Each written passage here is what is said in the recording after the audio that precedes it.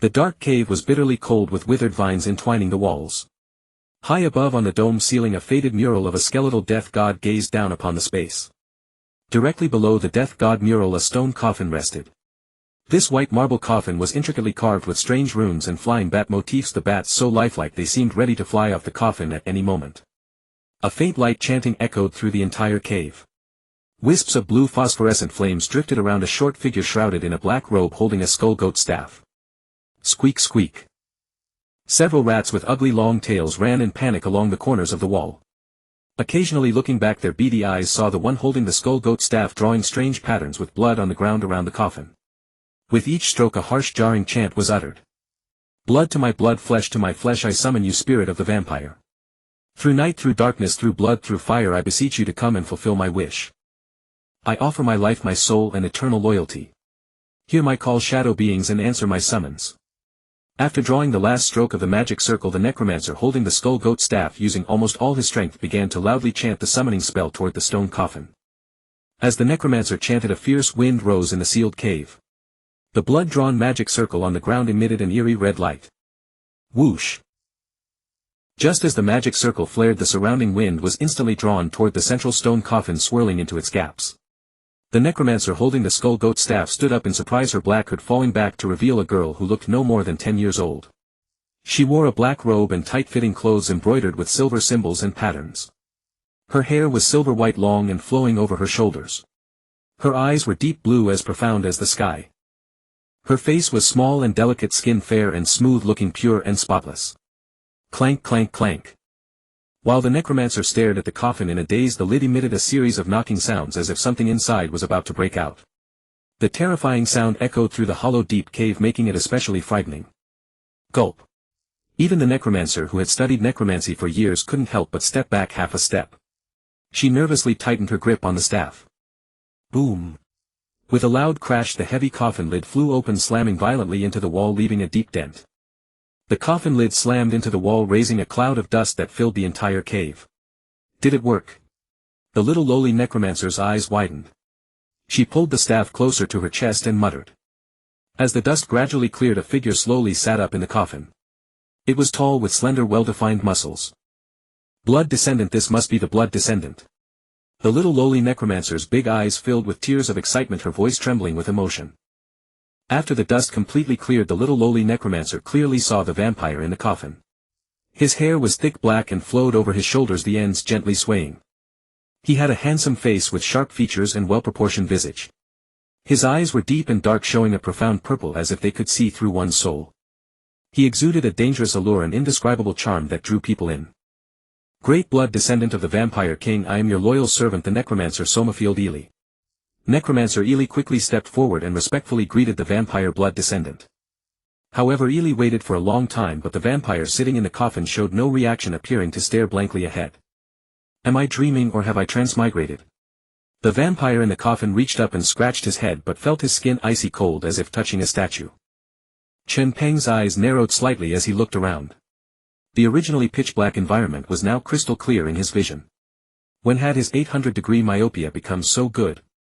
When Chen Peng moved his gaze downward, he saw a beautiful little loli kneeling on one knee, speaking in a language he completely couldn't understand. Suddenly a needle-like sensation struck Chen Peng's brain, causing him to clutch his head with both hands and let out a painful groan. As the needle-like pain reached his brain, countless memory fragments began to merge with Chen Peng, each fragment as if he had truly experienced it in his life. At this moment Ely watched the Blood Descendant's painful expression in the coffin, holding her breath, not daring to disturb, because she knew clearly that this must be the violent reaction after the vampire's resurrection. After all, the vampire sleeping in this coffin had been for 1,000 years. No one knew what changes had occurred inside these powerful Blood Descendants during their slumber. Oh whoa, this episode's script hasn't been written yet. The audience will again urge updates. I am the great Blood Descendant of the Vampire King sleeping here, who has awakened me. History content creator is so miserable, researching materials for hours. Blood, I want to drink blood. Ely was dumbfounded. She listened to the two languages mixed together coming from the Blood Descendant. One she understood, it was the ancient common language of the continent, but the other was completely unfamiliar. Hiss, it hurts like hell. Just as Ely was distracted, the chaotic memory fragments in Chen Peng's brain rearranged into order. He finally understood what had happened. He reached up and rubbed his temples vigorously, his stiff fingers feeling no pulse. Chen Peng was a professional short video content creator focusing on history and fantasy. He often stayed up late writing scripts and researching, and due to neglecting his health he suffered a sudden heart attack and died. At the moment of death, for some unknown reason, his soul was sucked into this vampire's body, taking over it, that is, he transmigrated into a vampire. "You are the one who awakened me." Chen Peng glanced at the shocked Eli and slowly asked in the ancient common language he was still unfamiliar with. "Yes, great blood descendant Sumafird, Eli awaits your command." A respectful smile appeared on Eli's face. She had not expected this blood descendant to be so approachable. Before coming she had heard from many senior necromancer teachers that vampires were usually cold and unfeeling, and the older the vampire the more aloof. But this vampire king blood descendant who had lived for 1,000 years did not give off that feeling. "You awakened me from slumber, what is the matter?" Chen Peng steadied his nerves. He tried to get into the perspective of a vampire looking at the girl before him, who despite her cute appearance was clearly a necromancer who dabbled in corpses and undead, judging by the skull goat staff she held. In fantasy and magical films, necromancers were never good people. As an ordinary person who had just transmigrated, Chen Peng was well aware of the way to survive: keep a low profile, ask more questions, and speak less. "Great blood descendant, heir of the vampire king, the once noble shadow creatures have suffered oppression from the empire. We urgently need your guidance." Eli quickly begged Chen Peng. The empire." Chen Peng pondered slightly, pretending to be profound, but in fact he had no idea what the empire was all about. "I apologize, great blood descendant. I forgot that you have slept for 1,000 years and are not familiar with many things." Eli paused for a moment, then realized and tried to explain the changes of the past millennium in the briefest words. After the vampire king established the vampire kingdom with great power 1,000 years ago and unified the entire continent, for the next several hundred years humans, elves, dwarves, orcs, and undead coexisted peacefully, with magic and civilization flourishing together. However, after the vampire king suddenly disappeared, leaving only hundreds of blood descendants to rule their territories without the king's restraint, the blood descendants started wars to fight for land, which eventually exhausted themselves. Those who were not destroyed were greatly weakened. Seeing this, other races rose up in rebellion against the blood descendants and began their own rule. Among them humans grew stronger, established a powerful empire, and conquered the four corners with knights, religion, iron swords, and firearms. The undead were especially hated by the empire, suffering constant attacks and extermination. The empire launched holy crusades one after another, bringing the remaining vampire territories under their control. Now only a few vampire territories are still held by the undead. Now here the Orr Fortress is your territory and the last refuge of the shadow creatures. Eli sighed softly. Necromancers are especially vulnerable. Once caught by the empire, they will be tied to the stake and burned alive. In fact, most necromancers are also skilled healers. They only make slight use of corpses to replace damaged organs for the living and occasionally reanimate a few zombies as servants, but in the eyes of the empire this is an unforgivable sin. "I understand." Chen Peng, after listening to Eli's words, raised his eyebrows slightly, not expecting that after transmigrating into a vampire he would actually have his own territory. As a history and fantasy-themed content creator, Chen Peng's professional habit kicked in. He instinctively wanted to see what his territory looked like, so he jumped out of the coffin. Bang! When Chen Peng stood barefoot on the cold ground, he felt no discomfort, but instead was amazed by his own jumping ability and the perfect lines of his powerful body. However, the little lowly Eli blushed, lowered her head, and dared not look up. "What's wrong?" Chen Peng frowned, gently brushed his hair, and then realized that he was completely naked. The sky was pitch black, with a vortex of lightning spinning endlessly. The air was thick with the smell of death, and occasionally flake-like ashes drifted with the wind. "This is too stereotypical, too evil, isn't it?" Accompanied by the necromancer Eli, Chen Peng stood at the gate of the necropolis fortress, his eyes narrowing, inwardly complaining. Above the crooked main tower spire some spirits floated around the spire. They could be dead humans or animals or even other forms of life. These spirits appeared weak, yet they emanated an unsettling power. They floated aimlessly as if waiting for something. "Great blood descendant, this fortress is the last refuge of the shadow race, but now even here is not safe." Eli sighed softly, her face showing worry. "What's wrong?" Chen Peng glanced curiously at the little lowly necromancer beside him and asked. According to historical records, this fortress long ago was merely a place where the vampire kingdom studied necromancy. So many treasures and artifacts remain. Outside the fortress a large cemetery buries many residents, and under the influence of dark magic occasionally some skeletons and zombies revive and crawl out of the ground. Eli raised her little hand and pointed to an open area in the northeast corner of the fortress. There were indeed many tombstones, and among the dense tombstones shadowy figures were moving. "Oh." Chen Peng uttered a light sound, turned to look back at the fortress, and thought to himself, wondering if searching inside would be considered stealing from his own property. But those greedy damned imperial knights and mages under the pretext of eliminating evil often come here to cause trouble, smashing everything indiscriminately. Eli clenched her small fists, her face full of indignation. Chen Peng nodded slightly, knowing in his heart that the possession of a treasure is a crime, and that this was unavoidable. Then why haven't they completely destroyed this place? Chen Peng thought for a moment and asked Eli. This fortress was built with self-defense functions.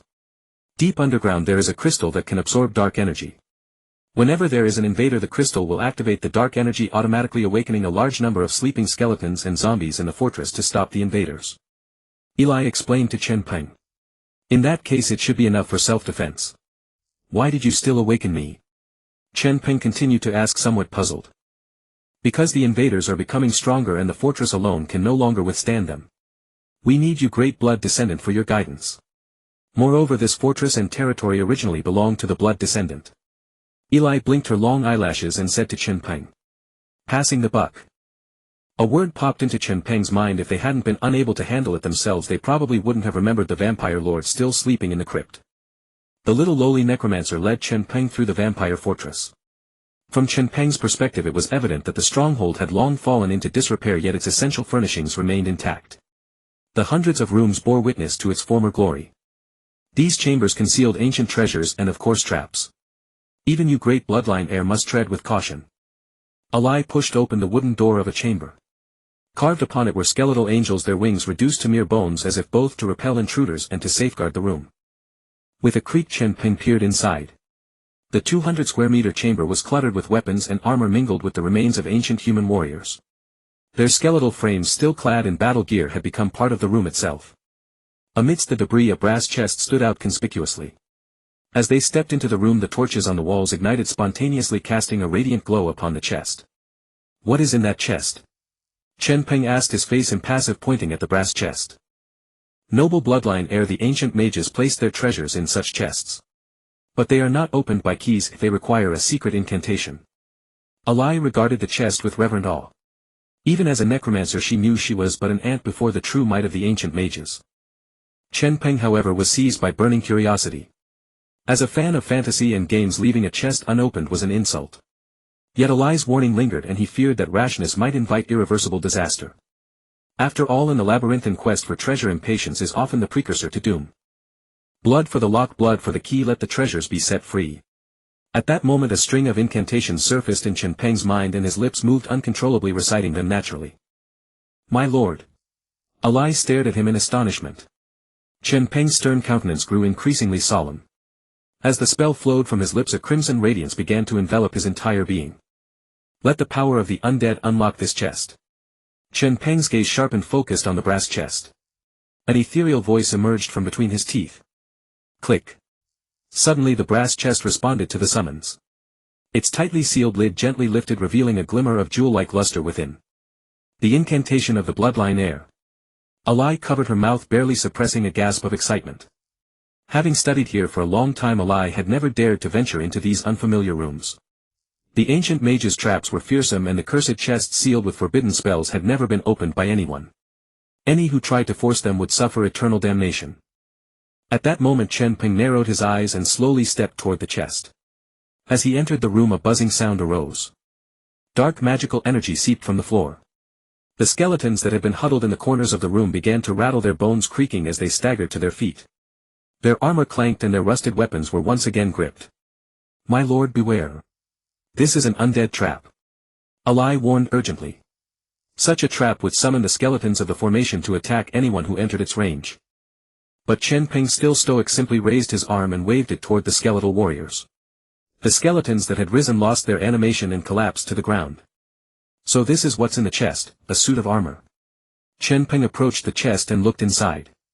My lord, that is no ordinary armor, it is a vampire armor. Eli cautiously came closer. When she saw the armor in the chest she exclaimed in surprise. This vampire armor is crafted from dark materials exhibiting a deep black hue. The armor's design is simple and elegant, emphasizing lines and fluidity with no excessive ornamentation or intricate details. Its surface glimmers with a faint purple light, exuding a mysterious and eerie aura. The helmet is shaped like the fangs of a vampire, with sharp horns on either side effectively protecting the head while providing a clear field of vision. The front of the breastplate and the shoulders are covered with sharp spikes and blades usable for attacking enemies or close combat. The gauntlets and boots also feature sharp edges serving as additional weapons or for defense. This vampire armor not only offers excellent protection but also enhances the wearer's speed and agility, making them more flexible and dangerous. Moreover, certain special materials within the armor can absorb surrounding negative energy, thereby augmenting the user's strength and abilities. Not bad, I'll take it. A slight smile tugged at the corner of Chen Peng's mouth. His first chest opening had yielded such a fine prize, it seemed luck was on his side. Just as Chen Peng was about to try on the armor, his vision suddenly went dark and his body swayed. "What's happening to me?" he exclaimed in surprise. "My lord, you must have expended too much energy dispelling the undead magic array," the lowly necromancer Eli said, quickly stepping forward to support him. "I see," Chen Peng said, consulting the fragments of memory in his mind and finding that Eli was correct. "My lord, it's nothing serious, just replenish your energy." Eli spoke with evident experience. "Then I leave it to you," Chen Peng said with a slight nod. Since Eli was right, the wisest course for a newcomer like him was to follow her advice. But Chen Peng never imagined, though perhaps he should have, the way vampires replenish energy. "My lord, please bite my neck firmly and enjoy yourself."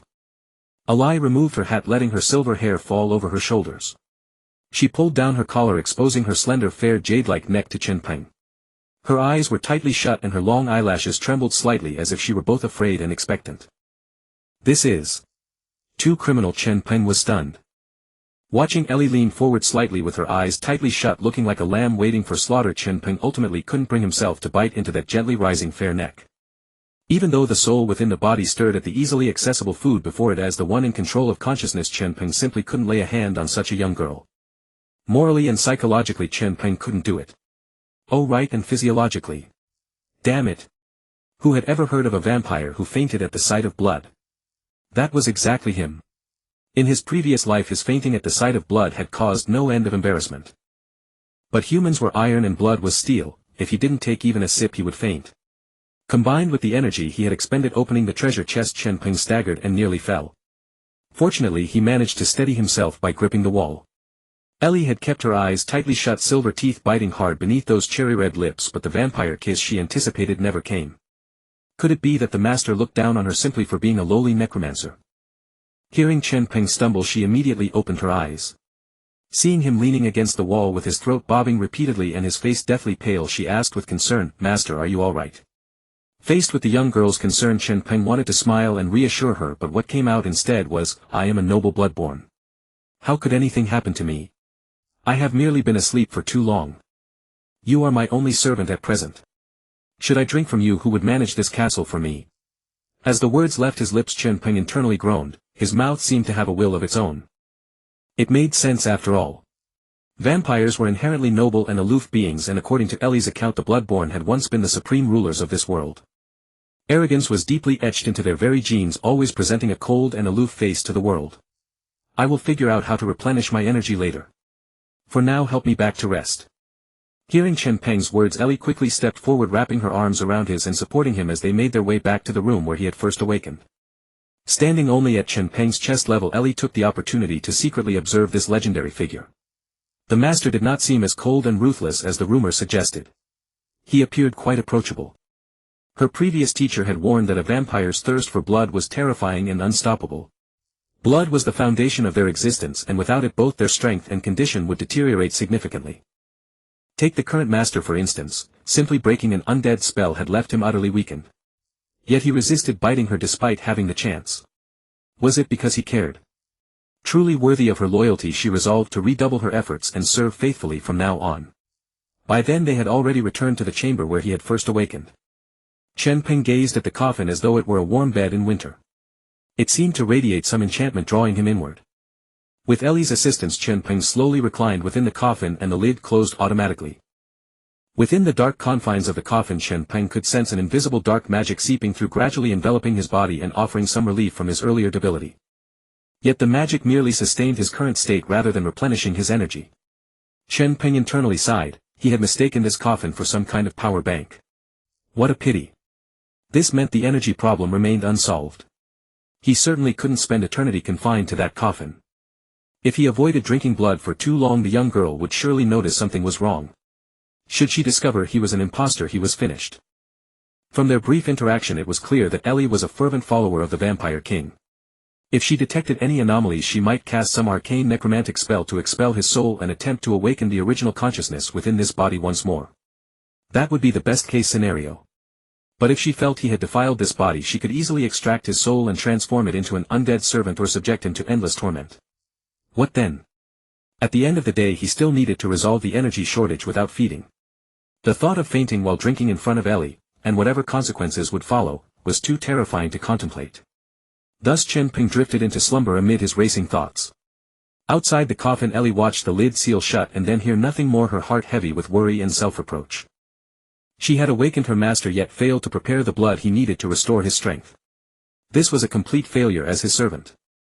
But as she considered it there were no living creatures nearby, only instinct-driven undead and skeletal remains. She could not kill without cause nor could she use livestock blood. That would defile the noble bloodline of the bloodborne.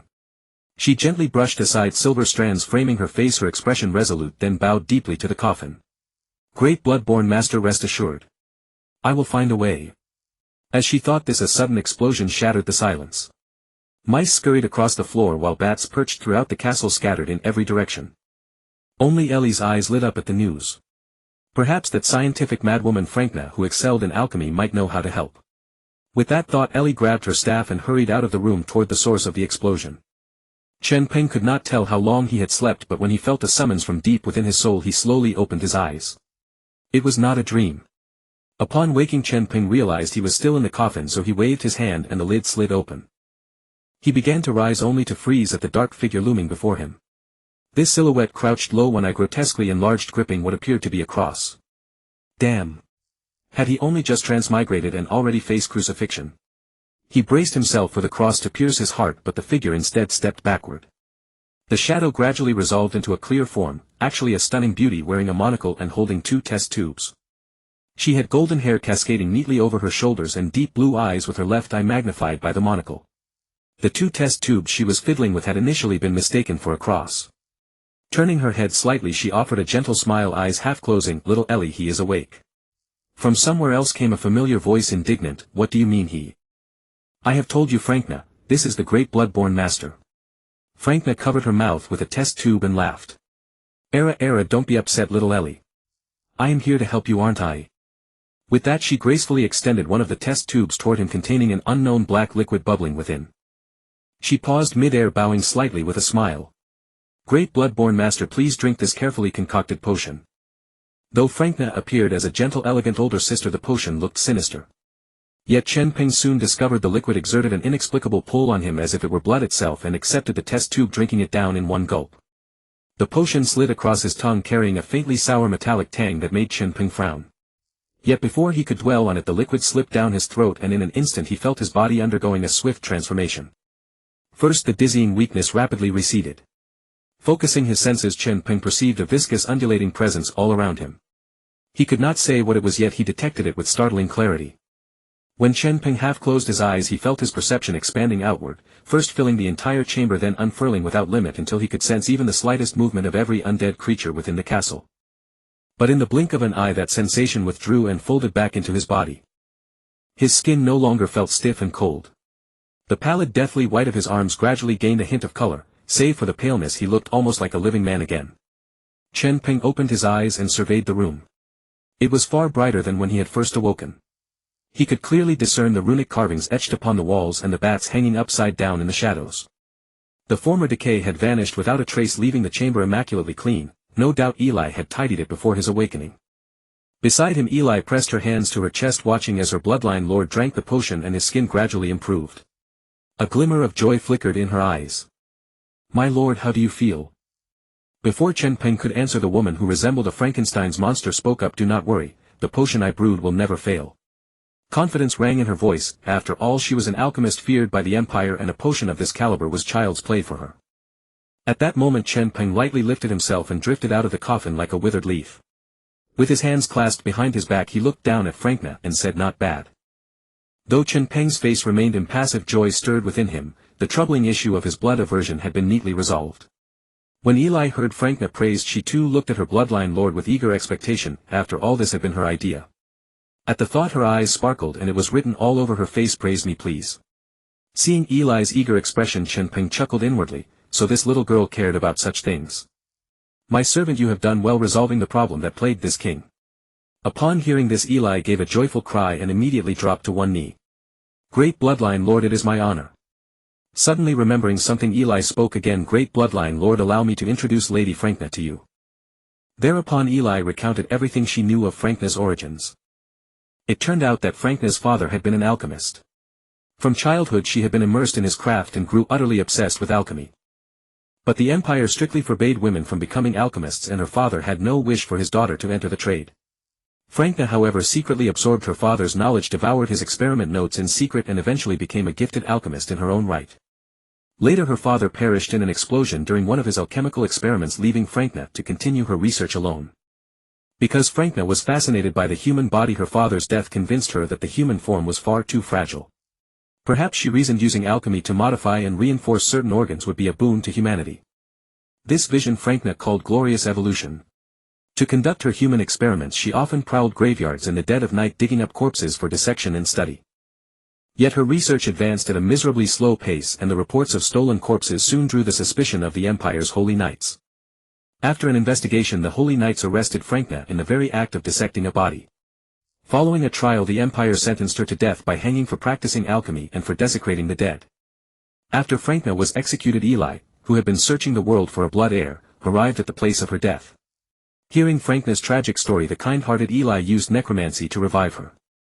Both had been persecuted by the Empire, and they needed to huddle together for warmth. Besides, the bizarre law forbidding women from becoming alchemists was something Eli as a woman herself could never accept. From then on, the resurrected Frankna stayed by Eli's side out of gratitude. Yet when she learned that Eli's mission was to revive a blood heir, Frankna shook her head. She believed the task far too difficult. Reviving an ordinary human was one thing, resurrecting a blood heir of pure lineage was another entirely. She did not believe Eli could accomplish it. Still, she did not dissuade her. She simply continued her own research while Eli kept searching for a way to revive the blood heir. Now, having finished her tale, Eli stole a glance at Frankna, her expression brimming with pride. Compared to Frankna's stagnant prosthetic body research, she had already revived the Bloodline Lord herself. Having heard Eli's account, Chen Peng gained a far clearer picture of Frankna. So this gentle-looking woman truly was a mad scientist, and surprisingly adorable at that.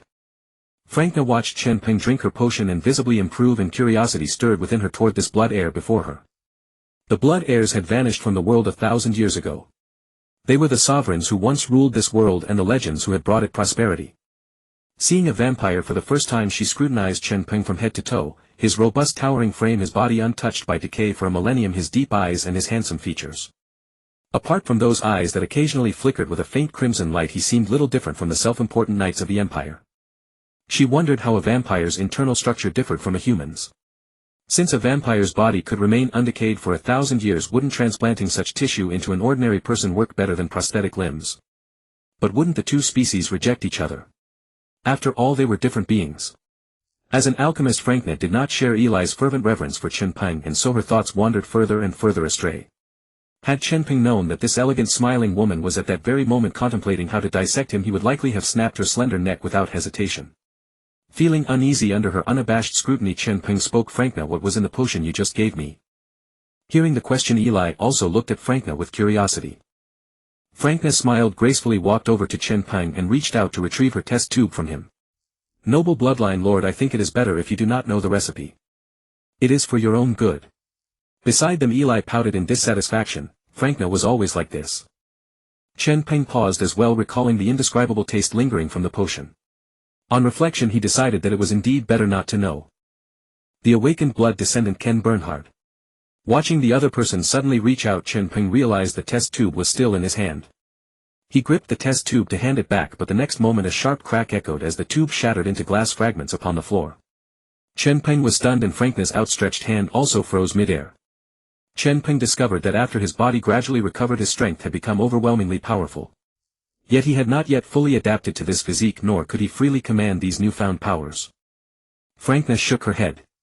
It seemed Lord Bernhard needed to thoroughly learn how to control this power which had been lost and then regained.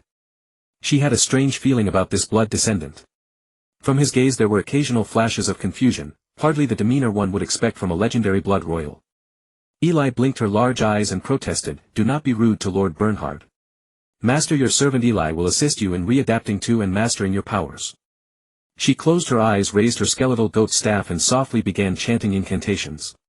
Soon hurried footsteps echoed from outside the room as numerous skeletons entered, each carrying various items.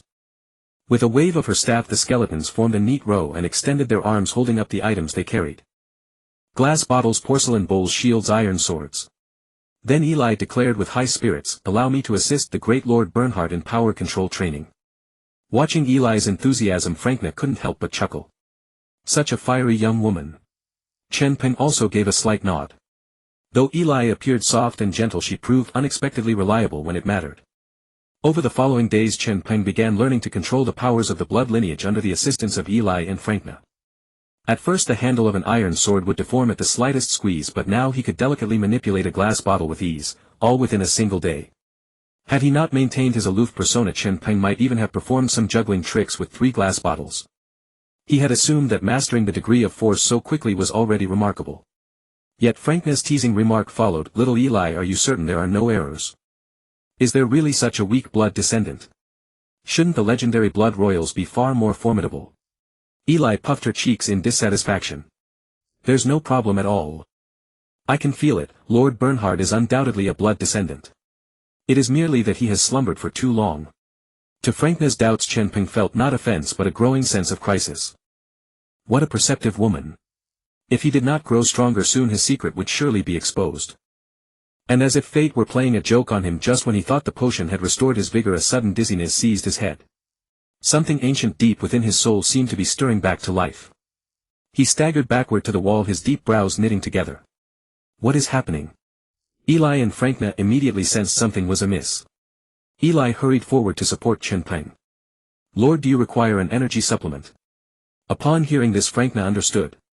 The previous potion's effects had nearly worn off, so she quickly returned to her room. Inside was the specially prepared potion. With Eli's assistance Chen Peng sat down and sensed the strangeness within his mind. He discovered that new content had indeed emerged in his consciousness, his name and new magical incantations. The impact of these memory fragments caused mild discomfort, but he composed himself and said, "Eli, do not worry. It is merely that another portion of my power has awakened. I, Ken Bernhard, have felt the stirring of ancient strength." Upon hearing the name Ken Bernhard, Eli's delicate face erupted in utter shock. She immediately rushed to Chen Peng's side and knelt on one knee, saying devoutly, "Great Lord Ken Bernhard, you have finally remembered your name. Your loyal servant greets you." Initially Eli had not known Chen Peng's name. She only knew him to be a blood royal of pure lineage who had slumbered for 1,000 years. She never imagined he was actually the legendary Great Lord Ken Bernhard himself. He was the final glory of the blood royal lineage and the most powerful among them. To awaken such a figure, at this moment Eli felt happier than when she had first mastered any necromantic spell. Chen Peng had no patience for master-servant rituals at this moment. He wished only to study the newly awakened magical incantations. Rise. With that Chen Peng immersed himself in the dazzling array of new magic swirling within his mind. Just then Frankna, who had left earlier, returned with another test tube containing the same dark bubbling special potion. Eli watched Frankna with pride. "Lord Bernhard's power has awakened another portion. Frankna, come forth and sacrifice your soul to pledge allegiance to the legendary Ken Bernhard, the most powerful vampire among the blood royals." Before the words had even finished Frankna flicked her forehead with one hand. Thud. Eli immediately puffed her cheeks and squatted on the ground, rubbing her head with a grievous expression. "I have no habit of swearing allegiance to anyone." Hearing the name Bernhard, Frankna's expression shifted slightly. Could this truly be the legendary Bernhard? Let us say so. If he were indeed sheltered under Bernhard's protection, she could conduct her alchemical experiments without restraint. Thinking thus, she glanced at the seemingly deep in thought Chen Peng and said respectfully, "Lord Bernhard, your potion is ready." Chen Peng was roused from his contemplation by her gentle voice. He reached out and accepted the test tube without hesitation. "Thank you for your trouble, Frankna." With that Chen Peng tilted his head back and drained the special potion in one go, ensuring it passed directly down his throat without lingering on his palate. This was the best way to avoid savoring that peculiar aftertaste. After consuming the potion, Chen Peng felt his skin become more supple and his mental state noticeably improved. Now was the perfect time to test his newly awakened magic. This was not only the foundation for establishing himself in this era but also an urgent opportunity to prove his strength before Frankna. "Eli, I have slumbered for 1,000 years and wish to test whether my strength remains as formidable as before." Is there a suitable place nearby for practice? Eli, still rubbing her head with glistening eyes, rose and replied, Respected Lord Bernhard, 2 kilometers northwest of the castle lies Dover Marsh. You may conduct your tests there. Dover Marsh. Sounds promising. Let us go. Hearing that she could assist once more, Eli closed her eyes and began chanting. Her skeletal goat staff emitted a violet glow as she swung it through the air. Each swing left a trail of purple luminescence. As the incantation concluded, a dark purple portal appeared before them. At the center of the portal was a violet-black vortex perpetually spinning from its outer edge toward the core, emanating waves of dark magic energy. Having just undergone his power awakening, Chen Peng knew how to use the portal, and without hesitation he stepped into it first. The next moment his vision blurred and his body was enveloped by a faintly warm magical energy accompanied by a fleeting sensation of weightlessness. Before he could savor the feeling, his vision flashed and Chen Peng found himself in an unfamiliar jungle. Beside him stood the portal's exit, also a violet-black vortex, but this one spun from the center outward. He began to survey his surroundings. A full moon hung high in the sky, its light filtered through sparse branches into scattered beams, illuminating the ground and revealing faint wisps of mist rising from the grassy earth. Scattered across the ground were numerous human skeletons accompanied by weapons such as staves, round shields and short swords, remnants of unfortunate human explorers. Several bewildered translucent spirits drifted from unknown origins, bobbing up and down above the clearing. Upon sensing an intruder, their vacant gazes turned toward him. As if perceiving the newcomer's formidable power, they turned and drifted deeper into the jungle. Before him the meadow was dotted with boggy puddles around which thorn-laden vines coiled, appearing overgrown and unnaturally lush, as if suffering from an excess of nourishment. Chen Peng couldn't help but sneer inwardly. So this is the Dwafu swamp. It would be more fitting to call it an adventurer's graveyard. Then he reflected that around his own Orr fortress all was human forbidden territory. At that moment, sensing magical fluctuations behind him, he turned to see Eli emerging from the portal holding Fu Lankina's hand. The portal then collapsed like a singular point and vanished. Chen Peng found the portal quite practical, though he regretted that he still hadn't recalled how to summon one himself. Having just stepped out, Eli released Fu Lankina's hand, looked at Chen Peng with wide eyes and said, Lord Bayan-Haid, this is the Dwafu swamp. Because the swamp is overgrown with greedy thorn demon vines and holds no hidden treasures, few adventurers ever come here. Please show this world the power belonging to the great Bayan-Haid. As her words fell, Chen Peng nodded at Eli. Well done. This place is quite good. The latter smiled with narrowed eyes upon hearing this. Turning his gaze away, Chen Peng was now quite interested in the power of his newly awakened offensive spells, and there was no better place to unleash them. Then, under Eli's expectant gaze and Fu Lankina's thoughtful stare, he closed his eyes and tilted his head slightly. Following the memories in his mind, he began to chant an ancient obscure incantation in a low voice. According to his awakened memories, this was an area attack spell called Blood Curse. Beside him, Eli's eyes sparkled. These incantations matched perfectly the ancient record she had studied. As expected of Lord Bayan-Haid.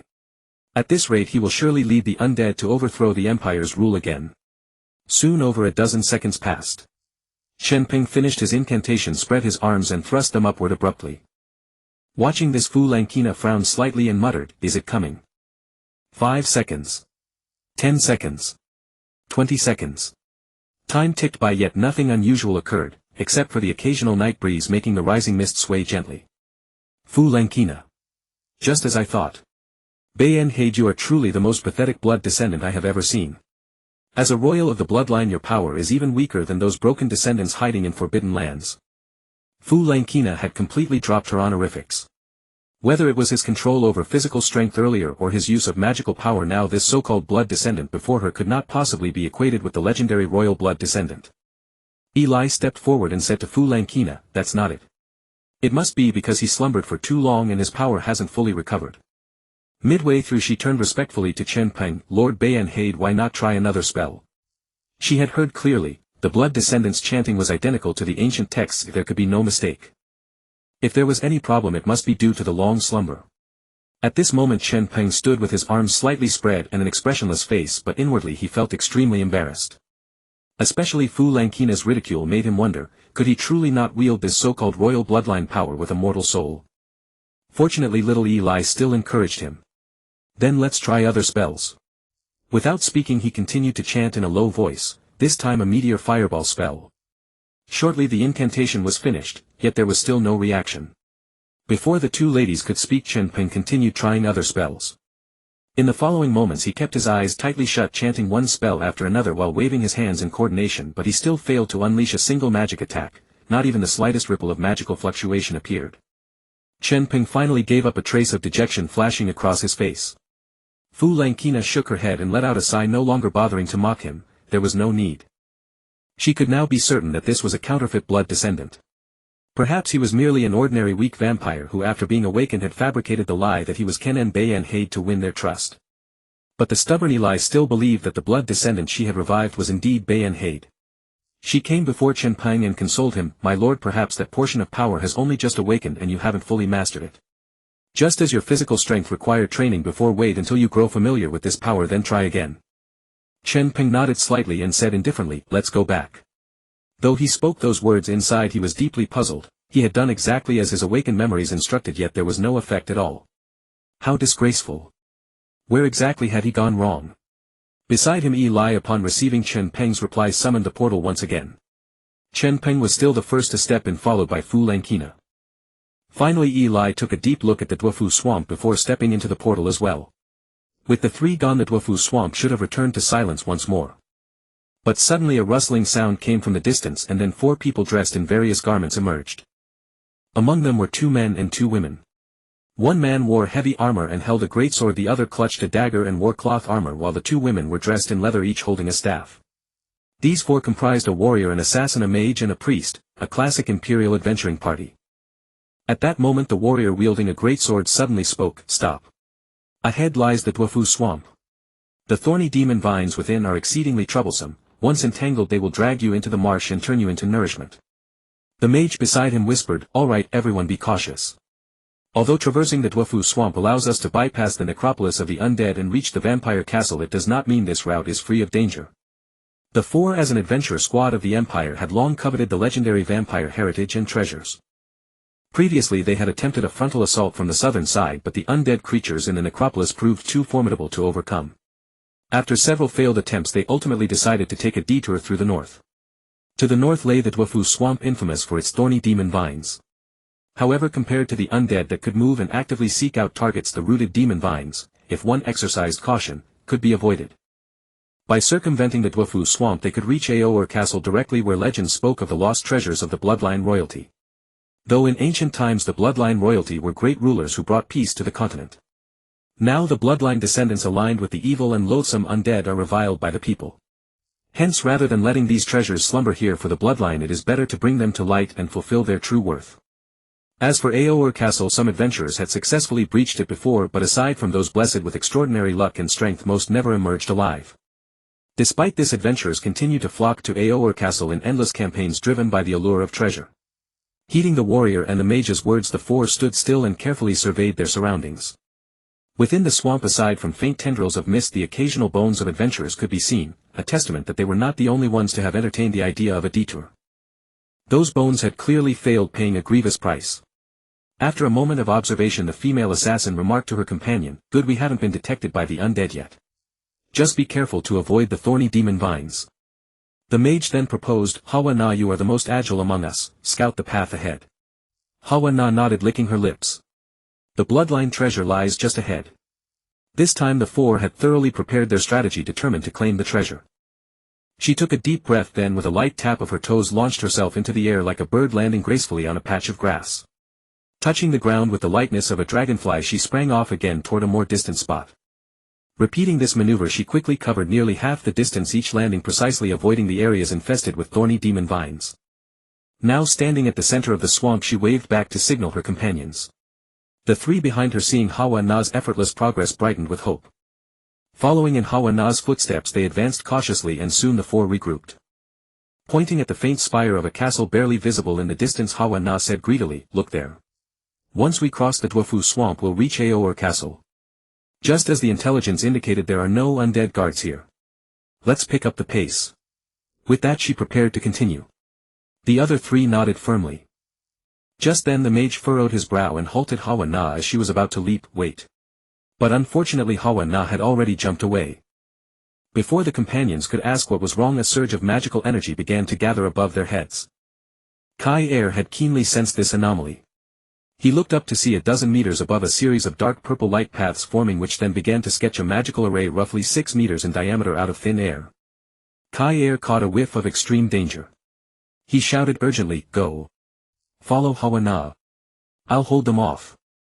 His face contorted with strain, he hurriedly brandished his silver metal staff, chanting an incantation as golden light began to emanate from the staff's tip. The warrior and the cleric, seeing the strange phenomenon above, instantly grasped the gravity of the situation. Without hesitation they followed Hawa Na's path, leaving Kai Er behind. A single thought echoed in all four minds simultaneously: we've been discovered. After all, Orr Castle would activate its magical defenses upon detecting intruders. Now only Kai Er the mage remained beneath the colossal attack array. The array was complete, emitting a blinding purple radiance that illuminated the area for hundreds of meters. Kai Er knew the array's assault was imminent, but his defensive magic was also ready. A half-meter in front of his chest, a six-pointed star shield of golden light materialized, adorned with cryptic runes exuding an aura of sanctity. Kai Er channeled his mana, striving to maintain the magical light shield in hopes of withstanding the impending attack. The dark energy radiating from the purple array sent chills down his spine, compelling him to remain vigilant. Seconds passed, yet the anticipated attack never came. Instead, he began to feel a strange transformation in his body. The next moment an intense heat surged within him, as if a raging fire had ignited in his core. His skin started to crack, blood oozing out, and the spilled blood, like alcohol, burst into flames. Excruciating pain drove Kai Er to scream. He dropped his staff and frantically slapped at the flames consuming his body. The golden light shield above his head, deprived of his magical support, shattered instantly. To the horrified gaze of Hawa Na and the other two, the purple magical array seemed to do nothing, yet flames erupted from Kai Er's body. Now he was fully engulfed in fire, his blood-curdling screams instilling terror. Soon the burning Kai Er fell silent, collapsing straight beside a swamp pit. The nearby thorny demon vines, presented with a ready meal, showed no interest. Instead they frantically retracted their tendrils as if afraid to touch the blazing corpse. This sight made the three survivors swallow hard. What kind of magical attack was this, killing so insidiously? At that moment the massive purple array began to dissipate slowly, as if its mission were complete. The cleric suddenly spoke, "I remember now. During a magic lesson the instructor mentioned that in the era of the bloodline royalty there was an area of effect spell called the blood curse. Any creature within the array's range would be cursed, their blood would boil and eventually burst into flames. Just like vampires exposed to sunlight during the day." The other two, hearing this, instantly understood. This was indeed consistent with the bloodline royalty's magical methods. Hawa Na sneered, "Truly a despicable and shameless bloodline. Even their magic is so cruel. No wonder their rule was overthrown by the paladins." The priest and the warrior, upon hearing Hawa Na's words, also wore indignant expressions and nodded in deep agreement. That being the case, they had to obtain the vampire's treasure and leave no chance for the despicable vampires to turn the tables.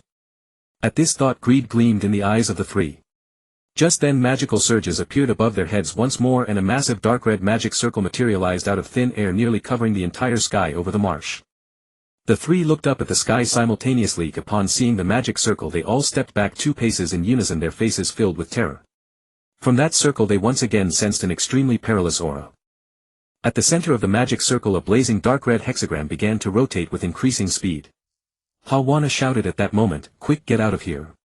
Without waiting for her own words to finish, she dashed wildly toward the location of Orr Castle. Having witnessed Kai Er's tragic death with her own eyes, she had no desire to confront the vampire's eerie magic head-on. The priest, his face tense, saw Hawa Na leave and said to the warrior, "Bulusi, let's hurry." But Bulusi looked at the sky in despair. "It's too late." Hearing this, the priest looked up and found that outside the dark red magic circle in the sky countless dark red fireballs had somehow condensed out of thin air and were burning fiercely. At that very moment countless dark red fireballs came crashing down. She let out a scream, frozen in fear. Seeing this, Bulusi, who was nearby, lunged directly at her. Boom! Boom! Boom! The next second both of them fell to the ground. The priest scrambled to her feet and found that several fireballs had struck the exact spot where she had been standing. The ground had been blasted into a sizable crater, still emitting wisps of hot steam. She knew that Bulusi had saved her. Meanwhile Bulusi, after hitting the ground, rolled over with the momentum and said to the priest, "Stop spacing out. Run. Buff us with attributes. Quick." Only then did the priest remember her duty. This was no time to be dazed. Her gaze calmed down. She began to chant a spell while running as fireballs crazily rained down around her, blasting crater after crater into the ground. She paid them no heed. Seconds later she swung her staff which radiated a white glow. Instantly 3 beams of light landed on herself, Bulusi and Hawana respectively. This was the agility buff she had cast, allowing the 3 of them to flee and dodge more swiftly. At that moment Hawana leaped to dodge a fireball and feeling her body lighter and more agile praised, "Well done, Lucy." Bulusi while running swung his greatsword and cleaved a fireball in front of him. Realizing that he too was running faster, he gave Lucy a thumbs up. But the next second several fireballs sealed off his escape route. He halted gripping his greatsword, his face contorted in fury, panting heavily and muttered curses, "Damn it. I'll have to block them head on." He couldn't understand, he had never heard that Orr Castle possessed such terrifying magical attacks. What was going on today? Just then the fireballs came crashing down. Bulusi roared and raised his greatsword, cleaving several fireballs apart with clanging sounds. Yet 2 fireballs still struck his body. Ah! The immense energy knocked him to the ground and the searing pain tore a scream from his lips. Lucy and Hawana hastily looked over and saw Bulusi lying on the ground, his armor smoking with black fumes. Lucy quickly halted and began to chant a healing spell. Bulusi was the party's only warrior. If they lost him, the 2 of them deprived of a warrior's protection would be utterly unable to continue searching for the vampire's treasure. At this thought she cursed inwardly, "Despicable, shameless vampires. To have ambushed us with such a powerful magic here." Fortunately she had finished her chant. A beam of white light shot from her staff toward Bulusi. Bulusi felt the pain on his body vanish in an instant. He let out a long sigh of relief, he was saved. But the offensive magic had not ceased, countless fireballs continued to pound them indiscriminately. Bulusi scrambled to his feet, but at that moment a scream came from Lucy's direction. He looked over and saw Lucy already lying on the ground, her body smoking with black fumes, motionless. To save him even Lucy had fallen. His eyes burned with rage and he roared at the sky. The next second several more fireballs struck his body. With a muffled grunt he collapsed and did not rise again. Hawana not far away saw this and cursed inwardly, "What a pair of fools. How could they let their guard down at a time like this?" As the thought crossed her mind she vanished from her spot in an instant, dodging another fireball. She advanced while dodging attacks, thinking to herself. As an assassin she belonged to the agility class, and with the agility buff Lucy had cast on her she could easily evade the incoming fireballs. Of the 4-member party only she remained. But with her class's stealth and agility advantages, entering Orr Castle should be no problem. Then the treasure would belong to her alone. If she managed to bring the treasure back she would become a legend among adventurers and could then find even better adventurers to be her companions. At this thought Hawana's face was consumed with madness. Just then, as she prepared to shift position again, 2 streams of earth suddenly wrapped around her feet. What? Earth bind. She couldn't understand how there could be an earth bind spell in this place. Before she could think further the fireballs above her head were already plummeting down. Hawana had no choice but to crouch down and repeatedly strike the earth on her legs with her daggers. After all, an ordinary earth bind could be easily removed with Hawana's attacks. Clang! Clang! Clang! As the daggers struck the earth a metallic clanging sound rang out, accompanied by countless sparks. How is it so hard? What kind of existence could have cast this earth bind magic? Terror surged within her. However, the roar of fireballs was already sounding in her ears. In the next moment a fireball illuminated Hawana's terrified face. No. Boom. And thus the 4-member adventurer party was completely wiped out. However, the magic they had believed was aimed specifically at them did not stop at that moment. The magic circle that had fired the fireballs slowly dissipated. The next second magical fluctuations appeared in the sky once more and another azure-blue magic circle illuminated the heavens again. Within seconds countless bolts of lightning struck down furiously upon Dwafu Marsh. At this time in Orr Castle, Chen Peng, Eli and Fulankina were standing in a spire room gazing out the window toward Dwafu Marsh. Eli's face was full of surprise and excitement, her large eyes reflecting the flickering lightning. Fulankina was also stunned. After the trio left, so many legendary vampire magics had appeared in Dwafu Marsh. Is this really the work of the vampire before us? Chen Peng stood between the two with his hands clasped behind his back, expressionless, his gaze deep, but upon closer inspection one could detect the pride and delight hidden in their depths. In fact, shortly after the trio had returned, Chen Peng and Eli sensed a powerful magical fluctuation emanating from the north. And was it not precisely the Dover Swamp in the north where Chen Peng had just cast his magic? While the two were puzzled, the thunderous roar of fiery meteorites crashing down echoed through the entire canyon. Hearing the sound, the 3 immediately ascended to the highest chamber of the castle. Through the window they beheld a colossal dark crimson magical array that nearly blanketed the entire Dover Swamp, with countless fireballs plunging downward. At the sight Eli gasped in astonishment, covering her mouth. Heavens! Such a stunning and mighty magic, none in the entire canyon could unleash it except the great bloodline royal Bernhard. This was the power she had chosen to follow. This was the might of the illustrious bloodline royal. Her decision from the very beginning had never been wrong. She respectfully placed her hand over her chest, bowed her head to Chen Peng and said, "Lord Bernhard, it is not that you failed to successfully cast the magic, rather your magic is so overwhelmingly powerful that its formation requires more time to manifest. This is truly formidable." After hearing this explanation, Chen Peng nodded slowly on the surface, but inwardly he was frantically complaining. The casting delay of this skill was far too long.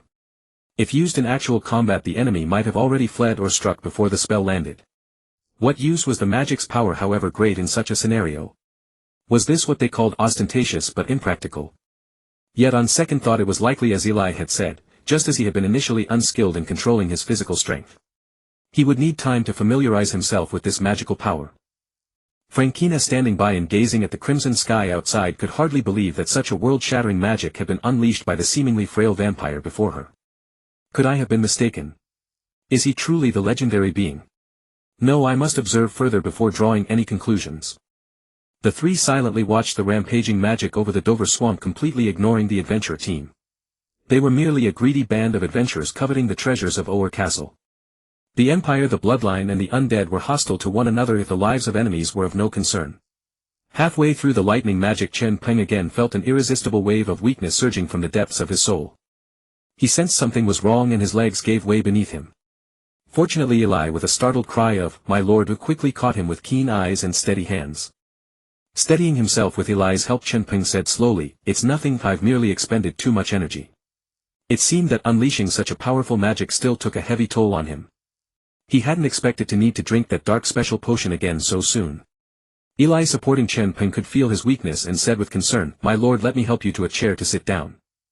Chen Peng nodded, and with Eli's assistance he made his way to a stone chair carved with exquisite bat motifs and obscure runes, where he sat down.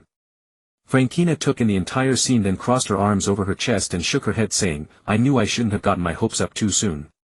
Lord Bernhard, every time you take action you fall into a state of weakness due to excessive consumption, and your magical attacks are delayed in activation. This vast castle is home to numerous dark creatures who rely on your protection." She leaned forward, slightly adjusted her monocle with her right hand and asked earnestly, "But are you truly capable of protecting us now?" Having said that, Frankina shook her head and sighed once more. Indeed, it was wise that she hadn't jumped to conclusions, such flaws had revealed themselves so quickly. This seemingly powerful magic was utterly useless in critical moments. The enemy would not foolishly stand still waiting for the magic to form. From this perspective it was more practical to rely on the weapons she crafted through alchemy.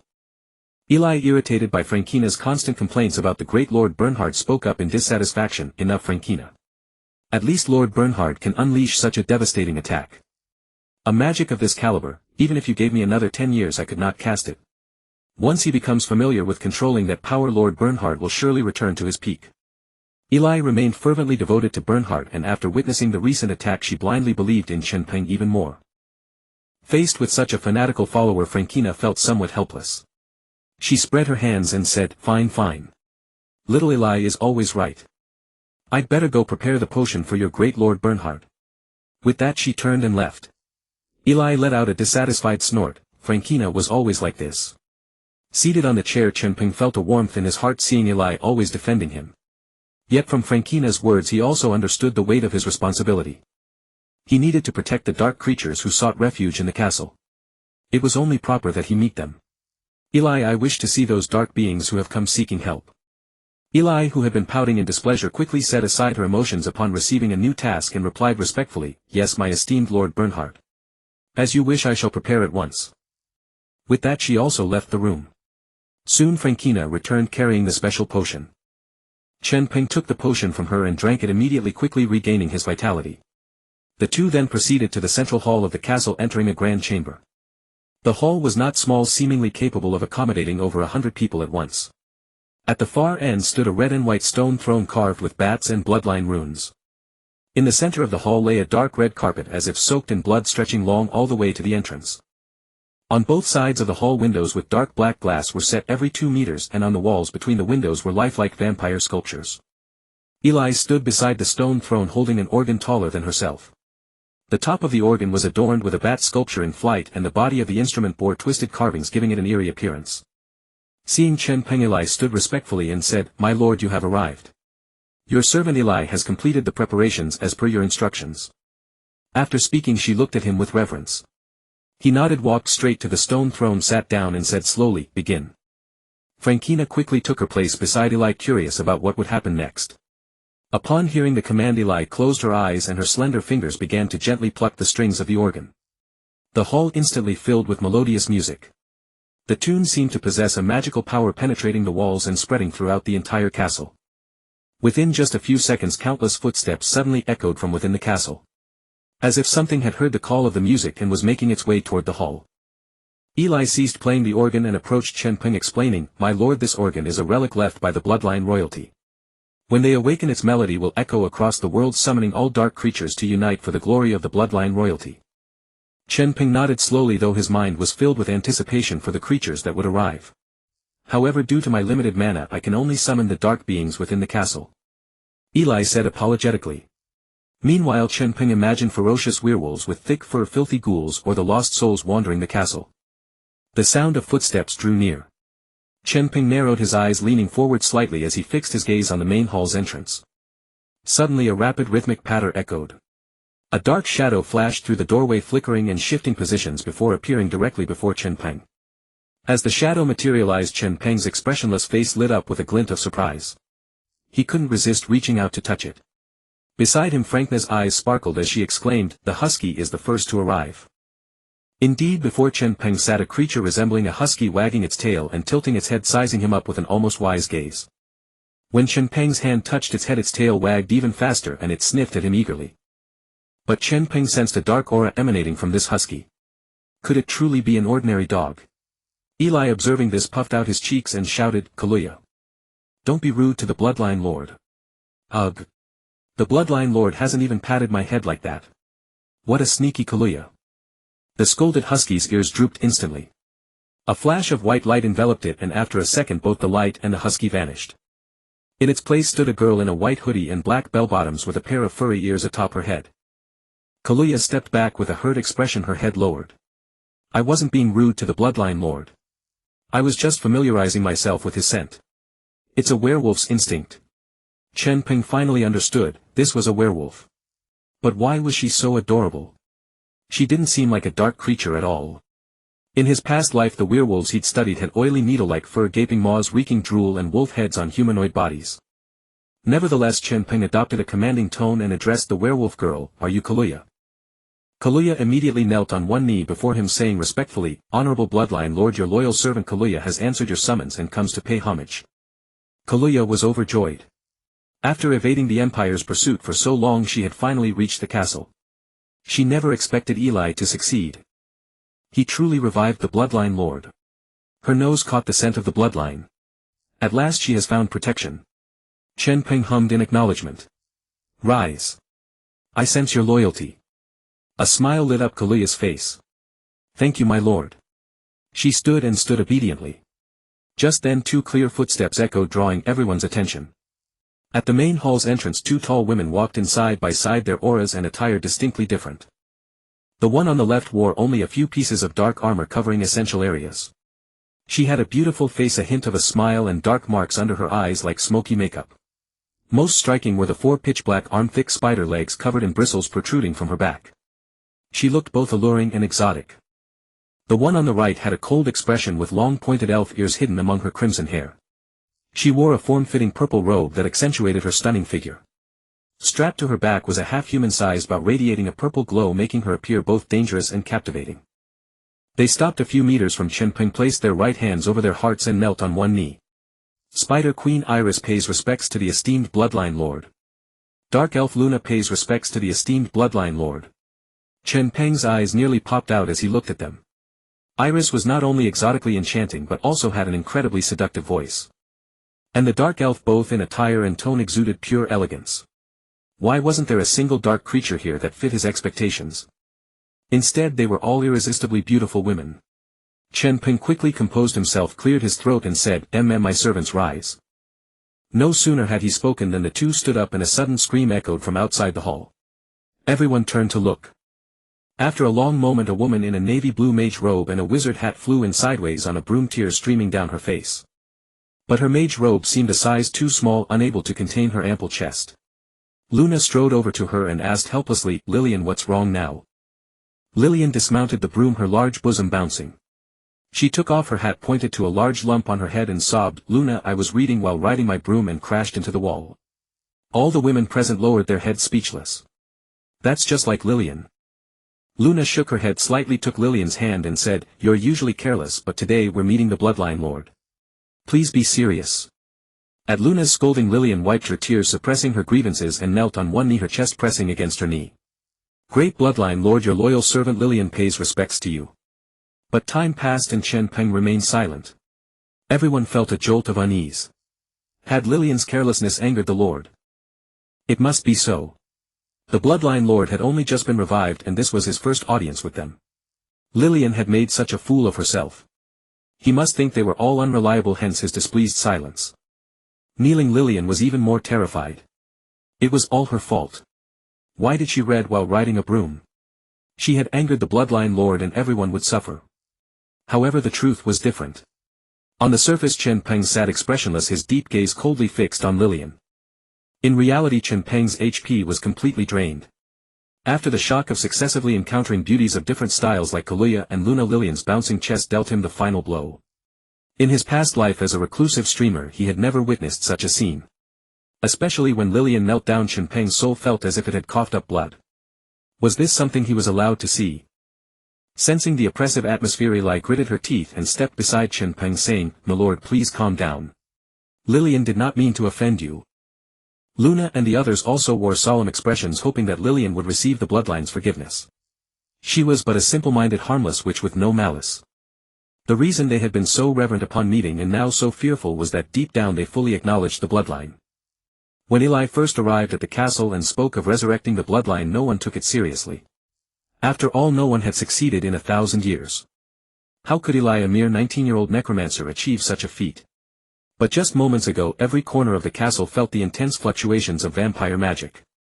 Through the castle windows they witnessed the terrifying forbidden magic on the Dover swamp brimming with the aura of the Bloodline. Only then did they confirm that Eli had succeeded. The Bloodline royalty, lost for a millennium, had been resurrected. Upon hearing the call of the Bloodline royal's organ they hastened without pause to seek an audience with the new lord of the castle. Who could have imagined that Lillian would falter at such a critical moment? Just then Chen Peng, lost in his reverie, was pulled back to reality by Eli's voice. Sensing the tense atmosphere he looked at Lillian still kneeling and said calmly, "Rise, my servant." Hearing no hint of displeasure in Chen Peng's tone, the others breathed a sigh of relief. Lillian, as if granted amnesty, rose and hid behind Luna. After waiting for a while and seeing no one else enter, Chen Peng looked at Eli. "Anyone else?" Eli shook her head. "Respected Lord Bernhard, currently we are the main residents of Orr Castle. Of course there are also some low-level dark creatures such as the dire wolves that cannot take human form in Ulysses' spider clan. They are all within the castle. If everyone came, the hall would not accommodate them." Having said that, Eli stood respectfully aside awaiting orders. Below, Luna and the others were stunned upon hearing the name Bernhard. So it was the legendary one, the most powerful Bloodline royalty in millennia, Bernhard. No wonder the vampire magic on the Dover swamp exuded a power that even they feared. No other vampire or even the ordinary Bloodline hiding in some corner of the world could ever reach that level. Thus they and all the dark creatures, after a millennium of waiting, had finally welcomed a new lord who could protect them. Chen Peng was unaware of the thoughts of these monster girls and Lolas. When Eli said there were no others, he secretly breathed a sigh of relief. After all, as a Bloodline royalty and the lord of Orr Castle, he had a huge flaw: he could not drink blood. Ignoring the fanatical Eli, only Frankna had previously harbored doubts about him. But now keeping the secret in front of so many devout Bloodline followers was truly challenging. If his identity were exposed, these people might tear him apart for defiling the Bloodline they worshipped. At that moment Chen Peng asked tentatively, "I, as the Bloodline royalty, now ask you, are you truly willing to submit to me?" The few below, unaware of Chen Peng's true intentions, thought he was testing their loyalty. If anyone hesitated, they might be mercilessly expelled by the Bloodline. And leaving the castle's protection would expose them to the pursuit of imperial knights and adventurers, a fate they wished to avoid. Ulysses spoke first. "Great Lord Bernhard, we willingly submit to the great Bloodline who brought peace to the continent 1,000 years ago.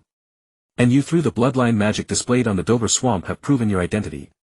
As the new lord of Orr Castle and the rightful heir of the fallen bloodline empire, please accept the allegiance of Yilisi the Spider Queen. With that she knelt on one knee, performing the ceremonial oath of fealty with the utmost devotion. Karuya, Luna and Lillian quickly followed suit, kneeling on one knee and speaking in unison, Great Lord Bernhard, please accept the allegiance of Karuya the Blood Moon Werewolf, Luna the Dark Elf, Lillian the Witch. Seeing everyone's pledge, Chen Peng finally relaxed. It seemed that his earlier vampire magic, though unintentional, had earned him the recognition of these dark creatures. Thus the half-baked lord now had his own retinue. I accept your allegiance. Hearing this, the faces below lit up with joy, and even the usually aloof Luna breathed a sigh of relief.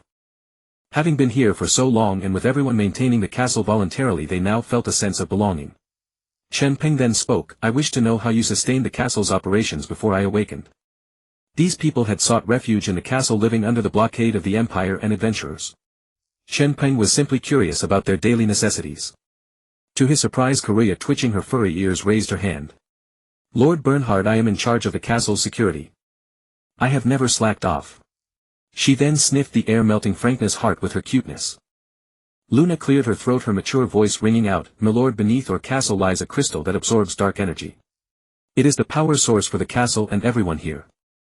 I am responsible for distributing dark energy and coordinating the overall operation of the castle. Then Yilisi smiled seductively, licking her lips. Lord, I am the castle's scavenger. I can clean up any corpse. My clan can also decompose everyday waste. She then looked at Lillian.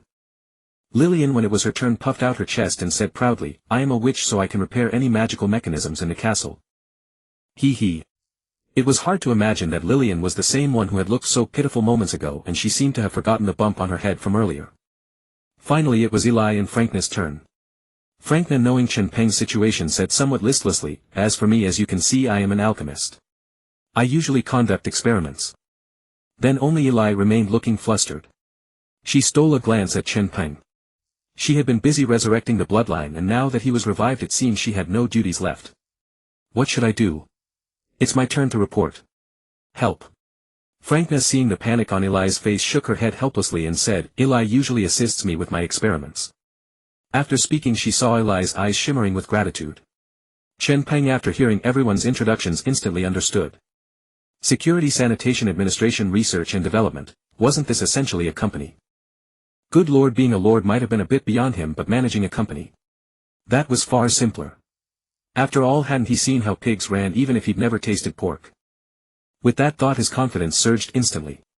Then his gaze swept over the women before him, appreciating the foundation he had built since arriving in this world, finally coming to rest on Luna.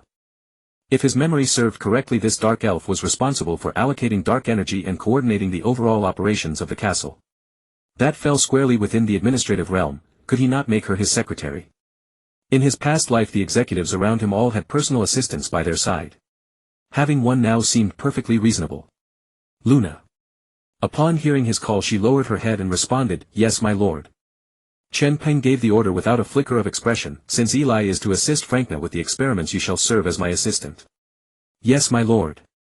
Luna did not hesitate before accepting solemnly. After all, the position of assistant brought her closest to Bernhardt's favor, and even she found the temptation irresistible. From now on I shall serve the great blood descendant. Seeing this unfold beside Chen Peng, Eli's jaw dropped. How had he not thought to become an assistant himself? Why was he the one sent to the laboratory? Eli could only weep silently over his own foolishness. Chen Peng had no time to dwell on their thoughts. Thinking of himself as the boss of a startup, he could hardly contain his impatience to inspect his very own territory. But before that, with a new company established, as a leader he ought to deliver some speech to encourage the employees to work hard and dedicate themselves to the cause. At least for now these employees seemed to hold him in high regard. He summoned Eli and asked him to recount the persecutions the Empire had inflicted upon them. Eli leaned close and whispered in his ear. The women, witnessing this, assumed Bernhard was assigning him a task and kept their heads bowed in silence. A few minutes later, Chen Peng cleared his throat involuntarily before speaking. The women's focused attention instantly shifted to him. As a member of the bloodline royal family, waking after a millennium's slumber only to find the Blood Empire in decline and the human empire hunting and persecuting dark creatures. It fills my heart with anguish. Pausing after the first sentence, a trace of sorrow crossed his features. The women, already feeling this pain deeply, saw Bernhardt's expression and were struck to learn that even he grieved for the world's injustice. Their respect for Bernhard only deepened. Chen Peng's voice grave and low rang out once more. Frankna, such a brilliant alchemist, was executed simply because the Empire decreed that women could not practice alchemy. What a shameless and barbaric law. Having spoken, he cast a glance at her. She stroked Kerua's head entirely unmoved. Chen Peng turned his gaze to Kerua. As a werewolf with wolf ears, she had been hunted mercilessly by imperial citizens and adventurers alike as a heretic, a practice that directly contradicted the bloodline royal family's ancient principle of coexistence among all races. Hearing Chen Peng speak in her defense, Kerua's wolf ears twitched continuously. Her arms folded across her chest, her eyes brimmed with adoration. Truly worthy of Benhart's grand vision. Taking in Kerua's expression, Chen Peng turned his satisfied gaze toward Iris. And this continent's scavenger, she and her kindred were viciously attacked as demons by the Empire and adventurers alike solely for their uncanny appearances. This is unjust. Judging by appearances is the most shameless conduct. Of course, this referred to the spider legs behind Iris. As for her face, Chen Peng thought that beauty was more than enough to impress him. Iris's charming face lit up with gleaming eyes, her lips curving into a soft murmur, Bernhard. This was the first time she had heard the phrase, judging by appearances, yet its meaning was clear as day. Only someone of Benhart's millennium-long wisdom and breadth of experience could speak such profound truth. Chen Peng did not pause. And our poor Lillian, in the Empire's eyes, any which represents ugliness, evil and death. They disregard the facts, arbitrarily ranking beings into hierarchies, utterly unreasonable. Upon hearing this, Lillian clung to Luna's leg and burst into tears on the spot. Wah! My lord speaks so well. Before this, on human territory I was always regarded as an ill omen, yet I never did anything wrong. Luna looked at Lillian with pity, gently stroking her head to comfort her. The next moment her own name was spoken. And what of Luna the Dark Elf? The Empire, fearing the elves' naturally robust physiques and abundant magical reserves, fearing their territories might be claimed, instigated war between the two races, all for land and resources. This was the most selfish and ugly act. Upon hearing this, Luna bit her lip, her eyes flashing with visions of the Dark Elf race's fierce battles to defend their homeland against the Imperial armies. Chen Peng exhaled deeply, maintaining his measured rhythm. You place your trust in me and I shall grant you sanctuary under the honor of the bloodline royal family. Follow me and together we shall strengthen the power of ALC Castle and the dark creatures, overthrow the Empire's tyrannical rule and restore the glory of 1,000 years past. With those words, Chen Peng rose to his feet and stepped forward 2 paces. His gaze resolute fixed upon the women before him, and he raised both hands. All who harm my people shall be slain without mercy.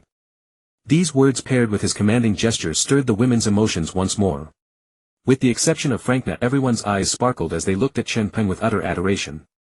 They had indeed placed their faith in the right person. This was the moment they had finally found their cause. The great bloodline royal family Bernhard was willing to offer sanctuary to dark creatures and would even lead them in defiance of imperial oppression. Indeed, coming to ALC Castle had been the right choice. Kneeling together on one knee, they bowed their heads with reverent devotion and declared, "We pledge our eternal loyalty to you, O great Bernhard." Chen Peng observed the scene before him, hands clasped behind his back, and offered a slight nod. He was quite talented at winning hearts. But Frankna was proving rather difficult to manage. His peripheral vision caught Frankna kneeling beside them. Though she knelt with the others, her trust remained reserved. There was plenty of time, he would proceed patiently. At that moment Frankna knelt upon the ground, pursing her lips and muttering silently to herself. What was all this about? A blood descendant who could barely control his own power somehow inspired such fervent devotion from Luna and the others. None of them knew that he required her specially brewed potions just to function normally, and that unleashing a single spell would leave him weakened. Worse still, the magic itself delayed by 1 or 2 minutes before taking effect. At least for now it seemed Benhart's only real strength lay in his words. After successfully winning their loyalty, Chen Peng was in an even better mood. Very well, arise. Lead me to inspect your respective territories. On one hand, he was quite curious about their daily provisions and attire. He had initially posed the question, but through a misunderstanding they had instead described their duties. On the other hand, as their lord, since he had decided to grant them his protection, he needed to personally meet each and every one of them, to let them know who was bestowing grace upon them. The women bowed their heads respectfully in unison. As you command, my lord. Seeing this, Ellie spoke first. Lord Bernhard, allow me to lead the way. Though she had lost her position as assistant, she believed she should still strive to serve Lord Bernhard wholeheartedly. Kaluya, unwilling to be outdone, bounced excitedly with her hand raised. Let us visit the werewolf territory first. Chen Peng pondered for a moment, then nodded. Very well, let us all go together. With that he strode toward the exterior of the great hall, with the women following closely behind. Once outside the hall, Ellie began to explain to Chen Peng the general layout and circumstances of each territory within the castle throughout their journey.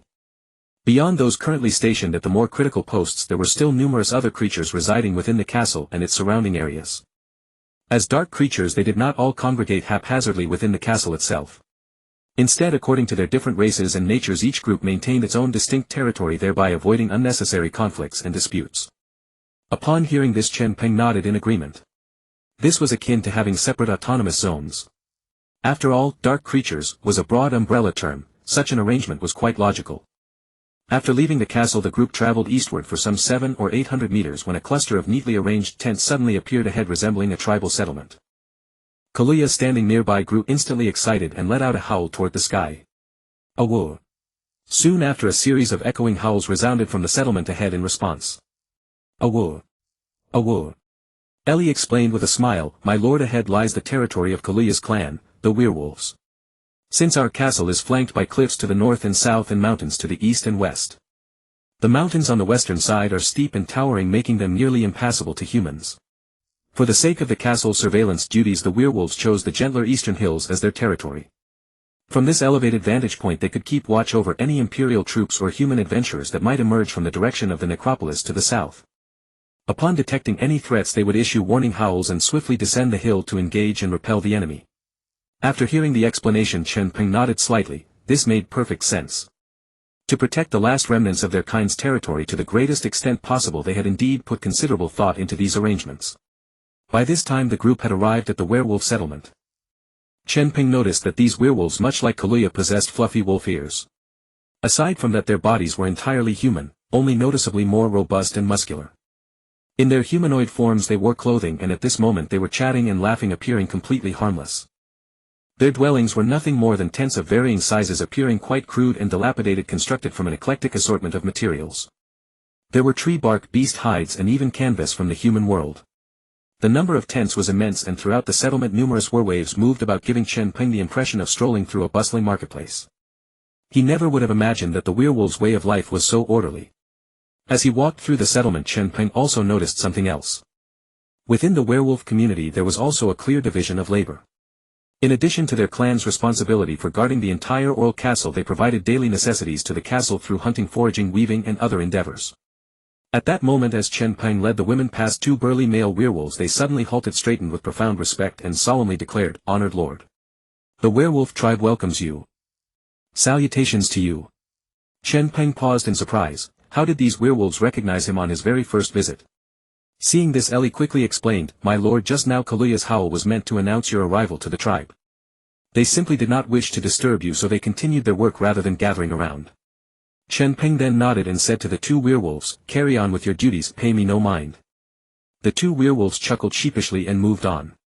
These werewolves appeared so gentle and amiable that Chen Peng could not fathom why the Empire and humans could not coexist harmoniously with them. Perhaps selfishness was simply inherent in human nature.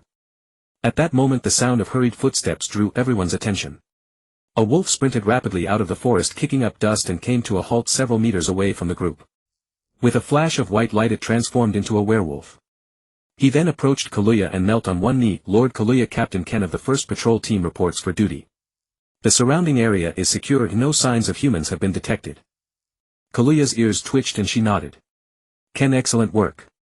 Look, this is our Lord Benhard." Hearing this, Ken immediately turned to Chen Peng and said respectfully, "Great Lord Benhard, Captain Ken of the 1st Patrol Team pays you his respects." Ken's heart swelled with excitement. He had been on patrol duty that day when he heard Kaluya's call, learning that the Great Blood Royal had returned and was coming to the werewolf camp. He had hastened back immediately. He never expected to actually lay eyes upon Lord Benhard in person. Chen Peng nodded with satisfaction. "Ken, your diligence is noted. Rise." The latter rose with a sheepish grin, then stood respectfully to the side, overjoyed to have received praise from Benhard. At this point Chen Peng finally understood the werewolves also operated on a division of labor with a shift system. When not on patrol duty, everyone remained in the settlement working to supply the castle with provisions. However, during patrols and vigilance they generally assumed wolf form, which allowed them to be more agile and concealed. Yet Ken arrived empty-handed, dressed only in plain clothing. He didn't even possess a simple piece of leather armor. Should they encounter human adventurers, they would have absolutely no means of defense, able to fight only with their claws and teeth. How could they possibly contend with the well-armed imperial forces and adventurers? With this in mind he looked at Kaluya and asked, "Kaluya, do you have no weapons or armor?" Upon hearing this Kaluya's expression dimmed. "My lord, we were driven out by humans and cannot obtain resources such as metal." They had previously attempted to craft wooden shields and spears, but these proved utterly incapable of defending against human attacks or inflicting meaningful damage. They eventually abandoned the effort. Hearing this, Chen Peng fell into deep thought. No wonder the werewolves' habitat had gradually shrunk until they were forced to take refuge under the protection of Orr Castle. Faced with such an equipment disparity, they certainly could not hope to defeat humans. This situation was untenable. As the primary defensive force of Orr Castle, he needed to find a way to upgrade the werewolves' equipment. Thinking of these werewolves standing guard and securing their territory under such harsh conditions, Chen Peng felt somewhat apologetic. He glanced at Kaluya beside him and spoke slowly, "Gather your clansmen. I have something to say. Furthermore, from now on you may all simply address me as, my lord. There is no need to call me Bernhard. One moment someone calls me a bloodline, the next they call me Bernhard. This constant changing is rather confusing even for myself. It would be best to standardize this first," Chen Peng decided. The gathered crowd nodded in agreement. "Understood, my lord." Upon hearing that the lord intended to speak, Kaluya immediately raised her head and let out a loud howl. When the howl concluded, the werewolves throughout the territory set down their tasks and gathered before Chen Peng. Among them were elders, women and children alongside young warriors. Though each stood upright, the formation was anything but uniform. Observing this, Chen Peng began formulating an idea for their training. Perhaps applying military training techniques from another world to the werewolves could yield remarkable results. He would entrust this to Kaluya to implement once the time came. Once all the werewolves from the tribe had assembled, Kaluya turned to Chen Peng with reverence and bowed her head, reporting, "My lord, my clansmen have all arrived." After speaking, she stood at attention beside Chen Peng, ears perked awaiting his address. Chen Peng nodded, a sense of pride swelling within him as he met the reverent gazes of the assembled werewolves. These were his people now. "I am Bernhard of the bloodline royalty from 1,000 years past. With the collapse of the bloodline empire and the rise of the human empire, which has oppressed and hunted dark creatures, my soul answered the summons and awakened once more. Witnessing how this world contradicts the principles of the ancient bloodline dynasty fills me with sorrow. Dark creatures now face shrinking territories, drawing together at Orr Castle in search of bloodline protection. I, Bernhard, shall serve as your new lord, offering protection and leading you in defiance against human empire oppression, perhaps even overthrowing their rule entirely. Yet even a bloodline royal cannot accomplish anything alone. All of us dark creatures must unite, standing together as one." Pausing mid-speech, Chen Peng allowed the words to sink in. True to form, the werewolves began consulting one another in hushed tones, stealing glances toward him. Chen Peng's keen hearing caught the praises being whispered among them. A quiet satisfaction settled over him as he raised his hand in a gentle downward motion, signaling for silence. The werewolves fell quiet at once, their attention fixed on Chen Peng. Their discipline was impressive. Combined with proper military training and quality equipment, their combat effectiveness would be formidable indeed. He continued, "Dark creatures can only survive through unity. But that alone is not enough. As Orr Castle's strongest defenders, you require superior arms and armor. I will ensure you receive the sturdiest shields, sharpest spears and finest armor available. I will also provide you with the finest training possible." I, Bernhard, watched helplessly as those who pledged loyalty to me charged into battle against well-equipped human adventurers with nothing but their bare hands. As he spoke those final words, his gaze swept across each werewolf, noting their heightened spirits and the fervor burning in their eyes. Hearing Chen Peng's words filled Kaluya with emotion.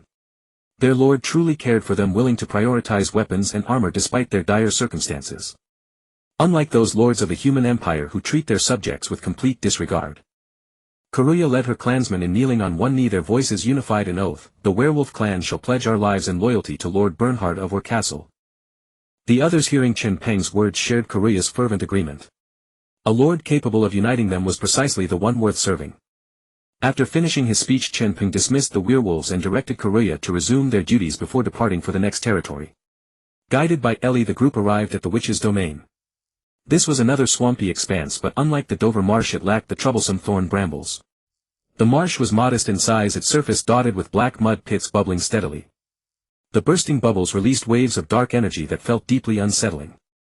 Strange flora covered the ground, carnivorous plants devouring toads and insects, water lilies with twisting stems and clusters of bellflowers and lilies of the valley. These plants thrived in a fertile soil saturated with endless dark energy.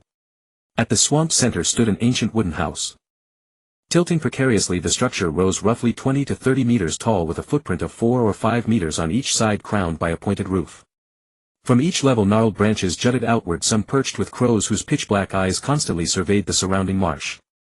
Before the wooden house loomed an enormous cauldron large enough to hold 3 or 4 people, its base fed by an unnatural purple flame burning without fuel. Around it over a dozen witches bustled with activity. They rode their broomsticks horizontally, using magic to toss various ingredients into the pot while stirring continuously with wooden ladles over a meter long.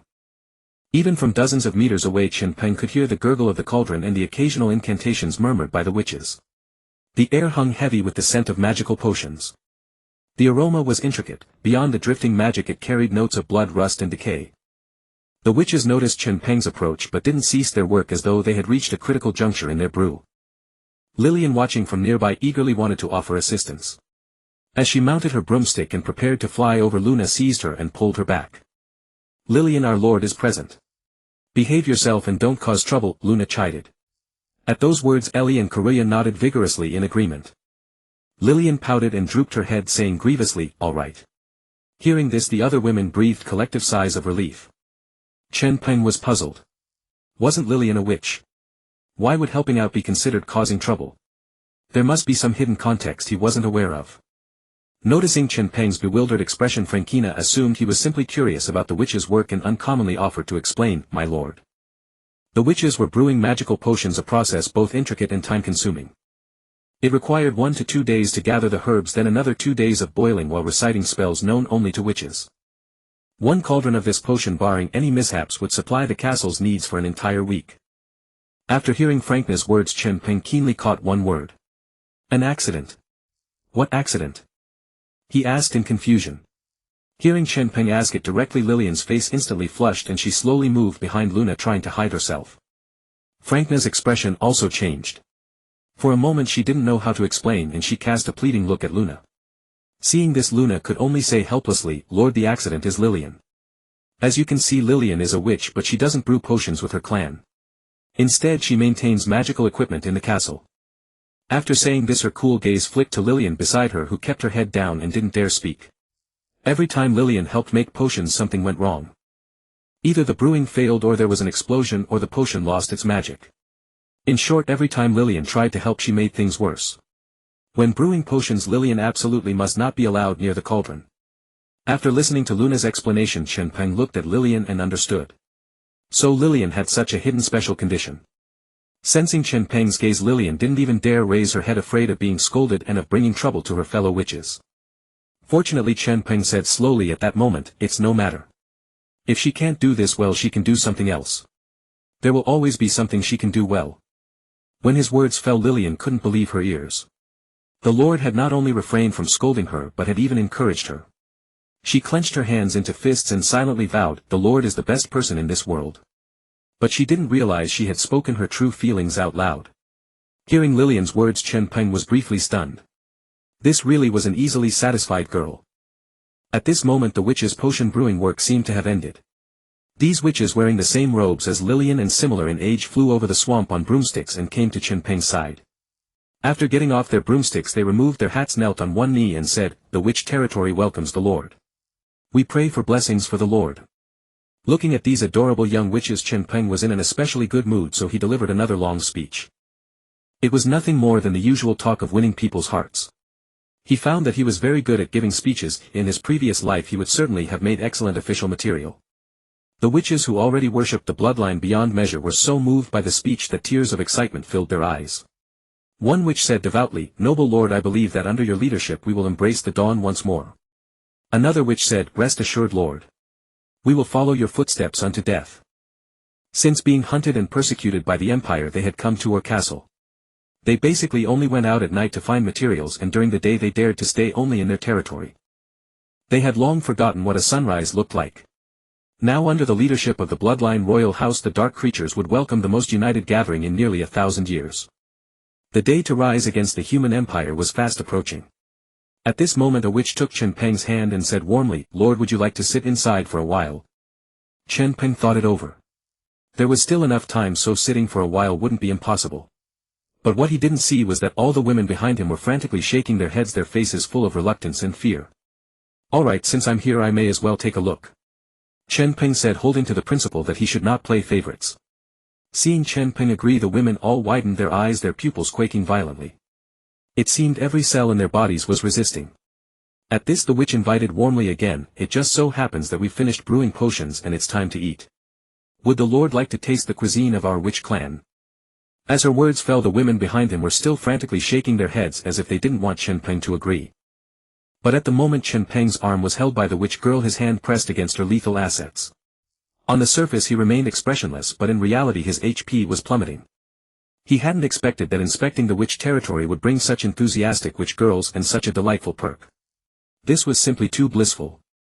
He had thought Lillian's proportions were already impressively ample, but these witches were each even more well endowed. Just then, hearing there was food to eat, Chen Peng agreed without a second thought. Since coming to this world he hadn't had a proper meal except for frankness potion. The witches were so beautiful and cute, surely the food they made wouldn't be bad either. Very well, I shall taste your cuisine. Then, warmly surrounded by the witches, Chen Peng walked toward the witches' cabin. But the women behind him, including Lillian, were all frantically backing away. It was as if something terrifying lurked inside the witches' cabin. Chen Peng noticed that the women behind him hadn't followed. He turned and asked, "What's wrong?" He had thought that with those words they would come scampering over happily. Instead, what he saw was the women shaking their heads like rattle drums while neatly taking a step back in unison. Even Eli, who was usually obedient, said with a forced smile, "Lord, we'll wait here for you. Please go ahead." At that the women nodded frantically in unison. Chen Peng had no idea why, but since they wouldn't come he didn't force them. Then, surrounded by the witches, he walked into the cabin. At this Kaluya asked with some concern, "Will the Lord be scared?" Lillian nodded as well. "This isn't right. No one warned the Lord." Eli crossed her arms over her chest. "The Lord isn't so easily scared. As a dignified bloodline royal, what grand scene hasn't he witnessed?" Hearing Eli's words, the others slowly nodded. A minute later. Inside the cabin, the anticipation on Chen Peng's face had vanished, replaced by shock. Watching the witches enthusiastically bring up dish after dish, he felt as though his tender heart had suffered a critical hit. The so-called delicacies on the table turned out to be cold snake salad, air-dried rat meat, charcoal grilled earthworms, and plenty of strange dark dishes Chen Peng had never seen before. Chen Peng's eyelids twitched wildly. No wonder Eli and the others refused to come in. So they knew exactly what was going on. Those women, not one of them had warned or stopped him. Where was their loudly proclaimed loyalty? Staring at the thing still squirming on the plates, he really couldn't take it anymore. As the witches kept bringing out dishes, he suddenly stood up and said, "I just remembered that I still have to visit the Spider Queen's lair. Thank you all for providing magic potions to our castle. I'll be going now." With that, before the witches could say anything, he stiffly hurried out the door. He left the witches exchanging puzzled glances and asking one another, "What's wrong with the Lord?" The women saw Chen Peng walk out of the witch's hut with an expressionless face, and one by one they looked up at the sky, not daring to meet his eyes.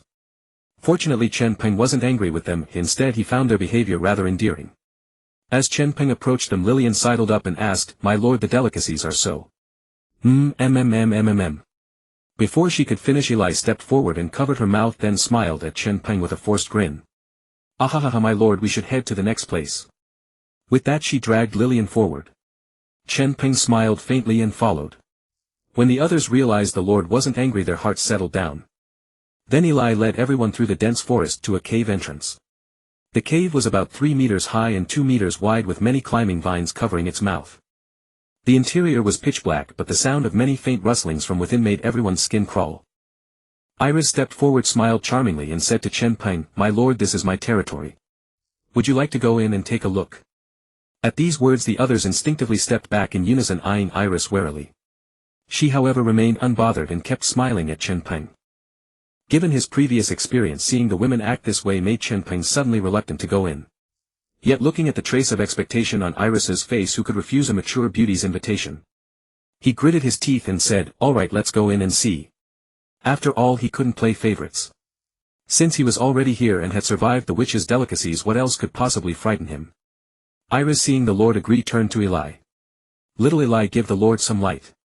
She and her kind could see clearly in the dark, but since the Lord was here, proper illumination was still necessary. Eli nodded. Standing still, she softly chanted an incantation and swept her staff. With a muffled puff, a ball of blue flame materialized in the air before her.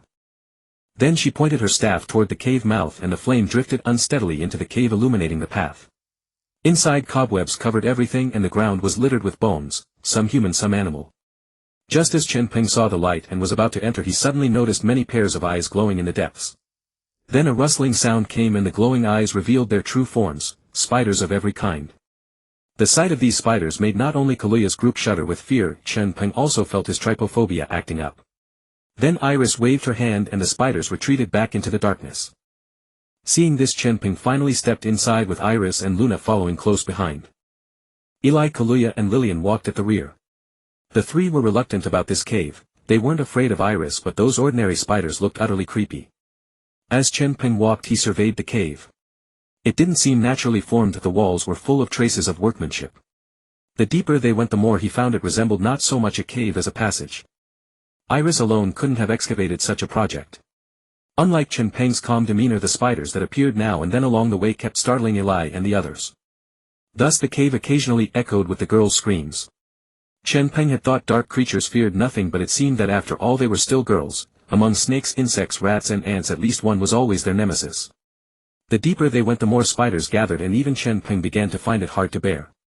Watching the spiders cluster together nearly triggered his trypophobia. Besides, Eli and the others were nearly at their limit, so it was better to quickly end this dull yet terrifying journey. Iris, that's about enough. We should move on to the next place. Iris was taken aback. She had still been expecting the Lord to give a speech in her territory. How could it end while they were still walking? What she didn't know was that Chen Peng, seeing the place full of spiders, saw no need to give a speech. Somewhat disappointed, she said, "Very well, but since we've come all this way, let's not go back and take the long way around. If we continue forward, we can reach the territory of Luna's people." "Is that so?" Chen Peng asked, looking at Luna beside Iris. The latter nodded. "We dark elves carved out this cave decades ago. We've been dwelling here ever since. Not long ago Iris arrived with her little spiders and had no place to stay, so we gave her this passage of the mine." After learning the truth, Chen Peng nodded. "Then let's keep going." With that he took the lead and continued forward. Along the way Luna recounted the history of this place. The Dark Elves had been fleeing the pursuit of the Empire and adventurers for nearly 1,000 years. They had sought refuge under many Dark Lords, vampires not of the blood royal, powerful witches, werewolves and even human lords. But as time passed, all those lords had vanished into the long river of history. Whenever the previous lord's territory was conquered, they had to search for a new lord. The history of the Dark Elves was one of constant wandering and migration. Moreover, as the Empire's rule grew ever stronger, humans came to fear the elves' robust bodies and long lifespans.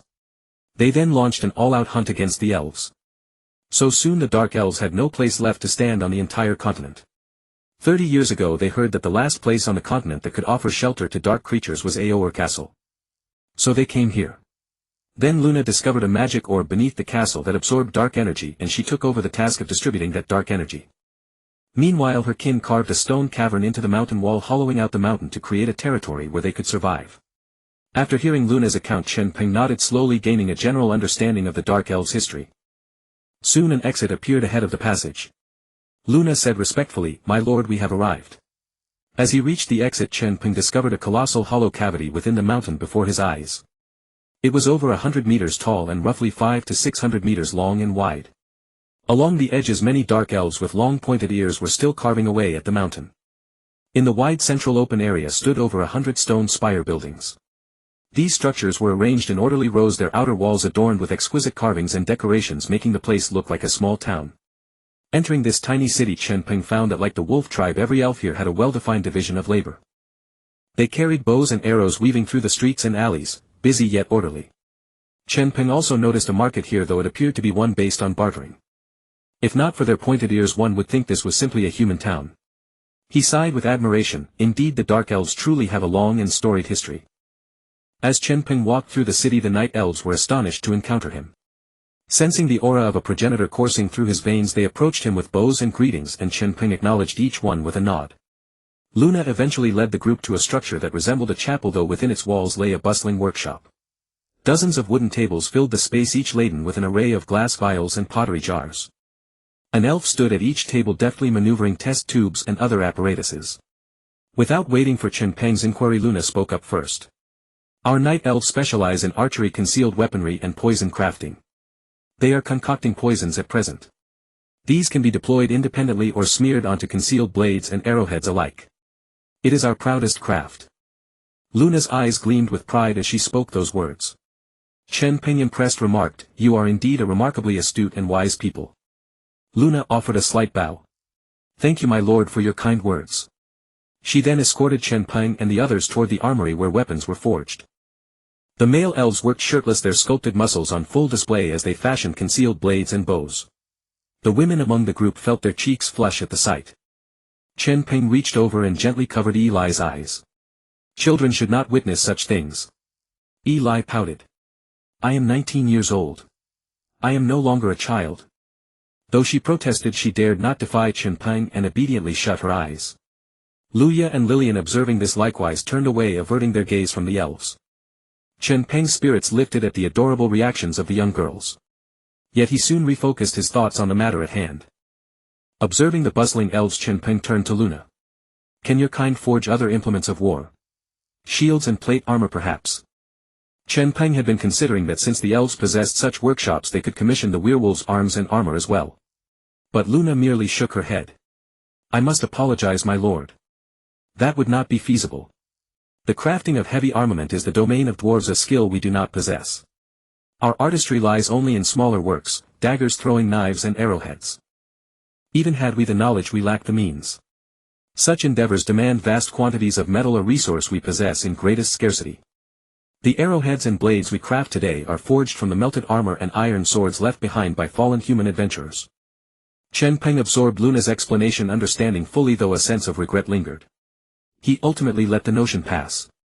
After lingering within the workshops a while longer, he gathered the group and began their return to the castle. Along the path, Chen Peng pondered the strategic placement and function of each race. He concluded that the castle's fundamental operations were sound. With the werewolves standing sentinel and the elves wielding their precision archery, any typical band of human adventurers could be effortlessly repelled. Furthermore, Aol Castle itself sat nestled within a narrow canyon. To the north lay the treacherous Tuafu marshes, the undead burial ground stretched to the south, formidable mountain ranges rose in the west, and the eastern approach was barricaded by werewolf sentinels. A large-scale invasion force would struggle to penetrate these defenses. Even if pressed, they could leverage the witches' alchemical provisions and the elves' deadly accuracy to wage a grinding war of attrition. Yet complacency was not an option. For Aol Castle stood as the sole sanctuary for dark kin across the entire continent. The remaining vampires, frail and scattered, were thought to lurk in obscurity or slumber in forgotten corners. Should the human empire resolve to extinguish this haven, Chen Peng would find his resources desperately lacking. His trump cards and manpower were thin and his equipment woefully inadequate. The werewolves fought with naught but their bare fists, a force that would suffer grievous losses even against common human adventurers, let alone the imperial army. The night elves fared somewhat better with their ranged harassment, yet they too would fall before the charge of imperial cavalry. Judging by the experiences the women had shared, the empire's assault was likely imminent. Humans harbored an instinctive, unjustified loathing for all things dark. He could not afford to grow careless. Today's patrol had only covered his immediate dominion, he needed intelligence on what lay beyond. To know oneself and know one's enemy is to win every battle. Turning to Eli, he asked, "Is there a means by which I might survey the land surrounding our territory?" Eli pressed a finger to her lips in thought, then replied, "Indeed. Upon our return to the castle we can conjure a magical representation of the surrounding terrain." Hope stirred within Chen Peng and he nodded eagerly. "Very well, let us do this upon our return." Eli offered a slight bow. "As you wish, my lord." Upon their return, Eli led the group to a rather worn chamber. Though modest in size, the room was thick with dust untouched for many years. At its center rested a rectangular wooden table, its surface inscribed with esoteric runes and intricate patterns. Eli turned to Luna. "Sister Luna, return to the underground sanctum and channel the dark energies here." With those words she began her incantation and a portal materialized before Luna. Luna nodded and stepped through it, and in the next moment the portal vanished. Then Eli closed her eyes and began chanting. The others watched in silence while Chen Peng wondered how she would manifest the surrounding terrain. The instant Eli began her incantation, a single rune upon the table flared to life. The luminescence traced the etched pathways, illuminating each sigil in sequence. When every sigil blazed with light, the entire tabletop radiated a silver-white luminescence. Chen Peng sensed a steady current of dark energy flowing toward the table. Luna had begun her task. Then something miraculous unfolded. Upon the tabletop a three-dimensional projection emerged, a miniature landscape of mountains and dense forests resembling an intricate 3D map. Lillian gasped, her hands flying to her mouth. Incredible. Eli, you're so powerful. This is a map of the land surrounding AOL Castle. Chen Peng maintained a composed exterior, but inwardly he was utterly astonished. A three-dimensional tactical map. The sight of it sent Chen Peng's mind drifting back to memories of Earth. Eli ceased her chanting and turned to Chen Peng with a pleased expression. My lord, the survey is complete. I have charted both the terrain and the territorial claims surrounding our domain. Well done, Chen Peng commended. He then bent over to examine the map in detail. The young girl beamed at the praise and fell silent beside the others. As moments elapsed, Chen Peng's countenance shifted from wonder to gravity. The strategic landscape surrounding the castle was far more intricate than he had imagined. The challenges ahead were far greater than he had anticipated. Castle Orr lies within the Nijiak Grand Canyon at the heart of the Atlas mountain range, occupying only a minuscule fraction of its vast expanse. Yet beyond the Atlas range, rival factions close in from every direction. Foremost among them is the most powerful human empire, whose dominion spans the widest territory. As the empire commanding the greatest land resources on the entire continent, they possess boundless arable lands and inexhaustible mineral wealth, all seized from other races over millennia. To the south and west of Castle Orr lie dozens of imperial prefectures, each encompassing vast tracts of fertile land. These territories are crisscrossed with countless mountain ranges, rivers, lakes and marshes. The ocean resources to the west and south belong exclusively to humanity. Beyond the principal castles of each prefecture, smaller towns and noble estates dot the landscape. These vassals sworn in allegiance to the empire maintain their own castles and subjects. These towns and noble holdings nearly encircle Castle Orr from the west and south. Should any of them march against Castle Orr, victory would be a long shot. Due north of Castle Orr beyond the Atlas Mountains stretches an immense frozen wasteland.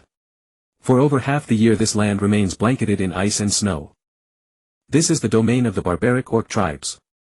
They are a race bred for battle, their numerous clans scattered across the sprawling frozen wastes. Though less intelligent than humans, they are fiercely united. When the human empire launches punitive campaigns, they support one another. If overwhelmed, they simply retreat deeper into the frozen lands, often eluding pursuit. Of course, this frozen wasteland holds little value for the human empire. It is typically only adventurers dispatched by the Adventurers Guild who dare to explore within. The orcs too have grown weary of life in this barren wasteland. They covet the unclaimed lands of the Atlas Mountains to their south. Though its climate and resources pale in comparison to human territories, the land is far more tolerable than the frozen wastes. Lastly, to the east of the Atlas Mountains lies an expansive highland known as the Galan Plateau. It is home to the troublesome dwarves. Though diminutive in stature, averaging merely 1 meter in height, they possess masterful craftsmanship and formidable combat prowess. The armor and weapons they forge are of exceptional quality. Even unenchanted mundane armor boasts extraordinary physical defense, making it exceedingly difficult for ordinary humans to inflict harm upon them with swords and axes. The dwarf heavy infantry are so fearsome that even the imperial paladins find them a daunting opponent. They despise the brutish orcs and loathe greedy humans alike, but what they detest most are the foul, repulsive undead and dark creatures. Stationed at the border between the Galan Plateau and the Atlas Mountains, they occasionally venture to Castle Orr alongside human adventurers, hoping to strike fortunate deals. Such is the precarious situation of Castle Orr, surrounded by enemies on all fronts. According to Eli, the humans, orcs and dwarves have been locked in perpetual conflict for years, neither side gaining a decisive upper hand. After all, the orcs' frozen wasteland offers such a harsh environment that the fertile lands and temperate climate of the human territories are their deepest desires. Moreover, the orcs are clumsy with their hands, adequate at fighting yet limited to crude axes and spears. The finely crafted weapons and armor of the dwarves are precisely what they yearn to plunder. For the dwarves, constantly fending off the advances of greedy humans and savage orcs is equally exhausting. As for the human empire, for them the entire continent can be described in 8 words: mine. All mine. Mine. Everything is mine. Their ambition is to convert the entire continent into human dominion, driving them to relentlessly attack the orcs and dwarves. In the long span of history, they have successfully exterminated the undead and driven the night elves into exile. Now only the orcs and dwarfs remain as stubborn impediments. It is worth noting that the eradication of the undead was accomplished through a 3-way alliance. The bloodline's formidable power and longevity instilled fear in all 3 races. Furthermore, the bloodline possesses the ability to resurrect the dead and enslave the undead. This was utterly unacceptable to any of the 3 races. Death represents corruption and ill omens. Such revulsive things should never have existed in this world. For nearly a millennium, whenever whispers of bloodline presence emerged anywhere on the continent, the three factions would unite to purge them, until the vampires of the continent vanished without a trace. After studying the distribution of forces on the map, Chen Peng harbored a puzzling question.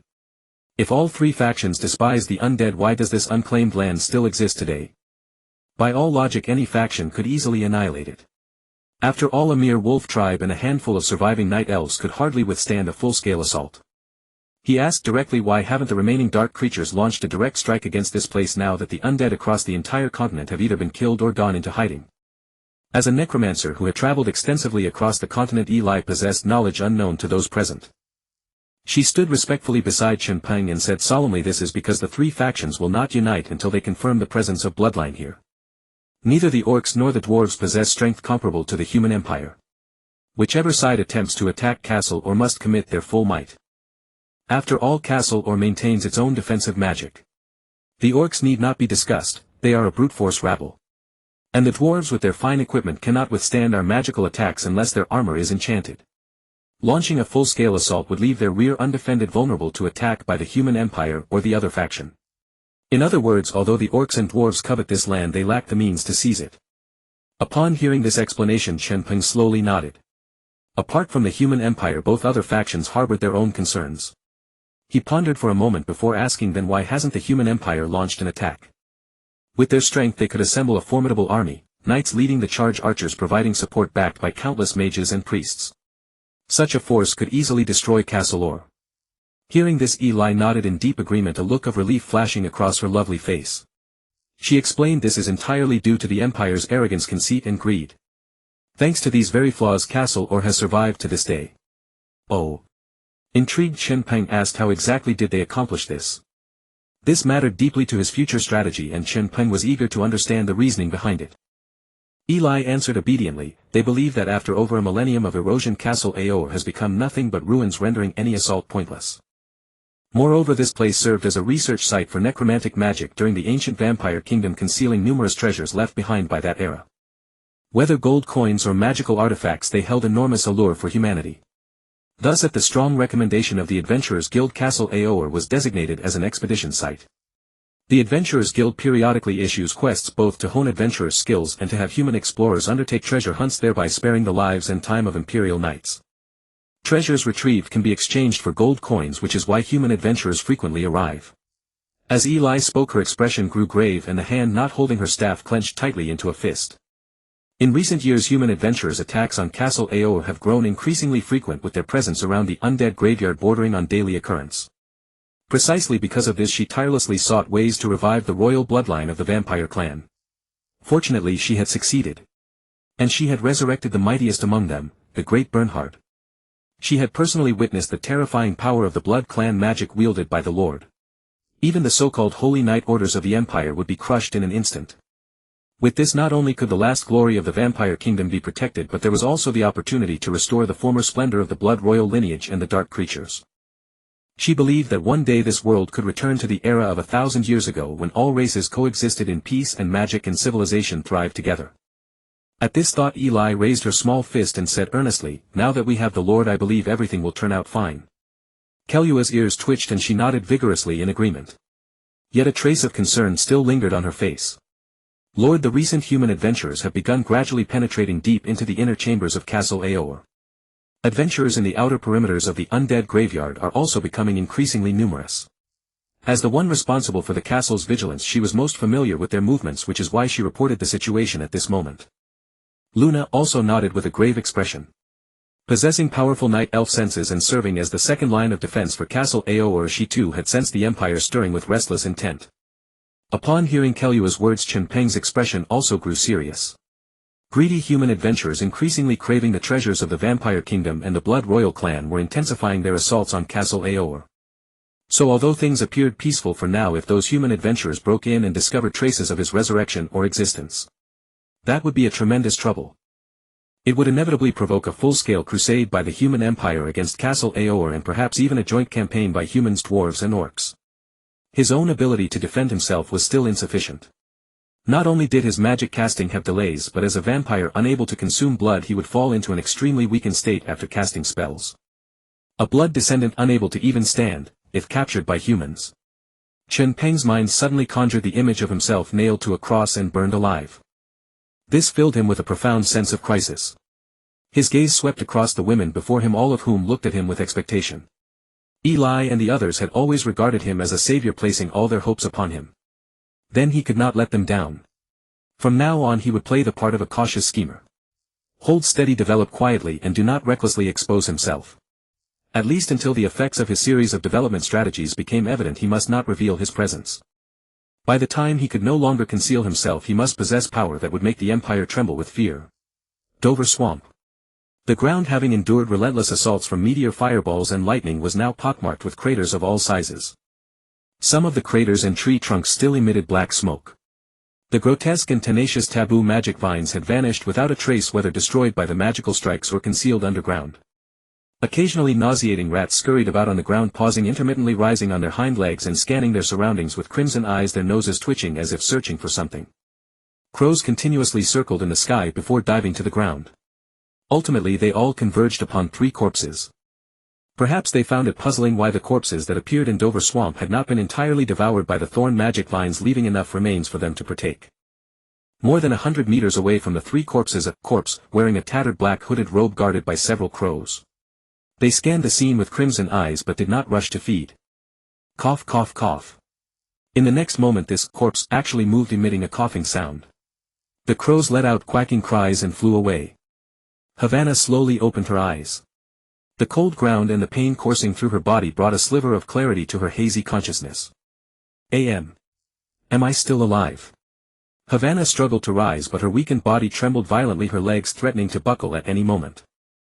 She first examined her own body. Her clothes had been nearly burnt to fragments, leaving only rags hanging from her frame. Beneath them lay a silver-white soft armor, its surface occasionally flashing silver under the moonlight. At this moment Havana finally recalled the events before she lost consciousness. That terrifying meteor fireball had been raining down upon her, and she had believed certain death was imminent. The power that had struck terror into her heart still made her shudder with chilling memory. She glanced down at the silver armor on her body. Fortunately, knowing that Castle Aor possessed active defensive magic, she had spent a colossal sum of gold coins at the Adventurers Guild to purchase a priest-enchanted defensive silver armor, barely preserving her life. But she was still severely injured. Night was nearly dawn. Before the dark creatures could surround her, she must return to town promptly. With this thought, Havana dragged her exhausted and grievously wounded body limping step by step back along the path she had come. Along the way she discovered that besides the meteor fireballs, the surrounding trees bore clear marks of lightning strikes. During her unconsciousness it seemed other powerful magic had been unleashed. As expected of the millennium-old inheritance of the Blood Royal clan, the attack magic of Castle Aor was far beyond what adventurers of their level could withstand. Soon Havana arrived at her companions' corpses. Seeing the disgusting rats and crows devouring their remains, she was powerless to intervene. She did not even stop to glance back. There was only one thought burning within her heart: to return alive. It was another fine and sunny day. The sun rose as usual, casting its light upon a human city, illuminating a town encircled by towering walls. Most of the town's buildings were characterized by white facades and red rooftops. Above the town's gates several carved characters read Mengtua Town. Mengtua Town was the nearest human settlement west of the Nijate Grand Canyon, situated close to that dark land which people spoke of with dread. Mengtua Town was far larger than ordinary towns. Besides housing a branch of the Adventurers Guild, the Imperial Church also maintained an office here. The Imperial Heavy Armor Legion was also stationed here. This was to facilitate adventurers' expeditions to the ruins of the Vampire Kingdom, and should the vile dark creatures within emerge to cause trouble, the Empire's paladins could directly intervene to suppress them.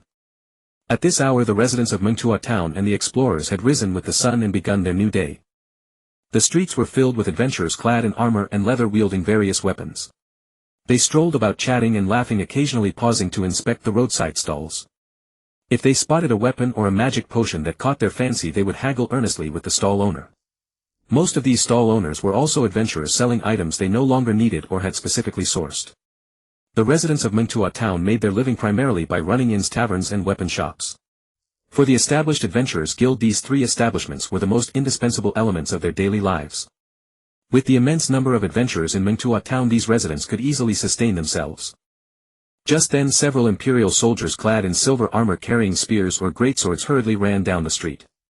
Their metal armor gleamed dazzlingly under the sunlight, and it clanked and clattered as they moved. One soldier carried an unconscious adventurer on his back who appeared to be gravely wounded. The adventurers along the way watched the soldiers' direction. They seemed to be heading toward the Adventurers Guild in the town center. Strictly speaking, the building at the town center was the Imperial Church, a rectangular cathedral. The church was predominantly white with tall spires at both the front and rear. Atop the spire flew a red flag symbolizing the Empire, and the church bearing the emblem of a crossed staff and greatsword fluttering in the wind. Next to the church stood a 5-story flat-roofed building, also mostly white but with a ring of red brick decorations around the roof. A flag representing the Adventurers Guild was angled there. The flag bore the icon of a hero raising a sword and shouting. This was the Adventurers Guild, the largest official organization of the Empire. Adventurers constantly streamed in and out of the ground floor entrance, coming to submit tasks or register as new adventurers. To expand its territory, the Empire encouraged ordinary people to register as adventurers, assisting the Empire in various explorations and battles. After all, adventurers were more flexible and free in their actions. Moreover, the Empire did not need to spend huge military funds to maintain them. Of course, in return, completing these tasks earned points which could be exchanged for gold coins and other items. This was the adventurer's primary source of income. At that moment, the sound of running footsteps grew louder outside the guild, and the clanking of metal drew nearly everyone's attention. Make way! Make way! The squad of soldiers finally arrived at the entrance of the Adventurers Guild. Since many people were coming and going, the accompanying soldiers kept shouting. The adventurers quickly stepped aside, then pointed at the soldiers and murmured among themselves. It wasn't that they were displeased, they were simply curious about why they were carrying a person to the Adventurers Guild. The soldiers paid no attention and strode directly into the guild hall. Where is the person in charge? Come out, shouted the soldier carrying the injured adventurer once they entered the hall. The voice echoed through the hall. Soon an old man in a white robe holding a staff slowly emerged with several guild officials. He looked at the soldiers and asked hurriedly, "I am the guild master." What happened? The soldier set down the unconscious adventurer and gave the old man a knightly salute. Everyone knew the guild master of the Adventurers Guild. He said respectfully, "Honorable Guild Master Mr. Gourmaw, we are from the patrol. This morning we found this unconscious adventurer in a farmland a kilometer from the town. Her adventurer badge shows her name is Hoanna. Her injuries appeared severe, as if she had been struck by a very powerful magical attack. After all, Mengtua town was close to Orr Castle. To prevent the town from being ambushed by those vile and cunning dark creatures, the Imperial soldiers maintained patrols that took turns scouting the lands around the town. Aside from occasionally rescuing injured adventurers, they sometimes had to fend off small bands of goblins that inexplicably attacked Mengtua town." Gourmaw frowned as he looked at the unconscious adventurer lying on the ground. The adventurer's wounds were grave, as if she had suffered multiple forms of attack, which puzzled him greatly. It looked as though she had been through a large-scale military conflict, encountering a variety of magical assaults that would leave such marks. Nevertheless, he first said to the soldiers, "Thank you. On behalf of the Adventurers Guild, I appreciate your help." With a wave of his hand, several officials from the Adventurers Guild stepped forward and helped lift the unconscious adventurer. The soldiers nodded that their task was complete once the person was delivered. "Mr. Gourmaw, we will take our leave now." They then departed with their comrades, as they still had patrol duties to continue. Seeing the soldiers leave, Gourmaw ordered one of the attendants, "Summon all the stewards to the council hall immediately. Also bring Priestess Ai Lin Na." The attendant nodded and left. Gourmaw then led the unconscious adventurer to the council hall. The adventurers in the hall had been watching from the sidelines, but with the guild master and Imperial soldiers present, they remained silent. Once Gourmaw left, they began to discuss. "That adventurer's injuries don't look good. That person is Hoanna. I know her. Lately she's been preparing to storm Orr Castle. To increase her chances, she even bought an enchanted silver armor to resist the magical attacks of Orr Castle." "Hoanna. Didn't she have an adventurer party? What about the others? Isn't it obvious? Even with enchanted armor, she's severely injured and unconscious. The others must have met a grim fate. Were they hit by the magic of Orr Castle? Not necessarily, who knows? That place is rumored to have a bloodline curse. Anything could happen." In the Adventurers Guild's council chamber, a modest room with an elongated round table at its center, the aisle beside it now occupied by a single hospital bed where Havana lay. The bed was encircled by a crowd. Apart from Gourmaw and Elena, the rest were white-robed, round-capped deacons of the Adventurers Guild. Elena, the guild's priestess and the most potent healer in Monto town, was typically seen in pink and white silk attire, revealing a pair of snow-white slender legs. She was also one of the most beloved figures in Monto, not only for her healing magic but also for her holy and beautiful countenance. At that moment Elena held a white waxwood staff softly chanting an incantation. The crimson gem atop the staff radiated a warm white glow steadily permeating Havana's body. She had been treating Havana for nearly half an hour yet there was no sign of awakening. Upon entering the treatment room Elena was shocked. Havana's body bore residual traces of earth, water, fire and lightning magic. It was as if she had just stepped off a battlefield. Curiosity piqued about what Havana had endured. Gormo could no longer contain himself. Half an hour had passed and she still wouldn't wake. Elena, enough. Her injuries are nearly healed, don't waste your mana. Hearing Gormo's words Elena ceased her spell but her brow furrowed in confusion. It seems she suffered a tremendous psychological shock, her spirit is exhausted preventing her from waking. I wonder what she experienced. Gormo shook his head. Only God knows what happened to her until she wakes and tells us. I checked her registration, she has an adventurer team but her 3 companions never returned. Gormo thoroughly investigated Havana's recent activities and discovered that they had accepted a mission to explore Orr Castle. Such tasks often left adventurers missing but never as brutally as Havana's case. Moreover he noticed that Havana had specifically studied the route through the Dover Swamp north of Orr Castle, a path rarely taken. After all, thorn vines were notoriously troublesome. Once caught their thorns would pierce the skin releasing neurotoxins to paralyze victims making escape nearly impossible. And the Dover Swamp was vast, nearly 3 times the area of the necropolis. Even if the thorn vines weren't easily triggered, crossing the swamp safely was extremely difficult. Few who chose that path ever returned alive. Yet Havana's injuries bore no signs of thorn vine attacks nor any trace of their venom. This was quite strange. One deacon stroking his chin after listening to the 2 offered his speculation, could it be that their team encountered a dragon attack in the Yatusi Mountains? The silver armor is covered in scorch marks. Ordinary flame magic would struggle to leave such marks on enchanted silver armor. Another deacon nodded. That makes sense. After all, the Yatusi Mountains are lawless lands, home not only to dark creatures but possibly to sleeping ancient dragons. Havana's team might have inadvertently awakened one and been attacked. He continued, it's well known that 1,000 years ago dragon breath was considered one of the hottest and most destructive magical flames on the continent. Back then there were dragon knights, an almost invincible military force. In war a dragon knight would ride a dragon and a single breath would wreak havoc on the enemy. But Gormo shook his head. Impossible. Dragons went extinct 1,000 years ago. Though powerful dragons had extremely stringent breeding conditions. A female dragon lays only 1 egg in her lifetime and their growth cycle is longer than humans, about 300 to 500 years. Their numbers were already limited. Humans in their quest to build dragon knight legions kept capturing dragons and even stealing their eggs. Ultimately this led to the dragon's extinction. Then a younger deacon suddenly spoke up, could it be that their team taking a detour ventured too deep into the Yatusi Mountains and encountered the dwarven scouts from the east who attacked them with firearms? Enchanted silver armor might resist ordinary flame magic but physical attacks from firearms can leave scorch marks on the armor. This suggestion made everyone present find it plausible. Even Gormo nodded slightly. After all, those lawless lands contain the legacy and treasure of the bloodline royal family. Not only humans but orcs and dwarves also covet it. It's not just human adventurers active there. If adventurers were moving through the forest without noticing the dwarven ambush, those cunning dwarves wouldn't hesitate to fire from the shadows. Without warning one could be severely wounded or even killed. Moreover, Havana as a high-agility assassin class being the sole survivor of the team is plausible. However, Elena denied this. No. I treated her and found no firearm wounds. But she still has residual traces of lightning and assault magic. Then a thought struck her. Could they have encountered a wandering goblin tribe? This speculation also plunged the group into thought. Goblins, those green humanoid creatures, were a vile race defined by cunning, depravity, greed and lechery. Interestingly, goblin tribes had their own culture straddling the line between humans and magical beasts. They could craft and use simple weapons such as shields and machetes. Most importantly, some goblins were born with magic, earth magic, lightning magic and so on. These magic-wielding goblins were usually the tribe's shamans or chieftains. A single goblin tribe could have several such magic users.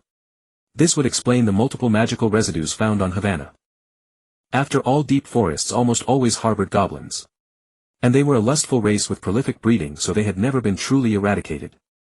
But this speculation still had a major flaw. Havana was wearing enchanted silver armor which offered high resistance to ordinary magic.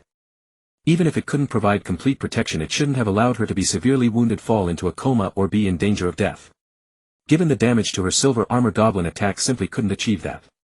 Gormo, seeing that all conjectures were off, shook his head and said, "Let's seek external help. This concerns the safety of adventurers." Upon hearing Guillermo's words, AI Lina furrowed her brows. Seeking help from whom? Should the Imperial Knights be sent to investigate? Whether it's a goblin tribe or a dwarf scout squad, under normal circumstances ordinary adventurers could handle it. But judging from Hawana's condition, this is far from normal. Perhaps only the Imperial Knights could conduct an investigation under such unknown threats. However, she was certain that the Imperial Knights would have no interest in such ambiguous matters. These people were arrogant. Asking them to investigate goblins and dwarf scouts would make them feel the Adventurers Guild was wasting their time. Guillermo shook his head, his thoughts mirroring AI Lina's. Even if he personally went to invite the Imperial Knights to investigate, the best he could expect was to not be thrown out of the Night Hall. They would show him no kindness. Yet a glimmer of resolution appeared in his deep eyes. Perhaps he could only turn to those few. The Adventurers Guild had a clear and transparent hierarchical system. It primarily evaluated adventurers based on their strength combined with the number, difficulty and completion rate of the quests they undertook. Ordinary adventurers were ranked from A to F, with overall strength decreasing accordingly. The three ranks above A, SSS and SSS, were known as human heroes. They possessed formidable overall strength. Each one was a super adventurer capable of standing alone and fighting against 100 foes. However, becoming a human hero was not so easy. Besides exceptional strength, one also needed the highest evaluation in their respective profession. For example, in the mage profession there were magic apprentice, novice mage, mage, archmage, magister, grand magister, and the prerequisite for evaluating a human hero, divine grand magister. After becoming a divine grand magister, one would then be evaluated based on the number and quality of completed quests to determine eligibility for the title of human hero. Yet this divine grand magister was a threshold that many mage adventurers could never cross in their lifetimes. Countless A-rank adventurers might spend their entire lives without ever becoming a human hero. In the thousands of years since the Adventurers Guild was established, only a few hundred human heroes had emerged. Of course, that was how it used to be. After the vampires were destroyed and the human empire ruled the continent, the evaluation of human heroes had become much inflated. Human heroes were revered and respected by the people, but some sought to satisfy their own hypocritical vanity. Some human heroes might actually possess only the strength of an A-rank or even B-rank adventurer. Through various means such as bribing with large amounts of gold coins, they could get their local Adventurers Guild to evaluate them as human heroes. Muntua town, being the largest human town on the outskirts of the lawless lands of the Yachuos Mountains, had attracted some human heroes from other regions. Guillermo intended to issue a commission quest for these people to help investigate. Aotisai, Dwight, Ameng and Kaishalin were not currently engaged in any quests, were they? Rather than letting them idle in the tavern or church, it would be better to try and have them investigate. Guillermo looked at AI Lina and said seriously. These four were all S-rank human heroes. Having them step in would be much safer. As soon as he said this, the stewards present broke into a stir. Really? Are we going to commission those lords? I don't know about the other three, but Lady Kaishalin is a true divine paladin. It is said that during the Great War between the Empire and the Orc tribe she charged alone and sent an entire Orc legion to hell. Lady Kaishalin is still young, a rare sword genius. It is said that she became a grand magic swordsman at 15 and was evaluated by the guild as a divine paladin at 18. As for the other three lords, I haven't heard any legendary tales about them. Perhaps they are low-key. Didn't Lord Dwight participate in a campaign against a vampire? It is said that he successfully killed that vampire and escaped unscathed. Hearing the steward's words, Guillermo coughed. Alright, stop gossiping. Sate, go and invite the lords. The steward named Sate nodded and then left the council chamber with a few others.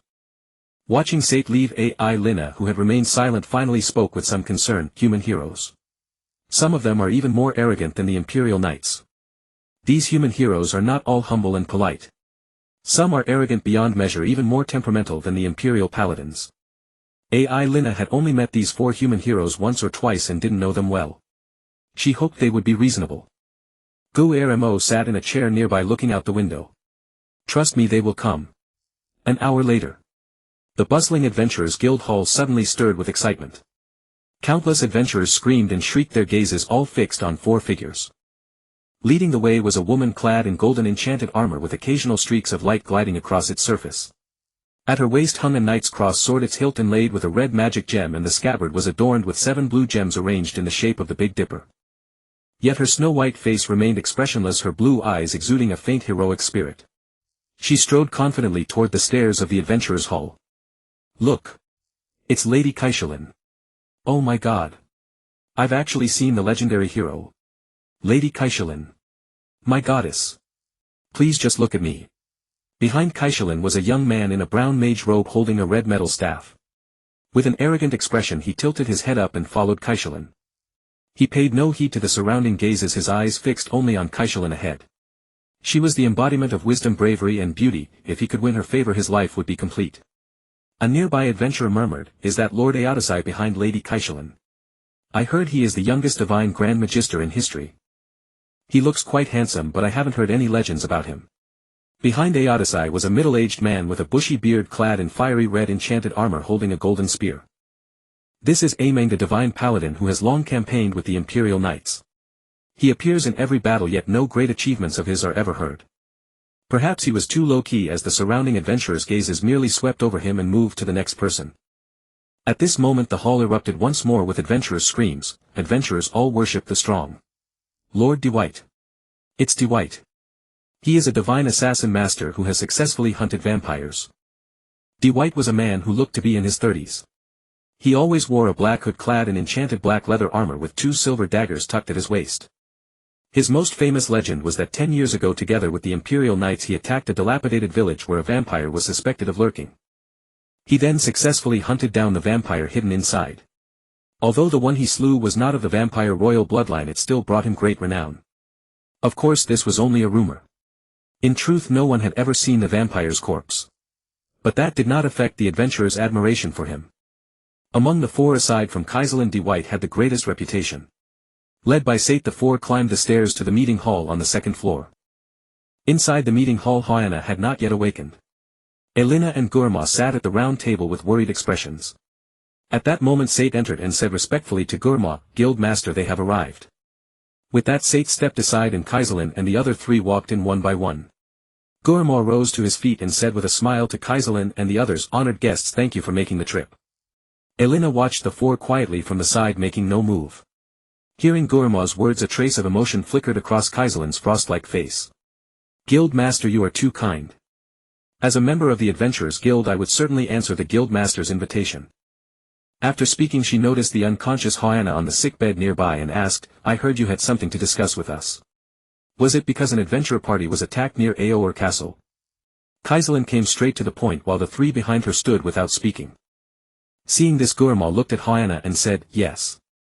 Lady Kaishalin, please look if the one beside you is the sole survivor of that adventurer party." Kaishalin shifted her gaze and carefully studied the unconscious Hoiana. Meanwhile Ameng set down his spear and stepped closer, beginning to observe with a frown. Aotisai and Dwight merely cast a casual glance from the side, and neither of them had any interest in it. Soon Kaishalin withdrew her gaze and said gravely, "There are residual traces of multiple magical elements on her body.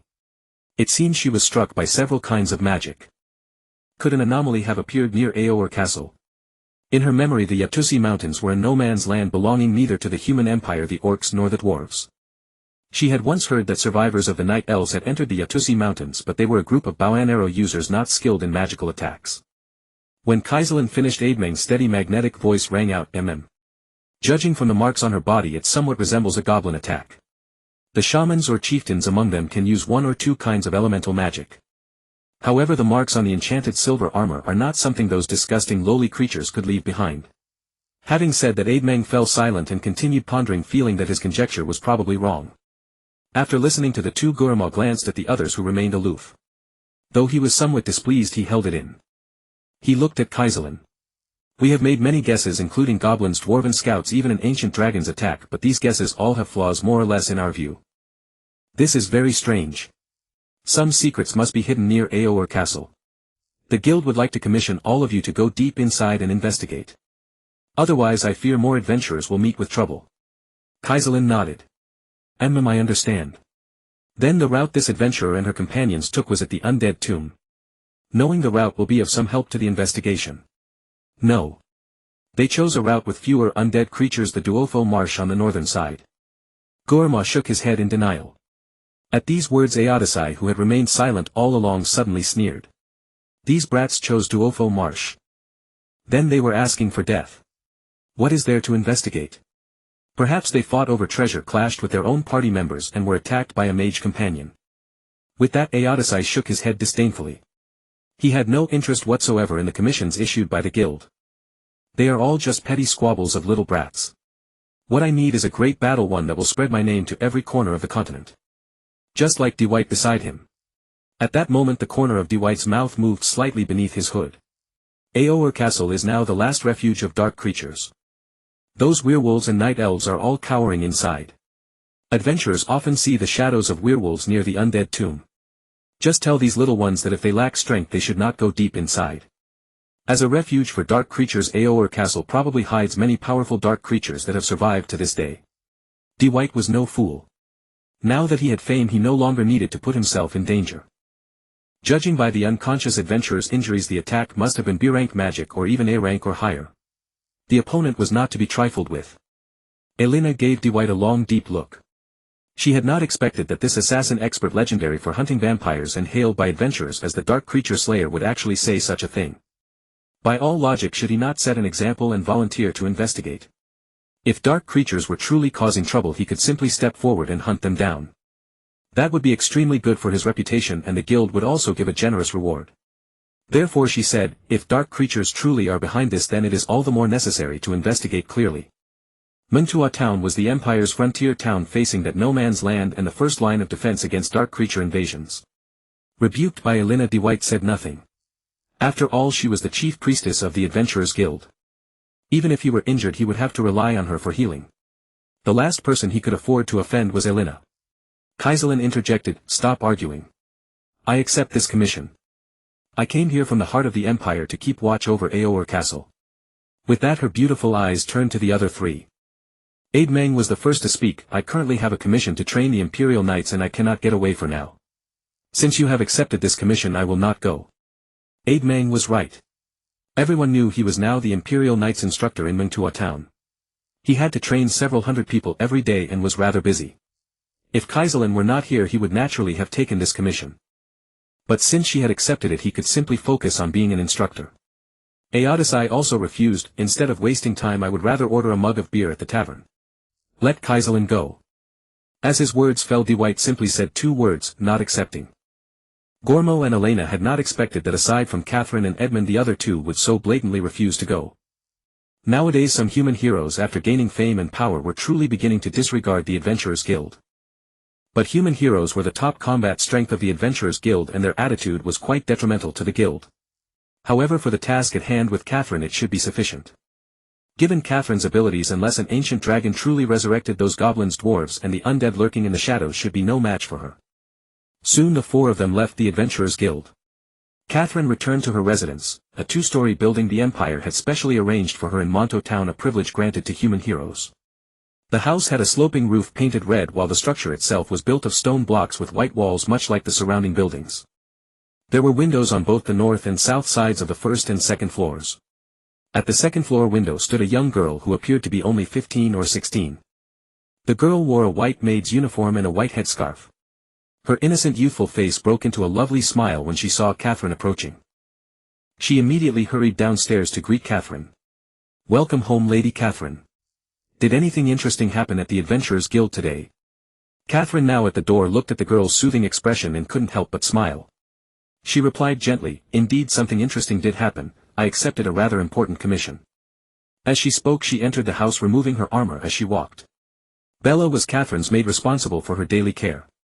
Bella carefully followed behind Catherine, taking the armor in both hands, then walked toward the armor stand saying, since Lady Catherine has accepted a commission, shall Bella go fetch Lady Wendy and Lady Ulysses. After shedding her armor, Catherine revealed her white blouse and blue trousers, accentuating her alluring figure even more beautifully. Hearing the two names Bella mentioned, Catherine nodded. Yes, of course. I'll trouble you to make the trip, Bella. Wendy and Ulysses were both A-rank adventurers. Wendy was a priest while Ulysses was a mage. They were not permanent members of Catherine's team, as the three of them had not registered an adventure party with the guild. However, whenever Catherine needed them the two would follow without complaint. Now Catherine was 20 and Wendy and Ulysses had been with her for 2 years. After Bella carefully stored the armor she greeted Catherine, who was sitting on the sofa, and left.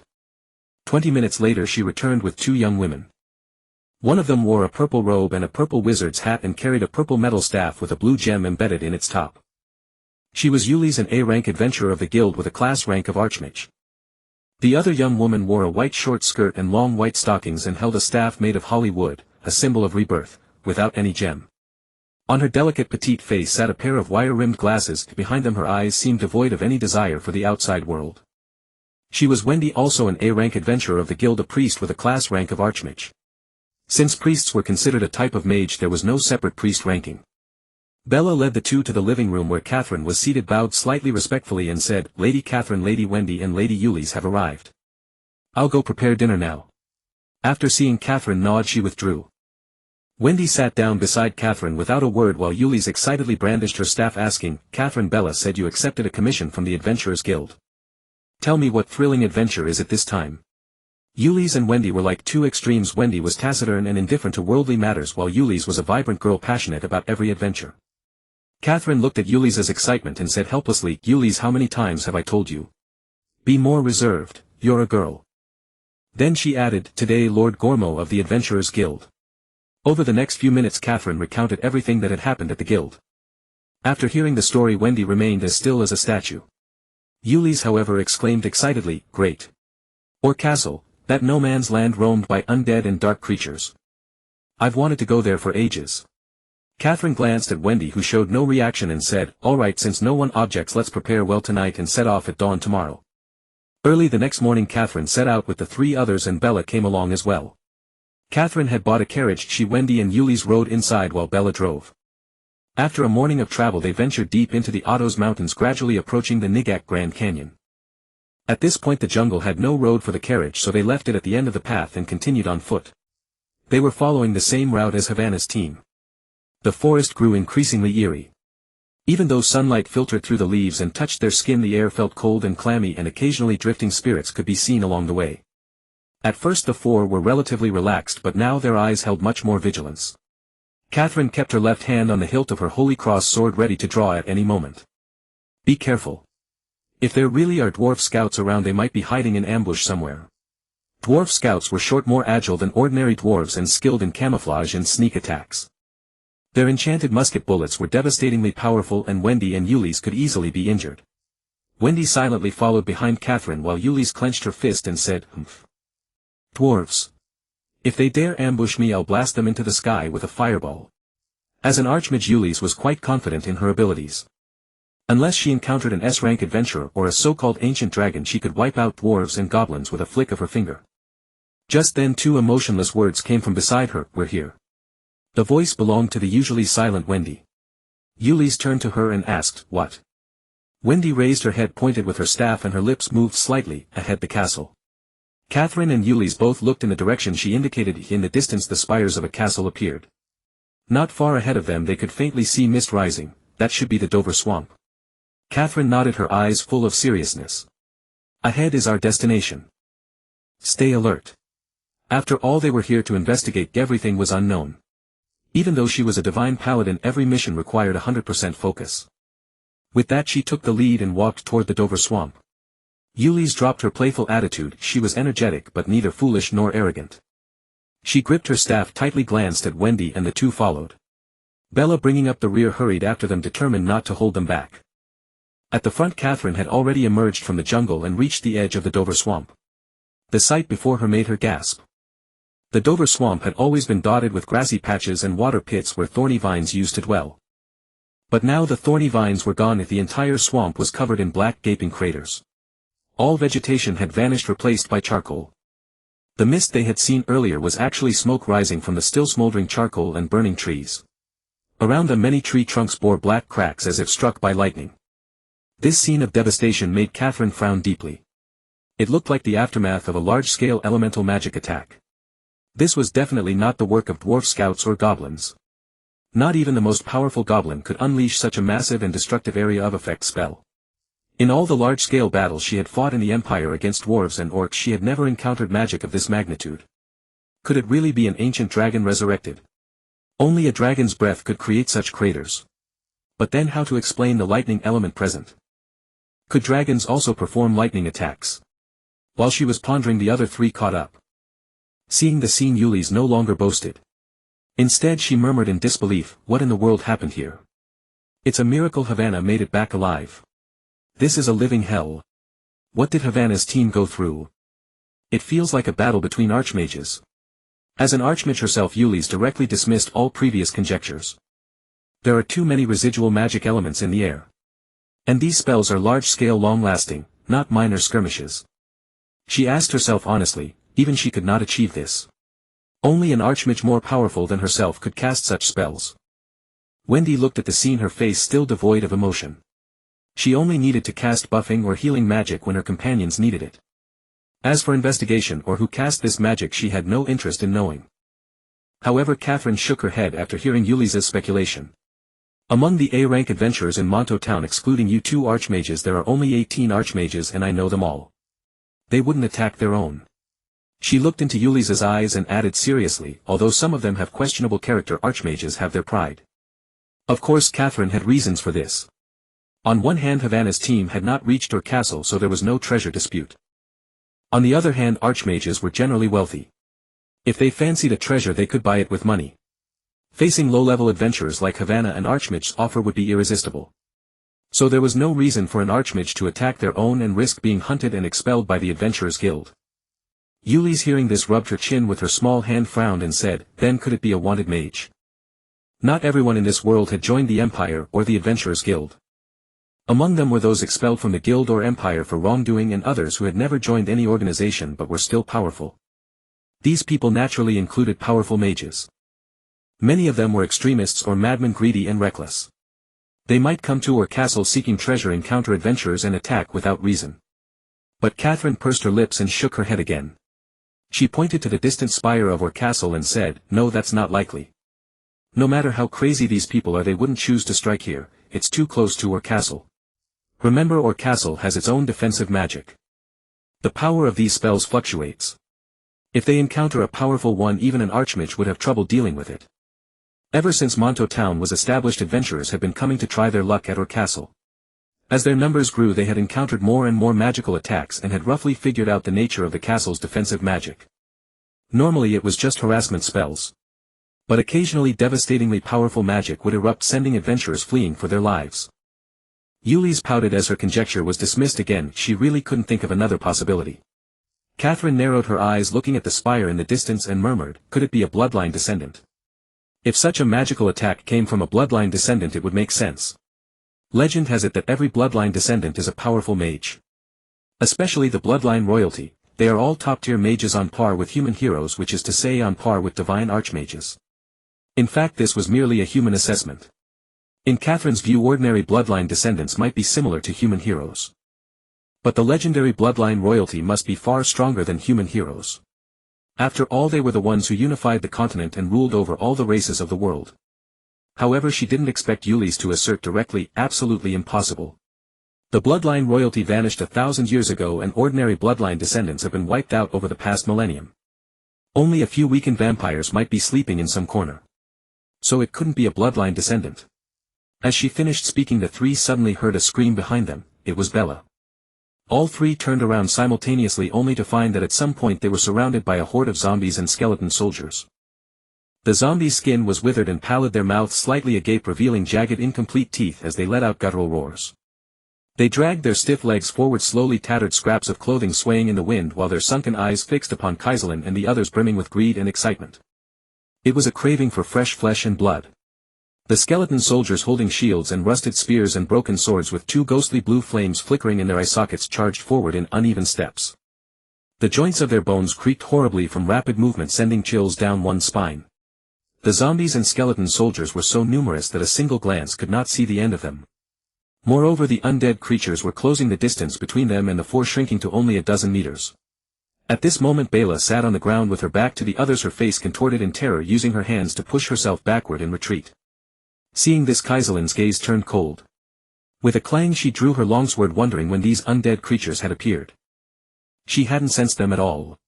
Then she swiftly moved in front of Bela and said without looking back, "Get up quickly and go to Wendy and Yulisai." Bela looked at the figure before her and her heart instantly filled with a sense of security. She murmured, "Lady Kaiselin." Then, hearing Kaiselin's words, she hurriedly got up and trotted over to Yulisai's side. Seeing this, Yulisai asked with concern, "Bela, are you all right?" The latter shook her head, appearing merely frightened. Yulisai felt relieved, then raised her staff and looked up at Kaiselin. "Kaiselin. What do we do now? Because in just that moment the undead creatures had drawn even closer and their numbers were growing larger. The latter upon hearing this calmly surveyed the surroundings, then gritted her teeth and commanded, "There are too many enemies. I'll clear the area around you and you use magic to wipe out the zombies on the southern side as much as possible.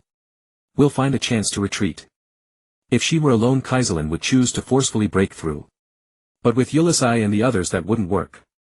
Even though Wendy and Yulisai were archmages, their strength lay in their magic, not their bodies. Facing a sea of enemies without warriors or knights to guard them, if their mana ran out or they were approached, they would have no way but death. Although they had anticipated the possibility of an ambush when they came to investigate, they never expected to encounter such a number of undead creatures. This exceeded their expectations. At that moment the skeleton soldier charging at the front had already reached Kaiselin. She let out a light shout and then swung the holy sword in her hand with force. Clang! A silver light swept across and the several skeleton soldiers in front were slashed through the waist, then hacked into piles of bones scattered around. Seeing this, Yulisai twirled the staff in her hand, then closed her eyes tightly and silently chanted an incantation. A red six-pointed star magic circle with a diameter of 2 meters rapidly formed beneath her feet. As she chanted, the circle continuously emitted red light, casting a crimson glow over the surroundings. Meanwhile, Wendy, watching Kaiselin continuously slashing undead creatures with her holy sword, raised her staff and moved her lips slightly. A beam of white light shot forth from her staff and landed on Kaiselin. Kaiselin instantly felt her body become much lighter and her steps and slashing movements quickened. She knew that Wendy had cast a buff on her. She kicked a zombie, leaving a dent in its chest, sending it flying straight out. Only then did she find a moment to glance at Wendy and say, "Thanks, Wendy." After speaking, she glanced at Yulisai, who was chanting an incantation beside Wendy, then turned back and swung her holy sword at several skeleton soldiers. Yulisai was unleashing a powerful area of effect spell, so she needed to buy as much time as possible. Wendy simply nodded, then swung her staff and pointed directly at a skeleton soldier. A golden light shot from the staff and struck it. The blue flames in the skeleton's eye sockets instantly extinguished, and then the skeleton collapsed into a pile of bones. This was Wendy's purification magic, capable of dispelling all evil from undead creatures. Seeing the skeleton collapse, her eyes showed no emotion and she continued to swing her staff at another skeleton soldier. At this time Yulisai was enveloped in blazing red light. After several seconds of chanting, the spell was finally fully channeled. She suddenly opened her eyes and shouted loudly, "Great flame spirits, I beg you in my name to burn away all the evil before us." As her words fell, the six-pointed star magic circle beneath her feet rose about a dozen meters into the sky, then expanded dozens of times larger in size. Immediately countless crimson fireballs, each as large as a carriage, will condensed out of thin air, and the temperature in the area soared abruptly. Yulisai's eyes blazed with firelight and she swung her staff fiercely downward toward the area in front of Kaiselin. At the same time, the fireballs before the six-pointed star magic circle in the sky plummeted down in an instant. Boom! Boom! Boom! The fireballs exploded among the undead creatures, blasting and igniting the surrounding zombies. The zombies howled in agony as the flames consumed them, finally collapsing feebly to the ground. The skeleton soldiers were directly blasted to pieces with bone fragments scattered everywhere. Their shields also fell to the ground, burning with flames. Kaiselin, seeing the attack annihilate a large swath of undead creatures, breathed a sigh of relief and a faint smile curved at the corner of her mouth. The attack lasted about 10 seconds and then the six-pointed star in the sky gradually faded, restoring calm. Within an area of several hundred square meters before Kaiselin, it was utter chaos. It was covered with fragments and corpses of undead creatures, and the surrounding trees were blazing, emitting thick black smoke. Seeing this, Yulisai gasped heavily and said excitedly, "It worked." Such a large-scale offensive spell had consumed nearly half of her mana. But in order to achieve the goal of clearing an escape route, she had no choice but to use this level of magic. Fortunately, the result was good. Bela also jumped up beside her. "Great." As expected of Lady Yulisai. At first, seeing so many undead creatures surrounding them, she had thought she would die here. Wendy remained silent as usual, but she nodded at Yulisai in acknowledgement. Kaiselin, not far away, knew that this was not the time to celebrate. They had to seize the gap in the undead creature's encirclement and retreat quickly. She turned around ready to call Yulisai and the others to retreat, but in the next second she frowned and quickly warned, "Yulisai, behind you." Yulisai and the others turned to look and discovered that at some point the Dwafu swamp was also covered with undead creatures surrounding them. Seeing the densely packed undead creatures behind her, a flicker of panic flashed in Yulisa's eyes. How could this be? We're surrounded. At first everyone thought the undead only lurked on the path they had come from, but now they were everywhere, on all sides. Yuli's knew she could still unleash one more large-scale spell, but against this endless tide of zombies and skeletons a single spell was far from enough. Wendy furrowed her brows slightly as if realizing the gravity of the situation. Yet such a massive emergence of undead had never been reported by the Adventurers Guild before. In other words, this was likely the first occurrence of such an event. Could it be connected to the fate of the Havana squad? Catherine, now fully alert, realized that being surrounded would spell doom. Even if she could protect the three for a while, once her strength gave out, the fate of the four would be grim. Who would have thought this investigation would lead to such a bizarre encounter? But Yuli's earlier spell had at least cleared a vacuum zone in the direction they came from. Before the undead could close and they needed to retreat further back. Yuli's Wendy, Bella, let's go. As the words fell, the three nodded and swiftly gathered beside Catherine. The four of them ran back toward the way they had come.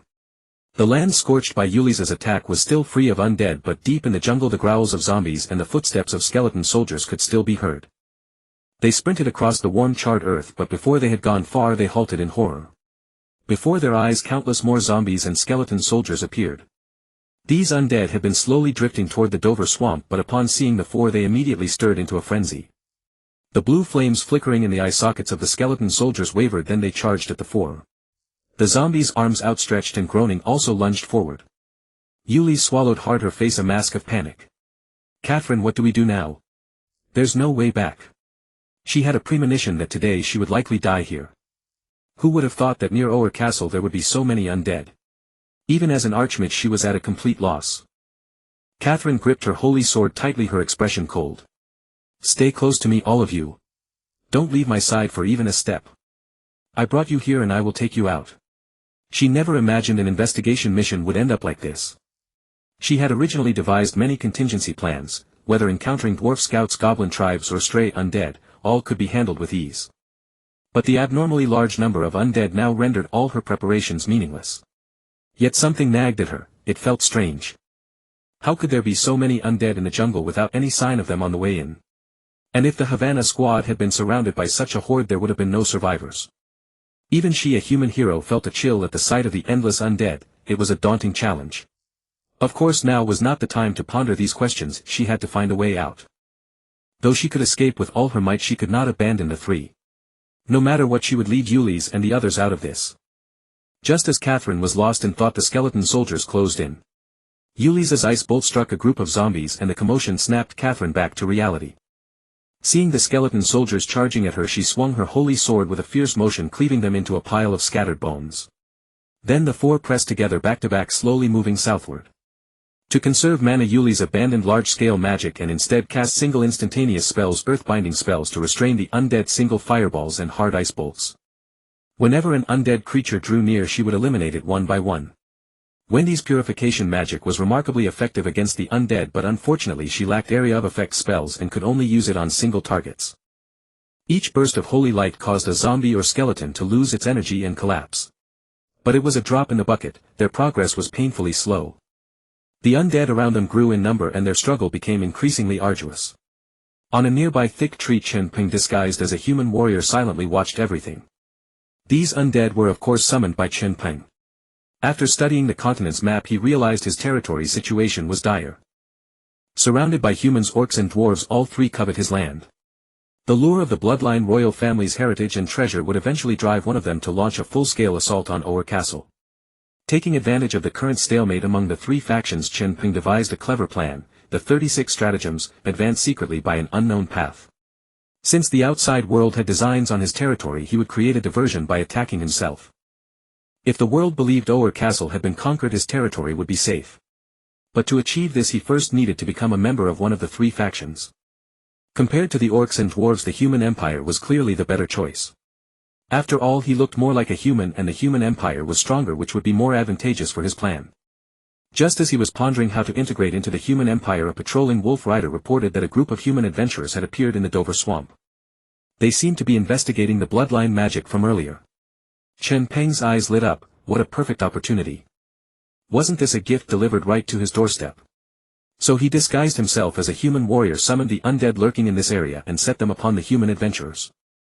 His goal was simple: let the adventurer squad fall into danger, then step in at the critical moment to rescue them, thereby easily gaining their trust.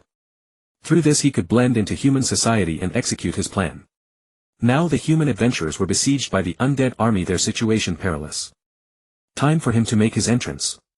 Chen Peng weighed the long sword in his hand, a random adventurer's blade he had picked up from a grave. The next moment his legs bent like springs and he launched himself forward with explosive speed. As for Catherine and her group, the surrounding undead had completely encircled them. Wendy and Yuli's attacks were becoming increasingly strained, forcing Catherine to defend on all sides. She clenched her teeth, her holy sword swinging continuously. Just then she heard something. Someone was coming.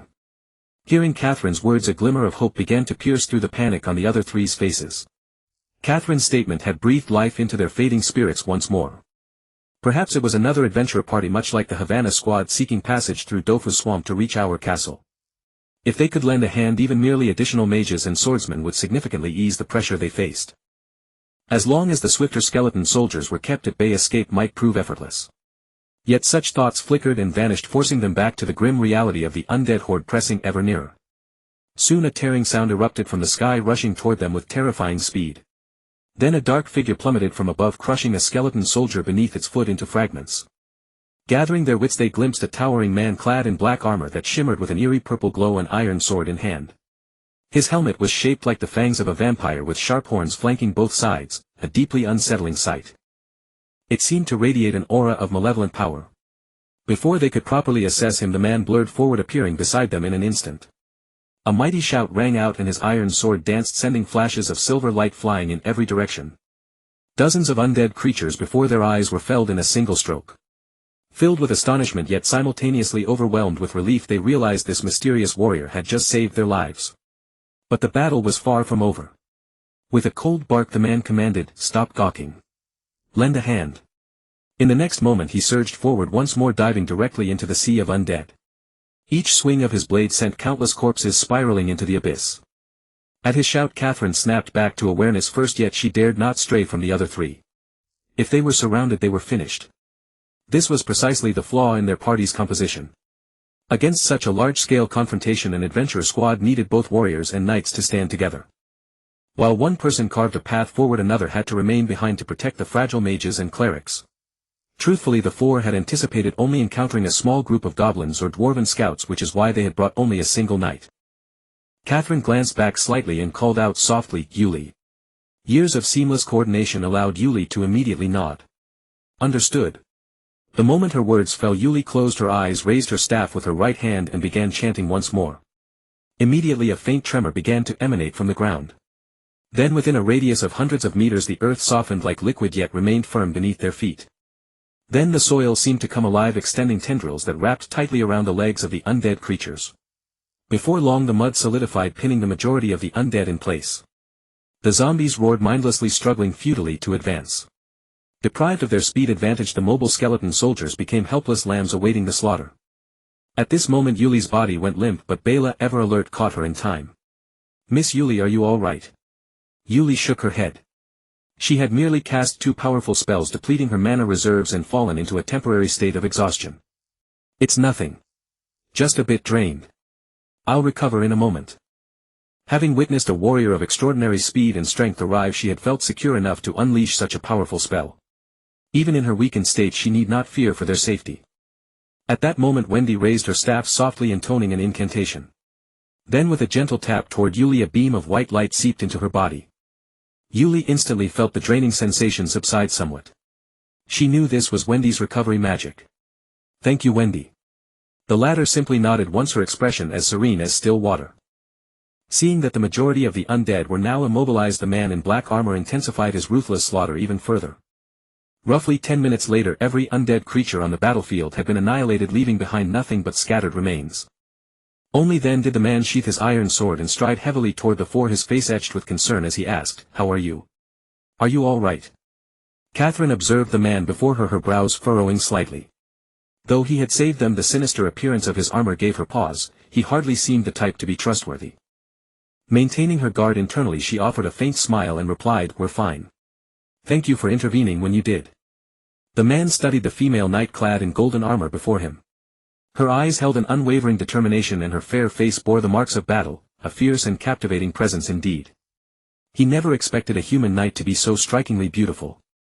Compared to his own beautiful subordinates she was no less impressive, possessing her own unique charm. He restrained his appraisal and gave a polite shake of his head. No need for thanks. I believe you would have done the same had you seen me in danger. As he spoke, Yuli stepped forward from the group. Unlike Catherine, Yuli was exceedingly warm toward her savior. Now somewhat recovered, she approached the man and extended her hand. Hello. Thank you for saving us. I'm Yuli. And you are? Gazing upon the enthusiastic young woman before him, the man offered a slight nod and extended his hand in return. I'm Chen Peng. Chen Peng reasoned that since no one here knew his true name from his past life, he might as well embrace it fully. It was his way of holding on to a fragment of his previous existence. To earn the trust of this adventure party, he had sacrificed a considerable number of undead creatures. Fortunately, these were mindless low-tier beings, no great loss. As a blood descendant, the undead were his most abundant resource. Sensing Yuli's spellcasting earlier, he had already quietly withdrawn the undead beyond their line of sight. Thus the true cost to his forces was not as great as it appeared. As for the armor he wore, it was the vampiric armor obtained from opening a chest within the castle. Chen Peng had deliberated over this decision for quite some time before finally committing to it. Though it made him look like an evil vampire, he believed it would ultimately help him integrate into human society more smoothly and swiftly. He subtly assessed the four individuals. The maid and the cleric had not spoken yet, neither harbored any ill will toward him. If anything, the maid's eyes were filled with gratitude. The knight was formidable and maintained a strong wariness toward him, while the mage appeared open and approachable. Upon hearing Chen Peng's name, Yuli murmured softly, Chen Peng. Such an unusual name. You must be a foreigner.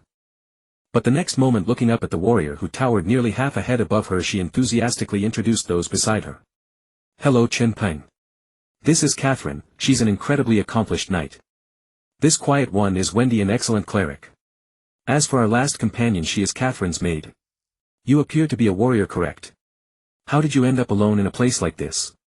Yuli's was naturally a vibrant girl, and after surviving a life-and-death crisis, she spoke endlessly, rattling off a long string of words in one breath.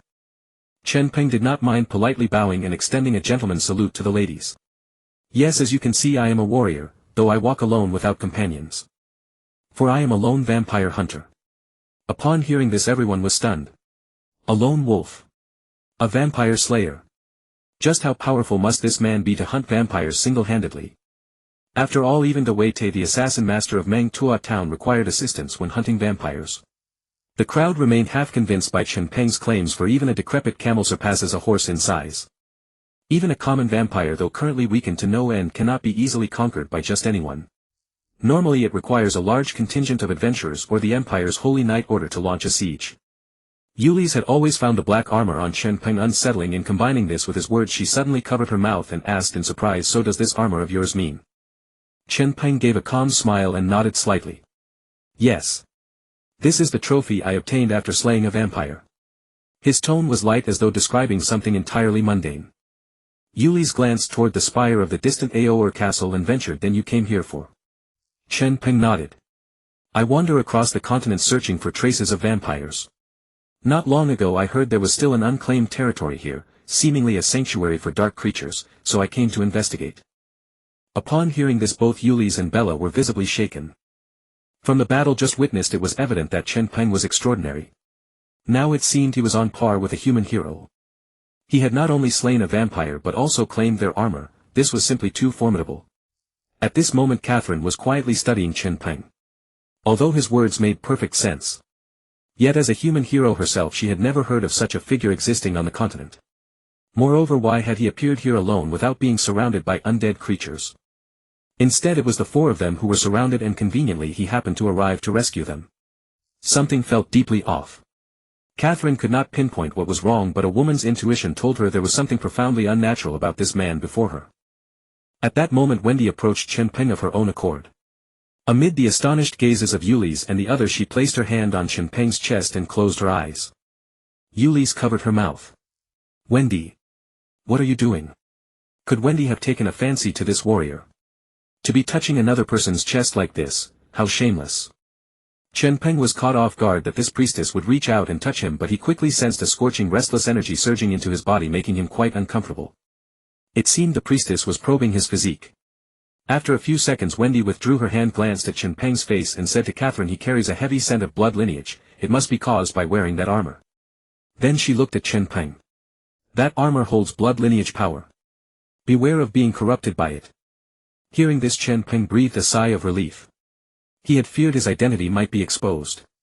The power within his body just now must have been the priestess's radiant energy, his natural counter, hence his discomfort. Fortunately he wore this vampire armor, otherwise his blood lineage identity would truly have been revealed. Chen Peng nodded and smiled at Wendy. Thank you for the reminder. I will be cautious. I primarily wear this armor to conceal my aura, so I will not arouse suspicion when approaching undead creatures. Wendy listened to Chen Peng's explanation, her large eyes blinking, finding his reasoning quite sound. This could explain why Chen Peng wandered here alone without being surrounded by undead. The blood lineage aura on the armor would instinctively cause low-tier undead to keep their distance. She then fell silent, returning to her detached demeanor. Catherine, seeing that Wendy harbored no suspicions and combining this with Chen Peng's explanation, gradually accepted his identity to some extent. Yet her vigilance toward him remained. Yuli's meanwhile blushed. She had misjudged Wendy after all. Wendy's desireless nature made it impossible for her to develop feelings for a strange man. She suddenly thought of something else and looked at Chen Peng. Since you are heading to Orr Castle, why not temporarily join us? We also have investigation duties. Chen Peng's strength, whether from his claims or what he had just demonstrated, was remarkably formidable. Their party had only Catherine a single night, and if they were surrounded by undead again they would be in grave danger. As a mage she had expended nearly all her magical energy and was as useless as Bella, reduced to a mere baggage carrier. With Chen Peng's assistance the mission would become considerably easier. Especially given his armor, which could deceive undead creatures, that was an exceptionally useful asset. Wendy remained silent while Bella looked toward Catherine. Catherine pondered Ulise's proposal. She still harbored doubts about Chen Peng's identity, yet her investigation had made no progress whatsoever. Moreover, Ulise had already cast 2 large-scale spells, magic typically reserved for grand battlefields, which consumed enormous magical energy. In other words, among the 4 of them only Catherine and Wendy retained any combat capability. But Wendy was a priestess comparatively weak in battle, meaning their combat effectiveness had been severely diminished. Chen Peng's strength, she had witnessed it firsthand. He was an exceptionally powerful warrior, nearly matching a human hero. Furthermore, his armor seemed particularly effective against undead. Considering this, Catherine gradually grew tempted. After some internal struggle, Catherine donned a warm smile and sincerely invited Mr. Chen Peng. We too are investigating Orr Castle. Since our destinations align, I would like to invite you to temporarily join our party for mutual support. What are your thoughts? Upon hearing Ulise's invitation, Chen Peng already knew his plan had succeeded. However, he understood that this group's decision-maker was the female knight named Catherine, who harbored suspicions toward him. Only with her approval could he successfully join their ranks. He had expected to need further persuasion before Catherine would yield, but was surprised she had made her decision so swiftly. This rendered his prepared remarks entirely unnecessary. He then pretentiously glanced at the undead corpses surrounding them, looked up toward the distant Orr Castle and adopted a contemplative expression. Several seconds later he slowly spoke. Very well, let us travel together. One must play the part to the fullest. If he agreed too readily it would only make them more suspicious. As a seasoned trickster, Chen Peng knew all too well the importance of playing hard to get. Ulise had thought they were making progress when Catherine softened her stance, but seeing Chen Peng hesitate and ponder made her afraid he might refuse. After all, this was someone who had hunted down a vampire alone, and she trusted Chen Peng completely. Fortunately, Chen Peng agreed in the end, and she let out a sigh of relief. Beside her, Bella, the usual wallflower, also breathed easier. For someone like her who had no combat ability, being surrounded by the endless flood of undead just now had frightened her deeply. The warrior before her wore terrifying armor, but as someone who had hunted vampires he gave Bella an endless sense of safety. Seeing Chen Peng agree, Catherine nodded politely and extended her right hand. Welcome to the team. Chen Peng reached out and shook it. The female knight's hand was warm and soft, nothing like a hand calloused from years of holding a sword. They let go. Catherine looked toward Orr Castle and said solemnly, "It's getting late. Let's move out." With that she took the lead toward Dover Marsh, and the others silently followed. In the past, Dover Marsh had been extremely dangerous for ordinary adventurers because of the forbidden demon vines. Now it had become a charred wasteland and no longer posed any threat. As Catherine and the others walked across Dover Marsh, speculation about the one who had unleashed that magic began to stir in their minds again. Ulise stayed close to Catherine and the two kept talking, guessing who the magic caster might be. Chen Peng, holding his longsword, stayed at the back pretending to stand guard. In truth, he was quietly making hand signals in the dark. Seeing this from a distance, Kaluya slowly retreated and then ran toward the fortress to warn the others not to blow their cover. After that, Chen Peng quickened his pace and came up beside Catherine and the others. When an opportunity presented itself he asked, "You seem to be locals. Do you know anything about this so-called refuge for dark creatures?" Chen Peng wanted to know how much humanity truly knew about his own territory. Only then could he better plan his responses. Catherine looked at Chen Peng's curious expression and after thinking it over decided to share some information. After all, they were all on the same team now. This place is called Orr Castle. According to legend, it was where the Bloodkin royal family once conducted magical experiments. After the vampire kingdom fell apart, it gradually became a gathering place for many dark creatures. Hidden inside was a vast collection of treasures from the Bloodkin royal family which attracted countless adventurers to come and try their luck. However, Orr Castle had its own defensive magic. Anyone who approached would be attacked by magic, making it quite difficult for ordinary adventurers to enter. At that point she looked around again at the charred wasteland of Dover Marsh and added, "Perhaps with magic like that even a knight of my level would be dreaming to get close unscathed." She guessed that it was not impossible for the Havana squad to have been wounded by Orr Castle's defensive magic. Chen Peng nodded. It seemed humans truly did not know that a sleeping bloodkin was hidden inside, nor that he as a bloodkin had already revived. As a no-man's land, humans did not know much about Orr Castle. With that thought, Chen Peng felt much more at ease. At that moment Catherine spoke again. "So far there have been no reports of vampires appearing here. Perhaps you came all this way for nothing." Hearing this, Chen Peng nodded slightly. "Thank you for the information. But wouldn't it be better if there were no vampires here? Then the people of this land would face no threat." As a young man of the 21st century, Chen Peng naturally understood the art of speaking. The moment those words left his mouth he saw Catherine's expression change slightly, but it quickly returned to normal. Catherine for her part hadn't expected Chen Peng to say that. She had thought he was just a stubborn vampire hunter who would be disappointed by the absence of vampires. In fact, it seemed he had taken up vampire hunting for the safety of ordinary humans. Was this a heart that cared for the world? At that thought the doubts in Catherine's heart about Chen Peng faded a little more. Just then Yuli's suddenly stopped. Her expression changed slightly and she looked up at Catherine. "There are magical fluctuations ahead." Seeing Yuli's so unusually serious, everyone stopped with wary expressions. Chen Peng took a big step forward and placed himself in front of the four. Unwilling to be outdone, Catherine came up and stood shoulder to shoulder with him. The two looked around cautiously. Moments later a blue light screen suddenly appeared a few dozen meters ahead, its surface rippling with water-like waves. Yuli's frowned slightly. Instinctively she wanted to raise her wand and cast a defensive spell, but found her magic power had not yet recovered. Looking at the two in front she warned, "Be careful. That's water element magic. I can sense dark energy inside it. We've stepped into Orr Castle's magical defense range." It was also Yuli's first time facing Orr Castle's magic and she had no idea how powerful it was. But thinking of the Havana squad's fate and the matter they had come to investigate, she knew they had to be careful. After all, there was no evidence that the Havana squad had not been attacked by Orr Castle's magic. Hearing Yuli's words, Chen Peng and Catherine nodded. The two stared seriously at the light screen before them. Swish swish swish. Just then countless ice shards shot out from the light screen, hurtling toward the group with piercing screams through the air.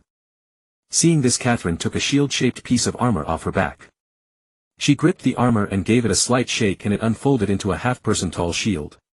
The shield was teardrop-shaped and normally fit perfectly against the armor on her back. Unless one looked closely it was almost impossible to notice. Catherine held the shield with both hands, planted her feet in a firm cross stance and wore a grim expression as she shielded the people behind her. Chen Peng meanwhile stood proudly with his iron sword facing the ice shards head-on. Soon the ice shards came. Chen Peng swung his iron sword without pause, each arc trailing dazzling silver light through the air, cleaving the ice shards into frozen fragments. Catherine on the other hand was like an immovable little mountain. The ice shards clanged against her shield, yet none could force her back even half a step. A warrior and a knight, the two stood in front forming a solid wall. Even without Yuli's defensive magic they kept the three behind them from suffering any harm. Yuli's and Bella had long been used to Catherine's protection, but now looking at Chen Peng's back they felt a different kind of security. It seemed having a powerful warrior in the party was really not a bad thing. The ice shard assault lasted about a minute. When its magical energy was exhausted, the blue light screen dissolved into specks of light and vanished. Only after the magical attack disappeared did Catherine and Chen Peng lower their guard. Catherine glanced at Chen Peng beside her, realizing that with him around the party's combat power and safety were far more guaranteed. Feeling Catherine's gaze, Chen Peng nodded politely and said, "This magic attack may not threaten you or me, but it poses a considerable threat to the three of them. Should we keep going forward?" This move of retreating in order to advance made Catherine hesitate as well. She turned to look at the three behind her. Unexpectedly Yuli said, "It's fine. We've come this far and we're almost there. With the two of you here we won't be in danger. Besides, the investigation isn't over yet." Wendy nodded. With Chen Peng here this time they could continue deeper and explore. Catherine hadn't expected even the taciturn Wendy to agree to keep going. It seemed they all approved of Chen Peng. And this mission had yet to yield any useful findings, their progress was zero. At that thought Catherine looked at Chen Peng and said seriously, "It's fine. Let's go a little deeper. Maybe the castle is hiding some secret." Chen Peng nodded and said no more. And so the five continued toward Orr Castle. Along the way they were attacked by fire magic and explosion magic, but Chen Peng and Catherine defused them one by one. After a perilous journey across Dover Marsh the group finally arrived at the gate of Orr Castle's outer wall. The exterior of Orr Castle looked full of history. The buildings were a pale lime white but the walls were covered with ivy and other climbing vines. Looking closer many ancient patterns seemed to be carved beneath the vines. The walls' battlements and arrow towers were also overgrown with plants making the castle look utterly desolate. Above the castle dark clouds lingered even in the daytime with arcs of electricity flickering within them. It made the castle appear even more sinister and gloomy. Outside the castle gate several skeleton soldiers carrying shields and weapons were patrolling back and forth with solemn rigid discipline. All around mindless white wraiths drifted with the wind. Wendy looked at Orr Castle with a slight frown. The dark energy here was extremely dense making her feel uneasy inside. There is powerful dark energy here. We need to be careful. Hearing Wendy's warning everyone nodded seriously. Next they would go deep into the castle where the danger would be far greater than outside. Chen Peng looked at the undead creatures at the gate then turned to Catherine and the others. "Ready?" "Ahem." The women answered in unison. Seeing this Chen Peng charged at the undead with his iron sword. Halfway there a beam of light fell on him and he instantly felt his speed increase. This should be the buff Wendy had placed on him. The next second Chen Peng was already in front of the skeleton soldiers. The iron sword danced in his hand like art, a dazzling sight to behold. A flash of silver light passed and the skeleton soldiers collapsed into piles of scattered bones. Seeing this Catherine and the others confirmed that no other undead were nearby then stepped out and followed Chen Peng. The wraiths sensing Chen Peng slowly drifted off to other places. And so the group successfully entered the castle. Orr Castle was a Gothic castle with no outer walls or outer keep. Entering it they came to a great hall. The place looked utterly dilapidated, covered in spiderwebs with a thick layer of dust on the floor. Every step left a clear footprint. The walls were covered with murals and sculptures of the Bloodkin, though all were hidden beneath dust and cobwebs. Rusted weapons and broken furniture were scattered carelessly on the ground. Even though it was daytime not much light reached the interior of the castle making it dim and gloomy. The group moved forward cautiously alert to the danger that might hide in every corner. Passing through the great hall they came to a corridor 3 meters wide. Along the walls wall-mounted candelabras stood at intervals, their half-burned candles now covered in dust. Walking through the corridor even though they tried to soften their steps the sound of their footsteps echoed constantly. Fortunately it did not attract anything unclean. Bella, the only one without any combat ability, had fear written all over her face. She shrank her neck clutching Yuli's arm with both hands and kept scanning her surroundings with big eyes. Yuli's gently patted her on the back. "Bella, don't worry. Catherine is here." As a maid Bella shouldn't have come out at all. But because someone had to drive the carriage and they hadn't expected the mission to be so dangerous Bella had come. Entering this abandoned gloomy castle frightened Bella greatly, but she couldn't hold the others back so she could only brace herself and follow. Comforted by Yuli's, Bella felt a little better. "Thank you, Lady Yuli's." At that moment the group made their way through the corridor and found a staircase. Chen Peng and Catherine exchanged a glance then nodded to each other. Chen Peng took point and went up the stairs first. Wendy, Yuli's and Bella followed closely behind while Catherine brought up the rear. Because Chen Peng's armor carried the aura of a Bloodkin, any hidden threat would be deceived by the armor at first glance, which was why he walked in front. After going up the stairs there was another dim corridor. But unlike the first floor, this one had many rooms. Some rooms had no doors and some had doors. The doors were also covered in dust faintly exuding a hint of magic. Yuli's took one look and noticed that all the doors seemed to carry magical restrictions. These doors have restrictions on them as if sealing something away. Chen Peng looked at Yuli's with some surprise. This human mage had an extremely keen sense of magic throughout the journey. He himself knew that some of these rooms were pure traps while others buried the treasures of the ancient Bloodkin. These restrictions were arranged to be extremely hidden and deceptive. Ordinary human adventurers would easily fall into them at the slightest carelessness. Chen Peng then took the initiative to step forward, placed his hand on the wall and pretended to sense something. With a frown he said, "There is quite a bit of blood-kin magic here, very similar to what I encountered before. Everyone be careful." When a warrior who had hunted vampires said this, it naturally won everyone's approval. Then under Chen Peng's lead they began to inspect the rooms along the second-floor corridor. In the end they found that some rooms hid golden or bronze treasure chests. Although these chests looked extremely old, they faintly emitted an alluring magic. Chen Peng warned again, "In the last vampire castle I went to, I saw this kind of situation. These chests all have vampire magic and trap spells on them. We just need to keep moving forward and ignore them." But at that moment Bella's eyes lit up. Staring at the golden chest in one of the rooms, she kept stepping toward it. The four had already started moving forward when Yuli suddenly noticed that Bella, who had been right beside her, was gone. She instinctively turned her head to look around, calling out, "Bella." Her voice echoed through the corridor but no response came. Hearing this, Chen Peng, who was scouting ahead, stopped and looked back only to see Bella, who was at the very rear, walking with a dazed expression into a dim room without a door. He shouted loudly, "Catherine, stop her." At that moment Catherine, who was covering the rear, also noticed Bella 2 steps behind her. At first she thought Bella was just examining the carvings on the wall and paid no attention, but now she was actually heading into the room. She quickly reached out to grab Bella's arm, but unexpectedly Bella sprinted straight into the room. Seeing this, Catherine's expression changed instantly and she rushed in after her. Yulis and Chen Peng watched Catherine and Bella enter the room and shouted in unison, "Catherine, don't go in." Immediately Chen Peng accelerated, charging into the room ahead of Yulis and Wendy. At the entrance of the room, Chen Peng directly extended his arm to block Wendy and Yulis, who wanted to rush in to save the others, and then he surveyed the interior. The room was small, about 11 or 12 square meters, with only a small window letting in a faint glimmer of light. By that light one could see a half-human-hide golden chest covered in dust in a corner of the room. Meanwhile Bella and Catherine's limbs were bound by purple-black light chains shooting from the corners of the walls. Catherine struggled fiercely trying to reach the Holy Cross sword at her waist, but she couldn't break free from the chains. Beside her, even with her limbs bound, Bella stared greedily at the chest, muttering repeatedly under her breath, "Mine. All mine." It looked extremely eerie. At the same time a magic circle was gathering dark energy beneath their feet, seemingly a powerful attack spell. Blocked by Chen Peng, Yulis looked at the room anxiously and shouted, "Catherine, are you all right?"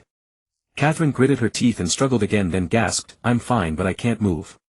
Then she warned, "Don't come in. There's a trap magic in here." Hearing this, Yulis was frantic but helpless. She couldn't dispel trap magic. By then the attack magic on the floor had already taken shape. Chen Peng had already seen through the situation. There were 3 spells in the room, a bewitching spell that was especially deadly to ordinary people, a lethal trap magic, and a light spear magic. The trap magic was the light chains binding Catherine and Bella, and the light spear magic was the magic circle under their feet.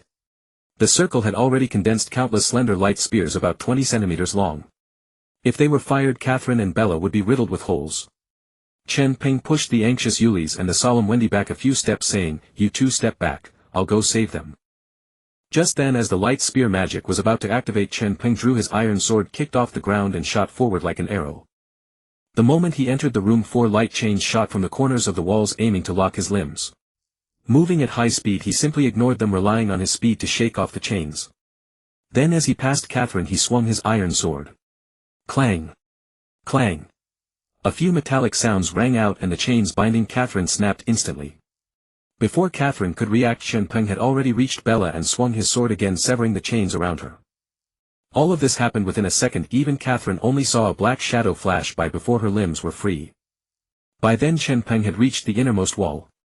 He sheathed his iron sword, kicked off the wall and shot toward the entrance like a bolt. He dodged the light chains again.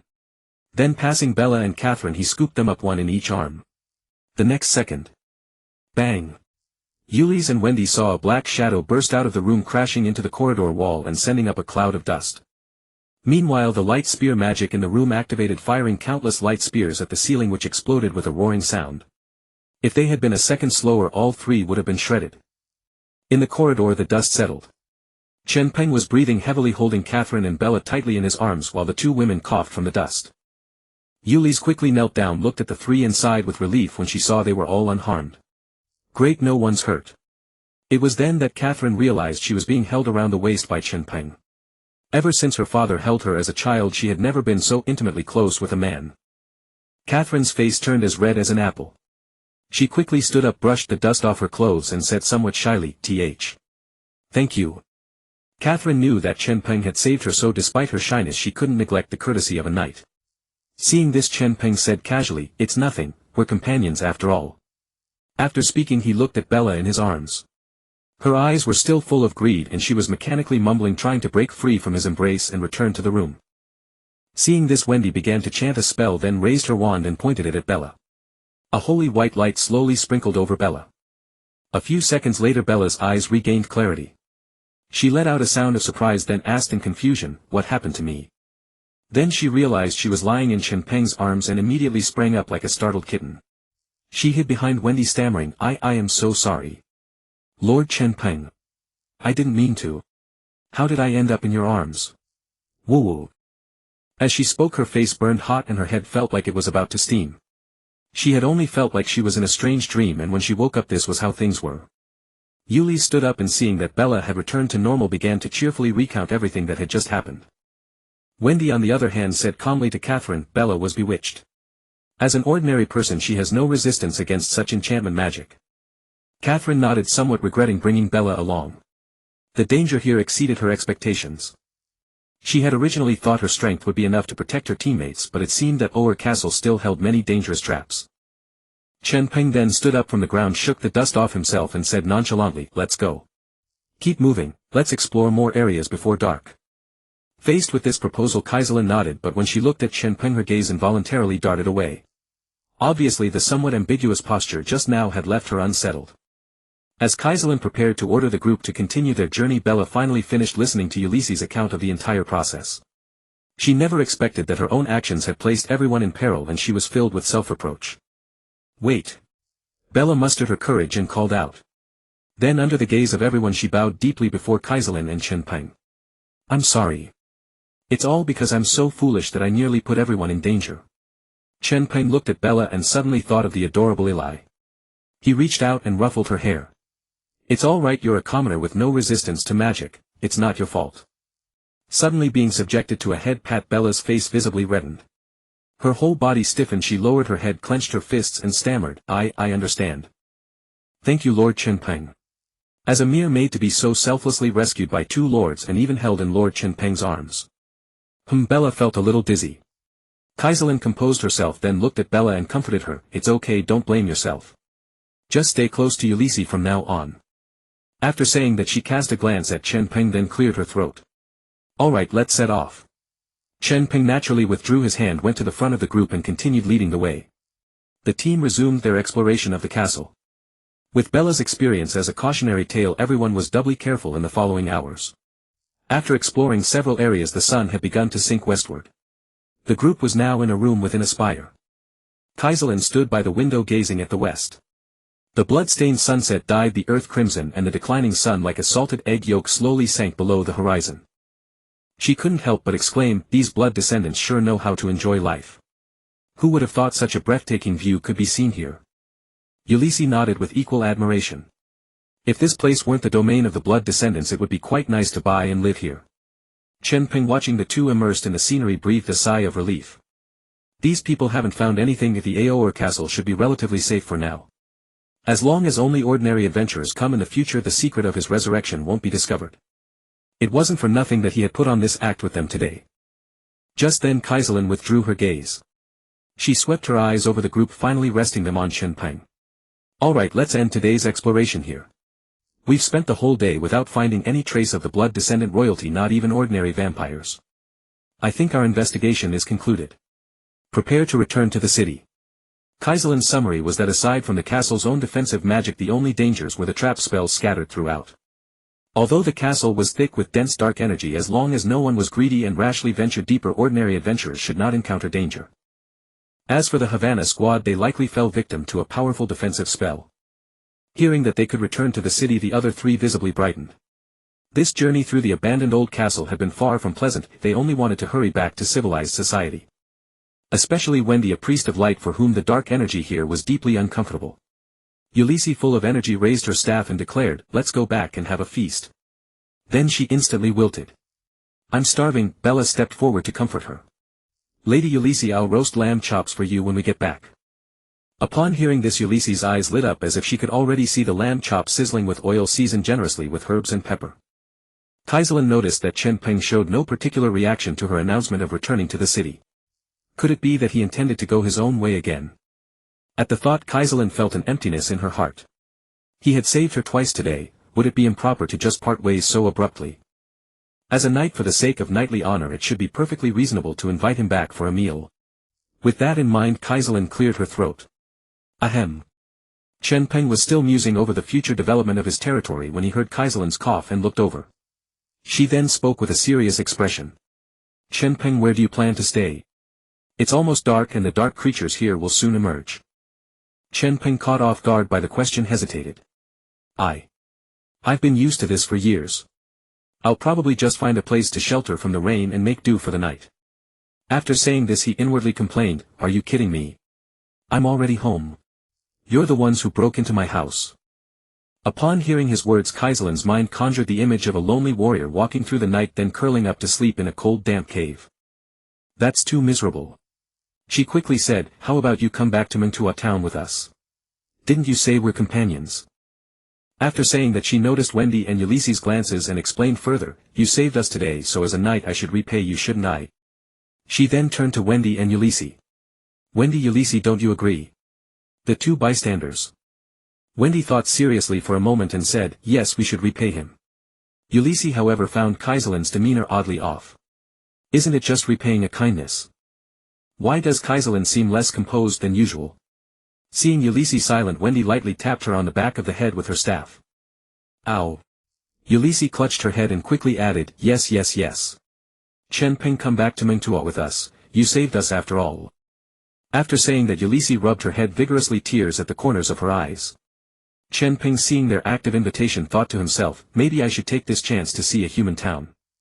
Since he planned to integrate into human society, Kaiselin seemed like an extraordinary knight.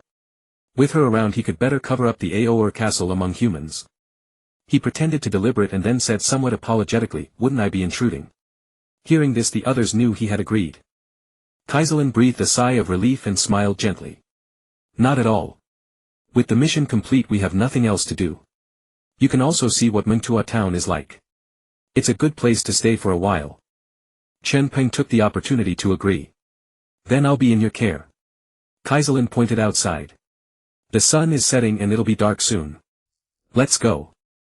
Everyone quickly retraced their steps and found the carriage waiting at the end of the road. Soon, bathed in the dying embers of sunset, the carriage made its way toward Mantua town. Night fell and Chen Peng, seated in the carriage, finally caught sight of a human settlement for the first time since arriving in this world. From a distance, the nighttime Mantua town was encircled by towering walls. Soldiers patrolled the walls with torches, while magical bulbs crafted by alchemists provided additional illumination. Inside, the city lights blazed brightly, proving that even in an era without internet and smartphones, its people had their own nightlife. Yoli lifted the carriage curtain and gazed at the approaching gates of Mantua town, dragging her voice, finally we've arrived. Compared to the others, Yoli, whose magic had been completely drained and who had fallen into a weakened state, had expended tremendous energy restoring her body and was now famished. Bella, driving the carriage, turned her head to look at Yoli behind her, narrowing her eyes with a smile. Once they returned, Bella would prepare a delicious meal for everyone at the fastest pace possible. Having said that, she cast a glance at Mantua town and muttered softly, indeed, it is only a town that can make one feel at ease. Having faced danger several times today, everyone felt a deep sense of security upon seeing Mantua town and the remnants of human civilization. Even the previously indifferent gaze of Wendy lit up with a faint spark. Observing everyone's condition, Catherine thought for a moment and then spoke generously, everyone has worked hard today. Let us dine outside this evening, my treat. With that, she cast her gaze upon Chen Peng. After all, repayment of a debt of gratitude required effort. Cooking at home lacked sincerity, and everyone had been busy all day and was exhausted. They deserved to relax. Yoli instantly perked up and raised both hands in celebration. Wonderful. Long live Catherine. We must drink a large mug of beer at Belle's tavern. Already she began fantasizing about feasting and drinking at the tavern. Filled with eager anticipation, the group finally entered Mantua town. The imperial soldiers manning the gate recognized Bella. She was a maid of the noble Lady Catherine. Therefore they caused no trouble and granted them immediate passage. Once inside the city, Chen Peng curiously peered through the carriage window, taking in his surroundings. The streets were lined with 3- or 4-story buildings, and magical bulbs placed at regular intervals provided lighting. Most passers-by appeared to be adventurers, with the occasional commoner among them. Some adventurers even spread makeshift stalls beneath the street lamps selling herbs, weapons, and various peculiar items. Other townspeople also set up stalls hawking an array of foods. The nightlife here rivaled that of the commercial streets from Chen Peng's previous life. Catherine noticed Chen Peng's expression and smiled. The city is quite lively. It must be far more entertaining than being alone in the wilderness. As a hero of humanity, Catherine had always interacted with all sorts of people, and she truly could not imagine someone hunting vampires alone in the desolate wilderness. How lonely and perilous that must be. Hearing Catherine's words, Chen Peng withdrew his gaze. He nodded slightly, agreeing with her assessment, that being among people did indeed bring a comforting sense of familiarity. Catherine smiled knowingly and said nothing further. The carriage continued to navigate the streets, prompting onlookers to step aside. At Catherine's signal, Bella guided the carriage straight to a tavern, the very Bell Tavern Yoli had mentioned. Throughout the journey, Yoli had been chattering endlessly about how exceptional the Bell family's beer was, which had piqued Chen Peng's curiosity. Could the beer of this world truly be that wonderful? The group stepped down from the carriage and walked directly into the tavern, which was packed to capacity and buzzing with energy. Glancing around, they could see mostly adventurers freely venting their emotions within the establishment. After all, adventuring was a profession fraught with mortal danger. Any quest could prove fatal. Returning alive from each mission was nothing short of divine mercy. Upon witnessing this scene, Yoli's brows furrowed slightly. What's going on? There are far more people here than usual. Normally Bell Tavern also attracted a fair number of adventurers dining and drinking, yet there were usually still seats available. Today, however, the place was shoulder to shoulder with people. Chen Peng raised an eyebrow. He had assumed this tavern was always this popular. From Yoli's tone, such a crowd today was abnormal. Could it be that adventurers from other towns had come to target his territory? Just as Chen Peng was lost in thought, a stout, good-natured middle-aged man with a prominent belly approached them with a warm smile exuding friendliness. A few sparse strands of hair adorned his head. His portly upper body was squeezed into a nearly bursting blue and white striped shirt, while his lower half was clad in black trousers. His waddling gait made him appear comical. "Lady Catherine. It's been days since you last graced us with your presence." "Oh. And Wendy, Yoli, and little Bella, hello to you as well. And who might this distinguished gentleman be? First time here, I presume?" The women all smiled and greeted the newcomer. Chen Peng merely nodded and replied, "Yes, this is my first visit." Catherine, seeing this, politely interjected, "Belle, why are there so many people today? Many of them appear to be unfamiliar faces." Like Yoli, she had noticed the unusual atmosphere of the tavern. But Belle responded casually, "Them? Well, they are adventurers from other towns. Didn't a squad in the Adventurer Guild come under attack near Ol Castle with only a single assassin managing to barely escape? The Empire became aware of this incident and issued a call yesterday urging adventurers from across the nation to converge upon Monto Town to investigate the matter together." With that, Belle chuckled heartily. "Thanks to the Imperial summons, the money I made today alone exceeds what I used to earn in half a month." As a businessman, Belle cared little for the affairs of adventurers. He only knew that the more customers came, the more gold coins he could earn. Having heard Belle's explanation, the women finally understood what was happening. Catherine's brows furrowed slightly. Havana had already sustained severe injuries, clearly indicating the extreme danger involved. Moreover, the Adventurer Guild had already commissioned them to investigate. Why was the Empire urgently summoning these adventurers?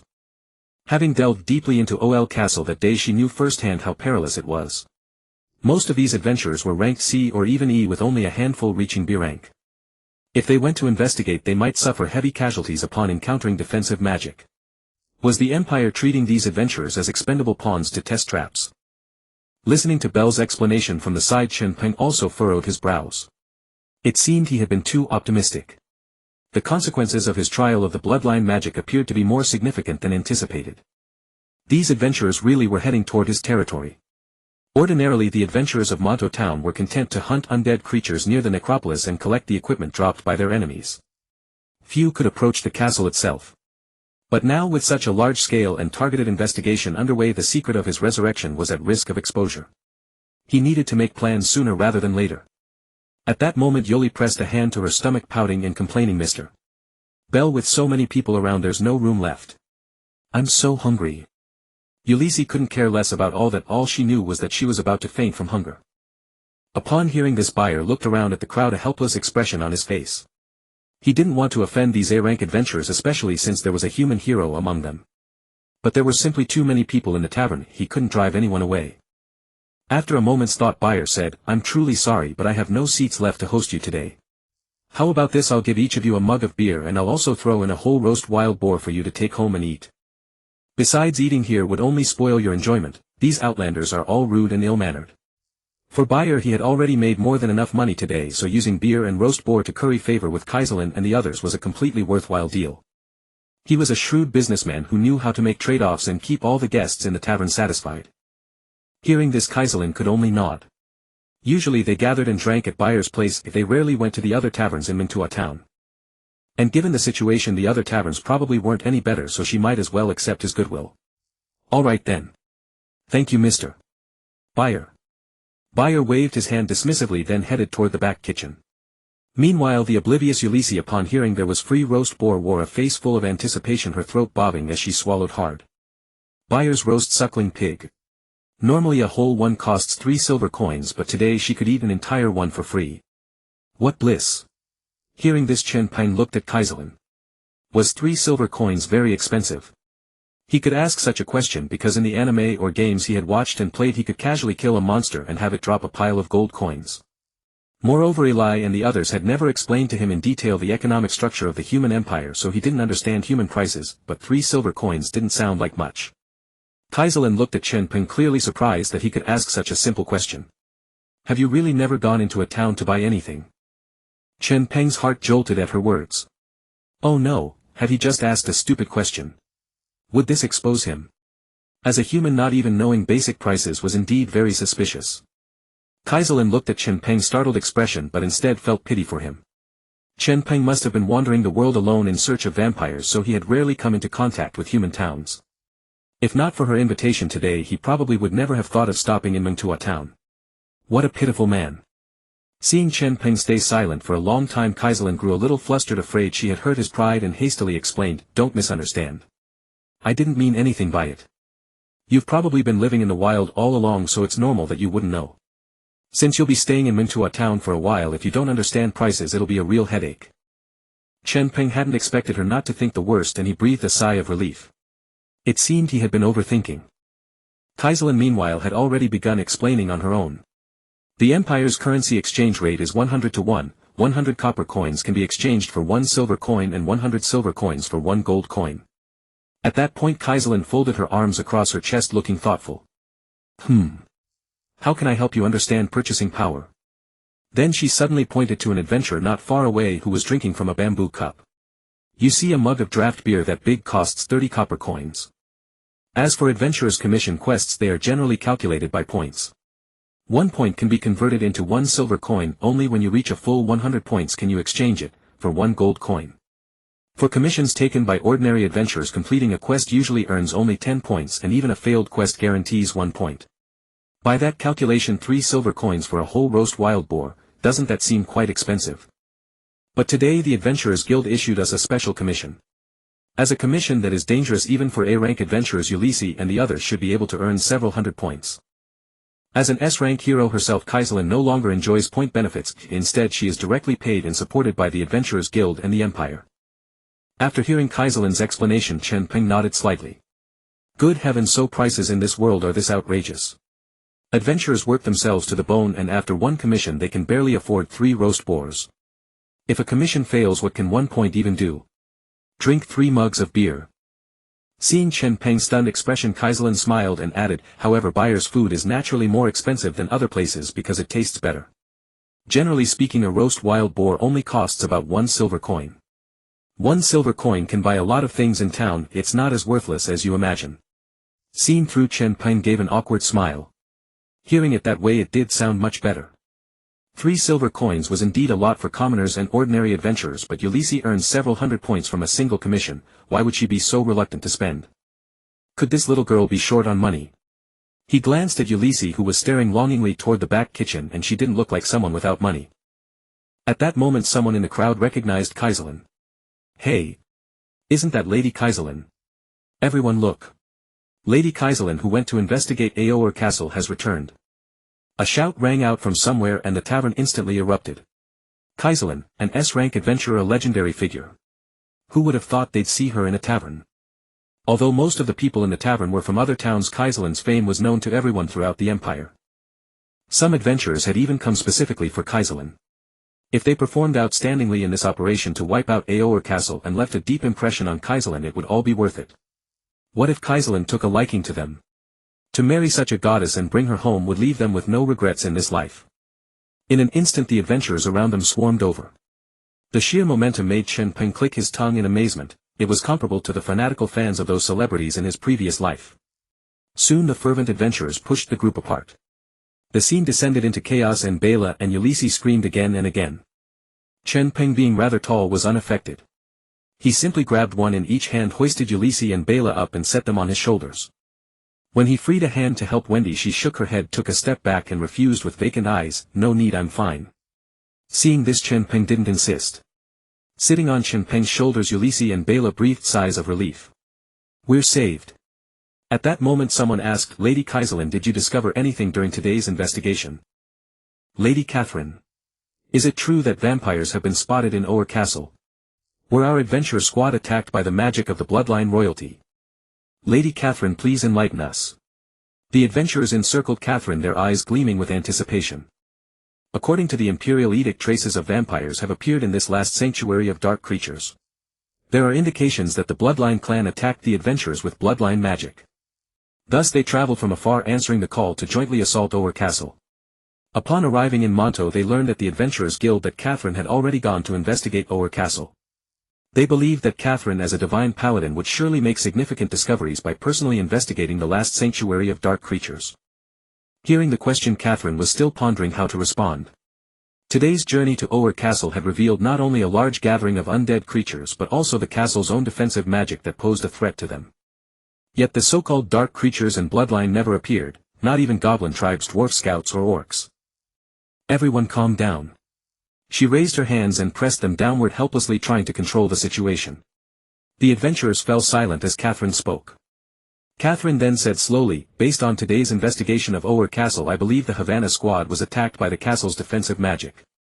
Additionally, there are numerous undead creatures near Orr Castle. Please be careful when exploring. My companion and I found no traces of dark creatures or bloodline, so you've likely made a wasted trip." In Catherine's view, the sudden influx of adventurers into Monto town was not a good thing. Over time it would become a burden on the town. Of course, since there are no bloodline here, these people should leave on their own once they know.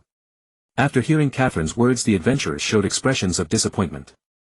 Without vampires to slay, there would be fewer points to earn. Many of them had hoped to slay a vampire and become a hero in everyone's eyes, reaping both fame and fortune. But Catherine's words extinguished their enthusiasm. "So there are no vampires? I wouldn't have come if I'd known. Fighting the orc tribes in the Empire's north is dangerous, but at least you earn a lot of points. The Empire tricked us. A wasted trip. Damn it. Since there are no bloodline, let's go clear some undead around the undead graveyard to earn travel expenses." The adventurers dispersed in disappointment, discussing their next moves. Catherine and Chen Peng both breathed a sigh of relief. Ulysses sat on Chen Peng's shoulder, swinging her legs back and forth. Hearing his long sigh, she tilted her head and asked, "Hey. Are you uncomfortable?" Chen Peng turned to look at her. Being surrounded by so many people is indeed uncomfortable. Naturally, Chen Peng wouldn't say he was relieved, because these people would no longer disturb Orr Castle. Just clearing undead creatures on the outskirts would do no harm. Having said that, Chen Peng reached out and lifted Ulysses and Bela down from his shoulders. Ulysses stood on the ground, still a bit reluctant to leave. On Chen Peng's shoulder she felt so safe. Indeed, having a male in the team makes things much easier in emergencies. "I was almost crushed in the crowd just now." Bela, blushing, quickly hid behind Ulysses after landing. Although she knew Chen Peng meant well, he was the most esteemed and powerful adventurer while she was merely a humble maid. Such an intimate gesture was truly beyond her station. Still, Master Chen Peng said being surrounded by people made him uncomfortable. He must be used to living alone. How pitiful. Wendy, seeing the adventurers disperse, walked back over. She looked outside the tavern and suddenly said, "More people are coming." Hearing this, everyone turned their gaze toward the door. Indeed, soon a dozen people entered, making the already crowded tavern even more cramped. The group was divided into two factions. One wore armor carrying long swords and shields. At their head was a man in golden armor similar to Catherine's, his face covered in short needle-like stubble. He scanned the tavern with a cold expression. The other faction wore white robes with red patterns and square hats. Their leader held a staff, his face clean-shaven, looking 40 or 50 years old. He wore a solemn expression, half closing his eyes, surveying the tavern through narrow slits. These two newly arrived groups also drew the attention of everyone in the tavern. As if they exuded immense pressure, the noisy tavern gradually fell silent. Catherine frowned slightly as she looked at them. Chen Peng, sensing the change in atmosphere, nudged Ulisai. Who are these people? Everyone seems afraid of them. Ulisai kept her eyes on them, leaning slightly toward Chen Peng and whispered, they are the Imperial Knights and the Imperial Church. They represent the Empire's martial might and order. So no one dares to offend them easily. Chen Peng nodded. I see. He didn't know whether to feel fortunate or unlucky to encounter these people on his first day. Catherine took a deep breath, then politely gave a knight's salute to the group and asked calmly, General Kaisa and Bishop Bazer, what brings you here? After speaking, Catherine simply watched them. Her woman's intuition told her that their appearance in the tavern boded no good. Chen Peng was slightly surprised by Catherine's attitude toward the two. It seemed she held no fondness for the so-called knights and church. Just then the armored knight, Kaisa, replied coldly, what? Are knights not allowed in a tavern? He looked at Catherine, arms crossed, and snorted again. I wonder if the esteemed Lady Catherine has uncovered any useful intelligence at Orr Castle. Hearing his sarcastic tone, Ulisai suddenly leaned toward Chen Peng and explained, this knight named Kaisa has always believed that Catherine takes the Empire's salary in vain without serving it, so he's been resentful of her. Chen Peng nodded slightly. Jealousy and greed are humanity's original sins. People like Kaisa are all too common. Catherine, though displeased by Kaisa's words, considered that he represented the Empire. Thus she recounted everything that had happened today in full detail. After hearing Catherine's words, Caesar sneered mockingly, I knew this would be the outcome. The blood kin have already attacked our adventurers, yet you can't uncover a single clue. If it weren't for the church's bishops, we wouldn't have known until the blood kin had already breached our town. Having said that, Caesar turned to look at Bishop Bazhel beside him. His words sent a ripple of commotion through the tavern as everyone began whispering among themselves. What did he mean? Was he questioning the noble and revered Lady Catherine? Could there truly be blood kin in Castle Ald, even one undetected by Lady Catherine? Over the past 1,000 years the church had accurately sensed numerous blood kin.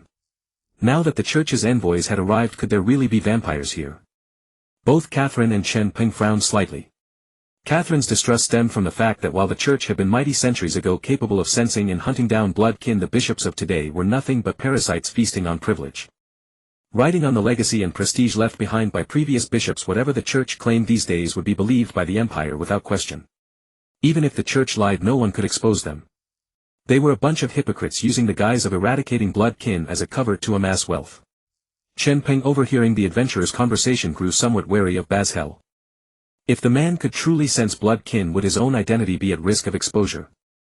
Although he had the ability to leave alive, revealing himself so soon after painstakingly integrating into human society would be extremely dangerous for his territory. The Empire would then launch an all-out assault on Castle Ald without mercy. Realizing this, Chen Peng's eyes narrowed slightly and his fists clenched involuntarily. Bishop Basil, flattered by Caesar's words, a faint smile creasing his lips. He opened his eyes slightly and spoke slowly, as General Caesar says, our church has indeed sensed the scent of blood kin within Castle Ald. That is why I have been sent to Monto. Our mission is to completely destroy Castle Ald and drive these creatures of darkness out of the Empire forever. After speaking, he cast a glance at Catherine. Her exquisite features stirred a flicker of desire within him, but alas, she was a human hero, unlike ordinary women who could be won with ease.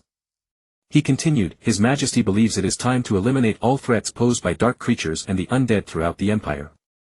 With the blood kin only recently appeared and their power not yet fully developed, this is the perfect opportunity to utterly annihilate this vampire stronghold.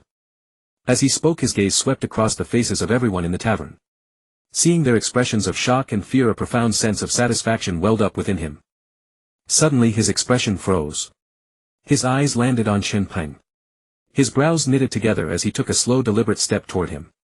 Chen Peng, noticing this, kept a completely calm exterior, but inwardly he had already prepared for an immediate escape. Could he have actually discovered me? Damn it. Bazhel approached Chen Peng, scrutinizing him from head to toe, then tapped his armor with his hand before suddenly laughing, ha ha ha.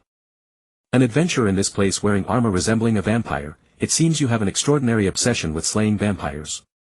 With that he chuckled and walked back to Caesar's side. Chen Peng quietly exhaled in relief. This man was truly an idiot. It appeared the church's so-called ability to sense blood kin was all fabrication. Even Wendy could detect the scent of blood kin on him, yet this bishop hadn't noticed a thing. What an incompetent fool. Meanwhile the adventurers in the tavern were far from convinced. Quietly they ran the numbers in their heads. As long as Castle ALD existed there would be endless undead creatures. The Adventurers Guild would continuously issue quests to eliminate these undead, which was highly beneficial for low-ranking adventurers like them. Moreover, occasionally they could find gold coins or silver pieces among the corpses of undead creatures and even some weapons of decent quality. Furthermore, within Castle ALD lay the treasures of the blood kin.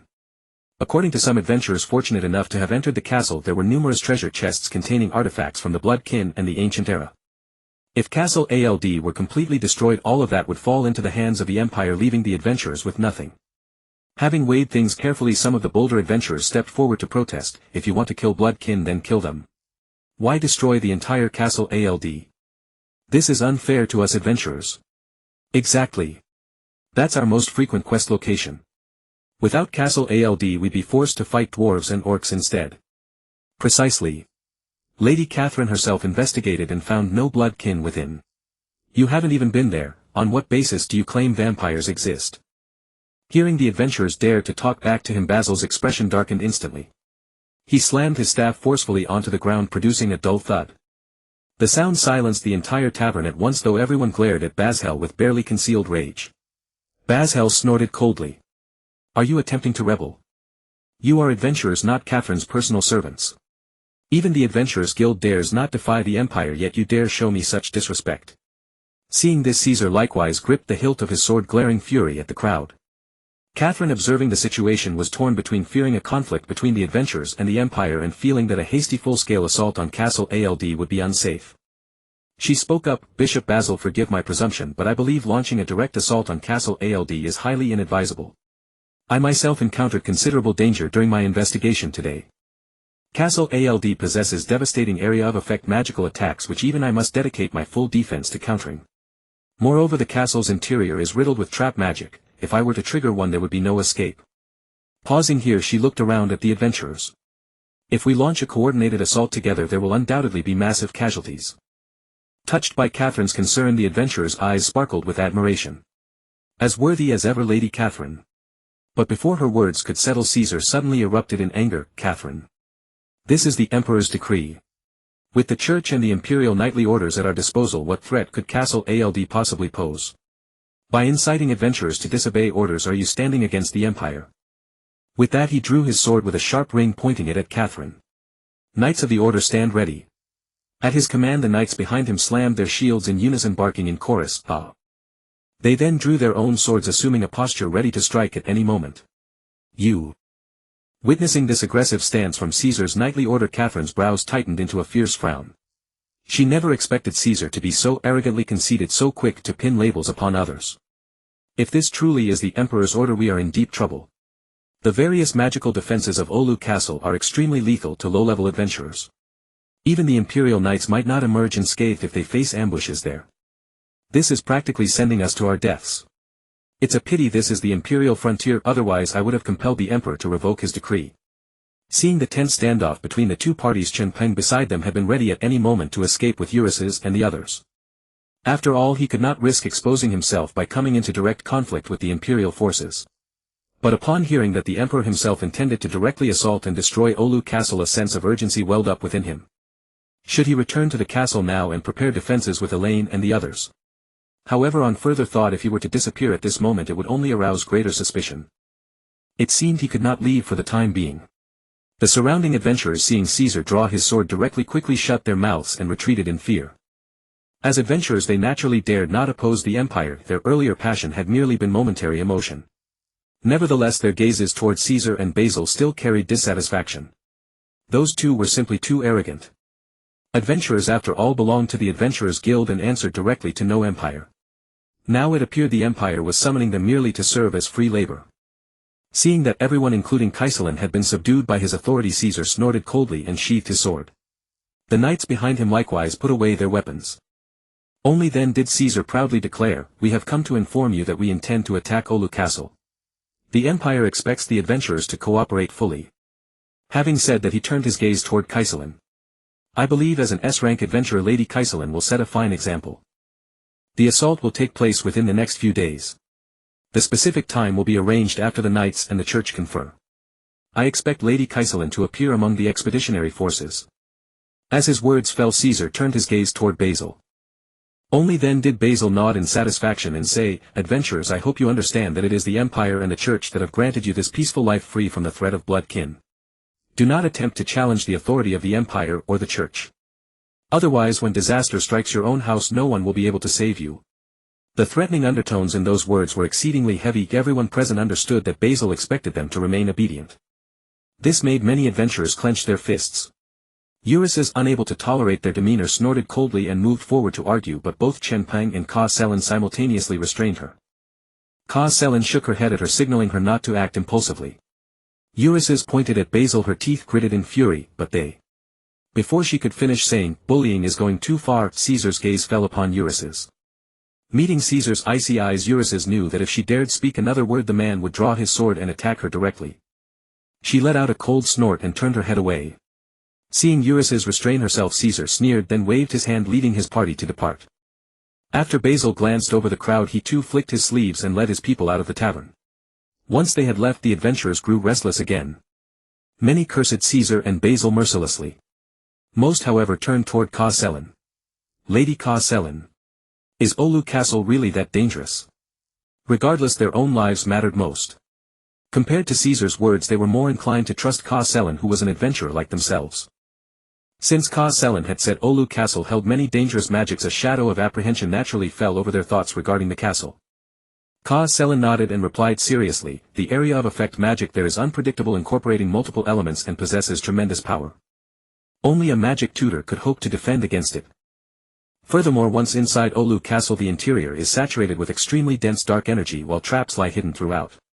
These traps work in conjunction with the offensive magics. If trapped and unable to escape in time, one would be slain by the attacking spells." Having said this, Kaiselin's expression grew grave. The knights and adventurers would likely suffer heavy casualties in this campaign. Adventurers might perhaps avoid actively joining the Empire's crusade against Olu Castle, but she had been personally named, there was no escaping it. Not that she feared anything, she simply felt such pointless actions were not worth participating in. Ulysses clenched her fists and swung them into the air like a furious kitten, baring her teeth as she hissed, "Humph.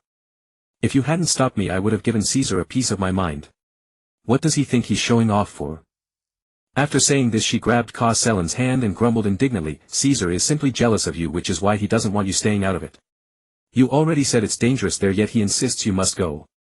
That man is utterly wicked." Ulysses had chosen to become an adventurer precisely because of the freedom, courage and sense of responsibility that entailed. But now the Adventurers Guild had been thoroughly corrupted by the Empire and the Church. In recent years the Empire's actions had grown increasingly outrageous. This was precisely why Ulysses and Wendy had followed Kaiselin to the Imperial frontier, to avoid being influenced by the Empire.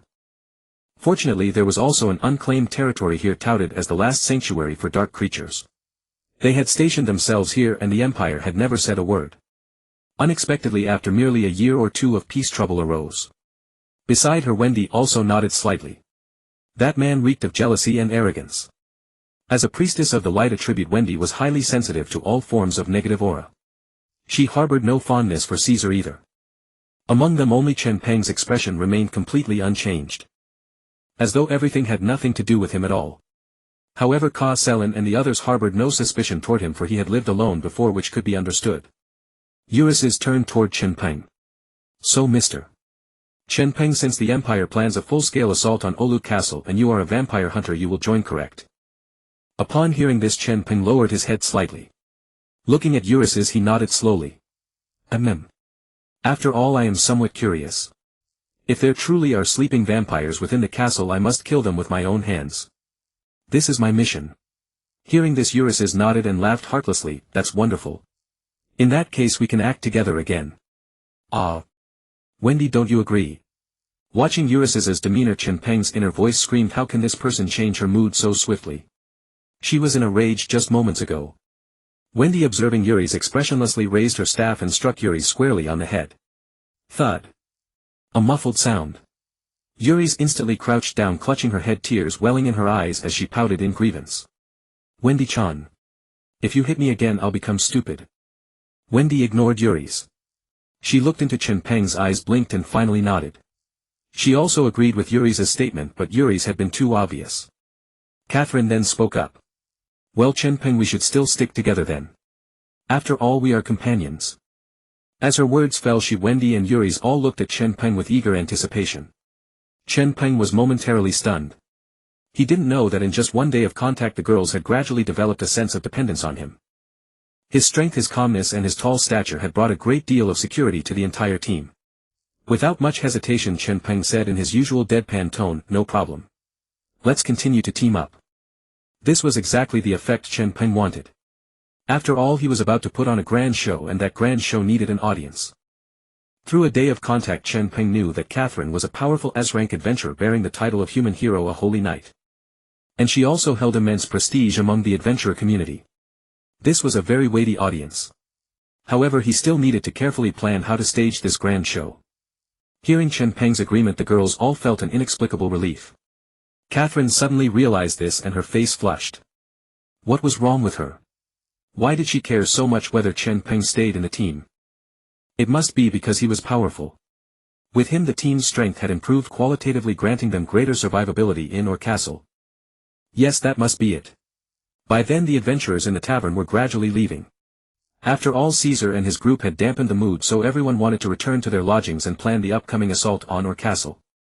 The tavern slowly emptied. Seeing this, Catherine invited the others to sit at an empty table.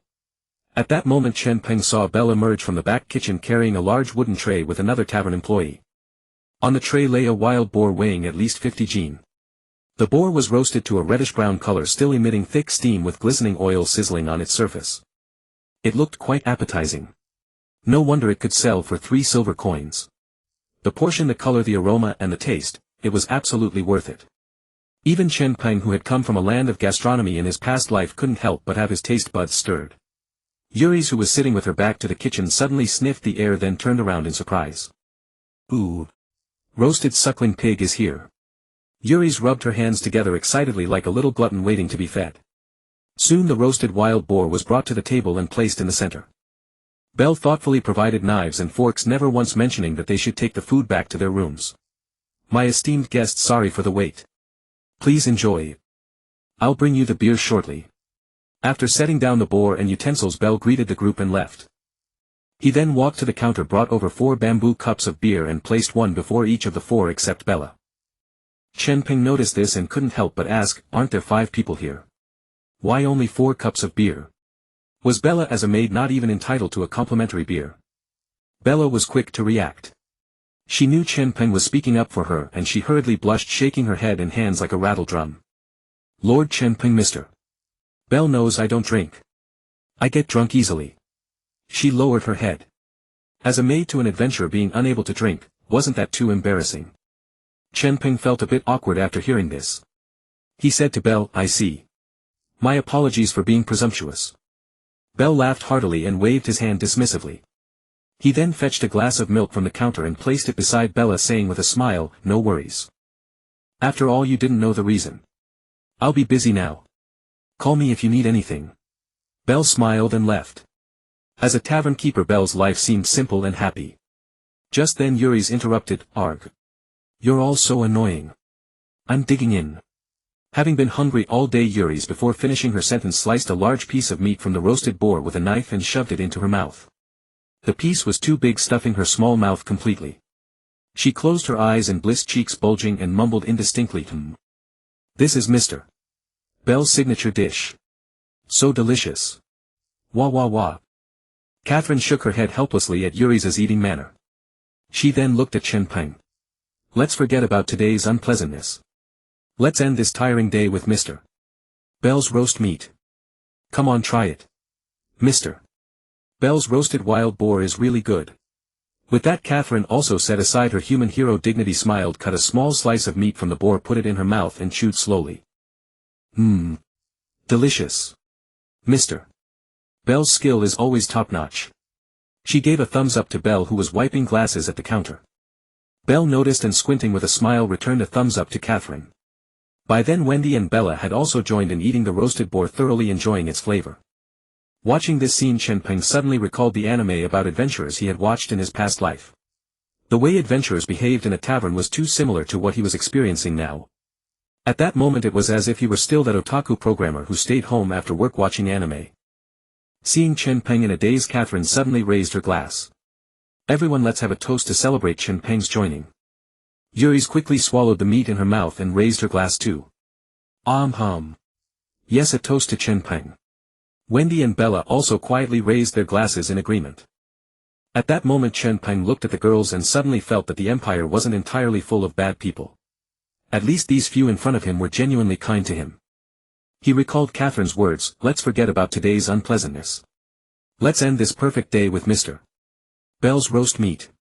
He also raised his glass with a smile, though what he considered a smile still appeared deadpan to the girls. Thank you all. Cheers. Cheers. 2 days passed. During these 2 days all was calm, and neither the Empire nor the Holy See made any major moves save for an endless stream of Imperial knights beginning to garrison the town of Mentua. Mentua also fell into a stifling atmosphere of impending storm. Chen Peng meanwhile seized the time to wander around Mentua town, familiarizing himself with the customs and way of life of the people in this world. Of course Chen Peng had slept in Catherine's house these past 2 days, as among the three only Catherine had a standalone 2-story building. Ulysses and Wendy had both purchased apartments here akin to the 1-bedroom 1-living-room suites of his previous life. Catherine's house had 2 bedrooms and a bathroom on the 2nd floor. On the 1st floor there was 1 bedroom, 1 bathroom, a kitchen and a living room, small but complete in every essential. Today Chen Peng rose early intending to continue exploring Mentua town. After going downstairs he found that Bella had already prepared breakfast. Bella, who was setting the table, saw Chen Peng and greeted him with a smile. Lord Chen Peng, did you sleep well last night? Chen Peng nodded, walked down the stairs and sat at the table ready to eat. At that moment footsteps sounded from upstairs and Catherine also came down the stairs. Bella quickly said, breakfast is ready, Lady Catherine. Please enjoy your meal. Catherine smiled slightly. Thank you, Bella, for your hard work. Good morning, Mr. Chen Peng. Facing the enthusiastic Catherine, Chen Peng gave a slight nod. Soon the three sat around the dining table. Catherine, sipping milk, looked at Chen Peng. Are you going out to wander again today? These past 2 days Chen Peng seemed quite keen on walking around Mentua. It was probably because after a long period of solitude he was now full of curiosity about the town. Chen Peng was eating a fried egg. He paused at the words. I've never seen such a bustling town, so I'm a bit curious. After saying this he frowned and looked toward the door. There are heavy footsteps, likely Imperial knights. Is that so? Catherine also looked toward the door with a serious expression. She had heard it too. At this early hour the Imperial Knight's arrival, any fool could guess what that meant. Sure enough, an impatient knocking soon sounded at the door. Bella said, I'll get the door, then trotted to the entrance. Peering through the peephole she turned back to the two and nodded. Meaning the people outside were indeed Imperial Knights. Bella opened the door and saw Caesar's arrogant face. Move aside, useless maid. With that he prepared to shove Bella aside with his body and stride in. But Bella stubbornly spread her arms. No. This is Lady Catherine's house. Without her permission you cannot enter. Caesar let out a light laugh at her words. He looked at Bella and his right hand suddenly swung toward her without warning. The next second Bella was pulled backward. Caesar's slap whiffed through empty air. The smile on his face froze and he looked behind Bella. It turned out that Chen Peng had saved Bella at the critical moment. Catherine had by now arrived at the doorway. She stared at Caesar with a grim expression. If you had heard her just now I would challenge you to a duel. Duel challenges were a part of Imperial culture. People with conflicts could challenge each other to a duel and fight on an arena stage. Once on the stage the duel would not end unless someone conceded or died. Caesar shook his hand dismissively and said with contempt, for a mere maid, an S-rank adventurer, would actually duel with the commander of an Imperial Knight Order. How ridiculous. Bella clasped her hands to her chest. Hearing that Catherine was willing to challenge Caesar in a duel for her sake, she was deeply moved. She resolved to serve Lady Catherine even more diligently in the future. Catherine did not want to waste words with Caesar. She placed her hands on her chest and asked coldly, just say what you've come for. Caesar laughed softly and looked at Catherine. The Imperial Knight Order has assembled 800 heavy armored knights, a 300-man archer battalion and 2 Grand Mage Corps of 50 each. We plan to launch an attack on Orr Castle tomorrow morning. As he spoke, Caesar produced a golden piece of silk cloth covered in writing and bearing a seal. By His Majesty's decree, S-rank adventurer Catherine is to assist the Empire in the attack on Orr Castle and actively slay dark creatures. As his words fell, Catherine's expression turned somewhat grim. He actually had the Emperor's decree. It seemed she truly had no choice but to go this time. Fortunately, ordinary adventurers were not forced to go along, otherwise there would be massive casualties. She stepped forward and snatched the silk cloth from Caesar's hand, then said, "I understand. I won't be absent tomorrow morning. General Caesar, please return." Seeing Catherine's dismissal, Caesar shrugged indifferently. After all, he had achieved his purpose. He turned and walked outside, but as he went he deliberately said loudly, "Let's go to the tavern and the Adventurers Guild. We still need to issue commissions, hoping adventurers will voluntarily join the punitive expedition." With that he left, accompanied by the clinking of armor. Catherine's face was grave. She hadn't expected Caesar to still have designs on the adventurers. When adventurers died, the Empire didn't need to pay death benefits, but training a soldier cost substantial resources. Moreover, soldiers killed in battle required compensation to their families. Thus adventurers, a large-scale cost-free fighting force, were highly favored by the Empire. This was also why the Adventurers Guild, despite being an armed organization, could continue to exist within the Empire. Catherine looked in the direction of the tavern and the Adventurers Guild, hoping only that the adventurers would take her warning from a few days ago to heart. She hoped they wouldn't blindly follow the Empire on this meaningless campaign. Hearing this, Chen Peng frowned slightly but quickly adjusted his expression. It seemed his plan would need to be implemented ahead of schedule. Just then Catherine looked at Bella beside Chen Peng. "Bella, go and fetch Ulysse and Wendy." Bella nodded. "Yes, Lady Catherine." With that she ran out. Catherine then looked at Chen Peng, her tone softening. "We're heading to Orr Castle tomorrow. You should prepare well too." Chen Peng, however, shook his head.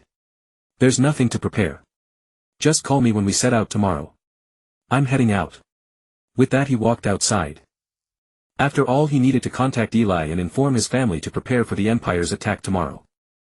Over the past 2 days he had already devised a specific countermeasure, but it was certainly inconvenient inside Catherine's house. Now he needed to find a chance to act alone. Catherine watched Chen Peng's retreating figure, not knowing what to say. She hoped he could experience more of the beauty of human town, so she didn't stop him. Now she needed to wait for Ulysse and Wendy to arrive and discuss tomorrow's actions thoroughly. Chen Peng found an inn and rented a room. After entering he raised his hands, half-closed his eyes and softly recited a spell from his memory. This was a concealment magic capable of masking both sound and aura. As the incantation continued, a faint luminescence slowly emanated from his body, expanding outward to form a translucent bubble that gradually enveloped the entire room. Chen Peng then stepped to the window, threw it open and began tracing ancient runes across his chest with his right hand. He whispered, "O all-powerful wind spirit, let the air serve as my covenant and light as my medium, carry my words through the gentle breeze, the whisper of wind." A cool breeze drifted through the window, caressing Chen Peng's face. He called out to the air, "Eli. Can you hear me?" Soon an ethereal voice resonated from the wind, "My lord Eli listens." Chen Peng then relayed intelligence about the Empire's planned full-scale assault the following day. He outlined his strategy in detail for Eli to understand. Ultimately, he instructed, "Hurry your underground relocation. Tomorrow execute the plan, hold them off briefly to buy time, then yield Orr Castle to humanity." Moments later Eli's voice returned through the air, "Understood, my lord. Everyone worries about you, take care among humans." Chen Peng offered a slight smile. "I understand. Stay vigilant tomorrow as well, human strength is considerable." That concludes our conversation. With a gesture Chen Peng dispersed the wind magic. Prolonged communication on human territory would be inadvisable. He exhaled, deeply relieved. Before departing he had instructed Eli's group to begin expanding the castle's underground domain, and recent progress reports had been encouraging. With additional work today and excavation during tomorrow's battle, the relocation should succeed. Once everyone was safe he would exert himself to guide humanity in capturing Orr Castle directly.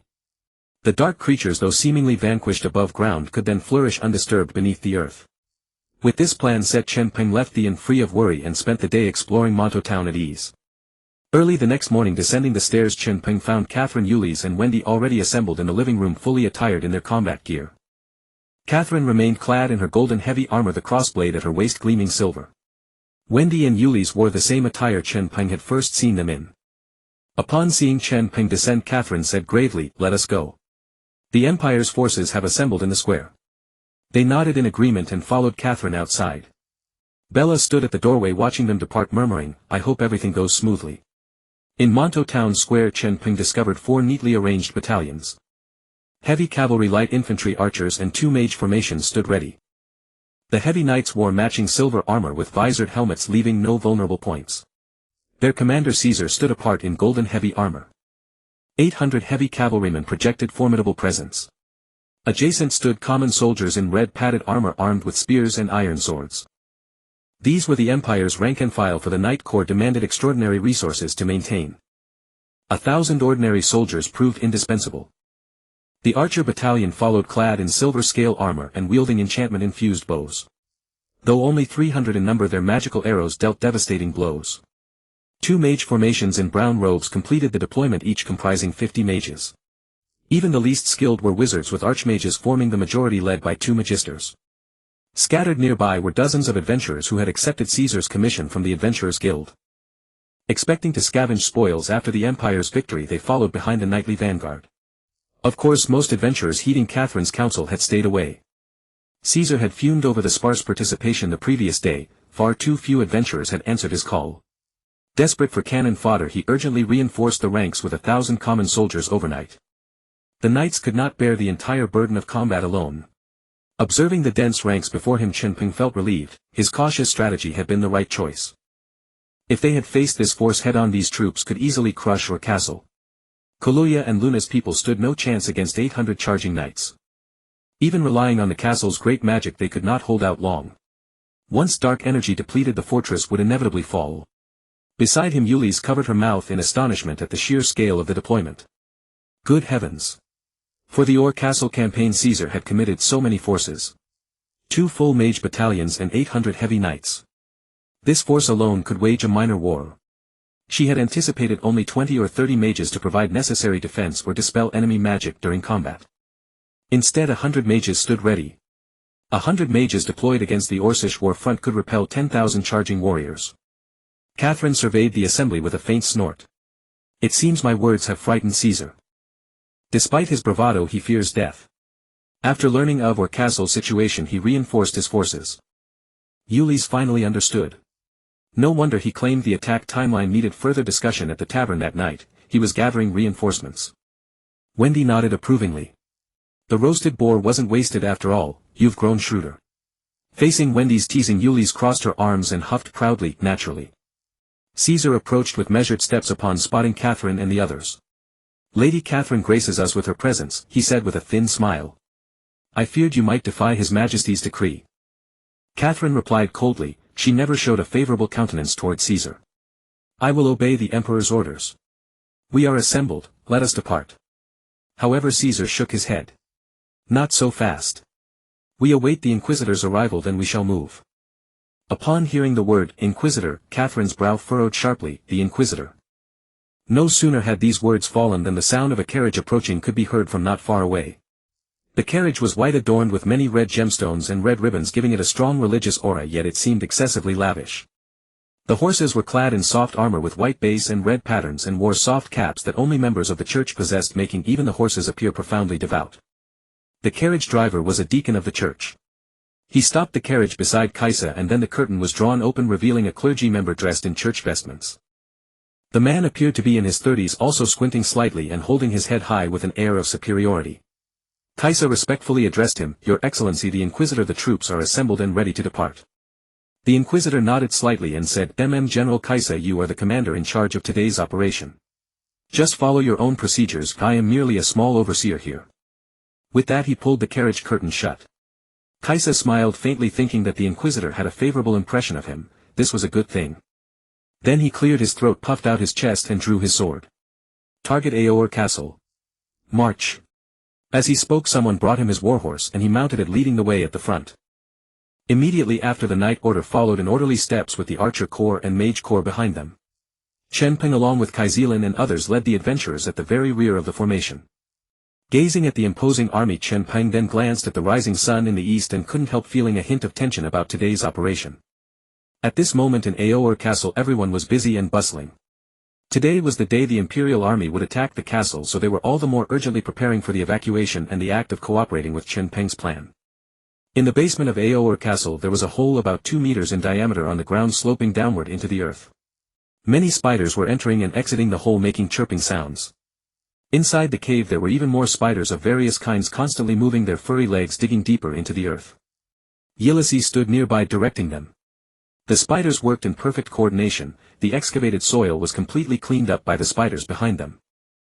The entire area beneath the basement had been almost hollowed out, expanded to more than 10 times its original size. In addition to the interconnected passages, many spacious chambers had been excavated. These would be their future habitat.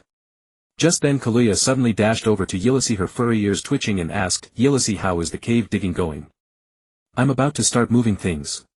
Ulysses nodded and replied seriously, "The passages are basically complete and the living spaces are being expanded. We can move in now." "Great." Kaluya instantly let out a wolf howl, a woo. And then a large number of werewolves appeared at the basement stairs carrying various items and chests.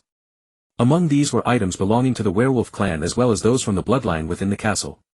Chen Peng's words were, "Take everything useful that you can carry. After all, in the early stages we lack everything. Only when you are in charge do you realize how precious every resource is." While they were busy here over at the witch's wooden cabin, they had set up a large cauldron and everyone gathered around it, adding various potions one after another, chanting ancient and obscure incantations under their breath. The potion in the cauldron bubbled and steamed. These concoctions emitted a dense dark aura seemingly containing immense power. They were working overtime to brew various magical potions, preparing for today's battle. Lilia meanwhile was sorting the potions stored in test tubes on a wooden table nearby. At that moment Luna, holding her bow and arrows, leaped several times from afar and then landed lightly like a bird in front of the cabin. "Lilia, are our magical potions ready?" Hearing her voice and seeing it was Luna, Lilia smiled and pointed to a pile of glass test tubes in front of her. "Here they are." With that she picked up the tubes and handed them to Luna. The latter took them, nodded, and then leaped into the air again, soon landing on a distant tree. Repeating this, she quickly disappeared from Lilia's sight. Before long Luna appeared at the entrance of the spider cave, and with a flicker she entered the cave. Soon she arrived at the underground city of her kin. The dark elves were laboriously setting up defensive and camouflage spells. Luna quickly distributed the magical potions in her hands to her people. After drinking the potions, the elves were once again filled with magical power and the progress of the magic arrays accelerated further. But Luna did not linger, she had to hurry back to the castle basement to control the dark crystal and perfect the defensive and camouflage spells of Orr Castle itself.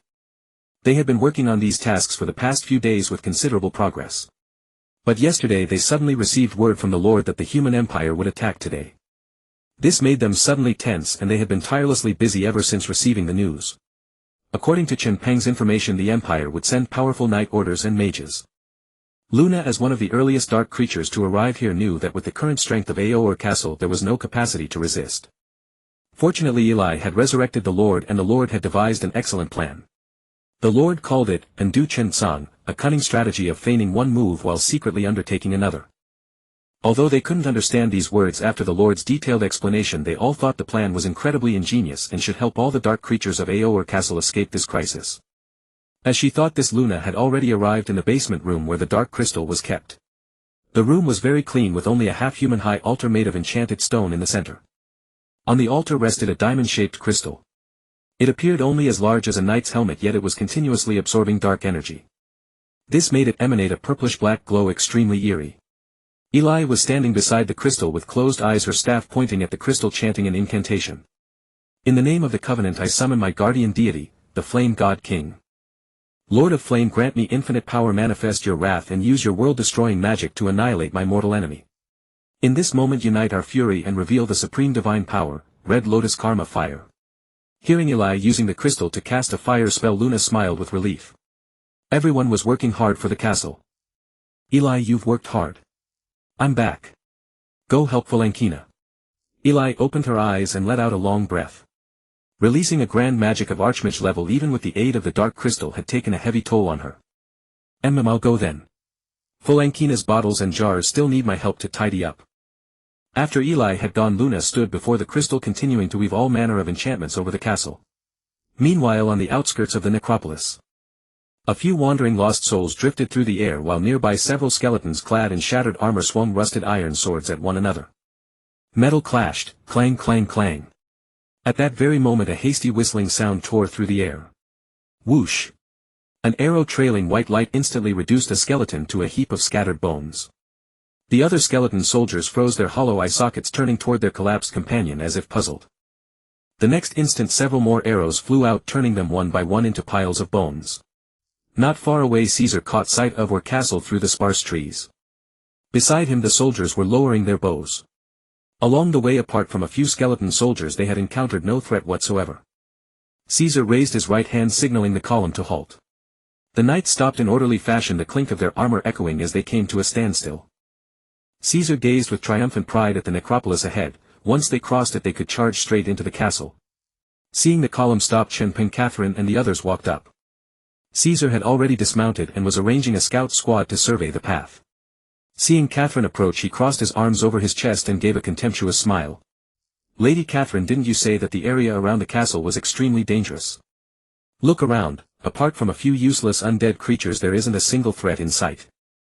With that he turned, pointed at the spires of Orr Castle and sneered, "I expect those so-called dark creatures caught sight of the Empire's great army long ago and are now secretly watching us from within. These dark creatures probably only dare to bully weak adventurers. Faced with an imperial army that represents order and justice, they can only hide in their castle and tremble." This was Caesar's first time near Orr Castle. Everything he knew about it had previously come from adventurers' rumors. He had always heard that here you could encounter werewolves with mouths full of fangs and dense swarms of venomous spiders. Having listened to such tales for so long, he had come to believe them completely. Today he had come himself. Where were the werewolves? Where were the spiders? Why was there nothing at all? The danger Catherine spoke of had not appeared either. If the adventurers' tales were true, then these foul dark creatures were afraid. Faced with the Empire's iron heel, they know they are no match. At that thought Caesar burst into loud laughter. Catherine looked at the somewhat crazed Caesar and shook her head. "Caesar, I warn you, everything I said before is true. I hope you take my words seriously and answer for the lives of the Imperial soldiers. Yes, I can sense that the dark energy here is even denser than last time." Wendy, standing at the side, spoke with a rare frown. "It's dangerous ahead." Facing Catherine and Wendy's warning, Caesar let out a derisive snort. "I think you're simply afraid." He turned to look behind him. "Do you see that? This is the might of the Empire. A forsaken castle, no matter how dangerous, cannot threaten the soldiers of the Empire." As his words fell he waved his hand. A scout squad of 50 ordinary soldiers, weapons in hand, slowly advanced toward the necropolis. Euless rolled her eyes. Caesar boasted so boldly, yet still needed scouts to test the way. His mouth said no, but his body was all too honest. "Catherine, we don't need to warn him. Let him be accountable for his own actions." Catherine let out a soft sigh and said to Euless, "Orr Castle was already riddled with dangers that day. Now that we've come again, Wendy says the dark energy within is even denser. It feels as if the creatures in the castle know we are coming. That also shows this castle is far from ordinary. We must be cautious." As she finished she turned her gaze to Chen Peng beside her. She found his eyes calm as he looked toward the castle, his face betraying nothing. Meanwhile the Inquisitor of the Holy Church had at some unknown moment come up beside Chen Peng and was studying him intently. Chen Peng for his part had initially felt a faint sense of relief at Caesar's arrogance. If the human commanders were all this reckless, today's battle would be all the easier. He only needed to make Caesar believe that the imperial army he led had truly succeeded in wiping out the dark creatures of Orr Castle, then his mission would be complete. Just then Chen Peng's heart tightened. He suddenly felt a highly aggressive gaze fixed on him like a venomous snake, as if it sought to pierce through his secret. Out of the corner of his eye he caught a glimpse of that so-called Inquisitor of the Holy Church who had somehow drawn near. The man was now standing beside him, scrutinizing him with a furrowed brow. He had not been able to make out the man's appearance in the plaza earlier. Now he noticed that, like Basil before him, the man wore the vestments of the Holy Church but bore a large red cross emblem on his chest and an embroidered insignia on the sleeve at his right shoulder. The insignia was of two crossed longswords guarding a cross. There was another difference from Basil. Basil's gaze had never been threatening. In Basil's eyes Chen Peng was nothing more than an ordinary adventurer who enjoyed dressing up as a vampire. But this Inquisitor's gaze was far sharper, as if he harbored suspicions about Chen Peng's identity. Feeling the man's eyes on him, Chen Peng grew inwardly tense. After sizing Chen Peng up, the Inquisitor slowly positioned himself beside him and asked in a conversational tone, "And what might your name be, adventurer?" "Chen Peng." Chen Peng's tone was flat, utterly devoid of emotion. The Inquisitor nodded, then clasped his hands behind his back and looked toward Orr Castle. "The scent on you is quite similar to the aura of this place." Chen Peng turned to face the Inquisitor, his gaze as calm as a still well. Because a few days ago I ventured deep into the castle with Catherine and the others. As he spoke, a surge of wariness rose within him. The man truly suspected his identity. Eula stepped forward at that moment, hands on her hips. Exactly. All of us have been to Orr Castle. Isn't it only natural that we carry a trace of dark aura? Seeing Chen Peng being pressed, Euless instinctively stepped forward to rescue him from the situation. Catherine also nodded and looked at the Inquisitor. Lord Inquisitor, we did enter Orr Castle before to investigate. What Chen Peng is wearing is a vampire's armor, so the dark aura clinging to him would naturally be stronger. The Inquisitor looked at Euless and Catherine with mild surprise. He had not expected these two to defend Chen Peng so fiercely. Moreover, their words did seem to hold a certain logic. But as an Inquisitor of the Holy Church, he could perceive a faint elusive scent about Chen Peng that was unlike any humans. As an Inquisitor of the Holy See, he possessed the strength of a Grand Magister, was deeply attuned to the light attribute, and had a keen sensitivity to dark forces. From the very beginning of the march he had sensed the presence of dark energy within the ranks, initially suspecting that the army was being stalked by dark creatures. When the army halted and he alighted from his carriage, he followed the trail of dark energy directly to its source, the towering warrior before him clad in a set of sinister black armor. The dark aura emanating from this man was extremely potent. Yet he found it inconceivable that any dark creature would dare to stand openly among the human imperial army without using magic to conceal its presence. Still, curiosity compelled him to question Chen Peng. And from the exchange just now he had keenly picked up certain clues. Oh. You're wearing vampire armor. How intriguing. I've never heard of a human warrior choosing dark creatures' equipment over human-forged armor. Chen Peng pretended to glance down at his own armor, then said calmly, well, I used to be a lone hunter specializing in vampire slaying. This armor is a trophy I took from a weakened vampire I killed in one of their lairs. Chen Peng had already prepared a full set of explanations. In this world no bloodline royalty remained, but whether all common blood kin, vampires, had been completely eradicated had never been officially confirmed. After the Empire launched its purge of the bloodkin, many vampires severely wounded scattered in all directions. Some hid in remote corners of the world, falling into a deep slumber, while others grew extremely weak from prolonged blood deprivation. Rumors constantly circulated across the continent about bloodkin being slain in various places. Chen Peng considered this excuse foolproof. The other party had no way to verify the truth. Moreover, his reverse psychology, brazenly appearing before humans in vampire armor, would actually reduce suspicion against him. After hearing Chen Peng's words, the Inquisitor raised an eyebrow. So Mr. Chen Peng, you've hunted vampires alone. That would make you at least an S-rank adventurer, yet I've never heard of you. Well, it's not surprising you haven't heard of me, Your Excellency. I've always wandered the continent alone searching for vampires and never registered as an adventurer. I met Catherine and the others when I came here after hearing rumors that this was the last sanctuary for dark creatures possibly harboring bloodkin. Chen Peng's deep eyes met the Inquisitor's directly as he explained candidly. The Inquisitor nodded. Since Catherine had spoken for him and his words revealed no flaw, his identity could be trusted for now. He suddenly smiled. Mr. Chen Peng, the Empire greatly needs warriors like you. If you're interested, you could join the Imperial Army or register as an adventurer. You'd be welcome. Thank you, I'll consider it. Very well, I won't disturb your operations. I'll go supervise the rear. Goodbye. Watching the Inquisitor leave, Chen Peng breathed a sigh of relief. He had apparently dodged the danger. At that moment the scouts who had gone to the necropolis returned. Everyone's attention turned to them. The lead scout approached Caesar and said respectfully, Lord Caesar, the necropolis is normal, only a few zombies and skeleton soldiers wandering about. No high-ranking dark creatures detected. Caesar laughed heartily at this, then shot a provocative glance at Catherine. I knew it, those so-called dark creatures must be hiding from us. Ignoring Catherine's furrowed brow, she drew her sword and bellowed, by my command. Mages, archers, attack the Orr castle and the necropolis. Unlike the Dover swamp to the north, the necropolis on the southern side was only about 200 meters from Orr castle. And the main force was just a few dozen meters from the necropolis, a range within which both archers and mages could strike. As her voice fell, the mage teams already prepared raised their staffs and began chanting their incantations in low tones. The archers, quicker on the draw, took arrows from the quivers on their backs, knocked them and loosed them in rapid succession. Whoosh! Whoosh! Whoosh! Arrows had little effect on structures, so hundreds of shafts flew through the forest toward the necropolis.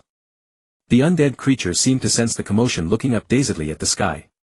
Before they could react, countless black specks swelled rapidly, then rained down upon them like a storm. Arrows struck skeleton soldiers, shattering them instantly. Those that hit zombies ignited them with the embedded magic. The burning zombies let out agonized roars frantically trying to beat out the flames. But it was futile, within seconds they collapsed to the ground still ablaze and fell still. The few dozen undead creatures wandering there were wiped out in the first volley. On Chen Peng's side, seeing Caesar order the attack, his heart tightened. This was a grand performance without rehearsal or second takes. He watched as the archer's volley cleared the necropolis of undead and sighed inwardly. This was the Empire's firepower advantage. If they had been shooting at Luna and the others, someone might have been hurt. Meanwhile the mages completed their spell channeling and a rainbow of elemental magic soared from the mage formation, flew through the sky and crashed onto Orr Castle. Boom! Boom! Boom! In an instant Orr Castle was engulfed in dust and smoke. Even knowing that Elle and the others were prepared, Chen Peng couldn't help but break out in a cold sweat for them. Fortunately, once the dust settled, the castle showed no substantial damage. Chen Peng knew the defensive magic had held.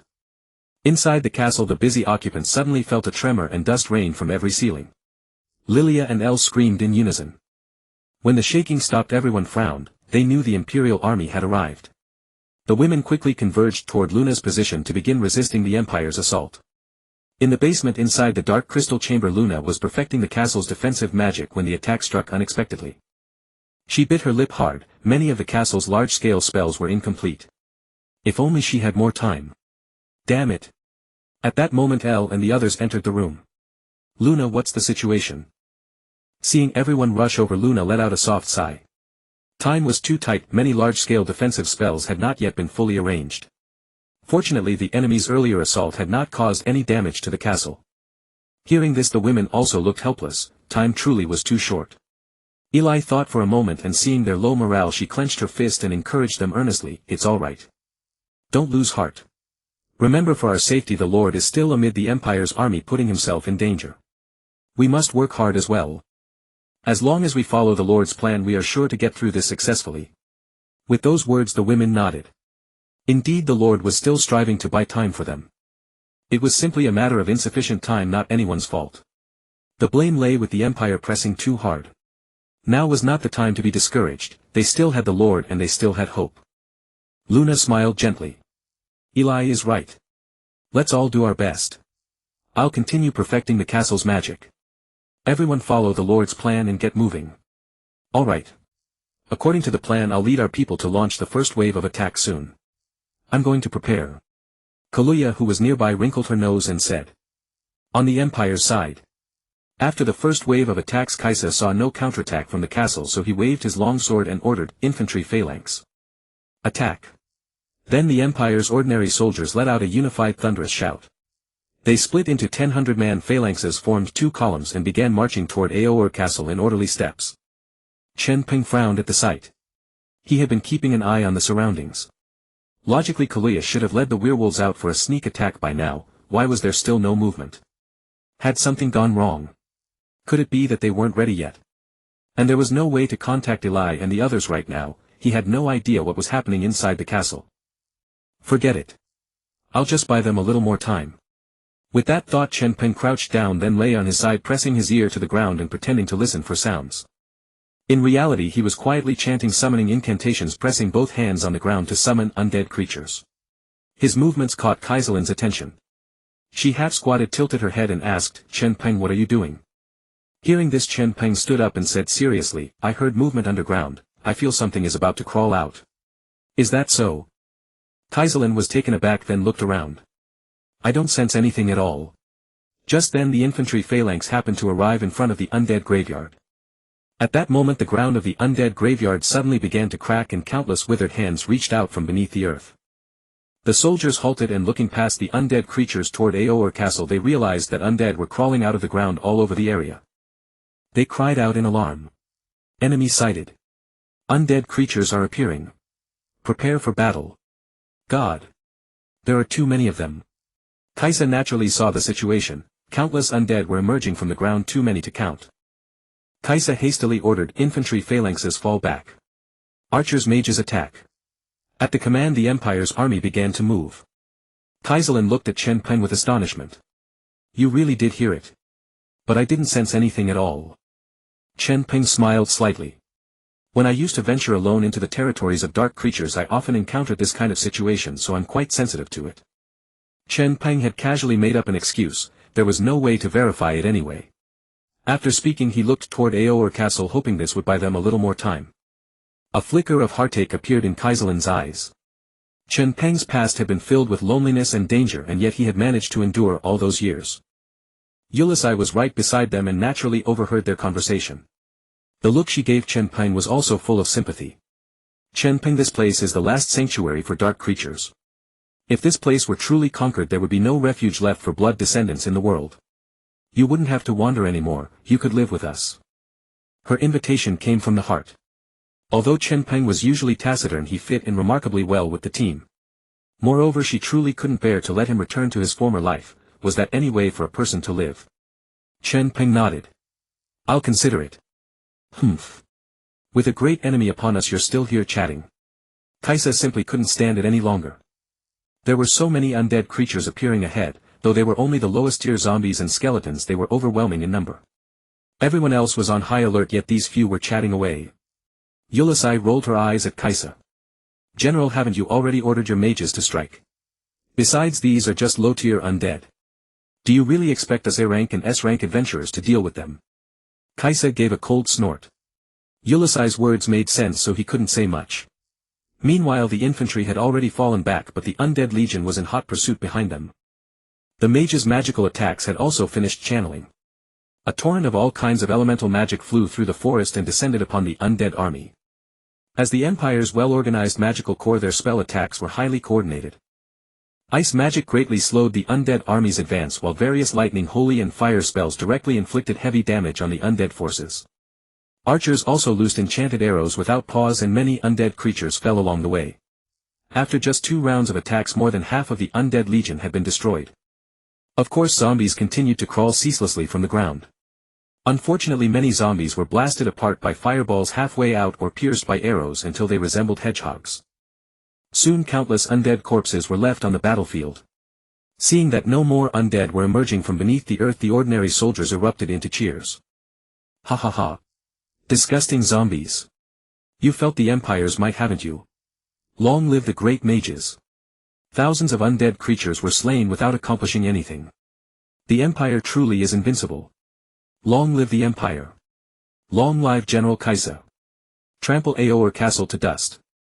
Kaisa naturally took in the scene. He looked from the north of the undead graveyard to the area before Orr Castle, not a single living thing remained, and heard the thunderous cheers of his soldiers. He felt a bit smug and couldn't help looking at Kaiselin. See. This is the great power of the Empire. Any evil will be crushed. Kaiselin however frowned at the sight. The dark aura here is so dense yet only low-tier undead have appeared. This is highly abnormal. We must not let our guard down. Initially Wendy remarked that she sensed the dense concentration of dark energy here. Now even she herself could acutely perceive the ever-thickening aura of darkness emanating from Orr Castle. This suggests that the hidden dark creatures must be making some secret preparations, perhaps even a large-scale area of effect spell of immense power. The dark creatures are not fools, they cannot be unaware that the low-level undead cannot withstand the Empire's assault. There must be something amiss. Humph, you know nothing of the Empire's might. We have been here for so long and have yet to see any high-level dark creatures, no werewolves, no dark elves, not a single one. Catherine, if you refuse to act that's one thing, but you keep obstructing my general offensive. Are you siding with the darkness? Caesar said coldly, addressing Catherine. At his last words Catherine's face flushed with anger. Yet she still refused to yield. General Caesar, as the commander of this expedition, I urge you to calmly analyze the situation and not be deceived by appearances. After all, Caesar had never commanded a large-scale campaign and had no understanding of battlefield analysis.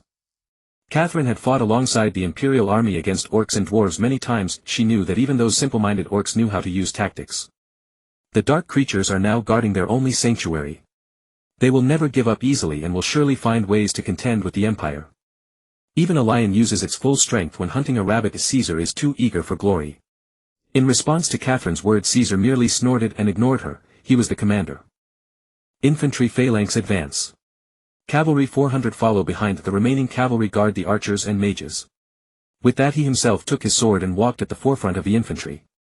This time he would prove to Catherine through action that the Empire was invincible. He would lead the Imperial cavalry to crush Orr Castle. The cavalry and infantry phalanx marched toward Orr Castle with thunderous orderly steps. Soon they reached the undead graveyard. Everywhere were shattered tombstones and pits from which undead creatures crawled. Seeing this, Caesar swung his longsword, smashing the tombstones one by one. The other soldiers followed suit, using their weapons to wreak havoc on the undead graveyard as they advanced. Catherine, the others, and Chen Peng silently watched their assault. Chen Peng showed no reaction to the Imperial Army's actions. No matter how they destroyed the undead graveyard, it was futile. That was a cursed land. Unless a Grand Mage-level priest performed a purification spell, undead would continue to spawn there. Yet as Caesar's army approached the castle gates, why was there still no reaction from within the castle? Just then Ulysse and Wendy simultaneously looked up at the sky above Caesar and his men. They spoke in unison, "It's coming." Catherine and Chen Peng followed their gaze and saw a massive purple-black magic array suddenly appear above Caesar and the others. It almost enveloped everyone. At the center of the array was a giant hexagram surrounded by countless ancient runes flickering. Caesar and his men naturally sensed the magical fluctuations above. He looked up and was startled by the energy emanating from the magic array. By then the magic array had fully formed, condensing countless ice spikes and hammers that rained down upon the crowd. Caesar's eyes widened as he roared, "Defend! Raise shields and defend!" As he spoke, he who had been at the front of the formation dashed into the midst of the cavalry. The cavalry knights remained calm under pressure. At Caesar's command they knelt on one knee and raised their shields, forming an iron barrel formation around the entire cavalry. Caesar himself hid inside. Countless ice hammers then struck the shields, producing clanging metallic sounds. Clearly the ice magic could not inflict effective damage against the cavalry's defensive formation. However, the ordinary soldiers who had no protection were not so fortunate. They had already begun to flee in panic at the sight of the magic array. But human legs could never outrun magical attacks. The ice spikes rained indiscriminately upon the crowd, piercing countless soldiers through. Some were even cleaved in two by multiple ice spikes. Fortunately, the blood of those struck by the ice spikes instantly froze, otherwise Chen Peng would have fainted. The scene was filled with screams of agony. Soldiers fled wildly toward the rear. Wendy frowned at the tragic sight before her. It was a living hell. She quickly raised her staff, softly chanting a spell, and a flash of golden light showered down. Some wounded soldiers who had fallen but not yet died, originally wailing in despair, suddenly felt their pain vanish. They rose and fled even more desperately toward the rear. Wendy did not use healing magic as it would not take effect immediately. At most she could provide group pain relief, giving the injured a chance to escape. Soon the ice spike magic array dissipated and only 200 to 300 soldiers managed to flee back. Catherine watched the soldiers who had run back into the forest lying on the ground in terror and cursed, "That bastard Caesar." 1,000-man infantry regiment wiped out by a single spell, its formation shattered. The rest became fertilizer for this cursed land. Perhaps the next time they hear the summoning call of necromancy they will become new zombies. Chen Peng, witnessing this, breathed a sigh of relief. He knew this was Luna's counterattack. The castle's defensive magic had worked. He hoped everything would proceed according to plan. Then drawing his iron sword he said to Catherine, "I'll go to bring them back. It's too dangerous near the castle." Without waiting for Catherine's response he dashed toward Caesar and the others. Catherine wanted to stop him, but Chen Peng was too fast. She had no choice but to give up. After hearing no more sounds from outside, Caesar ordered the cavalry to break the iron barrel formation. He stood up, looked at the corpses of soldiers strewn around, and swallowed hard. As Catherine had said, Orr Castle's area of effect magic was indeed devastating. Fortunately the cavalry were unharmed. They were the main force and the elite of the empire. As long as they remained, the assault on Orr Castle would proceed without issue. But the infantry had suffered a catastrophic blow which would surely dampen morale. He needed to boost morale. Facing the field of corpses he closed his eyes, reverently raised his sword to his chest and performed a knight's salute. He declared, "You see. These dark creatures have slaughtered our empire's brave warriors. We will remember these heroes. Now we will crush this place and avenge them." Hearing Caesar's words, the knights of the order let out a battle cry, striking their shields with their swords. Bang! Bang! Bang! Long live the empire! Crush them! Bang! Bang! Bang! Long live the empire!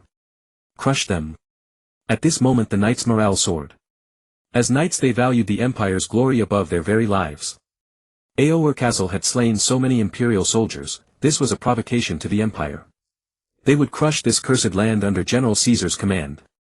Caesar smiled as he looked at the high-spirited knights. He cared little for the deaths of ordinary soldiers. They were merely cannon fodder to draw enemy fire. If they died they would still serve his purpose, offering their last ounce of value to the empire. Just then Caesar suddenly heard a great many footsteps echoing from within the castle. He frowned and turned his gaze toward the castle gate. Just as he was about to issue a command, countless dark shadows suddenly leaped down from the castle walls. Tracing perfect arcs through the air, these shadows landed directly on the ground surrounding them. Werewolves.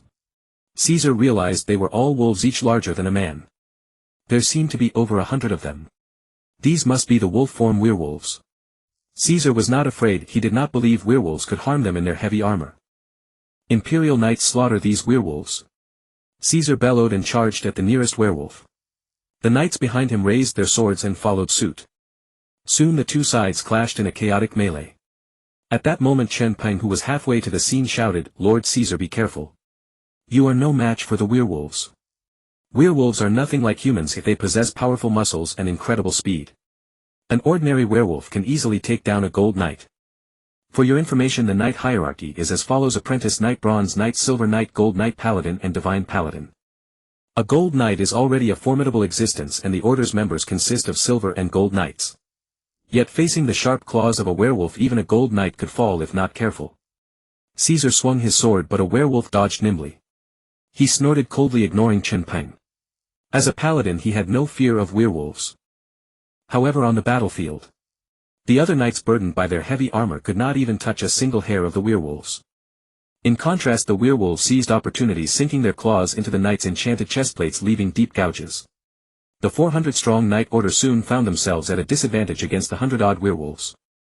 Among them a silver-furred werewolf moved like a silver lightning bolt, darting through the ranks and claiming a life with each swipe of its claws. Its sharp claws always tore through the knights' chest armor and ripped their throats apart. Soon casualties began to mount, and Caesar had yet to harm a single wolf. He swung his sword relentlessly, trying to strike every werewolf that darted past him, but always missed by a hair. Amid the screams rising from the battlefield, a seed of fear and wariness began to take root in Caesar's heart. He could not understand. Why were the werewolves so powerful? If they were this formidable, how had the adventurers who had seen them made it back alive to the town? Why had the adventurers, while clearing zombies in the undead tomb, not been attacked by the werewolves? He had originally assumed the werewolves were weak, even afraid of adventurers, which had given him such confidence. Just as his mind wandered, a silver silhouette appeared in his peripheral vision. Caesar's heart leaped in terror. He hastily raised his sword and delivered a diagonal slash. To his surprise, the creature changed direction mid-air, dodging the blow. The next second a tremendous impact slammed into his chest. Bang! With a muffled thud, Caesar was sent flying several meters, tumbling across the ground and kicking up a cloud of dust. Regaining his balance, he coughed dryly, feeling a searing pain in his chest. Looking down, he saw a deep claw mark on his enchanted chestplate.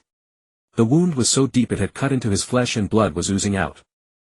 Breathing heavily, Caesar turned his gaze to the silver wolf not far away. It stood still, looking at him with disdain. Suddenly the wolf vanished from its spot without warning.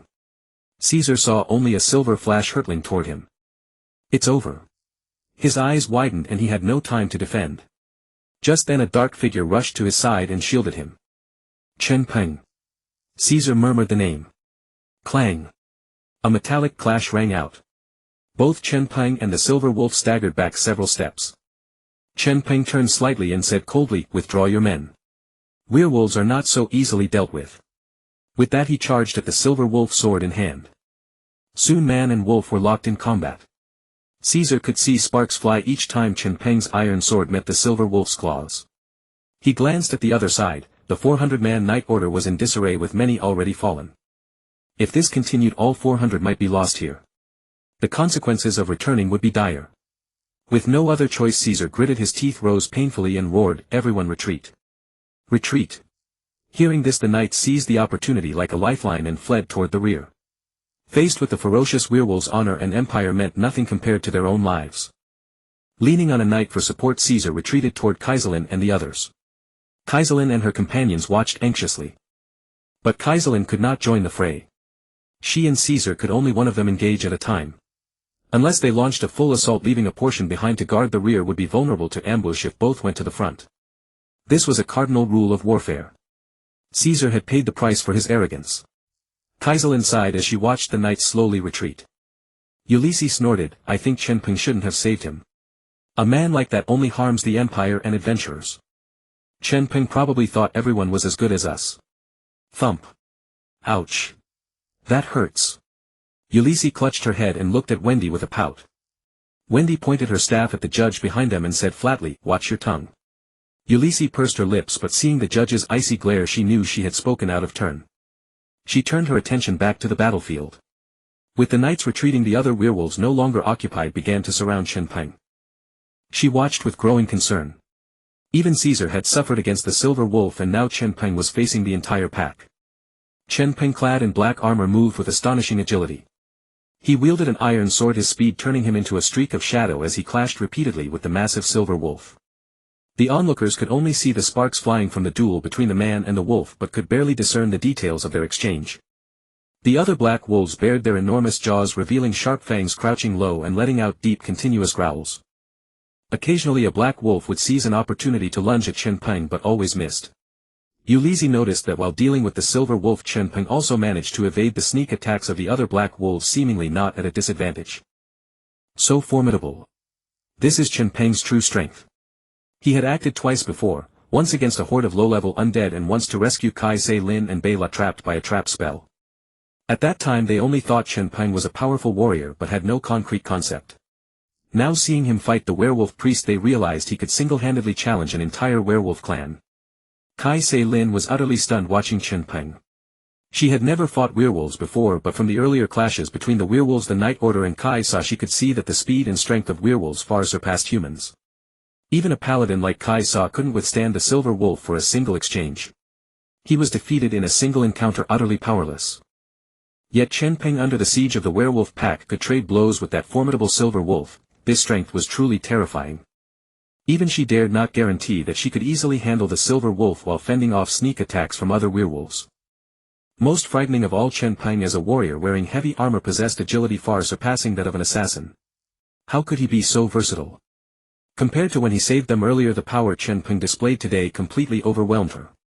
Yet she harbored no suspicion about his identity, instead her eyes rarely sparkled with starry admiration. Wendy watched Ulysses and Kai Se Lin and shook her head slightly. These two were completely smitten. But she herself, when gazing at Chen Peng's figure, would unknowingly reveal a faint elusive smile on her otherwise indifferent face. The surrounding imperial soldiers witnessing this scene were also stunned. Initially, when the Night Order and Kai Sa fell into a disadvantage and danger, they grew worried. Then they saw Chen Peng wielding his sword to block the werewolves and rescue them. This adventurer in black armor was incredibly powerful.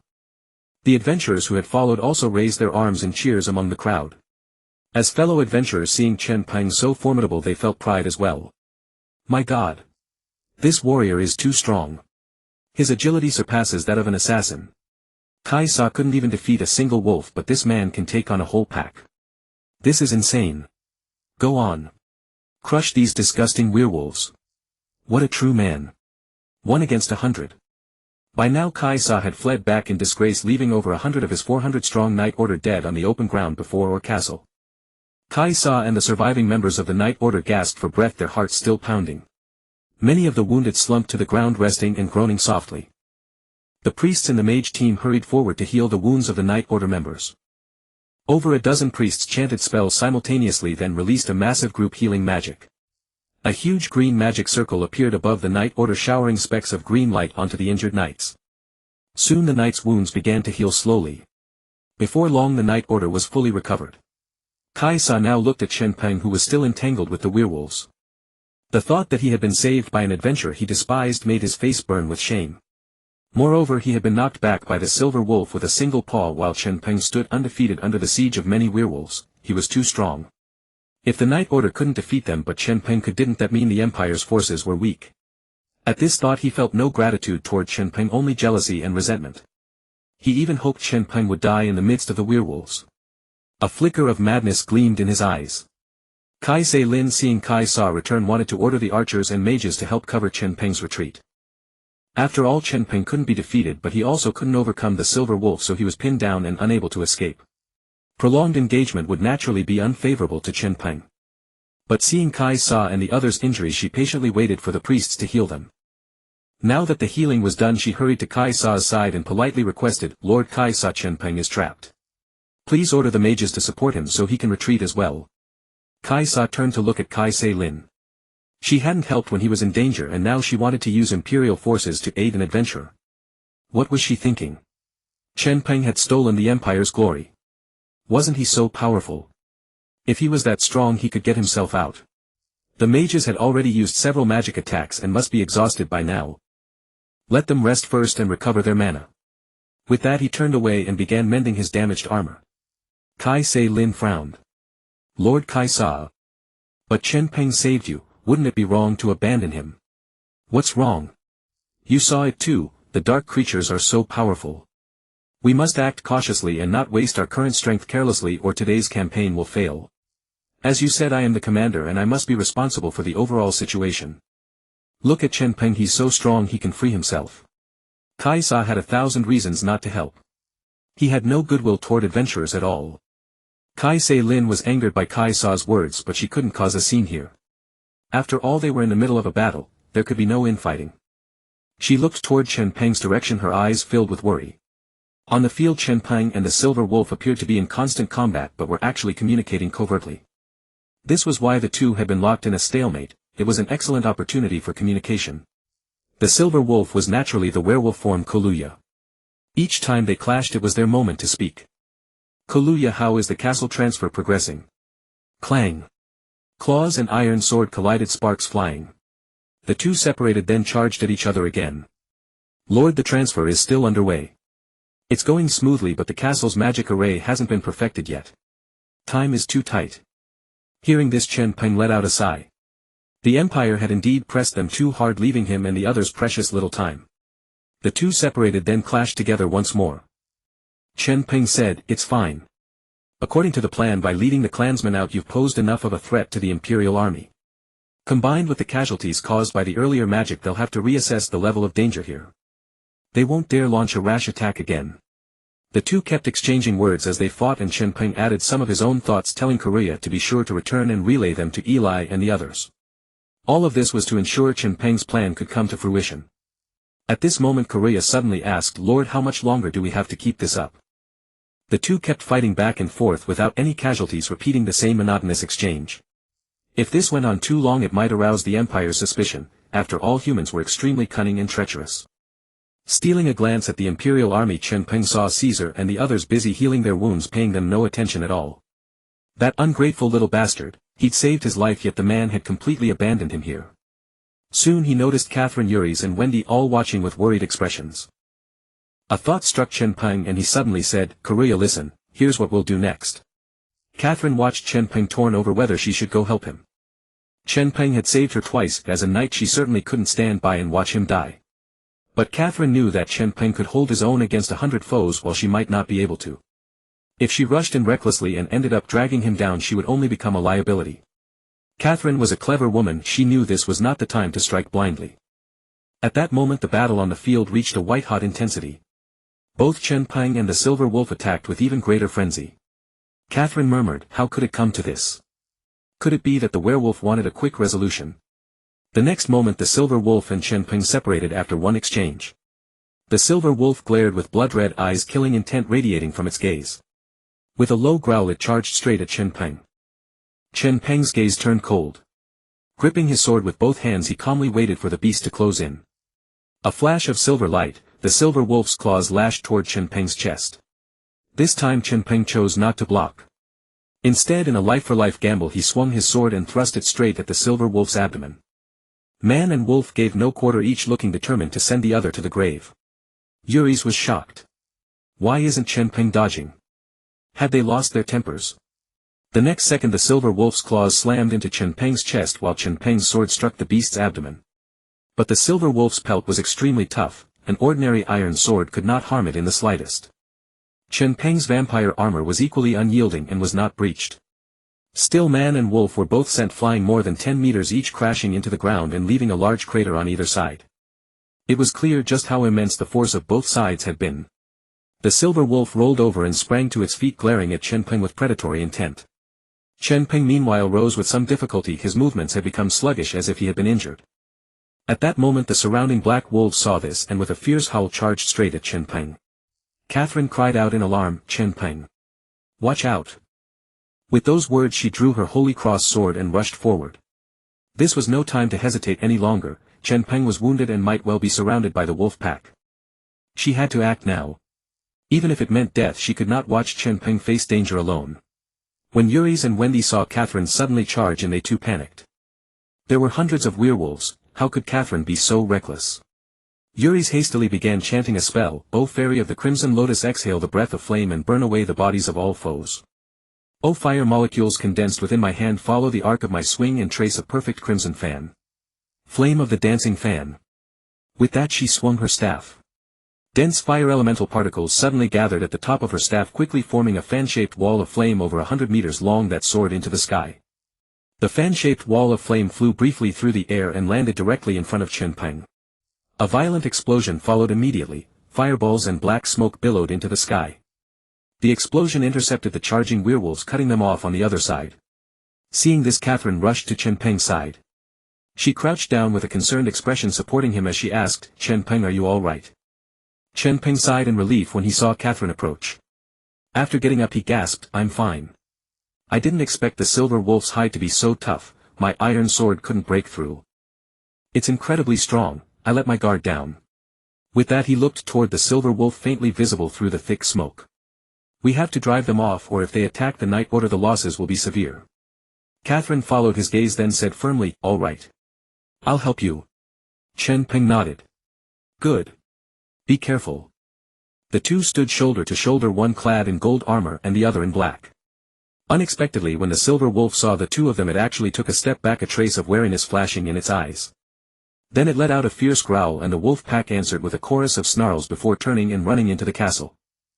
The silver wolf also cast a deep glance at Chen Peng, then pushed off its hind legs, leaping more than 10 meters into the air and disappearing into the castle in a few bounds. Catherine had been braced for battle, but seeing the enemy suddenly retreat she couldn't help sighing in relief. Still she was curious, why had they withdrawn so suddenly? Why did they leave? Chen Peng also let out a long breath. Looking at Catherine's stunningly beautiful face he teased, "It seems the reputation of a human hero is truly extraordinary. The werewolves were frightened just by the sight of you before a single blow was exchanged." Catherine felt a little embarrassed by Chen Peng's compliment. "Not at all. I don't have the confidence to defeat them." Chen Peng shook his head. "These are werewolves, not low-tier creatures like skeletons and zombies. Werewolves are intelligent, conscious, dark creatures. As a human hero with many legends told about you across the continent, it's only natural that they would fear you." With that he looked toward the Imperial army. "Let's go back."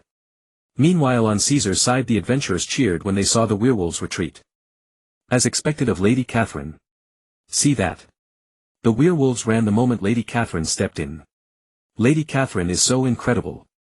Long live Lady Catherine. Long live Lady Catherine. And that warrior, he did a lot too. He's on Lady Catherine's team, isn't he? So strong." The knights also began to murmur among themselves at the sight. The werewolves were incredibly powerful. But Lady Catherine was equally imposing.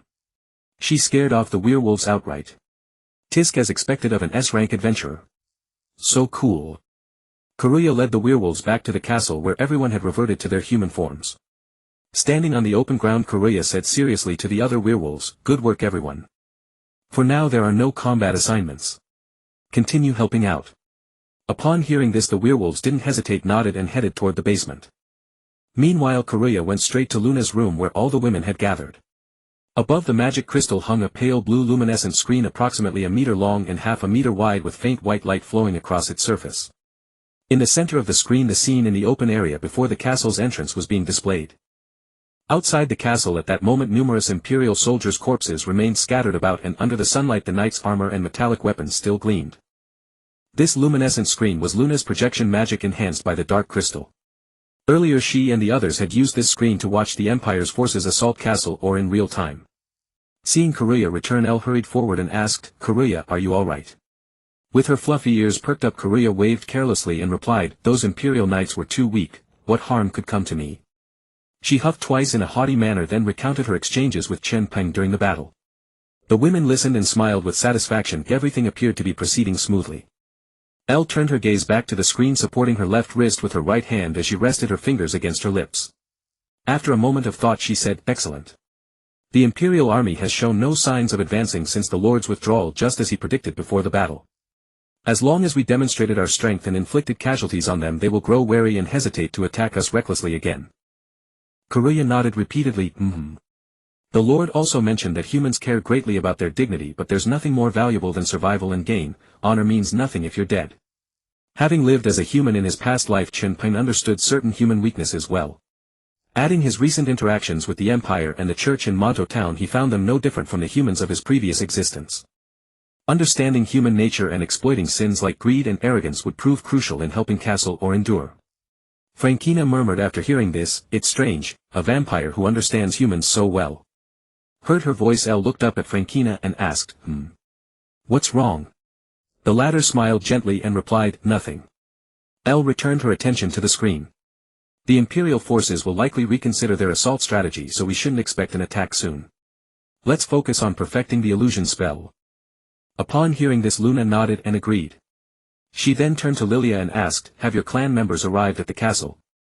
Lilia, standing nearby, nodded with wide eyes and replied, "I sent for them as soon as the Empire launched their attack. Everything is ready. Then let's begin." Meanwhile, Chen Peng and Catherine had withdrawn and were met by Ulysse and Wendy as they arrived. Ulysse approached Chen Peng with visible concern, asking whether the silver wolf had harmed him. Given that the creature had disabled Caesar with a single strike, both she and Wendy were deeply worried when they saw Chen Peng had also been struck. Without waiting for his response, Wendy immediately closed her eyes and began chanting.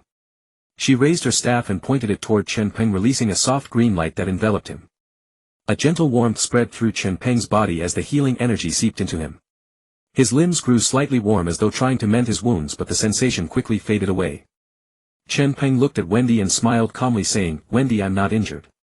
There's no need to use wood element healing magic." Wendy turned her head away and replied coldly, "There's no shortage of wood element energy in the forest." She felt her face growing warm, wondering why she'd instinctively cast a healing spell. Chen Peng appeared unharmed. She'd acted impulsively out of concern. Unaware of her embarrassment, Chen Peng turned to Ulysse, who had been concerned from the start. "It's nothing. The opponent's strength was overwhelming, but it only left me slightly uncomfortable." He gestured to the vampire armor he wore, noting its impressive defensive capabilities. Always mindful of reinforcing others' belief in his vampire guise, he made sure to praise the armor's quality. Ulysse nodded, and together with Catherine her gaze fell upon the dark armor. Caesar had been struck and his armor was torn clean through by the claws, yet Chen Peng's armor showed not a single scratch. Puffing her cheeks, Ulysse exclaimed, "How wonderful. If only I had such invincible defensive armor, I wouldn't fear close combat." Catherine chuckled at this and replied, "Then go slay a vampire yourself and ask if they have armor to give you." Having successfully rescued Chen Peng, Catherine's spirits were high and she teased Ulysse naturally. Ulysse pursed her lips and dismissed it with a wave. That would be far more dangerous. Facing a vampire directly. It would be better to just kill her outright. Even a weakened vampire was beyond the capabilities of an A-rank adventurer like herself. After all, the bloodline were once the most powerful species to rule this continent since ancient times. Even those not of the royal bloodline could command dark creatures across entire regions. Werewolves were dark creatures, they'd witnessed that firsthand. Even a paladin like Caesar was instantly incapacitated by a single strike from one.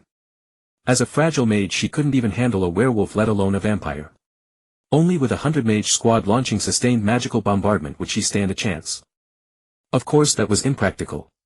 Meanwhile, the Inquisitor, having witnessed Caesar's actions and the heavy casualties among the Empire's warriors, was deeply displeased.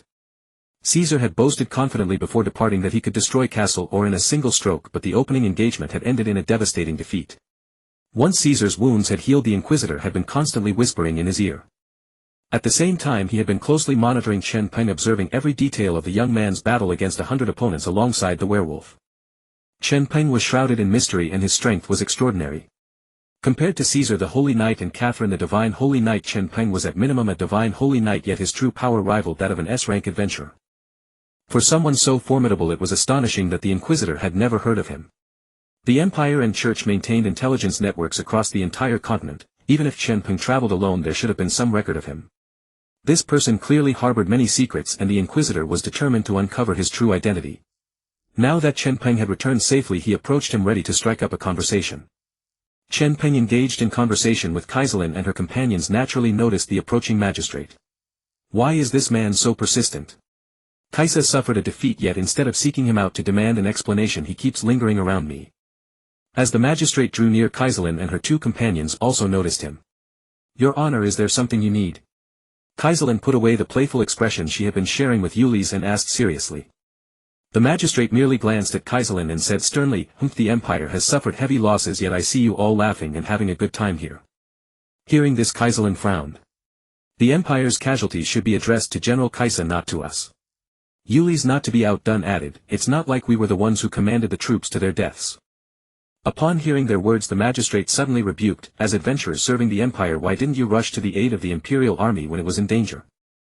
And now you're shifting the blame. Kaisa and his men made sacrifices for the empire's peace. Do you understand? Chen Peng frowned slightly upon hearing this. Your Honor, I did not stand idly by just now. Furthermore, General Kaisa was so confident that we naturally assumed he could defeat the enemy. With that, Yuli's hands on her hips chimed in, exactly. If it weren't for Chen Peng, Kaisa and his men would all be dead. You. The magistrate hadn't expected these adventurers to dare show him such disrespect. But their words were indeed correct, which made his face burn with humiliation. However, he did not forget the purpose of his visit, so he directly changed the subject. Kaisa's mistakes will naturally be dealt with by the empire's disciplinary measures. I am the magistrate and it is my duty to oversee everyone. Then he turned to Chen Peng.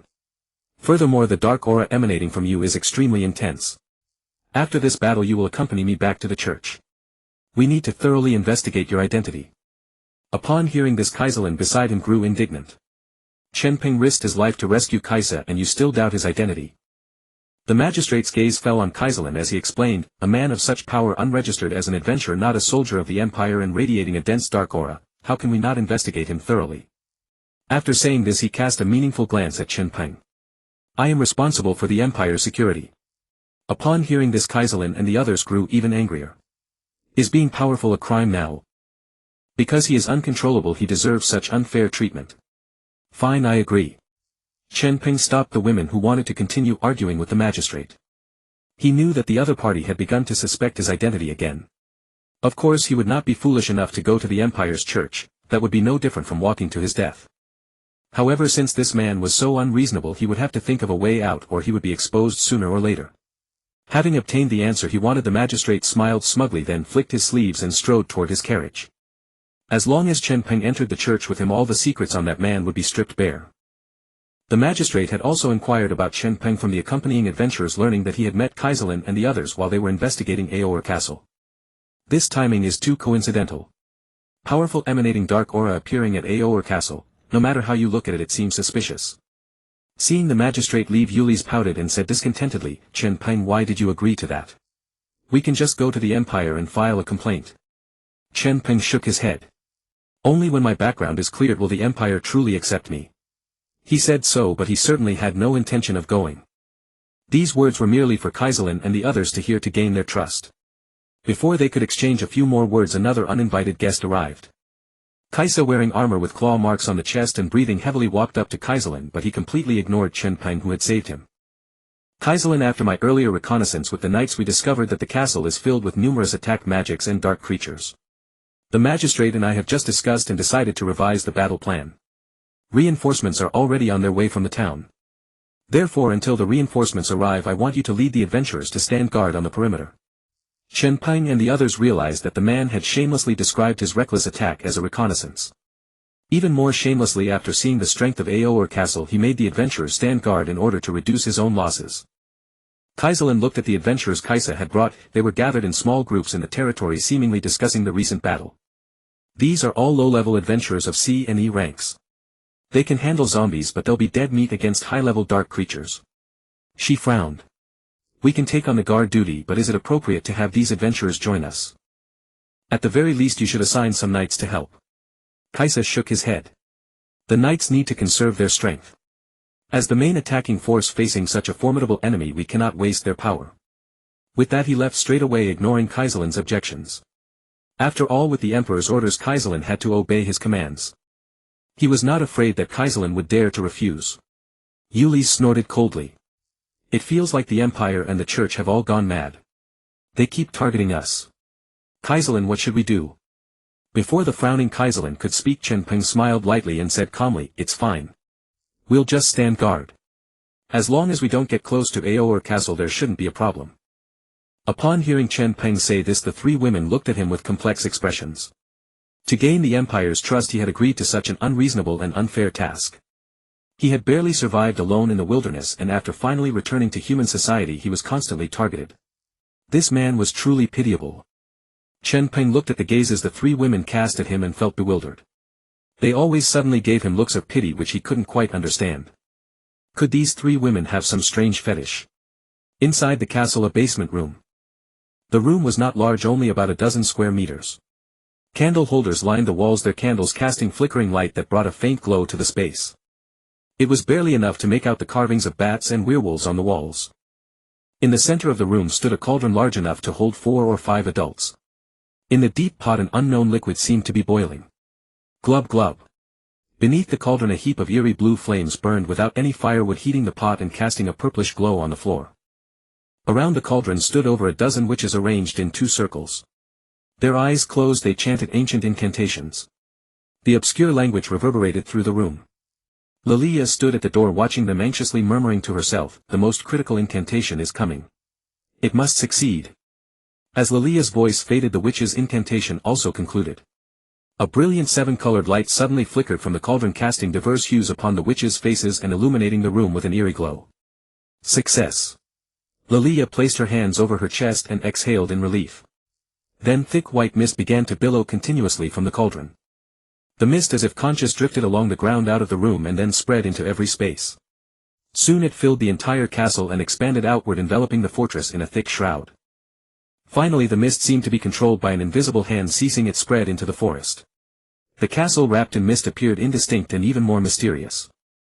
Upon seeing the mist rise, the dark elves set aside their tasks and bowed their heads, chanting a spell in unison. "O water spirits of the atmosphere, gather by my side. By the will of the Water Spirit King, in my name I command you to heed me. Summon powerful magic, manifest your forms." The spell repeated, and soon a cacophony of footsteps echoed within the castle. On the castle walls numerous dark elves clad in neat armor wielding spears or bows made their way to the battlements and watchtowers. The clanking of metal armor accompanied their march. Countless werewolves sprinted through the castle, stirring the mist, some leaping to the pinnacles of towers and howling at the sky. Spiders crawled over the castle walls and an undead army assembled in the courtyard. In an instant the mist-shrouded Orr castle teemed with flickering shadows and the sounds of various creatures preparing for battle. Chen Peng and the other adventurers assigned to guard duty patrolled the perimeter of the camp. Initially reluctant to serve as sentinels, the adventurers grew reconciled once they realized they could work alongside the beautiful heroine Kaiselin. During the patrol, Chen Peng instructed Kaiselin to divide the adventurers into 4 groups of 10 to 15 each, responsible for scouting the 4 directions back and forth. Chen Peng and his 3 companions became group leaders. As the strongest, Chen Peng naturally took charge of security facing the direction of Orr Castle. At that moment Chen Peng led the adventurers past the undead graveyard. A few adventurers spotted several newly spawned zombies and rushed to cut them down, but no silver coins dropped. Just then an adventurer noticed thick mist suddenly enveloping Orr Castle. Pointing nervously he stammered, "LL, look over there." Everyone turned and stared in astonishment. The mist quickly wrapped the castle and then ceased spreading, allowing the adventurers to breathe a sigh of relief. But soon they glimpsed figures moving on the castle walls and spiders crawling over the battlements. Occasional wolf howls sent chills down the spines of the low-level adventurers. A timid adventurer immediately asked, "Sir Chen Peng, what should we do?" Chen Peng squinted at the mist and said gravely, "Go fetch Kaisa and Lady Kaiselin at once." The man hurriedly ran back. Soon Kaiselin arrived, first with Ulysses and Wendy. "What's the situation?" Kaiselin frowned, gazing at the castle. Chen Peng's expression darkened. The sudden gathering of dark creatures seemed highly unusual. Kaiselin nodded. Perhaps they were truly angered this time. The Imperial Army's attack might have made the dark creatures sense a crisis. After all, this was their last refuge. To defend it, the dark creatures might be preparing to stake everything. Ulysses twirled her staff, abandoning her usual playful demeanor. "Their numbers are vast, I saw hundreds of dark elves inside. And Kaisa's promised reinforcements have yet to arrive." She had already witnessed the strength of the werewolves, and the dark elves were even more powerful and advanced. Not only were they master archers and poison experts, but they also wielded magic. If they launched an attack, the remaining Imperial army would surely be crushed. Wendy stared expressionlessly at the castle. She noticed that despite the appearance of so many dark creatures, the concentration of dark energy hadn't changed much, a strange anomaly. Yet she clearly saw many figures moving inside, stirring the surrounding mist, making it appear real. Just then the clanking of armor came from behind, undoubtedly Kaisa and the others arriving. Everyone turned to the commander eager to learn his plan and noticed the Inquisitor had also approached. Kaisa's face was grim. Ignoring the stares of Chen Peng and the others, he stood before them gazing at the mist-shrouded castle. The undead graveyard lay over 200 meters from the castle gate with a wide open space in between. But the mist made it difficult to discern the exact situation inside.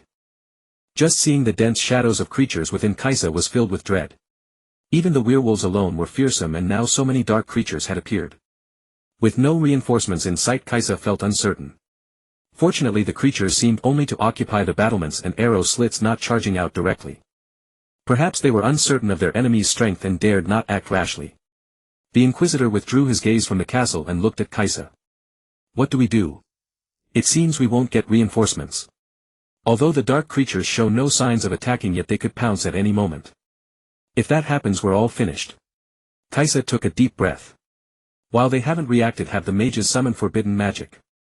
Launch a direct attack on the entire castle, catch them off guard." The Inquisitor nodded but added, "Forbidden magic is immensely powerful, but the casting time is long. If something goes wrong in the middle." He left the sentence unfinished, but everyone understood. After all, if the dark creatures sense the threat, they might charge out recklessly to disrupt the spell, producing the opposite effect. Kaisa turned to Kaiselin and the others and said earnestly, "I believe Lady Kaiselin will buy time for the Mage Corps. The adventurers will form the first line of defense and the knights the second. If we can secure time for the forbidden magic, we will succeed." Noticing that Caesar's gaze was fixed on her, Catherine realized that this was not the time for internal conflict and nodded slowly. "I will do my utmost to buy time for the Mage Corps." Hearing her words, Caesar turned and left. He needed to quickly order the Mage Corps to begin the forbidden magic incantation. He didn't want to be killed here by the disgusting undead creatures. The judge glanced at the crowd and then followed Caesar away. Catherine did not waste time either. The anomaly of Aol Castle made her feel a sense of crisis. She did not seek to actually capture the castle, only hoping to reduce casualties. This was a wrong war from the start. Yuli's Chen Peng, let's organize the adventurers to form a defensive formation. Yuli's and Chen Peng both nodded. Among the dozens of adventurers who came along, there were warriors, assassins, archers and mages, but no priests. Catherine, drawing on her previous combat experience, planned the positions for each class. 20 meters back from the undead tomb, she and Chen Peng stood at the front, followed by warriors, archers and finally mages. Wendy, as the only priest, stayed at the rear of the formation, ready to provide support at any moment. After taking their positions, everyone watched the movements within Aol Castle with vigilant expressions. At that moment, the sound of uniformed footsteps came from behind. Chen Peng turned to see the Knight Corps divided into several hundred-man groups surrounding the Mage Corps in the center as they advanced. Caesar was also surrounded in the center. He looked at the defensive line with satisfaction, knowing that even if an accident occurred, his safety was guaranteed. At the very rear, 300 archers were divided into 300-man groups, standing side by side, ready to draw their bows and shoot. Yuli sneered at this sight, as it was the first time she had seen the Imperial Knight Corps positioned at the back. The Imperial Knight Corps was reputed to be the elite of the Empire, representing the glory of the Empire, but today those illusions were shattered.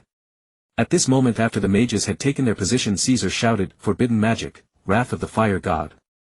Use your power to send these despicable dark creatures to hell." As his voice fell, all the mages closed their eyes, raised their staffs with their right hands, placed their left hands over their chests and began to chant incantations in low voices. The incantation was extremely obscure and difficult to understand. Even Yuli's and Wendy could not make it out. Is this the depth of the Empire? To possess such ancient magic, adventurers have to collect and learn spells on their own or spend money and points to exchange them at the Adventurers Guild. But the more powerful the magic, the greater the price to pay. So far, Yuli's has not learned any forbidden magic. But the Empire monopolizes all known magic books on the continent, allowing them to systematically learn various spells in organized units. Many ancient magics passed down for thousands of years possess immense power. But the mana consumption is astronomical. Archmages and divine archmages are extremely rare. Cultivating such mages is also extremely resource-intensive. Fortunately, the Empire has the Mage Corps learn forbidden magic, using lower-ranked mages and great mages to jointly perform the summoning of forbidden magic, an acceptable option. Chen Peng was also attracted by this magic. Listening to the mages chanting, he vaguely felt that the incantations were somewhat familiar. It seemed that this magic existed deep within his memory, but he could not recall the full incantation for the moment. Here in the Mage Corps, as the incantation was chanted, a helmet-sized red light dot appeared at the center of the formation. The red light dot moved swiftly beneath the mage's feet with the chanting, leaving a trail of glowing red patterns wherever it passed. The red light dot acted like a brush, swiftly sketching several arm-thick patterns. These patterns connected to form shining ancient runes which in turn interconnected to create a massive red magic circle. The magic circle appeared to be several hundred square meters in size, illuminating the surrounding woods in fiery red. Chen Peng's face was also tinged with red, and he could clearly feel the immense magical energy emanating from the circle. The power of this forbidden magic seemed considerable. When the red light of the magic circle reached its peak, the entire circle slowly rose into the air and then slowly aimed at Aol Castle. Seeing this, Chen Peng glanced at Catherine and found that her attention was also captivated by the magic circle, and no one was paying attention to him at that moment. He placed his hand behind his back and made an "okay" gesture. Luna and the others were observing every move of the Imperial army through a light screen. When they saw the Empire begin to summon a large-scale magic, the others' hearts tightened. Only Luna's expression remained unchanged. At that moment Alai suddenly pointed at the screen and shouted, "Look! The Lord has given the signal." Luna naturally saw Chen Peng's gesture as well. She looked at Karuya and said, "Send the signal." Karuya nodded and then suddenly raised his head, letting out a wolf howl. A woo, the highly penetrating sound traveled through the layers of castle walls, spreading throughout the entire castle. At that moment the werewolf Keen on the city wall heard the call. His expression changed and he shouted, "Attack!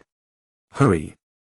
Beside him there were not as many people as the outside world had seen. Instead there were rows of small catapults and trebuchets. The trebuchets were surrounded by werewolves with large piles of stones and glass bottles filled with green bubbling liquid beside them. The glass bottles contained a special acid prepared by the witches which was highly corrosive. Around them on the battlements and in the watchtowers stood dark elves armed with bows. Hearing Keen's command, everyone immediately sprang into action. The werewolves began placing stones or glass bottles into the leather pouches of the trebuchets, ready to launch them. The dark elves were the fastest to act. The moment Keen's words fell, they drew arrows from their quivers, knocked them and drew their bows into a full moon shape. Twang twang. As they released the arrow tails, the arrows made a twanging sound, shot into the sky, arced through the air and then sped toward the Empire's mage core. The air was instantly filled with the whistling sound of arrows. Chen Peng and his group looked up upon hearing the sound and saw countless arrows suddenly raining down, heading straight for the mage core. Caesar, who had been somewhat pleased at the nearing success of the magic, instantly turned cold at the sight. Quick, quick, quick. Defend. Protect the mages. Yuli's acted the fastest. She softly chanted, "Manifest the power of the sky wind god king, spirits of the wind, protect us in the name of the wind god. Wind shield. Wind shield." As her words fell, the wind suddenly rose around them and gentle breezes swiftly gathered several meters above the mage core, forming a transparent wall of wind. With the mage's staffs swinging down in perfect unison, the flame giant beneath the magic array let out a ferocious roar. Then it raised its blade of blazing fire and brought it crashing down upon Castle Orr. As the flames drew ever closer to the castle, the blade grew wider and wider, while the flame giant's body grew smaller and smaller, as though it were being devoured and absorbed by the very weapon it wielded. Finally the flames stretched dozens of meters long and over 10 meters wide, surging toward Castle Orr in a rolling tide of searing heat. Eyes all reflected its blazing silhouette as everyone gazed with shining anticipation toward the castle. This forbidden fire element spell sent shivers down their spines. Yulis knew that if this strike had fallen on Monto town, it would have shattered the settlement to pieces. Castle Orr likely wouldn't withstand such an assault either. Caesar's face was twisted with wild fervor, eyes bulging. He felt certain that one such strike would bring the castle down. All the dark creatures within would be sent to hell in the raging inferno. Boom! At that moment the flames struck the castle's ramparts. The instant the castle met the flames it erupted with blinding radiance. The light exploded outward, forcing everyone to shield their eyes. Then a devastating wave of scorching heat washed over them, nearly toppling them where they stood. A fierce wind roared in their ears, trees rattling violently and stones and dead branches occasionally battered their bodies. The shockwave lifted the skirts of Yulis and Wendy and the others, sending Yulis screaming in fright. Chen Peng turned his back to the castle, shielding the three women, Catherine among them, against his chest to block the remaining blast. Even the mere explosion's shockwave had created such devastation, leading everyone to believe their strike had succeeded. After more than 10 seconds the world finally fell silent. Chen Peng slowly rose to his feet, ignoring the three women who were blushing, then fixed his gaze on Castle Orr. He let out a sigh of relief. As expected from the bloodline royal family's magic laboratory, the abrasion resistance was truly formidable. The flame giant had vanished entirely, yet Castle Orr stood untouched just ahead. Barring the charred remains of trees within a dozen meters and the craters at the castle's corners, one would never guess it had been attacked. Having been shielded by Chen Peng once more, Catherine and the others all wore flushed cheeks, whether from embarrassment or the sweltering heat no one could say. Yet when they turned to survey the undamaged castle Orr, their eyes widened in disbelief. Yulis could only whisper impossible. As a magister she understood far too well the sheer devastation that the forbidden magic wrath of the fire god was capable of. How could Castle Orr have suffered not even a scratch? Or rather not entirely. Yulis noticed the mist had thinned somewhat. Beyond that however she found no sign of damage. Was Castle Orr's magical resistance truly that formidable? Catherine and Wendy shared the same look of astonishment. Had the wrath of the fire god been unleashed upon any human city the casualties would have been catastrophic. Caesar bore the heaviest shock upon his face. The higher his expectations had been the greater his dismay now. He had anticipated marching in with his troops to plunder the ruins, his curiosity burning over what lay hidden within the so-called bloodline treasure. Never in his wildest dreams had he imagined all their efforts would come to nothing. A profound sense of powerlessness crept over him. With merely the forces he'd brought, capturing Castle Orr seemed entirely beyond reach. At that moment the judge stepped forward, brows furrowed in thought. It appeared this castle was shielded by a formidable barrier. Magical assaults proved utterly ineffective. Hearing this, Caesar recalled that the archers' volleys into the mist had felled quite a number of enemies. The judge added, "I propose we attempt a direct assault through the castle gates." With that his gaze shifted toward Chen Peng and Catherine. Chen Peng chose silence in response. He understood the judge's unspoken request. He wanted Chen Peng and Catherine to take the lead. After all, Caesar's prized mage corps had been neutralized. Catherine frowned and pointed toward the castle. Despite the devastation wrought by the fire god's wrath, the shadows of dark creatures still moved within. So many enemies remained inside, all high-ranking dark creatures. A reckless assault would result in heavy casualties. Upon hearing Catherine's words, the atmosphere among the adventurers and nearby knights grew somber. Having witnessed both the werewolves' ferocity and the castle's impregnability, everyone harbored deep reservations about assaulting Castle Orr. The judge was essentially ordering them to march to their deaths. The judge turned to Catherine with a dismissive hum. "With you and Chen Peng leading the vanguard to hold the enemy at bay, the knights can provide cover behind you. Once inside the castle, the narrow corridors will ensure a steady advance." Caesar nodded in agreement upon hearing this. The enemy werewolves relied on their speed and the dark elves depended on ranged attacks. Both advantages would be neutralized in close quarters. "Our knights excel in close combat, so we leverage our strengths while avoiding our weaknesses," I endorsed the judge's strategy. As he spoke, the knights began murmuring amongst themselves. None of them wanted to face werewolves in hand-to-hand combat. How many werewolves could Catherine and Chen Peng possibly hold off alone? Their armor was like ragged cloth against the werewolves, easily torn apart. Even Chen Peng, mighty as he was, hadn't managed to breach a silver wolf's defenses with a single strike. How could their blades possibly wound such creatures? Wasn't this simply sending them to their deaths? Caesar's face hardened as he swept his gaze across the knights, and silence fell instantly. He spoke coldly. "War claims lives. Is that so unexpected? Dying in defeat is what brings dishonor. Should we win, you'll all be hailed as heroes of the empire. Do you understand?" He never anticipated his own knights would falter with fear. "This undermines the empire's honor." The judge chimed in, "As soldiers of the empire's glory must come above all else. Are you all prepared to yield to the dark creatures?" With that, both the judge and Caesar glared fiercely at the assembled men. The knights immediately snapped to attention and chorused in unison, "Long live the empire! We will yield not one step." Their words rang with force, though what they truly felt remained known only to themselves. They had joined the knights precisely because it promised greater status and improved conditions, especially now that vampires were nearly extinct across the continent. It was supposed to be a prestigious low-risk profession. Instead they'd become cannon fodder. After hearing their justification, Catherine still found the plan deeply flawed. While death in war is inevitable, this plan was nothing but a senseless march to the grave. Such sacrifices would bring no meaning, and no victory. Catherine's expression was grave. As a human hero, she had witnessed the most brutal battles on the front lines where the fallen were beyond counting. But the Inquisitor's plan held no strategic or tactical merit. It was nothing short of a suicide mission. Once inside the castle, they would face not only an endless horde of dark creatures but also countless trap spells. It was nowhere near as simple as the Inquisitor had claimed. Caesar's face darkened. Ever since the campaign began, his authority had been repeatedly challenged and he had been humiliated time and again. Worst of all, his own tactics had cost the knights and infantry dearly, while the adventurers had repeatedly turned the tide. This only fueled his fury. As the proud commander of the Empire's Knight Order, when had he ever endured such humiliation? And if he failed to produce results, he would surely face severe punishment from his superiors upon his return. Perhaps he might even lose his position as the Knight Commander, and with it his life of luxury and ease. At the thought a wild desperate light blazed in Caesar's eyes. He could no longer afford to be cautious. Face flushed with agitation he glared at Catherine. Humph. You're just afraid of the dark creatures. Imperial soldiers have never known fear. For years countless bloodkin have fallen before our assaults. Our castle will be no exception. With that he drew his sword with a resounding clang, then turned to the knights. You represent the Empire. You represent justice. Do not let these vile fiends intimidate you. Charge with me. Crush them. He then shot a glance at Catherine. Catherine, you will join the assault. He had noticed that Chen Peng always seemed concerned for the safety of Catherine and her two companions. As long as Catherine joined the charge, Chen Peng would not stand idly by. Catherine's expression soured and she was about to refuse again, but the Inquisitor suddenly let out a cold snort. Catherine, do not forget your station. The Empire needs you to step forward now. Hearing this, Catherine gritted her teeth.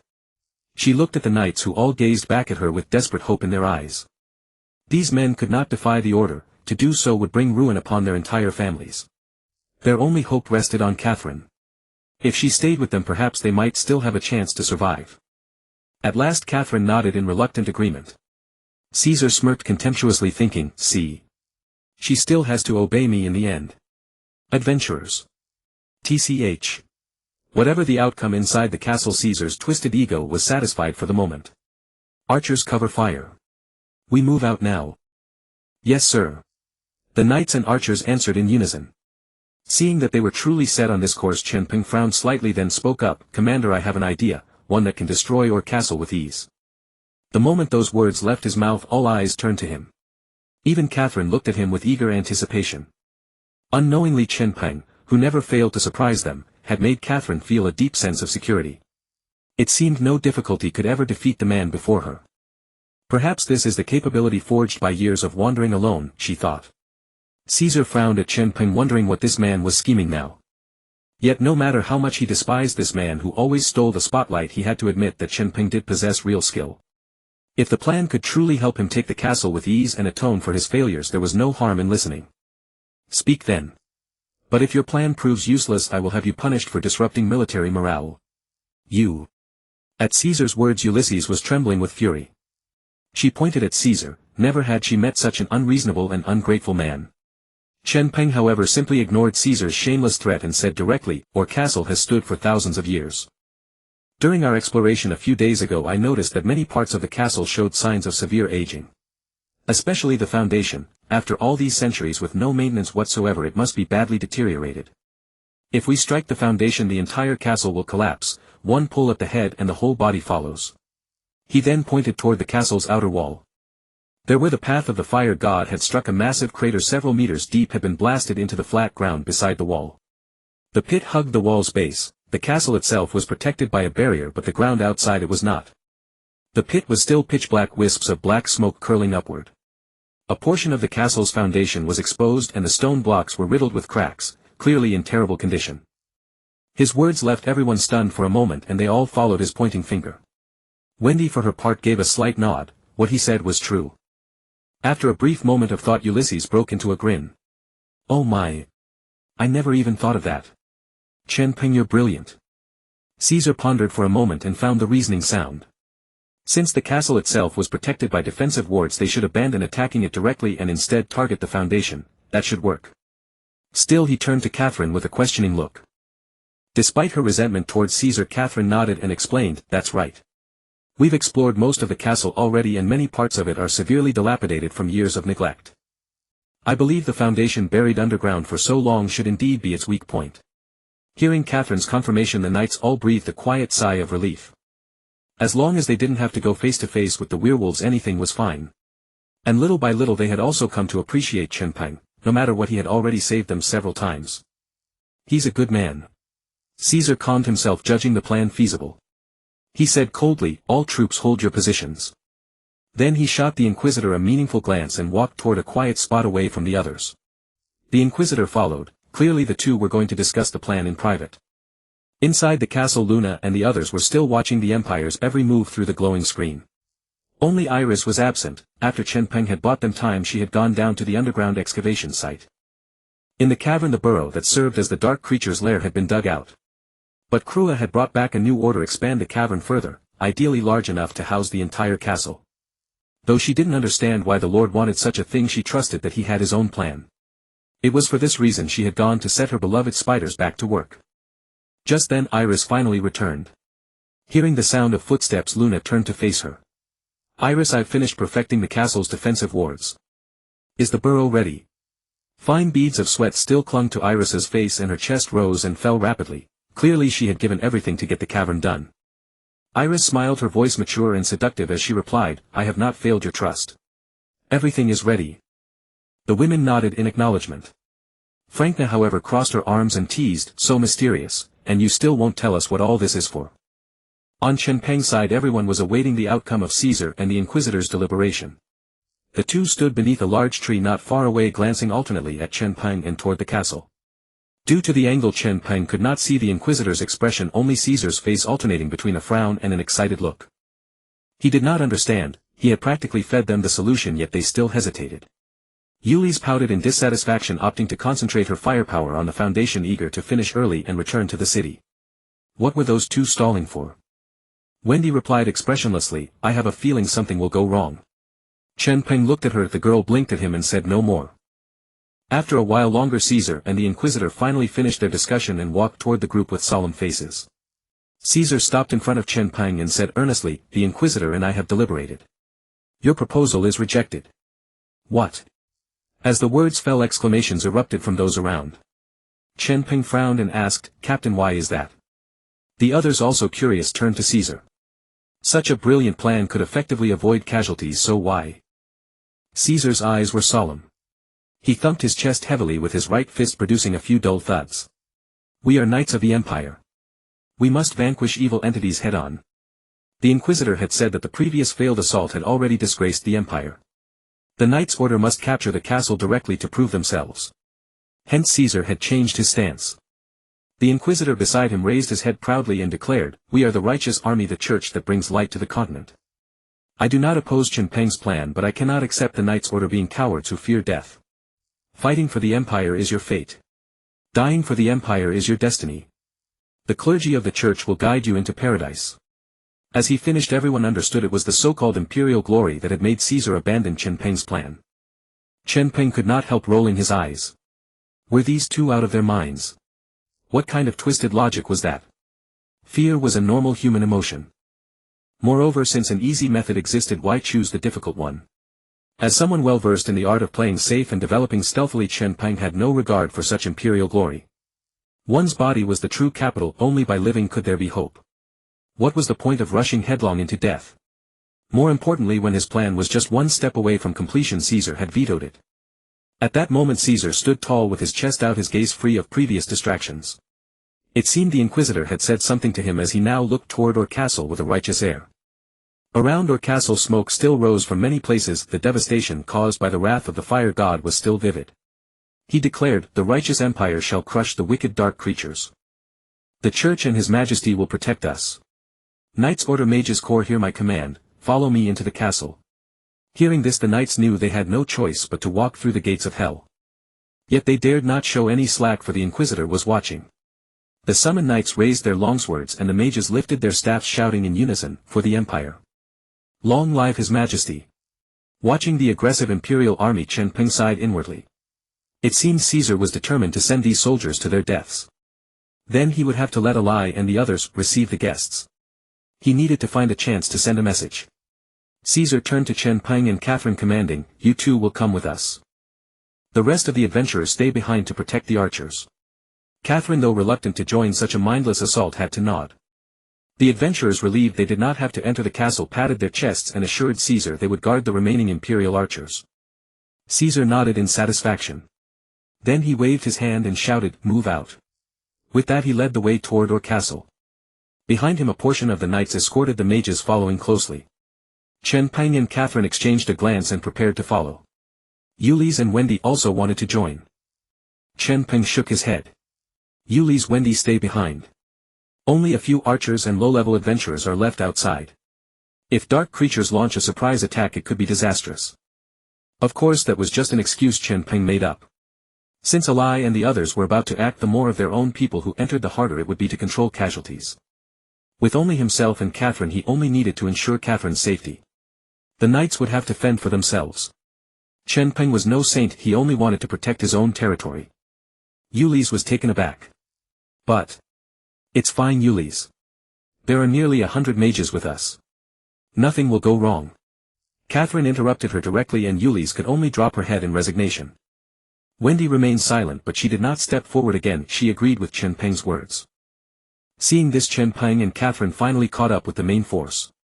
Earlier they had only seen from a distance that the open ground before the castle had been severely damaged by the residual power of the wrath of the fire god. Now as they approached, they realized the ground was still slightly warm. Moreover, from the wall beneath the point of impact, the ground color changed from black to green in a radial pattern extending outward from the base. The crater at the base of the wall was several meters deep and tens of meters in radius. The center was filled with scorched earth still emitting smoke. Chen Peng could not help but marvel at the terrifying power of the forbidden magic channeled by the Empire's mage core. Though the main damage had been absorbed by the castle's ward, the residual force was still formidable. Walking on this land was far more shocking than viewing it from afar. Chen Peng noticed that Catherine was also surveying the land ravaged by the wrath of the fire god, not looking at him.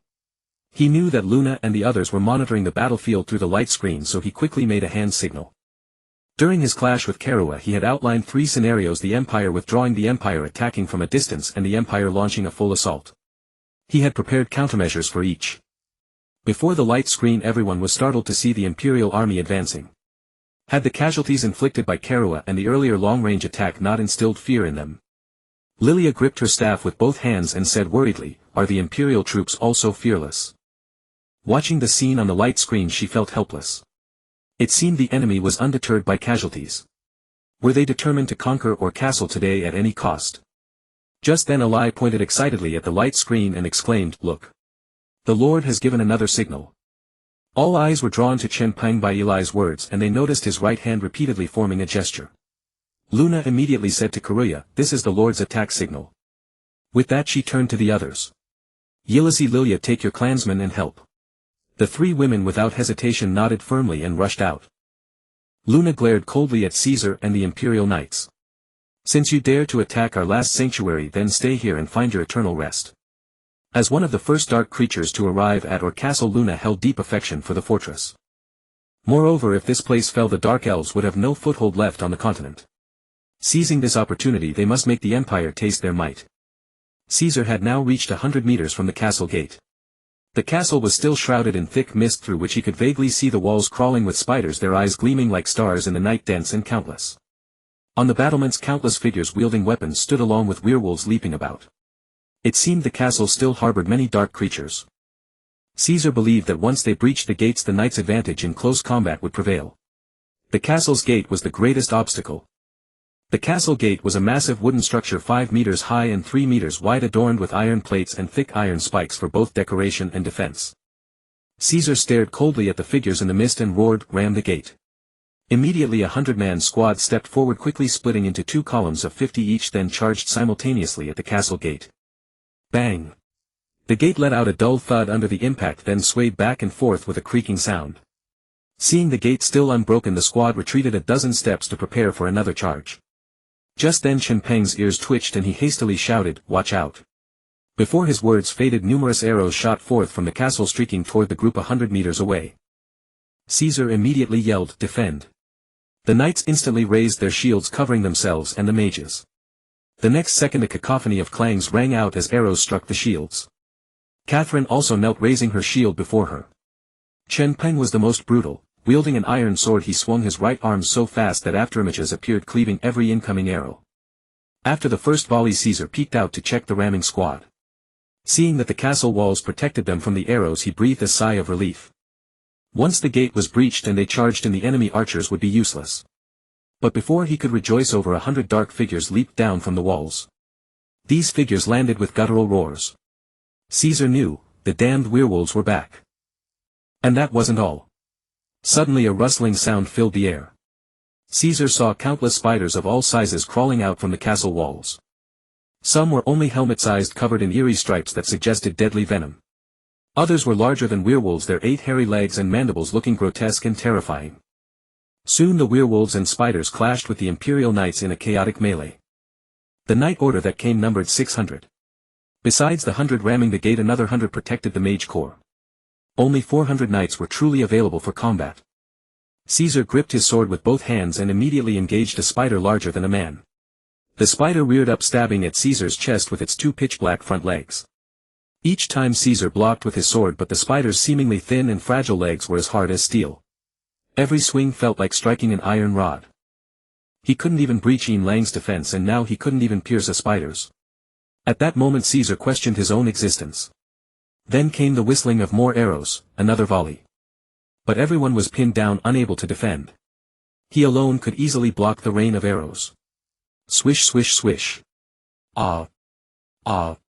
As the arrows struck, over a dozen knights were hit and a few unlucky ones were turned into pincushions. Their screams of agony filled the air. Immediately werewolves or spiders lunged forward, crushing chests with a single claw or piercing the wounded with their spider legs.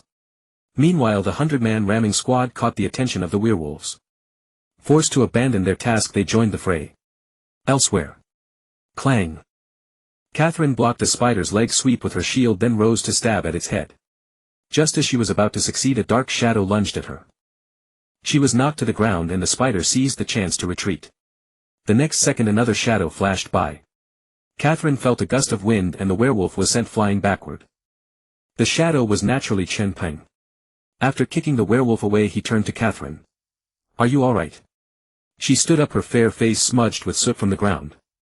Forcing a smile, she shook her head. "I'm fine." Chen Peng nodded and urged, "Be careful." Then he charged at another werewolf, blending into the chaos while occasionally deflecting incoming arrows. Playing his part to the fullest, Chen Peng fought with great vigor on the battlefield. Catherine surveyed the scene. The Imperial army was suffering casualties and even the Mage Corps wasn't spared. Werewolf spiders and intermittent arrow volleys left the Imperial forces overwhelmed.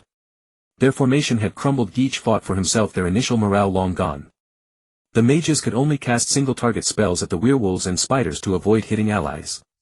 But under the werewolves' assault, even with knights protecting them, the mages couldn't focus on attacking. Catherine gritted her teeth and rushed toward the Mage Corps, thrusting her cross-shaped holy sword at a werewolf, forcing it to abandon its attack on a mage. Croak, croak. Suddenly Catherine heard frog sounds. She looked over and saw several toads scurrying frantically on the ground.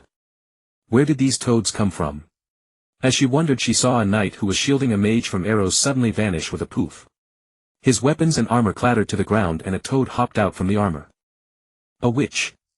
Only a witch could cast a transformation curse. Catherine was stunned. This assault had drawn werewolf, spiders, witches and dark elves, all high-ranking dark creatures. Eliminating any single one of these dark races required tens of thousands of Imperial troops. United they made Caesar's meager forces utterly inadequate. Catherine was shocked. This assault had drawn werewolf, spiders, witches and dark elves, so many dark creatures, each race a high-tier being. The Empire would need tens of thousands of soldiers to wipe out just one of them. With these dark creatures united, Caesar's handful of troops stood no chance. Caesar also realized that his side's casualties were mounting while the dark creatures had only lost a few poison spiders. The night elves and witches hid within the castle, launching ranged attacks from afar, completely untouchable. Against the werewolves, everyone found it nearly impossible to break through their defenses. The castle gates were locked at this moment and breaching them in the short term seemed impossible. It appeared that unless tens of thousands of troops were mobilized, there was no way to defeat these dark creatures head-on. On the battlefield at that moment, the werewolves relied on their speed, darting up and down through the knight regiment. The spiders swayed their bodies, locking claws with the knight soldiers in deadly duels. All Caesar could hear were the sounds of clashing weapons and the knight regiment's battle cries, interspersed with the occasional scream of the soldiers. Soon dozens of knight regiment soldiers and more than a dozen mages lay dead on the ground before the castle gate. Killed by werewolves and spiders, their bodies were mangled and blood seeped out, staining the blackened earth red. Of course the mages were using metal magic to enchant the knights' weapons. It could be seen that after 2 or 3 knights surrounded a werewolf, the enchanted iron swords could pierce its skin. However, the wounded werewolves did not linger in battle at all. They simply leaped and bounded straight into the castle interior.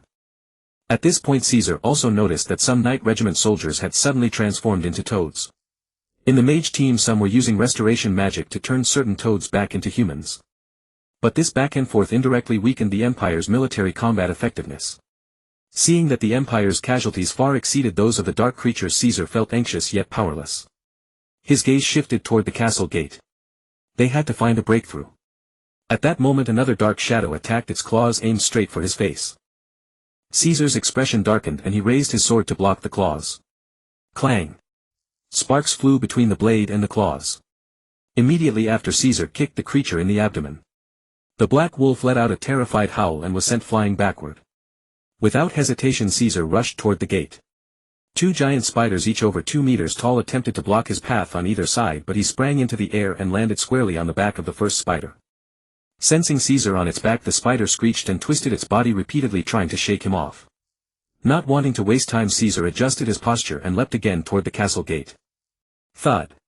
He landed heavily on the blackened ground, leaving 2 footprints several centimeters deep, then accelerated his sprint, leaving the spider behind. Soon he arrived at the castle gate. Looking at the thick and towering wooden door, Caesar pushed it with his hand and found that the gate was bolted shut from the inside. Caesar glanced back at the battlefield where knights continued to fall with anguished cries. Their armor offered no protection against the sharp claws of werewolves or the hard forelegs of spiders. Frowning, Caesar turned around and swung his sword at the castle's wooden door. If they could open the gate and get inside, neutralizing the enemy's advantage, there would still be a chance to turn the tide. Chen Peng, watching from a distance, furrowed his brows. Caesar was a holy knight. Under his full strength blows, the castle's wooden door would not hold long. He glanced at a few werewolves and charged forward with his sword drawn. Meanwhile, Caesar had already delivered dozens of strikes, leaving deep grooves several centimeters into the thick wooden door. The wooden door was reinforced with iron plating and no large breach had appeared yet. Suddenly Caesar heard a roaring sound behind him. Turning around, he saw 5 black wolves glaring at him from about 10 meters away. They bared their sharp fangs, letting out continuous low growls. Caesar cursed inwardly. It seemed the wooden door would not be opening today. Dozens more of their own soldiers had fallen on the battlefield. They could not drag this out any longer. Drawing his sword, he charged at the black wolves. Once he broke free from their pursuit, he would order a retreat. Just as he reached the wolves, 2 of them extended their claws, blocking his escape routes to the left and right.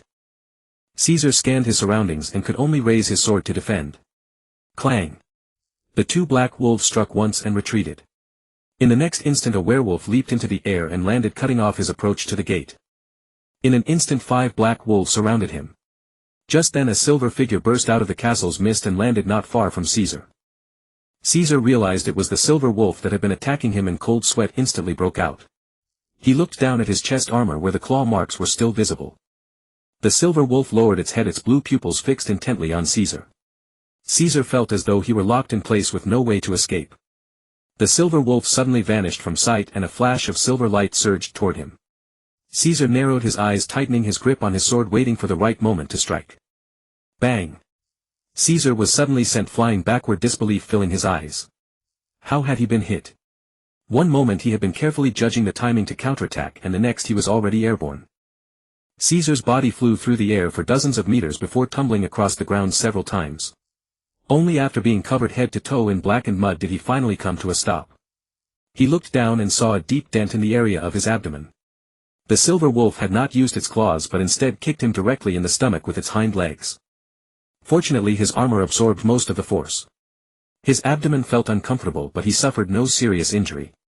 He had intended to break through, and the silver wolf by chance had inadvertently helped him.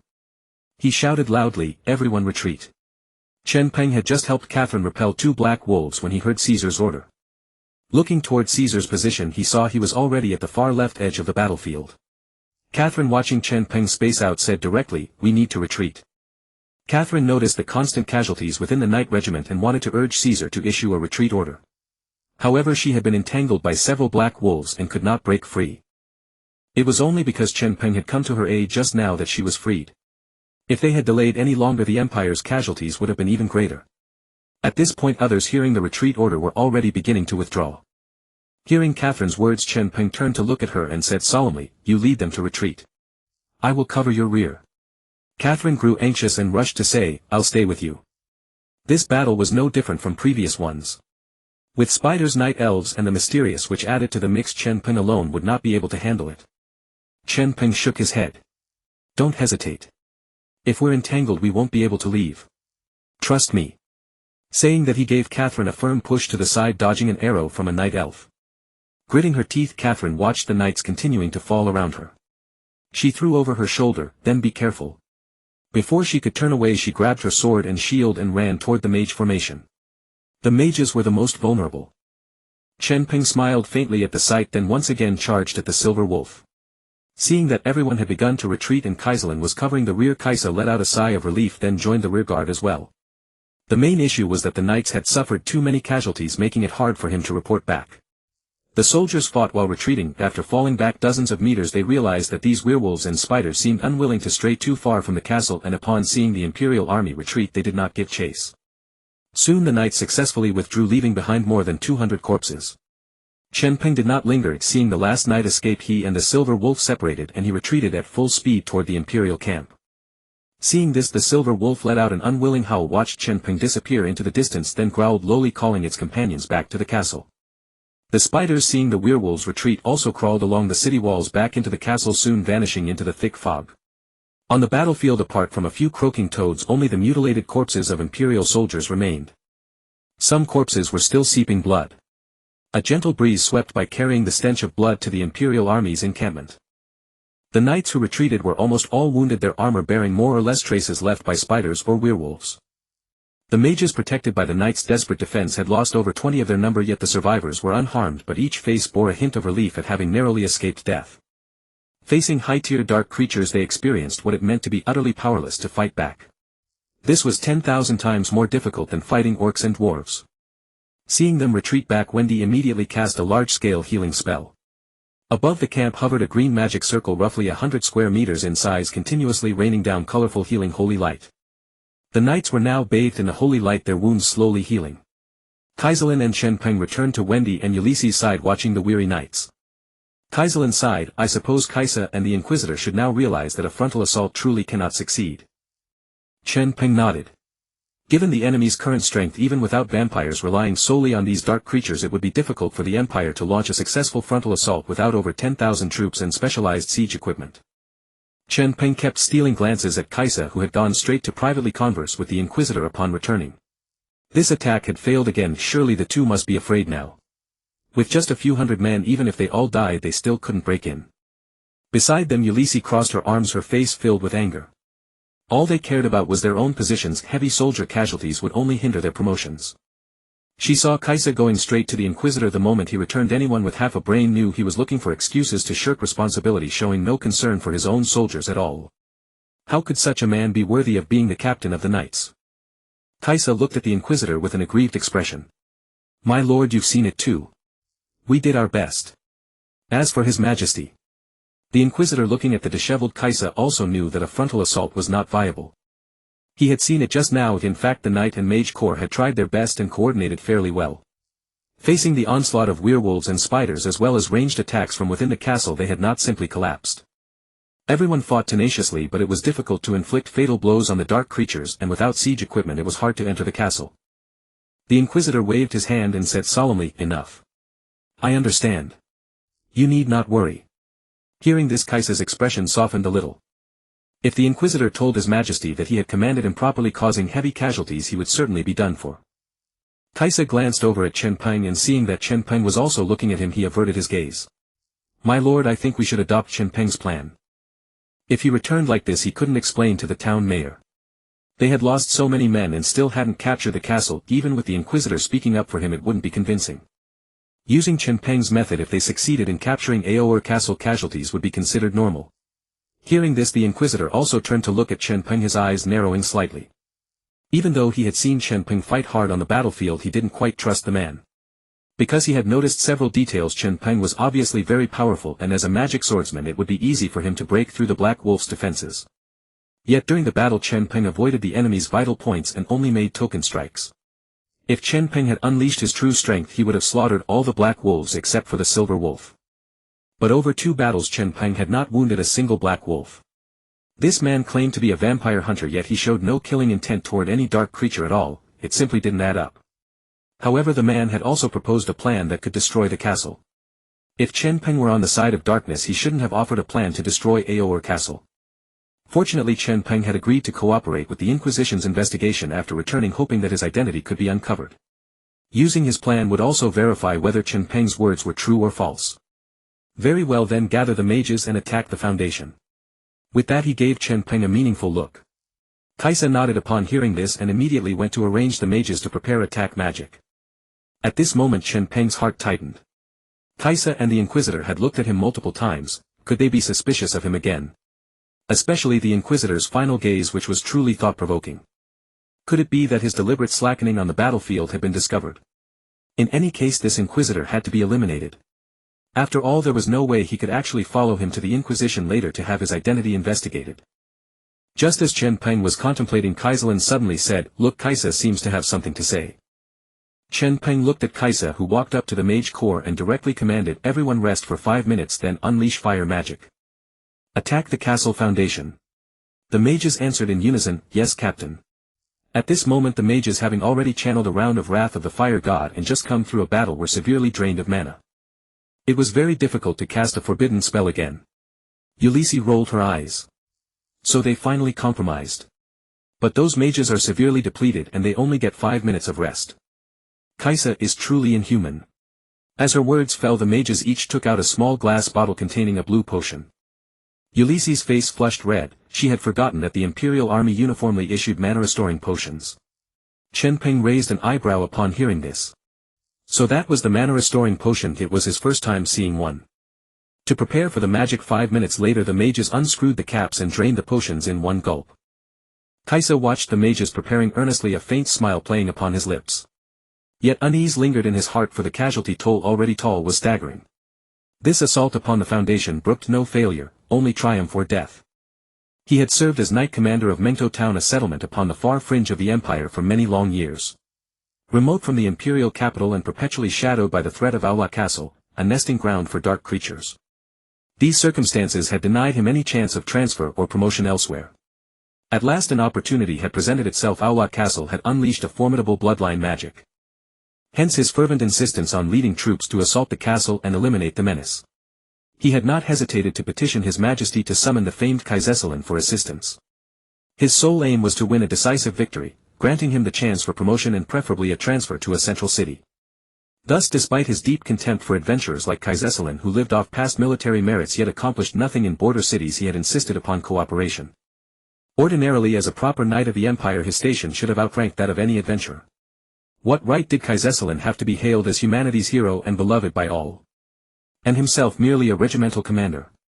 Having dwelt in Mengto Town all these years, Kaisa knew the legend spoke of dark creatures lurking within Aula Castle, but he had never heard of such creatures attacking adventurers. He had assumed it was nothing more than fabrications spun by greedy and vain adventurers. Aula Castle was no more terrifying than whispered in rumors, and so he had pledged to His Majesty and the assembled forces that this campaign would be a sure victory. For a multitude of reasons today's battle could not afford the slightest hint of failure. Yet the prowess of those dark creatures had clearly exceeded all expectations. The soldiers he had brought were far too few. Should Chen Peng's strategy falter or go awry today, would end in utter rout. As commander he would be utterly finished. This would not do, he needed an escape route. In truth, if he could find a scapegoat, perhaps he might slip away unscathed.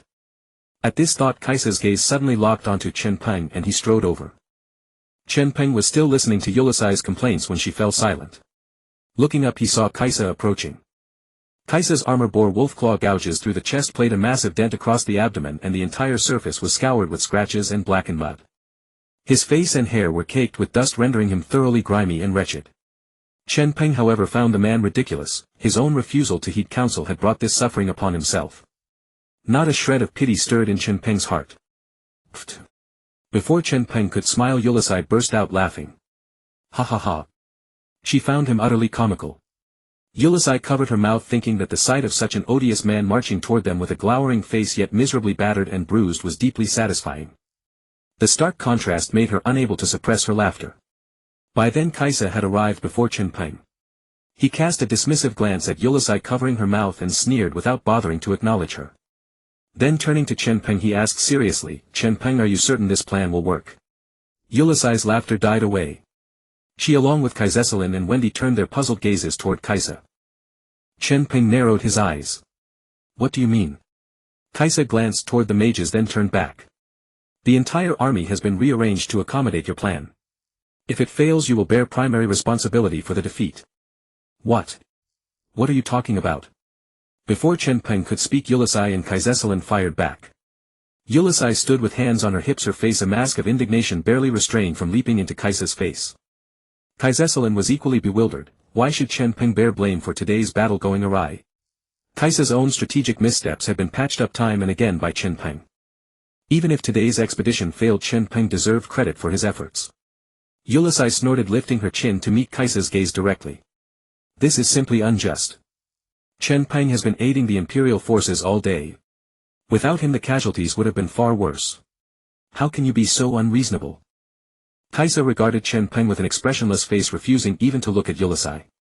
Merits are merits and faults are faults. The fact that he rescued many of our soldiers is undeniable, but so is the fact that his plan forced everyone to stake everything on a single gambit. Only then did Kaisa turn to Yulisai, letting out a cold snort. Have you not noticed that the mages were already heavily depleted? To execute his plan they were forced to consume mana recovery potions. These are assets of the Empire.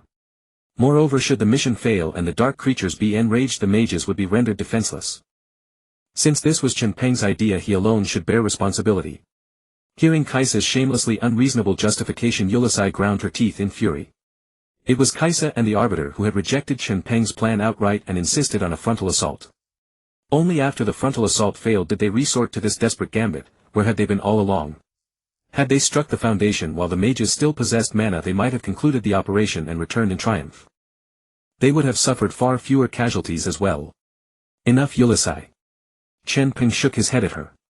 The man was clearly looking for a scapegoat. Those determined to wrong you always know precisely how wronged you are. With a person like this, reasoning was futile.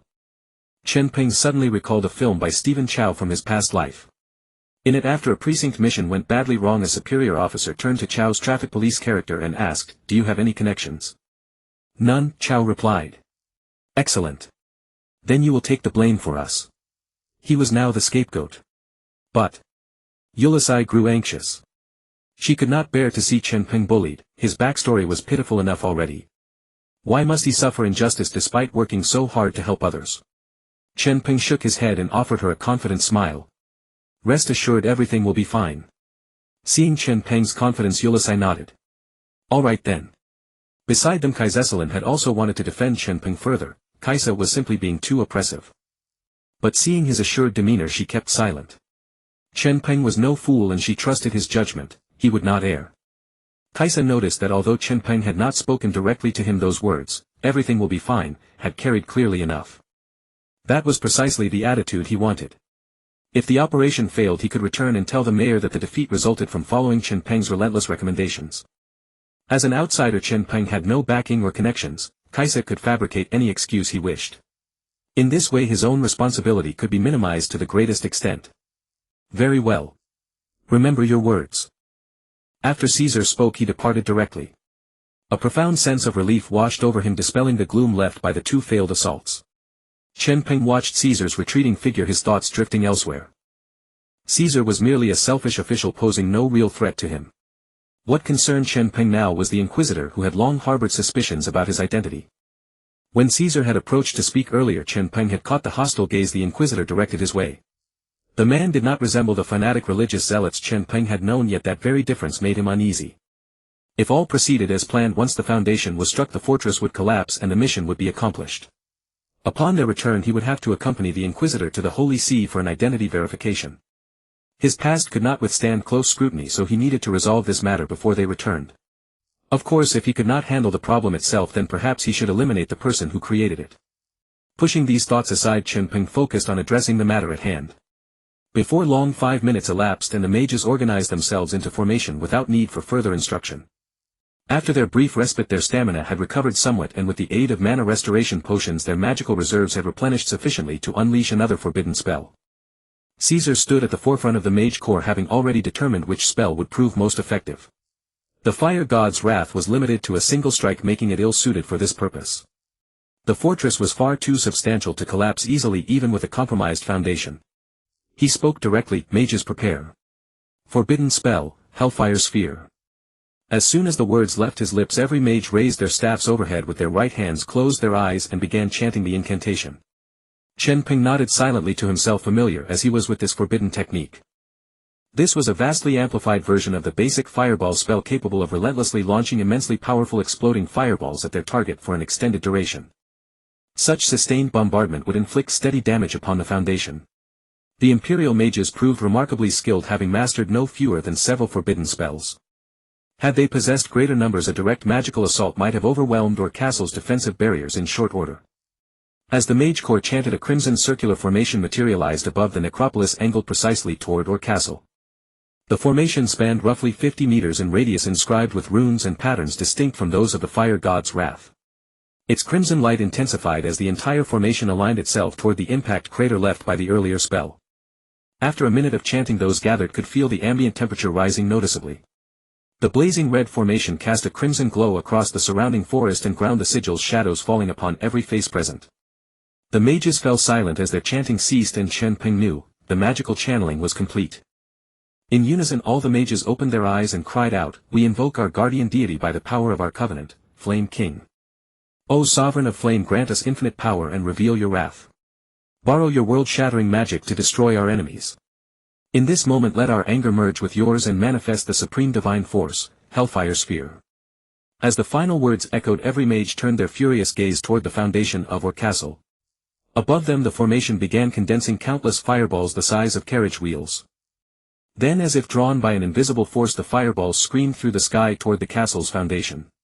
Before long they struck the stonework, triggering colossal explosions. Soil and rubble erupted skyward, incinerating into charcoal madère. They rained down upon the surroundings, blackening the earth and foliage. Boom! Boom!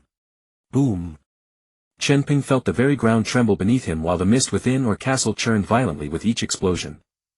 The adventurers, witnessing shadowy figures darting frantically through the thick fog inside the castle, realized the dark creatures were in disarray. They erupted in cheers. Wow! Truly worthy of the Imperial mages. Another forbidden spell. Good heavens! Those dark creatures are scattering in terror throughout the castle. This is the true power of Imperial forbidden magic. Long live the Empire! Caesar watched the fireballs relentlessly pound the foundation stones, bursting outward. He knew the assault was effective. A smug smile spread across his face as his heart urged incessantly, collapse. Collapse quickly. Once Orr Castle crumbled, he would have successfully vanquished the dark creatures and would surely be rewarded by his majesty upon his return. He could finally leave this border town. Inside the castle, Karuya and the others had withdrawn after repelling Caesar's assault. Initially they had assumed the enemy's heavy losses would force them to abandon the attack, but within mere minutes a violent surge of fire elemental energy reached them beyond the castle walls. Soon after they witnessed a massive forbidden spell forming above Orr Castle. Luna had initially worried whether the castle's defensive barriers needed reinforcement, but to her surprise their opponents were targeting the foundation directly. With each explosion the entire castle shook violently and the women grew uneasy. Lilia covered her mouth in astonishment and exclaimed, "Good heavens! What are they trying to do?" Before Luna could offer an explanation, Eli suddenly grasped the situation. "I understand. No wonder we hollowed out the underground chambers. Our Lord's stratagem relied on their assistance all along." "Ha!" Lilia and Karuya listened, their large eyes blinking in confusion. Eli chuckled softly. "Rest assured, you'll understand soon enough." Deep beneath the earth, the castle's foundation was constructed from massive stone blocks laid upon the soil. Though aged and somewhat deteriorated over the centuries, the earth supporting those blocks had now been excavated away. The entire weight of the castle rested upon those partially suspended stones. Meanwhile external fireballs continued to bombard the exposed portion of the foundation, causing the existing cracks in the stonework to widen relentlessly. The structure was already teetering on the verge of collapse. Boom! Boom! Several more fireballs struck the foundation. Crack! A breaking sound nearly drowned out by the explosions rang out, and then this section of the foundation shattered completely, plummeting into the hollow cavity below. That single breach destroyed all the foundation's load-bearing points, triggering a cascading chain reaction. The remaining stone blocks began falling in succession. Suddenly everyone felt the castle accelerating into violent tremors. Inside, Eli and the others experienced a sudden lurch of weightlessness beneath their feet. Everyone couldn't help but scream. They felt the castle descending. Beyond the castle walls, under everyone's watchful eyes, the entire Orr Castle thundered and collapsed into the earth in an instant. Roar! Following the deafening explosion, towering clouds of dust and debris rolled outward from the castle's center. To everyone's surprise, the assault on the foundation proceeded with remarkable ease. At that moment, the dust rising from the direction of the castle completely enveloped the Imperial army's position. Coughing uncontrollably, everyone instinctively covered their mouths and noses with their hands and sleeves, yet they were still choked by the dust. The mage corps was forced to cease their incantations, squinting and waving their hands in front of their faces in a futile attempt to dispel the smoke. Soon the entire world was plunged into a haze of grey with nothing visible but the dusty particles. Even the person beside them was indiscernible, visibility reduced to less than half a meter. Fortunately, everyone had witnessed the successful collapse of Orr Castle, so they harbored no fear of potential threats within the smoke. Chen Peng knew that this was the result of the dust mingling with the thick fog that had originally pervaded the castle. He could not even make out Catherine beside him. With everyone rendered blind, this was the perfect opportunity to deal with the Inquisitor. Relying on his memory, he took a few steps backward, then crouched down to see several arrows embedded in the ground. These were arrows shot by the Dark Elves during their assault, coated with deadly poison. Chen Peng casually pulled one out, then closed his eyes slightly to sense the Inquisitor's location. The Inquisitor was a human radiating a light-attuned aura which Chen Peng's bloodline could clearly detect. Soon he perceived the Inquisitor's position, about 50 meters to his left front. Chen Peng opened his eyes, narrowed them, and vanished like a bolt of lightning. The Inquisitor was overjoyed upon seeing the castle collapse. As the supervising Inquisitor of the Church and the Empire, he would share in the glory of this victory. The fall of Orr Castle, the so-called last refuge of dark creatures, would surely etch his name in the annals of history. Yet an inexplicable unease gnawed at his heart, a vague, indescribable premonition. Soon the dust storm swept in, and before his vision was obscured he saw everyone's faces brimming with joy and relief, with nothing amiss. He thought he was overthinking. But the dust quickly blocked everyone's sight, leaving only a grey expanse before their eyes. The Inquisitor frowned, intending to order the mages to dispel the dust, but the moment he opened his mouth he inhaled a large amount of dust, causing him to cough violently. After several coughs he cleared the grit from his mouth. At that moment the ominous premonition grew stronger. He covered his mouth and nose with his sleeve, ready to speak. Suddenly he felt a sharp gust of wind, and before he could react a chill pierced his chest. Immediately an overwhelming weakness and lethargy flooded his body, accompanied by a searing pain in his chest. He opened his mouth but could not utter a sound, blood gushing uncontrollably from his lips. Looking down he saw a dark elf arrow piercing through his chest from behind, still dripping with blood. But soon the blood was coated with dust, turning viscous. At last he understood the nature of the ominous premonition, but it was too late. Who could have wanted him dead?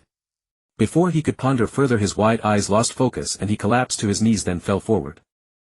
Chen Peng had already returned to his original position. After driving the arrow into the Inquisitor's chest he knew the man was as good as dead. He had aimed for the heart and the arrow was coated with a potent poison, even a priest could not save him. To establish an alibi he covered his mouth and nose and shouted, "Yuli's use wind magic to dispel the dust." To ensure everyone heard he deliberately shouted as loudly as possible. Soon he heard a murmur like a magical incantation, "O great wind lord! Lend me your power to banish the filth before me. Purifying wind." The next moment a powerful gust surged forth. Then the dust before them churned and was swept away, revealing the disheveled figures of Catherine and the others. Naturally the caster was Yuli's. But they were thoroughly disheveled, hair, faces and clothes all coated with dust as if they had weathered a millennium of sandstorms. Yuli's was still casting when she saw Chen Peng's expressionless face covered in dust. She burst into laughter, breaking her spell, and the surrounding wind abruptly ceased. Chen Peng touched his nose, realizing from the dust on Yuli's that she was laughing at him. Catherine and Wendy, seeing each other's disheveled state, gave self-deprecating smiles. At that moment, though Yuli's magic had stopped, it had already dispersed most of the dust. The surrounding people gradually emerged and visibility was largely restored. The Imperial mages voluntarily began chanting, and soon several more strong gusts swept away the remaining dust. Chen Peng found that even the dust clinging to his clothes had been blown away, leaving him as clean as if he had just bathed. The camp soon returned to its state before the dust storm. Now Yuli's looked at the site of Orr Castle, where only a massive pit remained, and jumped with joy. Yes. We did it. Orr Castle has been conquered. Chen Peng also looked toward the castle, finding that the towering structure had vanished. At the center of the vast charred ground lay a huge smoking crater. Orr Castle had indeed collapsed into it. Hearing Yuli's exclamation, the surrounding Imperial soldiers and adventurers also turned to look at the castle's location, bursting into cheers of joy. Haha. Success. Orr Castle is gone. Those disgusting dark creatures who killed so many of our people will now be buried with the castle. Will be recorded in history. Long live the Empire. Long live Caesar. Yuli's pouted upon hearing this, muttering, "Humph." It was all Chen Peng's doing. Chen Peng forced a smile and said, "It's fine." Catherine beside him also smiled, knowing that regardless the outcome was good. From now on the continent would have no more hiding places for dark creatures. As a human hero, Catherine had an instinctive aversion to dark creatures, for in her understanding they were evil and posed a great threat to humanity. Without their sanctuary it would become much harder for dark creatures to hide across the continent. The safety of the Empire's citizens would be greatly enhanced. Just then someone suddenly exclaimed, "My God! The Inquisitor is dead." The words drew everyone's attention. Especially Caesar, who immediately looked toward the source of the voice.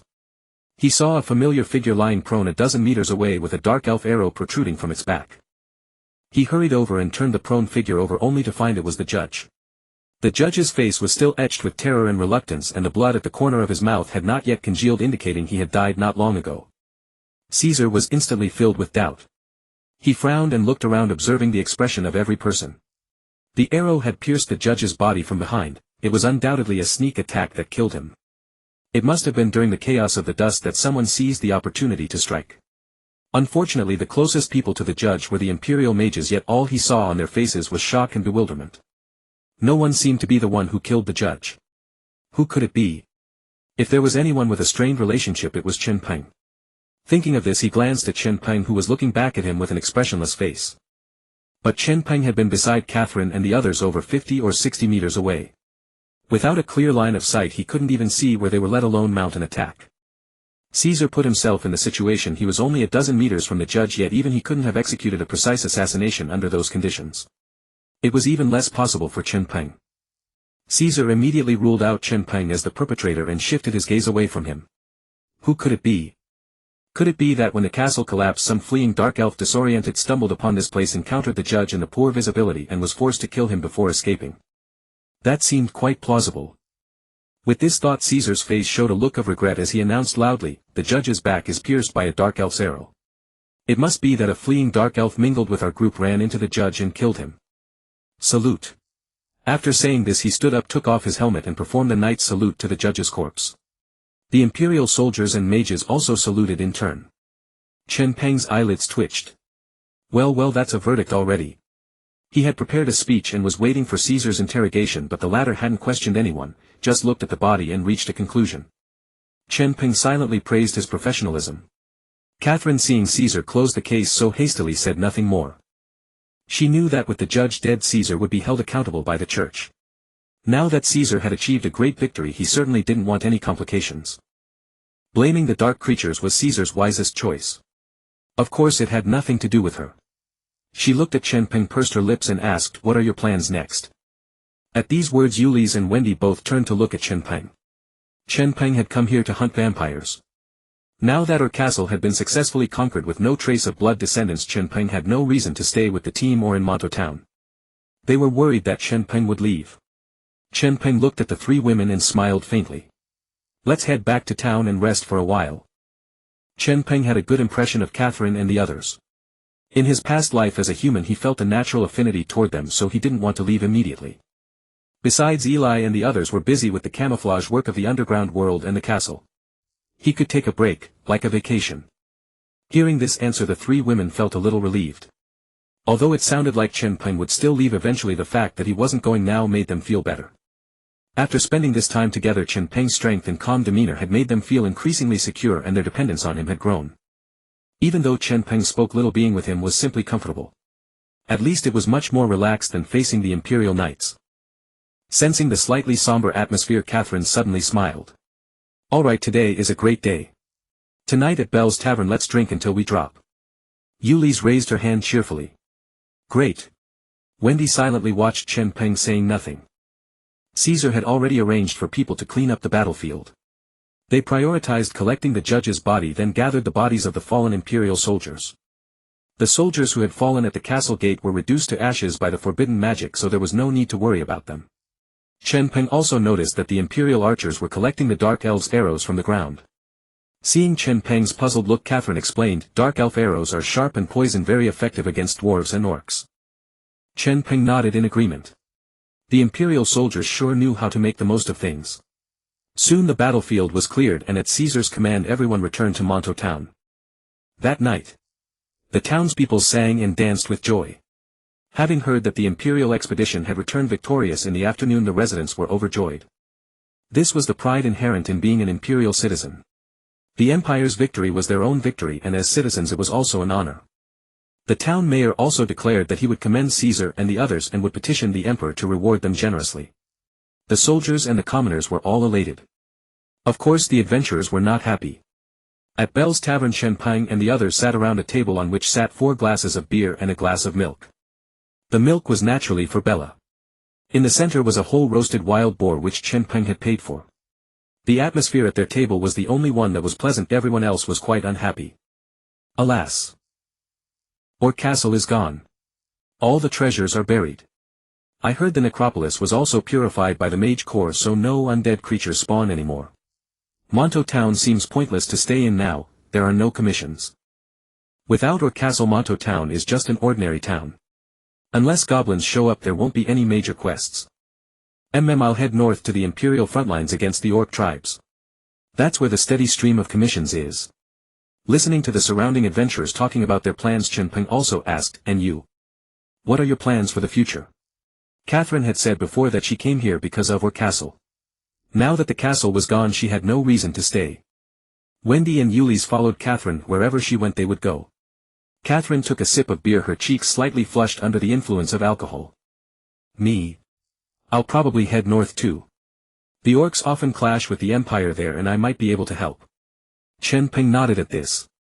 That's for the best. After all, if he later came into conflict with the Empire here, he wouldn't have to face Catherine as an enemy. He raised his glass in a toast. Good. Then you must be careful. I've heard the orcs are not to be trifled with. Catherine smiled and raised her glass with difficulty. She had been about to suggest that Chen Peng come with them, but hearing his words she understood he had made his decision. In the following days everyone tacitly avoided mentioning the matter of parting. Catherine along with her 2 companions took Chen Peng on a thorough tour of Monto Town. They brought him to the church's rooftop to witness the sunrise and sunset, experience the daily lives of villagers in nearby towns, and even accepted a commission to exterminate goblins. Chen Peng's formidable close combat prowess once again left the 3 women astounded. Their coordination grew increasingly seamless, as if they were old friends of many years. Finally Catherine also enlightened Chen Peng on the origins of the church and the empire. This gave Chen Peng a more concrete understanding of the empire's strength. For the empire, the church was the true ruling class, wielding power above that of the empire. The emperor's authority was granted by the divine, the god referred to as Karsus, the lord of light, whom the church worshipped and served. According to historical records, Karsus was the first human to rise up and overthrow the vampire rule. Legend has it that 1,000 years ago Karsus was born with a golden holy light shielding his body, possessing boundless power of light from childhood. Such an extraordinary individual naturally attracted widespread attention from birth. He did not disappoint. By the age of 12 he had become an SSS-ranked adventurer, the most revered and powerful divine Grand Archmage on the continent. This continent had always revered the strong, so Karsus naturally gained a massive following of devoted fans. When he was 14, for reasons unknown, he, who had once been loyal to the bloodline dynasty, suddenly declared that vampires were the embodiment of evil and that dark power was the natural enemy of light. Humans are drawn to light, only light brings a sense of safety and warmth. The bloodline dynasty had brought peace to the entire continent and created an era of harmony among all races. But this must be a conspiracy of the bloodline, for their power came not from any known attribute but from blood. Their rule over the continent was merely to farm all living beings to feed on their blood. Moreover, the undead and naturally powerful dark creatures were favored by the bloodline. Therefore the bloodline clan must have ulterior motives, and any creature with a dark aura deserved death. Under their rule countless dark races existed, and the bloodline needed to drink blood to gain power. This undoubtedly violated the tenets of the light faction and went against human nature. This claim gained the approval of a portion of humanity who fervently supported Karsus. Legend has it that at 15 Karsus founded the Church of Light, officially beginning his resistance against the bloodline clan. Their rallying cry was to save humanity from the dark rule of the bloodline clan. Thus the continent under bloodline rule plunged into chaos. The mighty Karsus with his overwhelming light attribute overpowered the bloodline royalty, turning the conflict into a one-sided pursuit. The bloodline had no defense against Karsus's attacks. He even publicly bound captured bloodline members to crosses, letting the people witness their frenzy from bloodlust. Seeing the bloodline's craving for blood, the people became even more convinced that the bloodline were the embodiment of evil. Decades later the main forces of the bloodline on the continent were annihilated and the survivors fled in all directions. At this point Karsus believed his mission to save humanity was complete. Not coveting mortal power, he ascended to become the Lord of Light, the God spoken of by people today. To convey the Lord of Lights, the Church of Light became the Holy Church. It assisted the current imperial dynasty, with the emperor serving merely as the Lord of Light spokesperson. The emperor's decree was the Lord of Light's decree, and the Lord of Light's will was transmitted through the purple-robed bishop. All clergy of the church were humans chosen from the empire who possessed the light attribute. It was said that only thus could they receive the will of the Lord of Light. Of course Chen Peng did not believe such an official church story. In the vague memories of this body, the upheaval of the continent 1,000 years ago was not as described in the tales of the church and the empire. But he could not recall the specifics for now. However, from what he had seen, dark creatures were not irredeemably evil. Luna and Ulysses as dark beings were not brutal or bloodthirsty. They had never killed adventurers who came to the necropolis, they merely drove them away. In contrast, that Karsus was all about betrayal. Moreover, based on Chen Peng's research into various nations and histories from his previous life, Karsus's sudden defection 1,000 years ago smacked of conspiracy. Someone must have manipulated him.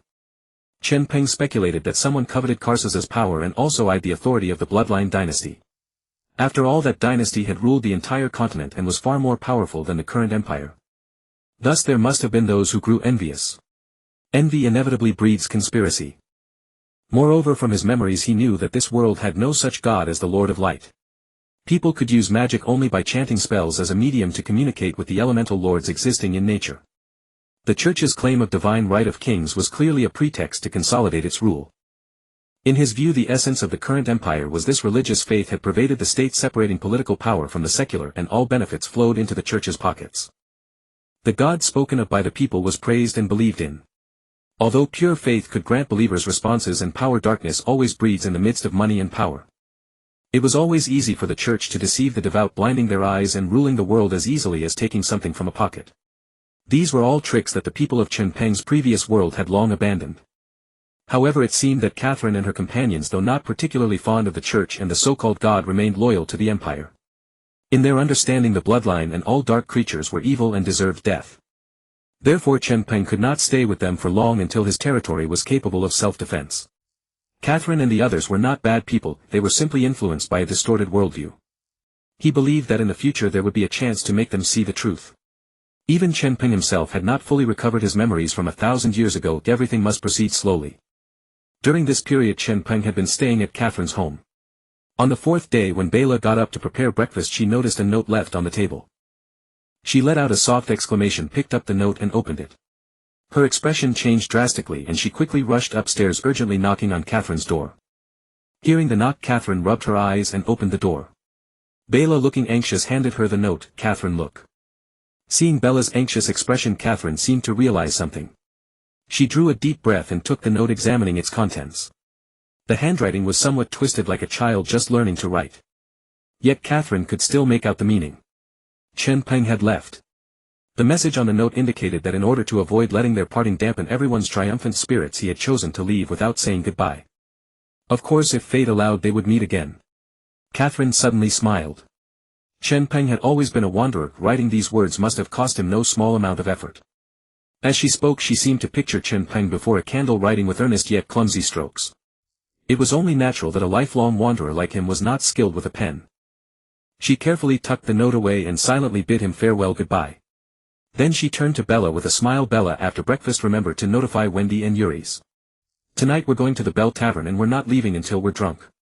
By this time Chen Peng had already left the town of Monto, walking along a dirt road lined with lush green grass. About a kilometer behind him stood the city gate, and a few hundred meters ahead lay the entrance to the forest. To the east the sun was slowly rising, casting golden rays over the land and the woods. The light finally fell upon Chen Peng's black armor, reflecting a shimmering radiance. Chen Peng halted, turned to take one last look at Monto town and whispered goodbye. In the next instant he vanished from where he stood, transforming into a streak of black light that sped toward Orr Castle. Inside the castle, Eli set down several beakers and test tubes onto the table, then let out a long breath. Looking at Frankna, she said, "All right, everything has been brought over." It was only after the castle had fallen underground 4 days ago under the Empire's assault that everyone finally understood this was the final step of the plan their lord had called advancing under the cover of darkness. Iris had hollowed out the ground, then let the Empire deliver the final blow to sink the castle into the earth. Luna manipulated the crystal to cast a protective spell over the castle, ensuring it would not be damaged by the fall or the attack. Thus the Empire believed they had successfully destroyed the castle, and the castle had effectively erased the Empire's enmity toward it. Now tens of meters below the surface everyone would be safe from now on. After the Imperial army withdrew, Iris commanded the spiders to cover the top of the castle with soil, though the giant pit on the surface remained. If anyone passed by they would discover a deep pit over 10 meters deep. Yet they would not know that the thick earth beneath the pit perfectly concealed the castle below. The surface crater was simply a message to mankind, or castle no longer existed. Meanwhile Lilith had already dug a passage leading to the caves of the Dark Elves and the Spider territories, which now served as the castle's entrance and exit. Frankna nodded. Good, you've worked hard, Eli. The relocation of the castle had been completed long ago. Today Frankna merely wanted to change to a larger room as her laboratory. After all, in the past they still had to worry about the Empire's attack, so the original laboratory was not very spacious. But this new room was a full 50 or 60 square meters. Apart from a cozy purple single bed tucked in a corner, the room was filled with over a dozen wooden tables, each one covered with all kinds of experimental instruments and equipment. Now this truly looked like an alchemy laboratory. Eli clapped her hands, sat down on a chair and sighed. I wonder what's keeping the Lord. Why hasn't he returned yet? Luna and the others have already asked several times. By now Frankna's view of Chen Peng had improved considerably. No matter how one looked at it, Chen Peng had successfully allowed everyone to evade the Empire's relentless pursuit. If they remained cautious they might never be exposed for the rest of their lives. Regardless of what differences Chen Peng had with the legendary bloodlines, at least his mind was sharp enough. Don't worry, he's a smart man. He will come back. As she finished speaking, Eli looked at Frankna in disbelief. You didn't speak of the Lord like that before. Do you recognize him as the Lord now? Frankna gave a light snort, folding her arms across her chest, which made her bosom look rather impressive. Little Eli, am I really such an unreasonable person? At the very least he truly resolved the crisis facing our castle. Hearing this, Eli giggled. She had always trusted Lord Bernhard without question, and seeing Frankna no longer doubt him as she once had filled her heart with joy. Just then the sound of hurried footsteps came from outside the door, drawing both their attention. The next moment Karuya appeared, her two fluffy ears twitching as she exclaimed excitedly, Eli. Frankna. The Lord is back. He's calling us to a meeting right now. Hearing this, Eli jumped up in delight. Yeah. The Lord is back. Frankna shook her head with a smile, her look at Eli seeming to say, see, didn't I tell you? Eli clung to Frankna's arm and said coquettishly, hee, let's go. Off to the meeting. In the main hall of our castle, the very place where Eli had first summoned the women, only then the light had been dim and natural. Now that they were deep underground, alchemical lamps on the walls cast a bright glow, illuminating the entire hall as clearly as daylight. Chen Peng was already seated in the highest seat, his right hand propping up his chin, seemingly lost in thought. On this return he found that Luna and the others had, according to his instructions, nearly finished the castle's final arrangements. The necessary disguises were in place. But Chen Peng still did not feel entirely at ease. During this trip to Monto Town, marching alongside the Imperial army, he had witnessed the Empire's formidable power. It was true that they had been losing battles under Caesar's command, but that was only because the commander was incompetent. The soldiers of the Knight Orders were by no means lacking in combat quality. If they were given a few thousand or even 10,000 knights, or sent 2 more mage corps, or castle would suffer devastating losses just the same. Perhaps some would even lose their lives. Moreover, from a legal standpoint, the Empire had already declared an irreconcilable enmity with the bloodlines. Therefore hiding was only a temporary expedient. The ultimate goal was to improve one's own strength, stand against the Empire and restore the former glory of the bloodlines. As for what came next, now that the Empire's hatred had been dispelled, he needed to grow stronger and recover as many of his past memories as possible, for that would allow him to cast even more magic. Nor could he fight alone. As a bloodline he should gather all dark creatures together, for 1,000 years ago they were the most loyal allies and servants of the bloodlines. Currently they had spiders, dark elves, werewolves, witches and necromancers. There were quite a few different kinds, but the numbers were far too small. According to the Empire's records, there was no clear account on the continent as to whether the bloodlines had truly been hunted to extinction. Eli had revived him, perhaps in the dark corners of the continent other bloodlines were still sleeping. He needed to find them. Just as he was deep in thought, his subordinates began to file in one after another. Karuya arrived first, brimming with energy. She bounded into the great hall and upon seeing Chen Peng lost in thought tilted her head curiously, her ears twitching along with the movement. Then she clasped her hands behind her back and took her place at the foot of the hall. Luna and Iris followed closely behind, chatting about the expansion of the underground space as they walked into the great hall. The two had been working underground when Luna sensed Chen Peng's arrival at the castle through her dark crystal, prompting them to head to the Great Hall. Upon entering the Great Hall, just like Karuya, they fell silent upon noticing Chen Peng deep in contemplation, obediently waiting for the others to arrive. Eli and Flakna trailed right behind them. Having received Karuya's notice, they made their way over at a normal pace, slower than Karuya's hurried dash. Crossing the threshold into the Great Hall, Eli's eyes lit up upon seeing Chen Peng. The Lord has finally returned. It had been nearly half a month since she last stood in his presence. The Lord's stern features remained as captivating as ever, and the depth in his gaze when he was lost in thought was simply irresistible. Flakna rolled her eyes at Eli's infatuated expression, thinking to herself that this girl was beyond saving. At that moment Lilia arrived late on her broomstick, sighing inwardly that she was once again the last to arrive. She dismounted, cheeks flushed, head bowed like a scolded child, and quickly took her place beside Luna. By now everyone had gathered, yet Chen Peng's gaze remained unfocused, still lost in thought. Seeing this, Eli cleared her throat and reminded him, "Lord, everyone has arrived." Summoned back to reality by her words, Chen Peng glanced down at the women standing before him, gave a low hum of acknowledgement, and adjusted his seating posture. Seeing Eli and the others, the lingering sorrow of parting and worries about the future that had weighed on Chen Peng's heart began to dissipate. Indeed, gazing upon beautiful women could lift one's spirits. He turned his gaze toward Iris and asked calmly, "How is the progress on the underground construction?" Iris lowered her head slightly and replied respectfully, "Respected Lord, thanks to your plan and with no interference from the Empire's troops or adventurers, the habitats for all races have been completed. Our concealment project is also more than halfway done." Hearing this, Chen Peng nodded approvingly and cautioned, "The concealment work is crucial. You must ensure absolute perfection." Iris offered a gentle smile and added, "Rest assured, my lord. We are preparing an earth-type magic spell that will allow the castle to merge completely with the land." Excellent. Chen Peng had harbored some concern about the castle's concealment since the Imperial troops had witnessed the castle collapse. Should anyone return to investigate, it could pose a problem. If the castle were to blend seamlessly with the earth, there would be no need to worry about prying eyes. After speaking, his gaze swept across the assembly, and noticing Luna's hesitant expression, he asked directly, "Luna, is there something you wish to say?" Luna nodded firmly and offered her suggestion earnestly, "My lord, rather than continuing to hide, why not develop the underground into a dungeon? This would create a thriving ecosystem and make recruiting soldiers and expanding our forces far more convenient in the future." At the mention of the word dungeon, Chen Peng's eyes brightened. Luna's proposal was quite good. As a lord, he could not remain confined to this small territory forever. In time he would surely need to develop his lands and subjects. Since he was already descending underground, he might as well establish a dungeon as his domain. "Granted. I will leave this matter in your and Iris's hands," Chen Peng said appreciatively. To his surprise, Luna continued after hearing this, "My lord, yesterday I sensed through my dark crystal that there is a dungeon near us." She looked up at Chen Peng with serious eyes and said, "Perhaps since the great change a millennium ago, dark creatures have been constructing dungeons near the castle. We had never paid attention to the underground before, and they concealed themselves remarkably well." Upon hearing this, everyone was taken aback. None of them were aware of this. They had lived here for so long, completely unaware of their neighbors. Eli's eyes widened as he blurted out, "Is that so? How far is this dungeon from us? Is it dangerous?" Luna shook her head and, as if to ease everyone's concerns, let out a light laugh. "Do not worry.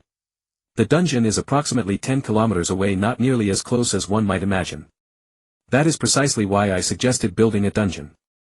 Through the dark crystal I can sense that someone resides in that dungeon. In the future, if the opportunity arises, we might even be able to absorb them." With that, a trace of excitement flickered in Luna's eyes. If the territory expanded and new members joined, the Lord's power would grow significantly, making them more confident in facing the Empire.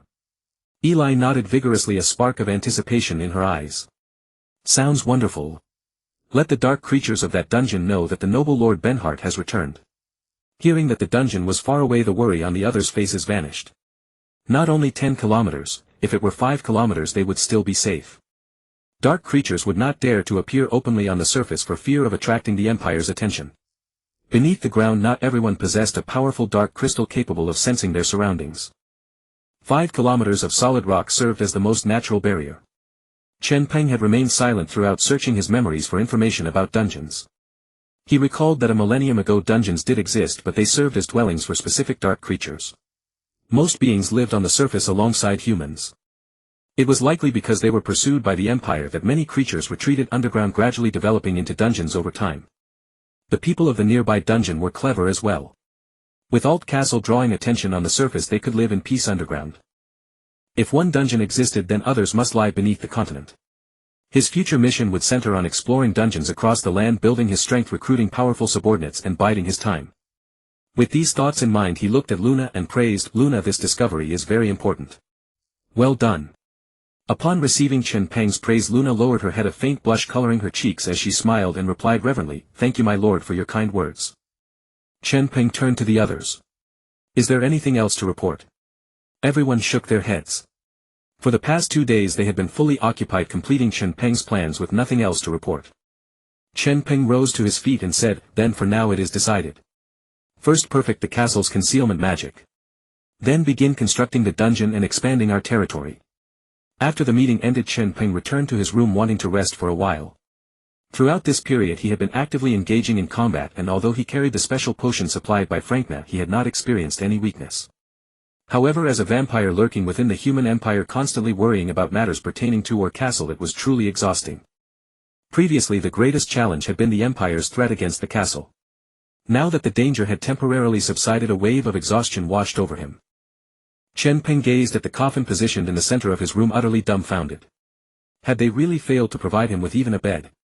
Though this body had slumbered within the coffin for so long, as a human soul, if faced with the choice between the two, Chen Peng would still opt for a bed. Now gazing at that coffin, Chen Peng's desire to rest entirely faded. Thinking back to Catherine's residence, it was remarkably well furnished, to the point where Chen Peng sometimes nearly forgot he had transmigrated to another world.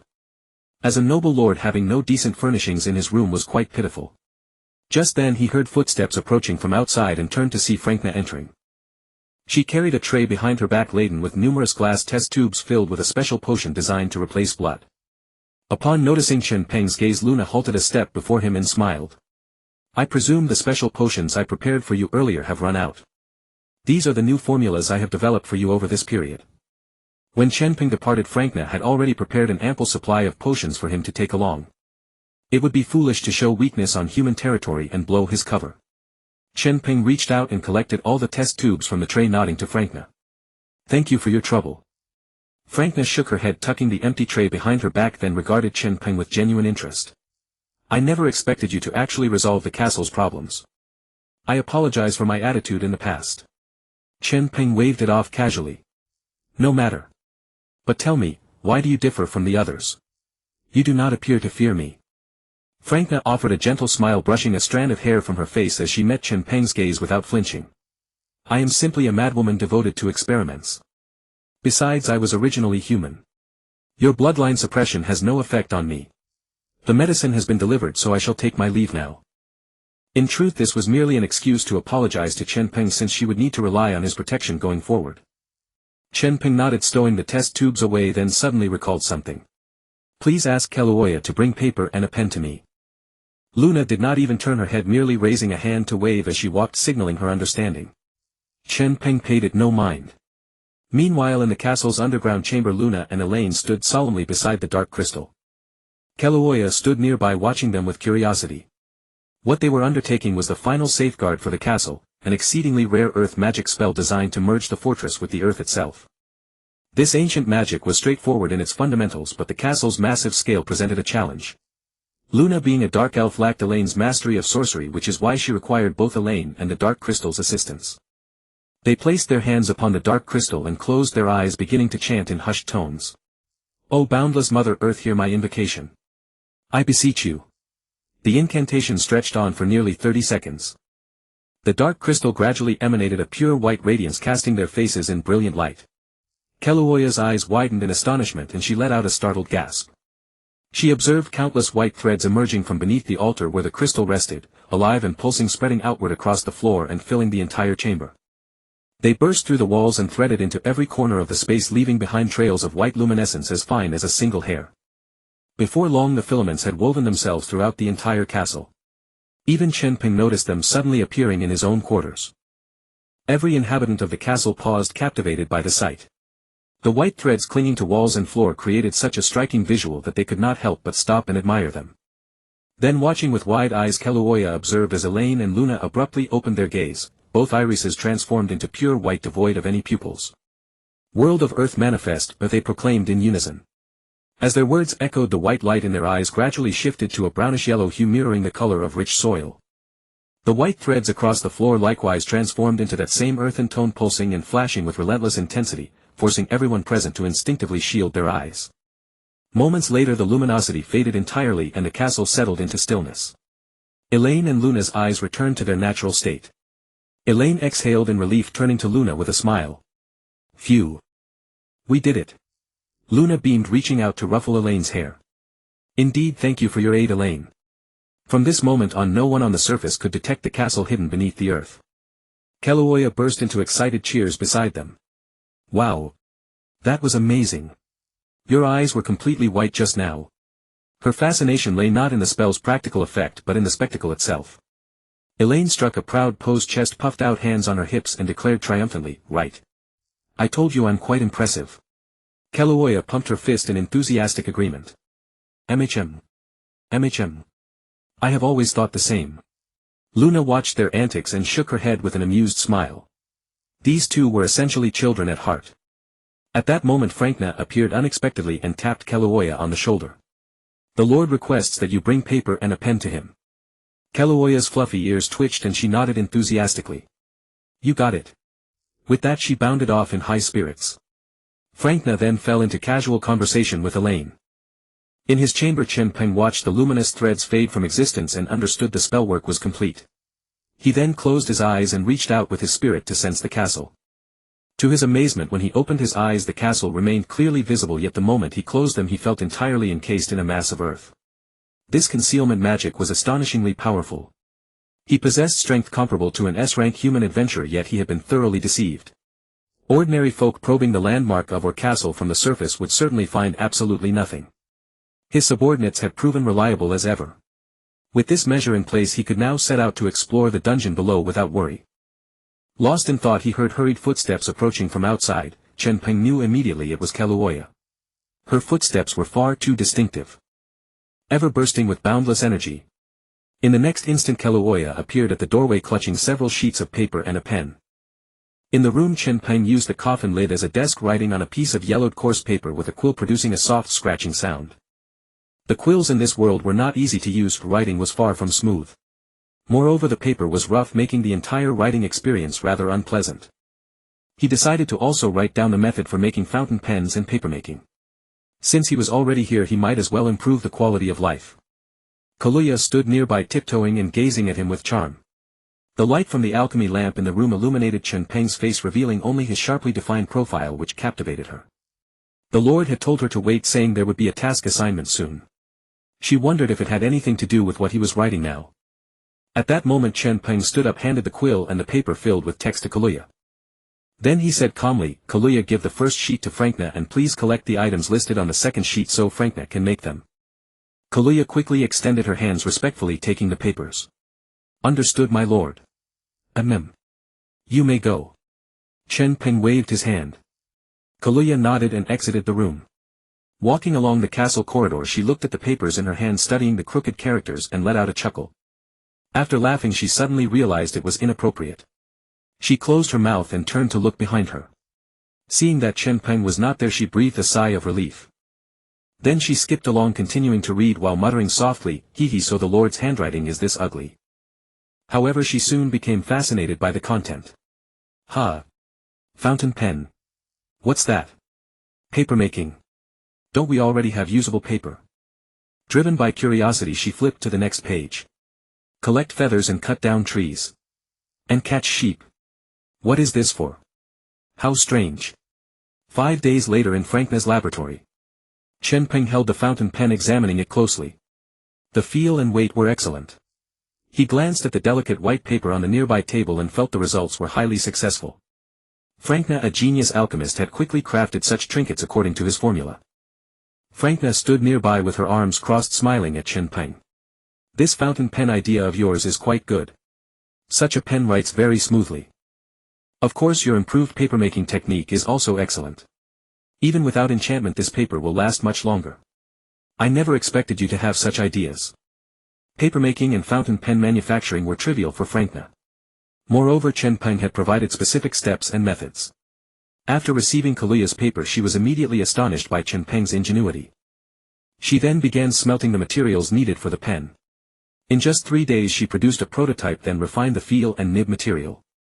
On the 5th day a complete fountain pen was finished. Chen Peng gave a faint smile, removed the pen cap and began to draw ink from a nearby inkwell. Then on a clean sheet of paper he started writing slowly. Frankna was not annoyed by Chen Peng's silence. Instead she watched with interest as he began to write. With clean crisp strokes he wrote the 4 characters, Benahard. The 4 characters were bold and powerful, beautifully written. Frankna was momentarily stunned. His previous handwriting had been crooked, but with this fountain pen it had transformed completely. Looking at these characters one could sense the writer was a cultured and handsome man. At that thought she stole a glance at his focused profile. Indeed he was very handsome. Chen Peng looked at his own writing, a slight curve appearing at the corner of his mouth. He then capped the pen. Looking up at Frankna he said, "Very good. You can make more of these pens for everyone to use. This pen is far superior to those quills. Quills are too thin and light, making it hard to exert force."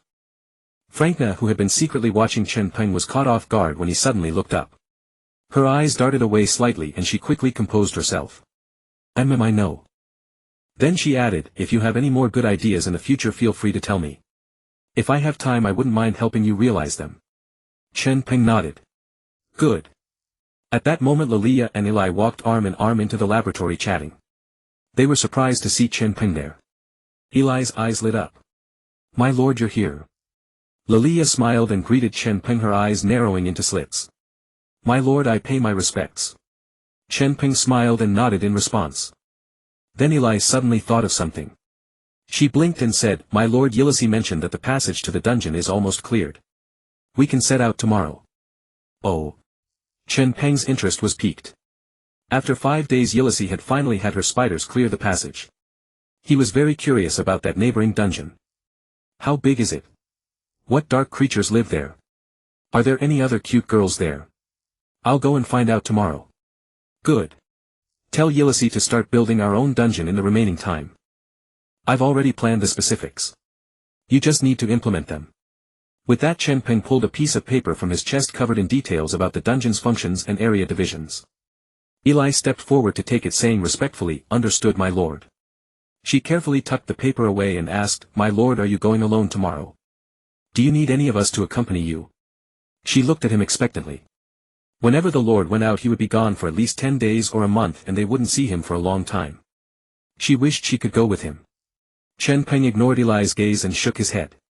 The castle's development still needs manpower. You all stay here. Chen Peng thought that moving alone would be much more convenient.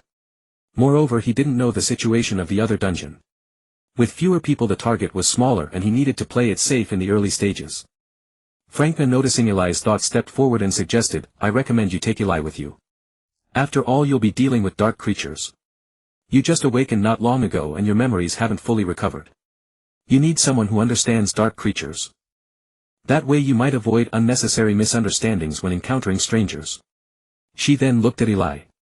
The latter's eyes widened, sparkling with gratitude, as if silently saying, "May good people be blessed." Upon hearing this, Chen Peng suddenly felt that it made sense. After all, as a necromancer Eli had a far deeper understanding of undead and dark creatures than he did. In some situations it might indeed be useful. "Fine, Eli will come with me tomorrow." At these words Eli leaped with joy. Great. The next day. Early in the morning Chen Peng arrived at the hall of the basement and the women followed to see him off. The hall was over 100 square meters wide, with black bas-reliefs adorning the surrounding walls illuminated by alchemical lamps. Against the northern wall there were 66 stone steps, each 2 meters long and 20 centimeters high. Ascending these steps led to the first floor of the castle. The floor had a sloping passage downward about 2 meters wide and 2 meters high, with a dim flickering yellow light, the glow of candle lamps. Looking at the passage, Chen Peng nodded approvingly. Yilisi, you've worked hard. He had expected the tunnel hastily completed in 5 days to be crude, but it turned out to be quite spacious. As always, the young ladies under his command were truly reliable. Women were indeed meticulous. Pleased by Chen Peng's praise, Yilisi smiled slightly and added, "My lord, the passage has been left about a few hundred meters short of reaching the destination. When the time comes Eli can summon a portal to transport you there." Leaving it incomplete was naturally for safety reasons. After all, they knew nothing about that dungeon. If the inhabitants were hostile, the weak Aoer castle might not withstand an attack. Chen Peng nodded and said calmly, all right, no time to waste. Let's go. With all arrangements made, he was eager to see what the dungeon looked like. With that he turned and walked into the passage. Eli waved at the women, then trotted after him. The others watched their backs disappear before resuming their day's work. Constructing the dungeon was a massive project. According to the plan Chen Peng had prepared, the dungeon was to be built on 5 levels matching the height of the castle. Each level would serve a functional zone, habitats, breeding areas, streets, and so on, all separated. For the dungeon Chen Peng had no intention of half measures. As a blood descendant he possessed nearly endless life. Since they were doing it, the plan must be rational and the dungeon must be built to the largest and best scale. Yilisi directed her spiders to begin another day of hauling while Kelua and the others lent a hand. Frankina meanwhile continued in the laboratory. Besides paper and pen there were many furniture designs Chen Peng had written down which she also needed to craft. At first she felt a little resentful, an alchemist of her caliber stooping to make furniture. However, upon seeing the novel designs and techniques her interest was instantly piqued. Back then Chen Peng hadn't thought much about it, he simply designated Frankina as head of RD and dumped everything on her. In the passage, Chen Peng walked ahead while Eli silently followed behind, gazing at his broad sturdy back, lost in thought.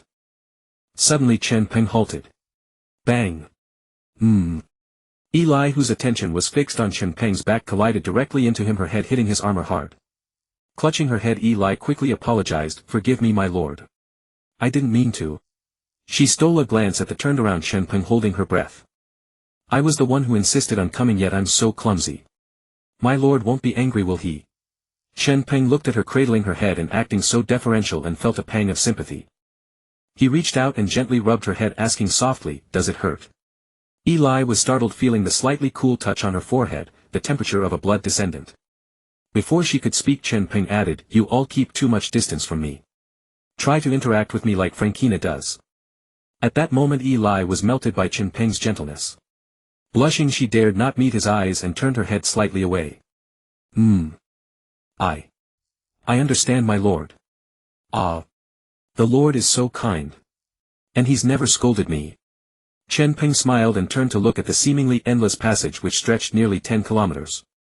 Though Yilisi had thoughtfully placed candlesticks at intervals casting a dim light, the passage was monotonous and devoid of scenery. Walking would be too time-consuming. "This passage is too long. I'll carry you and we'll speed up." As he spoke, Eli looked up in surprise. "Ah. The lord said he would carry her, wouldn't that mean physical contact?" How embarrassing." Chen Peng didn't wait for her agreement. In the next second he reached out and lifted her up. Holding her in a princess carry, he looked down at her flushed face and said seriously, "Hold on tight, I'm speeding up." Eli's hands didn't know where to go. At his words she dared not directly wrap her arms around his neck. This was the blood descendant lord, being princess carried was already a bold act, how could she presume to hold him? But Chen Peng's emphasis was on the acceleration. Before Eli could decide, he shot forward like a black lightning bolt, disappearing from the spot and hurtling ahead. "Ah!" Caught completely off guard, Eli screamed in fright. Her hands instinctively clasped around Chen Peng's neck and her eyes shut tight. Chen Peng heard the piercing scream and felt a bit helpless, but he didn't blame her. Being startled was normal and Eli didn't keep screaming. Once she regained her composure she obediently fell silent. But her tightly shut eyes and tense body told Chen Peng she was still scared. After a while, as if adjusting to the speed, Eli tried to open her eyes. Seeing the walls blurring past at an incredible speed, Eli couldn't imagine how fast they were going. Her hair was streaming horizontally parallel to the wall, unable to fall down. Though they were in the passage, the wind howled in her ears. Eli secretly looked up and the first thing she saw was Chen Peng's smooth pale chin, causing her face to redden again. It's not so bad to be this close to my lord." After being placed on the ground, Eli's face was still flushed, but fortunately the dim light inside the passage made it unnoticeable. She surveyed the earthen walls around her and then said, "My lord, I shall begin." Chen Peng nodded. "Good." What Eli referred to was naturally summoning a portal, which was their way of reaching the dungeon. Eli chanted incantations and soon dark energy converged, forming a portal before her. "It's ready, my lord." Eli looked at Chen Peng and said obediently. Chen Peng gazed at the portal and then instructed, "Go on through then. I'll wait for you on the other side." With that Chen Peng strode forward without hesitation. The moment he stepped into the portal, a familiar sensation of weightlessness washed over him, followed by a flash of light. Before Chen Peng's eyes appeared a dim corridor. The corridor was about 4 or 5 meters wide and 5 or 6 meters high with black tiles half a meter square covering the floor. The walls and ceiling seemed to be made of a material resembling cement. Most notably the ceiling was painted with numerous patterns, figures of humans, wolves and spiders. They seemed to tell the story of the dungeon's construction, but Chen Peng had no interest in it. He averted his gaze and began to look elsewhere. The walls on both sides were quite bare with no decorations other than candle holders spaced a few meters apart. Chen Peng realized that the area he was in had no trace of any living creatures, it was just an empty corridor. In his previous life, dungeons were typically habitats for monsters, skeletons, soldiers, slimes, goblins and the like. Of course they were also guarded by powerful bosses serving as places for adventurers to grind monsters and raid. In this world only lost dungeons, those that had lost their masters and been overrun by monsters, were like this. If a dungeon had a master, it was literally an underground city. Many creatures were naturally fond of darkness but also enjoyed human-style cities, so they built cities underground. However, this place looked deserted, yet the floor was free of dust as if someone had cleaned it. Just then Eli also came through the portal. Looking at the corridor, she couldn't help but exclaim, "It's so spacious here. It looks well maintained." Compared to the primitive corridor back home, this was clearly much better. Chen Peng wholeheartedly agreed, but his own dungeon once built would be no worse than this. He knew how to make cement, and when the time came the entire dungeon's decoration would be styled according to his own preferences. This dark style, though fitting for a vampire's identity, didn't suit his own taste. In the future he would install running water and even a generator. He understood the principles of electricity generation, and the clever Fulankina would surely be able to make a generator. In the future their dungeon would be even better than this place. Chen Peng said calmly. Hearing his words, Eli giggled and said, I've always believed that." Watching Eli's blind adoration, Chen Peng felt quite pleased. "Let's go." He looked ahead and said, then strode forward. So far he hadn't seen any living people. He didn't know if this was a dead city, but hoped the trip wouldn't be in vain. There was a crossroads not far ahead in the corridor. He would check the situation in several directions there before making a decision. Eli obediently followed beside him, tilting her head up as if looking at the paintings on the ceiling. Arriving at the crossroads, Chen Peng found that the three directions, front, left and right, looked identical to the corridor he had come from. Could this be a maze? Such a thought suddenly crossed Chen Peng's mind. He extended his hand, palm open, and a surge of purple energy emanated from his palm. It churned a few times and then suddenly transformed into 3 bats. Chen Peng flicked his hand and the bats flapped their wings, flying off in 3 directions along the corridor. Then he clasped his hands behind his back, closed his eyes, and 3 constantly moving images appeared in his mind. These were the real-time images seen by the 3 bats, a very useful scouting skill. Eli knew what Chen Peng was doing, so she remained quiet. Soon Chen Peng opened his eyes and chuckled. "Someone's coming." "Ha!" Eli was a bit excited. So this isn't a lost dungeon after all. The two waited at the crossroads and soon they heard footsteps coming from the right. Chen Peng looked over. A squad of goblins clad in simple armor, about a dozen of them armed with swords and other weapons, came chattering toward them. Eli frowned when she saw the goblins.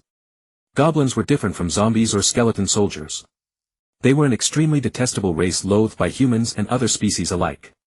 They were a bunch of disgusting and shameless creatures. When faced with any humanoid being, they would unabashedly display their unbridled reproductive urges. "My lord, they're goblins. Shall I kill them?" Eli's voice was icy, which made Chen Peng involuntarily look down at her. He saw her staring intently at the squad of green, less than meter-tall goblins, her eyes devoid of the adoration she showed him, now filled with murderous intent. "It's okay, don't mind them." "But my lord." Eli started to say something, but seeing Chen Peng shake his head, she chose to keep silent. Her lord must have his own plans. At that moment the goblins approached. The one leading the group was slightly plump. Its large green nose sniffed at the two, then it said in broken human language, "Follow me." After speaking, it couldn't help but take another glance at Eli, its eyes filled with desire, but it quickly averted its gaze. This behavior puzzled Eli. Just a moment ago she had seen the goblin's invasive gaze, but the next second when it looked away the desire in its eyes had turned to fear. Was it wary of her or of her lord? Could it be that they knew her lord's identity? That shouldn't be. Only the people in the castle knew who her lord was. At this Chen Peng nodded and replied calmly, "Lead the way." Hearing this, the goblin turned around and walked back, and Chen Peng followed. Eli shook her little head and full of confusion followed as well. She approached Chen Peng, gathered her courage, reached out her small hand and tugged at the corner of his clothes. Chen Peng looked at Eli as he walked. What's wrong? My lord, what's going on? Eli's face was full of bewilderment. The goblins were completely different from what she remembered, and why was her lord willing to follow them? Chen Peng reached out and patted her head, saying gently, "Don't worry, I'm here. Just follow along." Hearing Chen Peng's words, Eli looked speechless. Why was her lord being so mysterious? The two followed behind a group of goblins, traversing the corridor for about 5 or 6 minutes before finally arriving at a vast underground plaza. Then they discovered that there were indeed residents here. The plaza was circular, estimated to be over 1,000 square meters in size, and its height was over 10 meters. Around the edges of the plaza there were several passageways leading to unknown places. Above their heads was a domed ceiling upon which hung a massive crystal chandelier. However, what illuminated the chandelier were not alchemical light bulbs but countless white crystals the size of fists. There were many people setting up stalls in the plaza selling various daily necessities. However, the crowd was not large. Besides the vendors, there were only a few dozen people. Judging from their auras, among them were werewolves, witches, and even humans. Everyone coexisted peacefully, resembling the era of 1,000 years ago when all races lived together. Stepping into the plaza, Eli's eyes lit up at the sight. Wow! I haven't been shopping in so long. Hearing this, Chen Peng sighed inwardly. The girls under his command had never lived the life that girls should have. Instead, due to their respective identities, they had to hide underground, living in constant fear. The goblin squad did not stop. They led Chen Peng and the others directly across the plaza and into a passageway on the other side. The people in the market saw Chen Peng and Eli, two strangers passing by, but showed little interest. In their eyes, these were probably just newcomers seeking refuge. As Eli walked, her gaze kept sweeping across the market, clearly intrigued. Chen Peng spoke, "Go ahead and have fun. I'll find you later." Really? Eli placed her hands on her chest, her eyes shining as she looked at Chen Peng. Chen Peng smiled and nodded. Seeing this, Eli happily ran toward the stalls in the center of the plaza. Chen Peng chuckled, then turned and followed the goblins. His bats were still scouting the dungeon, and so far no danger had been detected. Moreover, the master of this place had shown no hostility toward them, so Chen Peng felt at ease letting Eli play. After all, she was just a young girl in the bloom of her youth. It would be good for her to have some time of her own occasionally. Entering a new corridor, Chen Peng focused his attention. He noticed that the walls of this corridor were lined with many doors, suggesting numerous rooms. What's more, the lighting was all provided by crystals. Recalling the candles in his own castle and the alchemical light bulbs invented by Franknet, Chen Peng felt a pang of bitterness. Is this the gap? Extravagant beyond reason. After turning 2 corners inside the passage, the goblins led Chen Peng to a door. The goblin who had spoken earlier knocked on the door and said, "Sir, the person has arrived." As the words fell, a low voice soon came from inside, "Invite him in." Immediately after, the door opened by itself. The goblin made a gesture of invitation, then led his squad away. Chen Peng looked at the open door. The bright room revealed a wooden floor and a red desk inside. The rest was out of sight due to the angle. Chen Peng did not stand on ceremony and stepped inside. Then he saw a middle-aged man with a red crew cut and a bushy beard sitting on a chair by the window drinking tea. The room did indeed have a window, but within the frame was a landscape painting depicting an endless grassland and a blue sky. Against the wall beside this man stood a red wooden bookshelf filled with all kinds of books. The middle-aged man saw Chen Peng enter, put down his teacup and raised his head to look at Chen Peng with a pair of blue amber-like eyes. "Hello, outsider."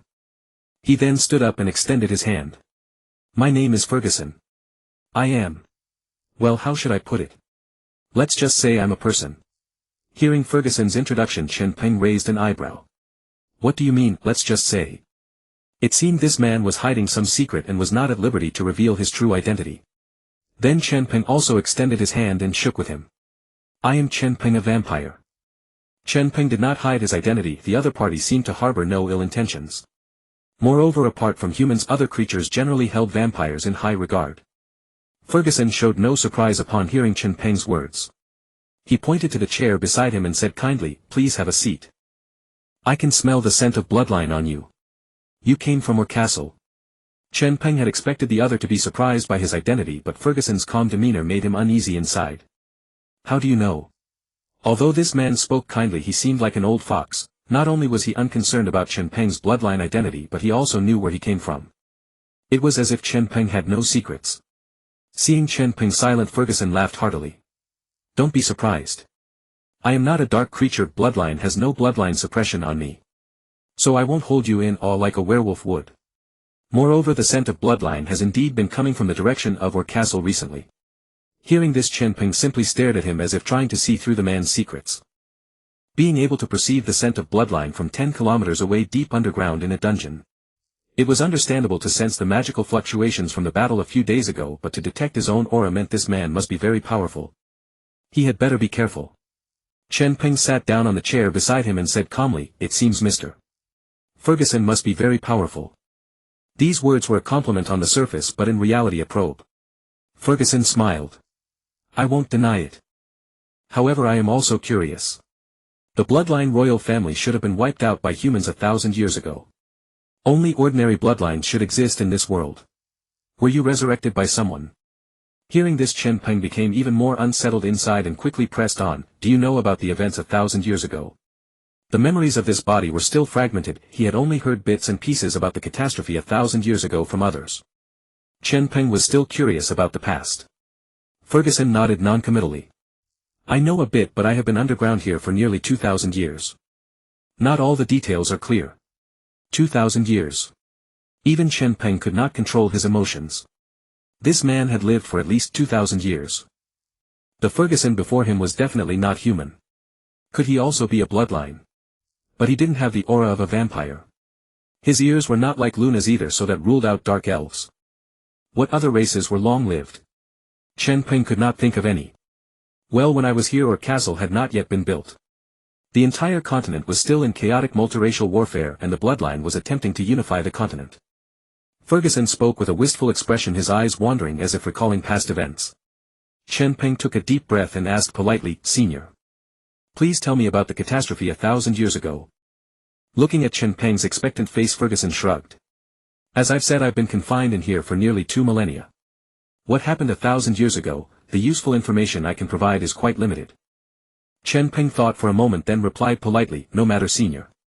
I'll listen to whatever you're willing to share." After all, since arriving in this world, the memories of this body were extremely important to him. If he could learn something about those years from Ferguson, perhaps he could recover more of his own memories. Those memories could help him recall even more dark magic, which would make him stronger and better protect his territory. Ferguson shrugged, his bristly face breaking into a compromising smile. "All right. Since we're neighbors, I can tell you a little." Chen Peng looked at him earnestly, deeply grateful. Ferguson picked up his teacup and took a sip, his blue eyes gradually losing focus as if his consciousness had drifted back to 1,000 years ago. "I remember. It all begins with a prodigy named Kersasi. At that time, on a small town called Kisade in Lanlong County under the dominion of the Blood Kin. A boy named Kersasi was born there. He was a child of light, his birth accompanied by a dazzling golden radiance. He possessed an almost supernatural perception of light elements and light magic. By the age of 14, Kersasi was already the strongest human mage on the continent. Yet behind this young arrogant youth always lingered the shadow of a certain family. The Robertson family. Their doctrine held that humans inherently gravitate toward light and that light was the dominant theme of the world, and its ultimate destiny. All dark elements and creatures of darkness should submit to the light. But the current rulers of the continent were the highest order dark creatures, the Blood Kin. These disgusting blood-sucking filthy creatures actually allowed all races of the world to coexist. How could half-human half-wolf werewolves and point-eared subhuman dark elves possibly live in equality with humans? This was the greatest insult to the noble identity of humanity. Yet the 14-year-old Kersasi was still young and lacked the ability for independent thought. His power was overwhelmingly strong and he commanded a large following of humans, so he was constantly brainwashed by the Robertson family until he was eventually thrust onto the stage. Kersasi himself firmly believed that humans should not be ruled by darkness. That the lowly creatures of darkness should cower beneath humanity. Therefore he actively participated in establishing resistance organizations across the continent. In his position within the Blood Kin dynasty's magical forces, he could easily dismiss all the regime's spies. Even as the resistance organizations grew strong and mature, the Blood Kin dynasty detected not the slightest sign. Having spoken at length, Ferguson paused and took another drink of water. Chen Peng looked anxious but felt embarrassed to rush him. Ferguson suddenly asked, "Do you know Kersasi?" Chen Peng nodded. "I just heard about him recently. He seems to be the founder of the Church of Light, the so-called Lord of Light." Ferguson merely smiled and continued his tale. Kersasi actually had a childhood playmate who grew up with him. This companion was a prince of the Blood Kin royal family at that time and also a prodigy. His name was Ben Had. Upon hearing those 4 characters, Chen Peng's pupils contracted sharply. Ben had. Wasn't that him? This body had once been playmates with Kersasi. What absurd coincidence was this? Ferguson, unaware of Chen Peng's change in expression, went on. The two of them were very close. Before they turned 14 they were practically inseparable. Moreover, Ben was rumored to be a child of darkness, naturally possessing immense dark power. He was the same age as Kersasi, and at 14 he too had become the most powerful dark mage among the Blood Kin. The emperor at the time also intended to train Ben as the heir to the Blood Kin dynasty. Ben and Kersasi were the two most celebrated prodigies on the continent at that time. Kersasi commanded a large following of humans, and Ben likewise had many followers among the dark creatures. However, Ben valued their friendship deeply and never once imagined they would become enemies. Until he suddenly discovered that Kersasi was gradually distancing himself, frequently traveling across the continent, seemingly extremely busy.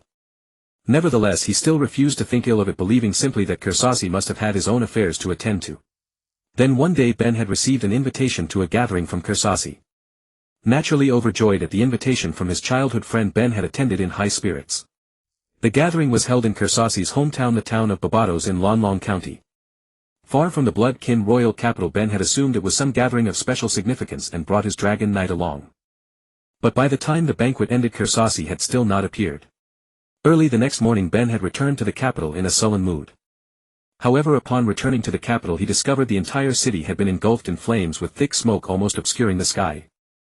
Panicking, he sped back to the palace and found guards and family members slaughtered everywhere, with traces of light magic all around. The corpses of the Blood Kin bore astonishing blade wounds, as if they had been struck down by magic and then finished off with weapons. When he arrived at his father's bedchamber he found Kersasi drawing a silver dagger from his father's chest. Only silver could kill the Blood Kin. Kersasi had come prepared. Ben stared at Kersasi clad in silver-white armor and drenched in the blood of the Blood Kin, his face contorted in utter disbelief. He couldn't bear to believe that his own father had perished at the hands of his own brother. Kersasi turned and saw Ben, his eyes filled with bloodlust, devoid of any trace of emotion for their former friendship. "You shouldn't have returned so soon." Kersasi spoke these words coldly. Ben in despair questioned him why. Only then did Ben understand that the so-called gathering was nothing but a ruse to lure away the child of darkness, the most powerful of the Blood Kin lineage throughout history. Without him as a threat, Kersasi could carry out a one-sided slaughter against the Blood Kin. At that moment Kersasi spoke his second sentence: "Darkness and light can never coexist." Watching his father slowly lose vitality and fall, Ben became utterly mad with grief. Yet Kersasi stood there, one hand gripping the silver dagger, the other summoning light magic from thin air, marching toward him with an expressionless face. Ben let me see just how powerful the most formidable child of darkness truly is. Upon hearing this, Ben his mind consumed by rage, refused to show any weakness and charged straight at him. The two clashed right there in the imperial palace. Dark magic and light magic wove together, and their collisions burst open across the palace like a blaze of dazzling fireworks. The imperial palace became the battlefield of the two mightiest beings on the continent, bearing witness to this century-defining battle before being gradually razed to the ground. The battle lasted 3 days and 3 nights. When their magical power was finally spent, neither of them had been able to overcome the other. The Robertson family arrived in time and rescued Karsus, while Bernhard, like the other Bloodkin, was forced to flee across the world. Seizing the moment, the Robertson family made themselves the new royal house and began to rule the continent. Dark creatures were hunted down without mercy. Meanwhile, the dwarves and orcs, races second only to humans in number, were no longer suppressed by the Bloodkin and refused to submit to human rule, seizing vast territories across the continent. The Dark Elves had their own territory at that time, but their numbers were the smallest, and before long their land was carved up and devoured by orcs, dwarves and humans. In the decades that followed, Bernhard rallied the surviving Bloodkin and dark creatures to wage guerrilla warfare against the human empire. Yet as their living space shrank, they were eventually wiped out in an encirclement carefully laid by Karsus. Bernhard, the leader of the dark creatures, was gravely wounded and vanished without a trace. For the next 1,000 years no one knew where he had gone. Everyone assumed that this son of darkness had died in Karsus's ambush. Rumor had it that Karsus had died peacefully in his 50s. In truth, after so many battles with Bernhard, his body had been eroded by dark power and his life was cut short. The shameless Robertson family spun it as his ascension gave him the title Lord of Light and later established the Church of Light. The Robertsons, however, were undone by their own cleverness. Because the image they had created for Karsus was too successful, the church's power steadily grew, and in the end it reduced the royal family to a hollow shell and became the true ruler of the empire. Ferguson took a deep breath and said, "The story is over." You see, I can only recall the general relationships among the main figures and a few crucial events. I cannot restore any of the other details. All of this was narrated by the residents who once sought shelter with me. Unfortunately 1,000 years have passed and they are all gone, otherwise you could have asked them yourself. Chen Peng was still lost in rueful reflection. So the owner of this body had been a tragic figure. When he was young his dearest friend betrayed him and his closest kin perished. He had died without ever managing to avenge them. Fortunately humanity also received its retribution. As the most powerful mage Karsus should have lived to be about 100, yet he died at 50. The Robertson family, the root cause of it all, did succeed in ascending to become the new masters of the empire, but in the end they were consumed by the very church they had propped up. In the end it all came to nothing. If Bernhard is aware of this in the underworld, I hope he can rest in peace. When you think about it, the whole affair was guided by an inscrutable providence. The two main characters were the Son of Darkness and the Son of Light. The Son of Darkness placed his heart on his closest kin and dearest friends. The Son of Light spoke of righteousness and virtue, yet his heart was full of vice and corruption. How ironic. And yet these stories did not revive any of his memories. In Ferguson's telling he was nothing more than a third party listening to a tale. It seemed this approach had no positive effect on restoring the body's memories. Thank you, Senior Ferguson. Chen Peng still expressed his gratitude politely. Chen Peng remained curious about Ferguson. If the man was truly powerful, wouldn't it be a fine thing to win him over as an ally? Then Chen Peng spoke again. Senior Ferguson, I am actually Bernhard. Hearing this, Ferguson showed a look of surprise for the first time. He reached up and stroked his bearded chin, a hint of scrutiny in his eyes. At last he frowned and shook his head. Impossible. According to the rumors, Bernhard was gravely wounded by Karsus's purification magic. Karsus himself was eroded to death by dark power, so how could Bernhard have survived? Knowing the other man would not be easily convinced, Chen Peng explained, the girl who came with me is named Eli and she is a necromancer. She was the one who resurrected me. At these words Ferguson suddenly slammed the table and rose to his feet. What? A resurrection spell? Impossible. Absolutely impossible. He stared at Chen Peng, red thread seeming to appear in his blue pupils. A necromancer's resurrection spell can at best revive an ordinary person. Bloodkin are different from humans. Even reviving an ordinary bloodkin requires an enormous price. A heaven-blessed prodigy like Bernhard, a being of such power, resurrection magic could never accomplish it. Seeing the certainty in Ferguson's eyes, Chen Peng frowned slightly. Could he himself be just an ordinary bloodkin? But the memories he had awakened with told him that this body was Bernhard's. Eli would not make a mistake.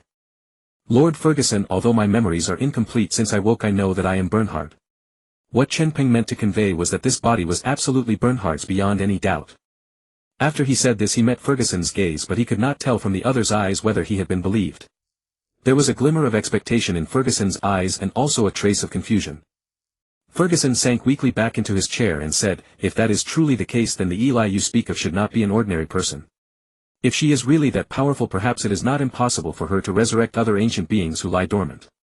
Hearing this, Chen Peng felt somewhat embarrassed. Ferguson truly had too high an opinion of Eli. Eli was nothing more than an ordinary person. Her resurrection spell simply drew a soul at random and placed it into a dormant body. The result of the resurrection was that the body was that body, but whether the soul was still that soul was anyone's guess. In light of what Ferguson had said earlier, Chen Peng understood that resurrecting a royal bloodkin was almost impossible. No wonder Frankna and the others had not believed Eli before. Now it seemed they had all been right. Eli's resurrection of Bernhard had actually been a coincidence. She had placed the soul of an ordinary person, herself, into Bernhard's body. In other words, Eli had only resurrected an ordinary person, herself. Still, Chen Peng asked cautiously, Ferguson, who is it you wish to resurrect? A family member. As a living fossil who had lived for thousands of years, Ferguson was likely feeling a longing for old acquaintances. Ferguson's eyes gradually regained their spirit. He looked at Chen Peng and said seriously, if everything you have said is true, then I would like this necromancer named Eli to do me a favor. Chen Peng's heart skipped a beat. Ferguson could not actually be planning to have Eli resurrect someone, could he? He ventured, Senior Ferguson, what favor? Go on, tell me. Ferguson's gaze was firm and his voice was solemn, help me resurrect the dragon race. Dragons. Chen Peng's eyes widened. He had heard Eli and the others say before that the ancient dragons had gone completely extinct. Dragons were an extraordinarily powerful race, their bodies colossal, each one as large as a house. They possessed hardened scales that could deflect the vast majority of attacks. They had a pair of powerful wings that allowed them to soar freely between heaven and earth. Of course they also possessed a devastating means of attack, dragon breath. It was a stream of extremely high-temperature flames spewed forth from a dragon's mouth. It could melt steel and buildings in an instant. However, by the time the Bloodline dynasty ruled the continent, there were only a dozen or so dragons left on the brink of extinction. Dragon knights had always been exclusive to humans. After all, despite their vast numbers, humans possessed the friendliest constitutions. In order to preserve themselves in war while inflicting maximum damage on their enemies, humans first tamed horses, giving rise to cavalry. Then they tamed dragons, giving rise to dragon knights. Unfortunately, during the subsequent hunts against dark creatures, the dragon knights of the human empire all fell in battle while crusading against them. At that point, dragons were declared extinct. Yet Ferguson actually intended to revive dragons. Did he possess a dragon's corpse? Ferguson nodded solemnly. Yes. To tell you the truth, I am a dragon. These words struck Chen Peng's mind like a thunderbolt. He scrutinized Ferguson with disbelief. Was this bearded uncle before him really a dragon? On second thought, the man was a living fossil who had survived for thousands of years. Perhaps it was true. Senior Ferguson, are you serious? Ferguson extended his arm, raised it before him and said, look. Chen Peng looked at the man's arm and saw black scales beginning to appear at Ferguson's ruddy wrist, swiftly spreading upward to cover the entire arm. At this, Chen Peng truly believed. Shocked, he stammered, Senior Ferguson, you. Ferguson sighed, his eyes tinged with loneliness.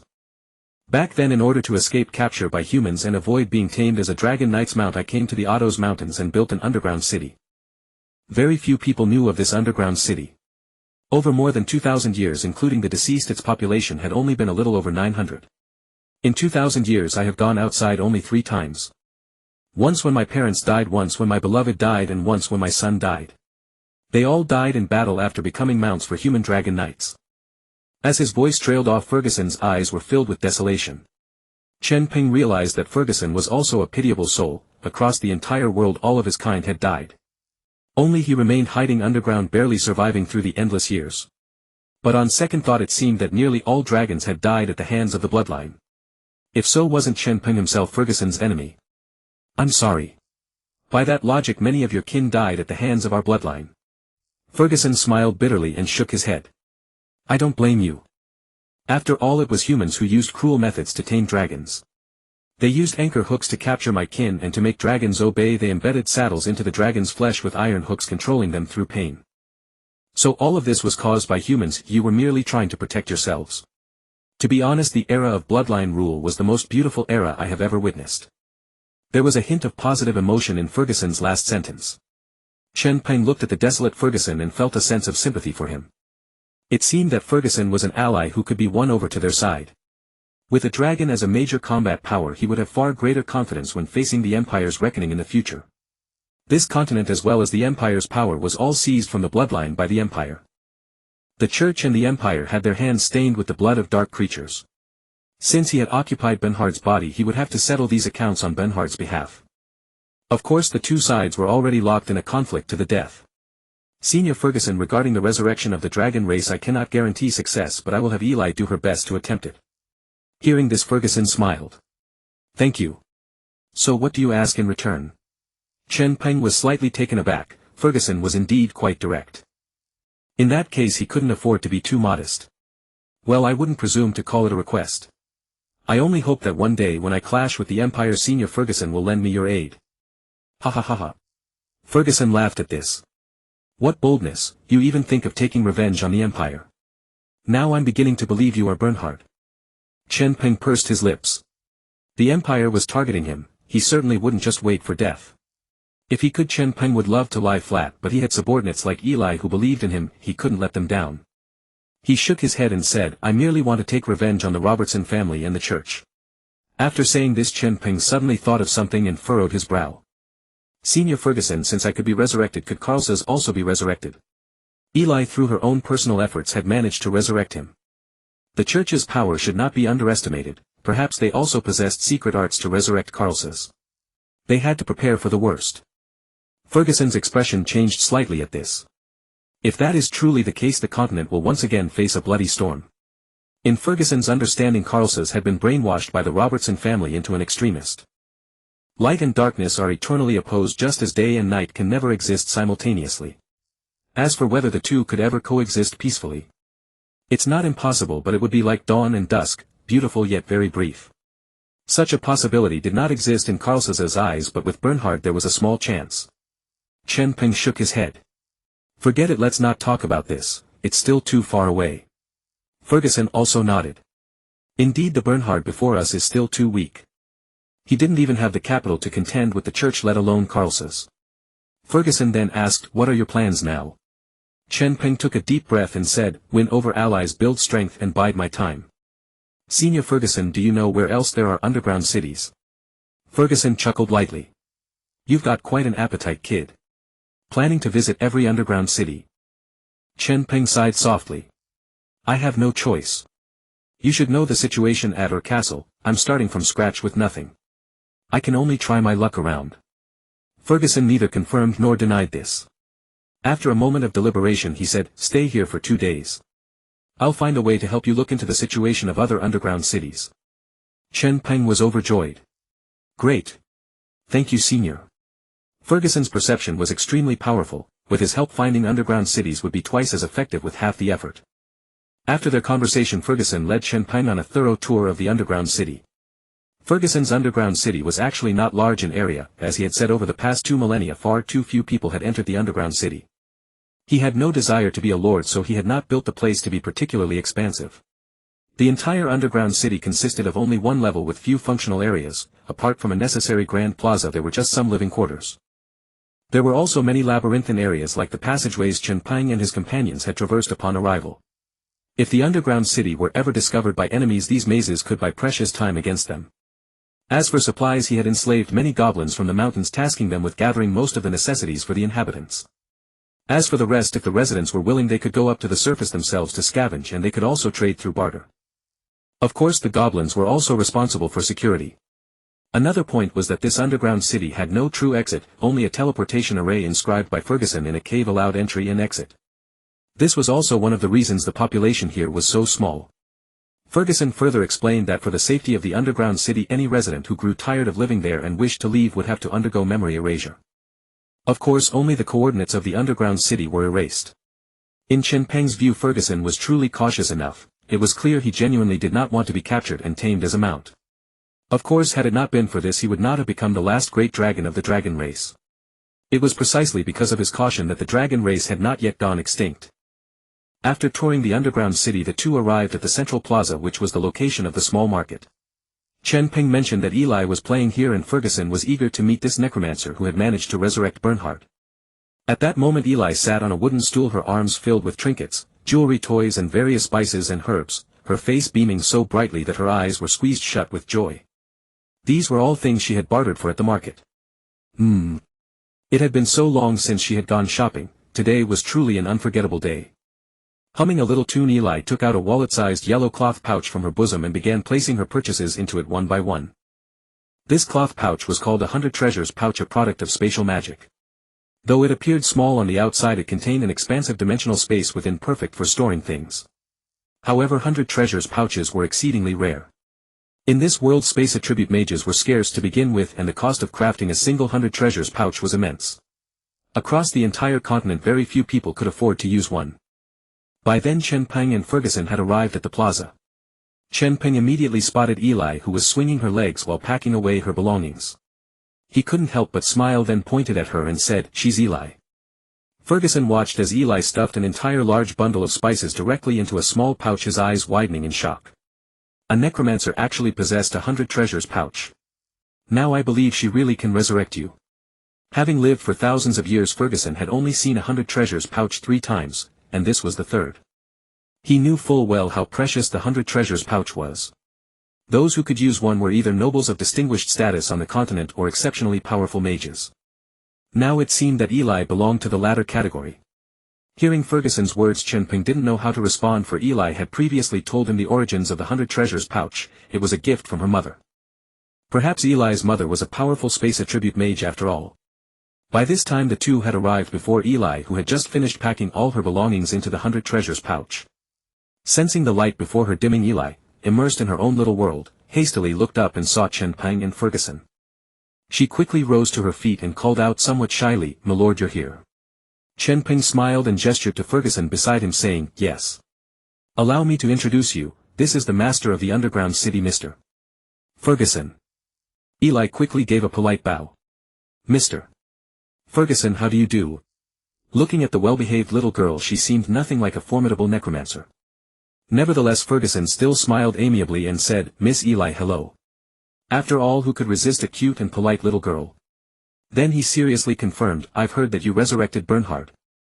Eli glanced at Chen Peng, who smiled and nodded. Only then did Eli speak, yes. After all, the situation at Orr Castle had become extremely perilous. We needed Lord Bernhard to be resurrected to save and protect us.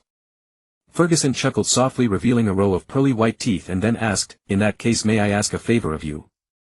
With that, Ferguson simply gazed at Eli, a warm smile on his face. Well. Eli glanced at Chen Peng again. She had already hinted that Bernhard was the one in charge. Why did Ferguson keep asking her? What if this displeased the milord? She was just a little follower after all. Inside Eli's small head all sorts of social complexities were swirling. Chen Peng understood Eli's concerns. He reached out and ruffled her hair, then said, don't worry about me. Just judge based on your own abilities. Hearing these words, Eli finally relaxed, then looked at Ferguson with a serious expression. Mr. Ferguson, please go ahead. Eli will do her utmost. Since Chen Peng had said that, it meant the two had already reached some kind of agreement. She absolutely had to contribute her part to help the milord. Hearing this, Ferguson immediately withdrew his smile, then took a deep breath. After composing himself, he said, Miss Eli, I would like to ask you to help me resurrect a dragon. Would that be possible? Ah. The moment Eli heard dragon, her eyes flew wide open and she instinctively covered her mouth. A dragon. But well, I'm not sure if I can do it. Resurrecting Lord Bernhard had kept her busy for years after all. In her search for a method to resurrect the bloodline, she had traversed nearly the entire continent. And she had failed many times during that period. Now being asked to resurrect a dragon made Eli's head spin. Seeing Eli's uncertain expression, a flicker of disappointment passed across Ferguson's face. Quickly he replaced it with a smile. It's fine. This was never a simple matter to begin with. Don't worry about it. Eli keenly caught the moment of disappointment on Ferguson's face. This old man seemed rather lonely. Moreover, his relationship with the milord seemed fairly good. Perhaps she could give it a try. After thinking it over, she gritted her teeth and said, well. Actually, I could give it a try. However, I can't guarantee whether it will succeed. Hearing Eli's words, the hope rekindled in Ferguson's eyes. Really? With Eli's attitude, Ferguson felt as if half the battle was already won. Eli rested a finger on her lips, a trace of uncertainty in her eyes, but still said, well, I'll do my best. But could I first see where the dragon is? To resurrect a creature, one must understand it. Eli had never seen a dragon before. She was also curious what the mighty creature from 1,000 years ago had actually looked like. Hearing Eli's request, another flicker of hesitation crossed Ferguson's face. He truly wanted to resurrect her. It was the debt he had owed all his life. But they had only known each other for half a day, and Ferguson had never expected the ritual to take place immediately. He still did not fully trust Chen Peng and Eli. If he showed them her body, would it cause trouble? As if perceiving Ferguson's thoughts, Eli felt she had been a little too rash. She explained with a hint of apology, I meant no harm. Resurrection magic requires something from the person as a catalyst, a lock of hair for example. Chen Peng spoke up as well, it's fine. We don't have to look for now. Eli is not in a position to perform the resurrection ritual at the moment anyway. The most important thing for Chen Peng on this trip was to find allies, not to make enemies. He could tell that Ferguson was still wary and that the person he wished to resurrect meant a great deal to him. Then it could wait. Seeing the dragon's corpse could wait. Seeing their attitude, Ferguson felt he had been overthinking. After all, he was the one asking for their help. Being so distrustful would only make them feel hurt. With that thought, Ferguson pressed his lips together and said solemnly, it's all right. Come, I'll take you to see it. Seeing this, Chen Peng still felt uneasy and said, don't force yourself, Senior Ferguson. Ferguson shook his head. Having made the decision, he felt much lighter. It's no trouble. Let's go. With that, he took the lead and headed toward his office. Chen Peng and Eli exchanged a glance. Eli whispered, my lord, perhaps I shouldn't have made that request. Chen Peng shook his head and reassured her, it's all right. It's not your fault. Let's go. I'm also curious what a dragon really looks like. Then he followed behind Ferguson. Eli nodded thoughtfully, then caught up and asked, my lord. Isn't it said that 1,000 years ago you not only saw a dragon but even rode one? Taken aback by Eli's question, Chen Peng was startled. It did seem to be the case. He could only brush it off by saying that his memories had not yet recovered. The two followed Ferguson and soon arrived at his office. Chen Peng found this puzzling. He had assumed the corpse would be kept deep within the underground city. Why had they come to the office? With questions in his mind, Chen Peng watched Ferguson walk to the wall of bookcases and place his hand on a book. He pressed the book inward with a gentle push. At once the bookcase began to click and clack, and then the entire bookcase started to rotate. Chen Peng and Eli both looked as if they suddenly understood, so there was a mechanism here. At that moment the bookcase rotated through 90 degrees, revealing a passage behind it that was 2 meters wide and more than 3 meters tall. Unlike the decorated corridors elsewhere in the underground city, this one had raw earthen walls and floor.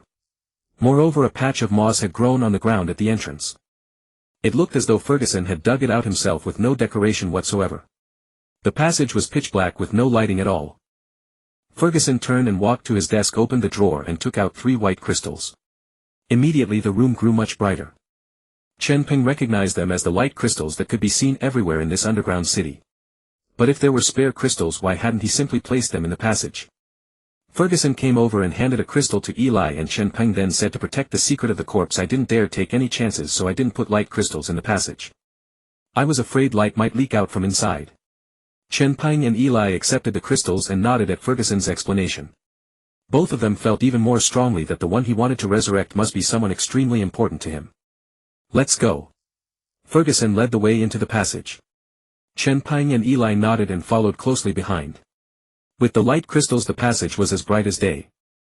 Chen Peng noticed that it was very damp in here, and the farther they went the lower the temperature dropped. The passage was not long. After a dozen or so meters it ended. At the end was a circular room roughly 20-odd square meters in size. Inside, the floor and walls were raw earth, but the ground was covered in ice blocks. In the center of the room was a square stone bed 2 meters on each side, also covered with ice blocks. These ice blocks were the reason the temperature in here was so low. Lying on the ice was a woman dressed in gray who looked to be in her 30s. Her looks were not especially striking, but she was the kind of face that was pleasant to behold. She had long red hair that reached about to her waist. Her face was very pale, and because of the cold frost hung on her hair and face. Chen Peng was utterly astonished. He had expected to see an actual dragon corpse, at the very least some colossal creature. He never imagined it would be a woman. Ferguson walked to the side of the stone bed, his eyes full of tenderness. Seeing this, Chen Peng and Eli stood not far away and did not disturb him. Ferguson reached out and gently stroked the red-haired woman's forehead. "My dear Lisa, it's me. I brought 2 new friends to see you today. Oh, and I have good news for you today. Miss Eli is a powerful necromancer. You know Bernhard, right? The prince of the bloodline dynasty you served as a mount, that heaven-favored prodigy. Miss Eli actually brought him back to life. Now Miss Eli has agreed to try to resurrect you. Are you happy?" "Well, I'm very happy. If you wake up and see Bernhard, won't you be surprised too?" "I'm looking forward to the look on your face then." "All right, enough said. Next let Miss Eli take a look at you. My dear Lisa, don't mind." With that he bent down and gently kissed Lisa's forehead, then stepped back beside Eli. He looked at Eli and Chen Peng, a glint of moisture in his eyes, and said, "This is my wife Lisa." Chen Peng and Eli could tell that Ferguson loved his wife deeply. She was indeed someone very important to him. No wonder Ferguson had hesitated when Eli mentioned seeing the corpse.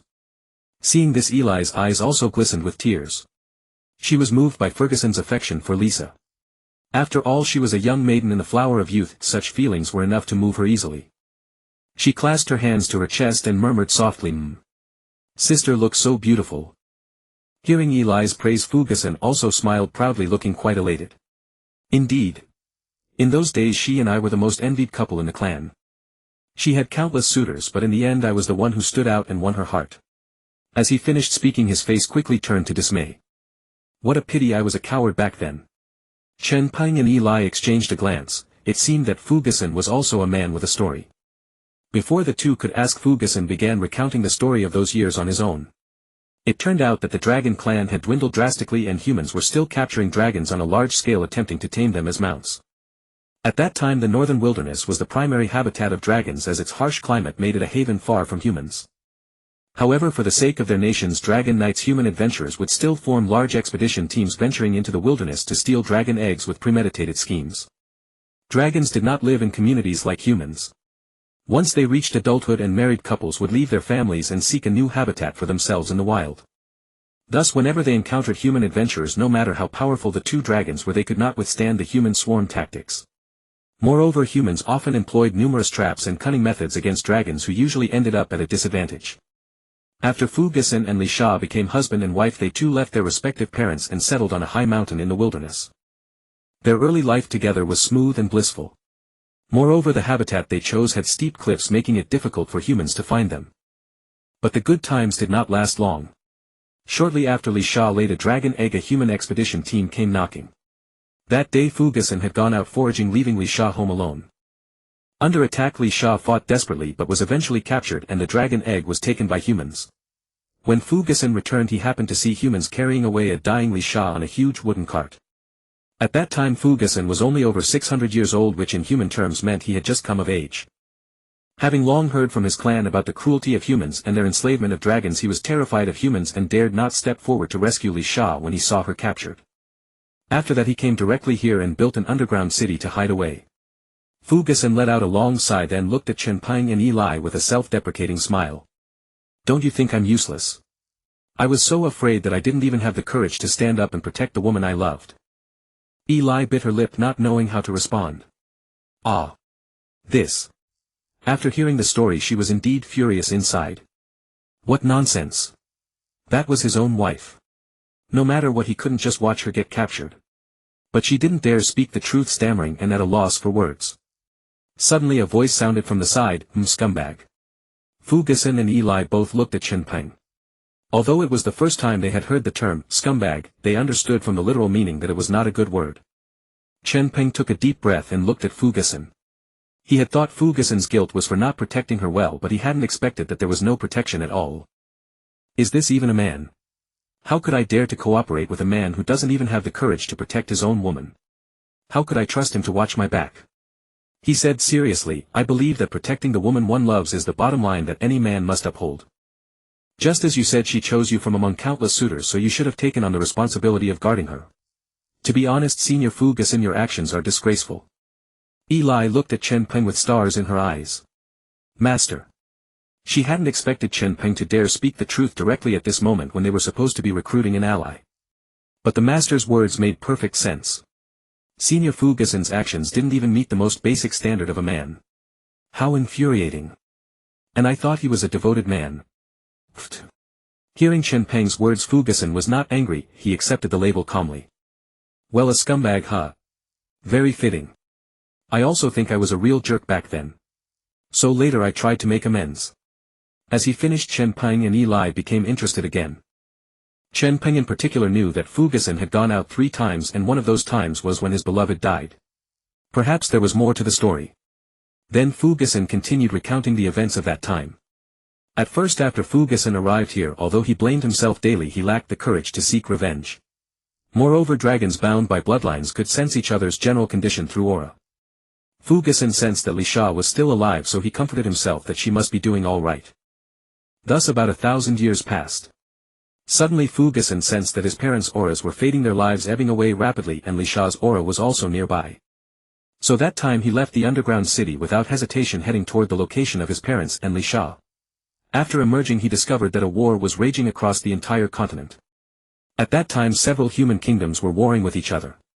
Coincidentally, the dragon knights of his parents and the dragon knight of Li Sha were enemies. The two sides were locked in battle. Although the dragon knights were riding their dragons in combat, Li Sha and Fu Gissen's parents recognized each other. At first Li Sha refused to attack, so her knight controlled the saddle embedded in her body, lashing her repeatedly. This caused her immense pain, forcing her to launch attacks against the enemy. Seeing this, Fu Gissen's parents felt that their son owed Li Sha, so in the battle they deliberately left openings and were killed by Li Sha. This scene was witnessed by Fu Gissen, who had just arrived. It was the first time Fu Gissen saw firsthand how humans controlled dragons, through endless physical pain, forcing them to obey. His own parents had died on the battlefield to pay his debt. This shattered his 1,000-year-old cowardice. He suddenly realized that his parents were willing to die to help him atone for his sins. And he had been a coward. At that moment he transformed into a dragon and charged forward to rescue Li Sha, but the dragon knight in retaliation desperately manipulated Li Sha, causing her even more agony. This made Ferguson dare not forcibly rescue Li Sha, so he seized an opportunity to flee the scene. Over the next 100 years Ferguson devoted himself to cultivation, enhancing his strength, determined to find a chance to rescue Li Sha. A century later Ferguson left the underground city once more. After 100 years of arduous cultivation he believed his strength had become sufficient. Guided by Lisa's aura he located an imperial military fortress. There he found Lisa encased in armor, confined to a specially crafted iron cage atop the castle walls whenever she was not in combat.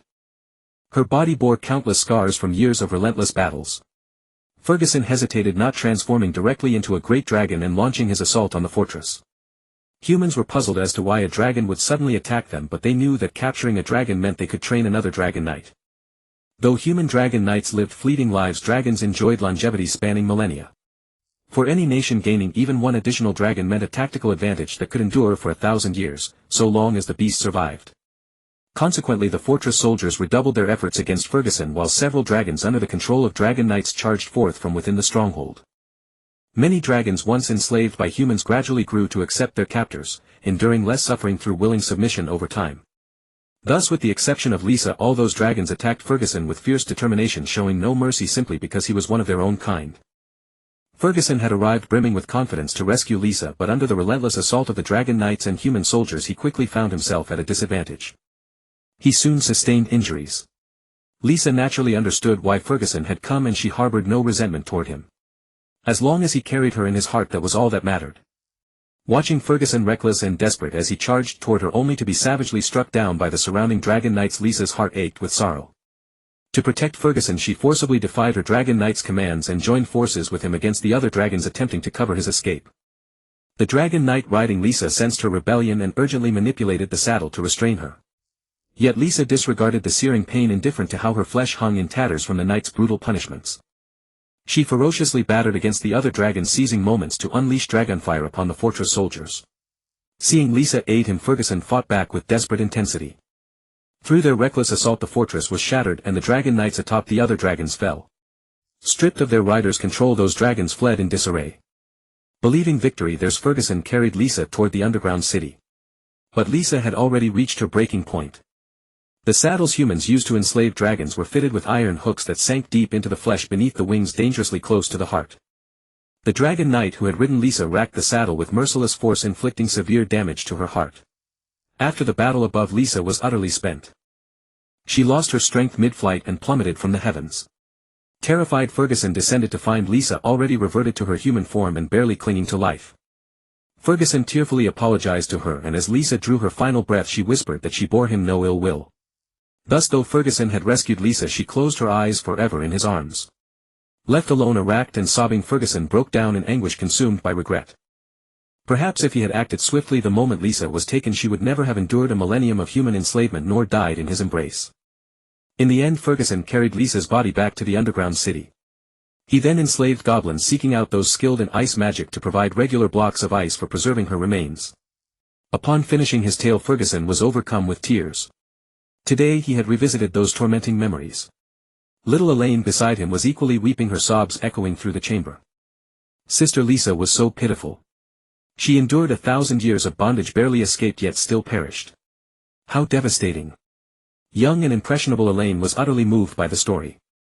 Though Ferguson's initial actions had angered her, she recognized that he eventually awakened to his duties and made amends. Yet heaven's eyes were blind, denying this tragic pair a happy ending. Chen Peng fell silent, aware that Ferguson had paid a heavy price for his past failures. He felt no right to judge the bond between them. Ferguson's initial fear was only human, and afterward he had sought to rectify his mistakes. Lisa herself had forgiven him, so as an outsider what right did Chen Peng have to pass judgment?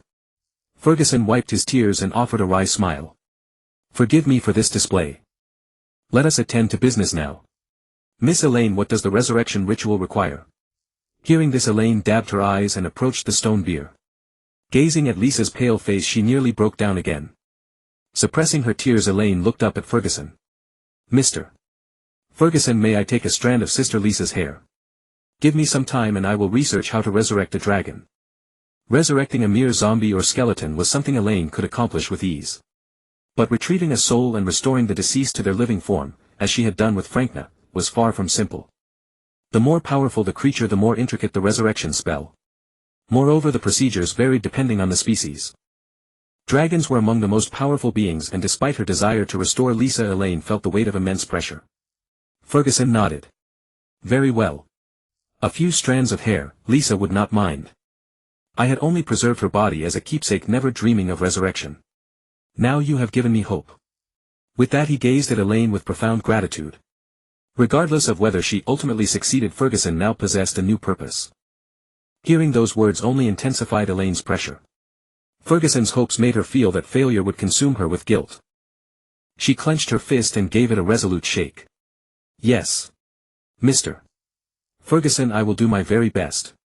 Then drawing a pair of scissors from her magical pouch, she carefully snipped a lock of Lisa's hair and secured it away. This strand served as the catalyst for the resurrection spell and must never be lost. Ferguson smiled. Then I burden you with this task, Miss Elaine. Come, now that we are here, I have arranged lunch. Let us share a meal. Chen Peng and Elaine declined politely. Chen Peng himself cared little for food sustained by the potion Frankna had prepared. Elaine, however, was fundamentally human and required nourishment daily. Fortunately, the girl had packed ample rations for her journey. Following Ferguson's lead, the three emerged from the chamber and made their way to the dining hall. Entering a room that resembled a dining hall spanning approximately 50 square meters. The interior was quite minimalist, with cement-textured walls and white floor tiles. Along both walls, one side featured wooden sideboards and shelves, while the other housed a wine cabinet, all uniformly deep red. Two lighting crystals hung from the ceiling, casting their glow upon the room. In the center of the room stood a pale yellow wooden table roughly 7 to 8 meters long and 2 meters wide. Several vases adorned its surface, while food had already been arranged at the main seat and the first positions on either side. As soon as Eli entered the dining room and glimpsed the food upon the table, her eyes sparkled with excitement. Since taking refuge in Orr Castle, she had not seen such exquisite cuisine for a very long time. Roasted bread, vegetable salad, grilled meat, chops and wine. Today truly was a fine day. Ferguson warmly invited Chen Peng and the others to be seated, taking the head of the table himself. Chen Peng settled into the seat on his right while Eli took the left. Gazing at the food before him, Chen Peng's eyelids twitched violently, sending a wave of dread through him. Though all three shared identical dishes, why was there an extra glass of crimson liquid in front of him? Combined with the faint metallic tang permeating the air, this red liquid before his eyes could only be fresh blood. Ferguson, I thank you for your hospitality. Though possessing Bernhardt's body had freed him from blood phobia, as a human soul he still harbored a deep aversion to consuming blood. Noticing Chen Peng staring blankly at the blood, Ferguson assumed he disliked the meal and asked apologetically, "Today we were pressed for time and used wild boar blood. Please forgive us." Chen Peng coughed awkwardly upon hearing this. "Ahem, that's not what I meant. It's simply that I haven't seen such exquisite food in a long while," and was momentarily taken aback. Chen Peng dared not reveal his reluctance to drink blood, for doing so would cast suspicion upon his identity as Bernhardt. Neither Eli nor Ferguson could ever learn this truth. Eli then interjected eagerly, "Oh, Mr. Ferguson, you wouldn't believe it, Lord Bernhardt hasn't consumed a single drop of fresh blood since his resurrection. Thank you so much for today." Watching Eli's expression, Ferguson turned to Chen Peng with astonishment. "I never imagined conditions on your side were so dire. Fear not, from now on I shall provide you with fresh blood." Facing Ferguson's generosity, Chen Peng replied with a smile, "Ha ha ha. Ahaha, thank you, thank you." Then turning to Eli, he gritted his teeth in a strained grin, "How thoughtful of you, little Eli." Upon hearing the compliment, Eli raised her fork and beamed, "Thank you, my lord." Ferguson added, "No need for such formalities, please eat." No sooner had the words left her lips than Eli declared loudly, "Then I shall begin." With a smile she started slicing into the meat chop. Ferguson likewise began his meal.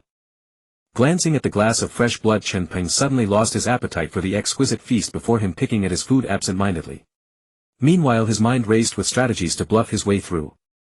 Half an hour later both Ferguson and Eli had finished their meals. Eli wiped her mouth with a napkin from the table, leaned back in her chair, patted her small belly and wore an expression of pure contentment. I'm so full. These dishes are far superior to the roasted flatbread I brought."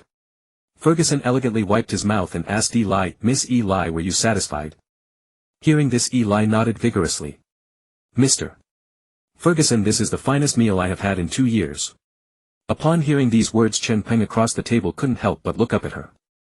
The young girl remained lost in the aftertaste of her feast, her face radiating bliss. She could actually smile while recounting that she had not properly eaten in 2 years. It was evident that under the Empire's persecution everyone, including Eli, lived in extreme hardship. Chen Peng silently resolved to accumulate strength and lead the dark creatures to the surface where they might live as normal beings. Ferguson then turned his gaze to Chen Peng, noticing that neither the wine nor the blood before him had been touched. His brow furrowed slightly. In his memory, bloodline descendants were deeply dependent upon blood. Rumor had it they always consumed a glass prior to dining. The fact that the Bernhard before him had not yet touched his drink was rather suspicious. Sensing Ferguson's scrutinizing gaze, Chen Peng promptly set down his utensils. He seized the glass of fresh blood and drained it in one gulp. The blood had not coagulated, suggesting it had undergone special treatment. Its taste was cloyingly sweet yet laced with a nauseating tang. Suppressing his urge to retch, he quickly reached for the wine and swallowed it down. The sweet tart grape juice effectively diluted the metallic flavor, and Chen Peng instantly felt far more comfortable. Almost immediately a warmth spread through his body as though his own blood had begun to boil. Nourished by the fresh blood, every cell within him stirred with delight, leaving him thoroughly at ease. Though his instincts recoiled from the blood, his body responded with honest enthusiasm. The rising temperature within left Chen Peng's mind slightly dizzy, much like the effects of intoxication. Chen Peng secretly marveled, so this was the sensation vampires experienced after consuming blood. Quite pleasant indeed. Observing Chen Peng drink the blood, Ferguson's countenance improved somewhat. Perhaps he had overthought the matter. Smiling, he spoke, "Very well, now that we have finished eating, it is time for me to honor my promise. Over the next couple of days I shall assist you in gathering information about nearby dungeons." To his knowledge, countless dark creatures had indeed taken refuge underground over the past millennium. Chen Peng nodded in acknowledgement. "Then I shall trouble you, Senior Ferguson." The three departed the dining hall. Ferguson left immediately, tasked with helping Chen Peng investigate intelligence regarding other dungeons. Meanwhile, a goblin led Chen Peng and Eli toward the quarters Ferguson had arranged for them. Until receiving word from Ferguson, Chen Peng and Eli intended to stay for some time. Their rooms were located along a corridor on the northern side of the square, just over 10 meters in. The two rooms stood adjacently, their doors inscribed with the markings North 005 and North 006. Gazing at the room numbers, Chen Peng couldn't shake the uneasy feeling of being a sinister uncle accompanying Eli to a room. Having escorted them this far, the goblin departed. Eli waved cheerfully at Chen Peng and said, "My lord, I shall enter first. I still need to research the materials for resurrecting Sister Li Sha." With that, she opened the door and stepped inside. Since Chen Peng had encouraged her to interact with him more naturally as Frankna did, Eli had grown considerably more at ease. Chen Peng shook his head slightly and pushed open the door to his own room, stepping inside. The room was not large, about 20 square meters. On the wall facing the door was a fake window used as decoration, and within its frame hung a painting of the sun rising over the plains. Just inside the entrance at the far left stood a wooden bed 1.5 meters wide, spread with a white mattress. To the left of the headboard was a brown wooden wardrobe. On the ceiling hung a glass lampshade, inside which was a lighting crystal the size of a hen's egg. Outside the glass lampshade was a wooden shade controlled by a rope that reached the bed. When the rope was pulled, the wooden shade closed around the glass lampshade, achieving the effect of turning off the light. Chen Peng rather liked the minimalist style of the room. However, there was nothing to do in the afternoon. He wanted to take it easy as well, so he simply lay down on the bed and emptied his mind. Time passed quickly and the next morning arrived. Chen Peng got up early and heard a burst of urgent knocking. When he opened the door, he saw little Eli and a goblin standing at the entrance. Eli pointed at the goblin and said, "Mr. Ferguson seems to have found other dungeons. He is waiting for us in his office." The goblin beside her nodded and said in halting human speech, "This way, please." Chen Peng raised an eyebrow, not expecting news to arrive so soon. That meant they could leave this place today and head for a new dungeon and perhaps meet new companions. Chen Peng had been looking forward to this all along. "Let's go then to see Senior Ferguson." The goblin then led Eli and Chen Peng to Ferguson before long. In the room, Ferguson looked a little pale, holding a teacup and sipping tea. Seeing Chen Peng and Eli, he put down the cup, stood up and said with a smile, "I have not let the two of you down. After a night of scouting, I found some underground locations. Some of them are dungeons and some are underground lairs." As he spoke, he took a piece of paper from a drawer and said, "I've written the approximate coordinates on it. You can study the specifics yourselves." Chen Peng took the paper, his eyes lighting up, and said to Ferguson, "Thank you very much, Senior Ferguson." Ferguson waved his hand and said, "It was nothing. I'm a little tired, so I'll go rest first. If you want to leave, just have the goblin lead the way." Chen Peng nodded. Ferguson's active perception skill consumed a great deal of mental energy. It was a hunting technique of the dragon race. Through magical aura's sense and sounds they could detect information from hundreds or even thousands of kilometers away like a radar from his previous life. This was a racial talent, something Chen Peng could not obtain no matter how much he envied it. Then we won't disturb you, Senior Ferguson. With that, Chen Peng led Eli out of Ferguson's office. The two headed toward the square. As they walked, Chen Peng studied the information on the note. Ferguson had marked it in great detail and the categories were quite clear. Within a radius of 1,500 kilometers centered on this place there were 12 underground spaces. 8 of them were confirmed to be dungeons. 3 of those dungeons had magical fluctuations and the remaining 4 were probably caves of some creature. Most of these dungeons were in the north within the territory of the human empire. Only one, however, had no magical fluctuations at all, so it was probably abandoned. After all, the empire claimed that there were no dark creatures left within its borders. Among the 3 dungeons with magical fluctuations, even the nearest was more than 300 kilometers away. That was quite a distance. This time they were truly going on a long journey. He looked at Eli, who was intently studying the dungeon information, and asked softly, "Eli, how many times would we need to use a portal to teleport 300 li away?" Eli looked up, blinked her big eyes and said, "A short-range portal would need to be used many times, but we can choose to use a teleportation array." Teleportation array? Chen Peng looked at Eli with a hint of doubt. "Can you set up a teleportation array?" Eli shook her head, then took out her treasure pouch and lowered her head to rummage through it for something. After a while she took out an ancient-looking parchment scroll and looked up at Chen Peng. "But I have a tutorial on teleportation arrays." Hee. As she spoke she waved the hand holding the parchment scroll in front of Chen Peng just like a child showing off to an adult. Chen Peng suddenly gave an indulgent smile and could not help ruffling Eli's hair. As expected of Eli, always so reliable. Praised by Chen Peng, Eli's little face flushed and she smiled until her eyes narrowed into slits. Eli composed herself, rummaged through her treasure pouch again and said, "Setting up a teleportation array requires many materials." I don't seem to have enough materials. We still need 3 more runic crystals." Hearing this, Chen Peng frowned. Runic crystals? That sounds familiar. But doesn't Ferguson have crystals? Even if they're lighting crystals, he probably has runic crystals too, right? At that moment Eli looked at the small market of stalls in the square and her eyes lit up. "I remember the vendors at the market sell runic crystals." With that Eli trotted over to a nearby stall, crouched down and began to look through the goods. Chen Peng's gaze followed her. Seeing how serious she looked, he moved his feet and walked over. The vendor turned out to be an elderly human man. He wore grey cloth garments, had a full head of white hair and still looked quite spirited. The old man had been resting with his eyes closed. Hearing the commotion he opened his eyes for a glance. After seeing Eli and Chen Peng examining his stall he closed them again. He had no intention of paying attention to them. He was a master craftsman of magic crystals, having previously made all kinds of magic crystals exclusively for the imperial family. Later, because he had offended a feudal lord, he was pursued and fled all the way here by a twist of fate. Although this dungeon was willing to take him and it provided only lodging, not food. Ferguson only offered protection. Everything else the residents had to solve on their own. In order to survive he had no choice but to provide Ferguson with lighting crystals, and in return he obtained the right to free food and lodging forever. But neither Ferguson nor the other creatures had any use for his other crystals. After all, magic crystals functioned much like magic scrolls. They were meant for people who could not use magic or to provide auxiliary support for certain spells. Dark creatures of every race had their own racial talents, so they had no need for magic crystals at all. Thus no one had been willing to visit his stall for a long time. The 2 customers before him had very thick dark auras and were clearly not ordinary. His magic crystals were generally useful only to humans, so he guessed the pair would take a look and then leave. At that moment Eli crouched in front of the stall, feeling a little dazzled by the variety of magic crystals before her. These crystals had all sorts of functions, but to Eli they were useless. In the end her gaze fell on a few runic crystals. Pointing at them she looked up and asked, "Grandpa, how much are these runic crystals?" As his voice trailed off the old man suddenly opened his eyes and looked at Eli. A flicker of excitement surfaced beneath his aged visage. "Did you say you want to buy magic pattern crystals?" Eli was startled by the stall owner's gaze but still said, "Yes."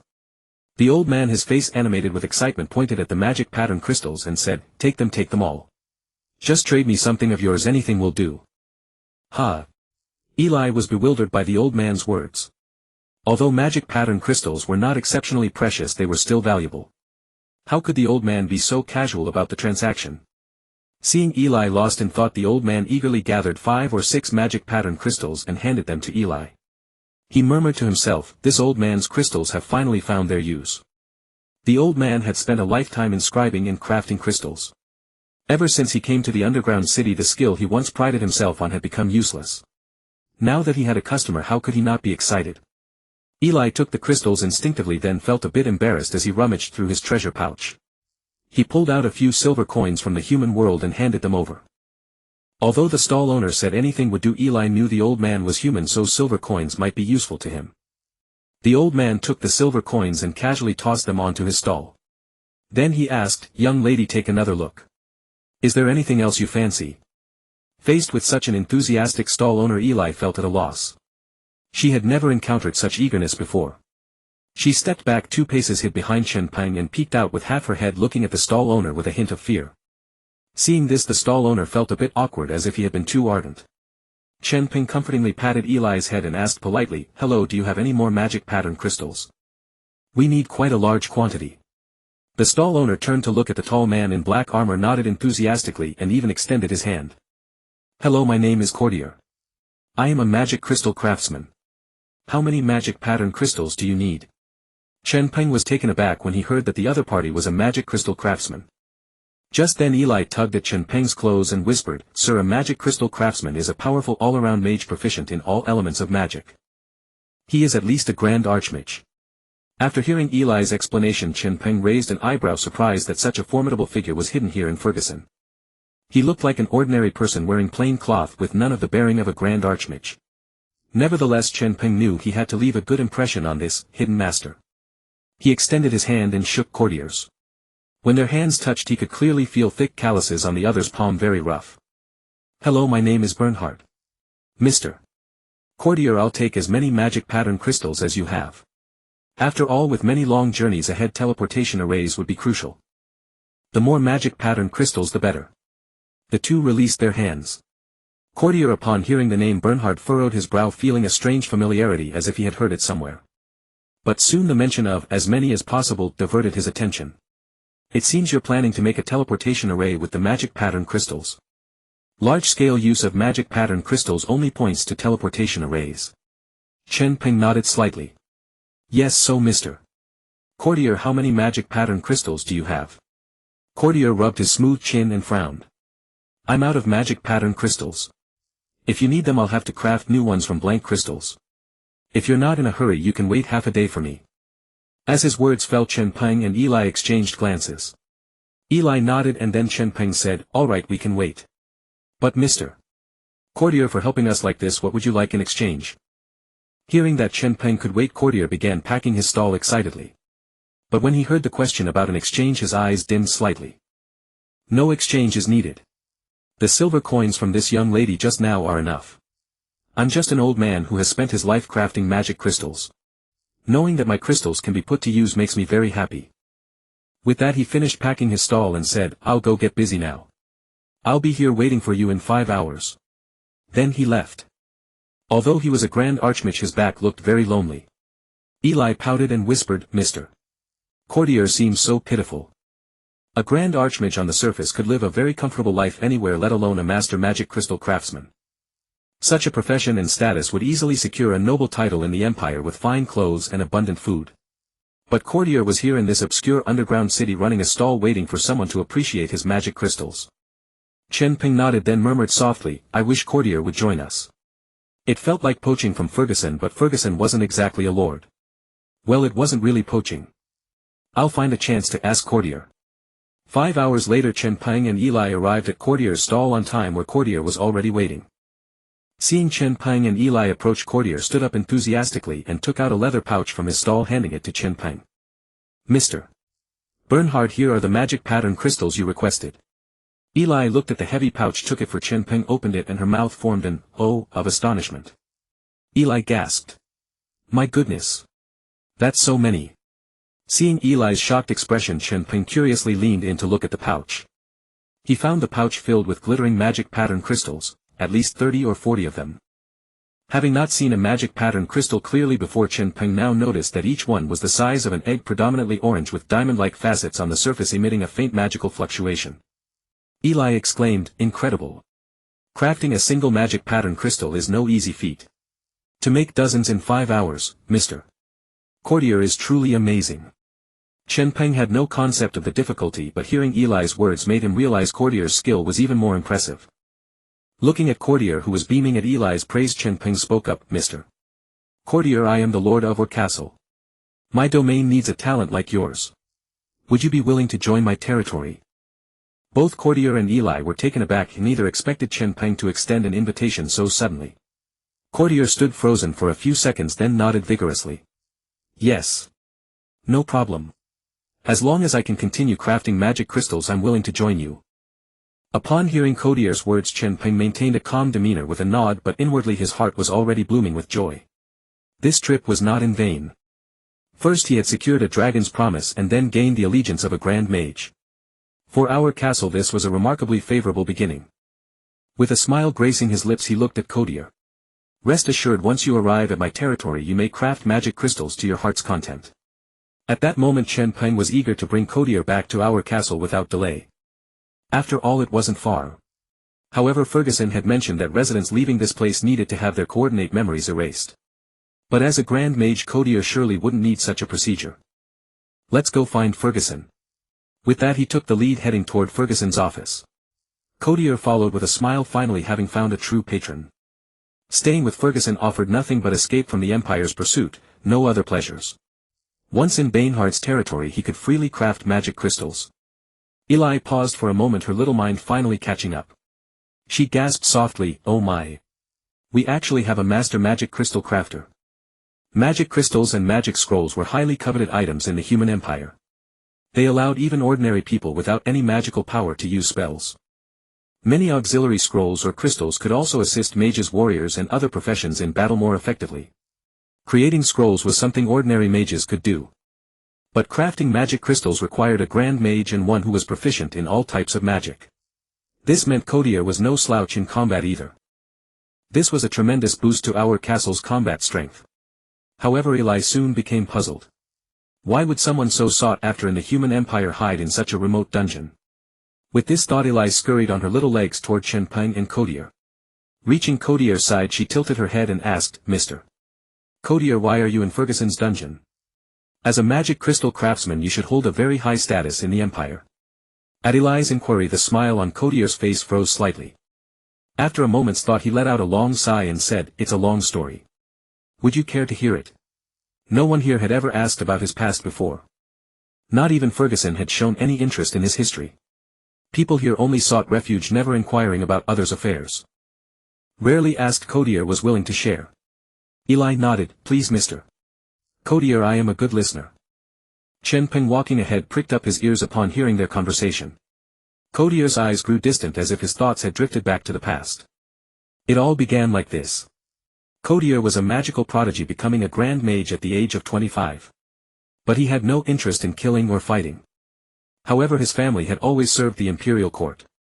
As a powerful grand mage, if he did nothing he would surely incur the empire's wrath, bringing disaster upon his family.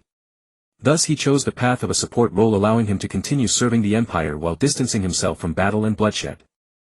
At that time the empire was in dire need of magic crystal craftsmen. Only 3 grand mages in the entire empire were engaged in this work. The nobles and feudal lords of the empire had an insatiable demand for magic crystals. Therefore Courtier began learning the craft. In just 2 years a genius like him had mastered the creation of various magic crystals. Moreover, his speed of production was among the fastest in the entire empire. Thus he quickly gained the attention of the empire's high echelons. In particular, the large-scale magic crystals he produced gave the empire a significant advantage in battles against the orcs and dwarves. In the following decades Courtier's family basked in the glory of his success, living a comfortable and prosperous life. However, 8 years ago, as the empire's war with the orcs and dwarves reached a stalemate, the high echelons gradually shifted their focus to breaking the deadlock. Courtier gradually lost his standing in the empire, but he caught the eyes of various feudal lords. Aware of the scarcity of master magic crystal craftsmen, these lords fiercely competed for the prodigy grand mage. Courtier suddenly found himself in a dilemma. No matter which lord he chose, he would offend the others. To remain impartial he simply rejected them all, refusing to join any faction. However, the lords were not appeased. If they couldn't have him, they would destroy him. By refusing, Courtier had offended every lord who had sought to recruit him. These lords first threatened him verbally, then threatened his family, forcing him to make a choice. By then Kodier realized that no matter what he chose it would be wrong. Just as he was hesitating he received devastating news: a certain lord had sent troops to massacre his entire family. This act enraged Kodier, who despite his aversion to killing chose to fight back. He pretended to submit to that Marquis entered his territory and then erupted in fury. Using several forbidden spells he bathed the entire domain in blood, avenging his family. Unfortunately the Marquis himself escaped using a magic crystal. Kodier's actions infuriated the Empire. It had always been the Empire that bullied others, never the other way around. The other lords, eager to see Kodier destroyed, pressured the Empire to issue a warrant for his arrest. A full-scale manhunt commenced. With no family ties left, Kodier lost all hope in the human empire. He fled, hearing that the Yachuos Mountains were the only unclaimed land on the continent. Thus he escaped there. While exploring a cave he discovered a teleportation array which transported him here. Since then Kodier had been living with Ferguson. After finishing, Kodier sighed, "Time flies. It's been 8 years here." Eli listened to the entire story, pouted and said, "Just as I thought, those imperial nobles are as despicable as ever." Eli was furious at Kodier's plight. The lords of the empire with their "if I can't have it, destroy it" mentality were utterly shameless. What's worse, they had killed Kodier's family. As an orphan, Eli felt a strong sense of empathy. Kodier took a deep breath, his gaze showing a hint of world weariness. Humans will always be plagued by the 7 deadly sins. Power magnifies these flaws without bound. Eli nodded in agreement. At that moment the three of them arrived at the door of Ferguson's office. After listening to Cordel's story, Chen Peng sighed inwardly. The upper echelons of the empire seemed universally detested. Gazing at the door before him he composed himself, business first. He knocked and with Ferguson's permission entered. Ferguson was seated at his desk perusing a book. His complexion had improved considerably since morning, suggesting he was nearly recovered. Seeing Chen Peng and the other two, Ferguson raised an eyebrow in mild surprise. "I thought you had all left. Is there something else?" At his query the trio explained their purpose. Ferguson chuckled. "I thought it was something serious." "No problem, since it's Bernhard's request there's no need to erase the memories." Hearing this all three breathed a sigh of relief, especially Cordell, who hadn't expected Ferguson to be so agreeable. Yet the name Bernhard struck a chord. He frowned, feeling an odd familiarity. Suddenly his eyes widened. He whirled to face Chen Peng. "Bernhard. You are the legendary Bernhard." Startled by Cordell's reaction, Chen Peng silently mused that Cordell was indeed getting old to have only just realized. Nevertheless he nodded slightly. "It is I." Ferguson laughed heartily. So Cordell still dared to go to his place. Cordell, utterly stunned, pointed at Chen Peng, stammering, You were supposed to be dead. The church's scriptures record your deeds." Before Chen Peng could respond, Ely raised a hand excitedly. "Yes. Lord Bernhard was indeed not among the living. It was I. I resurrected him." Cordell stared at the young girl beside him, his shock deepening. This girl, who appeared barely a teenager, had revived the legendary Bernhard. Heavens! This world has gone mad. He shook his head, frantically incredulous. "Impossible. Bernhard is the child of darkness, the most powerful of the bloodline royalty. How could you revive him? If it were an ordinary person perhaps I could believe it. But that's Bernhard." Cordell's worldview was shattered. He himself was well versed in necromancy and understood the immense difficulty, nearly impossibility, of resurrecting Bernhard. Chen Peng gave a helpless smile. It seemed that every major figure doubted his resurrection. He looked to Ferguson for help, who understood. "Cordell, my old friend, this truly is Bernhard." Then Ferguson turned his gaze to Ely. "This young lady Ely is a powerful necromancer. She indeed possesses the power to resurrect formidable beings." With Ferguson's words Cordell scrutinized Chen Peng and Ely with shining eyes, evaluating them from head to toe. He murmured, "Both of you indeed carry an extremely dense dark energy." Then looking earnestly at Chen Peng, "If you are truly Bernhard we can cooperate well. I believe you also have irreconcilable conflicts with the Empire." Since being betrayed by the Empire, Cordell had seen through its hypocritical facade. He knew that many of the Empire's stories and histories were false. Since Bernhard was once the prince of the bloodline dynasty, after resurrection he would surely seek to reclaim what belonged to the bloodline. Thus he could ally himself with Bernhard and use that to exact his revenge on the Empire. Hearing this, Chen Peng knew Cordell was half convinced. Moreover, it seemed the man not only was unafraid but also harbored an even greater desire to join or castle. Seizing the moment, Chen Peng extended his right hand. "Mr. Cordell or Castle welcomes you. After a moment's thought Cordell took his hand. Lord Cordell is honored to serve you. At this Ely cheered. Yes. Or Castle has a new member. After they released hands Chen Peng said to Ferguson, Senior Ferguson, we won't disturb you further. We'll take our leave now. You are welcome to visit Orr Castle anytime. Chen Peng was eager to bring Cordell back to Orr Castle. This man was a true treasure. Ferguson didn't stop them. Alright, I'll certainly visit when I have the chance. After the pleasantries Chen Peng, Ely and Cordell left Ferguson's room. They reached the square outside, found a goblin and asked it to guide them out.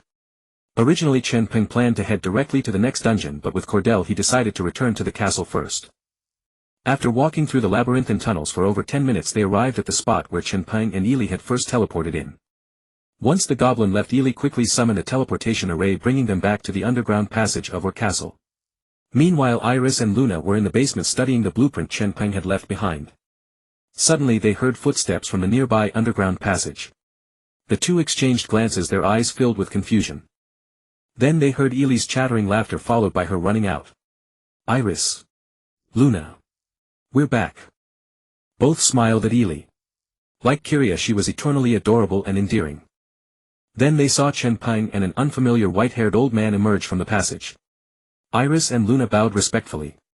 Lord, you have returned. Chen Peng nodded and gestured to Cordell. Let me introduce you. This is Cordell, a master of magic crystal crafting. Cordell, this is Iris the Spider Queen, and Luna the leader of the Dark Elves. Upon hearing that Cordell was a master of magic crystal crafting both were astonished. Truly worthy of Lord Bernhard. In just 2 days he had brought back such a powerful ally. Quickly composing themselves they greeted him politely. Cordell was equally shocked. Both the Spider Queen and the Dark Elves were legendary beings.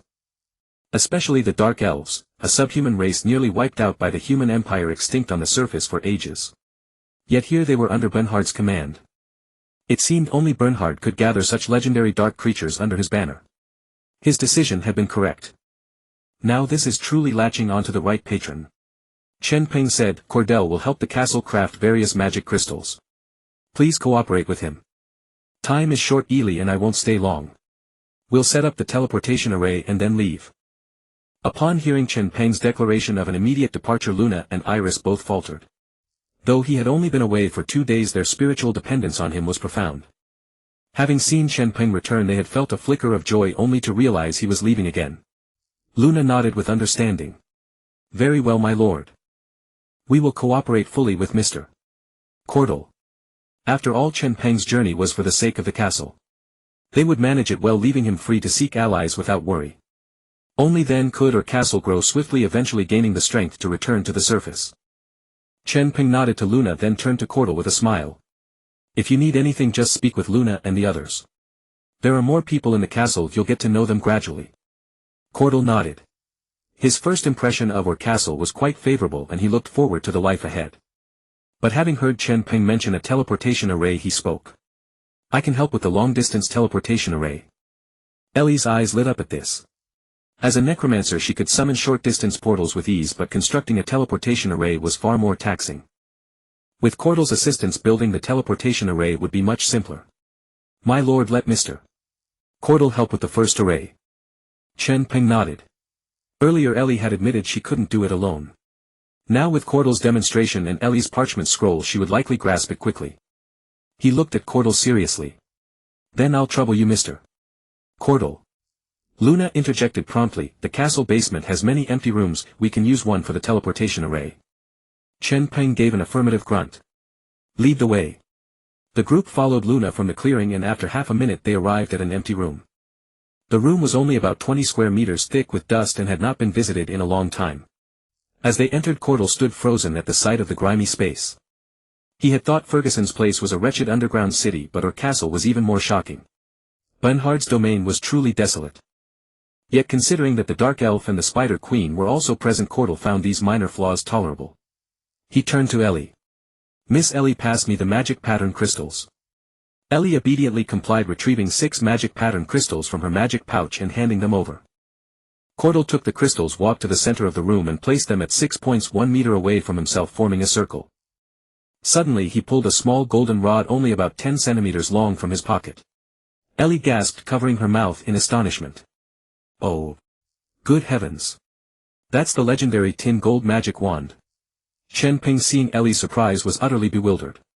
Cordell's wand was short and stubby, far less imposing than the skeletal staff he had seen before. Noticing Chen Peng's confusion, Ellie recalled that the 7 Magi were a product of his post-death era. She explained, legend has it that the Imperial Church's 7 Magi team are each archmages who can defeat 10,000 foes alone. They are the Empire's greatest power, second only to the Divine Archmage. She then looked at Cordell, puzzled. Could it be that Cordell is one of the 7 Magi? Her eyes gleamed as she stared at the tin gold wand in his hand. The 7 Magi's wands were custom-made by the Empire, extremely precious. I wish I had one too. After hearing Ellie's words, Chen Peng understood the wand's significance. No wonder Ellie, who had traveled the continent to revive her bloodline, knew so much more. At that moment Cordell began chanting softly, his robes stirring without wind. A blue glow emanated from his feet and 6 blue rays extended toward the 6 magic pattern crystals. The rays connected the crystals, then blue lines linked them together, forming a circle that enclosed Cordell. From the crystals the lines automatically carved the teleportation array's pattern within the circle. As the array took shape, the room blazed with azure light, illuminating everyone's faces. Ellie couldn't help but exclaim, truly impressive, Mr. Cordell. Such power. Even Chen Peng and the others felt the intense magical fluctuations emanating from the room. Teleportation arrays are tied to space magic. To build one without being a space mage requires profound spatial comprehension. Cordell, a prodigious mage, constructed the array as effortlessly as breathing or drinking water. Even Ellie, a magically gifted individual, had to follow the array's tutorial step by step when building one. Cordell paused his spellcasting and looked at Chen Peng. Lord, where is your intended destination? Chen Peng, still marveling at the treasure he had stumbled upon, the old man, snapped back to attention. He pulled out the parchment Ferguson had marked with underground city locations. Before deciding on a destination, his thoughts had been interrupted by the matter of the teleportation array.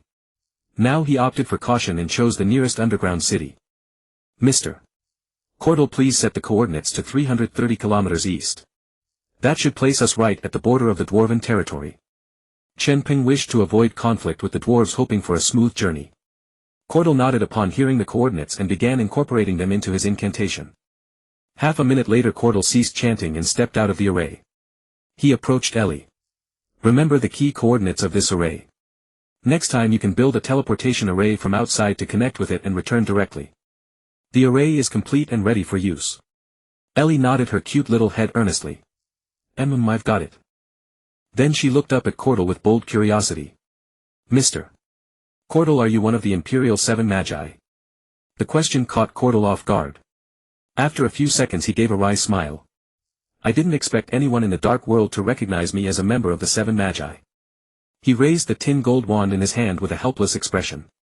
It's because of this, isn't it? Ellie nodded. Yes. When I traveled the continent I heard of the 7 Magi's deeds. I knew the tin gold wand was their symbol. As expected. Hearing what Eli said, Cordell shook his head helplessly. Then he looked at Chen Peng. I'm sorry, my lord. Compared to the identity of a magical crystal craftsman, the title of 7 Magic Envoy is far more likely to provoke animosity from dark creatures in their world. Chen Peng was somewhat puzzled as to why the 7 Magic Envoys would face such opposition from dark creatures. At that moment Luna, standing nearby with a displeased expression, let out a cold scoff. That is because the 7 Magic Envoys are the Church's specialized team for hunting dark creatures. Hearing this, Chen Peng turned to look at Luna and Iris. The two, who had been quite friendly toward Cordell earlier, now wore cold expressions. Eli spoke up. Throughout the ages the 7 Magic Envoys have been an organization cultivated by the Church specifically tasked with hunting dark creatures. Each member of the 7 Magic Envoys is exceptionally powerful, having slain many night elves, werewolves and other dark beings. Hearing Eli's explanation, Chen Peng's brows furrowed deeply. So what he had taken in was not a treasure-laden elder but rather a burning ember causing trouble. The people in the castle must harbor immense hatred toward Cordell as well. Cordell let out a long sigh. Although I did not directly participate in killing dark creatures, the magical crystals I crafted were indeed used by the other 6 to hunt them in large numbers. I'm truly sorry. The words had barely left his lips when Luna from the side scoffed coldly. What good is an apology? Can it bring my clansmen back to life? Stung by Luna's accusation, Cordell found himself at a loss for words. I'm sorry. Then he continued to explain, at that time I too was blinded by the Empire. We referred to dark creatures as demons, believing them to be evil beings that harmed humanity and committed countless atrocities. Now I understand, it was all deliberate slander by the Church and Empire to eliminate the bloodline. Cordel's face showed deep regret, clearly remorseful for his past actions. Unconvinced by Cordel's explanation, both Luna and Iris remained unmoved. Iris, who had not spoken until now, turned directly to Chen Peng. My lord. Must we truly share the same roof as such imperial lackeys? Faced with the deaths of their own clansmen, neither Iris nor Luna would let Cordel's few words erase their hatred. Eli sensed the tense atmosphere and dared not speak. Chen Peng was equally overwhelmed. On one hand, regarding the powerful Cordel, he did not want to give up. On the other hand, the racial hatred among his people could not be ignored. He turned again to look at Cordel. This white-haired old man had lost his former vigor, now appearing as forlorn as a child who had done something wrong. After some thought, Chen Peng turned to Luna and Iris and said sternly, Luna, Iris. Our enemy is not Cordel but the Empire and the Church. Cordel is merely a pawn of the Empire. Even if we kill him now, the Empire will simply cultivate new magic envoys to continue targeting us. Castle Alb is currently facing its most difficult hour. Cordel no longer serves the Empire. The enemy of my enemy is my friend. He is now our ally. Chen Peng's words had made his stance clear. After hearing this, Luna appeared visibly anxious. But my lord. Chen Peng, rare in his anger, rebuked her sharply. Luna. I know you are angry. But you must understand who our enemy is. The Church and the Empire would love nothing more than to see us tear each other apart. Do you understand? Hearing Chen Peng's rebuke, Luna bit her lip, her face filled with grievance. Seeing this, Chen Peng felt a pang of sympathy in his heart. His tone softened. Luna, we now need Cordel's strength to help us fight against the Empire and the Church. He can also help you seek revenge. Do you understand? Chen Peng also understood Luna and Iris's feelings. The 7 magic envoys had killed too many of their clansmen. If he had seen his enemies standing before him, he doubted he could remain calm either. Iris stood aside, and upon hearing these words her expression gradually softened. The 7 magic envoys had not caused significant harm to the Spider clan. However, in her centuries-long life she had witnessed their hunts against dark creatures, so she could empathize. But now, hearing Chen Peng's words, Iris also found them reasonable. Cordel was not the key figure among them, and furthermore he had already retired from his past ways and no longer targeted dark creatures. Moreover, he was a powerful archmage. His addition to Castle Alb would bring more benefits than drawbacks. She could see reason in this, but Luna remained visibly aggrieved. For nearly a millennium the successive 7 magic envoys of the Empire had killed hundreds of night elf clansmen. How could such matters be resolved with a few words? My lord, my clansmen did not die in vain. She bit her lip tightly, staring at the forlorn-looking Cordel beside her, her eyes filled with hatred. Seeing Luna's persistence, Chen Peng could only say to the others, everyone else please leave first. Luna, stay behind. As soon as he finished speaking, Eli took the initiative to pull Cordel's sleeve and Iris's hand, walking toward the exit together. Soon only Luna remained in the room. Chen Peng temporarily sidestepped the topic of hatred and spoke gently. Luna, how long have you served as the matriarch of the Night Elves?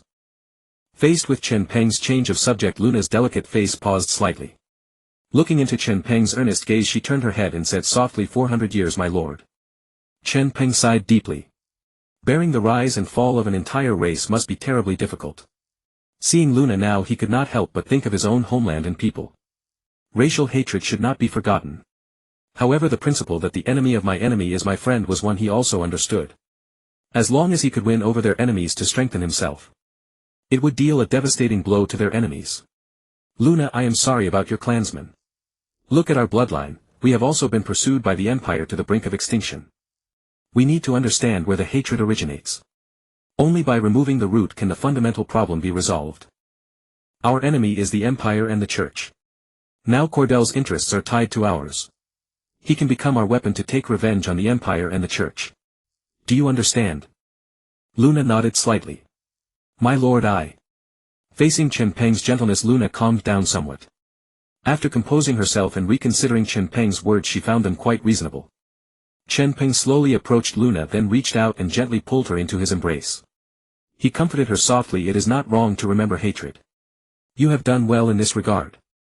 In the days without the bloodline's protection you have lived very tiredly and hardship-bound, which has made you hypersensitive. I understand. Saying this, Chen Peng gently patted Luna's back and said, now I, Bernhardt, have been resurrected. All the blood feud of dark creatures over the past millennium shall be avenged by my own hands. Luna had already felt somewhat overwhelmed by Chen Peng's embrace. After hearing his words, the heavy stone pressing on her heart finally lifted. Indeed, for so many years without the protection of the bloodline, the Dark Elf clan had endured immense hardship. For the survival of her people, she had transformed from a lively young girl into a mature tribal chieftain. But now, their loyal king had been resurrected. She finally had someone to rely upon. Holding back her emotions, Luna bit her lip and whispered, "I apologize, my lord. I will not be so willful from now on." Hearing Luna's promise, Chen Peng finally breathed a sigh of relief.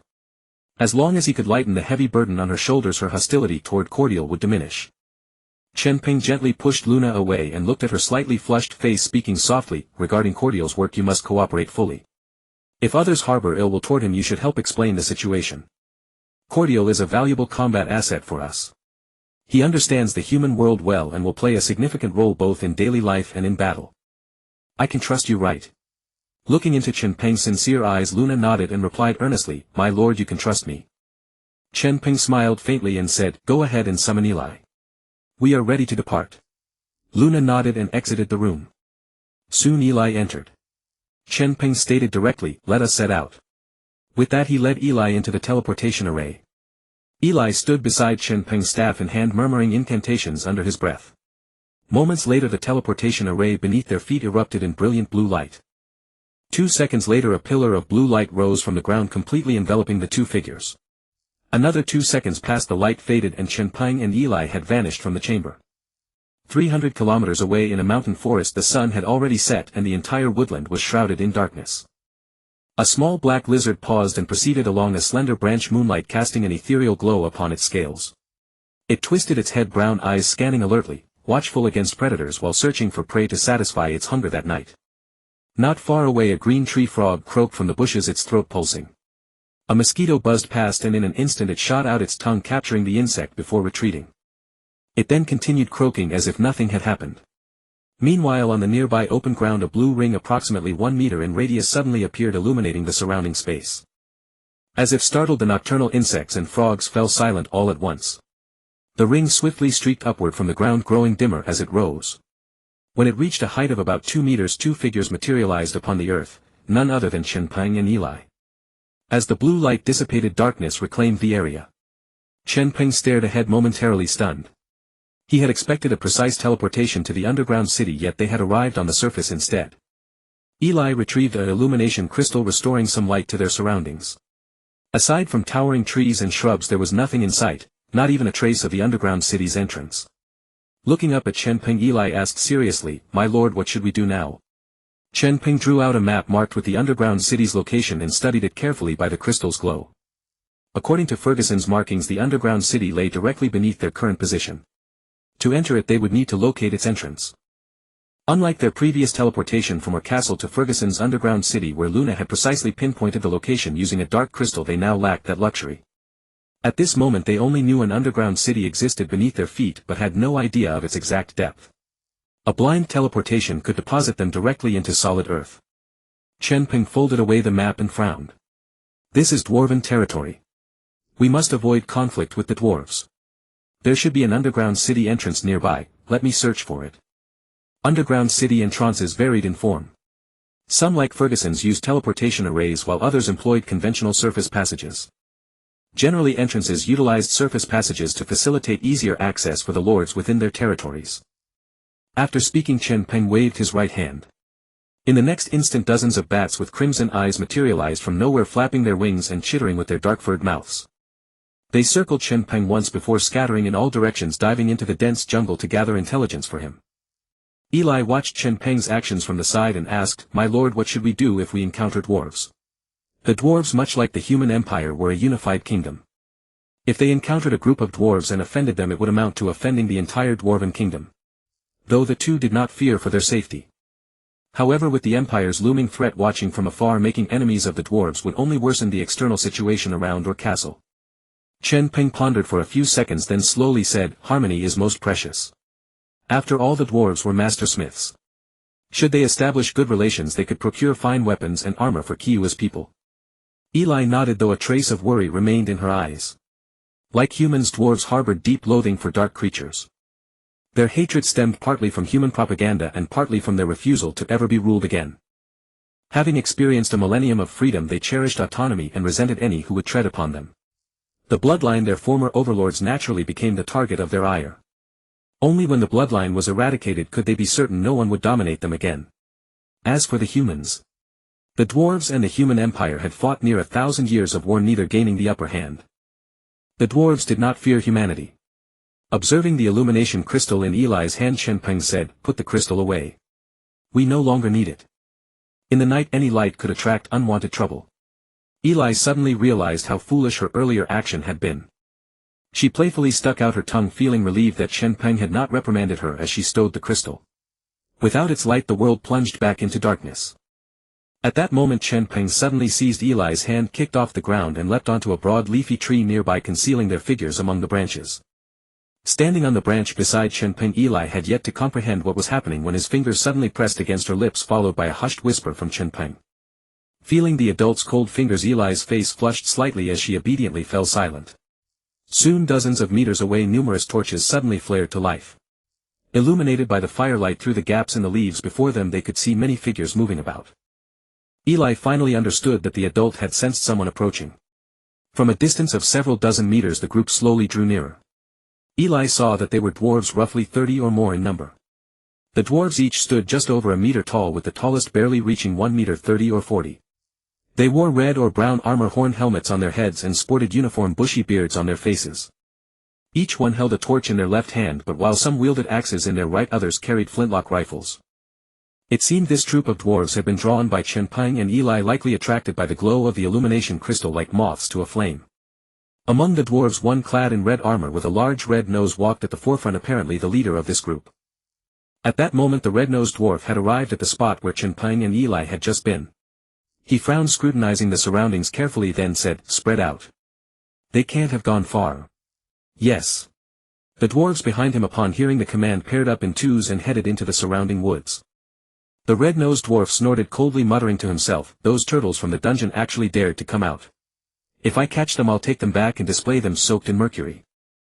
With that he erupted with a formidable aura, causing the surrounding leaves to rustle violently as if stirred by an unseen wind. Chen Peng narrowed his eyes from the tree, watching the dwarf. Now only a dozen meters apart, Chen Peng had perfectly concealed the auras of both himself and Eli. Judging from the power the dwarf had just released, this one's strength could rival an imperial golden knight. He hadn't expected to encounter such a formidable dwarf expert in the wild so casually. Though he could crush this dwarf with ease, the fact that the Dwarven Kingdom had deployed such forces here, combined with the red-nosed dwarf's words, suggested that the local dungeon had indeed been exposed. It seemed this dungeon must also contain dark creatures, and just like the Orr castle he had encountered when he first arrived, the situation was extremely dangerous. Time ticked by slowly. Facing the Dwarven search party, Chen Peng and Eli barely dared to breathe, waiting silently for them to leave. Surely if they found no clues they wouldn't waste time here. After more than 10 minutes the red-nosed dwarf noticed that the search teams had spread farther and farther away without reporting any findings. His brows furrowed deeply, his eyes filled with confusion. How could the quarry have escaped when he had arrived so quickly? Though reluctant to give up, he eventually shook his head. Then, raising his right-hand axe, he rhythmically struck his chest armor 3 times. A dull thud thud thud echoed outward. Seconds later similar knocking sounds came from deep within the jungle. This was evidently a method of communication among the dwarves. A few minutes later footsteps rang out from near and far, and the surroundings gradually lit up with the glow of many torches. Soon all the searching dwarves had returned. Their faces were etched with disappointment, just like the red-nosed dwarf. They couldn't understand how, despite arriving so quickly after spotting the light, they had still let the prey escape. The red-nosed dwarf scanned the faces of his companions, confirming everyone was present before saying, "These cunning dark creatures are full of tricks. They might have been toying with us. Withdraw. Let's go back and drink." With that he raised his axe and waved it. The others, hearing the word drink, instantly shed their gloomy expressions. They cheered, "Yes. Back to drink." Then, led by the red-nosed dwarf, they headed off into the distance. Soon they vanished from Chen Peng and Eli's sight. It was only then that Eli let out a sigh of relief. Now she realized that the hand Chen Peng had been holding was drenched in cold sweat. Her face reddening, she pulled her hand back and said, "Sir, shall we go down?" Chen Peng shook his head. "Wait a little longer." "Ha." Eli looked at Chen Peng's profile in confusion.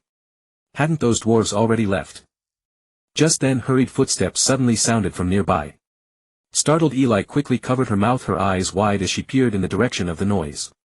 To her surprise, the red-bearded dwarf who had just left had extinguished his torch and doubled back. Eli felt a wave of relief. Thank goodness she was with the adult this time.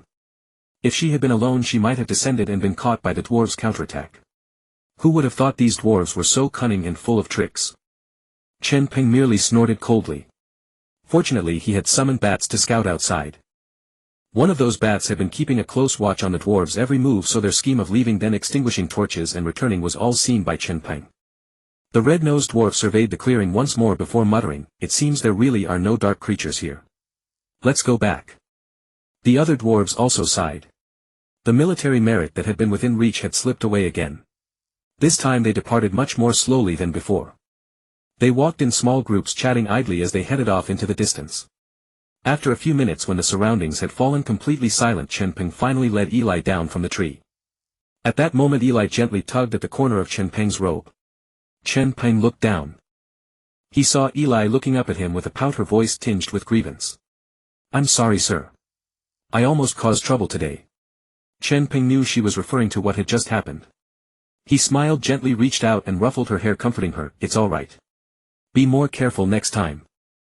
How could Chen Peng be angry at such an adorable little girl? Seeing Eli's pitiful expression, all he felt was an endless surge of compassion. Comforted by Chen Peng, Eli's mood improved considerably. Just then Chen Peng's eyes lit up with surprise. "Let's go. I found the entrance." Eli's heart leaped with joy, but before she could speak she felt a sudden lightness as Chen Peng scooped her up in a princess carry. The bats Chen Peng had previously dispatched had discovered an abandoned altar about a kilometer to the northeast which looked like the entrance to the dungeon. Having ensured that Eli was securely held, Chen Peng bent his legs slightly, then shot forward like a black arrow. Eli only heard a whoosh, and then she and the adult were airborne. The pitch-black scenery around them rapidly transformed into linear streaks hurtling backward at breakneck speed. The wind stung her face. In less than a minute Eli felt Chen Peng come to an abrupt halt and she was gently set down.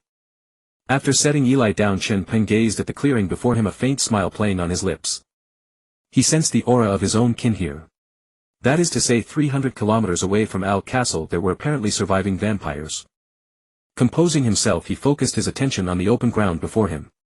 The clearing sat on a small flat area midway up the hillside, spanning roughly tens of square meters.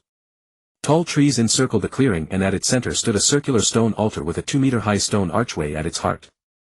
However, the altar's stones were covered with weeds and moss, suggesting it had long fallen into disuse. Chen Peng approached step by step, studying the altar with a puzzled expression.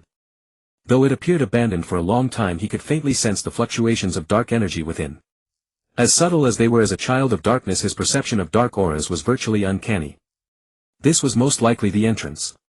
Eli, who had been behind him, stepped forward at that moment and frowned, saying, "Master, I sense traces of illusion magic here." Having witnessed Luna use illusion magic at Al Castle, Eli recognized the magical aura here as identical to that earlier encounter. Upon hearing this, Chen Peng felt relieved. So it was illusion magic after all. It seemed this dungeon resorted to every possible measure for survival. Just then a massive surge of dark energy erupted from the altar. Chen Peng instantly locked his gaze upon it and instinctively reached out to shield Eli behind him.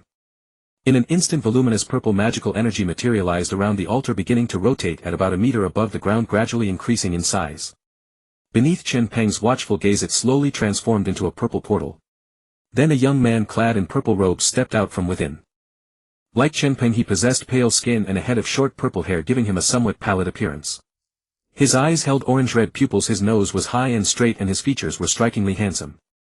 However, he was considerably thinner and shorter than Chen Peng. Eli hid behind Chen Peng, one hand tightly clutching the corner of his garment, secretly observing the stranger who had suddenly appeared. She sensed a familiar aura from him. It was exactly the same bloodline scent that radiated from Chen Peng. Suddenly, as if recalling something, she looked up at Chen Peng's profile and whispered, "Master. He is also a blood heir." Chen Peng regarded the man before him with grave intensity. From the moment he emerged, Chen Peng himself had sensed a familiar aura radiating from him. Without needing Eli's words, he had already realized the man was one of his own kind. Nevertheless, ever cautious, Chen Peng maintained his vigilance despite their shared lineage. That blood heir stood on the altar studying Chen Peng with an expression caught between astonishment and doubt, his gaze filled with complexity. Then he suddenly spoke. "You. Are you Benhard? Upon hearing the other accurately utter his name, Chen Peng's heart became entirely certain, this was indeed a blood heir. He nodded slightly, then replied calmly, yes, it is I. Though he did not know the other, as a child of darkness maintaining a aloof demeanor was only natural. Upon hearing his admission, the other's expression of doubt deepened. Knitting his brows tightly, he shook his head and said, no. Impossible. Benhard has already perished. I witnessed you die before my own eyes. These words carried substantial implications. The blood heir before him seemed to have known Benhard personally, and quite intimately at that. Chen Peng shifted slightly to the side, then placed his hand on Eli's head and explained, I did indeed die before. It was this death mage Eli who resurrected me. With that he gently ruffled Eli's hair, and she closed her eyes with an expression of pure delight. Hearing this, the blood heir's confusion shifted to shock, though his gaze toward Eli turned distinctly unfriendly. A human death mage had resurrected a powerful member of the blood heir royal lineage. Was he the one who had gone mad, or had the entire world lost its senses? Yet the man before him was identical in appearance to the Benhard of his memories. Moreover, the man undeniably carried a rich blood heir aura. In other words, regardless of whether he chose to believe it or not, Benhard stood before him at that very moment. He had originally set out to teach a lesson to the outsiders who had lured the dwarves here, never expecting to encounter Benhard. Nevertheless, he suddenly knelt on one knee, lowered his head, placed his right hand over his heart, and spoke sincerely, Great Prince Benhard, Count Creston sends his greetings. Count Creston. Chen Peng held no recollection whatsoever, likely the relevant memories had yet to fully restore. Creston looked up, noticing the bewildered expression on Chen Peng's face. Frowning slightly, he quickly added, Your Highness Benhard, my father is Prince Creston, he was your royal tutor. Have you forgotten? And I was your most trusted companion besides the traitor Karsus. After hearing Creston's words, Chen Peng still could not recall anything regarding him. I'm sorry, he said. After my resurrection my memories have not fully recovered. Sigh. Creston rose to his feet, let out a gentle sigh, then stepped directly before Chen Peng and said solemnly, It does not matter. The fact that you have been revived is what truly counts. With you here we shall rebuild our strength. Reclaim everything belonging to the blood heirs from humanity. We have awaited this day for centuries. Regardless, the man before him bore the identical features of Benhard, and even his aura had not changed. Benhard's aura would never deceive. All he needed to do was remain loyal as before. Powerful Benhard would undoubtedly lead the remnants of the blood heirs to restore their glorious heritage. Chen Peng had not expected Creston to accept him so readily. He had assumed further explanation would be necessary. Since this Creston proved so understanding, Chen Peng directly stated his purpose. Yes, as you said, dark creatures including the blood heirs face persecution from the Empire.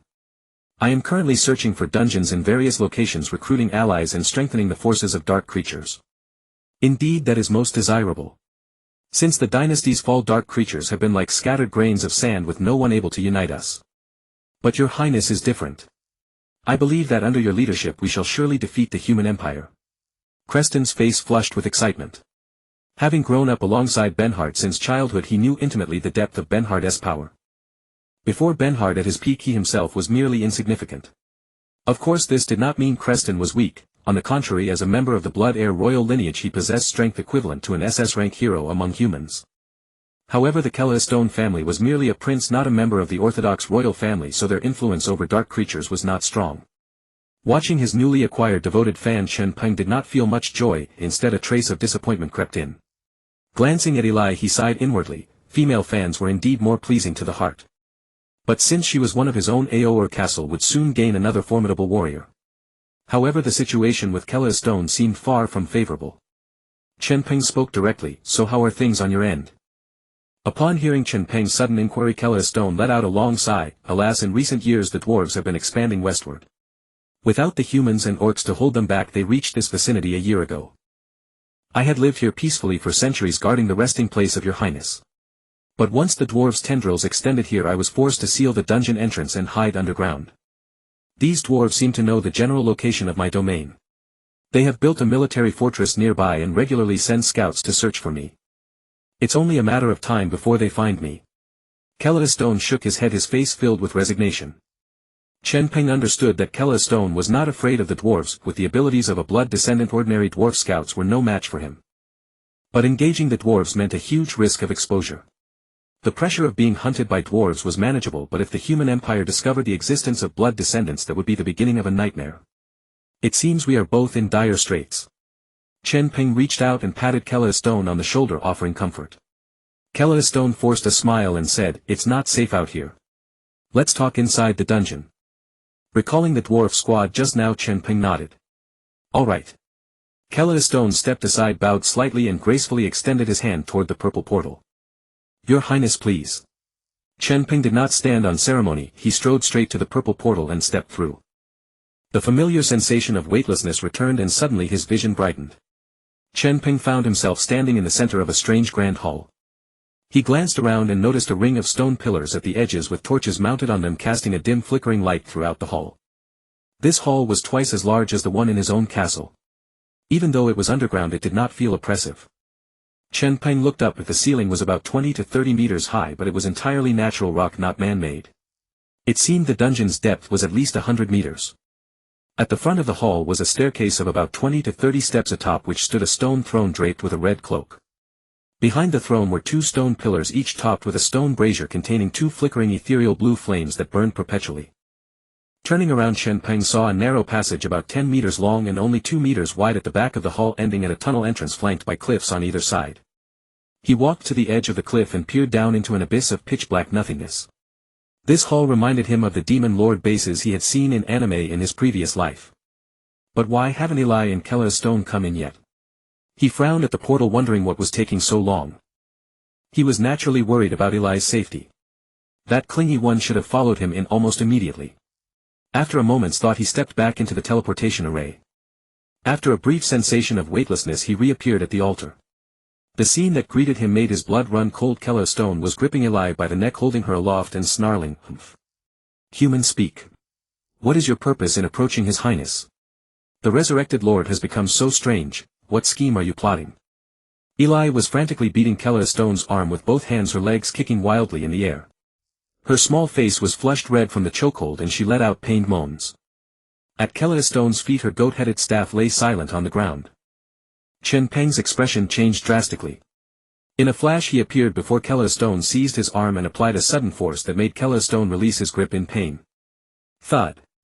Cough, cough, cough. Eli fell to the ground, coughing painfully as she propped herself up with her hands. Chen Peng glared at Kella Stone and demanded, "What are you doing?" Kella Stone was stunned. He never imagined that his lord would lay hands on him for the sake of a human, a mere servant. They were noble blood descendants. "Your Highness, you have changed. This human must have tampered with your resurrection. There is an insurmountable divide between blood descendants and servants. Your relationship with her is far too intimate." Hearing this, Chen Peng realized the man was a racist. His sense of hierarchy was rigid. Perhaps Bianhard would be cold and aloof toward servants, but what did that have to do with Chen Peng? Without answering, Chen Peng turned and helped Eli to her feet, asking gently, "Eli, are you all right?" The flush on Eli's face gradually receded. Tears welled in her eyes, but she struggled to keep them from falling.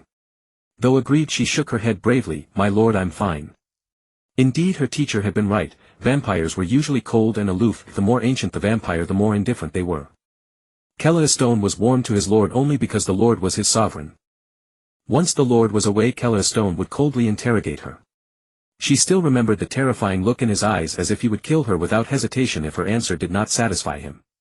But she had never harbored any ulterior motives toward the lord. She only wanted him to protect the dark creatures. Moreover, when she resurrected Bianhard, she had also found his approachable demeanor strange. Although Kella Stone was exactly the kind of blood descendant she had imagined, the lord's personality was far more acceptable. Kella Stone was simply terrifying. Hearing Eli say she was fine, Chen Peng was still worried. He carefully examined her and finally saw a red handprint around her neck. Only then did he relax. Eli was warmed by his attitude and actions. The flush that had faded from her cheeks returned. Witnessing this, Kella Stone's eyes widened. Setting aside the fact that she was human, even if she were a necromancer and thus aligned with the dark creatures, she was at best a servant serving the blood descendant. The lord's concern for her was utterly abnormal.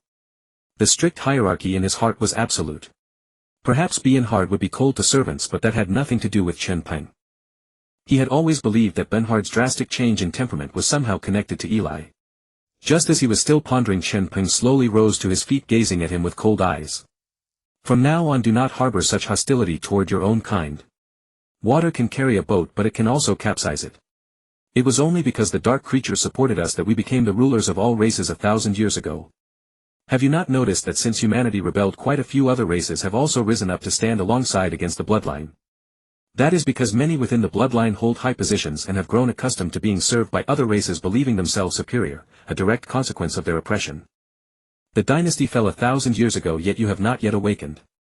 As these words left his mouth, a deeper shock settled across Clayton's face. What startled him wasn't that Bernhard could utter such words, but rather that they actually made profound sense. Water can carry a boat, but it can also capsize it. These words were not only clear and accessible but also deeply philosophical. Could this truly be the most brilliant prince of the bloodline dynasty? Now this is a born leader. It seems the resurrected Bernhard must have reflected deeply on the dynasty's collapse, for only then could he have conceived words so steeped in profound wisdom. Witnessing Clayton's stunned expression, Chen Peng couldn't help but smile to himself. After all, how could the Confucian thought of the great Xia nation fail to win him over? Little wonder. Seizing the moment, Chen Peng pressed on with his lesson. Every dark creature faces dire peril, and what we must do is unite as one, not cultivate an elite class with special privileges. There is no need to constantly emphasize your status, for the dark creatures will naturally support the bloodline whether you remind them or not, understand? Upon hearing Chen Peng's reprimand, Clayton hung his head in shame. Such ideas had never crossed his mind before. From the moment he was born, both his family and the imperial palace had constantly reinforced the notion that the bloodline stood above all other races. The vampires are the most noble of beings. That is why every underground city has its grand halls and thrones, symbols of bloodline nobility. Yet today, hearing Bernhard's words, he finally understood. The bloodline's rule over all races a millennium ago was not due to divine right, but because those races chose to follow them. But if that support is taken for granted, it will surely turn against itself. He knelt on one knee and spoke with sincerity. Your Highness, please forgive my ignorance and rashness. Miss, please accept my apology. Chen Peng, observing the scene, didn't immediately respond. Instead he turned to Eli. Eli, you decide whether to forgive him. Meanwhile, Eli had been left utterly astounded by Chen Peng's earlier words, her eyes sparkling with admiration. Truly worthy of her beloved Bernhard. Such groundbreaking philosophy. He should know that whether ruled by the bloodline or humanity, power in this world ultimately becomes the domain of privileged elites. They believe their authority is inherent, and that as nobles and rulers all subjects owe them service without question. Yet they never consider that everything they possess comes from those they rule. Without the people's support, even the ruling class loses its power and purpose. Eli believed Chen Peng's words were unprecedented in their boldness, whether or not they would ever be matched. The realization pulled her back to the present as she looked down at Clayton kneeling before her, her heart filled with awe. A bloodline royal of such exalted status willingly apologizing to her after Chen Peng's words. Eli had no intention of making things difficult. Regardless, his standing could not be ignored. I forgive him, my lord.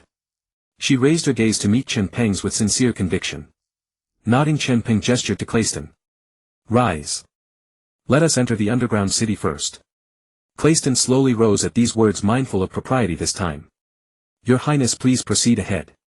Chen Peng entered the portal without hesitation, Eli at his side, and both vanished. Clayton exhaled in relief as they disappeared. He had sensed the killing intent radiating from Bernhard in that moment of anger. His Highness mentioned he had only recently been revived and much of his memory remained incomplete. Bernhard bore no affection for him as he might have a millennium ago. Eli had accompanied him far longer and held greater significance. Had he mismanaged the situation, his Highness might truly have turned against him. Centuries had passed since he'd felt such dread and palpitations. At least Bernhard's words had helped him grasp something meaningful. As a dark son, Bernhard possessed not merely formidable strength but a wisdom beyond ordinary reach. A faint smile touched Clayton's lips. If the bloodline could count such a leader in Bernhard, they would surely reclaim their former glory. With that, he stepped through the portal as well, which dissolved moments later. A gentle breeze stirred the fallen leaves on the ground, erasing all trace that Chen Peng and the others had ever been there. Within the grand hall, Chen Peng stood with his hands clasped behind his back, awaiting Clayton's arrival, while Eli curiously surveyed her surroundings. Clayton emerged from the portal, which vanished as quickly as it had appeared. Facing Chen Peng, he spoke with deference. Your Highness, this hall is where I convene with my servants on ordinary days. Beyond that lies the main body of the underground city. As he spoke, he gestured toward the narrow passage bridging the corridor and the hall along the cliff. Chen Peng nodded approvingly. Lead the way. Clayton took the initiative and moved toward the narrow path, with Chen Peng and Eli following behind. As they crossed the narrow passage, fierce winds surged upward from the abysses on either side, whipping Eli's hair into disarray. Eli quickly clung to Chen Peng's arm, fearing she might be swept away by the gale. Fortunately the path was only a dozen meters or so and they reached the other side swiftly. Inside the corridor Chen Peng noted that the walls were rough-hewn earth without any embellishment. Despite their age the marks of excavation remained visible upon the surface. The passage measured roughly 2 meters in width and 3 in height with torches spaced approximately 3 meters apart along the walls. However the torches were arranged alternately, meaning only one torch appeared every 6 meters on any single wall. The torches raised the temperature within the corridor while wind from the hull blew steadily inward. Though all the flames flickered violently none could be extinguished. Observing the torches around him Chen Peng found that Clayton's circumstances were hardly better than Ferguson's. What a wretched existence this was. After walking through the corridor for about half a minute the three encountered a stone door blocking their path. It appeared to be carved from a single block of granite designed to open and close vertically. Clayton approached the door and waved his right hand lightly. With a deep rumble the stone slab slowly rose upward gradually revealing what lay beyond. With a deep rumble the stone door slowly slid upward and Chen Peng and Eli looked ahead with a hint of anticipation. When it rose fully to the top the true visage behind the stone door was revealed. Wow! Eli couldn't help exclaiming at the sight beyond the door. Unlike the tunnel city this was more like what the Dark Elves would do. They had hollowed out a massive cavity underground and built a city inside it. Before them stretched an immense underground cavern. On the even ground stood row after row of Gothic buildings typically built with stone walls and topped with rounded sloping wooden roofs. Presumably since it never rained underground the sloping roofs were meant to divert groundwater seeping and dripping from the cavern ceiling. Some of these houses were only 1 story tall others 2 or 3 stories and they were arranged in orderly lines to form a huge square-shaped city. Had Chen Peng not known this was an underground city he might have mistaken it for a town of the human empire. Crisscrossing the city were countless streets 2 or 3 meters wide and at this moment quite a few people were strolling about in them. There were werewolves, elves and even dwarves, orcs and humans. In a way it was a miniature version of all races coexisting. To the left of the city lay a vast underground farm. From a distance many crops could be seen growing there, wheat, various vegetables and a considerable number of medicinal herbs. To the right of the city was a large ranch filled with numerous livestock sheds and pens that housed all kinds of animals. Chickens, ducks, cattle and sheep, all were present in abundance. Above the entire city hung a huge luminous object that illuminated it though its dazzling light made it impossible to discern what material it was made of.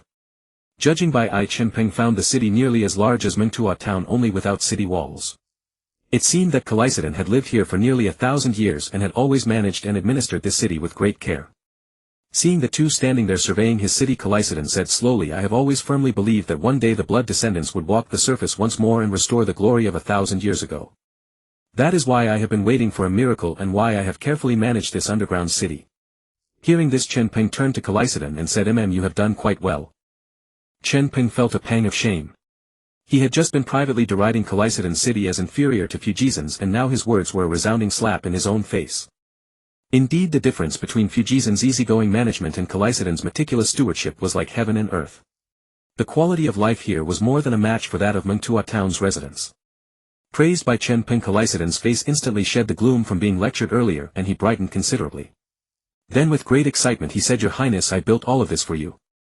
From this moment on you are the master of this place. Chen Peng knew Callista was a fervent loyalist but he had not expected him to be so fanatical as to hand over such a labor of love without hesitation. Not for now, Callista. I will not stay here long.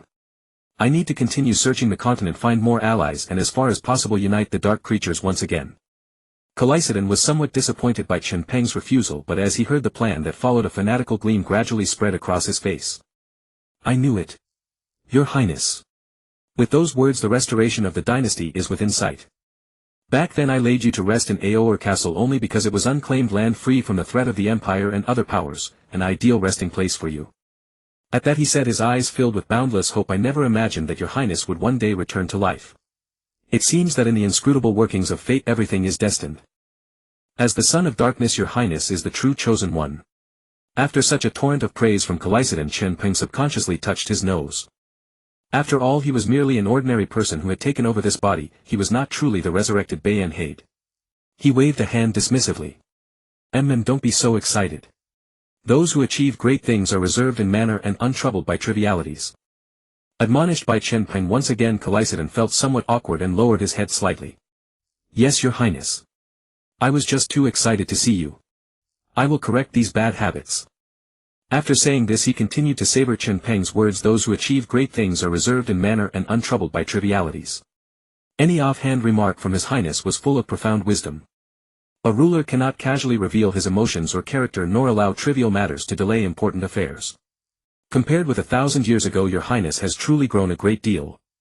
At that moment Chen Peng suddenly spoke. By the way, you said Orr Castle was my resting place and that you were guarding it for me.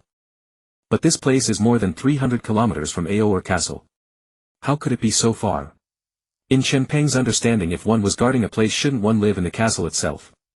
At the very least he should have been nearby. Several hundred kilometers away was simply absurd. Hearing this, Callicidon heaved a sudden sigh.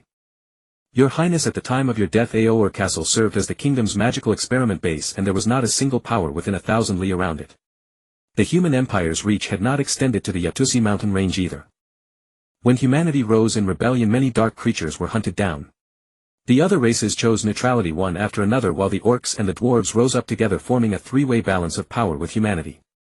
As you know, of the three races the human body was the frailest. With the Orc Alliance's unity and formidable physical constitutions and the dwarves' exquisite equipment forging techniques, the human empire in the south held no advantage no matter how one looked at it. The Orcs, however, were the least intelligent of the three races, little more than a horde of savages. So to avoid disturbing your rest I deliberately built a fortress here to prevent the strongest race, the dwarves, from attacking from the east. At this point Callicidon paused, then scratched his head awkwardly. As it turned out, my judgment was flawed.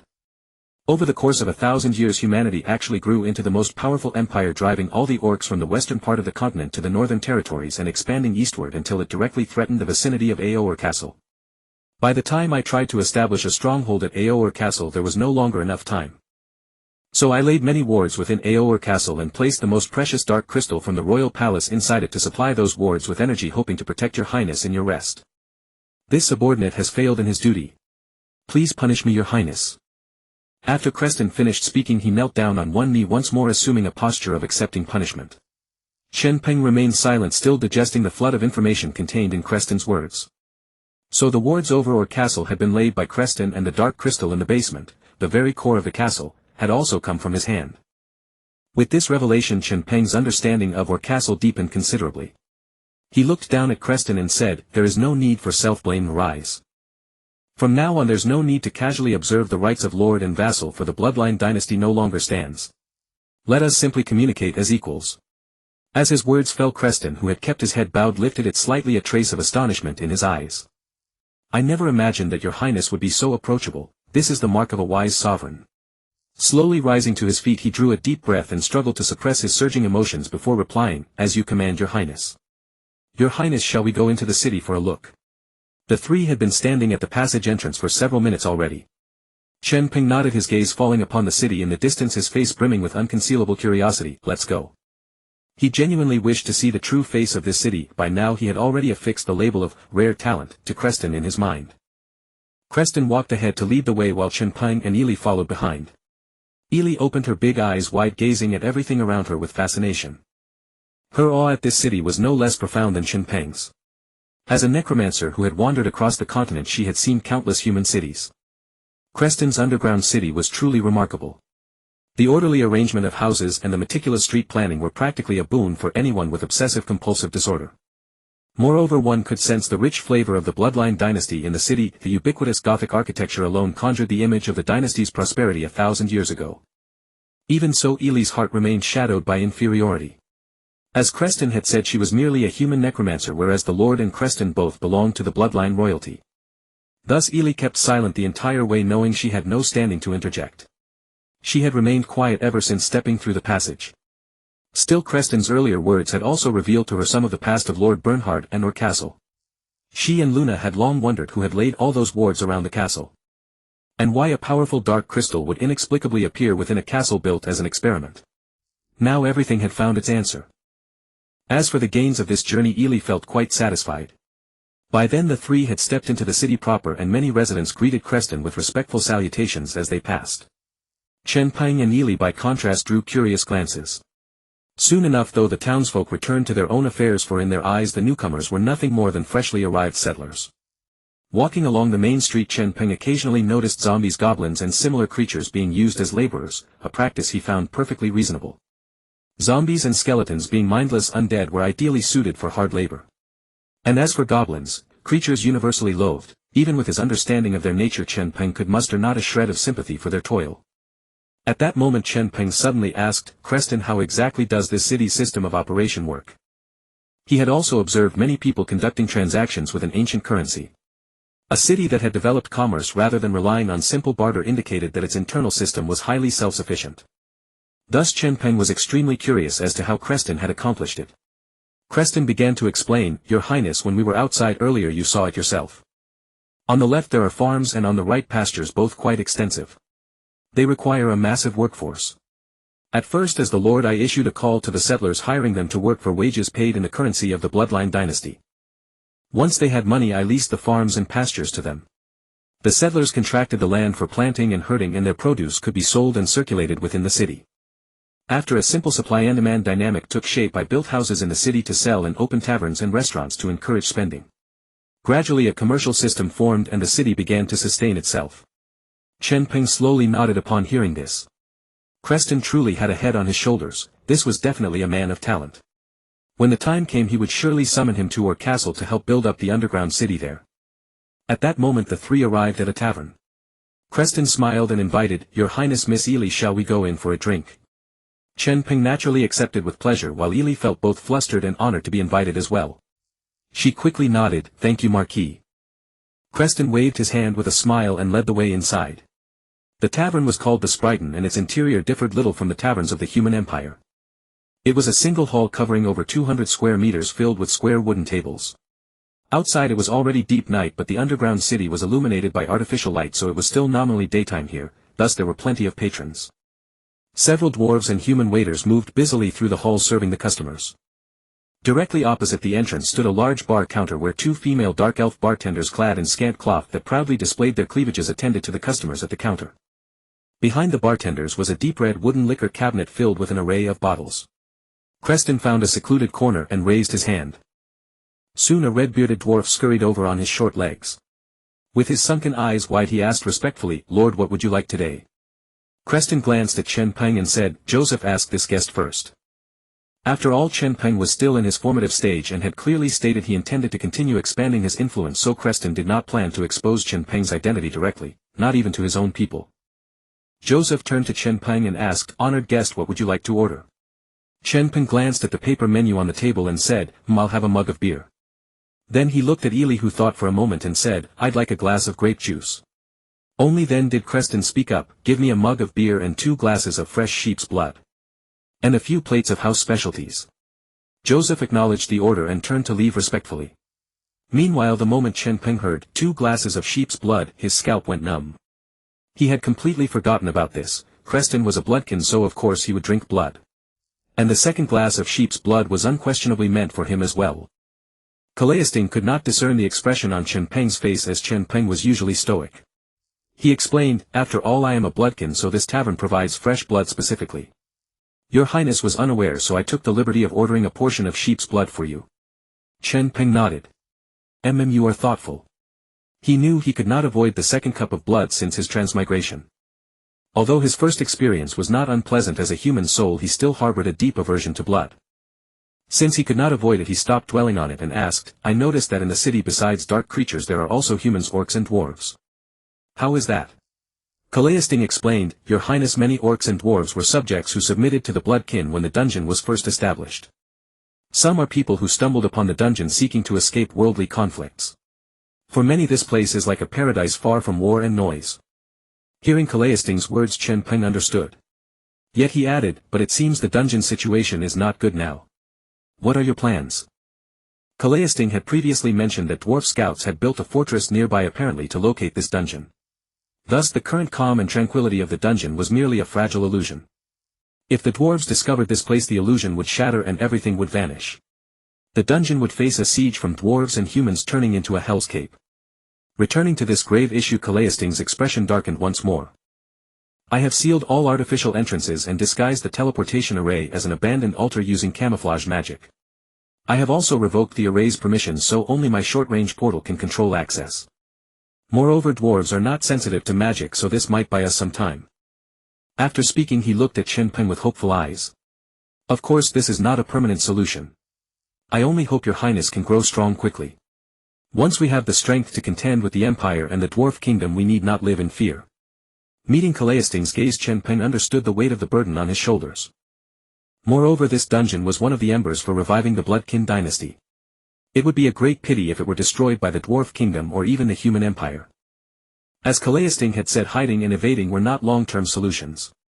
He had once thought his corpse would be safe in or castle deep in the mountains, yet humans had still found their way to his doorstep. The continent's land is finite, but human greed is infinite. Someday the dark creatures hiding underground would be discovered and they would face the reckoning of behemoths like the human empire and the dwarf kingdom. A single dungeon's strength is no match for the state machinery. I will grow as quickly as possible and provide shelter for everyone. Chen Peng could only offer Calaisting a vague promise for now, but one thing was certain: if this place were attacked he would definitely bring Orr Castle to its aid. Just then Yu approached with a tray bearing their orders. Besides drinks there were 3 servings of fried potatoes and dried beef. Calaisting looked at the food and said, "Your Highness, you've just arrived.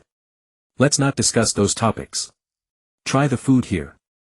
Chen Peng did not stand on ceremony and began eating. The two started chatting, casually discussing interesting anecdotes about the dungeon and events after Chen Peng's awakening. Upon learning of the existence of the dragon Fojsen, Calaisting gasped involuntarily. He had not seen a dragon in 800 or 900 years. Everyone says dragons are extinct. A dragon serving as a Bloodkin's battle force would be a tremendous threat to the human empire. As the 3 were eating and chatting cheerfully, hurried footsteps sounded outside the tavern. Chen Peng turned to see a squad of werewolves in exquisite armor carrying spears and iron swords walking in with grim expressions. The leading werewolf wore yellow armor, a rapier at his waist and a scar beneath his left eye. Standing nearly 1.9 meters tall, he was almost as tall as Chen Peng. He walked straight to Calaisting, leaned in and whispered something. Chen Peng saw Calaisting's face turn grim instantly and realized something must have happened. When the werewolf straightened up, Chen Peng asked, "Something wrong?"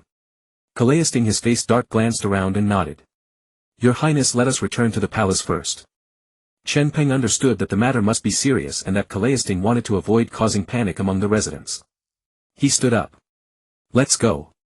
They left the tavern and under Calaisting's lead headed toward the northernmost part of the city.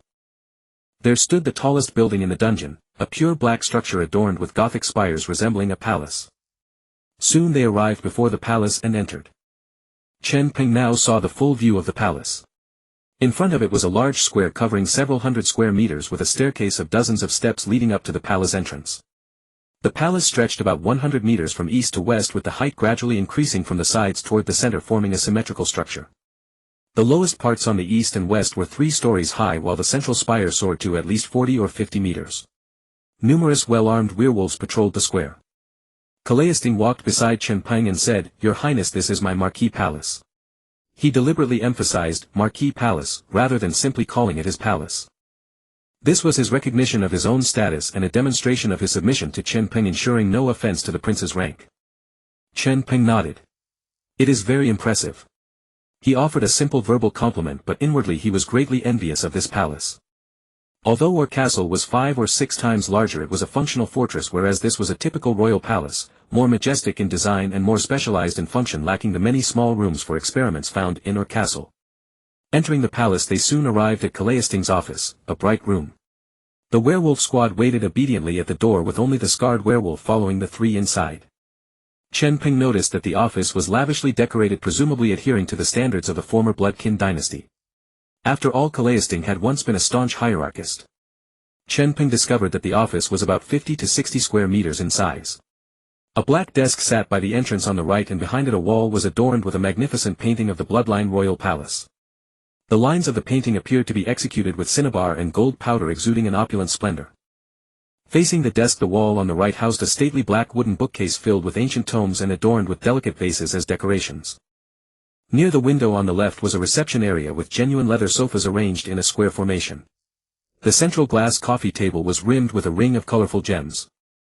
Glancing at the ceiling, a massive white crystal chandelier crafted from luminous crystal hung overhead.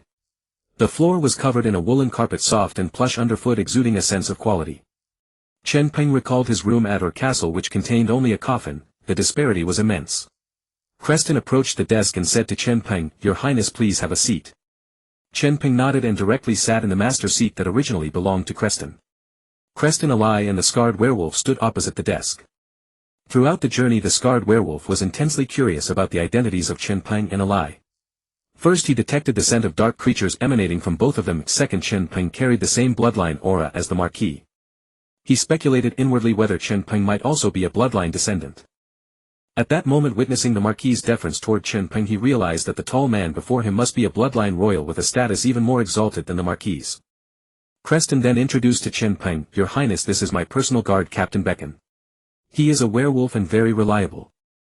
Then turning to Becken with a stern expression he said, "Becken, the identities of these two must be kept confidential, especially that of His Highness."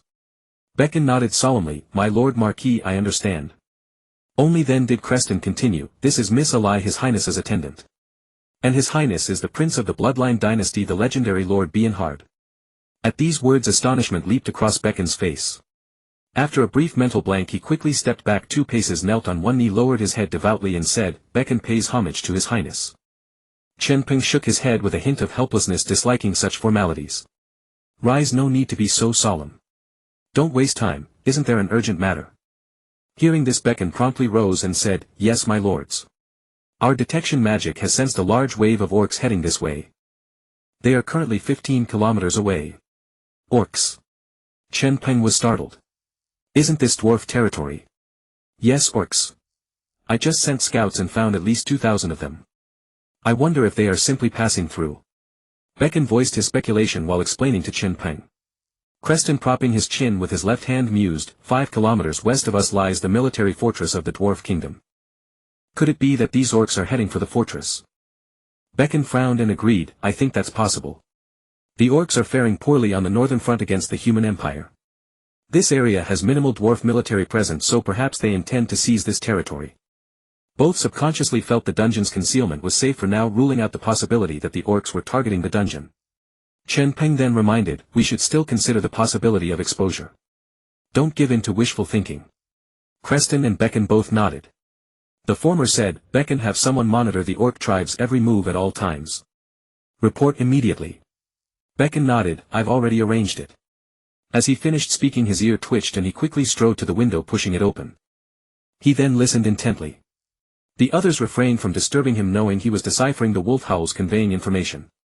Seconds later his expression darkened, "Trouble. The orc tribe is advancing toward us with no deviation." At these words everyone's faces turned grim. This area is full of mountains. For them to come this precisely from such a distance, something is definitely wrong. Creston frowned, murmuring, "This shouldn't be. No one has left recently, so how could our location be exposed? Even if it were, it should be the dwarf army coming." Chen Peng suddenly asked, "When we sealed this place, did any orc leave?" This remark struck a chord with Creston. He closed his eyes, recalling, and after a few seconds opened them, saying, "Yes, there was one, about half a year ago. An elderly minotaur orc sensed his end was near and wished to return to the northern wastelands to die. But half a year? If he had betrayed us, the orcs would have come long ago." Creston felt the timing was off. Chen Peng, however, thought otherwise and voiced his conjecture. "No, you haven't considered all angles." Creston looked at Chen Peng, his eyes filled with doubt. Chen Peng continued, "The orc might have been telling the truth. But returning to the orc tribe takes time, and having his dark aura discovered by the tribe takes time. Then the tribe would use various means to extract details from him, which also takes time. The orc tribe would need time to gather intelligence about this place and devise a plan. Half a year, neither too long nor too short. Considering all the unexpected delays, it's possible they are indeed heading for the dungeon." Hearing this, Creston reflected and found Chen Peng's reasoning plausible. This place is thousands of kilometers from the northern wastelands. A round trip takes months, and even a forced march one way requires a month. Chen Peng then made a decisive call, "Instead of speculating here, let's see for ourselves. We'll set out immediately and observe the scene." "What?" Creston and Becken were stunned. Becken said, "My lord, it's unheard of for you to personally gather intelligence." Chen Peng chuckled lightly, "Why? Is intelligence gathering only for subordinates? No more wasting time, let's go." Becken was left speechless by Chen Peng's words, unsure how to respond. He had never pondered this question before: why must leaders always sit in the office? Why couldn't they be hands-on? He had always believed that such tasks were the natural duty of subordinates. This was the first time he had such a thought. Seeing Chen Peng already on his feet and recalling the lessons Chen Peng had imparted earlier, Creston said to Becken, "Let's go." His Highness is right. Learn well. With that he summoned a portal on the spot. Chen Peng said to Alai, stay here. Alai nodded, understanding she would be of little help outside. Then Chen Peng, Creston and Beacon stepped directly into the portal and vanished from sight. The three arrived at the landmark of the underground city. Chen Peng realized that this was not the location of the abandoned altar from before. Recalling Kalaisting's earlier words, he understood that the previous altar was actually the original artificial passage. That was why he had been able to locate it through the bloodline aura. However, Kalaisting, using his teleportation portal, could freely choose any location within the skill's range to teleport. Chen Peng thought the teleportation skill was truly useful, but unfortunately he had been too busy to learn it. Otherwise he would have learned it no matter what, as it would have made both combat and daily life much more convenient. This time the three appeared on a hillside again. It couldn't be helped, as the dwarves lived deep in the mountains. The area was filled with high peaks and rolling hills. At this moment a bright moon hung high in the sky. It was already deep into the night. Moonlight filtered through the dense foliage, casting a faint glow upon the ground and bringing a hint of dim light to the pitch-black forest. In the surrounding corners various insects were still chirping, as if to say it was just an ordinary night. Bacon sniffed the air, a werewolf's way of searching for the scent of his kin. He looked toward the northeast and said, "This way." With that he leaped and dashed off in that direction. Chen Peng and Kalaisting exchanged glances, nodded to each other, and then disappeared from the spot one after another. In the jungle three dark figures flickered among the trees, speeding toward the northeast. Wherever they passed the rustling sound of branches and leaves being violently stirred could be heard. The nocturnal animals nearby, intimidated by the three powerful auras, dared not move and trembled in the shadows. Only after the trio had gone far did they slowly venture out. Thanks to their incredible speed, after 2 or 3 minutes Bacon suddenly stopped on a large tree branch and raised his hand to signal them to halt. Chen Peng and Kalaisting stopped beside him. Chen Peng noticed that they were now on a tree at the top of a small hill. To the northeast lay a small canyon plain, but it was covered with towering trees. This was no man's land. Even though the dwarves had extended their reach here due to a shortage of manpower, the vast primeval jungle remained undeveloped. Countless giant trees, often tens or even hundreds of meters tall, made it difficult to see the ground from above. Bacon pointed to a spot on the plain and said, "My lords, they are over there." Following Beacon's finger, the two saw a faint flicker of firelight beneath the trees about a kilometer away. If one didn't look carefully it could be mistaken for the glow of a few fireflies fluttering in the distance. Chen Peng sighed inwardly. It really takes a werewolf, their senses are so sharp. Such a minute detail could be caught by him. Kalaisting spoke, "Your Highness, what should we do now?" Upon hearing this, Chen Peng first surveyed the surroundings and realized that the enemy would reach the foot of their hill in just another 2 or 3 minutes of marching. He thought the enemy must be on a forced march. In that case their attention to the surrounding environment would be diminished. Get a little closer and we need to see their personnel and equipment. With the cover of the dense foliage, as long as we keep a distance we shouldn't be discovered. Besides, there are wild beasts roaming the jungle at night. If they hear sounds they won't be too suspicious. Hearing Chen Peng, Kalaisting said to Beacon, "Lead the way and find a safe spot." Bacon nodded, looked around and then leaped out. Compared to their earlier reckless speed, Bacon now carefully chose his footholds, trying not to make any sound. Chen Peng and Kalaisting followed in his footsteps. Soon the three descended the hill and Bacon stopped at a large tree that was lush but not too tall. Soon Chen Peng and Kalaisting joined him. Bacon pointed to a spot about 100 meters ahead and said, "That is their only path. This distance is already the limit. If we get any closer with tonight's breeze our scent will be carried over there." One major characteristic of orcs is their enhanced senses, though unlike werewolves orcs only have a single sense or direction strengthened. For example, minotaurs are strong and muscular with immense strength. Centaurs are extremely fast and agile. Kobolds on the other hand have keen noses and are sensitive to scents. In short, each orc subspecies has different enhanced traits, allowing such an orc tribe to form various powerful legions. For instance, minotaur legions for the front-line, centaur regiments adept at rapid assaults, and kobolds serving as scouts for reconnaissance. Precisely for this reason, whether it was the dwarves or the human empire, defeating an orc tribe head-on was extremely difficult. Chen Peng now looked in the direction Bacon had pointed. There was flat ground with sparse weeds and few obstacles, making it the best choice for a temporary marching route. At that moment Chen Peng keenly felt the trembling of the trees and the ground. This was a sign of the approaching orc army. After all, 2,000 orcs marching together generated immense power. The next second he looked up and saw the orc troops holding torches appear in his sight. At the front were several dozen kobolds, small in stature, averaging 1.6 to 1.7 meters in height. Their bodies were also slender, but the muscle lines on their limbs were very well proportioned. Their limbs were similar to those of normal humans, but they had a tail and a dog's head. The kobolds wore brown leather armor that did not hinder their agility. As vanguards, they not only found the best route for the army but also served as scouts and sentries. Behind them was the Centaur Legion. They had the bodies of normal horses, but their upper bodies were human, complete with human arms. Their armored upper bodies were broad and robust, and the human heads on their necks wore solemn expressions.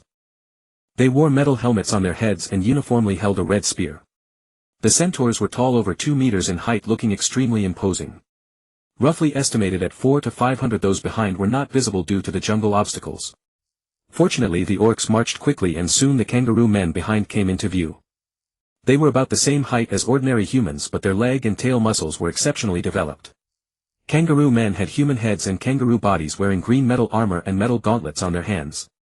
They were agile combat experts with great strength and dexterity. In close quarters legion combat, even human knights had to be cautious. Chen Peng estimated that there were over 800 kangaroo men. Finally, the minotaurs emerged, standing over 3 meters tall with biceps as thick as a century-old tree. Minotaurs are nothing but demonic muscle men. Although they walk upright, their bodies are almost entirely bovine, a bull's body, a bull's head. However, their hooves are still shaped like human hands. Their powerful physiques allow them to wear only a leather loincloth to cover their private parts with no other protection. Roughly counting, there were 600 or 700 in number. After the orc army had completely disappeared from sight, Chen Peng let out a long sigh. These orcs looked quite formidable. The orc tribe had dispatched some elite troops. Of course, they could certainly be defeated, but that would expose the existence of the dungeon and the bloodline. It would be highly disadvantageous. It seemed these orcs were indeed brainless. Once they decided on a direction, they would simply march forward, uprooting trees and splitting rocks in their path. They never turned aside. Any obstacle in their way except for a great mountain would be cleared away. And their direction of travel was indeed toward the location of the dungeon. Chen Peng asked, "Any thoughts?" Kelaistan watched the gradually retreating orc army, frowned, and admitted that there was indeed a strong suspicion they were heading toward the dungeon. If we do nothing now, they will draw closer to the dungeon, and within an hour they will reach the surface area above the dungeon. As he spoke, a look of hesitation crossed his face. If we act, we must use forbidden magic for a swift resolution, but then the dwarf tribe and even the human church would sense the presence of our bloodline. That would expose us. Kelaistan felt that today might be the day when the 1,000-year endeavor of the dungeon would be destroyed in an instant. Yet he had only just met His Highness, who had been resurrected, and the path of revenge had only just begun. Was everything going to end like this? For the first time, Kelaistan felt such helplessness and despair. He should never have let that minotaur return to the wildlands. As a ruler, one must not harbor benevolence.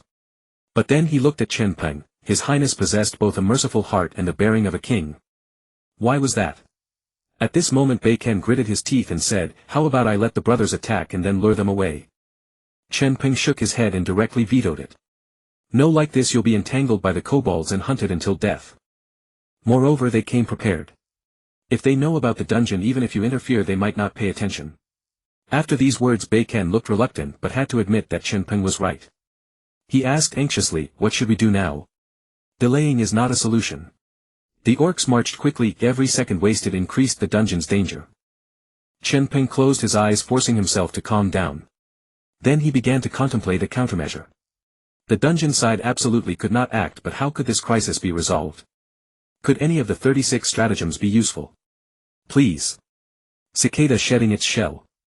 Tossing a brick to attract jade. Killing with a borrowed knife. Waiting at ease for the exhausted enemy. Picking up a loaf of bread. Luring the tiger out of the mountain. Wait. Killing with a borrowed knife. Chen Peng's eyes lit up. The ancestors did not deceive me. The 36 stratagems are indeed useful. Since it's inconvenient for us to act, we just need to find someone who can legitimately fight. At that moment the outline of a plan quietly formed in Chen Peng's mind. He looked directly at Bacon and said earnestly, "Beacon, I have something to tell you." Bacon and Kelaistan both looked at Chen Peng with confusion. Chen Peng smiled mysteriously. "I have a plan." Bacon then leaned his head close and Chen Peng quickly explained his plan. The orc army. The leader this time was Tawayasi, the commander of the Centaur Legion. Tawayasi looked at the kobolds a few dozen meters ahead, a faint smile on his face. This time the bloodline treasure would all be his. The human empire and the dwarf kingdom certainly did not know that beneath the eastern edge of the Yatusi Mountains lay a bloodline dungeon. 3 months ago a strange dying minotaur returned to the wildlands and encountered him while he was on patrol. And his kobold subordinates had sniffed a strong aura of darkness on the minotaur, suggesting that he must have coexisted with dark creatures for a long time. However, when he questioned him, the minotaur said nothing. Soon after, the minotaur died. Pity, did he think death could hide the secret? He captured a shaman from the tribe and directly extracted the minotaur's soul, learning that there was a bloodline dungeon here. This bloodline member was even a royal from 1,000 years ago, a marquis. Such a noble identity must come with immense treasure and wealth. All of this would be his. This matter was known only to himself and the shaman. To keep the secret, he killed the shaman directly. The bloodline treasure could only be his. Unfortunately, to prepare for this expedition and keep it secret from the tribe, he had to stall the tribal elders for a long time, wasting a lot of time. Otherwise he would have already obtained the bloodline treasure.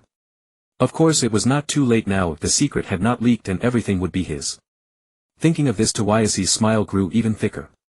Orc tribes were very united, but faced with the bloodline treasure, Tawayasi was overcome by greed and desire this time. Compared to the tribe's interests, monopolizing the bloodline treasure was enough to drive anyone mad. So Tawayasi brought all the forces under his command to this no-man's land in the Yatusi Mountains. Slowly moving east to the edge of the dwarf kingdom, today he was determined to seize the bloodline treasure. Speed up. If we delay any longer, dawn will break. Impatient, Tawayasi suddenly urged them forward. The kobolds ahead responded, "Yes, my lord." And they quickened their pace. On the other side, Chen Peng and Kelaistan had been following the orc army from a distance, enabling them to keep track of the enemy's movements in real time. Kelaistan jumped onto a tree trunk and landed beside Chen Peng, still looking worried. "My lord, is this plan really feasible? What if the dwarves don't take the bait?" Chen Peng shook his head. "Don't worry, the dwarves look down on the orcs anyway, so just do as I say and it will be fine. Trust Bei Ken." Kelaistan admitted that Chen Peng's plan sounded brilliant, but he still worried that if something went wrong it would truly be catastrophic. But now they could only take a gamble and trust Bei Ken. And Bei Ken had already set off alone to carry out the task Chen Peng had assigned. On the way, Bei Ken was no longer in his werewolf form. Chen Peng had cast a disguise spell on him, making him look just like an orc tribe's kobold. Kobolds are different from werewolves. Werewolves, aside from their ears, have a human form that is no different from humans. So for the mission to succeed, he had to take on the appearance of a dog-headed being. As Bei Ken moved swiftly through the jungle, his mind kept replaying the instructions Chen Peng had given him. The more he thought about it, the better Chen Peng's plan seemed, and the simpler it was. How could he not have thought of it himself? His Highness truly deserves his title. With a single blink he had resolved the crisis in the dungeon. By this time a massive wooden fortress had come into view. In front of it stretched a broad open area of several hundred square meters, dotted with numerous tree stumps left behind by felled logs. Bei Ken perched on a tree about 100 meters away, observing the fortress. The front of the fortress featured a log wall 3 meters high and 60 meters long, with wooden merlons spaced 1 meter apart along the ramparts. Every 20 meters stood a watchtower within which hung a black metal plate. Looking inward, the fortress stretched approximately 150 meters deep, with log merlons along the walls at 1 meter intervals and watchtowers every 20 meters.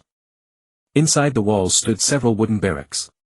At that moment, dwarf soldiers on all 4 directions of the ramparts patrolled back and forth, torches in hand. They were armed with firearms. Occasionally dwarves would poke their heads out from the watchtowers to keep watch over the surroundings.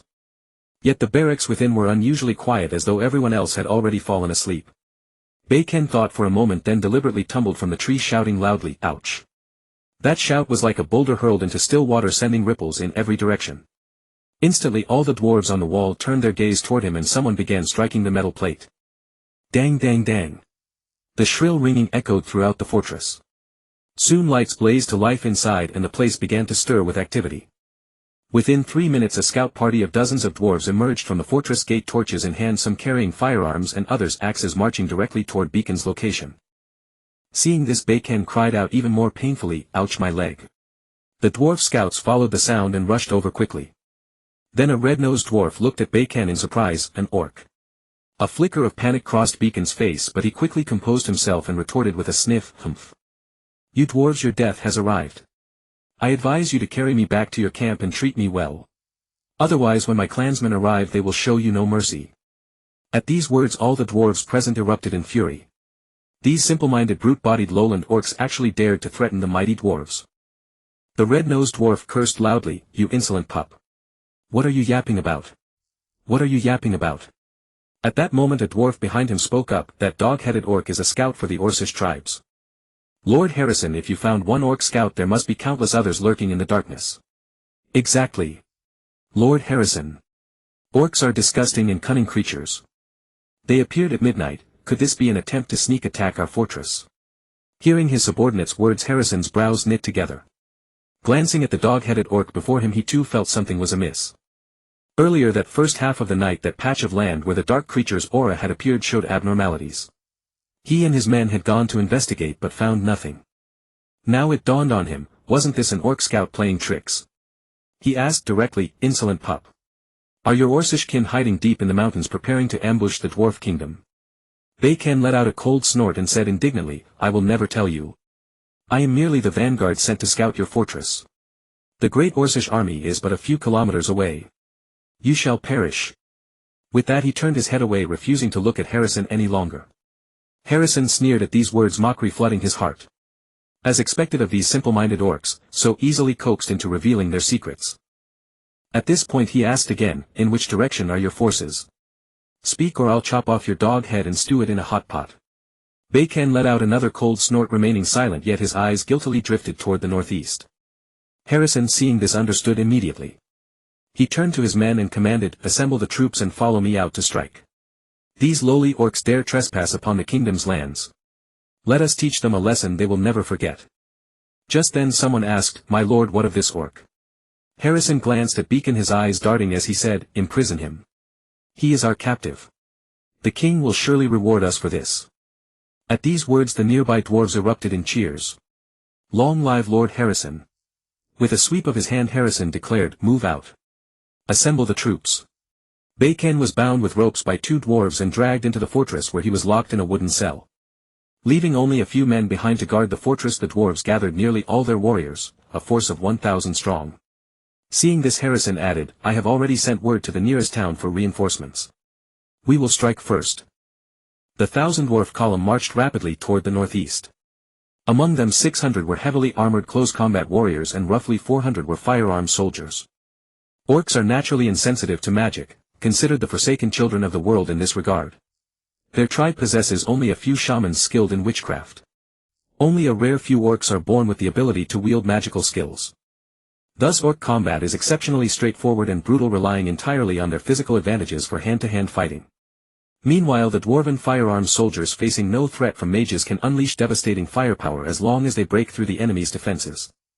This was precisely why Harrison felt confident leading a force of only 1,000. Had it been the human empire he would certainly have ordered a retreat. Once most of the people in the fortress had departed, Bacon in the cell broke free from his ropes with ease. He then casually tore apart the wooden walls of the cell and leaped out, landing gracefully beyond the fortress perimeter. The remaining dwarves were busy patrolling the walls and paid no attention to Bacon, for they considered him nothing more than a weak orc scout. Bacon smiled faintly. His mission had been accomplished flawlessly. He then made his way directly toward the dungeon. At this time the great Orcish army was but 3 kilometers away from the dungeon. Claston, trailing behind the orc horde, grew increasingly anxious. Indeed, not only Claston but even Chen Peng began to worry. Why had the dwarves not appeared yet? If they did not arrive soon it would be too late. Nevertheless he could only console himself with the thought that dwarves had short legs and moved slowly. Your Highness, why hasn't Bacon appeared yet? The Orcish horde is almost at our doorstep. Claston could no longer contain himself and spoke aloud. Yet Chen Peng's expression betrayed nothing, which only deepened his anxiety. Chen Peng took a deep breath and said, stay calm. Bacon is your man, you must trust him. Hearing Chen Peng's words, Claston could only suppress his inner restlessness and continue watching the Orcish army. At that moment Claston's ears twitched slightly. As a bloodline descendant his senses were no less keen. They're here. He turned around and saw a dark figure rapidly approaching in the distance. When the figure stopped he realized it was Bacon. He asked anxiously, how is it? Chen Peng also fixed his gaze on Bacon, hoping he would bring good news. Bacon nodded heavily, I have not failed your expectations, my lords. It's a success. The dwarf contingent will arrive soon. They are furious about the orc invasion. Chen Peng felt the weight lift off his heart. After all, it was his plan and failure would have been his fault. Kelaiston's nearly 1,000 years of effort would have gone to waste. Kelaiston also let out a long sigh, then patted Bacon's shoulder, well done. At this moment the orc army had already moved far away and the 3 quickly followed. Tuoxia took out a map drawn from the memories of a dead minotaur, then chuckled, 2 more kilometers and we'll be there. Ha ha ha. The bloodline treasure belongs to me. With the bloodline treasure perhaps my strength will soar. Then becoming the chieftain of the orc tribe is not impossible, and then flatten the dwarf kingdom, conquer the human empire. The entire continent will bow beneath my iron hooves. Tuoxia was lost in his own sweet dream, a twisted smile lingering on his face. Just then the kobold ahead suddenly stopped. One of the kobolds turned to look at Tuoxia. My lord. There's a situation. The voice snapped Tuoxia back to reality, and he asked with some displeasure, what is it? The kobold said solemnly, there is a massive concentration of biological aura ahead. It must be dwarves. As he spoke, Tuoxia frowned and immediately raised his hand, signaling the legion to halt. He then asked, dwarves. Are you sure? The kobold sniffed the air, nodded, my lord. Absolutely certain. They are closing in fast. Tuoxia was puzzled, his movements were so covert that even few within the tribe knew of them. Why would dwarves suddenly appear? Could they have been discovered by dwarf scouts on the march? Just then the kobold said urgently, my lord. They're here. As the words fell, the quiet night suddenly echoed with dense footsteps. Tuoxia looked ahead and saw through the gaps in the jungle faint flickers of numerous torches. Estimated distance only 200 or 300 meters. He shouted, formation. As his voice faded, the Centaur Legion behind him moved to the front. Next came the Minotaur and Kangaroo Man legions. They formed a wedge formation, standing ready. Tuoxia's expression darkened. They were on a hillside slope. Although the terrain ahead was not uphill, the Centaur charge would not be hindered in speed. But dense forest obstacles would greatly reduce the effectiveness of the Centaur charge. He hoped the enemy force wasn't too large. Just then the Dwarf Legion emerged from the jungle and stopped a few dozen meters from the Orc Legion. Halazin gripped a battle axe, his subordinates holding torches beside him. He stepped forward, looked at the Orc Legion and sneered, it's indeed you inferior races. How dare you invade the territory of the Dwarf Kingdom? Hearing Halazin's insult, Tuoxia retorted without backing down, you bunch of dwarves. You're not even as tall as my horse's hooves. You underdeveloped creatures dare to live in this world. I think the Creator must have been drunk to have made you. Orcs detest being called inferior, and dwarves naturally can't stand having their height mocked. Halazin didn't care, he brandished his axe and barked, a tough mouth won't help you. Let's see if your bodies are tough. Brothers, drive these beasts back to the north. With that he lifted his axe and charged forward. Halazin snorted coldly, Orc Legion crushed them. Then he reared up, kicked his front hooves in the air and landed to lead the Centaur Legion in a charge toward the dwarves. The charging Centaur Legion was imposing, kicking up countless dust clouds behind them, crushing rocks and many slender tree trunks along the way. Halazin, charging halfway, knew the terror of the Centaur charge. He shouted, musketeers. Before his voice faded, orderly gunfire erupted from behind. Bang bang bang bang. Then countless whistling sounds filled the air. Whoosh whoosh whoosh. 400 musketeers opened fire, and a barrage of countless bullets rapidly flew toward the Centaur Legion. They punched many bullet holes through the trees along the way, sending wood chips flying. Soon bullets struck many centaurs. Some projectiles were stopped by armor sparking and ricocheting toward comrades or the ground. Some bullets hit unprotected areas such as horse hooves and horse bodies. After the first volley, a third of the centaur warriors fell. Most were not dead but writhed on the ground in agony. Such was the power of the scout musketeers. And since the distance was already short, the Centaur Legion now crashed into the dwarf ranks. The impact of the charge immediately inflicted heavy casualties on dozens of frontline dwarves. Their iron hooves kicked the dwarves the immense force, sending them flying several meters away. The lucky ones protected by armor were merely winded. The unlucky ones struck on limbs or heads were either severely injured or killed. After the first clash, both sides suffered casualties. The centaurs were several times taller than the dwarves, so the musketeers behind them could fire freely without worrying about hitting their own, making them much more efficient. At that moment the musketeers reloaded, aimed at the towering centaurs and fired again. Many more centaurs locked in close combat with dwarves were wounded. Meanwhile the axe-wielding dwarves took the opportunity to raise their axes, approach the centaurs' bellies and hack at their vulnerable stomachs. Soon those centaurs breathed their last. With such coordination, the orc race, despite their advantage in numbers and size, was actually at a disadvantage. Tuoxia kicked a dwarf warrior, sending him stumbling backward several meters before crashing into a tree trunk, blood seeping from his mouth as he went still.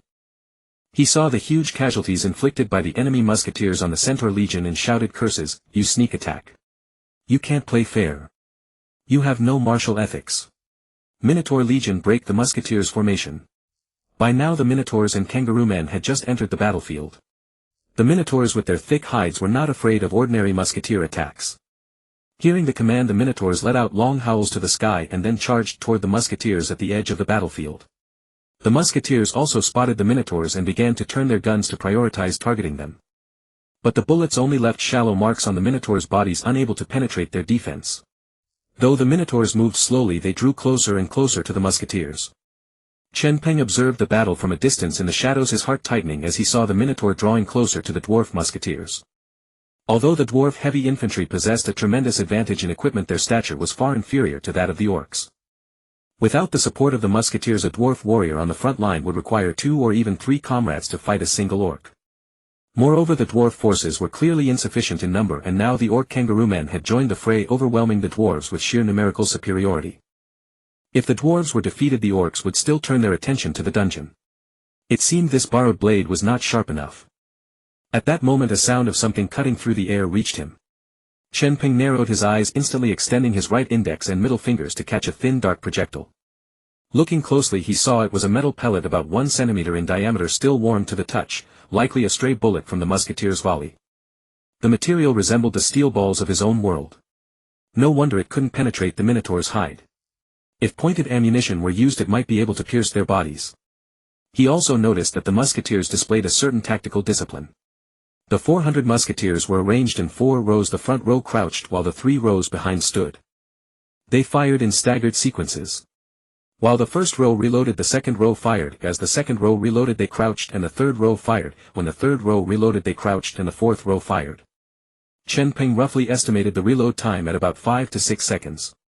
By rotating in this manner, they ensured there was no gap in firepower. However, if the shots couldn't penetrate the enemy's defenses, even the most powerful firepower was useless. With that thought, he turned his attention back to the battlefield, wondering if the dwarves had any preparations against the Minotaurs. At that moment, as the Minotaurs drew near, a musketeer shouted, "Switch ammunition." As the command rang out, the musketeers fell silent for a few seconds. Fortunately, the Minotaurs were slow, and those seconds did not allow them to close the distance much. Then the musketeers opened fire once more, but this time the sound changed from the crackling of firecrackers to a deeper, more resonant boom. Bang! Bang! Bang! The shots landed, and the front row of Minotaurs only a dozen meters away erupted in countless sprays of blood. Some were struck in the head and fell to the ground with a grunt, never to rise again. The remaining Minotaurs let out agonized cries from their wounds, instinctively retreating a few steps and raising their hands to shield their chests and heads. But blood gushed from the wounds on their bodies. The powerful kinetic energy of the pellets created a cavitation effect inside them, shattering many fragile internal organs. Within less than 2 seconds, the Minotaurs that had been standing collapsed one after another, writhing on the ground in constant moans. Their immense vitality prevented them from dying instantly, but every passing second subjected them to indescribable agony. It seemed that after switching ammunition, the musketeers' lethality had skyrocketed, easily penetrating even the thick hides of the Minotaurs. As one group of Minotaurs fell, those behind roared in fury and accelerated toward the musketeers. The orcs and dwarves had been warring in the northeast for centuries, and each side had developed tactics to counter the other. For the dwarves, they had specially prepared different types of ammunition for different orc troop types. Against the Minotaurs, they had a stockpile of armor-piercing rounds. Of course, even for the dwarves, who possessed a genius for crafting equipment, the more powerful the special ammunition, the higher the cost. Thus they carried only a limited supply of these Minotaur-piercing rounds. The orcs understood that although the musketeers could inflict effective damage from a distance, the musketeers' smaller stature and lack of heavy armor made them vulnerable. Even with some close combat capability, facing the Minotaurs' charge would result in a one-sided massacre. At this moment the Minotaurs had no choice but to charge headlong. If they could break the musketeers' formation and prevent them from concentrating their fire, the musketeers would lose their tactical value. Then the dwarf army could be easily defeated by the orcs. Halazan, along with 2 other dwarves, had just killed a Kangaroo Man. He glanced at the musketeers' situation. He saw that the Minotaurs were already within striking distance, but fortunately the musketeers had ammunition capable of penetrating them. They should be able to hold for now. However, the front line was struggling. His own heavy infantry were outnumbered and lacked the size advantage. Without the musketeers' support, the casualty rate was alarmingly high. As he pondered, a red light suddenly flashed toward him.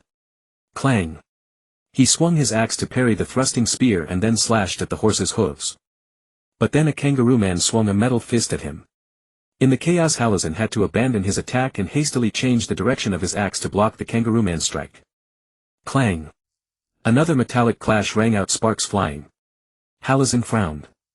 In a one-on-one fight against an orc, a dwarf was at a severe disadvantage, let alone against 2 or 3.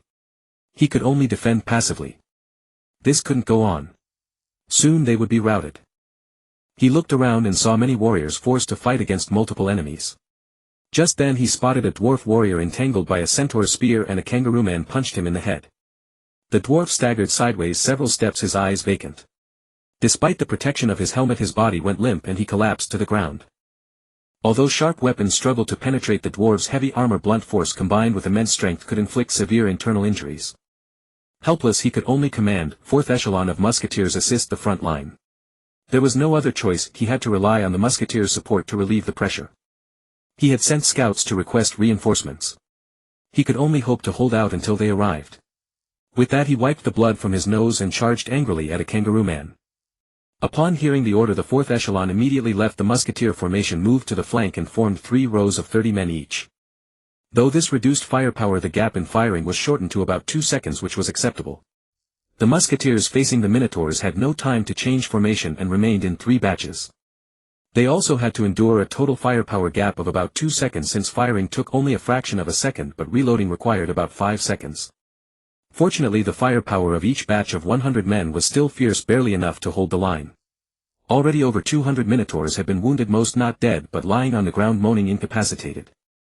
The situation on the battlefield was dire. On the frontal front, both the dwarven musketeers and the Orcish forces had suffered heavy losses. The air was thick with the coppery stench of blood, and the ferocity of the clash was unmistakable. The minotaurs bringing up the rear seethed with rage as they surveyed their kin sprawled across the ground, yet remained utterly powerless against the musketeers' devastating volleys. Tuoxisha naturally took note of this situation. His plan was to accelerate the pace of the frontal battle so that once the musketeers lost their frontline protection they would be encircled and caught like fish in a barrel. But what he had not anticipated was that the enemy had detached a portion of their musketeer force to reinforce the frontal engagement. Just then gunfire erupted unexpectedly, and the unmistakable whistling of incoming projectiles filled the air around him. Immediately after, anguished screams rose from his own ranks. He turned toward the sound of gunfire and saw the dwarven musketeers who had reinforced the front line now deployed in a ladder formation and already engaging in combat. With the musketeers' devastating firepower, each volley swept through the Orcish lines like death's own scythe, claiming countless lives with brutal efficiency. That was precisely what made the dwarves so despised. For centuries the wars between orcs and dwarves had reached an uneasy stalemate. Despite the orcs' overwhelming numerical and physical advantages, they simply had no answer for the dwarven musketeers. Only with an overwhelming force, such as a centaur legion numbering in the thousands launching coordinated charges backed by artillery like catapults, could they stand a chance of breaking through the musketeer lines. His own forces numbered just over 2,000 while the enemy appeared to field roughly 1,000 troops. That was hardly an overwhelming advantage. At that moment another volley rang out and numerous orcs surrounding the dwarves collapsed under a hail of bullets. The dwarven musketeers were tactical. Rather than firing indiscriminately, they targeted specific orcs engaged in close combat with the dwarves. These musketeers were also remarkably accurate, aiming for vulnerable points. A single hit meant death or grievous injury. At this rate of attrition his forces would suffer devastating losses. Even if they won here, it would be a Pyrrhic victory. What strength would remain to pursue the Bloodborne's treasure? That Bloodborne was a marquis, his power undoubtedly formidable. The 2,000 warriors he had brought were his entire fortune, each life irreplaceable. Could he really wait another 6 months to return and raise more troops? Impossible. Beyond the risks of delay he had come too far to leave without claiming the Bloodborne's hoard. How could he be at peace otherwise? With that thought he cast a glare toward the musketeers, his face darkening with resolve. Quietly he withdrew from the main battlefield. He then gathered dozens of centaur warriors and slipped away unseen. The battlefield was in full chaos, clashing steel, dying screams and the constant thunder of gunfire. No one noticed Tuoxisha's departure. Even Chen Peng and the others were consumed by the fierce struggle. Who would care if a few dozen lives disappeared from a battlefield of thousands? Tuoxisha retreated dozens of meters from the fray where the torchlight could not reach into utter darkness. The wooded slope on the mountainside provided excellent concealment. Speaking to the dozens behind him he said, "Follow me." Then, maintaining a distance of tens of meters from the battlefield, he began a wide flanking maneuver. His eyes never left the musketeer position. Though separated by dozens of meters and obscured by trees, it was easy to lose sight of them. However, the sound of gunfire and the flashes of muzzle fire helped him maintain a lock on their position. 3 minutes later, shielded by darkness, he had reached the musketeers' flank. The distance between them was only 40 or 50 meters. Though trees blocked the view, a surprise attack from this position would leave the musketeers no time to react. Just as the musketeers fired again, confirming their direction, Tuoxisha roared, "Charge with me! Crush these dwarves!" The words had hardly left his lips when he lowered his spear and charged straight at the dwarven musketeers. Behind him the centaur warriors followed suit, screaming as they launched their assault. The entire musketeer formation turned in panic upon hearing the commotion, and froze as dozens of massive figures thundered toward them from behind. Ahead the minotaurs were upon them, and the centaurs came thundering from the flank. Panic seized the musketeers. For the swift centaurs the distance of dozens of meters was but a breath away. Before the dwarves could formulate a response, the centaurs had already crashed into their ranks. Tuoxisha lowered his spear and plunged into the crowd, the razor-sharp weapon skewering several lightly armored musketeers in one devastating pass. Watching the dwarves impaled on his spear, blood streaming from their bodies, their screams echoing, Tuoxisha's lips curled into a sadistic grin. A wave of vile satisfaction washed over him. He jerked the spear upward forcefully, and the dwarves slithered from the blade to the ground. Blood and fragments of flesh clung to the shaft as Tuoxisha immediately spun and lunged at the nearest musketeers. The other centaurs too wielded their spears among the press, constantly thrusting and impaling the dwarven soldiers. In an instant dozens of centaurs shattered the 300-strong musketeer formation into chaos. The Minotaur warriors, who had already been confronting the musketeers, no longer threatened by gunfire, charged directly into their ranks. A single stomp from a centaur could crush a dwarf into paste. With one hand they could seize a panicked musketeer and hurl him aside, rendering him unconscious. Before the orcs the musketeers were nothing but toys. They were thrown into utter disarray with no time to reload. Even drawing their waste swords in desperation did them no good against the minotaurs. In moments the once proud musketeer formation was shattered and routed, suffering devastating casualties. Over at Harrison's position the arrival of the fourth wave musketeer support had already eased the pressure considerably. During this engagement several orcs had already fallen to his blade. At this moment he was locked in one-on-one combat with a centaur warrior. But the sudden chaos erupting behind him from the musketeer ranks tightened his chest and his striking form grew erratic. His centaur opponent seized the opening, driving his forehoof violently into Harrison's breastplate. Thud. A dull impact reverberated through the air. Harrison staggered backward several steps, a shallow dent marking his breastplate. Though he suffered no serious injury, the force rattled his internal organs mercilessly. He turned to look at the musketeer formation, now in complete disarray, and his heart sank like lead. In just that brief interval the musketeers had suffered casualties reaching 40%. Within minutes the entire musketeer force would be wiped out. Harrison gnashed his teeth in fury. He never imagined these wretched beasts would actually breach the musketeer lines. A handful of musketeers still attempted to fire, but their sporadic volleys could not affect the tide of battle. And soon they would be singled out by the centaurs, impaled and killed without mercy. I was too hasty. I lack experience in major battles and failed to anticipate the opponent's tactics and ambushes. In a normal engagement someone would have provided flank cover. Watching the musketeers fall rapidly, Harrison considered a retreat. Otherwise, once the musketeers were wiped out and cover lost, his heavily armored warriors would gain no advantage against the orcs. It was uncertain when friendly reinforcements would arrive. While he pondered, Chen Peng and his companions in hiding grew equally anxious. Beacon's expression was grim. The dwarves relied on their musketeers' firepower. Now that the musketeers were ineffective, the orcs had secured victory. What should they do? Klaus 10 frowned deeply, speaking with difficulty. It seems the dwarves were still careless. In jungle warfare without a proper battle plan, charging recklessly against orcs without superior numbers and strength was simply unworkable. Chen Peng watched the battlefield with a cold face. The dwarves' overall casualties had reached 40% and continued to mount. The orcs' casualties were also around 40%, but their base numbers were larger, leaving them with over 1,500 troops. In less than 15 minutes the battle would end and the orcs would be the victors. At the current casualty rate the orcs would still have no fewer than 1,400 fighters when the battle concluded. Without the threat of musketeers the dwarves held no advantage in close combat. Especially with the stark disparity in forces outnumbered, the fighting grew even more difficult. In other words, after a night's efforts they had failed to inflict significant damage on the orcs. The dungeon threat remained entirely unresolved. He refused to believe that these orcs, having traveled thousands of kilometers over dozens of days, would simply withdraw because of the dwarves' interference. He had overestimated the dwarves' strength. Who would have thought a military fortress would field only 1,000 men? What should he do now? Less than 3 kilometers ahead lay the dungeon. He had at most 15 minutes to devise a counter-strategy. On the battlefield after several minutes of fierce fighting musketeer casualties exceeded 60%.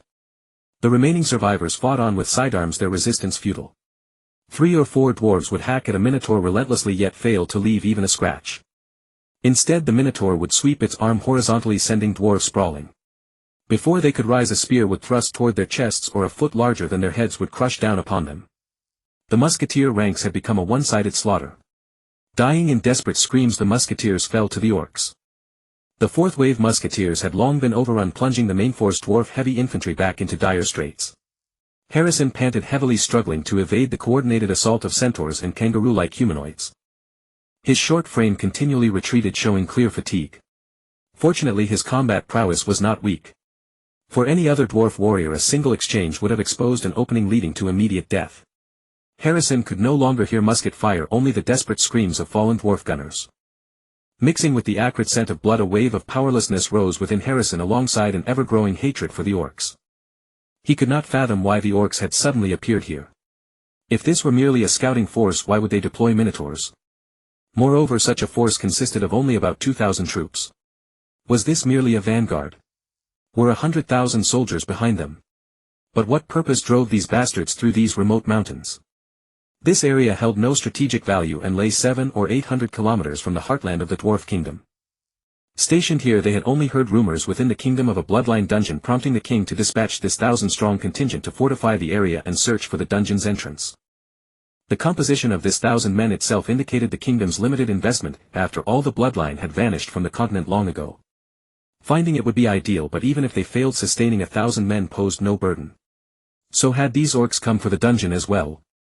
How could they have obtained such intelligence? Impossible. The orc tribes lay thousands of kilometers away. How could such rumors reach so far? Considering this, the orcs must have failed to break through the main front in the northeast and sought to open a new eastern front against the kingdom. It had to be so. Harrison's mind, heightened by combat, immediately classified the orcs' arrival. If so, he would not retreat. He must eliminate as many enemy combatants as possible, teaching the orcs that dwarves were not to be trifled with and easing the pressure on forthcoming reinforcements. The honor of the dwarf kingdom would not be tarnished. The territory of the dwarf kingdom would not be invaded by orcs. Steeling himself, Harrison's fighting spirit surged. Baring yellow teeth, he parried a kangaroo humanoid straight punch and shoved it away with force. He then bellowed, "The territory of the dwarf kingdom shall not be violated. Brothers, fight to the last." The surviving dwarf warriors, seeing their dire defeat, had nearly lost all will to fight. Hearing Harrison's cry, they instantly remembered why they fought. This soil belonged to their homeland, the dwarf kingdom. Even on the border they would yield not an inch. The orcs had stealthily invaded dwarf territory. Even if they died, they would not retreat a single step. A surge of battle fervor swept through all the dwarves. Gazing at their enemies, they roared, "Not an inch of the kingdom's territory shall be ceded. We fight to the death." Instantly they abandoned passive defense and charged recklessly into the enemy, hacking madly. They resembled berserkers. Yet the orcs remained unconcerned. Fighting spirit alone could not determine the outcome of battle. The dwarves' frenzied attacks were still easily repelled. Centaur lances, kangaroo humanoid iron fists and minotaur walls of flesh continued to deflect every dwarf strike. Despite this, their fighting spirit remained unbroken. Ignoring their wounds and the size disparity, they wildly swung their axes at the enemies. The scene grew even more gruesome than before. Harrison's eyes bloodshot, face flushed, he deflected a centaur's lance and relentlessly hacked at the kangaroo humanoid beside him. Though larger, the enemy lacked hooked weapons and was forced to bend repeatedly to block Harrison's strikes at its legs. This posture prevented it from leveraging its advantages. Harrison swiftly detected the enemy's weakness and buried his axe deep into the kangaroo man's thigh. The creature grunted, attempting to shove him away, but Harrison ripped the axe free and slashed horizontally across its chest. A gash tore through the kangaroo man's armor, cleaving flesh and muscle, exposing the glistening organs within its abdomen. The kangaroo man collapsed, eyes wide with disbelief. Harrison's expression remained void of emotion. He hefted the axe, then pivoted and charged toward the centaur. But the centaur retreated, refusing to engage him head-on. Harrison halted, noticing that the surrounding orcs had all fallen back several dozen paces, watching him with pity and mockery in their eyes. He surveyed the battlefield. The musketeer squad was utterly annihilated. Only 300 dwarves, himself included, remained on the field. The orcs encircled them tightly but made no move to attack. The only sounds were the wails of the wounded. Blood had congealed in some places while in others it still oozed steaming warmly. The air was thick with acrid gunpowder and the stench of gore. The battlefield was strewn with the corpses of orcs and dwarves. These scents clawed at every nerve, preserving a sliver of clarity in their frenzied minds, reminding them that they were still on the killing ground.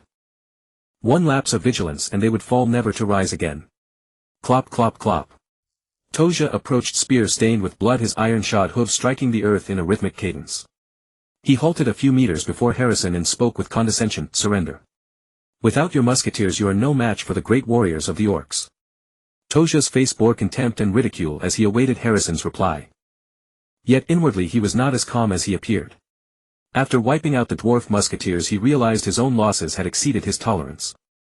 Only about 1,500 orcs remained alive. After excluding the mortally wounded, barely 1,300 could still fight. With such diminished forces he would still have to seek the dungeon and inevitably clash with its defenders. Intelligence indicated that the underground stronghold housed a pack of over 200 werewolves. Though outnumbered, the werewolves, dark creatures, possessed not only terrifying close combat prowess but also the blessings of dark magic. He estimated a casualty ratio of 5 to 1 against the werewolves. That was a conservative guess, for werewolves as apex predators of the continent exerted a bloodline suppression over orcs. The ratio might even reach 10 to 1. Yet this unexpected clash had severely depleted his troops. Even the conservative 5 to 1 ratio would leave him short of soldiers. Thus he wished to avoid further combat. The best course was to persuade the dwarves to surrender while the orcs still held the upper hand. Then he could grit his teeth and press on with the remaining 1,000 troops. Harrison hefted his axe and sneered, "Ridiculous. We dwarves fear nothing. Even in death we will not yield a single inch to orcs. Death before surrender." As he uttered those final words madness blazed in Harrison's eyes. He raised his arm and roared, "Death before surrender." He no longer cared about life or death. His soldiers had been decimated and he could not face the king or the people. As the garrison of a border fortress, even if their mission was to seek the elusive bloodline dungeon, failing to defend the border against invasion was still a dereliction of duty. The surrounding dwarf warriors shared his frenzy. Their bodies were drenched in blood, the stains on their armor already crusted, impossible to tell if it was enemy or their own. Eyes bloodshot they glared at the enemies before them. Their friends and brothers had fallen here, giving their lives for the kingdom. Moreover, their foes were the loathsome lowly orcs, and beneath their feet lay the territory of the kingdom they served. They would not retreat a single step. Toja's head throbbed. Everything had been going so smoothly, how had it come to this? But he could delay no longer or dawn would break.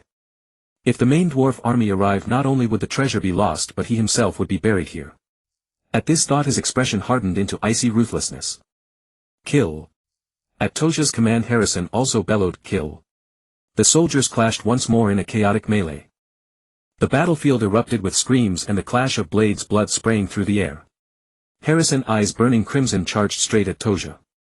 His musketeers had fallen because of this commander. Clang! Axe met spear, sparks flying. Harrison's stocky frame stood firm, teeth gritted as he parried the spear, his gaze fixed unwaveringly on Toja. Toja was inwardly alarmed. The dwarf captain possessed far greater strength than the others and his blazing battle spirit seemed to amplify his power. He wanted no more surprises, only a swift resolution. Yanking back his spear he lunged again at Harrison. In the shadows Bacon's voice was weak with despair, "It's over. The dwarves are defeated." Without the musketeers against an enemy several times their number, any resistance from the remaining dwarves would be futile. Creston was also frantic. If the dungeon would certainly be exposed tonight. Should he act now? If he killed everyone present, even if the church sensed the bloodline aura, it would take a month or two to investigate, time enough to relocate the dungeon. He turned to Chen Peng, a hint of pleading in his voice, "Your Highness, let us strike. The dwarves cannot hold out." Chen Peng remained expressionless, surprised at how swiftly the dwarves had collapsed. In such a short time he had not devised any countermeasure. The dwarves' fighting spirit and devotion stirred a pang of guilt within him. His own scheme of using others to kill had directly cost a squad of dwarf warriors their lives. But soon Chen Peng shook his head, his gaze turning cold. Dwarves, orcs and humans, all were traitors to the bloodline dynasty. How many dark creatures had they slain? How much land had they usurped? As the rightful heir of the bloodline, how could he pity these people? And they had the audacity to claim this land as theirs. With that thought Chen Peng's heart grew lighter. However, Creston was right, the dwarves had already been defeated. The remaining 300 or so could hardly turn the tide. Should he intervene? On the battlefield dwarves fell by the dozen every minute. Outnumbered they were no match for the orcs. In his heart Chen Peng still did not want to fully expose himself, after all being noticed by the orcs was better than being noticed by the Empire. The Church and the Empire were far more troublesome than orcs and dwarves. Besides he truly did not want Creston's underground city to be exposed. Staying hidden was the best option. No rush, let's wait and see. As long as the orcs haven't discovered the underground city there's still a chance to recover. Chen Peng said feigning calm. Creston though anxious had no choice but to obey his highness's words. Then let's wait. The three of them, hearts filled with hope for a miracle and a sense of unease, turned their attention back to the battlefield. In just a short while only a little over 100 dwarven warriors remained still, putting up tenacious resistance, most of them covered in wounds. Their armor was riddled with scratches and dents, a miserable sight to behold. Nevertheless Harrison was truly extraordinary. The anxious Torsha did not choose to engage Harrison in a one-on-one duel, instead he joined the bull-headed men and kangaroo men in a siege against him. Even so Harrison stood amid the crowd, raising his axe to fend them off. With a swing to the left he deflected a spear, with a swing to the right he knocked back an iron fist. Facing the bull-headed men's siege he knew that pure strength alone with a sharp blade could hardly break through their defenses. So he flipped his axe and used its blunt side to hammer the bull-headed men. In this way he could barely hold on for a while within the orc encirclement. However, 2 fists are ultimately no match for 4 hands. Soon several bull-headed men surrounded him directly, then linked hands and used their bodies to crush the space Harrison could move in. Surrounded by bull-headed men as towering as 3-meter-high city walls, Harrison was gradually squeezed until he had no angle or space to swing his axe. In the end he was trapped between the bull-headed men, a human meat hamburger left only to howl in despair. Seeing this Torsha chuckled softly and raised his spear, thrusting it toward Harrison's body. As long as the mightiest Harrison was dealt with, the rest could be killed in a few blows and he could then go in search of the bloodline treasure once more. Just then, bang bang bang. Gunfire erupted all around, startling Torsha into a shiver and making him duck his head. Subconsciously he withdrew his spear. No joke. The dwarves' firearms could only be defended against with a chance by the dwarves' heavy armor, even he dared not withstand them head-on. That would truly be deadly. As the gunfire subsided many orcs cried out in agony. Torsha looked up in confusion and found hundreds on their side had fallen. Most of them had bloody holes in their heads, their bodies riddled like honeycombs, lying motionless on the ground. Before he could react, gunfire rang out again. The shot seemed like the death knell tolled by the Grim Reaper, and another few hundred on their side collapsed. Now he understood, the dwarven reinforcements had arrived. He shouted in panic, "Take cover! Take cover! The enemy's reinforcements are here!" With that he ran in the direction opposite the gunfire. The surrounding orcs also heard the booming gunfire and realized they could not stand there waiting to die. One by one they madly dashed toward the big trees around them. Harrison and the remaining few dozen dwarves freed from the orc encirclement breathed a sigh of relief. Moreover, hearing the familiar sound of firearms, they naturally knew the reinforcements had arrived. Charge! Protect our brethren! Drive out the orcs! Kill! At that moment from the direction of the gunfire came countless footsteps and battle cries. Harrison turned to look behind him and saw countless torch flames appearing in the dense forest, followed by countless dwarven warriors charging out. Those flames were like the rising sun in the east after an endless dark night, bringing hope to Harrison and all the survivors. The reinforcing troops clad in silver-white armor gleamed with waves of silver light under the countless torches. They illuminated the battlefield. Harrison gritted his teeth, turned to look at where the orcs were hiding, and then shouted to his comrades from Shinsuan, "The reinforcements are here. Charge! Avenge our fallen comrades!" With that Harrison raised his axe and charged at the orcs again. However, after just a few steps he stumbled and fell to the ground. The high-intensity battle had exhausted his stamina, leaving him utterly unable to sustain further combat. He struggled to rise but collapsed several times from sheer weakness, yet his gaze remained fixed on Torsha's direction. That was the culprit responsible for the heavy casualties of his troops today. Meanwhile the reinforcing dwarven warriors behind him were now streaming past and charging toward the orc army not far away. They quickly became embroiled in melee with the enemy. At this moment a dwarf in silver armor with a golden beard strode quickly toward Harrison and extended his hand to him. Harrison looked at the figure before him with a killing intent in his heart, receded, leaving only boundless grievance. He reached out, clasped the other's hand, and was pulled to his feet with a firm tug. He choked, "Instructor Steve. Why are you here? I'm sorry, I've let you and His Majesty down."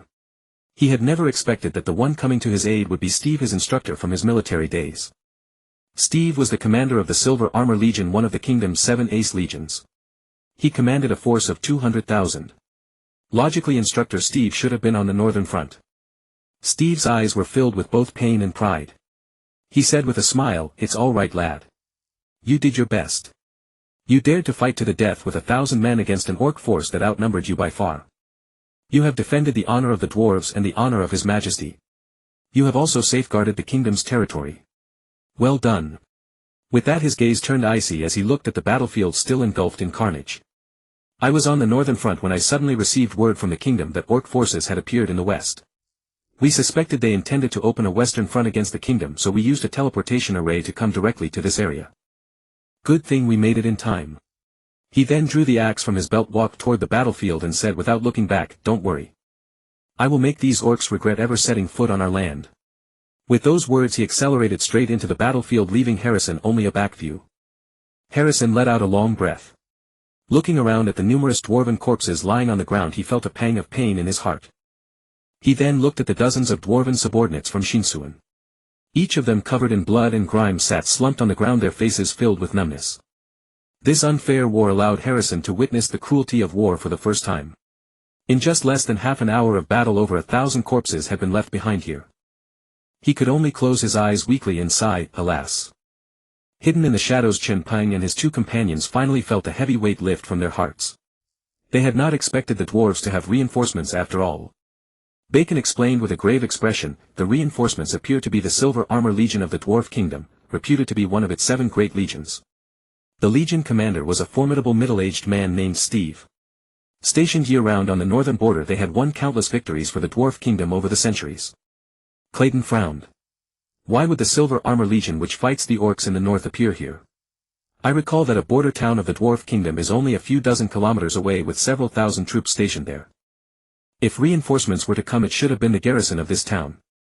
The Silver Armor Legion thousands of kilometers away appearing here truly makes no sense. Chen Peng, however, was unconcerned. In any case, the tables had completely turned. The orcs should have no chance to escape. He estimated that at least 10,000 dwarves had arrived, and they were clearly here for a fight. Chen Peng added, "These troops are clearly here to fight, meaning they are targeting the orcs. So the dungeon is safe, and that is enough." Clayton nodded, then suddenly thought of something. "I understand. Just like the humans, both the front lines and the major cities are equipped with large-scale teleportation arrays. An orc army appearing here is wartime intelligence. The garrison here has only 1,000 men and the town has no teleportation array. Reinforcements would have to march dozens of kilometers on foot, and by then they would inevitably miss the chance to fight. So the Dwarf Kingdom directly notified the army at the front line to teleport over as reinforcements. This way is faster." Chen Peng and Bacon slowly nodded. That explanation was quite reasonable. If that is the case, it is all the more certain that the dwarves are not here for the dungeon. In that case, no matter how many of them come, it doesn't matter. Bacon suggested, "Then should we go back? There are too many dwarves here, we still run the risk of being discovered." Unexpectedly, both Chen Peng and Clayton shook their heads. Chen Peng explained, "After all, these are only speculations. We cannot afford to be careless, nor can we harbor any wishful thinking. Most importantly, we must make sure not a single orc is left alive." After those words, Clayton agreed wholeheartedly. He had just learned from His Highness not to entertain wishful thinking, and now he was thinking exactly as His Highness did. He said seriously, "We must confirm that the dwarves have no designs on the dungeon. If the Silver Armor Legion comes storming to our doorstep, it would be a disaster for the dungeon. Moreover, the orcs most likely came for the dungeon. Leaving any of them alive would leave behind a hidden danger." After listening to Chen Peng and Clayton, Bacon also came to his senses. He immediately bowed and respectfully admitted his mistake. "Forgive me, my lords. I failed to think things through." Chen Peng waved his hand and said, "We must be careful in everything." With that, he turned his gaze back to the battlefield. By then the arriving dwarf army had completely surrounded the orcs and was slaughtering them. Taking prisoners was out of the question. In the dwarves' eyes, orcs did not deserve to live. In the center of the battlefield, only a few hundred orcs remained, still putting up a desperate fight. Toja was now drenched in blood, just like Harrison had been before. The difference was that Harrison had been burning with fighting spirit, while Toja's fear was now growing without bound. He had only come seeking treasure. How could it come to this? He had not even laid eyes on the dungeon, and now he was going to die here. Moreover, the reinforcements were the famed Silver Armor Legion. This legion was the nightmare of many orc warriors, well trained and formidable. It had defeated countless orc legions on the front line. Toja had never expected to encounter them here. Today he would most likely meet his end. Moreover, the dwarves never took orc prisoners. Bang! Bang! Bang! The sound of dwarven muskets did not stop, and another few hundred orcs fell. Every orc was riddled with wounds, clearly dozens or even hundreds of bullets had struck their bodies. The enemy intended to shoot them down outright, leaving not a sliver of hope for survival. The orc warriors on his side had to fend off attacks from 4 or 5 dwarves each while praying not to be hit by musket fire. In just a short while only a little more than 200 remained on the field. 2 more volleys of musket fire and his side would be completely wiped out. At that thought Toja panicked even more. He did not want to die. He still had to find the dungeon, discover the bloodline treasure, become the chieftain of the orc tribes and conquer the continent. How could he die here? He suddenly threw down his weapon and shouted, "I surrender. We surrender. Stop fighting." The moment these words were spoken, the orcs looked at their leader in shock. They could not believe their leader would surrender to dwarves. Was this still the lord they usually respected? These were dwarves, a stunted lowly race. Dwarves and orcs have been enemies for ages. How can we surrender? My lord, what nonsense are you speaking? Orcs will never be slaves. But no matter how the orcs reacted, the Silver Armor Legion paid them no heed. The musketeers continued firing. Bang! Bang! Bang! Another batch of orcs were struck by bullets and fell dying with their eyes wide open in grievance. They were unwilling to accept it. Never had they imagined that the lord they served would surrender to the dwarves. Seeing that the dwarves paid him no attention, Toja grew even more anxious. He shouted, "I have information. As long as you don't kill me, I can tell you why I came here." The moment those words fell, Chen Peng and his 2 companions in the shadows tensed up. Bacon could not help saying, "He's not going to tell the dwarves about the dungeon, is he?" "What should we do?" Clayton swallowed hard, stared at the battlefield and forced himself to stay calm. "It should be fine. The dwarves look down on orcs and never take prisoners, they kill them outright." He believed that this time should be the same. Probably. Even as he said it, he was not entirely convinced, for it concerned the very life and death of their dungeon. He was still worried. What if the dwarves grew curious about the information and decided to listen? That would be the end. The few dozen surviving kangaroo men, centaurs and minotaurs suddenly stopped attacking the dwarves and rushed toward Toja at all costs. "Toja! You bastard! Orcs will never be slaves." They wanted to take Toja down with them before they died rather than let him disgrace the vow that orcs would never be slaves. Orcs would never surrender to any enemy. If dwarves could fight to the death, orcs absolutely could not be outdone. The next second, bang bang bang, gunfire rang out and the battlefield fell silent. Toja's body was covered in gunshot wounds. In disbelief he lowered his head and stared at the holes in his body from which blood gushed. Then he crashed to the ground, his pupils gradually losing focus. Steve spat at the orc corpses and said scornfully, "When dealing with orcs, what worthless intelligence do we need? Clean up the battlefield and prepare to withdraw." The 3 hidden figures finally relaxed. Chen Peng felt that the night was filled with too many twists, truly thrilling. If it were an ordinary person, they would surely have a heart attack. He said, "All right, since it's over, let's go." Clayton and Bacon nodded and the former replied, "Yes, Your Highness." Bacon led the way. They were about 150 meters away from the battlefield. Dwarves, unlike orcs, were not sensitive to scent or sound, so under the night, as long as they remained silent, they would not be discovered. All 3 were powerful dark creatures, masters of stealth in the darkness. Bacon turned, found a foothold and then leaped away lightly. Chen Peng and Clayton followed closely. A minute later they had returned to the vicinity of the dungeon. Clayton directly summoned a portal, teleporting everyone back. Inside the dungeon castle, Eli was still pacing anxiously in the office. She couldn't calm herself down to wait. Nearly an hour had passed and she had no idea what was happening outside. Is the Lord in trouble? Then she suddenly sensed the magical fluctuations of a portal nearby. She quickly rushed to the window and peered outside. On the palace square a portal suddenly appeared. Chen Peng was the first to step out, followed by Bacon and Clayton. The 3 showed no signs of disarray, as if they had never been in a battle. Eli finally breathed a sigh of relief, stepped back and sat on the sofa. Closing her eyes she murmured, "Thank goodness everyone is safe." Soon footsteps sounded outside the office and then the door opened. Eli quickly stood up and seeing Chen Peng enter first rushed to greet him. My lord, you're finally back. What happened?" Chen Peng reached out and ruffled Eli's hair, then said, "Nothing much.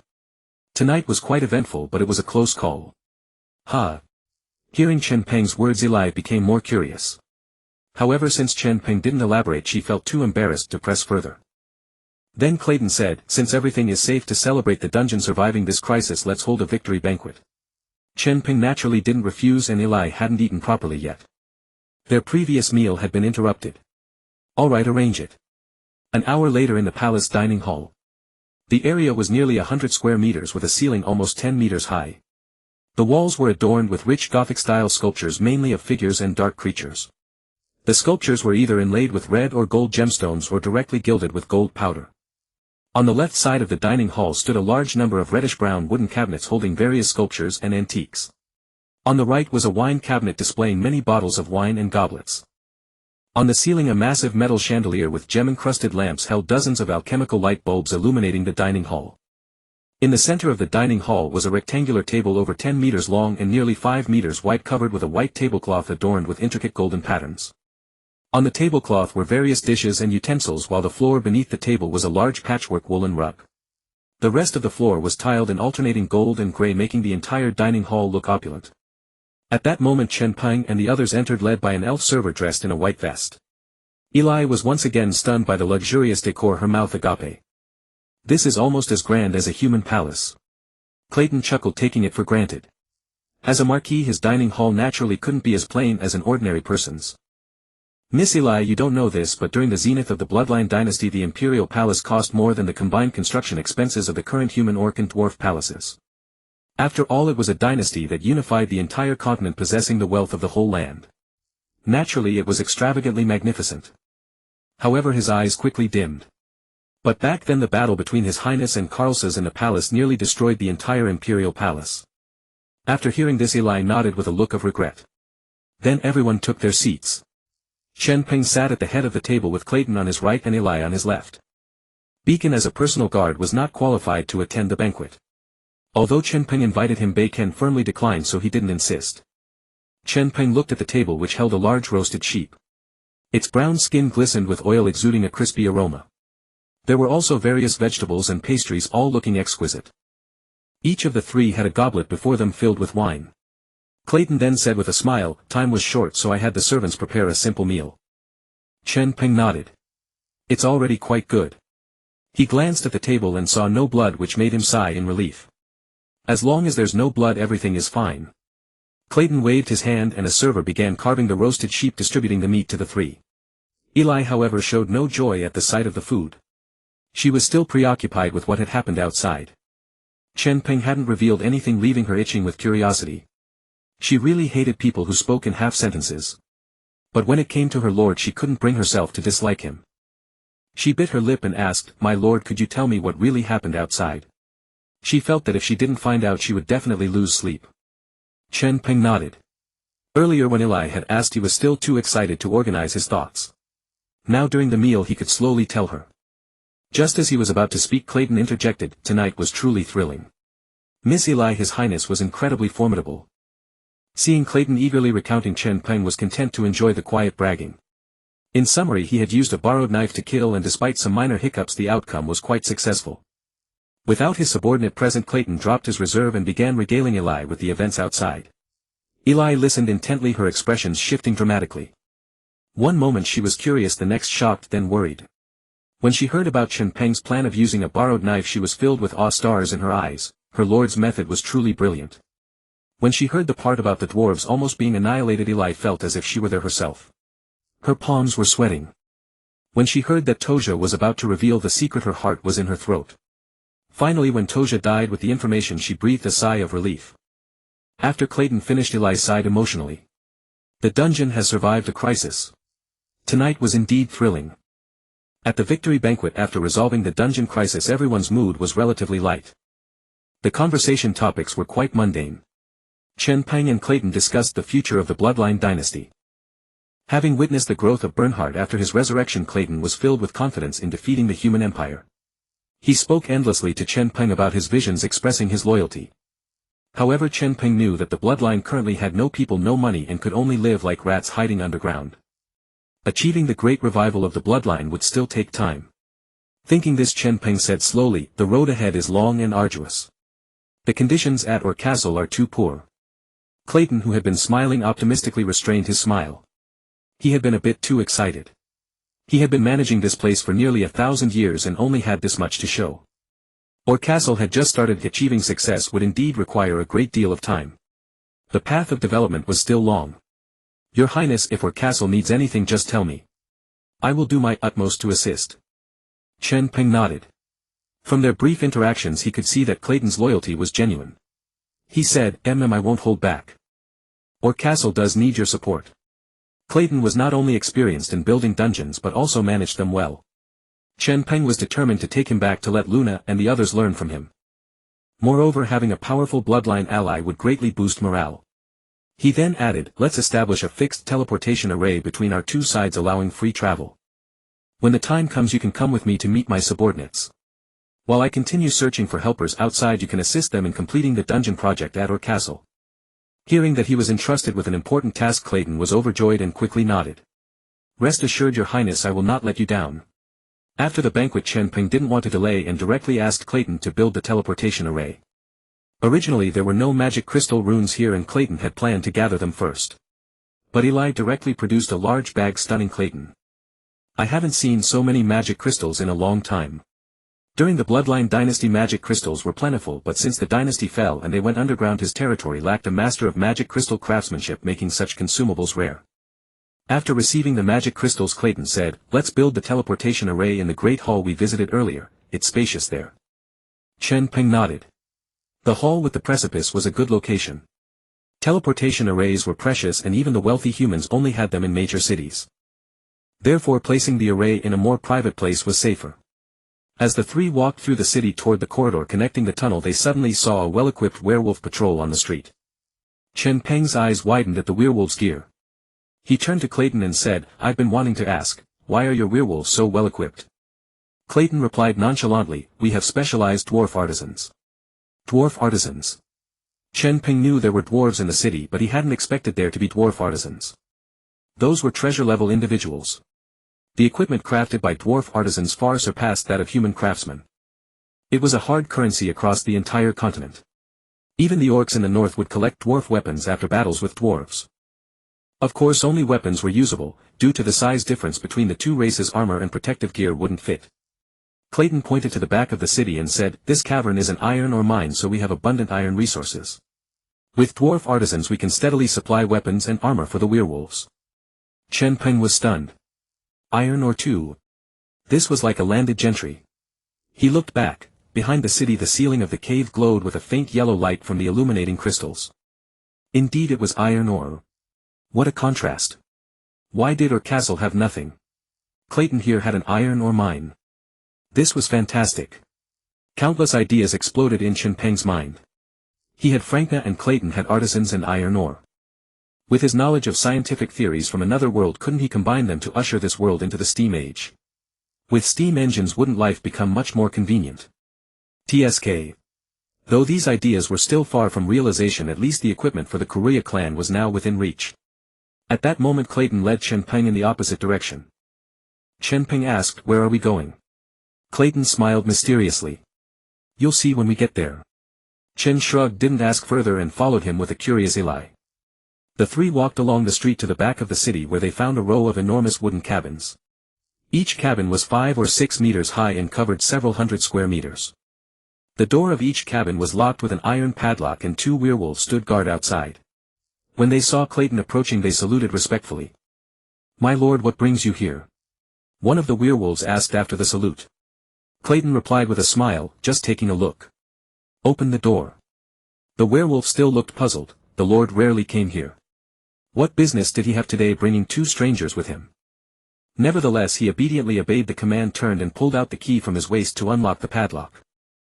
After pushing the door open, the interior was pitch black with only a sliver of light from the outside at the entrance. Chen Peng and Eli were baffled. What was Clayton up to? The cabin looked like a storehouse, but they couldn't see what was inside. Clayton beckoned to Chen Peng and said, Your Highness, follow me. He then turned and walked into the cabin. Chen Peng, filled with curiosity, quickly followed. Once inside, a pungent smell of rust hit them and both Chen Peng and Eli wrinkled their noses. Then Clayton waved his hand and a gust of wind swept through. Immediately countless candles on the ceiling of the storehouse lit up one after another, illuminating the entire space. Eli looked at everything before her, her eyes filled with bewilderment. A room full of stones glowing with a faint yellow light, what was there to see in them? These stones carried not the slightest trace of magical aura. What use did Callicidon have for hoarding so many? However, Chen Peng beside her felt his eyelid twitch slightly, his heart overwhelmed with shock. This place was piled high with iron ore, appearing to be at least 400,000 to 500,000 tons. By the ratio of 1 ton of iron ore yielding 0.4 tons of iron, even cutting that estimate in half, they could still smelt over 200,000 tons of iron. And this was merely the reserve of a single warehouse. Outside stood dozens of such wooden huts. These iron ores might be a drop in the bucket for the previous world. But for this world, even a metal-devouring nation like the Dwarf Kingdom, if the entire country consumed them, would take 2 full years to use them all. And for them it was a reserve that would almost never run out. Not to mention, beneath this ground there was still a vast amount of iron ore yet to be mined. Chen Peng swallowed hard. Suddenly they had struck it rich. Callicidon said smugly, "These are all iron ores dug out over the years while expanding the underground city. The purity is very high and much of the impurities were removed at the start of mining."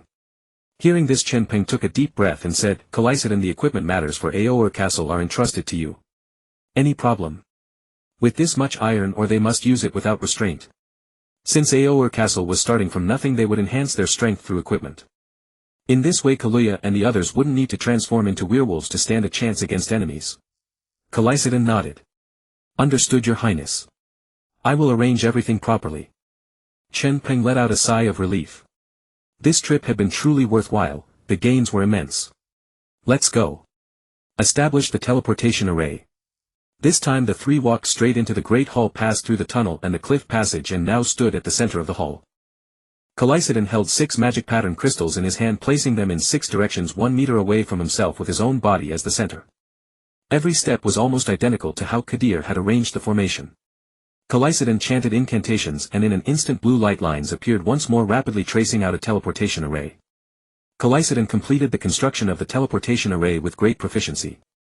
He opened his eyes and looked at Chen Peng. "Your Highness, what is the key coordinate of Orr Castle?"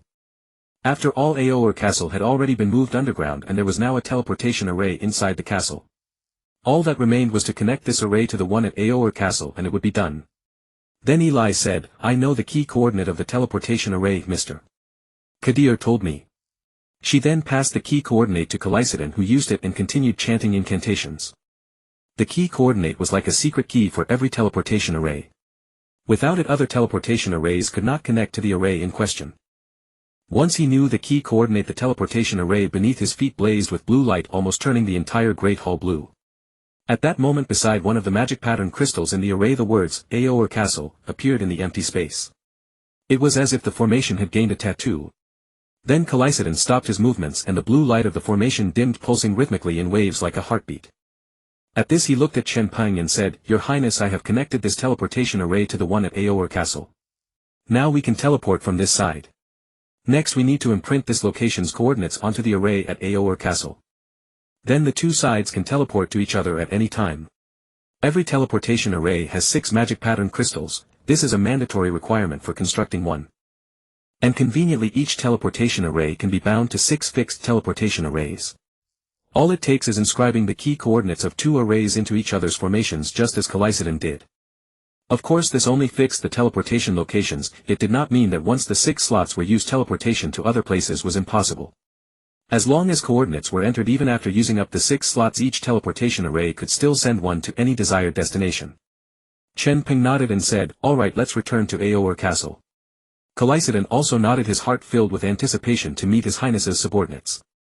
The 3 stepped into the teleportation array. Callicidon softly chanted an incantation. The array blazed with blue light, then transformed into a dazzling radiance before everything returned to calm. The light of the teleportation array faded and the 3 figures upon it vanished from the spot. Orr Castle. Basement teleportation array room. A flash of blue light passed and then 3 people walked out of the room. They were Chen Peng, Eli and Callicidon. As soon as he stepped out, Chen Peng heard hurried footsteps rapidly approaching. He curiously looked toward the direction of the footsteps, wondering who would appear. Luna had sensed the fluctuation of the magic array and hurried over immediately. The teleportation array reacting could only mean the Lord had returned. Soon Luna appeared in Chen Peng's sight. Then she slowed down, tidying her appearance while smiling and saying, "My lord, you are back." As she spoke, her gaze fell upon the unfamiliar man standing beside Chen Peng. This man exuded an aura similar to that of the lord himself. Could he be a blood descendant? Chen Peng smiled and nodded.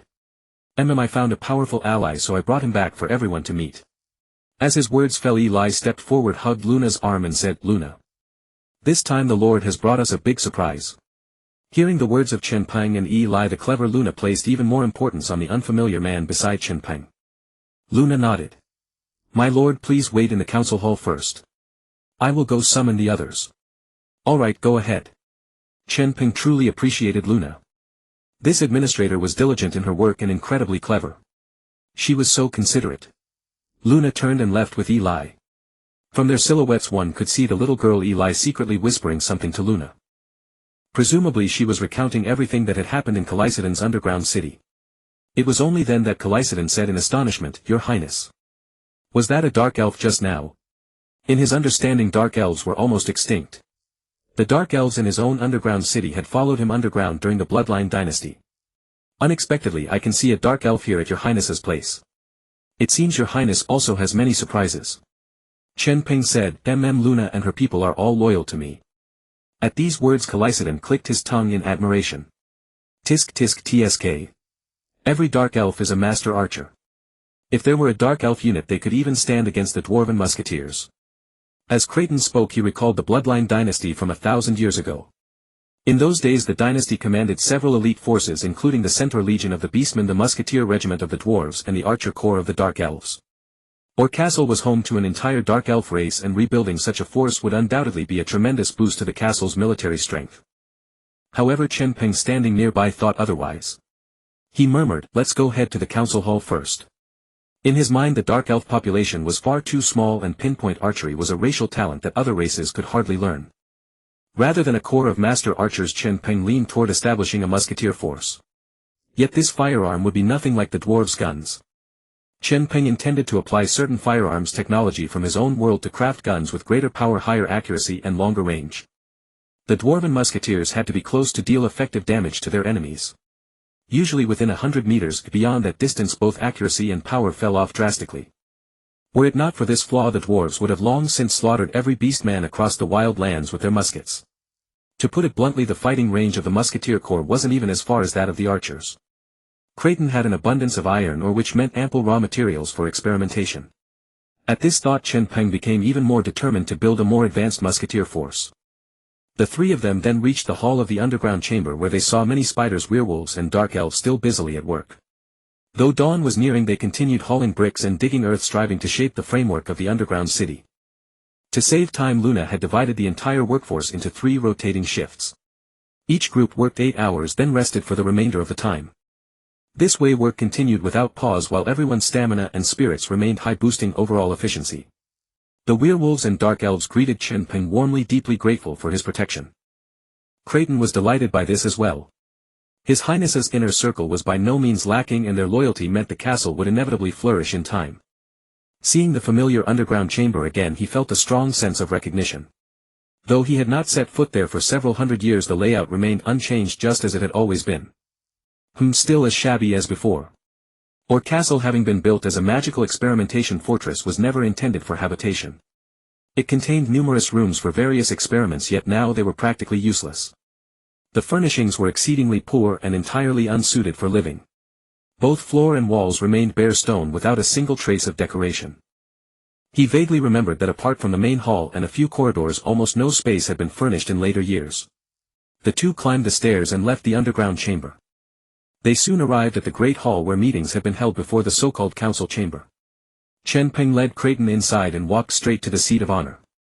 Creighton meanwhile surveyed every ornament and furnishing in the council hall. He had never set foot in this chamber before. After disposing of Chen Peng's body back then, he had left in haste. Now that he looked around, the decoration here was the finest in the entire castle. Still, it was hardly befitting the status of His Highness's royal lineage. Shabby, utterly shabby. Just as he was examining the place, a great clatter of footsteps sounded from outside. Soon Frankna, Luna, Cordell and the others walked in together. Everyone appeared to have made preparations. Some had changed into new clothes, others had taken care to groom themselves. Upon seeing Chen Peng they all greeted him respectfully. "Honorable Lord, your servants bid you greetings."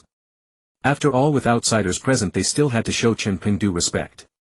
When Chen Peng noticed that even Eli had carefully changed into a white dress he smiled knowingly. They had all put in such thought. He spoke up, "No need for formality. I've gathered everyone today mainly to introduce a new friend to you." With that he turned to Creighton and said, "This is Marquis Creighton, a Marquis of the Bloodline dynasty. His father was also my teacher."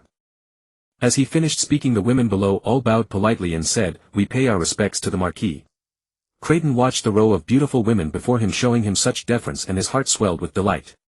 Who would have thought that the civil officials and military officers under His Highness's command would all be stunning beauties of extraordinary caliber? He smiled gracefully and said, "Ladies, there is no need for such courtesy. Like all of you, I merely serve His Highness. I hope to learn from you all in the days to come." When his words fell, Chen Peng glanced at the women who showed not the slightest surprise and realized that Eli must have already told them everything about Creighton. At that thought his gaze settled on Eli.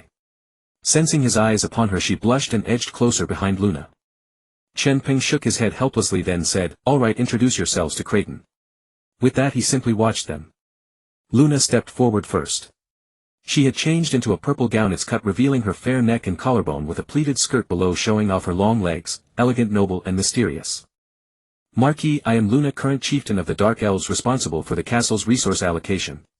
Creighton nodded. "Hello, Miss Luna." Next Iris stepped forward. Dressed in a black gown with her hair pinned up and smoky eye makeup, she exuded a striking Gothic air.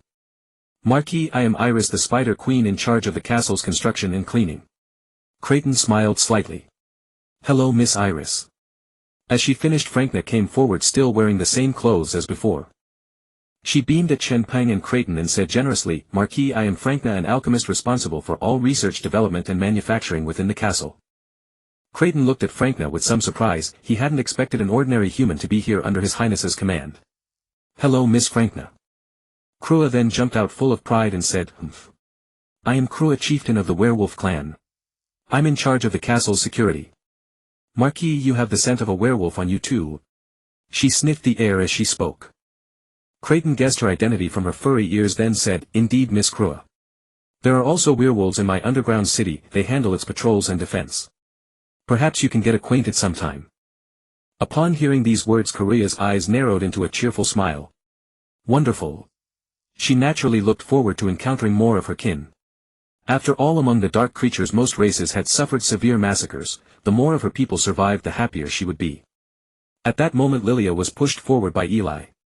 She blinked at Cleston and said, "Greetings, Marquis. I am Lilia, a witch, and I am in charge of maintenance work." "A witch?" Cleston raised an eyebrow. He hadn't expected to find a witch here. Witches were highly skilled in brewing magical potions, allowing ordinary people to temporarily wield magic. This is similar to how ordinary people use magic scrolls, a tool to make magic accessible to them. "Miss Lilia, I look forward to working with you."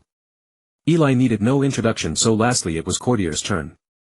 Courtier looked at Cleston, his expression hesitant. Finally he spoke, "Marquis, I am Courtier, a magic crystal craftsman formerly one of the Empire's 7 Magi." At these words Cleston frowned. "The 7 Magi? You are from the Empire?" Courtier nodded and said, "Yes, my lord. I was once a subject of the Empire. I saw your wanted portrait in the Empire. But rest assured, my lord, the Empire has no idea where you are." Cleston's expression gradually eased. He was merely astonished that Chen Peng had managed to recruit one of the Empire's 7 Magi. After all, his own dungeon contained only ordinary humans, descendants of those who had followed him in during the dungeon's initial construction.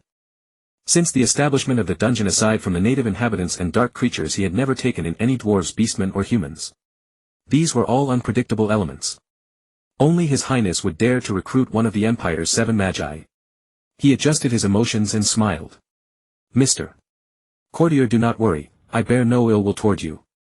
We shall cooperate fully in the future." Courtier, relieved, replied, "Certainly, my lord." Chen Peng, after everyone had introduced themselves, said, "Cleston's dungeon is 300 kilometers away. We have already established a teleportation array allowing free passage between the two. Cleston's dungeon is quite beautiful. Feel free to visit and explore."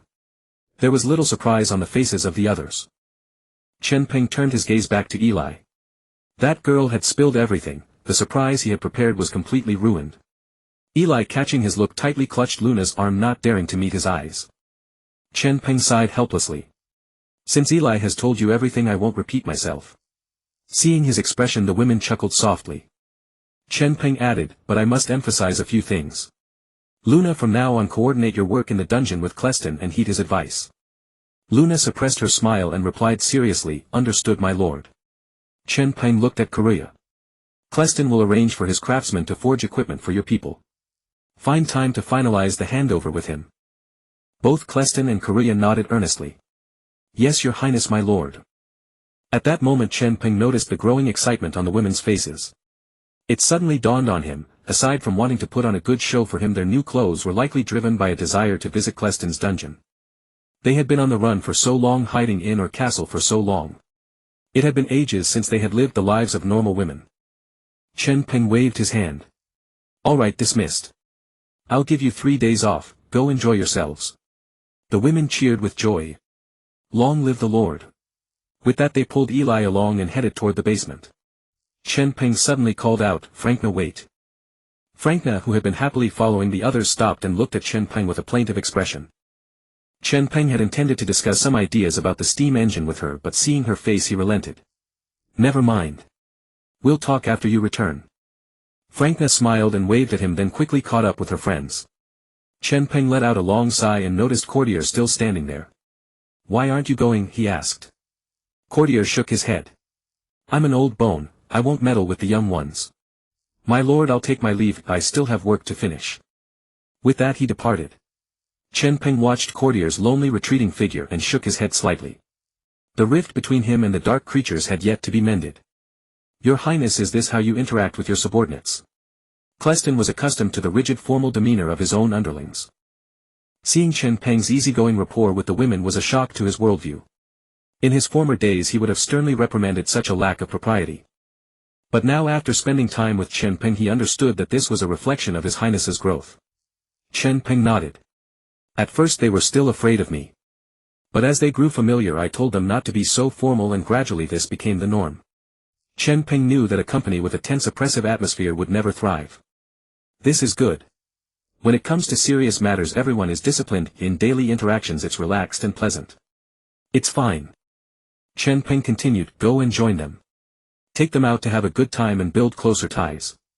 The development of our castle depends on your leadership. Cleston nodded and asked, and you, your highness? Chen Peng sighed. I have things to do. Cleston bowed respectfully. Then I shall not disturb your highness. With that he withdrew. Chen Peng headed straight for his room. Entering he saw the same coffin, now accompanied by a set of wooden furniture. It seemed Frankna had indeed taken his words to heart. Against the left wall near the entrance stood a 2-meter-wide wooden bed, though it had yet to be furnished with the down mattress he had requested. She probably hadn't expected him to return so soon. On either side of the bed, as per the design, were 2 wooden nightstands. To the right of the entrance near the window sat a 1 square meter table surrounded by 4 chairs with backs. Next to the table against the wall stood a 3-drawer cabinet. Against the wall beside the door lay a sofa about 3 meters long. It too lacked a down cushion. Still, Chen Peng was pleased, the room finally had a semblance of normalcy. The only off-putting element was the coffin, which still felt a bit too close to the underworld. However, since it nourished his body he decided to leave it for now. Chen Peng took a seat at the table, pulled out a pen from the drawer and began to sketch and write. For 3 days Chen Peng secluded himself in his room, writing down his inspirations and ideas. They ranged from various firearms to electrical technologies like steam engines. In addition to theoretical knowledge there were also blueprints and design drawings. By the evening of the 3rd day he had produced a stack of paper over 10 centimeters thick. During this period, apart from Eli bringing him meals, almost no one disturbed him. His idea was simple: revitalize the nation through technology. Since he lacked funds and manpower he could enhance their strength from other directions. Besides seeking powerful allies, advanced technology could also protect their territory when facing the human empire. Just as the dwarf tribe armed with their formidable musketeers had fought the orcs on the border for centuries without losing ground, this was another viable path. In the castle basement everyone chatted while supervising the construction progress. Lilia, holding her broom, asked softly, what has the master been doing lately? He hasn't come out for 3 days. Karua thought for a moment, then said with sudden realization, I bet the master is angry because we took time off and ignored him. Eli stood up and said dismissively, don't talk nonsense. The master has been writing something all these days, it looks quite impressive. Really? Frankna's eyes lit up.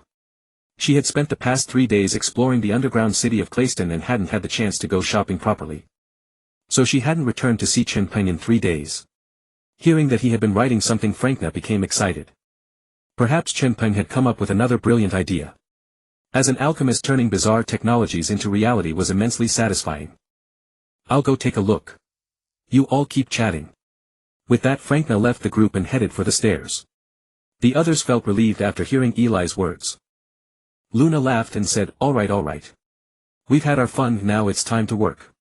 The others responded with enthusiasm, yes. After seeing Clayston's underground city, they had even more fantasies about the underground city of our castle. Unfortunately, our castle was situated in the gorge of the Ottos Mountains, where the plains had little rock, making it unsuitable for carving out a city like Clayston's. It could only be built as a tunnel-type underground city, otherwise it would collapse. Clayston did not return to our castle either. Instead, he stayed in the palace of his own underground city, burying himself in writing plans and proposals for our castle's underground city. This was the first task assigned by His Highness, and he had to take it seriously. Phew. Done. Chen Peng slowly put down his fountain pen and let out a long breath. He turned to look at the stack of paper beside him, then clapped his hands and stood up to stretch. After sitting motionless for 3 days, his entire body felt as stiff as mechanical parts that hadn't been oiled for decades. Ah. Done with your work? A surprised voice came from behind. Chen Peng turned around and saw Frankna entering the room, her eyes curiously fixed on the stack of papers on his desk. Chen Peng smiled slightly. You came at the right time. I was just looking for you. Frankna shifted her gaze from the desk and looked at him with a grin. You've been writing all this for 3 days. She pointed at the desk. Chen Peng nodded. Yes, these are all my ideas. If they can be realized, they will bring us immeasurable benefits. Hearing this, Frankna gracefully moved toward the desk and casually picked up a sheet of paper, asking, Is this why you stopped me on the day we took leave? Chen Peng chuckled without denying it. Frankna continued, So you're not angry that I went off to play for 3 days? She looked at him openly. Chen Peng was taken aback and asked in confusion, Why would you think that? Didn't I personally approve the vacation? It's what you deserved. Consider it a reward for the battle with the Monto Town army. Hearing this, Frankna nodded approvingly. That answer pleases me. I'll tell the other girls. They thought you were sulking because you were cooped up. I'd appreciate that. Chen Peng hadn't expected Luna and the others to think that way. Frankna pointed to the chair in front of the desk and said, All right, tell me about all this stuff. Let's see if you've created any surprises for me in these 3 days. With that, she sat down on the other side of the desk. Chen Peng pulled out a chair and sat down as well. What you're holding is the theoretical knowledge of the steam engine. Steam engine? Frankna frowned, a look of utter confusion on her face. She had never heard of such a thing. Chen Peng explained, Yes, a steam engine. Simply put, it's a machine that boils water. What? Boiling water? Frankna was even more bewildered. What does boiling water have to do with strengthening our castle? Seeing her reaction, Chen Peng knew he couldn't rush. Frankna and the others had a different cognitive framework, they had never encountered or seen such concepts, so their lack of understanding was natural. First, finish reading the theoretical part. Chen Peng said as he began searching through the pile of papers for the schematic diagrams he had drawn. Although he was a liberal arts student, he had learned the principles of the steam engine in middle school physics. And the steam engine was truly not difficult. In principle, once the parts were made, the engine could be built. Frankna nodded and began to read the text carefully. Although many technical terms were beyond her, she vaguely felt that this engine thing could be built. In essence, wasn't it just assembling a bunch of parts and boiling water? It didn't seem that hard to understand. After more than 10 minutes, Frankna finished reading.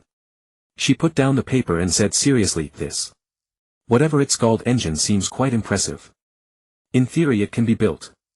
Seeing that Frankna had grasped it so quickly, Chen Peng felt gratified. He handed her the structural diagrams of the steam engine he had drawn. To make it easier to understand, he had drawn top, front and right views along with annotations for each part. He believed that with Frankna's intelligence she would quickly comprehend it. She took the drawings and studied them, murmuring quietly, So this is the cylinder, this is the base, the piston, the crank connecting rod mechanism, the throttle valve. After a few minutes, Frankna put down the drawings with an excited expression, abandoning her usual elegant demeanor. Simple. I get it. Give me 1 day and I'll make a model. After uttering those words, Frankna dashed out of Chen Peng's room. Chen Peng reached out, calling after her, Hey. Wait. But Franca had already vanished from sight, such a fascinating novelty had instantly captured her entire interest. This was a completely new field. If they could build a steam engine, it might significantly accelerate the castle construction progress. The applications of steam engines were far too versatile. As an accomplished alchemist, she immediately grasped the advantages of the steam engine. Chen Peng looked at the empty room utterly dumbfounded. He still had other matters he needed to discuss with Franca. Firearms, tanks, cannons, and so much more still needed explaining. This was the first time Chen Peng had ever seen Franca so exhilarated. Normally she always projected elegance, poise and wisdom. Never mind, he would talk about it tomorrow. After pushing himself for 3 days straight, even his kindred physiology was feeling a hint of fatigue. It seemed he had overtaxed his mind. Chen Peng washed up simply and collapsed into bed. The next morning he was still dreaming. He dreamed of piloting a steam-powered aircraft to the human imperial palace and dropping an atomic bomb upon it. Bam! Bam! Bam! Bam! Bam! Bam! Before he could see the bomb explode, Chen Peng was jolted awake by urgent knocking. He opened his eyes and sighed softly. He had nearly seen the mushroom cloud. How frustrating. Bam! Bam! Bam! The knocking persisted. It must be Franca. No one else would be so impolite as to knock without hesitation. Chen Peng hastily rose and opened the door to find Franca, dark circles under her eyes, gripping his hand firmly and declaring, "Come with me." "Where are we going?" Chen Peng was utterly bewildered. "The laboratory." Inside the lab, Chen Peng's eyes widened in astonishment. On the experimental table sat a steam engine model crafted entirely from glass, over half a meter long and roughly 30 centimeters tall. Franca had actually built it. "This model was constructed according to your theories and blueprints," Franca explained. "I lack any other reliable materials, so I am using reinforced glass for the time being." The steam engine consisted of a water tank, a glass condenser and a glass reservoir connected to a piston. The piston, linked via a connecting rod, drove a glass flywheel. Franca pointed to a cluster of candles beneath the water tank and said, "Light them and see the results." Chen Peng nodded, extended his hand, and a gentle breeze swept across the candles, igniting them instantly. There were at least 20 candles, and they began heating 1 liter of water in the tank. Soon the water came to a boil, generating steam that traveled through pipes to the cylinder. Valves regulated the timing of steam delivery. Passing through the main steam valve and throttle valve into the slide valve chamber, the steam was alternately directed to either side of the cylinder by the slide valve mechanism driving the piston's motion, which in turn set the glass flywheel spinning. Watching the glass flywheel whirl rapidly, Chen Peng couldn't help but give a thumbs up. "Franca, as expected of you. You actually built this model in a single night." Franca smiled graciously and tilted her head slightly. "Once the dwarven craftsman forged the metal components, I will undoubtedly be able to construct a genuine steam engine." Seeing such confidence in her, Chen Peng naturally felt at ease. "Let's go then," he said. "I'll explain the future applications of the steam engine to you." Hearing this, Franca's eyes sparkled with renewed intensity. "Excellent, let's go." The two returned to Chen Peng's room. He said, "Please don't suddenly bolt again today. Once I finish explaining, I must embark on a long journey." Franca seemed to recall her impulsive departure the previous evening, then smiled softly. "Don't worry, I will restrain myself." Chen Peng then produced a stack of tank blueprints. Examining the diagrams, Franca furrowed her brows slightly. She had no idea what these depicted. "This is called a tank," Chen Peng explained. "Just think of it as an iron box." Of course, Chen Peng's tank design differed vastly from actual modern tanks. The main idea was to mount the steam engine inside a metal chassis as the power source, then attach a cannon barrel. The dwarves already possessed cannons, though the dwarf kingdom hauled them via horse-drawn carriages. What Chen Peng needed was a self-propelled cannon with protective capabilities, which is why he had envisioned the shape of a tank. He continued, "Once the steam engine is built, install it within the metal chassis. Replace the wheels with these metal tracks to achieve superior terrain traversal. Then mount a cannon inside, ready to fire at any moment. As for power, boiling water is simple, just have a fire affinity mage bring sufficient mana recovery potions and continuously cast flame magic. This will be our ultimate siege and defense weapon." Upon hearing Chen Peng's words, Franca covered her mouth in astonishment. "This thinking of yours. It's perfect. Such a weapon would crush both the dwarves and orcs. Against the Empire, equipping the tank with defensive magic would make it invincible." Franca had been exercising considerable restraint, but upon hearing Chen Peng's brilliantly ingenious ideas, she still couldn't conceal her excitement. "Bernhard, if you studied alchemy, you would undoubtedly become one of the greatest alchemists in history." Faced with Franca's praise, Chen Peng merely smiled faintly and paid it little mind. He only regretted being from a humanities background, otherwise he would surely use science to defeat magic. He then produced another stack of paper depicting the internal mechanisms of various firearms, concepts he had encountered while binge-watching military documentary programs. Franca, I also hope you can refine these firearms and produce them. In the future we will establish our own musket corps. Franca nodded. No problem. As long as there are blueprints it is manageable. Next Chen Peng produced a convex lens and a concave lens. Franca, do you know that placing these two lenses together can magnify distant scenes? Franca nodded upon hearing this. I know, but what use is that? Chen Peng did not respond verbally. Instead he retrieved a bamboo tube he had prepared in advance and inserted the convex lens into it. He walked to the window and said to Franca, come here. She stepped forward gracefully to stand beside him. Chen Peng handed her the bamboo tube and said, look into the distance. Franca took it and placed the tube before her right eye, suddenly seeing objects hundreds of meters away as though they were right before her eyes. Chen Peng stood beside her and remarked, if our muskets could achieve hundreds of meters of range and be fitted with such a device, could we not strike enemies with precision from hundreds of meters away? As soon as he finished speaking, Franca abruptly lowered the bamboo tube and turned to Chen Peng. So that's how it works. I understand now. After sharing his thoughts and ideas with Franca, she immediately retreated into her laboratory to immerse herself in research. Chen Peng meanwhile made his way to the basement to find Eli. In a corner of the basement hall several wooden chairs were arranged and the girls sat together in a circle. Eli perched on a chair swinging her legs as she munched on dried meat bought from the Clyston dungeon. Beside her Lilia and the others were comparing the new clothes they had purchased, chattering away in a lively and harmonious atmosphere. Chen Peng approached with a faint smile.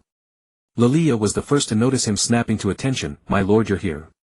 Seeing Chen Peng, Korea shoved the remaining half of a buttered roll into her mouth and mumbled, my lord, Korea greets you. Luna and Lilia exchanged amused smiles. Luna gently patted Korea's back saying, don't choke. Chen Peng remarked, you can continue, I'm here for Eli. Eli put away her dried meat and grinned at Chen Peng, my lord, are we setting off? I'm ready. After the two previous explorations, both Ferguson and Clyston dungeons had proven fascinating. This had kindled in Eli a fervent longing for new adventures, and she wondered what the third dungeon would be like. Chen Peng nodded. We've rested too long this time.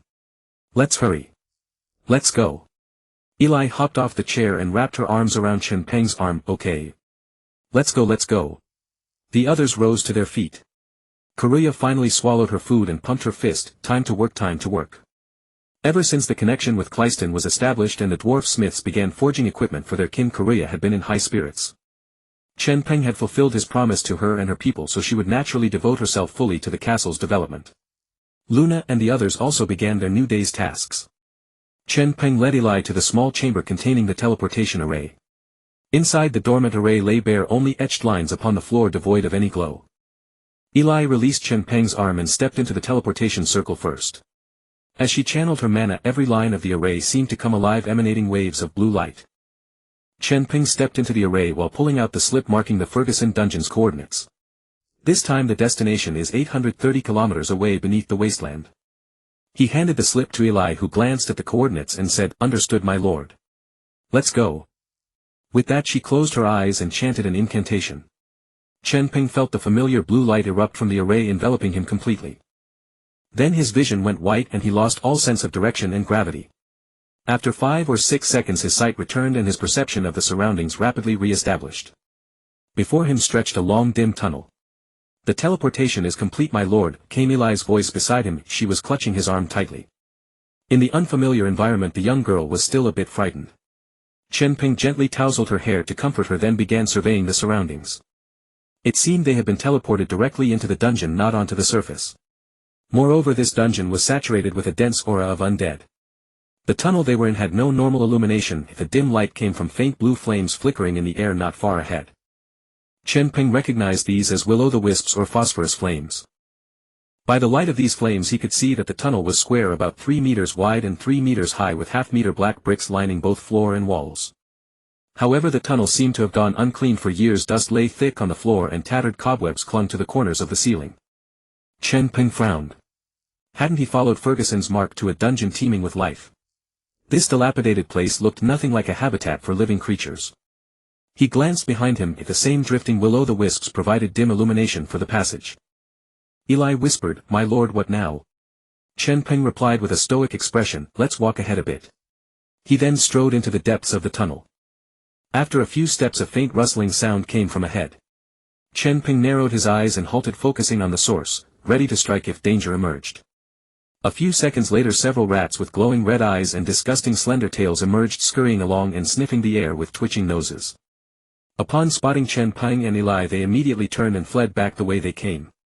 Relieved that it was a false alarm, Chen Peng let out a breath. But Eli remained tense. As Chen Peng was about to comfort her she spoke in a strained voice, "My lord, I sense a large number of undead creatures heading toward us and they are hostile." The words froze Chen Peng's expression. As a blood-descendant undead creature should not harbor hostility toward him. Eli released Chen Peng's arm and drew her skeletal goat staff, adopting a combat stance. Seeing this, Chen Peng also became alert, scanning the surroundings. Soon a dense clatter of footsteps echoed from the front. The two stared intently ahead, ready for battle.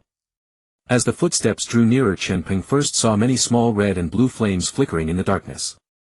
Then countless skeleton soldiers emerged from the gloom. Those tiny flames were the fires burning in their hollow eye sockets. These skeletons, like those from the Orr Castle's undead graveyard, carried worn-out equipment. Some had broken blades, others shields so decayed only a frame remained. They advanced in 3 columns as if disciplined, halting about 4 or 5 meters away. Eli, as a necromancer, could sense the emotions of low-level undead. She frowned. "My lord, they harbor great hostility toward us. Shall I attack?" As a necromancer, Eli had effective means to counter undead. She would strike at Chen Peng's command. Chen Peng shook his head. "Not yet. We came to seek help. They haven't attacked, so let's observe first." At that moment the skeleton soldiers spoke in unison, "Intruder. Leave at once." These skeletons were like broken records, endlessly repeating, "Invaders, leave at once. Invaders, leave at once." Their voices were loud and grating. Eli, disturbed by the noise, asked, "My lord, should I make them shut up?" Before Chen Peng could speak the skeletons suddenly charged, shouting, "Since you refuse to leave, die here." From only 4 or 5 meters away the skeleton soldiers quickly reached the two of them. The soldiers in front shouted, "Die! Invaders!" They yelled, raising their blades to strike. Chen Peng snorted coldly at the sight and waved his hand casually. The flames in the eye sockets of the foremost skeleton soldiers were extinguished in an instant. Then they collapsed on the spot, becoming piles of white bones and lying still. Eli raised her staff high, murmured obscure incantations under her breath, and then abruptly pointed her staff at the skeleton army. A beam of white light shot from the top of the staff, flew straight through the skeleton army and continued toward its rear. After piercing a great number of skeleton soldiers the white light dissipated. The skeleton soldiers pierced by the white light had their eye socket flames extinguished and fell row after row. Eli's attack reduced the line of skeleton soldiers dozens of meters long to piles of white bones. As a necromancer, Eli could deal with them using any of 10,000 different methods. She gave a cold snort and said with proud disdain, "How dare you attack, my lord? Courting death." No sooner had the words left her mouth than the skeletons on the ground began to tremble slightly. Then under the gaze of the two the bones on the ground seemed to come alive, flying into the air on their own and reassembling into humanoid forms. The flames in their eye sockets also reignited. In less than 10 seconds the white bones on the ground had reassembled into a host of skeleton soldiers. The sight utterly stunned Eli. Her mouth slightly open, she was at a loss to explain what was happening before her eyes. Chen Peng frowned slightly. Since this was the case he would have to be a bit more violent. Smash the bones to pieces and see how they could revive. At first, when the skeletons warned them to leave, Chen Peng had already planned to take Eli and go. But the enemy's sudden attack had genuinely angered Chen Peng. With that thought Chen Peng vanished from where he stood and like a black bolt of lightning charged into the crowd of skeleton soldiers. He then slammed a fist into a skeleton soldier's head, shattering it into countless tiny bone fragments in an instant. The shards burst backward, ricocheted off the other skeleton soldiers and only then fell to the ground. Chen Peng followed with a fierce high roundhouse kick. Thud. With the dull impact the heads of 3 skeleton soldiers in a row were kicked to pieces. Their bodies once more collapsed into piles of white bones. Chen Peng did not stop. He kept weaving through the skeleton soldiers, the sound of shattering bones ringing out without pause. The sound of scattered fragments also rang out endlessly. The skeleton soldiers tried to counterattack, but in Chen Peng's eyes their movements were sluggish, as if they were in slow motion. 2 minutes later not a single intact skeleton remained on the field. Chen Peng glanced at the bones strewn across the ground, brushed the dust off his clothes and then walked toward Eli. Holding her staff with both hands, Eli looked at the returning Chen Peng with stars in her eyes and said, "My lord is so handsome." Chen Peng chuckled softly, ruffled her hair and said, "I was planning to leave, but now I want to see what's really going on here." He continued forward. Meanwhile, on the other side of the underground city, inside a dim palace. The palace was more than 10 meters high, 7 or 8 meters wide and 40 to 50 meters deep.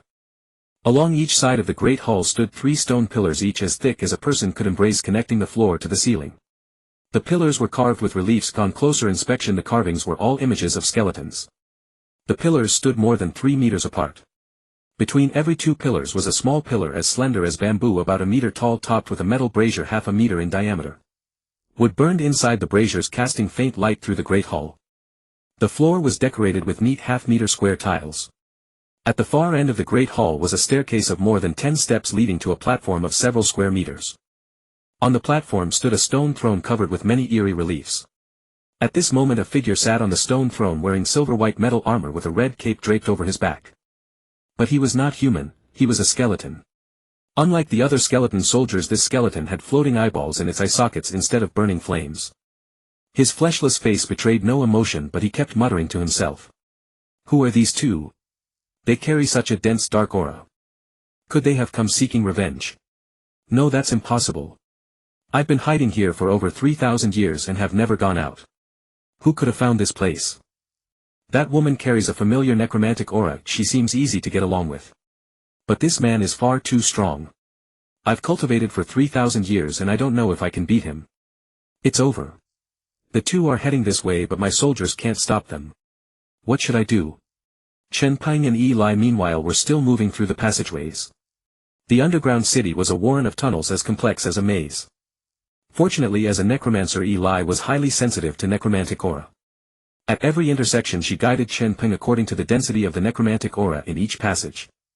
They had been walking for 5 or 6 minutes when another intersection appeared before them.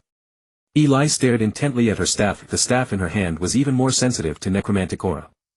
Yet at this moment her brows were tightly knit and she hesitated, unable to make a decision.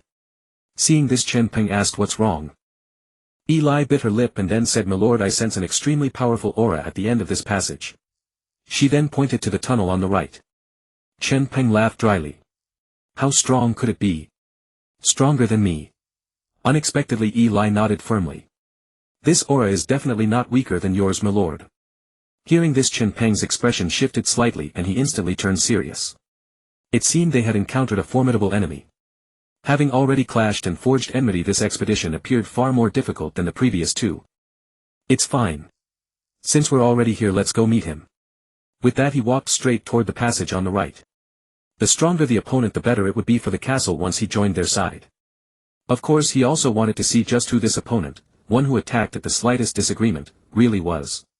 Seeing this, Eli could only follow behind Chen Peng, clutching her staff tightly, her face full of worry. The other's aura was truly too powerful. She could not be certain whether Chen Peng's strength was above it. In any case, it was definitely not weaker than Chen Peng. If a conflict truly broke out, it would be an exceptionally fierce battle. And as a necromancer, after coming here, her offensive method seemed to have no effect on undead creatures at all. What was she to do? After entering the passage on the right, the two discovered numerous murals adorning the walls on both sides. Chen Peng, who had originally intended to quickly locate the master of this place, gradually came to a halt after casting a couple of glances at the wall paintings. He realized that although the murals were ancient, they seemed to narrate the story of this underground city. The walls of other passages were clean and bare, with this particular corridor being the only one adorned with such artwork, indicating that the information contained within these murals must be of considerable significance. These should help him gain a thorough understanding of this place. Upon noticing Chen Peng stop and fix his gaze upon the murals, Eli also turned his attention to the paintings. The murals on the walls were painted with a special white pigment that, despite appearing to have endured countless years of erosion, retained their color remarkably well. The artwork was strikingly simplistic, showing no discernible artistic technique whatsoever, resembling the crude sketches of a child. Yet the meaning it conveyed was clear and unambiguous. The story commenced from the entrance of the passage, recounting how a necromancer fleeing from vendetta and assassination had arrived at this location and constructed the underground city using skeletal beings. Throughout the ages that followed, the underground city continued to expand while the necromancer remained sequestered in its deepest reaches, never venturing to the surface. In the end, to circumvent the weakness of his physical body requiring sustenance, he transmuted himself into an undead skeleton. This granted him immortality while eliminating the peril of exposing himself by traveling to the surface. Such was the general narrative. The subsequent murals grew monotonous and repetitive, largely documenting the construction of the underground city and the recruitment and training of skeletal soldiers. Chen Peng ultimately deduced a pattern: the murals were updated once every century. By his calculations, the artwork in this tunnel chronicled events spanning far more than a single century. In other words, this underground city boasted a history exceeding 1,000 years. Neither of them continued examining the murals. At that moment Eli remarked, "The history here is no less than that of Mr. Ferguson's underground city." Chen Peng nodded. "Very well, let us proceed and confront this skeletal lord." "Understood." The two made their way through the tunnel, and after traversing several hundred meters the space suddenly opened up before them. Gazing at the grand hall beyond, both knew they had arrived. From a position roughly 10 meters from the exit, Chen Peng and Eli could already make out a figure seated at the highest point within the hall. At this distance, with their keen eyesight, they could clearly discern that the figure's head was a skull. The aura radiating from it carried an immense oppressive pressure. Chen Peng managed fairly well, but Eli felt as though the surrounding air had grown viscous and thick, making it difficult to draw breath. Even across dozens of meters, Eli could still perceive that this entity was the very source of the necrotic energy permeating the entire underground city. This being continuously emanated waves of undead energy at every moment. And his own power seemed utterly insignificant in comparison. A skeleton of such caliber must either have been a powerful necromancer in life or has endured as a skull for an extraordinarily long span of years. She glanced up at Chen Peng beside her and noticed his expression remained largely impassive, showing little apparent trepidation toward the skeletal figure before them. Particularly striking was the fact that Chen Peng continued advancing steadily without pause, exhibiting not the slightest hint of fear. Only then did Eli feel somewhat reassured. By then they had entered the great hall and slowly positioned themselves at its center. The skull upon the throne initially remained motionless, but once they stood still it suddenly struck. Whoosh! The sound of a sweeping cloak caught Chen Peng and Eli's attention. Immediately afterward Chen Peng saw the skull hurtling directly toward them. Both of its arms extended forward, bony claws reaching out in a predatory stance. Intruders! Die! Its speed was terrifying. Carried on a fierce gust of wind, it reached them in the blink of an eye. Chen Peng hastily pulled Eli behind him, then surged forward rather than retreating. Launching himself into the air, he swung a mighty right fist straight at the creature's hands. Bang! Following a heavy impact they separated and landed a few meters apart. The skull's mind filled with shock and wariness, it stared intensely at Chen Peng, terrified he might launch another sudden assault. It reasoned that the other bore such intense magical fluctuations, surely a mage. Once it closed the distance it could easily slay them both. But the adversary's physique proved far more formidable than anticipated. From their exchange it could sense Chen Peng's strength and physical resilience were truly exceptional. "It seems I must resort to magical attacks." Chen Peng's right hand hung low. Though his expression remained composed on the surface, his mind was already cursing furiously. Is this really a skeleton? This thing might as well be a Terminator forged from titanium alloy. How impossibly hard is that? If not for his own formidable physique, that arm of his would have been ruined. It hurt like hell. This was the first time in close combat that anything had caused him genuine pain. Watching Chen Peng's slightly reddened fist from behind, Eli asked with concern, "My lord, are you all right?" If her lord could not defeat this skull, she would stay behind to cover their retreat and shield his escape. Eli had already formulated various contingency plans for flight. There was simply no avoiding it. The skull before them was the most powerful adversary she had ever encountered. Just then the skull spoke in a cold tone, "Intruders, you show some capability. Now I shall grow serious." With those words its right hand clenched into a fist at its side, then suddenly opened. Immediately behind its throne a blazing white streak erupted skyward. The spectral form emitted a piercing whistle before hurtling toward the skull, settling into its right palm. Only now did Chen Peng realize, it was a bone blade. The sword's blade resembled ancient bone that had never rotted through countless ages, bearing a pale grayish-white hue. The blade measured approximately 1 meter in length and 3 finger widths wide, appearing to be crafted from the rib of some massive creature, yet its edge proved razor-sharp beyond measure. Then the skull began moving its upper and lower jaws in a steady rhythm, and a low incantation began to emanate from within. Fragment of the Dark Lord edict that liberates the world, blade of frozen black void. As the incantation progressed, waves of dark purple necrotic energy began radiating from its form.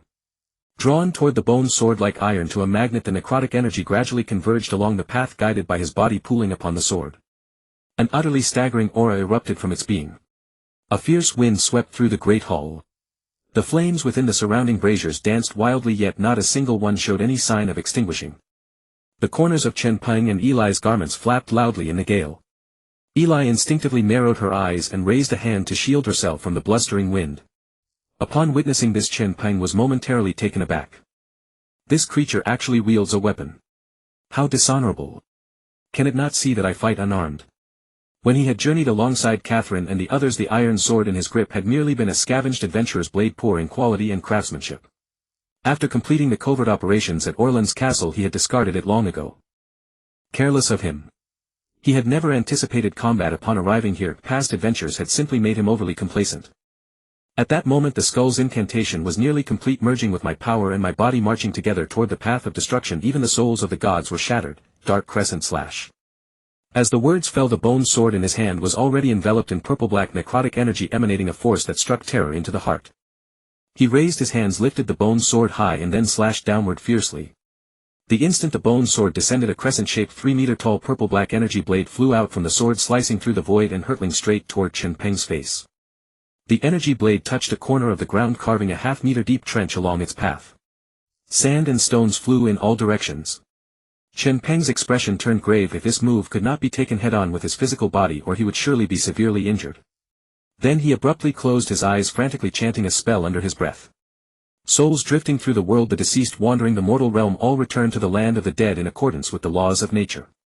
Confusion and perplexity, hatred and sorrow shall vanish without a trace on the path of light, return of the dead. As the words fell, before the dark crescent slash arrived, a radius 1-meter purple-black hexagram magic array suddenly appeared beneath Chen Peng's feet. The array emitted a strong purple light, nearly enveloping Chen Peng entirely. Elijah stood behind him, squinting, barely able to make out his figure. Elijah had been very worried about Chen Peng's safety when he saw the dark crescent slash attack, but upon witnessing the spell Chen Peng had cast, his anxious heart settled down.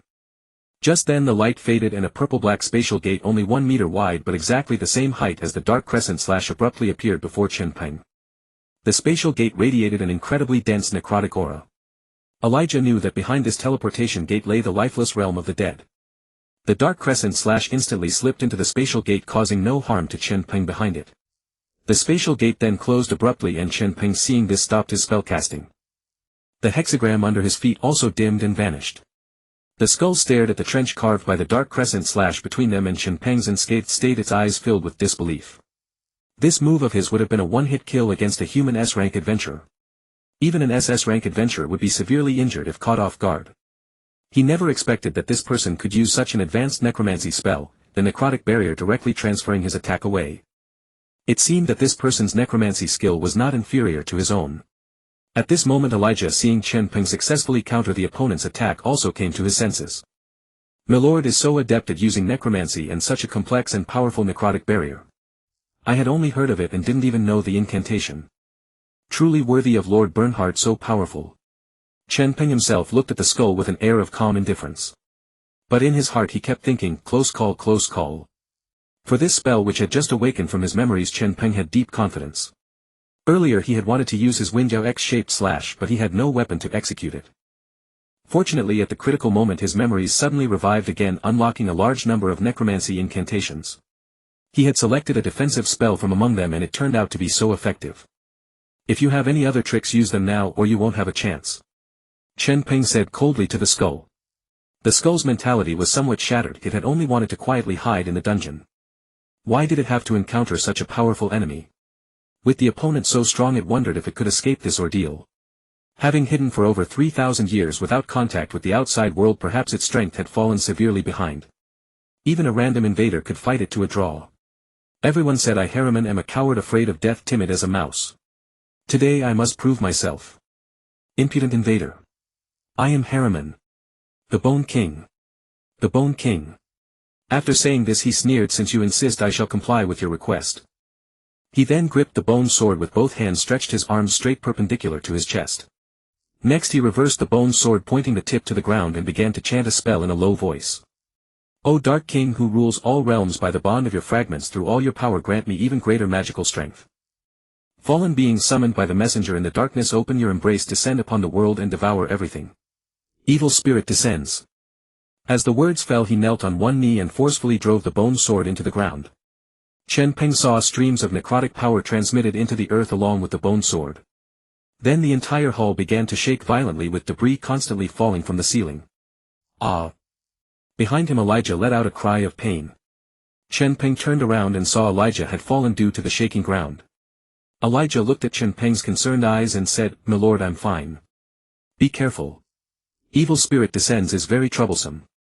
Elijah knew that the opponent's evil spirit descends was a powerful forbidden spell summoning extremely formidable undead creatures, sometimes even stronger than the caster. Elijah had only heard of evil spirit descends. Such a powerful necromancy spell was almost impossible for any necromancer in reality to perform. Even her teacher after another 100 years of practice might only have a chance to cast it. But her teacher had already passed away. Upon hearing this, Chen Peng turned his gaze toward the skull, his expression becoming cautious. His mind raced thinking of how to respond. At that moment a flood of memories of light magic suddenly appeared in Chen Peng's mind. Chen Peng was slightly stunned. Could he as a blood descendant actually use light magic? Then many memory fragments emerged in his mind. On a grassland he was studying magic with another young man. The other was about the same age with a high nose bridge, deep eyes and very delicate features. In the memory he called him Karsus. And the two discovered that Bernhard the son of darkness could use light magic while Karsus the son of light could also use dark magic. The two young men were overjoyed by this discovery. The memory ended there. Chen Peng shook his head, bringing his thoughts back to the present. But he found that recalling this memory inexplicably brought him some sadness. He forcibly suppressed the negative emotions and began to consider which light magic to use for a counterattack. At that moment, with the skull at the center, countless purple-black rays radiated outward, rapidly sketching a magic array on the ground. The array was enormous, covering almost the entire hall.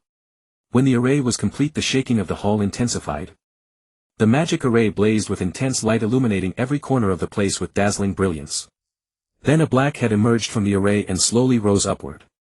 Soon the entire head fully emerged, a head the size of 3 or 4 basketballs. Its purple-black face was gloomy and grim, with brows knitted in a fierce scowl. 2 red antennae protruded from its head. Beneath its sunken nose was a huge bloody mouth dripping with saliva filled with pitch-black hideous teeth. Both upper and lower jaws were lined with dark fangs, making it utterly ferocious. Soon the evil spirit's entire body materialized within the magic array. He stood a full 4 meters tall, wearing only a pair of animal skin trousers, his upper body exposing knotted powerful muscles. His arms were as thick as tree trunks, gripping 2 battle axes even larger than Eli himself. His thighs were as thick as the stone pillars nearby, brimming with power. At the sight, Chen Peng couldn't help swallowing. This creature was even more intimidating than the minotaur of the orc race. However, Chen Peng had imagined an evil spirit to be an ethereal phantom. This hulking brute looked less like an evil spirit and more like a malformed orc.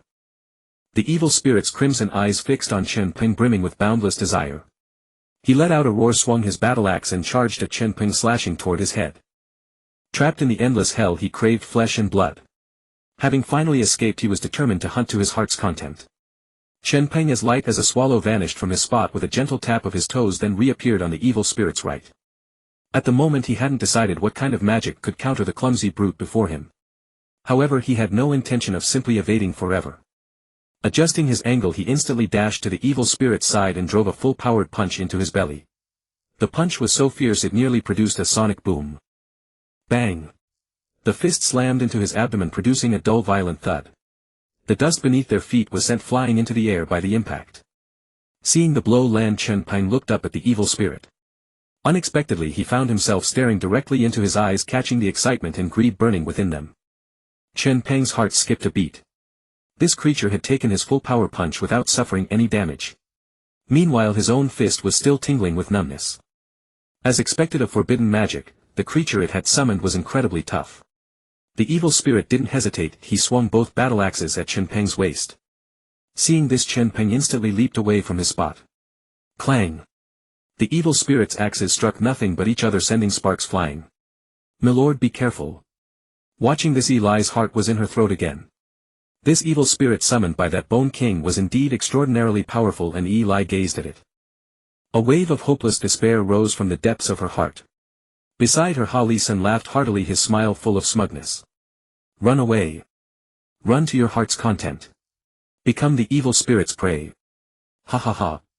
Originally he hadn't known how powerful a spirit he could summon, but unexpectedly this hulking brute, though seemingly clumsy, had maxed out defenses. The man before him seemed utterly helpless against the evil spirit. Unless he was stronger than the evil spirit or used powerful holy magic, he would have no way to deal with it as long as the summoning was not withdrawn. He had finally escaped disaster. Chen Peng snorted coldly. If close combat was useless, then he would use magic. Standing still, he selected a holy magic spell, also forbidden magic, that dealt devastating damage to undead creatures. Angels who revel in the ethereal void returned to this troubled and defiled mortal world. The moment Chen Peng began his incantation, the evil spirit let out a sudden roar as if he harbored boundless fear of the spell. Ha Li Sen was startled by the words. It had been thousands of years since he last heard a holy magic incantation, and he didn't know exactly what spell it was. But the incantation was clearly connected to holy light. This man radiating dark aura was a dark creature, yet he could use holy magic. Was he trying to destroy them both? Truly fearing death, he simply shouted, "What are you doing? Are you insane?" Chen Peng ignored him. Not far away, Eli also heard the incantation from Chen Peng's mouth and was horrified. "Milord is actually chanting a holy magic incantation. How is that possible? Isn't Milord afraid of backlash? Although I am a necromancer, I am still human at heart, otherwise I would also be caught in Milord's holy magic. But Milord is a blood descendant." She couldn't understand. Chen Peng continued chanting, "The world is invaded by evil, the land is overrun by darkness, the air is polluted by darkness." The frantic evil spirit roared and charged directly at Chen Peng. His eyes were full of terror. Chen Peng frowned slightly, his spell channeling wasn't finished.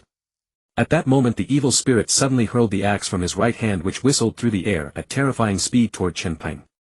Hearing the sound, Chen Peng opened his eyes, cursed inwardly, and had no choice but to interrupt his casting. The forbidden magic he had chosen was immensely powerful, but its channeling was far more complex. It required more time, and the evil spirit obviously wouldn't just stand there. Chen Peng was about to dodge, but the axe was too fast, it reached him in a fraction of a second. Chen Peng had no time to dodge, so he crossed his arms over his chest to endure the blow. Bang! The axe slammed into his arm, sending him flying several meters. He tumbled across the ground and finally came to a stop only after crashing through a stone pillar. Chen Peng slowly got to his feet, covered in dust and utterly disheveled. He hadn't expected the evil spirit to possess such immense strength. Even with his full defense, he had been knocked flying this far. The evil spirit meanwhile continued charging at Chen Peng. Seeing this from afar, Eli cried out, "Milord, are you all right?" Then with a cold expression she brandished her staff and began chanting an incantation. "Endless hellish aura, heed my call, serve my will. Ancient demon lords, remember the pact, I am the envoy of the dead. Aid me in assimilating the enemy before me, merging them into the boundless darkness. Hellish undead cannon."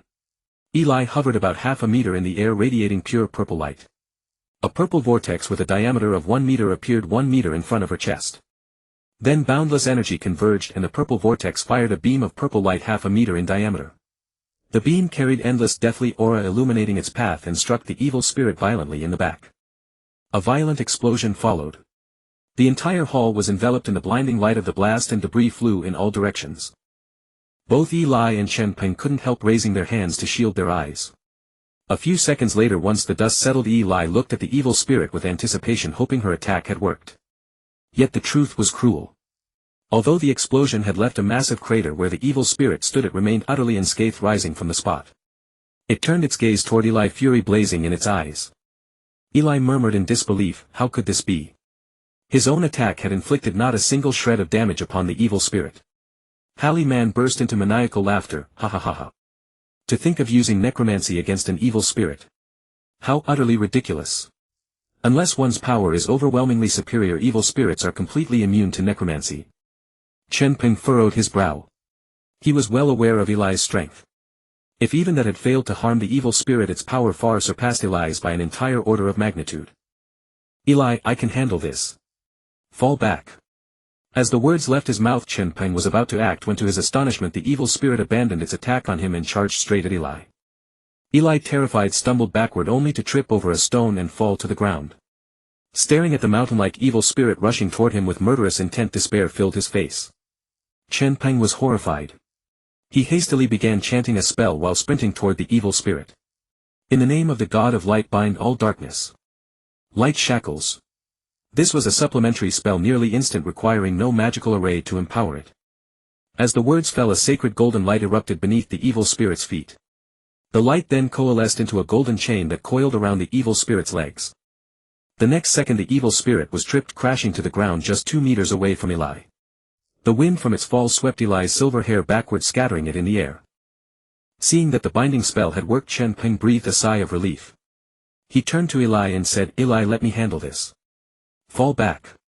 His tone was somewhat stern as Eli had nearly been in grave danger. "Understood, my lord." Eli realized that his presence was indeed hindering the battle, and he understood that his lord meant no reproach. He acknowledged the order and began walking toward the passage, but he kept looking back every few steps. After Eli retreated into the passage, Chen Peng still felt uneasy. He resumed chanting, "By the light of the dawn goddess become the shield that guards us. O spirits of the 9 heavens, heed the ancient covenant cross to the shore of time." He continued, "O spirits of the 4 directions, listen to my plea. Accept my blood pact. Guardian spirit." As the words fell, Chen Peng's hands began to glow with the power of light. Feeling that the light energy posed no harm to him, he waved his right hand and a multitude of white light particles emerged from it. These particles flew toward the cave entrance, forming a translucent shield that sealed off the opening. Chen Peng was uncertain whether the forbidden spell he was about to unleash would harm Eli, so he decided to take precautions in advance. Hallie Man's jaw nearly hit the floor at the sight. "My heavens! What am I seeing? A dark creature perfectly unharmed using light magic. Could it be that after 3,000 years the outside world has changed beyond my comprehension?" The sight of Chen Peng wielding light magic shattered Hallie Man's worldview entirely. Chen Peng turned to see the evil spirit crouching on the ground, furiously hacking at the light chains with its axe. With each strike the chains dimmed a little.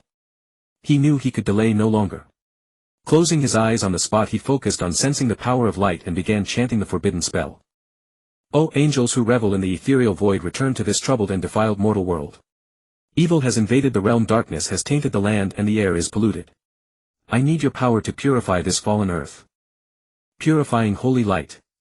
As he chanted, the dark aura around Chen Peng vanished instantly and a golden magic array appeared beneath his feet. This magic array differed from the ordinary hexagram pattern. It was formed by 2 equilateral triangles overlapping in opposite directions, creating a hexagon. At the very center was a circle filled with obscure runes. The 3 sides of the triangles were also inscribed with dense script, and each acute angle was enclosed by a small circle. A large outer circle surrounded the 2 triangles' apexes, while the inner small circle and the outer large circle rotated in opposite directions.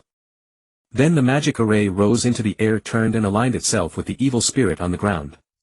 Upon hearing Chen Peng's incantation, the evil spirit had been hacking at the light chains with increasing desperation. Now seeing the array completed, it was filled with terror, swinging its axe wildly at the chains. The next moment a blinding golden beam shot from the array, enveloping the evil spirit completely. Immediately the entire hall echoed with the evil spirit's agonized screams. Within the golden light it thrashed frantically, desperate to escape the radiance, but the light chains held it firmly in place. Soon the evil spirit dissolved into golden specks of light, vanishing in agony. In less than half a minute the spot where it had stood was utterly clean, save for the 2 enormous axes. Chen Peng panted heavily and ceased the spell. Such a powerful magic drained him immensely. A wave of weakness washed over him. He quickly retrieved a potion brewed by Frankna and drank it in one gulp, feeling the weakness gradually fade. Hallie Man, watching from afar, swallowed nervously. Then he cleared his throat and swiftly retreated to his throne. "Ahem. You have proven your strength. Let us talk." Composing himself, the skeletal figure seated on the throne fixed his eye sockets on the 2 men. His voice, deep and low, resonated as he slowly spoke. "Outsiders, where do you come from?" Chen Peng, seeing Hallie Man's demeanor, felt nothing but scorn. Yet he replied calmly, "Greetings. I am Bien Haid from the Orr Castle in the south." "Orr Castle? Never heard of it." The skull slowly shook its head, then waved a hand impatiently. "Nevertheless, you are not welcome here. Please leave." Chen Peng smiled faintly. "Master Hallie Man, we mean no harm. We share a common purpose, to evade our enemies." At this the skull snorted coldly. "I care not what your purpose is. You are not welcome here." By now he was extremely nervous. He had already issued an expulsion order, and his tone was deliberately flat and icy. He couldn't win in a fight, and words were useless. These 2 invaders were not only stubborn but also formidable. At that moment Eli had already made his way from the tunnel entrance to stand beside Chen Peng. "My lord, I can sense his fear right now." Chen Peng raised an eyebrow with interest, turning his gaze to Hallie Man. "You said we should talk. If you continue speaking to me in that tone, I won't hesitate to use purifying holy light on you." The threat made Halley Man jolt in terror. He instantly scrambled down from his throne and knelt on the ground. Seeing this, Chen Peng and Eli both had question marks written all over their faces. After Harriman fell to his knees, he cried out in a tearful voice, "Don't kill me. I know I was wrong. I shouldn't have attacked you. Please don't make things difficult for me." At this moment Harriman's voice was no longer deep and resonant but light and youthful. It sounded like a boy of 17 or 18. "I've been hiding here for thousands of years. Can't you just spare me?" Watching Harriman kneel on the ground looking utterly miserable and bullied, Chen Peng and Eli exchanged a stare, their eyes wide with bewilderment. Chen Peng could not understand how the always arrogant Harriman had suddenly changed into a different person. However, just as Eli had sensed, Harriman was genuinely terrified inside. Earlier he had merely been putting on a brave front only to find that it had no effect on Chen Peng and Eli. Taking this opportunity, Chen Peng could gain a deeper understanding of how to deal with his opponent. Chen Peng pointed expressionlessly at the spot in front of him. "Harriman, come here." Hearing Chen Peng's words, Harriman stood up, ducked his head and walked over to Chen Peng with great deference. Harriman was utterly shattered inside. He was still the same coward who clung to life, and the fear of death in his heart made it impossible to keep up the act. No matter who Chen Peng and Eli were, their powerful and uncanny strength was not something he could contend with. Moreover, Harriman believed that after being isolated from the world for thousands of years, his strength had fallen behind the times. To preserve his life he had no choice but to bow and scrape. At that moment he only thought of himself as a weak and helpless skeleton. After Harriman came to Chen Peng's side, he hunched over, completely devoid of the imposing aura he had shown when he first declared himself the Bone King. Chen Peng looked at Harriman and asked in a low voice, "Tell me your story." Harriman nodded eagerly. "All right. More than 3,000 years ago." As Harriman began to tell the story of himself and the underground city, Chen Peng and Eli also started to listen attentively. It turned out that this underground city was indeed built by Harriman. More than 3,000 years ago, Harriman was a necromancer in a kingdom called Hosman. In his teenage years, Harriman, born to ordinary commoners, entered a magic academy in the kingdom to study. Soon his teachers discovered that Harriman was a genius mage of the necromantic arts. Not only did he possess an extremely keen perception of necromantic aura, he also had extraordinary talent in necromantic magic, able to master most spells without a teacher. Even with complex and difficult necromantic spells, he only needed the teacher to point out the key, and Harriman could master them in an instant. Before long, Harriman shot to prominence in the academy and became a celebrity. Naturally, this drew envy and resentment. There were many children of high-ranking officials and nobles studying there as well. Because their parents or elders came from distinguished backgrounds, they had long been the recipients of attention and preferential treatment. Wherever they went, they were the center of attention. They were arrogant by nature and proud of their noble lineage. But Harriman's appearance instantly stole much of the spotlight that had originally belonged to them. Wherever Harriman was, people's gazes and topics of conversation all revolved around the young genius Harriman. Soon jealousy took root in their hearts. What right did a commoner have to enjoy such popularity? Wasn't this an indirect way of saying that they as nobles were inferior to an ordinary person? This was a disgrace to their families. In order to bring everyone's attention and focus back to the nobles, they chose to suppress and bully Harriman. Several sons of princes took the lead, bringing along a group of sons of marquises and counts to bully him in every aspect of life, from academics to daily life, from school to home. At first it was just ordinary pranks. But they discovered that Harriman was as timid as a mouse and would only swallow his anger in the face of their oppression. Soon after, they used him as an outlet for their frustration, at the mildest verbal abuse, at worst fists and kicks. Harriman knew that his family was ordinary and he could not afford to offend any of these nobles. So every time he could only endure in silence. He just couldn't understand why others would bully him. Was it solely because of the difference in status? As Harriman continued to yield, the nobles went even further. Especially after discovering that he was still deeply loved by his teachers at school, they plotted to drive him out of the academy. They frequently came to Harriman's home, pressuring his family to make him withdraw voluntarily. But for an ordinary family, if it produced a mage, it would very likely bring considerable income to the household. If he was lucky, he might be selected by the kingdom's mage corps and enter the royal court. That would also be a chance to turn their fortunes around. Harriman therefore did not choose to drop out but continued attending classes. He and his family shared the same thought: just endure. It would be fine once he endured until graduation. His family knew that he was not welcomed by the nobles at school, but for the sake of the family's future they also consoled him, telling him to take it lightly. Offending the nobles would be the end, endure whenever possible. This ultimately shaped Harriman's timid and fearful personality. But the nobles, having failed to achieve their goal, were not satisfied. They still frequently went to Harriman's home to cause trouble and smash things. They even mobilized soldiers to search Harriman's home under fabricated charges. One day when he was 18, a squad of soldiers again came to his house claiming they were searching for an escaped criminal. A conflict broke out with his family, and in the end Harriman's parents were killed on the spot by the soldiers for resisting the law. This incident completely ignited the fury of Harriman, a man who had always been honest and meek. He went straight to the academy, found all the noble offspring who had bullied him, and used his necromantic magic to slaughter them all. Naturally, this made him wanted throughout the kingdom. It was then that he suddenly understood nothing was more important than staying alive. If he died like his parents or died like those nobles, everything would be meaningless. And so Harriman began his journey of escape. As he fled, he killed bounty hunters and the kingdom's soldiers along the way. He had no idea how many people he had killed. In the end he grew weary and afraid. Because those who came to kill him grew stronger and stronger, and he feared dying in battle. So he simply fled all the way north. Along the way he encountered the corpses of many dragons, and he casually found a well-preserved rib which he forged into a bone sword. Finally, after confirming that no one was following him, he went deep underground. On the surface someone would always be able to track down his whereabouts. But if he hid underground in the vast desolate wilderness, no one would ever think to search for him beneath the earth. And so he summoned undead creatures to build the underground city for him, prepared to hide there for a long time. At first he would feel hunger, an inevitable plight for any human. Yet he feared death, whether by starvation or violence. Death was still death. Venturing out for food meant exposing himself to risk, but staying meant certain starvation. To transcend the limitations of the human body, he simply abandoned his flesh and transformed it into a skeleton through necromancy.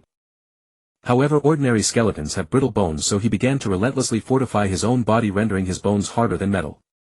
To preserve precious memories across his long existence, he took a century as a unit and began carving murals into the tunnel walls. In the monotonous years that followed, the longer Halley Man lived, the more he feared death. The greater his fear of death, the more cowardly he became. Having not set foot on the surface for millennia, he knew full well that he had fallen out of step with the world. Over 3,000 years he had lost all concept of the external power system. When he encountered Chen Peng and Eli, he initially mistook them for bounty hunters dispatched by the kingdom. Later, realizing he could not defeat them, he understood that he might have provoked formidable foes beyond his reckoning. Thus he chose to kneel and beg for mercy. His tone and voice at the beginning were an imitation of a former teacher, but in truth his mind had remained frozen at the age of 18. After listening to Halley Man's account, Chen Peng gained a thorough understanding of him. This was merely a youth whose psyche had been twisted by prolonged bullying. Of course the man's power was formidable. At the very least, without employing light magic, Chen Peng could not overpower him. However, Halley Man was unaware of the current combat hierarchy of the world and thus believed himself weak. In reality, if he went to the surface, he could effortlessly defeat 90% of the Empire's mages. This was a formidable warrior. Chen Peng could not let him slip away easily. While Halley Man still harbored fear, he needed to quickly bridge the gap between them. Chen Peng looked at Halley Man, who kept his head lowered, a habit he had developed when facing nobles. Halley Man, let me tell you about the current state of the outside world. Halley Man raised his head to look at Chen Peng, his eyes filled with curiosity. Really? Thank you. To claim he had no curiosity about the outside would be a lie, so at that moment he was extremely excited. Hearing that a story was about to be told, Eli also became interested. After all, the current Halley Man was utterly submissive and not at all frightening. Over the next few hours, Chen Peng and Eli narrated the known tales of the continent to Halley Man. Of course, it was mainly the well-traveled Eli who did the explaining. Chen Peng, having slept for nearly a millennium, had not fully recovered his memories and knew little. Through Eli's narration, Halley Man learned that the Huasiman kingdom no longer existed. Only the human Robertson Empire, the Orc tribes, and the dwarf Hufusita kingdom remained. Bounty hunters had become a thing of the past, replaced by an organization called the Adventurers Guild. The bounty hunters had become adventurers, but their essence remained unchanged. He also learned that the man before him was named Bayan Haid, a creature called a blood descendant, a race that had not existed on the continent 3,000 years ago. Thus he knew little about Bayan Haid, but he politely expressed his apologies. So you are a blood descendant, Mr. Bayan Haid. I deeply apologize for my earlier offense. Chen Peng understood his twisted psyche and chose not to dwell on it. The earlier attack was water under the bridge. Naturally, upon learning that Eli was also a necromancer, Halley Man's fondness for her surged. It was impossible to rule out that after millennia without seeing a living soul, meeting a fellow practitioner stirred him. Yet facing Eli he was as joyful as a child. Miss Eli, you are a necromancer too. I sensed a thick dark aura on you from the very beginning. How heartwarming.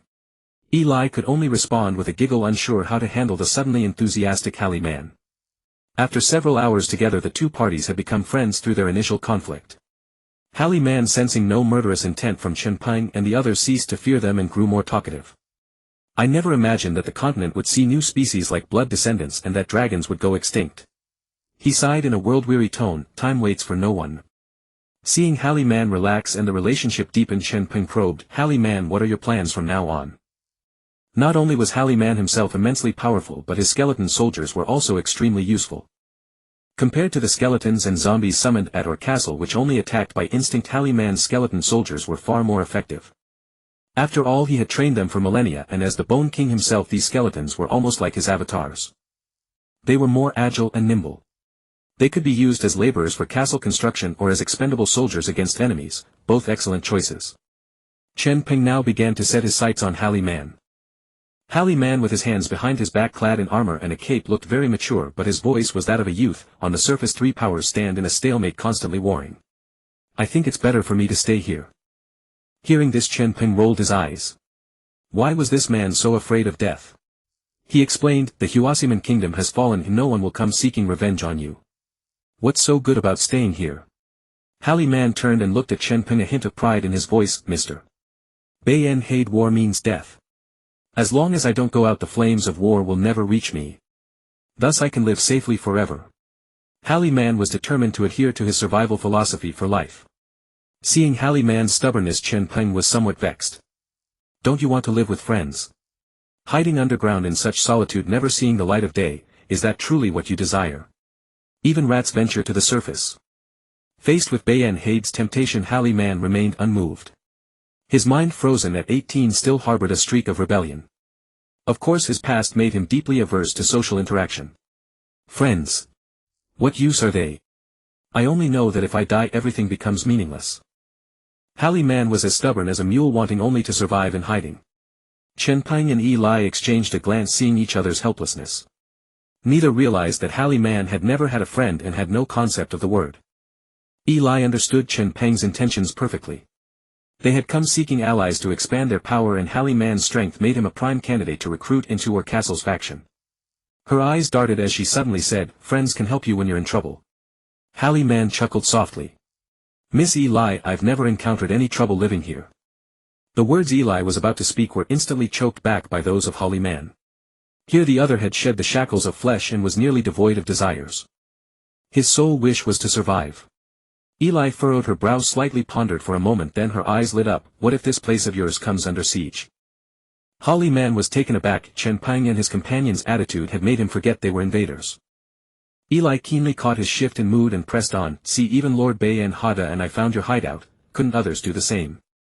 She then spoke with a concerned tone, her expression vivid, your place here is quite unsafe, you know. Unsafe, is it? A glimmer of confusion flickered in Hallie man's eyes as if lost in thought. Watching Eli start to help him coax Hallie man, Chen Peng found it amusing yet felt a warmth in his heart. He had never seen this side of Eli before.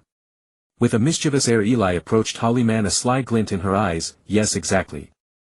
Just think, if orcs or dwarves discovered this place, they would surely besiege you. You heard us. Ever since the cataclysm 1,000 years ago, we dark creatures have been hunted by humans, dwarves and orcs. If they find out you're a Bone King, they might use light magic to capture you, lock you up and turn you into a research subject. Imagine your endless lifespan spent as a perpetual experiment. That would be worse than death. Before Hallie man could react, Chen Peng was overjoyed inside. He silently gave Eli a thumbs up in his mind. This angle perfectly struck Hallie man's sore spot. Hearing this, the eyeballs floating in Hallie man's sockets radiated boundless terror. As if envisioning the miserable life of a lab rat. Eli continued, but with friends it's different. For example, if you befriend us, we're all being hunted. When danger comes, friends and allies will rush to your aid. You can rely not only on these soulless, mindless skeletons but also on us. Chen Peng added, right, rather than surviving alone, it's better to huddle together for warmth. Against humans we'll have greater strength to protect ourselves. The two spoke in turns while Hallie man remained silent, seemingly weighing the pros and cons. Eli then stole a glance at Chen Peng and playfully winked. Chen Peng thought to himself how adorable it was, to the point of being criminal. Then Eli said, we're just like you, living underground. You're merely moving to a different dungeon. It won't affect you at all. After hearing this, Holly Man looked at Eli, then at Chen Peng, and murmured, "You truly want to be my friends." Holly Man's childhood had been a tragedy, bullied by nobles and isolated by them while ordinary people dared not get too close to him.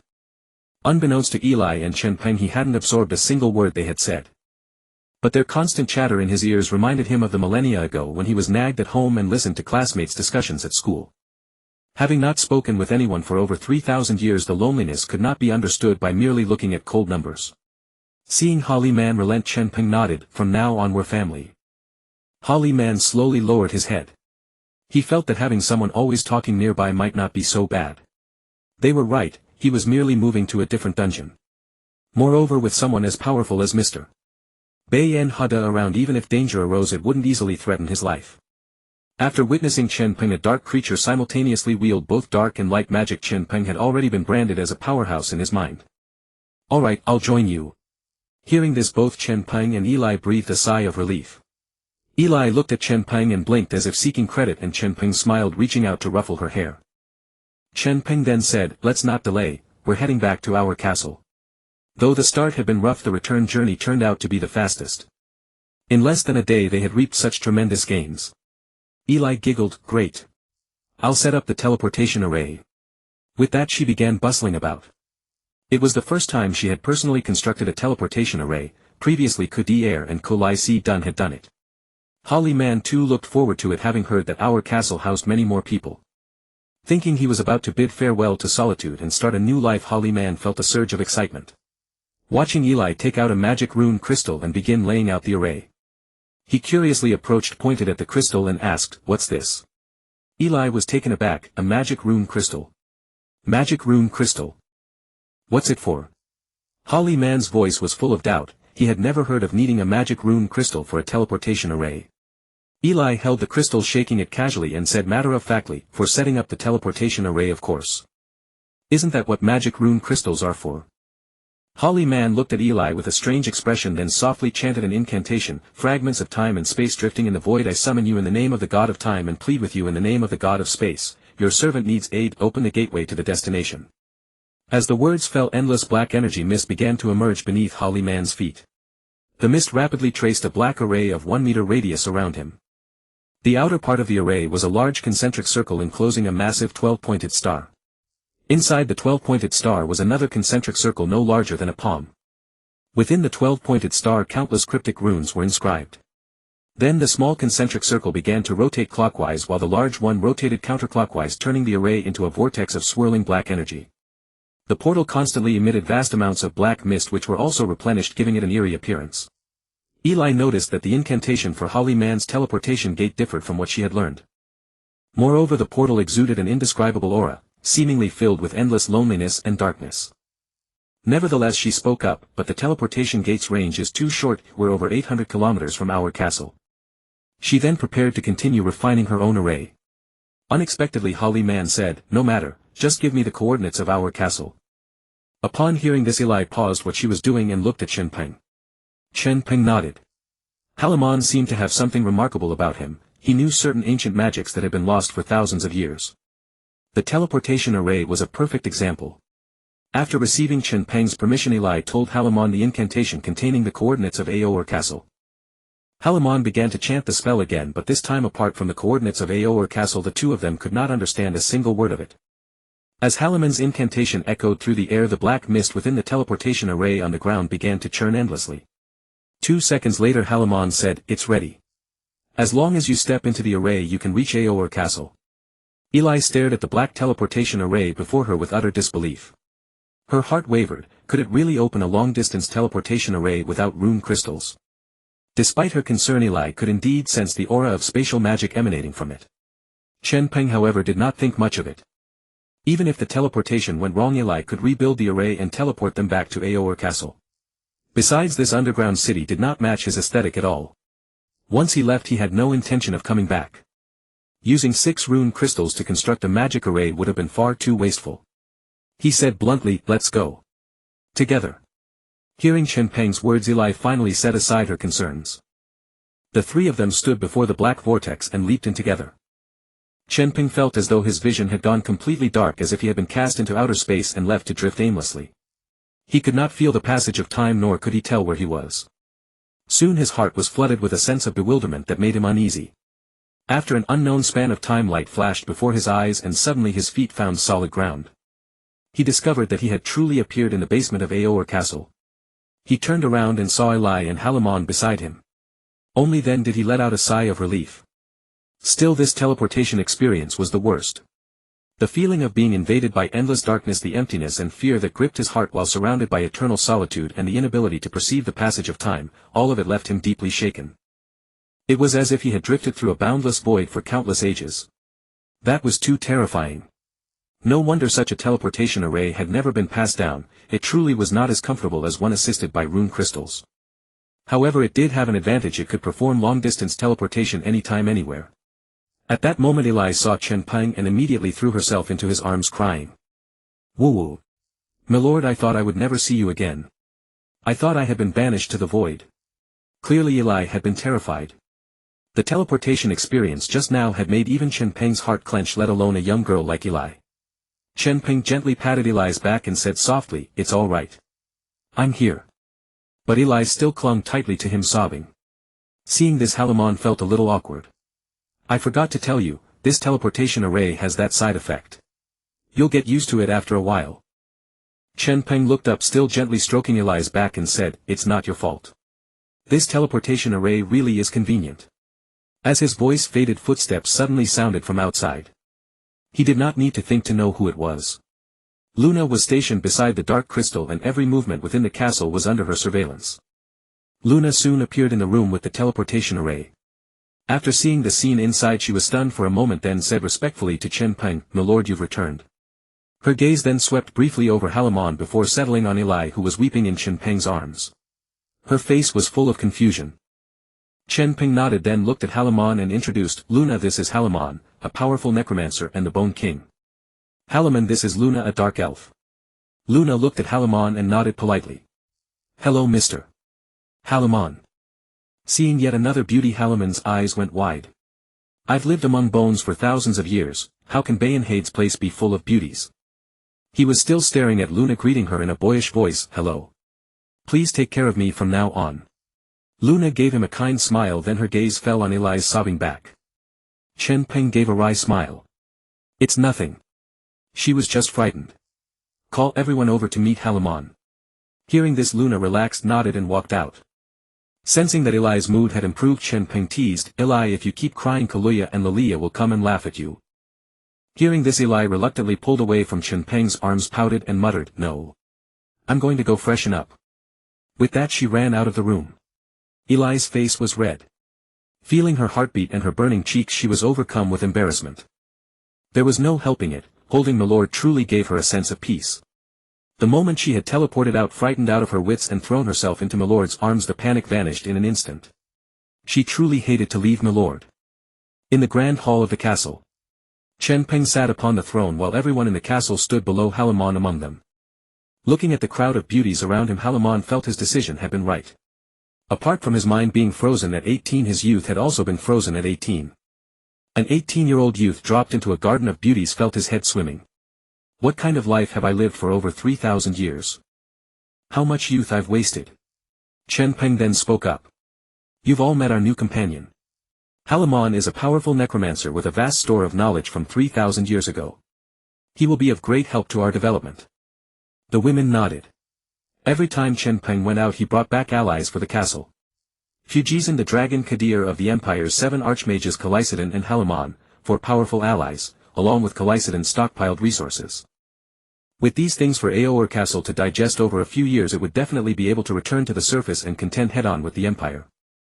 In the coming years, we need to accumulate strength and develop the underground city well. Once our wings are fully grown, we will return to the surface.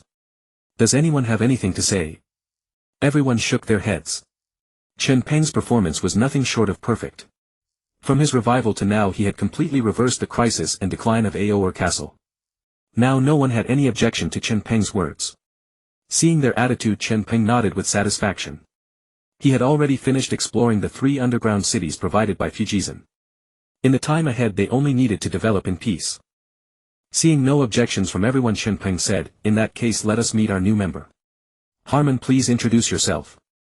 Harmon, who stood beside Codiel, heard his name called and looked up in a fluster. Though his mind raced with countless thoughts, having not seen so many people in such a long time, the sudden spotlight made him uneasy, especially under the gaze of so many beautiful women. Harmon remained socially awkward and shy. I. He stammered, glancing first at Chen Peng then around at the surrounding crowd, momentarily at a loss for words.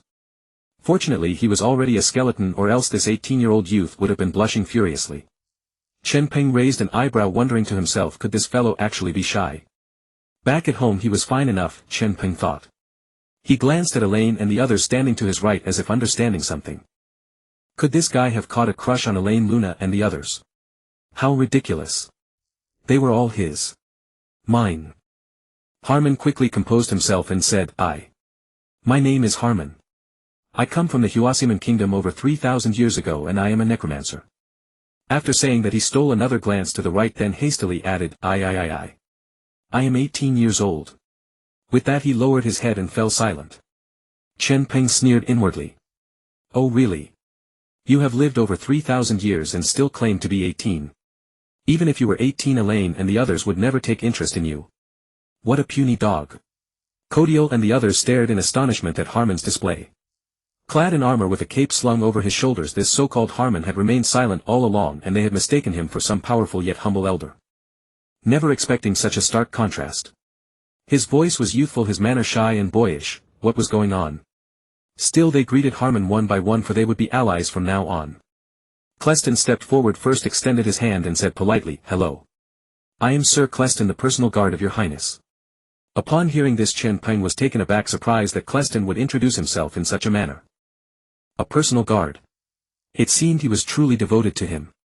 Meanwhile Harmon hastily reached out both hands and clasped Cleston's. Speaking in a deeply subservient tone he said, Hello. Harmon looked exactly like a sycophantic subordinate from television dramas of his previous life, entirely lacking the bearing of a true master or expert. Based on what he knew of Harmon, Cleston might not even be his match in terms of strength.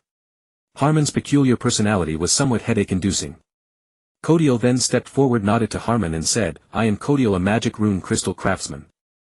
Codiel did not elaborate further, fearing that revealing too much about his identity might cause conflict in such a setting. After all, Harmon was an undead creature. Confusion flickered in Harmon's eyes, he had no idea what a magic rune crystal was. Nevertheless he bowed to Codiel and said, Hello Elder Codiel. Please guide me. Watching this scene, Chen Peng's eyebrows twitched. Though Harmon lacked the aura of a true powerhouse, he had to admit the young man did possess the virtue of respecting elders. Then again, you Harmon have lived over 3,000 years, yet you call a man in his 40s elder. Aren't you afraid of shortening your own lifespan? However, Codiel felt genuinely pleased by Harmon's deference. Being respected felt wonderful, he had not experienced such warmth in a long while. Ferguson approached Harmon expressionlessly. Before anyone could speak, Harmon was the first to say, Oh. You carry the scent of a dragon. Ferguson glanced at the bone sword at Harmon's waist, then nodded. Yes, I am a dragon. My name is Ferguson. Harmon bowed once more. Good day, Mr. Ferguson. Then with some embarrassment he pointed to the bone sword at his waist and explained, I apologize. During my escape years ago I picked up this rib from a dragon's corpse to save my own life. It was not meant to offend. Hearing this, Ferguson's expression softened slightly. The girls were about to introduce themselves next, but Chen Peng quickly intervened. All right, time is limited. We can get to know each other privately later. No way, this Harmon seemed to have impure intentions toward his subordinates. He simply could not let him near Elaine and the others. Chen Peng's words cut off Luna and the others who had intended to approach Harmon. They actually found his contrasting demeanor rather endearing and were eager to get to know him. No one noticed the sour atmosphere thick in the air. Chen Peng knew full well the other was a skeleton, yet the mere thought that he was essentially an 18-year-old adolescent made him deeply uncomfortable. Clearing his throat, Chen Peng continued, Let me outline the new work arrangements. We need to produce weapons and equipment as quickly as possible. We are short-handed, so fine equipment must fill the gaps. Turning to Frankna he said, Frankna, the steam engine and improved firearms, these must be completed without delay. Especially the steam engine. Without it the tanks cannot move. Frankna nodded upon hearing this. Understood. I am working hard to bring the designs to fruition. Chen Peng nodded, then turned to Cleston. The progress on the underground city must also be accelerated. Feel free to optimize my designs as needed. Construction must be completed before Franca finishes her research. We need enormous warehouses to store supplies. Upon hearing this, Cleston bowed to Chen Peng with a knightly salute and said solemnly, Your Highness, rest assured. I will spare no effort. Having addressed the most critical matters, Chen Peng turned to Luna and Karua. You two arrange for clan representatives to assist at Franca's laboratory. They must familiarize themselves with the performance of the lab's products at the earliest opportunity so that they may be widely adopted in the future. The two young girls nodded earnestly. After finishing his instructions, Chen Peng thought for a moment and felt there was nothing else to add. He waved his hand and said, All right, dismissed. Go about your business. As the words faded, everyone slowly dispersed. However, Harmon's mind was filled with questions. Had he drifted so far from the world? Firearms, tanks, steam engines. He had no concept of what these things were whatsoever. But from Chen Peng's tone, since they could compensate for the shortage of manpower, they must be incredibly powerful weapons. At this thought he became even more curious about what these items looked like. His interest in this place grew stronger and he began to regard it as a fascinating location. Moreover, the current policies of the underground city aligned perfectly with his own philosophy. Hide and bide. This was truly a treasure trove for a laid-back retired existence. Half a month later. One day Chen Peng sat at his desk, pen in hand, recording certain things. All were memories of his previous world, for he feared that with prolonged life here he would forget. Incidentally, he also transferred things he liked and found suitable to this world. For instance, cooking techniques, various life hacks and small inventions, in short anything that could improve his living standard was meticulously recorded. By now his room was fully furnished. The bed mattress in particular was stuffed with ample sheep's wool collected by Krua, making it far more comfortable than a coffin. The backrest and seat cushion of his office chair were filled with down extremely soft. Soon Chen Peng put down his pen. Gazing at the hot pot recipe written on the paper, his mouth watered. It had been so long since he last enjoyed hot pot. With that thought he promptly went out to find Lilia, tasking her with procuring ingredients. Lilia, who had been idling, looked utterly bewildered upon receiving Chen Peng's assignment. She examined the materials listed on the paper. Hot pot. What is this? And what are Sichuan peppercorns and star anise? Apart from beef and mutton, Lilia recognized none of the items written. Yet she dared not neglect Chen Peng's orders, so she braced herself and set off to prepare. Meanwhile, Chen Peng arrived at Franca's laboratory. He was deeply concerned about the progress of various technological implementations. Inside the lab, besides Franca, there were two werewolves, one male, one female, and two dark elves, also one male and one female. They had come to assist as per Chen Peng's earlier instructions. At that moment Franca sat at a clean table upon which lay several long steel tubes. She was examining one of them. Yet her dark circles were heavy, her complexion pallid, and her lips slightly chapped. Catching sight of Chen Peng from the corner of her eye, she stood up and looked at him, forcing a faint smile onto her weary face. What brings you here? Chen Peng hadn't expected Franca to look so unwell. He asked with concern, How long have you gone without rest? Franca shook her head. That's not important. Then, lowering her gaze to the gun barrel in her hand, she added, Currently the progress on the firearm is slow. Engraving the internal threads of the barrel remains a persistent challenge. As you said, these threads, these rifling grooves, greatly influence the projectile's range and power. I'm still working on a solution. Hearing this, Chen Peng's expression soured. He stepped forward, snatched the steel tube from Franca's hand and tossed it onto the table, saying, You look terrible. You're human, your body needs adequate rest. I'm fine. Once the barrel rifling issue is resolved, I'll rest. With that, Franca sat down, ready to resume work. But as she sat, she seemed to lose her balance and stumbled. Chen Peng reacted swiftly, steadying her. As your lord, I command you to go rest immediately. He then turned to the dark elf girl and asked, How long has she been awake? The dark elf girl lowered her head, stealing a glance at Franca, and replied hesitantly, 2 days. Chen Peng clearly didn't believe it. The girl bit her lip as if wrestling with a decision, then answered, 5 days. At that, Franca shot her a glare. Chen Peng looked down at Franca. I said time was tight, but not as exaggerated as you imagine. 5 days without sleep. Do you want to make Eli resurrect you again? In Chen Peng's eyes, Franca had always been elegant, magnanimous and wise. How could she act so irrationally? Franca didn't directly answer Chen Peng. Instead she muttered, Sooner or later I'll replace this frail body. What did you say? Chen Peng hadn't caught her words. Franca shook her head, nothing. Seeing this, Chen Peng didn't waste time. He said to the other 4 in the lab, I'm taking Franca to rest. You should rest too. With that he forcefully helped Franca up and guided her toward the door. Franca made a token struggle, but her strength was no match for Chen Peng's. Ultimately she had no choice but to let Chen Peng lead her to her room. Chen Peng watched Franca lie down on the bed before saying, "Rest well. I hope to see you refreshed. Don't be foolish again. I prefer the elegant intelligent Franca I once knew." With that he closed the door and left. Franca lay in bed, her cheeks flushed, repeatedly savoring Chen Peng's final words. Does he still prefer the elegant me? Then she pulled the covers over her head. Ever since she saw the alchemical blueprints of steam engines and other devices from Chen Peng, her heart raced whenever she saw him.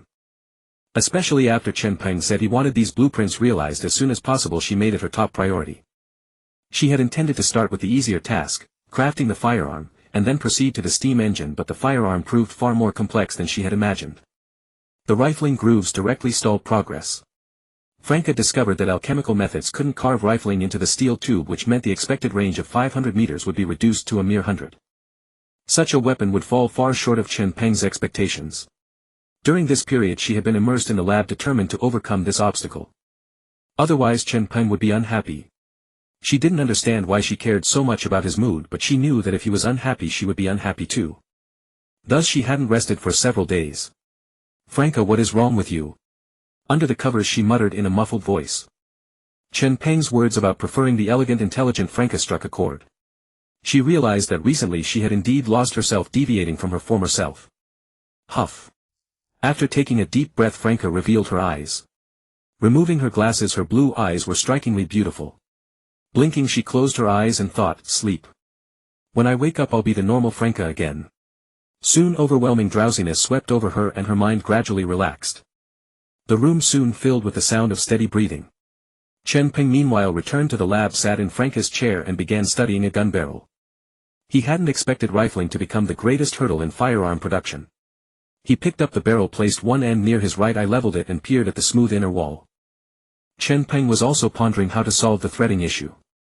Just then he suddenly saw a cute doll-like face at the other end of the tube. Eli stood at the door with her hands behind her back, tiptoeing curiously as she watched Chen Peng. "My lord, what are you doing?" Chen Peng set down the steel pipe, looked at Eli and shrugged.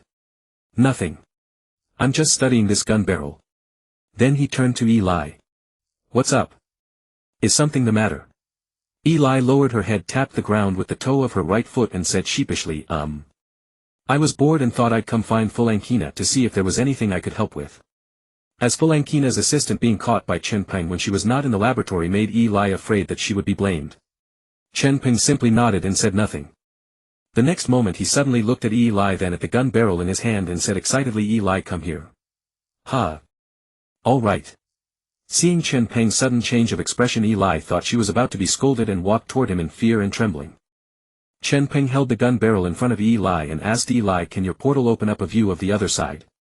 A possibility occurred to Chen Peng, reaching directly through the portal into the gun barrel to carve the rifling.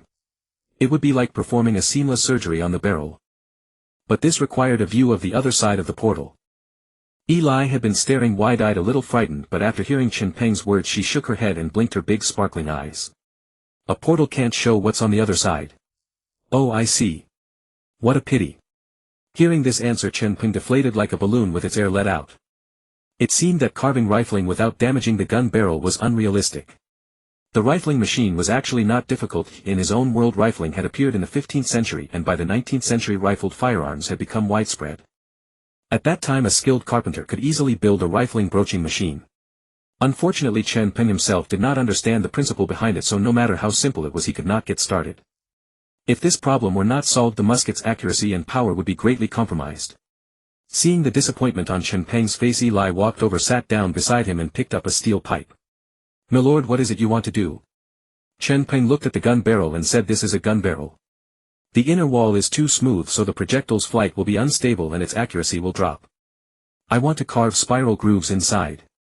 When the projectile flies through the barrel it will spin under the push of air pressure, greatly increasing both accuracy and range." Eli looked utterly bewildered after listening. Industrial theory was like a heavenly scripture to her. She did not even know what air pressure was. Even so she said, "Milord, though I don't understand what you're saying, is this the effect you want?" With that she took her staff from her treasure pouch, picked up a gun barrel from the table and chanted, "Great fire spirit, grant me the power of fire, kindle the flame that tears open the darkness and burns away all filth, flame spell." As her voice faded, Chen Peng saw a faint glow appear inside the gun barrel in Eli's hand. He hurriedly leaned over to look into the barrel and saw 3 sesame-sized rootless flames beginning to burn and advance in a spiral inside it. As if carving runes, the fire left shallow grooves wherever it passed. Soon the 3 streaks of fire burned to the end and several smooth rifling grooves appeared inside the gun barrel. Chen Peng stared into the gun barrel with his mouth wide open and an expression of utter disbelief. Then he closed his eyes and slapped his forehead hard. A single leaf had blinded me. A single leaf had blinded me. Seeing this, Eli quickly asked, "My lord, what's wrong? Did Eli do something wrong?" Chen Peng turned to Eli, excitedly cupped her forehead and kissed it. Then he said excitedly, "No, not at all. Eli, you are truly adorable." Immediately after, Chen Peng rushed out of the laboratory preparing to head to Calliceden's underground city. Eli stood frozen in place, her eyes wide as if she had been struck dumb. Then like a coat of paint a blush swiftly spread across her little face. "My lord kissed me. Oh my goodness." Feeling the lingering warmth on her forehead, she was filled with disbelief and then shyly buried her face on the desk. Her back kept heaving, one could not tell whether she was laughing or crying. Chen Peng meanwhile rushed swiftly toward the portal in the basement, inwardly cursing himself over and over. His way of thinking was far too rigid. He had spent this entire time thinking about the industry and science of his past life, forgetting that this was a world of magic. With magic around, many scientific matters actually became simpler. Fulankina was acting strange. He had not expected that he too was going down a rabbit hole. How utterly stupid. He arrived at the basement where Luna was instructing Halamon to have his controlled skeleton soldiers complete a construction project. Seeing Chen Peng in such a frantic rush, Luna had just been about to greet him when he plunged headfirst into the portal room. Luna pouted. It had been so long since the milord had spoken to her. Halamon noticed Luna's somewhat unhappy expression, tilted his head and asked, "Sister Luna, what's wrong?" Hearing Halamon's words, Luna snapped out of it and said with a smile, "Nothing, nothing. Let's continue." Halamon was truly so sensible. Being called Big Sister made her so happy. Luna smiled with her eyes narrowed and continued giving Halamon his instructions. Chen Peng meanwhile activated the teleportation array and went directly to Calliceden's underground city. Then through beacon he found Calliceden, who was supervising the mining work on the rear mountain. After all, the underground city of Orr Castle had now begun large-scale construction. In addition, because he was planning for weapons and equipment, Calliceden feared that his reserves of iron ore would not be enough, so he posted job openings for miners in the city. He had recruited quite a few residents to come mine, and many of Fujisan's residents had joined the mining ranks. If you worked, you got paid and you could spend the money inside the underground city. These were all benefits that Fujisan's underground city did not offer. When Calliceden saw Chen Peng, he hurried forward. "Your Highness, why have you come? What instructions do you have?" Chen Peng said hurriedly, "It's not a big matter. Go find some fire mages and take them to the dwarven craftsman. Then using the flame spell add this kind of rifling to all the gun barrels and cannon barrels." With that he handed the gun barrel in his hand to Calliceden. The latter took it, glanced at the spiral grooves inside and nodded. "No problem, Your Highness." Chen Peng thought for a moment and added, "This barrel is not up to standard. Tell the mages that the more spiral grooves they carve the better, but they must be neat and even." Calliceden agreed. "I'll make arrangements right away." With that he turned to leave, but Chen Peng called him back. "I haven't finished yet. Once you're done, come over for dinner tonight. I've invented a new delicacy." Chen Peng naturally wanted to talk about hot pot. Everyone had been working hard recently and hot pot is best enjoyed with many people for the atmosphere. He wondered how Lilia's preparations were going. Full of anticipation. After Calliceden nodded in agreement, he went about his business. Having solved the rifling problem, Chen Peng was in excellent spirits, humming a tune as he started back through the district. Unexpectedly, while crossing the underground city, he encountered Ferguson, who was about to enter the tavern when he saw Chen Peng returning. "My lord, how did you come here?" Since joining Orr Castle, Ferguson, like everyone else, had begun addressing Chen Peng as "my lord." Chen Peng saw Ferguson and greeted him with a smile. "Ferguson here for a drink again?" The latter's face flushed with embarrassment. It had been too long since he last drank. Ferguson's underground city lacked the conditions for growing crops or brewing various fine wines. Ever since he discovered that he could drink at Calliceden's place, Ferguson had been constantly running over there. Chen Peng smiled, not finding anything wrong with it. "A drink," he offered. Ferguson, upon hearing this, naturally did not stand on ceremony. Let's go, let's go." With that he enthusiastically put his arm around Chen Peng's shoulder and headed into the tavern. Although he called Chen Peng "my lord," in reality there was no clear superior-subordinate relationship between them. They were more like friends. After entering the tavern they ordered 2 pints of beer and some snacks, then sat in a corner seat and began chatting. After eating a few fries, Ferguson said, "My lord, any progress on Miss Eli's end?" Chen Peng knew he was asking about resurrecting Lisa, but he didn't know the progress either. After all, everyone at Orr Castle had been busy as dogs lately. However, he still said, "Eli has always kept it in mind, constantly consulting materials. I believe it won't be long before there is news." Chen Peng was not lying. Since Eli had promised to help resurrect Lisa, she had often researched how to resurrect dragons. That girl never took promises lightly. Upon hearing this, Ferguson was slightly disappointed but still raised his glass to Chen Peng. "All right. After waiting so long, 1 or 2 more years won't make a difference." Chen Peng understood Ferguson's anxious heart. After all, it was a man's redemption for himself. He clinked his beer mug with Ferguson's and said, "Eli is a powerful necromancer and also a genius necromancer. I believe she will soon help you and Lisa reunite." After saying that, he took a big gulp of beer. Ferguson gave a bitter smile and said, "I hope so." Then he gulped down the beer in his glass in one go. With a thud he set down the glass heavily and complained, "This ale lacks flavor." Hearing Ferguson's complaint, Chen Peng nodded in agreement. If treated as a meal, beer is indeed a drink for accompanying food and conversation, but when wanting to drown sorrows, the alcohol content of beer is too low. Thinking of this, Chen Peng suddenly recalled the baijiu from his country in his previous life. If he could brew a high-proof liquor and sell it in the underground city, he wondered how the sales would be. But it was just a thought, he didn't have time to dabble in such things now. He returned to the previous topic. "Don't worry, I'll ask Eli today whether there's any progress." Chen Peng still held a positive attitude toward resurrecting Lisa. After all, the combat power of a dragon was terrifying. Just like in his previous life, whoever controlled the air supremacy held the initiative in war. A dragon that was powerful, agile, and could unleash massive firepower would be a great weapon for Orr Castle. If there were 2 dragons, what would that be like? Once bombs were made, they could be placed on the dragon's back, fly over the enemy army and carry out saturation bombing. The scene, just thinking about it, was thrilling.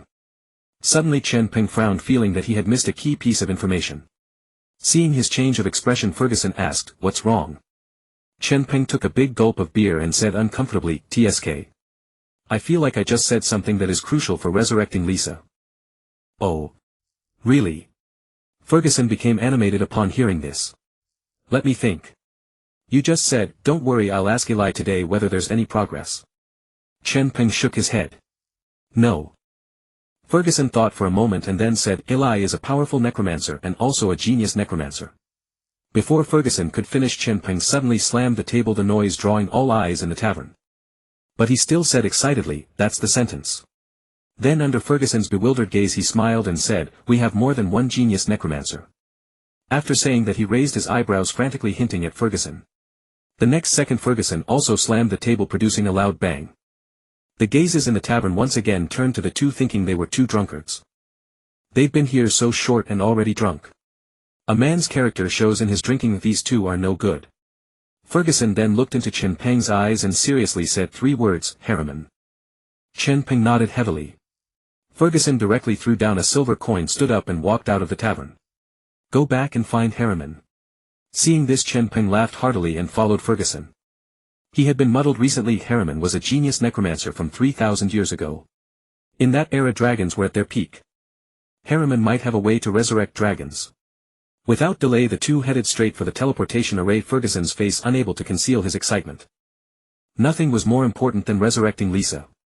After teleporting to Orr Castle, they emerged to see Luna still in the basement talking with Heroine, who was holding a small notebook and earnestly recording something. Seeing Chen Peng and Ferguson, Luna smiled slightly. "My lord, Mr. Ferguson." Seeing Chen Peng, Luna's mood inexplicably became joyful. As she watched him walk toward her, her smile grew even brighter. Chen Peng nodded at Luna and said, "Are you done?" Luna nodded.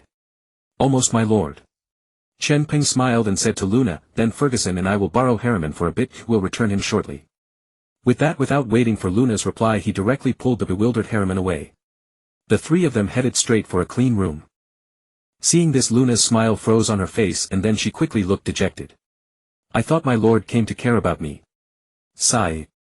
"Maybe it's something important." In the room, Chen Peng pointed at Ferguson and said, "This is Ferguson you've already met." Heroine nodded blankly. Chen Peng then asked seriously, "Heroine, do you know how to resurrect a dragon?" Heroine looked at Ferguson and said, "Could this be a dead person?" Then he reached out his claw and touched Ferguson's face. It's warm."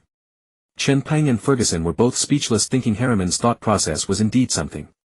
Less nonsense, answer my question. Chen Peng quickly pulled Harriman's thoughts back. Harriman nodded then. Every creature has a way to be resurrected and dragons are naturally no exception. Hearing this, Ferguson's eyes lit up instantly and he said excitedly, great. After waiting for so many years, Harriman's words finally gave him hope. Eli had only said to give it a try, but Harriman directly confirmed it was possible. Chen Peng also pressed on, so we have a dragon here that needs your help to resurrect. Can you do it? Harriman nodded very simply. What's the big deal? As long as the body hasn't decayed and the soul hasn't dissipated, it can be resurrected. These words immediately poured cold water on both of them. The body was indeed well preserved, but whether the soul had dissipated or not they didn't know. Especially Ferguson, whose smile froze directly on his face. After 2,000 years he wasn't sure what had happened to Lisa's soul. Harriman didn't notice their expressions and continued, generally speaking every creature has a soul. After death the soul leaves the body and enters hell or heaven. Then it reincarnates again. After the soul reincarnates, although it loses its memory, it is still essentially that soul. However, the number of reincarnations is limited. Each soul will dissipate from this world after 13 reincarnations. If the dragon you want to resurrect has not completed 13 reincarnations, it can be pulled back and successfully resurrected. After speaking, Harriman looked at the two only to find that both Chen Peng and Ferguson had solemn expressions, not knowing what they were thinking. Upon hearing Harriman's words, Chen Peng suddenly recalled that in his previous life the Western world considered 13 an unlucky number, although there were different explanations in that world. But what Harriman said was also reasonable. Since the soul dissipates after 13 reincarnations, it is indeed very unlucky. Combined with Harriman's words, the soul loses memory after reincarnation and enters the cycle. Then could he really be being hard? After his death he reincarnated into another world and became a content creator. And then was forcibly pulled back by Eli. Chen Peng found it somewhat terrifying to think about. Ferguson on the other hand was guessing whether Lisa's number of reincarnations had reached 13. Is it possible that Lisa's death was exactly her 13th reincarnation? Or could it have been her first, but now after 2,000 years the 13 reincarnations have already ended? After all, over the long years the chance of 13 reincarnations is not many. He suddenly felt afraid to proceed with the resurrection ritual so that he could always hold on to hope. If the resurrection failed, it would mean Lisa was truly gone forever. Seeing the two silent, Harriman spoke up, "What's wrong with you?" Chen Peng forced a smile and said, "Nothing." Then he looked at Ferguson beside him, "Should we continue?" Chen Peng also calculated that after 2,000 years 13 reincarnations might indeed have concluded. Ferguson's face was somewhat gloomy and he was very hesitant. Finally he sighed, "I don't know either." It seemed heaven had given him hope again, only to make him despair once more. He was truly afraid that his fantasy bubble would burst. Chen Peng patted him on the shoulder and comforted him, "Actually things are far from as bad as you think. 13 chances are not so easily exhausted. Look at me, I slept for over 900 years and was still successfully resurrected by Eli." Unable to think of any other words to comfort Ferguson, Chen Peng had to use himself as an example. Ferguson slowly exhaled and then nodded. What Chen Peng said made sense. If he could be resurrected, why couldn't his Lisa? Harriman didn't know why the two suddenly became sentimental, full of question marks. He looked at Chen Peng and asked, "So who is it that you want to resurrect? Take me to see." Chen Peng didn't agree immediately but looked at Ferguson to see his decision. Ferguson forced a smile, "No problem." Seeing that he had made a decision, Chen Peng said, "All right, come with me." After Ferguson arrived at OL Castle, he brought Lisa along as well. She is now stored in a room within the castle. Eli has inscribed an ice magic array there, ensuring that it remains in a low-temperature state. Harriman followed Chen Peng and Ferguson, and the three soon arrived at the room where Lisa's body was stored. The room was not large, about a dozen square meters. Lisa was in the center of the room, still lying on a stone platform. However, there was no ice in the room. Instead, beneath the stone platform was an ice magic array emitting a blue glow. The magic array was emitting streams of white cold air. As the three entered the room, they immediately felt the temperature drop significantly. A thin layer of white frost also covered the surrounding walls. Ferguson approached Lisa, intending to speak as usual, but words failed him. Chen Peng stood behind him, also unsure how to comfort him.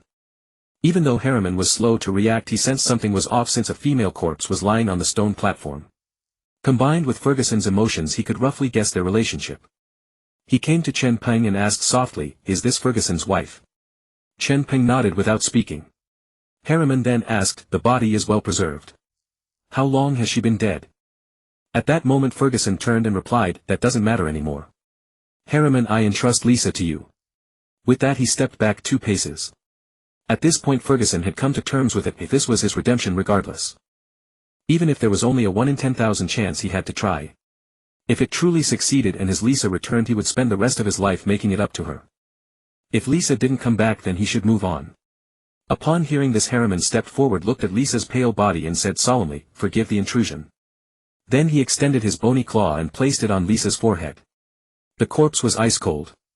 Harriman carefully examined the condition of the body and found it was still well preserved. It seemed that Ferguson had truly taken good care of this body. Then he withdrew his hand and looked at Chen Peng. I need blue soul grass, red spider lily.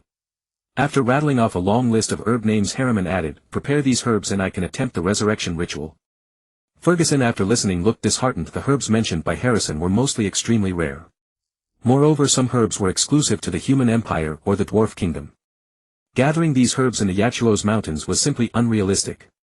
That is to say, the resurrection ritual could not proceed so easily. Everything seemed to return to square one. Chen Peng, however, carefully noted down these herbs.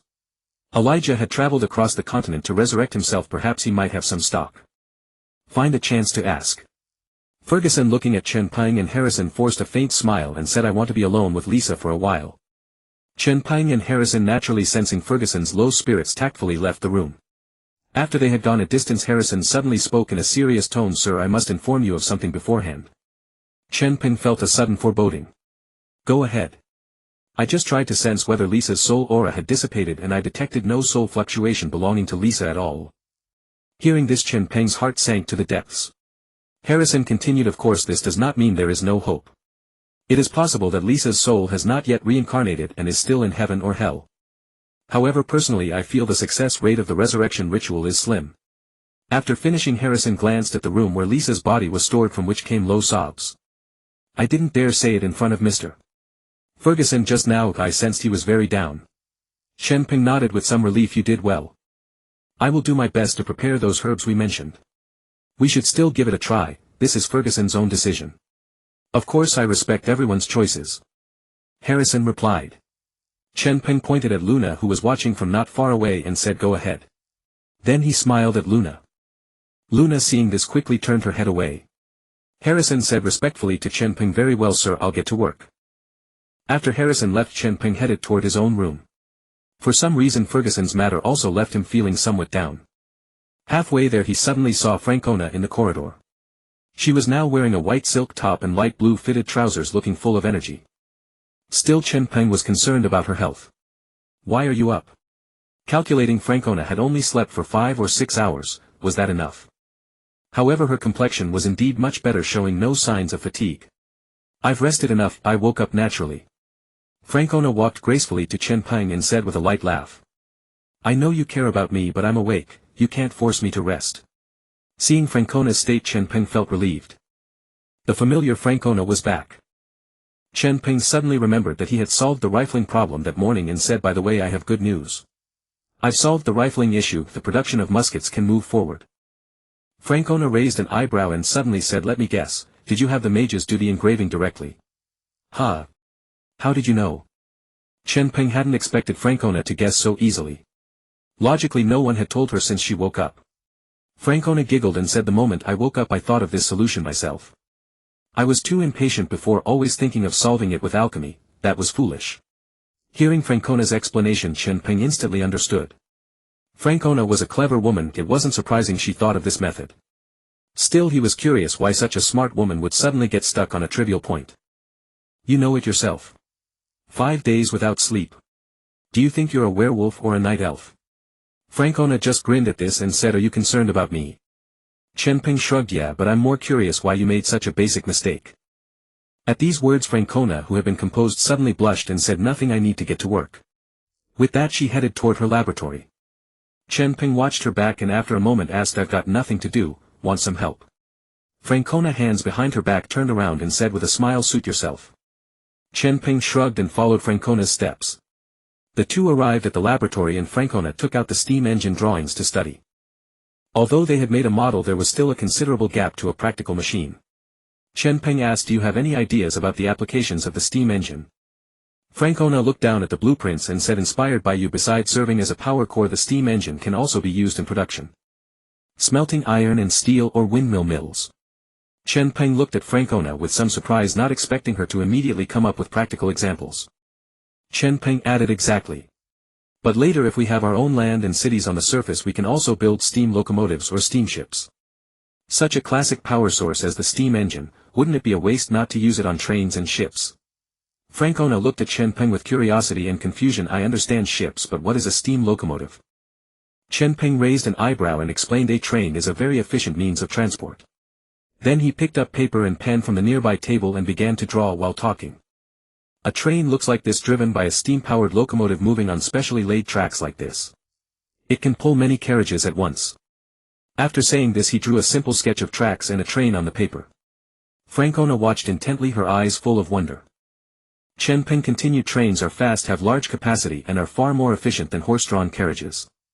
In the future, when we fight the Empire, trains can serve as logistical support, transporting strategic materials and troops. With that, Chen Peng handed the paper to Francona.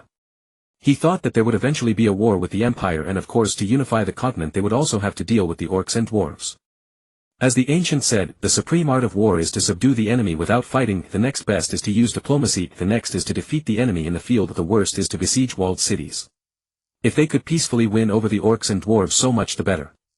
But if war was inevitable, having trains would give them a great strategic advantage. After Francona carefully examined the train in the picture, she blinked her large eyes and looked at Chen Peng. Then she suddenly asked, "You're not Bainhard, are you?" As her words fell, Chen Peng remained rooted to the spot, then gave an awkward smile. "Francona, what are you talking about? If I'm not Bainhard, then who am I?" Francona smiled lightly and tucked a strand of hair behind her ear. "You look nervous." Chen Peng's heart began to race. With Francona back to normal, her intelligence had returned in full force. A clever Francona was really hard to deal with. And no.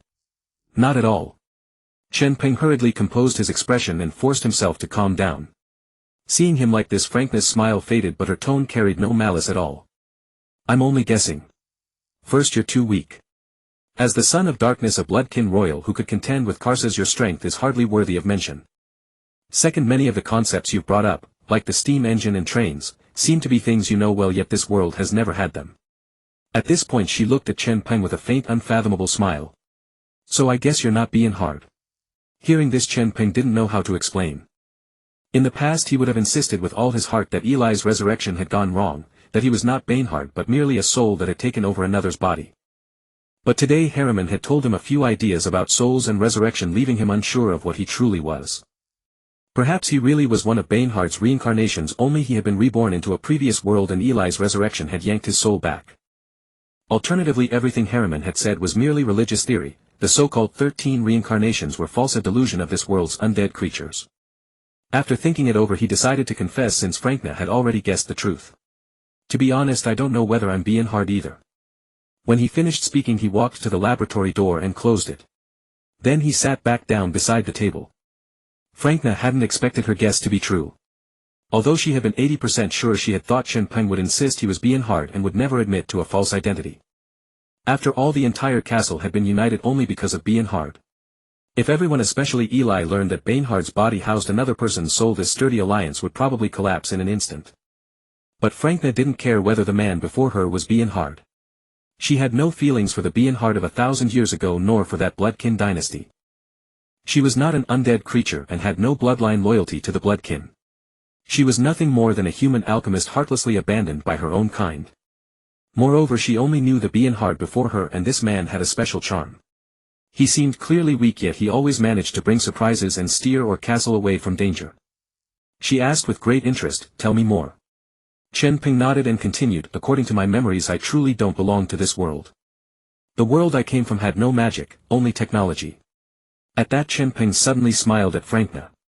"I think the world I lived in would suit you very well." Francona nodded in agreement. "I think so too. From the concepts you proposed, I can tell it must be a wonderful world." Chen Peng waved his hand. "Let's get back to the main topic. Even so, today Ferguson and I went to see Harriman to ask about resurrecting Lisa. You know this is Ferguson's wish." Francona nodded.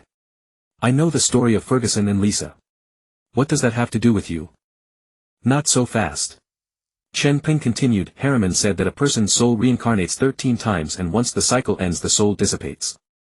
And during reincarnation the memories of the previous life are lost. So I was thinking, could I be Bainhard's soul just reborn into another world?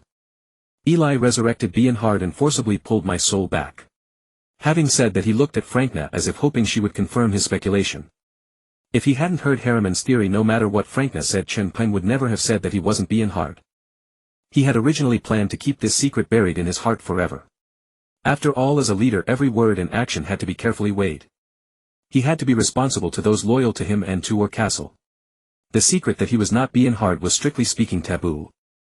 But Harriman's words were chilling upon reflection, prompting Chen Peng to make even bolder guesses about his own identity. If he was originally Bainhard's soul, then saying it out loud was hardly a fault. Harriman's theory could support his identity. By now Frankna had lost her smile and widened her eyes in shock. It was her first time hearing such a theory. Even Eli as a necromancer didn't know this knowledge. It might also be that over thousands of years a gap in knowledge had appeared. After all, the continent had seen long periods of unity and division with constant wars. Frankna frowned and murmured, so I didn't lose my memories because Eli resurrected me before my soul had completed its next reincarnation.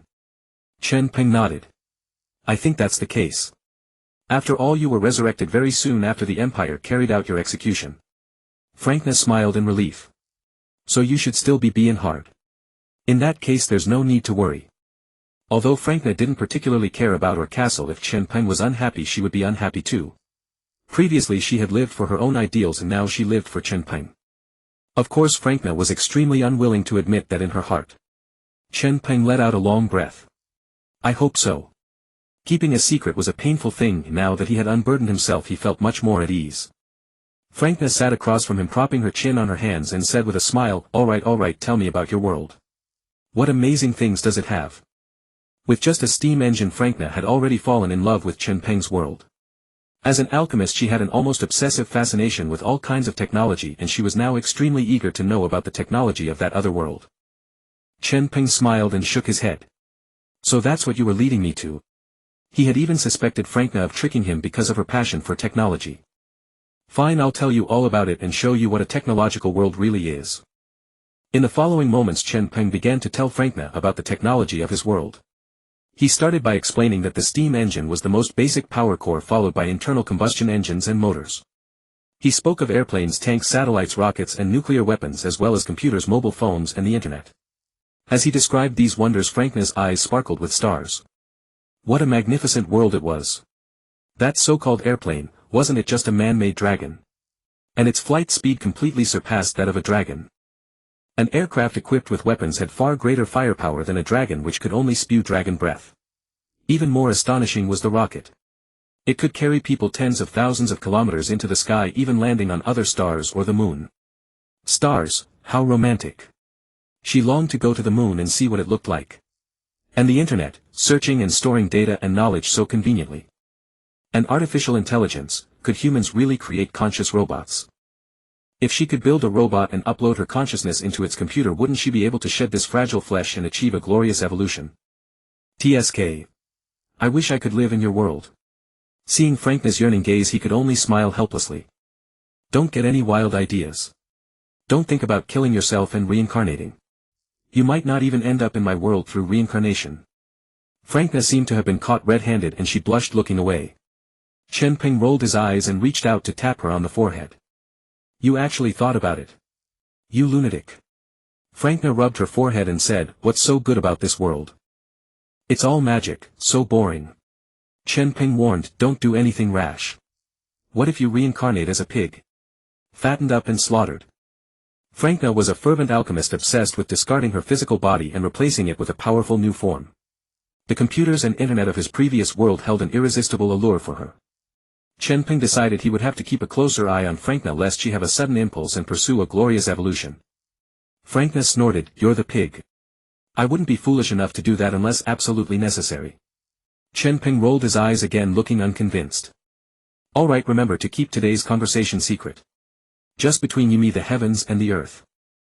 With that Chen Peng resumed his stoic expression, stood up and said, let's go. I've asked Lilia to prepare hot pot, a taste of delicacies from another world.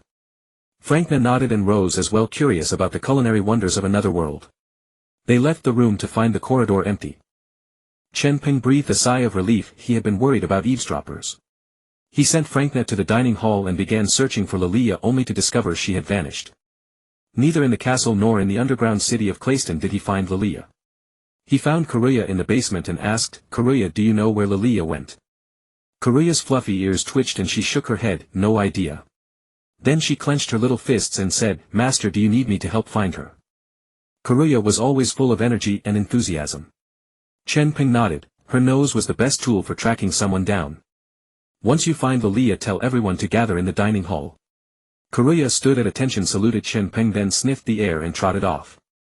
Chen Peng rubbed his nose thinking that he had asked Lilia to prepare the hot pot and ingredients. She had a whole day to get ready, yet she was nowhere to be found. Just then Ulysses and Luna emerged from the underground passage, apparently returning from the construction site. Seeing Chen Peng standing in the basement hall, they approached and greeted him. "Master, what are you pondering?" Chen Peng looked at them and smiled. "Luna, Ulysses, you've worked hard these days. How is the progress on the underground city?" Ulysses lowered her head. "Master, the framework of the first level has been excavated. With heroine skeleton soldiers helping, the progress is very fast." Luna also smiled. "Rest assured, Master, within half a year the 3 levels of the underground city will be ready for use." 3 levels. Chen Peng remembered that his plan had 5 levels. Luna quickly explained, "Master, Marquis Clayston said that 3 levels would be enough to sustain us until we return to the surface. In the future we can build cities on the surface. Marquis Clayston said this would save more resources. The 3 levels are a combat zone, a logistics and storage zone, and a living zone. The total area is nearly 300,000 square meters. Chen Peng recalled that he had mentioned his plan could be optimized, and it seemed Clayston had reduced 2 levels due to the tight schedule. And the area Clayston planned was very reasonable. He's truly a talent in construction management. Well done, you've worked hard. Everyone gather in the dining hall tonight for a feast. Ulysses and Luna nodded. Understood, Master. By the way, have you seen Lilia? Chen Peng suddenly asked. Ulysses thought for a moment, then said, Lilia came to me today and asked what star anise and hot pot were. I didn't know, so she left looking unhappy. Upon hearing this, a bad feeling arose in Chen Peng's heart. He had forgotten that the names star anise and bay leaf were from his world, and it was natural that Lilia didn't understand them. But at least the beef mutton and the pot itself, I hope Lilia didn't let me down.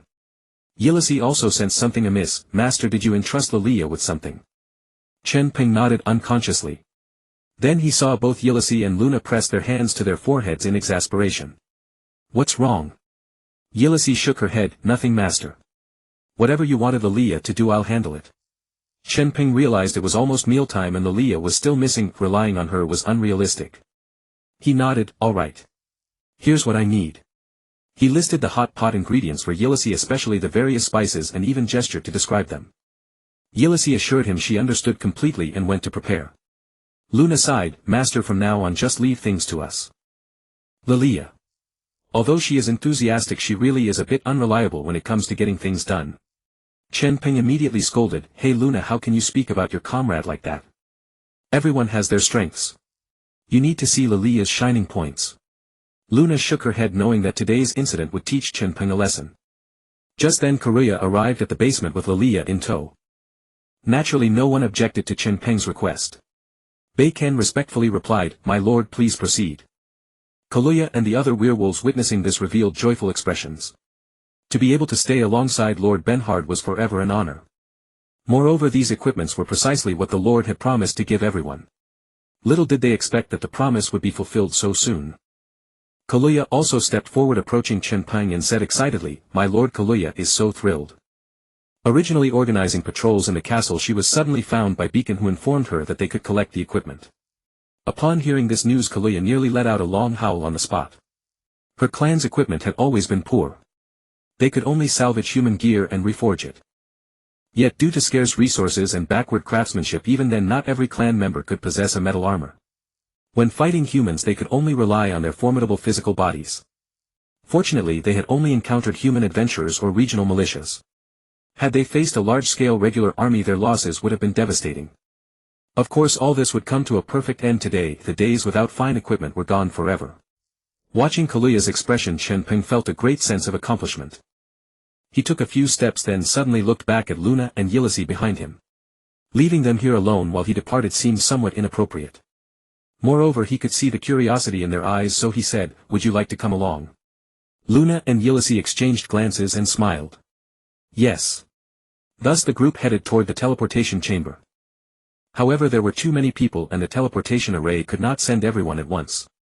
After Chen Peng and a few others crossed over first, the array operated repeatedly, transporting all to the Keleistan underground city. Immediately after, the crowd marched in a grand procession toward the blacksmith's shop. The werewolves' faces grew increasingly excited, more thrilled than when they had first arrived at the underground city. After all, they were about to trade their old gear for new. All along the way they chatted and discussed the equipment. Soon they arrived at the entrance of the blacksmith shop. From a distance Chen Peng saw Keleistan chatting with Martin. Approaching them both, Keleistan and Martin respectfully greeted, "Your Highness, you have arrived." Chen Peng nodded amiably. "Mr. Martin, you have worked hard." Then he turned to Kaluya, who was curiously peering into the interior of the blacksmith shop as if searching for something. He continued, "I heard that the equipment for Kaluya and her people is ready. Having nothing else to do, I came along to take a look." Martin was deeply moved. As the legendary Dark Sun and the rightful heir of the bloodline dynasty, Benhard was personally attending to such trivial matters, truly a ruler of the people. Pointing to the area beneath his workbench, Martin said, "My lord, everything is here, ready." Chen Peng followed his gaze and indeed saw the equipment piled in baskets. He turned to look at the werewolves behind him. Kaluya's clan numbered over 100, though fewer than Beacon's clan. They still crowded the area in front of Martin's blacksmith shop. The werewolves lined up in 2 rows to collect their equipment in turn. Upon hearing this, they quickly began to queue. Soon a long line stretched along the street while Chen Peng, Luna and Ulysses stood aside. Watching the orderly line, Martin admired Chen Peng even more. Even Beacon's people, excluding those on patrol, were often somewhat disorganized. From this one could see that under Chen Peng's management Kaluya's clan respected order greatly. He turned to call the shop assistants and began distributing the equipment. Since the number of people was not large, each piece of equipment was custom-made, ensuring a better fit. Hearing the queuers give their names, Martin retrieved the corresponding weapon and armor according to the pre-recorded information. Within less than 10 minutes everyone had claimed their equipment and immediately put it on. Chen Peng noticed that each armor was predominantly black with red accents. Although custom-made, they had all chosen a unified design, making the overall appearance very pleasing to the eye. Compared to the motley assortment of leather armors before, the new equipment now made them look more like a proper army. To preserve the werewolves' agility, the armors were all very form-fitting. The chest plates, knee guards and elbow guards were red and gleaming, evidently polished with care. Beside the chest plate there was a pattern of a howling wolf, signifying this was a werewolf unit. Martin and his team had truly poured their hearts into every piece of armor, leaving nothing to chance. The swords at their waists also looked extraordinary. Some had already drawn their long swords and were swinging them. The blades were pure white and translucent with a chilling gleam. They seemed several grades higher than the iron swords of human adventurers. At the very least, only human B-rank or even A-rank adventurer warriors would be qualified to wield such weapons. The craftsmanship of the dwarven smiths was indeed renowned. In less than 2 months over 100 sets of equipment were completed without any sloppiness, all maintaining the same high standard. The werewolves were overjoyed with their armor and weapons, praising and discussing them in small groups. The scene was lively and bustling. At that moment Chen Peng spotted Kaluya among the crowd. The young girl clad in her armor appeared both cute and valiant. The form-fitting armor beautifully outlined her figure without making her look bulky. On her chest plate was the emblem of the Wolf King, symbolizing her status. Kaluya smiled, continuously examining her armor, patting her chest plate, twisting to look at her back, clearly very satisfied. Feeling Chen Peng's gaze, she looked up and then trotted over to him and the others, striking a few serious poses before asking, "How do I look? Is it nice?" Chen Peng gave her a thumbs up while Luna and Ulysses nodded in praise. "It fits perfectly." Hearing the compliments, Kaluya's eyes narrowed into happy slits. Chen Peng looked at Luna and Ulysses. The latter was fine, but in the former's eyes a hint of envy was still discernible. Chen Peng then remembered that Luna also had her own clan. Although he had planned firearms for them, he had not prepared armor. They were all family, he could not favor one over the other. He suddenly asked, "Luna, do you like it?" Suddenly called by name, Luna was slightly startled. She looked at Chen Peng, who was smiling at her, and realized that her thoughts might have been seen through by the Lord. Enchanted. Of course she did not hesitate to voice her thoughts. The equipment of the dwarf clan was a hard currency across the entire continent. Before the fall of the Shui dynasty, the Dark Elves' equipment was forged and supplied by the dwarves within the dynasty. So it would be a lie to claim they were not envious of dwarf equipment. Chen Peng smiled and then said, rest assured you will have yours too. He then walked over to Ma Ding and asked, Ma Ding, have you prepared the firearm I requested earlier? Upon hearing this, Ma Ding looked toward Callicidon. Callicidon, somewhat embarrassed, replied, Your Highness, just now Mr. Ma Ding asked me to bring the firearm to you, so I delivered it to the palace first. How about coming with me to the palace? Chen Peng pondered for a moment, glanced at Lu Na and said, fine. As he was about to leave he paused and then said to Ma Ding, Mr. Ma Ding, I must trouble you with one more matter. Ma Ding immediately adopted a serious expression and said, Your Highness, please speak. Chen Peng asked, can you craft the Dark Elves' equipment? Understanding Chen Peng's intention, Ma Ding quickly replied, Your Highness jests. As long as it is equipment anything, given the blueprints and sufficient time, we can forge it. Chen Peng glanced at Lu Na, whose face was now full of astonishment. Then satisfied he instructed Ma Ding, then I entrust you to coordinate with Lu Na and help forge their equipment. Ma Ding smiled and patted his chest, no problem. He then looked at Lu Na and said, Miss Lu Na, please bring your clansmen at your convenience so we can discuss the details. Chen Peng's request was an order and Ma Ding took it very seriously. Lu Na had not expected Chen Peng to implement this so promptly. The Dark Elf clan had always relied on gear forged by their own people, making do as best they could. Their skills in crafting poisons and hidden weapons were top-notch, but they lacked the craftsmanship to produce high-quality armor. Currently the armor worn by the Dark Elves was crudely made, hardly better than the inferior armor purchased by ordinary human adventurers. She had assumed that since the castle was still in its developmental phase, the priority for forging new equipment for her clan would be low and they could continue to make do. Unexpectedly her dream had come true in an instant. Seeing her stunned, Ulysses quickly nudged her with her elbow. Lu Na then composed herself and replied, Thank you, Mr. Ma Ding. I appreciate your hard work. Ma Ding waved his hand dismissively, all in service to His Highness, no need for courtesy. At that moment Chen Peng spoke up, by the way, Mr. Ma Ding, have you crafted the bullets for the firearm? Ma Ding nodded, yes, to test the firearm's performance I made some metal bullets according to the blueprint. He then began searching on his workbench. After a short while he picked up a wooden box and handed it to Chen Peng. Your Highness, this is our first time crafting such bullets. The primer mechanism is truly fascinating. It is far more convenient than traditional firearms that load gunpowder directly into the barrel. The dwarf firearms were like the muzzle-loading guns of Chen Peng's previous life. They required wrapping the ammunition in oiled paper, stuffing it down the barrel, then loading the projectile and packing it tight with a long rod wrapped in oilcloth. This significantly reduced the rate of fire. Earlier when Chen Peng witnessed the dwarves battling the beastmen, the firearm squad took 5 to 6 seconds to reload each shot, severely hampering their combat effectiveness. The technological innovation Chen Peng introduced was to combine the gunpowder with the bullet, igniting it via a primer directly in the barrel and changing the firearm's operation to semi-automatic. Thus in the time it took a dwarf firearm to fire one shot, Chen Peng's firearm could have already discharged a full magazine of 10 rounds. Indeed, the firearm that Chen Peng had Fulankina designed utilized a detachable magazine that held 10 bullets. To reload, one simply inserted the magazine into the chamber above the trigger and pressed the rounds into the magazine. This allowed the reloading process to be completed within 2 to 3 seconds. Once reloaded, all 10 rounds could be fired within 3 seconds. If confronted by the dwarf firearm squad on the battlefield, this would be a complete dimensional reduction strike. Chen Peng took the wooden box and examined it. Inside were cyan green bullets.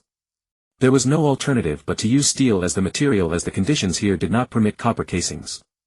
Nevertheless, these cyan bullets looked quite familiar. He secured the bullets and then said to the group, let's go to the shooting range. Ma Ding, come along too. Let's see how well the firearm you made performs. Everyone nodded and excitedly followed Chen Peng. The group marched in a grand procession toward the nearby palace once more. Lu Na and Ulysses whispered among themselves. Lu Na said into Ulysses' ear, Ulysses, the bullets in His Highness's hand are so peculiar. The projectiles fired by the dwarf scouts we saw earlier didn't look like this. Yes, even the appearance is quite different. These bullets are more slender and they look more elegant and streamlined. Ulysses, seeing the bullets in Chen Peng's hand, was also filled with curiosity about the firearm. It seems this is another new piece of equipment created by His Highness. During this period His Highness had been producing all sorts of strange yet highly practical items. Karua and his clansmen were still immersed in the joy of receiving new equipment. Although curious about the new weapon in Chen Peng's hand, their attention remained mostly on themselves. Callicidon walked beside Chen Peng and suddenly asked, Your Highness, that firearm looks a bit special. How is it different from the dwarf firearms? Ever since he had first taken the firearm from Ma Ding, he had found it irresistible. even though his own strength made such a weapon unnecessary. But in times of war, having a firearms squad could provide considerable suppression against the enemy. After all, humans were the primary adversary, and among the three surface factions they possessed the friendliest physiques. Firearms posed a tremendous threat to them. When Chen Peng had taken the bullet box earlier, he had caught a glimpse as well. The bullets of this firearm were also different from the dwarves. They were longer, smoother, and far more intimidating in appearance. Chen Peng looked at the palace before him already at the entrance. He smiled mysteriously. "You'll find out soon enough. Go fetch the firearm. Then have someone set up some small objects on this square as shooting targets at distances between 100 and 300 meters. Chen Peng did not reveal the answer, only heightening Callicidon's curiosity. Without instructing anyone else, he turned and personally went to retrieve the firearm.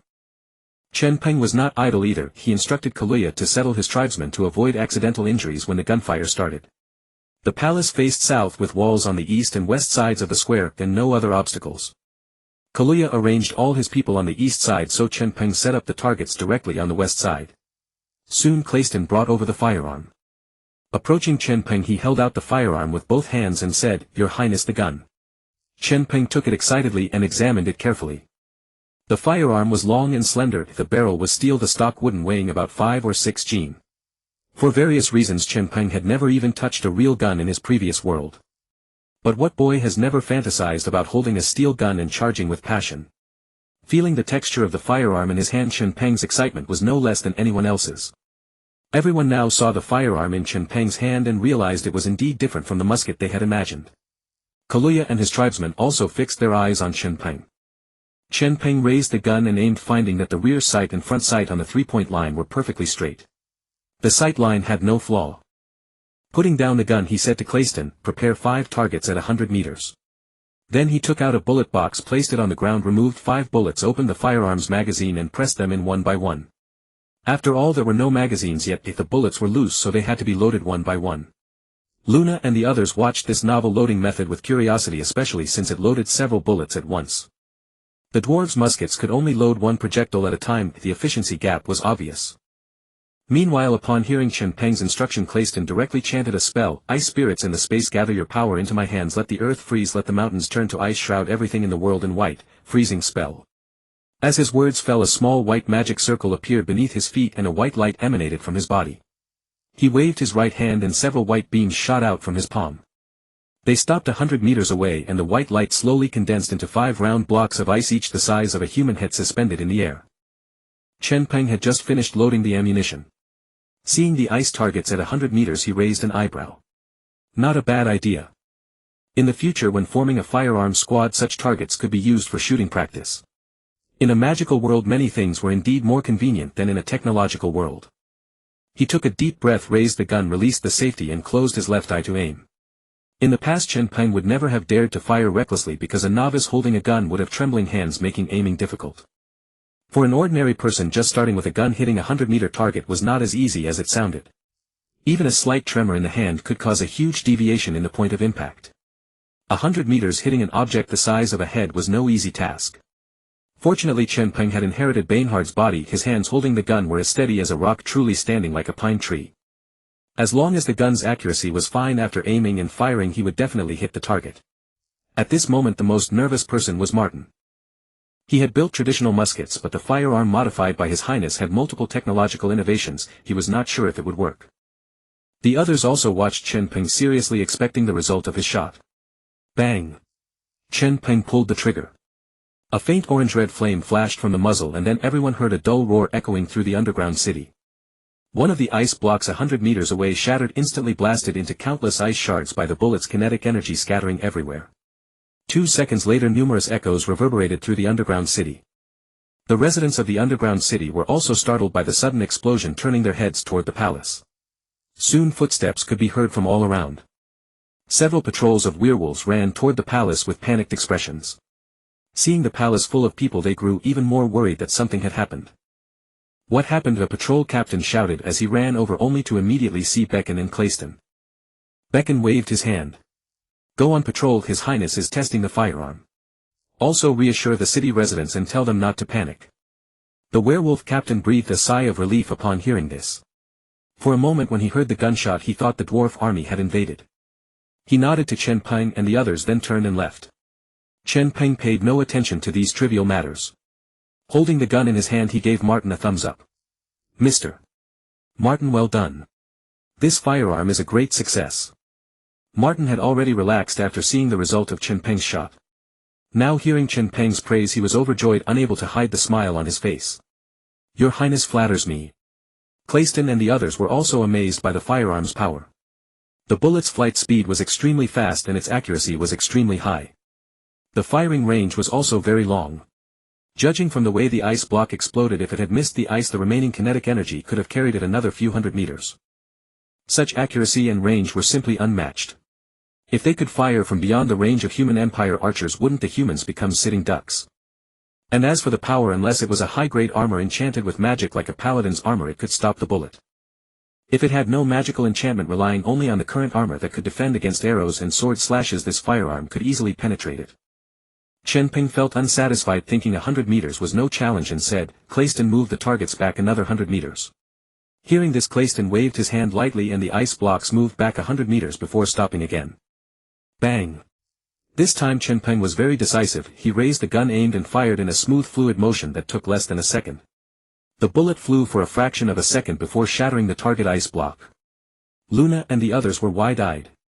The dwarves' muskets needed to raise the muzzle to increase the firing angle even for 150 meters. Moreover, that greatly reduced accuracy, requiring volley fire in groups to ensure hit probability. Yet Chen Peng simply raised the gun and fired, hitting the target precisely. This firearm was too powerful. Even at 200 meters it hit wherever he aimed. Chen Peng showed no intention of putting down the gun. Based on his visual estimation of the bullet trajectory, he said again, "Move the targets back to 500 meters. Hearing this, Clayston did not hesitate and did as told. However, the shock on the others' faces grew even more intense. 500 meters. At such a distance the ice block was smaller than an ant, almost impossible to spot with the naked eye. Of course the blood descendants, werewolves and dark elves, had excellent eyesight, but for such a small target could the firearm's accuracy still hold? Chen Peng drew a deep breath, gazing at the ice cubes that had shrunk to an almost imperceptible size. He still aimed with the 3-point alignment, then slightly raised the muzzle by an almost indiscernible margin. Bang! After a fraction of a second the bullet shattered another ice cube into pieces. Even the craftsman Martin widened his eyes in disbelief at the astonishing sight before him. Was this firearm truly his own creation? To hit a target 500 meters away with a single shot, such precision was simply phenomenal. Clayston swallowed hard, his fingers itched to try it himself. As a man he now felt the thrill of wielding a firearm. His own maximum magic attack range was merely 300 to 400 meters. The farther the distance, the more precise the mana control required and the power would diminish significantly. But if he possessed such a firearm, the possibility of killing the enemy commander with a single shot was not out of reach. Luna and Ulysses exchanged a stunned glance. Neither could believe that in this magical world a weapon's power could actually surpass magic. A single firearm might not evoke such an overwhelming impression. But a squad of hundreds of musketeers firing in unison. With such high precision and power, it could inflict devastating damage on enemy group targets, and crucially without consuming any mana. This was truly formidable. Chen Peng slowly lowered the gun, equally amazed by the firearm's performance. He had originally expected an effective range of only 200 to 300 meters, but the bullet didn't start dropping until 500 meters. Thanks to the dwarven craftsmanship, the firearm's performance had nearly doubled.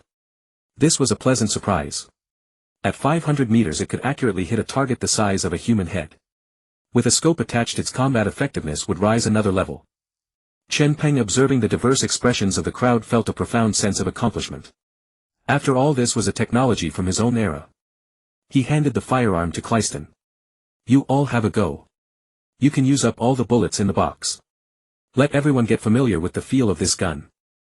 Clayston took the firearm with excitement, his feelings now entirely different from when he had first handled it. Earlier it had seemed like a curious novelty. But now the object in his hands was a treasure. There were still 2 bullets in the chamber. He positioned the ice target at 300 meters and fired. Bang! The ice exploded. The instant thrill of firing and the rush of hormones made Clayston's blood boil. Seeing the ice shatter, he felt a strange sense of accomplishment. He glanced at the box of bullets on the ground. There were about a dozen left. Martin had only produced enough bullets for testing, not more. After all, the manufacturing process of these bullets was several times more complex than that of traditional firearms, and handcrafting them was very time-consuming. Clyston didn't get greedy. He passed the firearm to Luna, who took it without hesitation. With her bow she could hit a target within 150 meters with pinpoint accuracy. But this novel firearm was far more appealing. She first weighed it in her hand. It felt not much heavier than her bow. Then she raised the gun aimed at the distant ice cubes. With her years of archery experience her hands were exceptionally steady. Bang! The gunshot rang out and the ice shattered. Luna lowered the gun, a satisfied smile on her face. The sensation of the trigger pull and the explosive sound that resonated deep within her soul was something drawing a bow could never replicate. This firearm is truly wonderful. She then passed the gun to Ulysses, but Chen Peng quickly stepped forward. Come, let me teach you how to load the bullets. By then the 5 bullets in the magazine were spent and Ulysses and the others might not know how to reload. Ulysses obediently handed the firearm back to Chen Peng and crouched down. Clyston, Luna and Karuya all gathered around. Chen Peng began the demonstration. He pulled the bolt opening the magazine. First you pull back the bolt. Once the magazine is exposed, simply press the bullets in one by one. Saying this, he pressed a bullet into the chamber. Then he handed the gun to Ulysses. You do the rest. Remember, this gun can hold a maximum of 10 bullets. With that he stood up. Ulysses took the firearm and began loading the ammunition in a practiced manner, finding it not difficult. Chen Peng felt relieved and called Luna aside. Luna kept glancing back at the group playing with the gun. Chen Peng smiled. What do you think? Do you like it? Luna blushed and averted her gaze, softly murmuring "Hmm." Then prepare 50 people. I'll form a firearms squad for you. Chen Peng suddenly became serious. Luna's eyes lit up with excitement. Really, my lord? A 50-man firearms squad? With the firepower of these guns it would easily match that of a 500-man dwarf musketeer unit. Chen Peng nodded. I'll form a 50-man firearms squad for both you and the Korea tribe. This will enhance the castle's strength. Luna nodded eagerly. I understand. These firearms are truly extraordinary. Chen Peng added, don't worry, there will be more surprises in the future. Pass this on to Korea. I need to head back now. Luna nodded and Chen Peng turned and left. The matter of the firearms squad left him with no choice. The main issue was the difficult and time-consuming manufacturing process of both the guns and the bullets, otherwise everyone would have won. With the castle's development, all the production pressure fell on Martin's forge. They needed to craft armor, weapons and steam engines as well. Martin's forge had only 7 or 8 people, severely limiting productivity. Still, Chen Peng planned to immediately improve the firearms and strive to develop fully automatic weapons. That way, out of a 100-man firearms squad, 30 could be designated as snipers while the rest wielded automatic weapons. Without engineering plastics, automatic weapons made of metal and wood would be too heavy. Once the production process matured, Martin would only need to forge the parts and the assembly could be done by the squad members themselves. However, the production of bullets was the top priority. The consumption of bullets far outpaced the manufacturing of the guns themselves. Each bullet took Martin at least 2 hours to handcraft. But the consumption rate was astronomical. So he needed to develop an automated or semi-automated production line powered by steam engines. Only after reaching the surface could they afford to use the firearms squad to compensate for the castle's weaknesses. That's why Chen Peng was eager to leave and inform Frankina about this matter. After returning to the castle, Chen Peng made his way directly to Frankina's laboratory. Upon entering, he saw Frankina at the experimental table holding a piston and measuring its dimensions. She appeared to be collecting data on the steam engine. Nearby, Eli was diligently taking notes in her notebook. Busy? Chen Peng asked softly. After Frankina called out a set of measurements, she set the piston down and Eli nearby began recording the data. Frankina looked at Chen Peng and shook her head. Not particularly. Mr. Martin hasn't delivered the first batch of steam engine parts yet. I'm researching the automatic rifle components you mentioned. After speaking, she gestured toward the pile of components on the table. Chen Peng raised an eyebrow and glanced over. I noticed you were handling a piston earlier. I assumed it was for the steam engine. He hadn't expected Frankina to already be exploring weapon automation. The initiative was truly impressive. Frankina smiled candidly. I have no choice. As a member of this castle, I refuse to remain confined underground forever. We must strengthen ourselves as soon as possible so we can return to the surface. Chen Peng nodded approvingly. Eli finished her notes, set down her pen and turned to Chen Peng with curiosity. My lord, I heard you went to Creston to watch Kurua receive equipment. How was it? Were their new armors impressive? Looking at Eli's eager expression, Chen Peng replied slowly, the armor was clean and well-maintained, uniformly styled, it was quite a sight to behold. With that answer Eli's curiosity deepened even further. She too longed to see the new equipment her friends had been eagerly discussing, wanting to investigate for herself. Chen Peng noticed she was about to leave and called out, Eli, wait a moment, I need to speak with you. A flicker of disappointment crossed her face before she replied, all right. She stood gracefully to the side, waiting patiently. Chen Peng turned to Frankina and continued, I went to see the rifles Mr. Martin manufactured according to our revised blueprints. Frankina's interest sparked immediately. How was it? Chen Peng gave a thumbs up. Effective range reaches 500 meters, with pinpoint accuracy within that distance. I haven't tested its penetration against armor, but I suspect it can pierce through any armor below a Golden Knight's, provided there's no defensive magic enhancement. Having personally tested the rifle and experienced its performance, Chen Peng had a reasonable grasp of its power. Upon hearing his words, Eli gasped in shock, her mouth hanging open. She knew the range of dwarf rifles. Beyond 100 meters accuracy dropped sharply and projectiles would land after barely over 200 meters. 500 meters with pinpoint accuracy. That was absurd. Though she hadn't witnessed the test firsthand, her astonishment rivaled that of Kurua and the others. Frankina remained composed. She believed that if the technology Chen Peng brought from another world couldn't surpass the techniques of this world, that would be the true anomaly. That's reassuring, Frankina said in a measured tone. Chen Peng then added, however, the biggest problem right now is ammunition production efficiency, it's far too low. 10 rounds can be fired in as little as 3 seconds, or 10 at a slower pace within 10 seconds. Yet Mr. Martin requires 1 to 2 hours to produce a single bullet. Supply could not keep pace with the rate of fire. As he spoke, a hint of helplessness crossed Chen Peng's face. Frankina frowned slightly. She hadn't anticipated that handcrafting these new ammunition rounds would be so painstakingly slow. Still, it made sense. Unlike dwarf pellets that were ready straight from stamping, the new rifle required strict dimensional uniformity, with bullets housed in casings and loaded with gunpowder. The craftsmanship was more than 10 times as complex. What do you want me to do? Frankina asked directly. Chen Peng hesitated before replying apologetically, I know you're already overwhelmed with work, but I'm hoping you can develop a machine capable of automated ammunition production. Of course there's no rush, I'm giving you 2 years. But Frankina currently managed 3 major projects simultaneously: the steam engine, the scope development, and the automatic rifle firing mechanism. The steam engine at least had blueprints to reference, but automated firearms design, or even an automated production line, was merely a conceptual idea. For Frankina it was completely uncharted territory. Yet Chen Peng had no alternative. His current capabilities were limited, his memories remained fragmented, and his strength far from its former peak. He desperately needed more hands. To build real combat power they had to leverage technology to leap ahead. The pressure fell on Frankina, but she accepted without hesitation. She continued, all right, I'll get it done as quickly as possible. Currently I already have a slight direction for the automatic rifle. Oh. Chen Peng's eyes lit up. This surprise came too fast. Tell me more. Frankina nodded. It's hard to explain precisely, but when a bullet fires, the barrel generates substantial high-pressure gas, a tremendous amount of energy. If we can harness it to drive mechanical components and achieve automatic firing, it seems feasible. After speaking, she lifted a piston from the table, drawing inspiration from steam engine principles. The moment Chen Peng saw the piston structure in her hand, understanding dawned on him. No wonder she had been testing data from the beginning, she already had her own ideas. Recalling the gas-operated rifle designs he had occasionally heard about in documentaries from his past life, he vaguely felt Frankina's direction was sound. Moreover, just as steam engines utilized vaporized water as a power source, the high-temperature, high-pressure gases produced by firing a bullet represented a genuinely exploitable energy source. Frankina, you're incredibly brilliant. I believe if we follow this direction we will definitely succeed.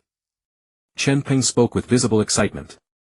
He had already begun imagining a scene where a pack of werewolves wielded automatic rifles firing upon the human empire's cavalry formations. It would be like mowing down grass, an utter rout. Flattered by Chen Peng's praise, Frankina couldn't help but smile. I'll do my best. Standing nearby, Eli pouted. The things they were discussing grew increasingly technical, and by the end she couldn't understand a word.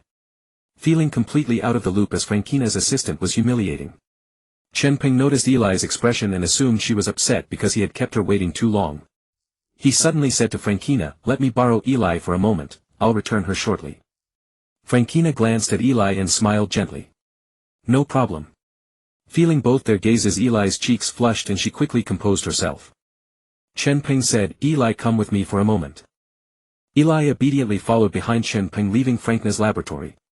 Chen Peng led her into a spire of the castle before asking, "Eli, what herbs did you use to resurrect me earlier?" Upon hearing this, Eli tilted her head and pondered. There were blue soul grass, red spider lily, Anne. As she thought, she recited the names of the herbs. Chen Peng listened and found that it was exactly the same as what Harriman had said, not a single herb differed. Then he asked, "How is your research on resurrecting Lisa coming along?"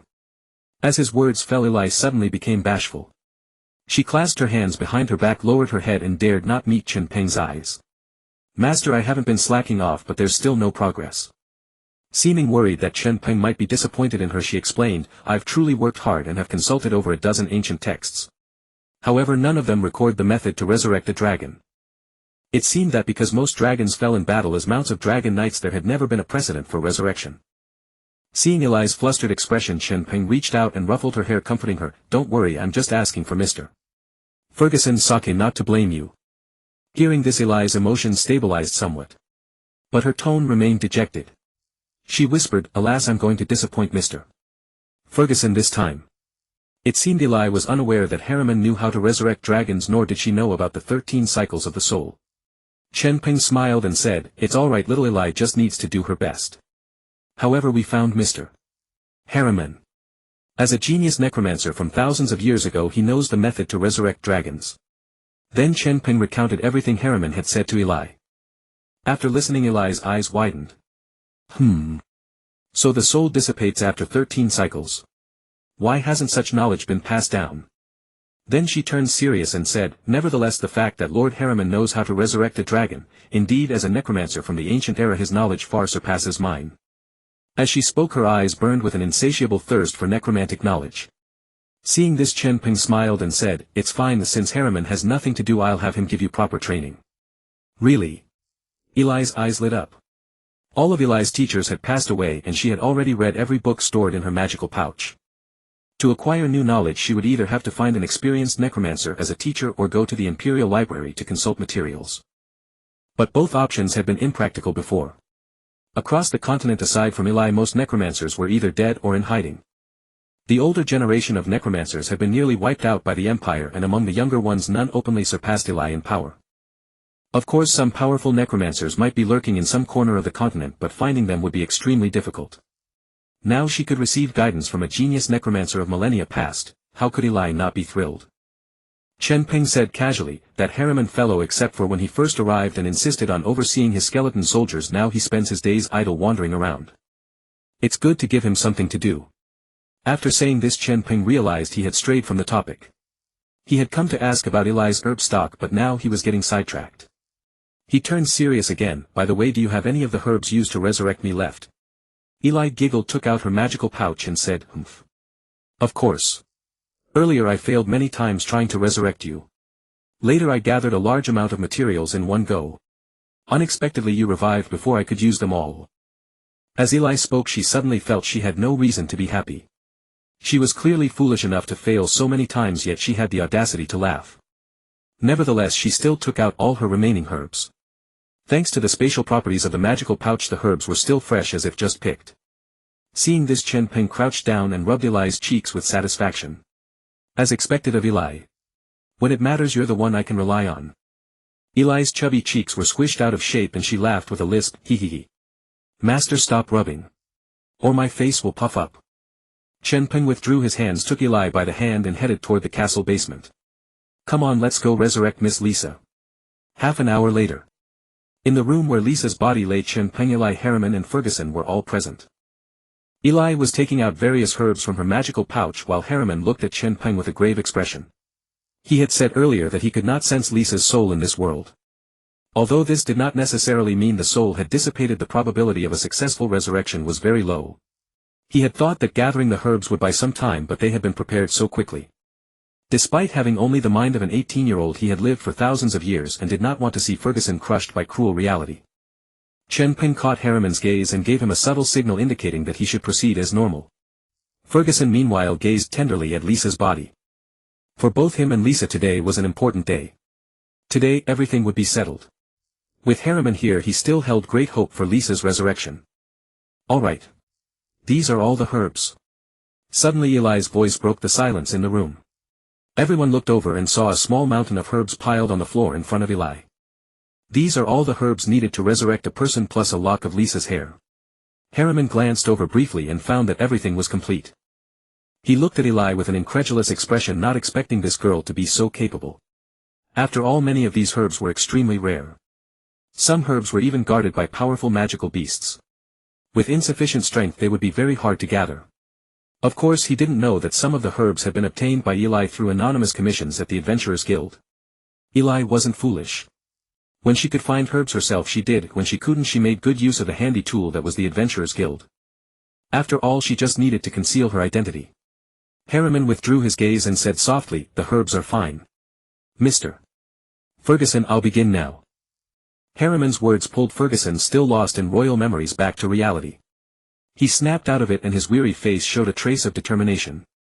He looked at Harriman and said sincerely, "Mr. Harriman, I entrust Lisa to your care." Hallie Man nodded, waving his hands to signal the others to step back.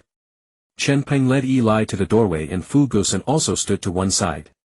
Seeing this, Hallie Man raised his hands and the herbs on the ground gradually floated into the air. He then began to softly chant a spell, "Noble Lord of the Undead, I am your servant." As the incantation resonated through the room, a purple magic array 3 meters in diameter materialized half a meter above Li Sha. The magic array was formed from a massive skull at its base overlaid with a hexagram of equal size, and the outermost layer consisted of 2 concentric purple circles enveloping it. The inner and outer lines of the concentric circles were 10 centimeters apart, filled with countless eerie runes. Each corner of the hexagram bore a skull the size of a human head. Along every edge of the hexagram were inscribed ancient runes beyond comprehension. "My lord, you bring life to the world, neither good nor evil. My lord, you bestow upon me sincere faith, opening the gates of life. You are the light of hope, the light of faith." At this moment the inner and outer lines of the concentric circles began rotating rapidly in opposite directions, and the runes within flickered with purple luminescence. The hexagram and skulls also burst forth with intense purple light enveloping Li Sha's body. "As your faithful follower, I beseech you, open the gates of the underworld, bestow the power of the deceased that spans heaven and earth upon this lost body, and illuminate the path for the return of its soul." At that moment the floating herbs began to scatter, slowly drifting beneath the magic array. Chen Peng suddenly felt the temperature in the room rise. The herbs seemed to be releasing their medicinal properties under the intense heat. Fu Guosen watched the scene with a tense expression, hoping everything would go smoothly. Eli on the other hand observed the resurrection ritual intently, committing every detail to memory. The magic and steps of this ritual differed from what she knew, and mastering it would be ideal. Hallie Man paused his chanting, approached the array and reached into the floating herbs to retrieve the blue soul grass and the flower of the other shore. He placed them on Li Sha's forehead and chest respectively. Then he stepped back a few paces and continued to chant, "Great Lord of the Undead. I am willing to exchange my boundless faith for your guidance, my lord. Please illuminate the path for the lost soul to return. Let your servants assist in guiding the returning departed." The incantation abruptly ceased. Hallie Man trembled all over, muttering unintelligible whispers that no one could understand. Then Li Sha's body slowly floated upward, heading straight toward the magic array. Eventually her entire body aligned with the height of the magic array. The pattern of the array was fully imprinted upon her body. Eli frowned and explained, "Here it comes. The most critical moment. Mr. Hallie Man is uttering the call of the departed. He is searching for the soul of Li Sha's body. If it cannot be found, everything is over. If it is found, then half the battle is won." As she finished, Fu Guosen clenched his fists tightly, murmuring, "Li Sha. Hold on." Chen Peng also looked tense. The most critical moment. In this world without Li Sha's soul fluctuation, could the resurrection ritual still succeed? Minutes passed and Hallie Man continued chanting the call of the departed. Li Sha's body floated above the magic array with no response. 1 minute. 2 minutes. After 5 minutes Li Sha's corpse showed no reaction. Fu Guosen's expression shifted from hope to tension and finally to despair. It seemed the resurrection ritual had failed. Eli bit her lip, nervously watching the scene. Hallie Man's call had received no response. She suddenly said, "I'll help." Without waiting for Chen Peng to react, she walked over to Hallie Man and began chanting the obscure language of the dead. Ever since learning of Fu Guosen and Li Sha's story, she had felt deep sympathy for Li Sha's plight. She hoped Li Sha would be resurrected so that Fu Guosen could spend the rest of his life making amends. Chen Peng hadn't expected that the ritual could be assisted. Time slowly passed, another minute, another 2 minutes. By now Chen Peng had concluded it was a failure. However, Halley Man and Eli were still striving, refusing to give up. Fu Gusen sighed softly, "Forget it, don't waste." "Found it." Fu Gusen was interrupted mid-sentence by Eli. Her eyes wide, she exclaimed joyfully, "I found Li Sha's soul." "But she is very confused. And she is speaking a language I don't understand, just like when you were resurrected, sir, when you were muttering to yourself." The 3 others each had a different expression. "Halley Man. What is happening? How come I haven't detected anything? I am the primary operator of the resurrection ritual. Where is Li Sha's soul? How can I not sense it?" Although Halley Man was a skull, his eye sockets revealed a bewildered look. Fu Gusen on the other hand clasped his hands tightly, his face full of excitement. "There is hope."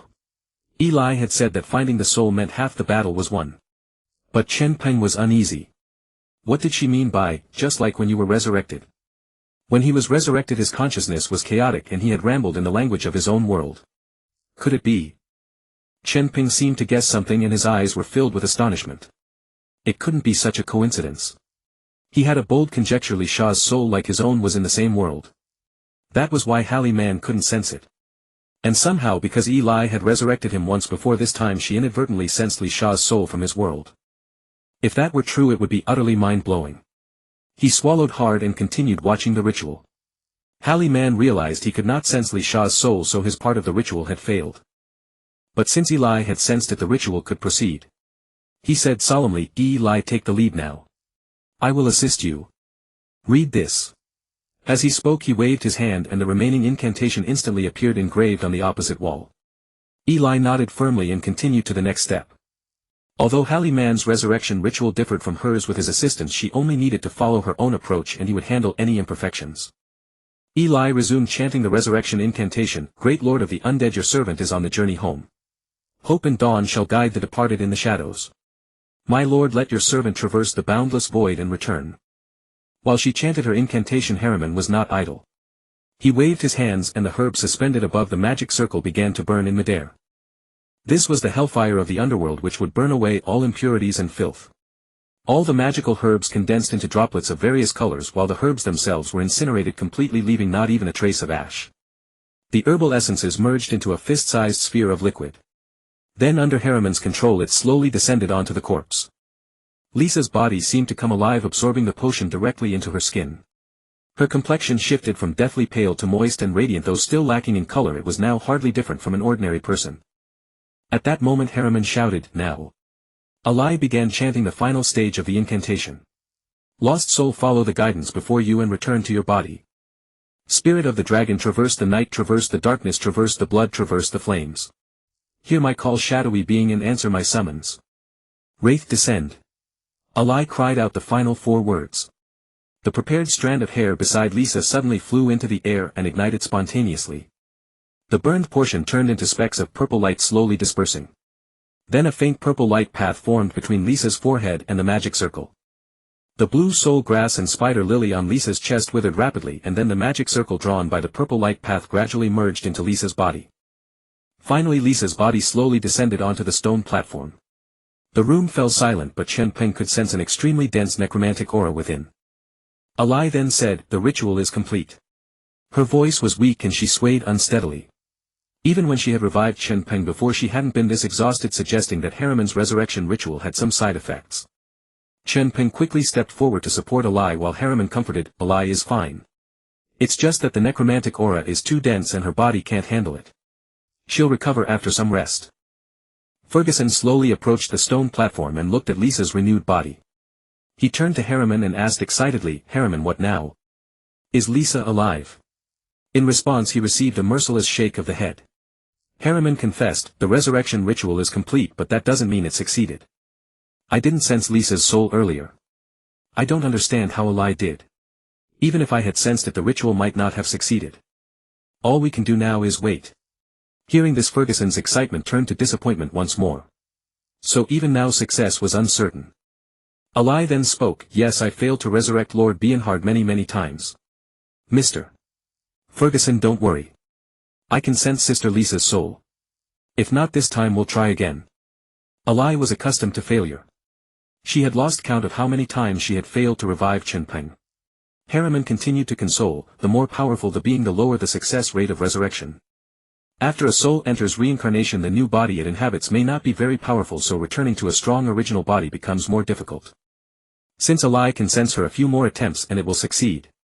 Hearing Heroine and Alai's reassurances, Ferguson felt comforted. At least there was still hope, not utter despair. Just then the tallest among them, Chen Peng, suddenly froze. Was it his imagination, or had he just seen Lisa's eyelid twitch? When he looked again, everything seemed normal. He rubbed his eyes. Even as a vampire with formidable strength, he still wondered if he had seen wrong. The next second Lisa sat up abruptly. Chen Peng's eyes widened. Alai gasped and covered her mouth. Ferguson was also startled, then stood frozen, wondering if his Lisa had truly returned. Was this a dream? Lisa opened her eyes, filled with confusion. Then she opened her mouth, alternating between two languages. What are the weapon test data? My Ferguson, where are you? How did I fall asleep? The new rifle needs testing today. My love. My child. Watching Lisa, Alai murmured thoughtfully, Sister Lisa's reaction is just like Master's when he first woke up. Both ramble incoherently and speak an incomprehensible language. Alai meant the words about weapon testing which didn't belong to this world. To her it sounded like a foreign tongue. Chen Peng's jaw dropped when he heard Lisa's words. One of the two languages she spoke was from his own world. What a remarkable coincidence. Wait, what did Lisa just say? Weapon test data. New rifle. At that thought, Chen Peng's heart raced with excitement. Could Lisa be a technician from a weapons research institute? If so, wouldn't the problems with weapons and machinery be solved? Ferguson was overjoyed but felt a pang of sadness seeing Lisa ramble. He called softly, Lisa. Lisa, do you recognize me? Lisa didn't respond, still babbling. Heroine interrupted, wait a moment. She's back now, there's no rush. Lisa is still in a state of confusion between consciousness and memory. It's like when someone wakes from a dream, their mind is a blur. This is a conflict between one soul and two bodies' memories. She'll be fine once she adjusts. Though reluctant, Ferguson stepped back a few paces upon hearing this. He feared scaring Lisa. Besides, Heroine was right, she was back and there was no need to hurry. The life of a dragon, though not eternal, was immensely long. She was back and there would be time. Lisa looked around blankly, her thoughts slowly returning to normal. She had just experienced a splitting headache, as if some foreign memories had been added to her mind. Now that the memories were sorted, she began to take in her surroundings. She was in a cold, dim room with 3 people, 2 men and 1 woman. Oh. What a cute little girl. This man is so tall, at least 2 meters. He's much taller than those researchers who claim to be 185 centimeters. And this middle-aged man with red crew-cut hair, why does he seem so familiar? Looking at him, my heart feels a little ache. What's going on? Hey, there's another person over there. This is. The next second. Ah. A moving skeleton. A ghost. Lisa's scream pierced the entire castle with tremendous force. She was so startled that she leapt off the platform and scurried into a corner, curling up to hide. Her gaze swept the surroundings, her face contorted with terror. Heroine's appearance was truly chilling. If he had been nothing but a bare skull, the visual impact might not have been so overwhelming. But in his eye sockets were 2 floating eyeballs that drifted up and down, left and right. Chen Peng thought that even he would have been scared out of his wits if upon waking the first person he saw was not Eli but that Heroine fellow. Ferguson was startled by Lisa's reaction. He wanted to step forward and comfort her, but he dared not make any rash move, afraid of scaring her again. He could only say cautiously, Lisa, what's wrong? Do you still recognize me? It's me, Ferguson. At the name Ferguson, a visible ripple stirred in Lisa's eyes. Crouching in the corner, she slowly raised her head to look at Ferguson. But when her gaze flickered to Heroine, she screamed again, lowered her head and pressed herself deeper into the corner. She couldn't understand it. She had only been staying up late to test a new weapon recently. How could she wake up after a single sleep and find herself in a place like this? A moving skeleton and a pair of disgusting lecherous eyes. This must be a nightmare. But how could a nightmare feel so real? The cold touch beneath her feet, the cold damp walls around her, every sensation was so vivid. There was also a memory in her mind that felt unfamiliar yet faintly familiar. Even the Ferguson before her was too familiar. When she looked at his face, a nameless sorrow always surged in her heart. Everything was too strange, it was all a dream. Only a dream could explain this. At that moment Chen Peng said to heroine, "Get out. You're scaring her." Heroine was a little speechless. He was the one who had helped resurrect Lisa and now he was being driven away. He had even wanted to watch the drama of the couple's tearful reunion. However, Lisa was indeed terrified of him, so heroine did not act willfully. He spread his hands helplessly and walked out. Although somewhat reluctant, Chen Peng said, "Eli, let's go too. Give them some time alone." Chen Peng thought to himself that if Lisa's soul truly came from his own world of dazzling science, she must have been completely disoriented when she woke up. And seeing that fellow heroine would have frightened her half to death. As someone who had been through it himself, he felt it was important to give her enough space. Ferguson should know how to handle this. As her husband he would be fine. Eli nodded obediently. Lisa and Ferguson had not seen each other for so many years, they must have a lot to say to each other now. The two followed heroine out of the room. Before leaving, Eli silently dispelled the ice magic she had left behind. An icy chill would only make a person in an unfamiliar environment more nervous, and it would not help stabilize Lisa's emotions. Seeing Eli's small considerate gesture, Chen Peng marveled at how gentle she was inside. As they walked down the corridor, he tenderly ruffled Eli's hair and she accepted the affectionate gesture with a bright smile. After Chen Peng withdrew his hand, Eli looked up and suddenly said, "How strange.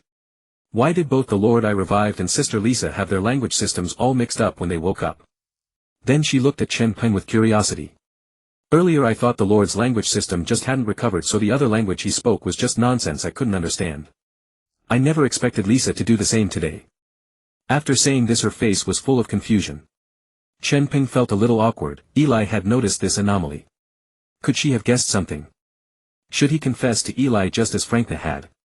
Heroine, walking ahead, turned his head and said, "I'm curious too. That other language Lisa spoke, I've never heard it before. What's even stranger is that I clearly didn't sense Lisa's soul in this world. How did Eli manage it?" Compared to Eli's question, he was even more puzzled by this. He even began to wonder whether, after not having resurrected anyone for thousands of years, he had gotten the procedure wrong. Faced with their questions, Chen Peng ultimately chose not to confess, he would just play dumb. He answered Eli first. "I don't know what's going on either. I don't understand souls." Then he turned to heroine. "Only the two of you are necromancers and only the two of you know resurrection magic. If you ask me, how would I know?" "Don't ask. If you ask, the answer is I don't know." Unexpectedly, Eli suddenly spoke up. "Ha! But my lord, legend has it that you also knew resurrection magic." Stunned by Eli's question, Chen Peng froze. 1,000 years ago had he truly known everything? Fortunately, he still had an excuse to offer. "Is that so? I have no memory of it at all. My memories in that regard haven't recovered yet." Hearing this answer, Eli lowered her head, only half believing it. Still, she couldn't help feeling it was strange. Both the Lord and Lisa had spoken a strange language, one that sounded systematic, not like random nonsense. Seeing that Eli had stopped pressing, Chen Peng breathed a sigh of relief. However, Eli's words also reminded him that as the son of darkness he should have been the most powerful being on land. But the dark magic he currently mastered was still quite limited. There was likely an enormous gap between him and Belhard from 1,000 years ago. Moreover, his memories were recovering so slowly, yet the castle was facing a great crisis. Rather than passively waiting for his memories to return, he should take the initiative to study dark magic. Thinking of study reminded him that he had also promised Eli something. He looked at heroine ahead and asked, "Heroine, have you been quite idle lately?" With his hands clasped behind his head, heroine answered without turning around, "Yeah. The skeleton soldiers already know how to do their jobs anyway. I don't need to supervise on site." Chen Peng nodded and said, "How about I find you an apprentice?" "An apprentice?" Heroine stopped, turned to look at Chen Peng and then looked down at Eli. Then he turned back and continued walking forward. "You mean her?" Chen Peng gave an affirming hum. "Yes, Eli is also a genius. The various knowledge on the continent has been eroded by time, leaving gaps of different degrees. You possess necromantic knowledge from thousands of years ago. Perhaps you could pass it on to Eli." Hearing this, Eli looked expectantly at heroine, who was not far ahead.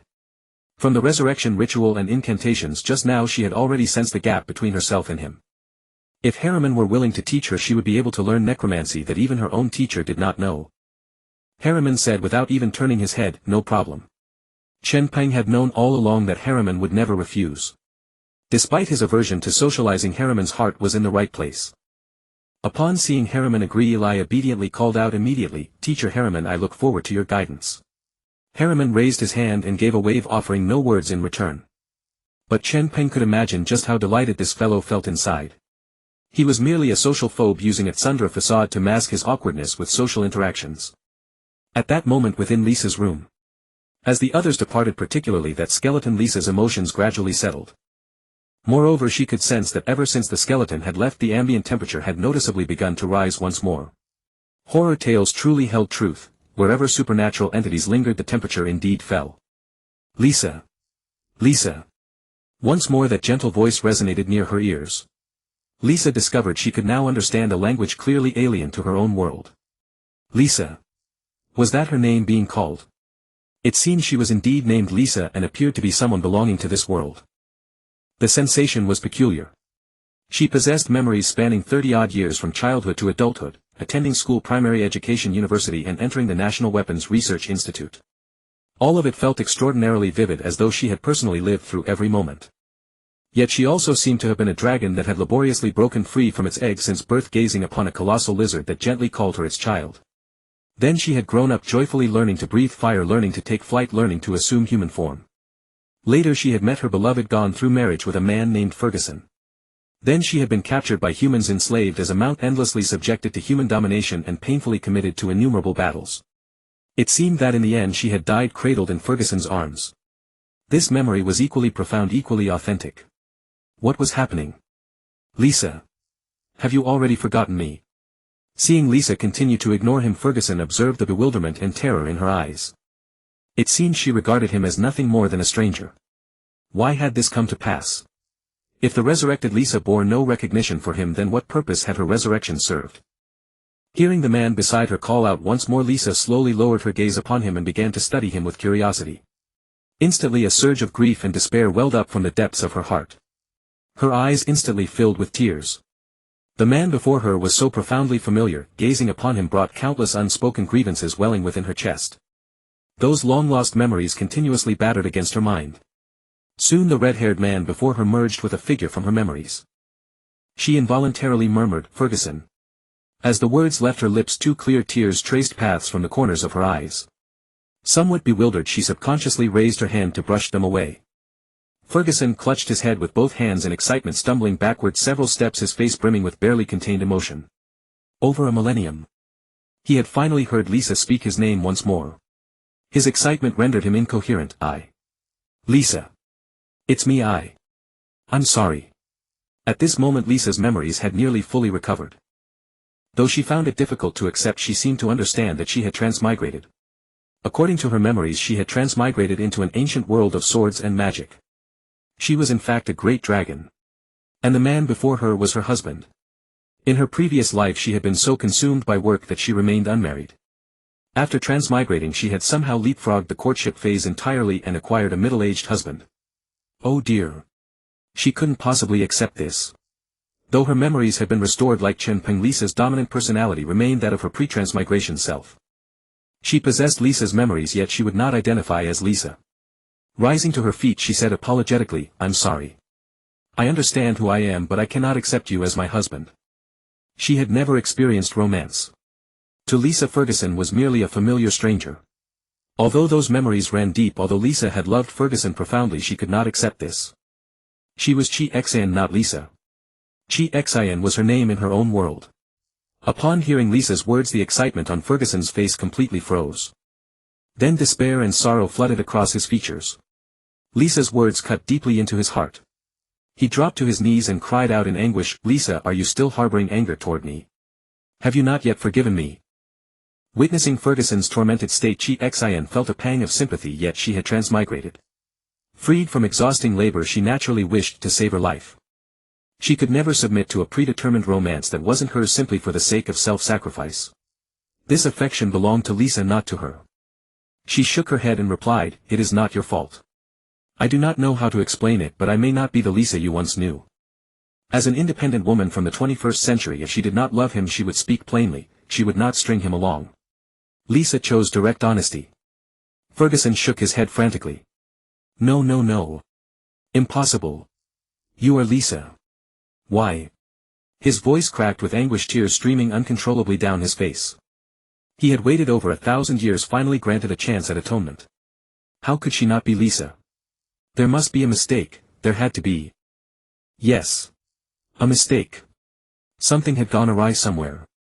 He recalled Harriman's words, that he had not sensed Lisa's soul in this world. It must be that the resurrection ritual had erred. He burst from the room in a frenzy, desperate to find Harriman and perform the resurrection ritual anew. But the corridor stood empty, devoid of any presence. He fell to his knees, weeping helplessly, his lips muttering, "Why?" over and over. Witnessing Ferguson's torment, Lisa slowly rose and made her way toward him. She spoke gently, "I'm sorry. I too wish to spare you pain.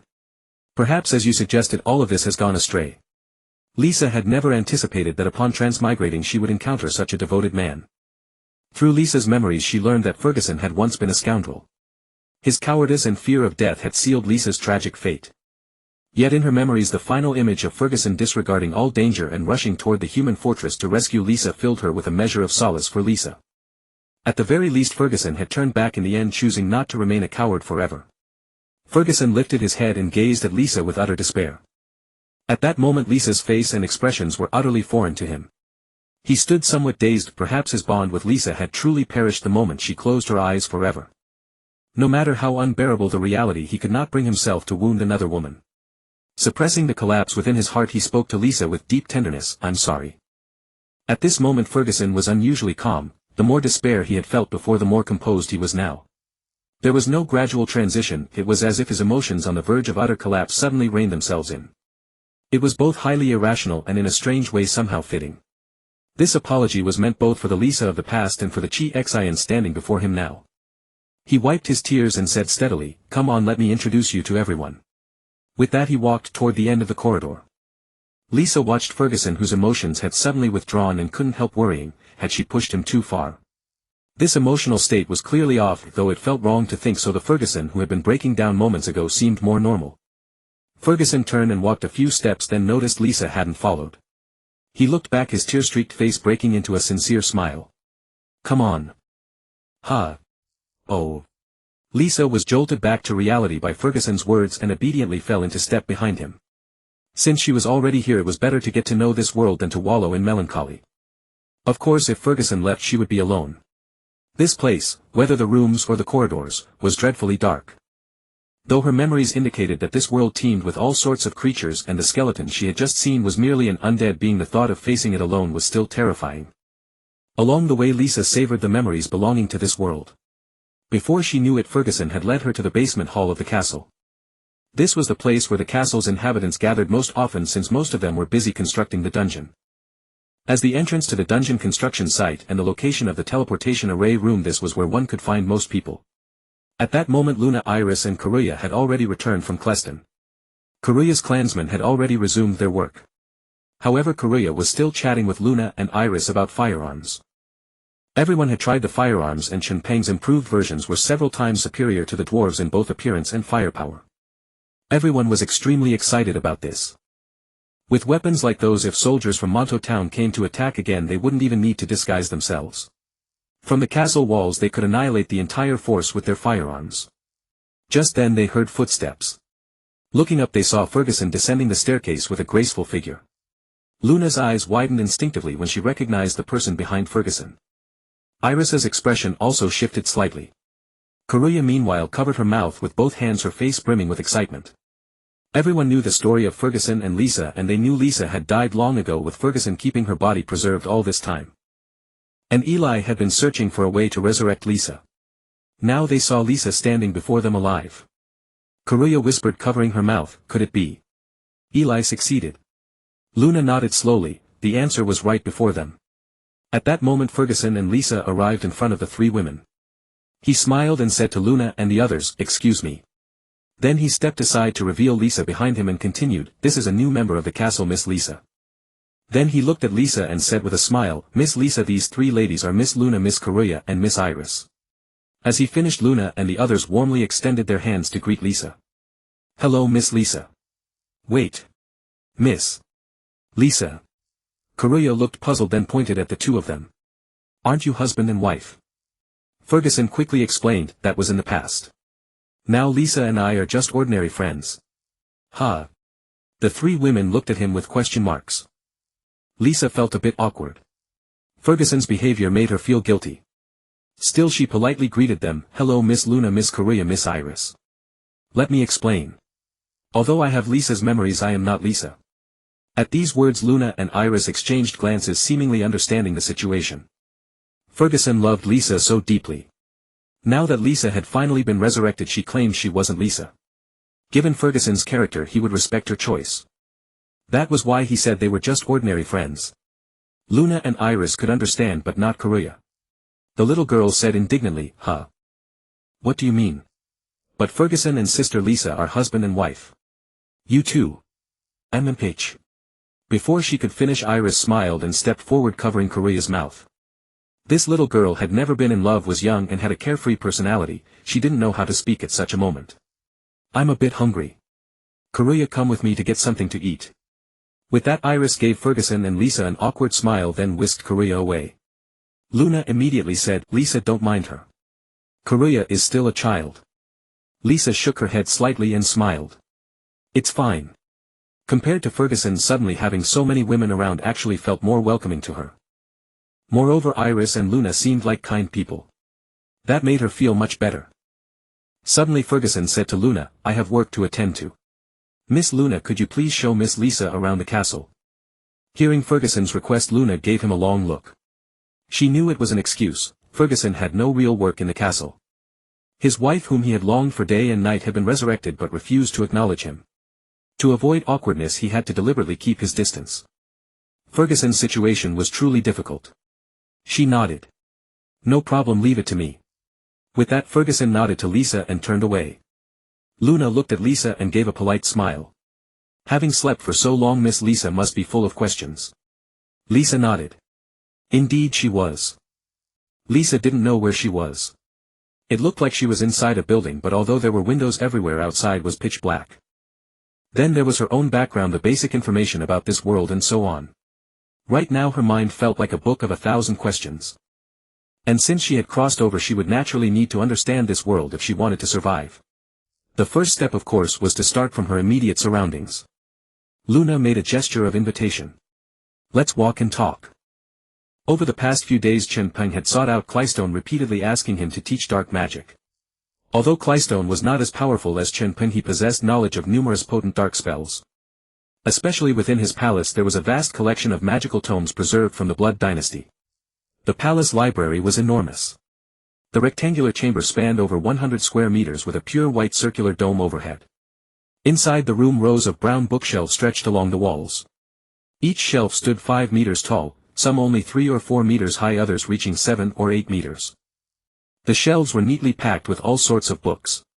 It was evident that Clystone took excellent care of the collection, organizing the shelves into distinct sections. The sections covered human history, race introductions, and various magical texts. At that moment Clystone stood before a bookshelf with Chen Peng in front of him, intently poring over a dark magic tome. "Your Highness, you read all these books back then. Are you truly certain you wish to review them once more?" As the prodigy of that era, Bernhard had mastered every dark magic and all elemental spells. Now seeing Bernhard poring over books to study magic again felt strange. Chen Peng read through the text with intense focus, not even turning around as he explained, "My memories are returning far too slowly." Many spells had completely escaped his mind. His previous visit to Harriman marked the second time his memories had begun resurfacing, when fragments of light magic started to return. But it wasn't nearly enough. With that, he gently turned the page. The book in his hands contained numerous advanced dark magic spells, though none had reached the level of forbidden arts. Yet they were more than sufficient for ordinary combat. Inheriting Bernhard's innate genius, Chen Peng could instantly memorize and master any spell he encountered. He flipped through the pages quickly and steadily. It was as if he had photographic memory. In truth, Chen Peng felt more like he was reviewing material he had already known, with each new passage evoking a sense of familiarity. After reading the first incantation, the complete magical formula would immediately surface in his mind. It was as though the text itself was helping him recover forgotten memories. Clystone raised an eyebrow at Chen Peng's response, then fell silent. The earnest Bernhard before him was increasingly taking on the presence of the great lord from years past. For the bloodline and the dark creatures under their command, this was a favorable sign. For the remainder of the time he simply waited quietly nearby, carrying out his duties as a personal guard, just as he had done 1,000 years ago. It took him an entire day to finish over a dozen books documenting dark magic. By the end he had learned nearly all the common dark spells in this world. Without pause he spent another 2 days studying all the elemental magic texts in the library. He had nearly mastered every known elemental spell in this world. At that moment an insatiable desire surged within him, to witness the true power of the magic he had just learned. He turned to Clystone who had stood guard beside him and said with a smile, "You've worked hard." Clystone shook his head and replied respectfully, "Your Highness, serving you has always been the duty of my family." Chen Peng nodded. "Let's go find a place to properly test what I've learned these past few days." "As you wish, Your Highness." The two soon arrived at Harriman's underground city. Though located beneath the savage lands within Orc tribal territory, the wasteland stretched so vast and desolate that Orc tribes were scattered across great distances. One could travel for hundreds of miles without encountering a single creature. Moreover, Harriman's fear of death led him to seal the underground city with numerous protective arrays effectively preventing magical energy from dissipating. This made it an ideal location for magical experimentation. Chen Peng brought Clystone to the very spot where he had once clashed with Harriman. Traces of that battle remained everywhere, deep furrows carved into the ground, a shattered stone pillar lying toppled and debris scattered across the earth, each mark bearing witness to the exchanges between Chen Peng and Harriman. Chen Peng instructed Clystone to remain at the passage entrance while he stepped onto the open ground. Without hesitation he began reciting the incantation, "O wandering souls drifting aimlessly through every space, appear as my servants and lend your meager strength. Grant me endless darkness and your master shall end your countless tormenting cycles of exile through the transcendence of light." Wailing of vengeful spirits. As Chen Peng spoke the final words, a massive magical array materialized beneath his feet, exhaling thick black vapor. Clystone felt the undead aura surging around him at an alarming rate, growing impossibly dense. The black miasma from the magical array rose into the air and gradually condensed into spectral forms. These entities floated as dark wisps, insubstantial and shifting, bereft of limbs with only glowing red eyes marking their heads. Then they emitted a collective piercing wail, a high-frequency sound so intense that tiny stones on the ground vibrated violently. The sound struck Clystone with overwhelming sorrow and despair surging from some primal depth within his soul. It was a desolation directed equally inward and outward, a hopelessness toward existence itself. Clystone's eyes reddened, consumed by an irresistible urge to end his own life. Just as he raised his hand in desperation, the ear-splitting scream abruptly ceased. Clarity snapped back into his gaze. Pale and trembling he stared at his own palm, then turned to breathe heavily, his eyes fixed on Chen Peng standing nearby. The wailing of vengeful spirits was not classified as forbidden magic, it was merely an attack targeting the mind and soul, effective against any creature possessing consciousness. He never expected his own strength would be insufficient to resist. His mind had been compromised almost instantly. Had the Lord not intervened in time, he would have taken his own life without hesitation. Is this truly the power of the Lord? As Clystone's dark emotions faded, his gaze turned fervent. He seemed to witness the return of the invincible Bernhardt from centuries past. Chen Peng, however, wore an expression of pure bewilderment. This technique, merely a cacophony of wailing spirits producing nothing but noise, offering absolutely no combat utility. The manual described soul-based attacks targeting beings with consciousness, yet he felt absolutely nothing. Perhaps the caster's own immunity to their own magic was at play. All that expended magical energy for zero results left him deeply disappointed. "Never mind," he muttered. "Let's move on to the next experiment." Chen Peng was immensely intrigued by many of the spells he had learned. They appeared to possess formidable power. After studying for several days, he yearned to try each one. However, with so many elemental spells at his disposal, casting them all would drain his magical energy completely. He selected a few that particularly caught his interest for experimentation. First was the Ice Magic, a team support spell of tremendous aid in large-scale army battles. He drew a deep breath, his hands naturally spreading as he slowly raised them. Then his eyes gradually turned pure white, devoid of any impurity. He rose slowly into the air, and from his lips emerged a low incantation. "O ice demon slumbering in the distant frozen wastes, O ice spirits of the space, heed my call and come forth. Let the earth freeze, let the mountains turn to ice, shroud all in white, freeze binding annihilation array." As the incantation echoed, Creston at the tunnel entrance clearly felt the surrounding temperature plummeting. He looked toward Chen Peng, and without any magic array appearing or any warning, hoarfrost rapidly coated the ground from beneath Chen Peng's feet, spreading outward at an alarming speed. In the blink of an eye the frost had reached his own feet. Creston wasted no time, urgently channeling his magical power to levitate into the air. The moment his feet left the ground, the frost swept past beneath him, spreading into the tunnel. Creston could then feel that although the ground was only thinly coated with ice, it radiated an extremely low temperature. Even at a height of half a meter, a bone-chilling cold was palpable. He had not expected that His Highness could already cast spells directly without the aid of a magic array. Such a feat demanded an immense amount of magical energy from the caster. It seemed that the dark energy within His Highness's body had become so concentrated that he could now command some powerful magical attacks. He recalled the battle between His Highness and Karsas in the imperial capital all those years ago. Their fight had been swift and decisive with no wasted motion. Not a single ordinary spell was cast, every move they made unleashed devastating forbidden magic. Moreover, they could release such spells with a mere wave of the hand or a single word. If His Highness could master the art of instant spellcasting, his strength would far surpass that of the past. He glanced around and saw that the entire hall had turned a uniform grey-white with faint white wisps of cold mist drifting about. Soon the hall was plunged into darkness. The flames in the several braziers had been frozen solid. Fortunately, as blood descendants, both of them possessed night vision. Creston swallowed hard. He had always known that His Highness's power surpassed his own. But he never imagined that a mere freezing array could now possess such terrifying might. Even he could feel the threat of the extreme cold. He blinked involuntarily and his eyelids made a crackling sound with tiny ice crystals falling from his eyelashes. Creston suddenly realized that Chen Peng's strength had already recovered, perhaps even surpassing that of the Lord 1,000 years ago. It was just that due to his incomplete memories many spells had been forgotten. But whenever he unleashed one, it inevitably carried earth-shattering power. Such was the talent of the Dark Child. Chen Peng himself floated in the air, calmly surveying his handiwork. From the ambient temperature he could tell that the spell's power was already considerable. He nodded with satisfaction. Next. Chen Peng descended slowly, the crunch of ice under his feet. The next spell was a powerful single-target attack. However, despite being a single-target spell, the nature of its element ensured it carried substantial area of effect damage. That was lightning magic. The white in Chen Peng's eyes faded, replaced by faint intermittent blue arcs of electricity. Seeing this, Creston knew that Chen Peng was about to perform the next spell. He quickly held his breath and focused his attention. Chen Peng's gaze sharpened and he began to chant, "O lightning spirits racing across the sky, gather the billions of lightning particles in the heavens in the name of the pact with me. As the bow unite your power, unleash your fury and smite the evil before me." Lightning arrow. As the incantation continued, a multitude of blue electric particles appeared around Chen Peng, their numbers steadily increasing. Then they began to attract one another, emitting crackling blue arcs. As the arcs multiplied, Chen Peng straightened, extending his left hand straight out while placing his right hand over his chest.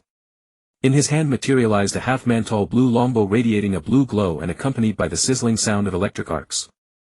Chen Peng exerted force with his right hand, pulling the blue bowstring back powerfully. Immediately the surrounding electric particles flew toward the bow, assembling into a blue lightning arrow. And as more particles converged, the arrow's electric hum grew louder and it began to emit a blue radiance illuminating the entire dark hall. Chen Peng aimed at the wall dozens of meters away and suddenly released. Whoosh! The blue lightning arrow shot forth, instantly trailing a faint blue afterimage, and struck the target with precision. Boom! The wall exploded violently, debris flying in all directions. Creston, standing not far away, noticed that at the moment of the explosion the entire wall seemed to become electrified, turning uniformly blue and emitting a blue glow. That is to say, in the instant the arrow struck, a massive amount of electricity was discharged, electrifying the entire wall. The excess energy, having nowhere to go, caused the wall to explode. This was clearly a single-target skill. Yet when faced with an insulating stone wall it displayed such devastating power. If it were used against an Imperial Legion striking the commander, the surrounding soldiers would also suffer. When the dust settled, a huge crater remained on the wall. Its diameter was about 20 to 30 meters, occupying almost half the wall's area. Around it black scorch marks left by the electric arcs were visible. Chen Peng was quite satisfied with the destruction he had caused. It seemed that with any elemental magic he could unleash tremendous power. Even more surprising was that he could now cast spells directly without the support of a magic array. Perhaps once he mastered more forbidden spells and could launch magical attacks without chanting incantations, he would be able to return to the surface.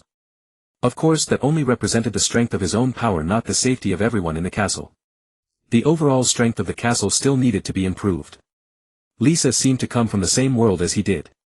Once he had completed his magical advancement he would go find her. With this thought a sense of urgency surged within Chen Peng. He then proceeded to release elemental magic of fire, wind and others. He discovered that all his elemental magic flowed with remarkable ease and proficiency. The power was also immense, as if every spell he mastered could unleash its full potential. Yet this was far from sufficient. What mattered most was dark magic. As a dark creature with darkness as his primal source, the dark magic he unleashed would receive tremendous amplification. To illustrate, Eli, a necromancer, could unleash dark magic at 8/10 of its full power, while Chen Peng could surpass the limit and achieve 20/10 of the effect. He turned to look at Clayton, who was still rooted to the spot, and said, "Clayton, come here." The latter snapped out of his daze and hurriedly maneuvered himself to Chen Peng's side. "Your Highness, what are your orders?" The more clearly Clayton saw the shadow of the ancient prince from a millennium ago in Chen Peng, the more loyal he became. Chen Peng placed a hand on his shoulder and said earnestly, "Tell me all the forbidden magic incantations you know." A look of astonishment flashed across Clayton's face. "Your Highness, the forbidden magic you know is more extensive and more powerful than mine."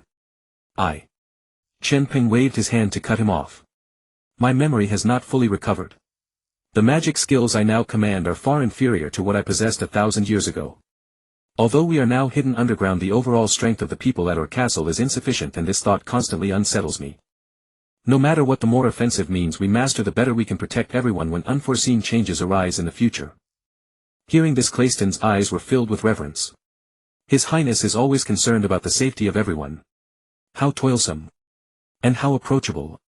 In order to fulfill his promise of protection despite already being so powerful, he still continues to learn.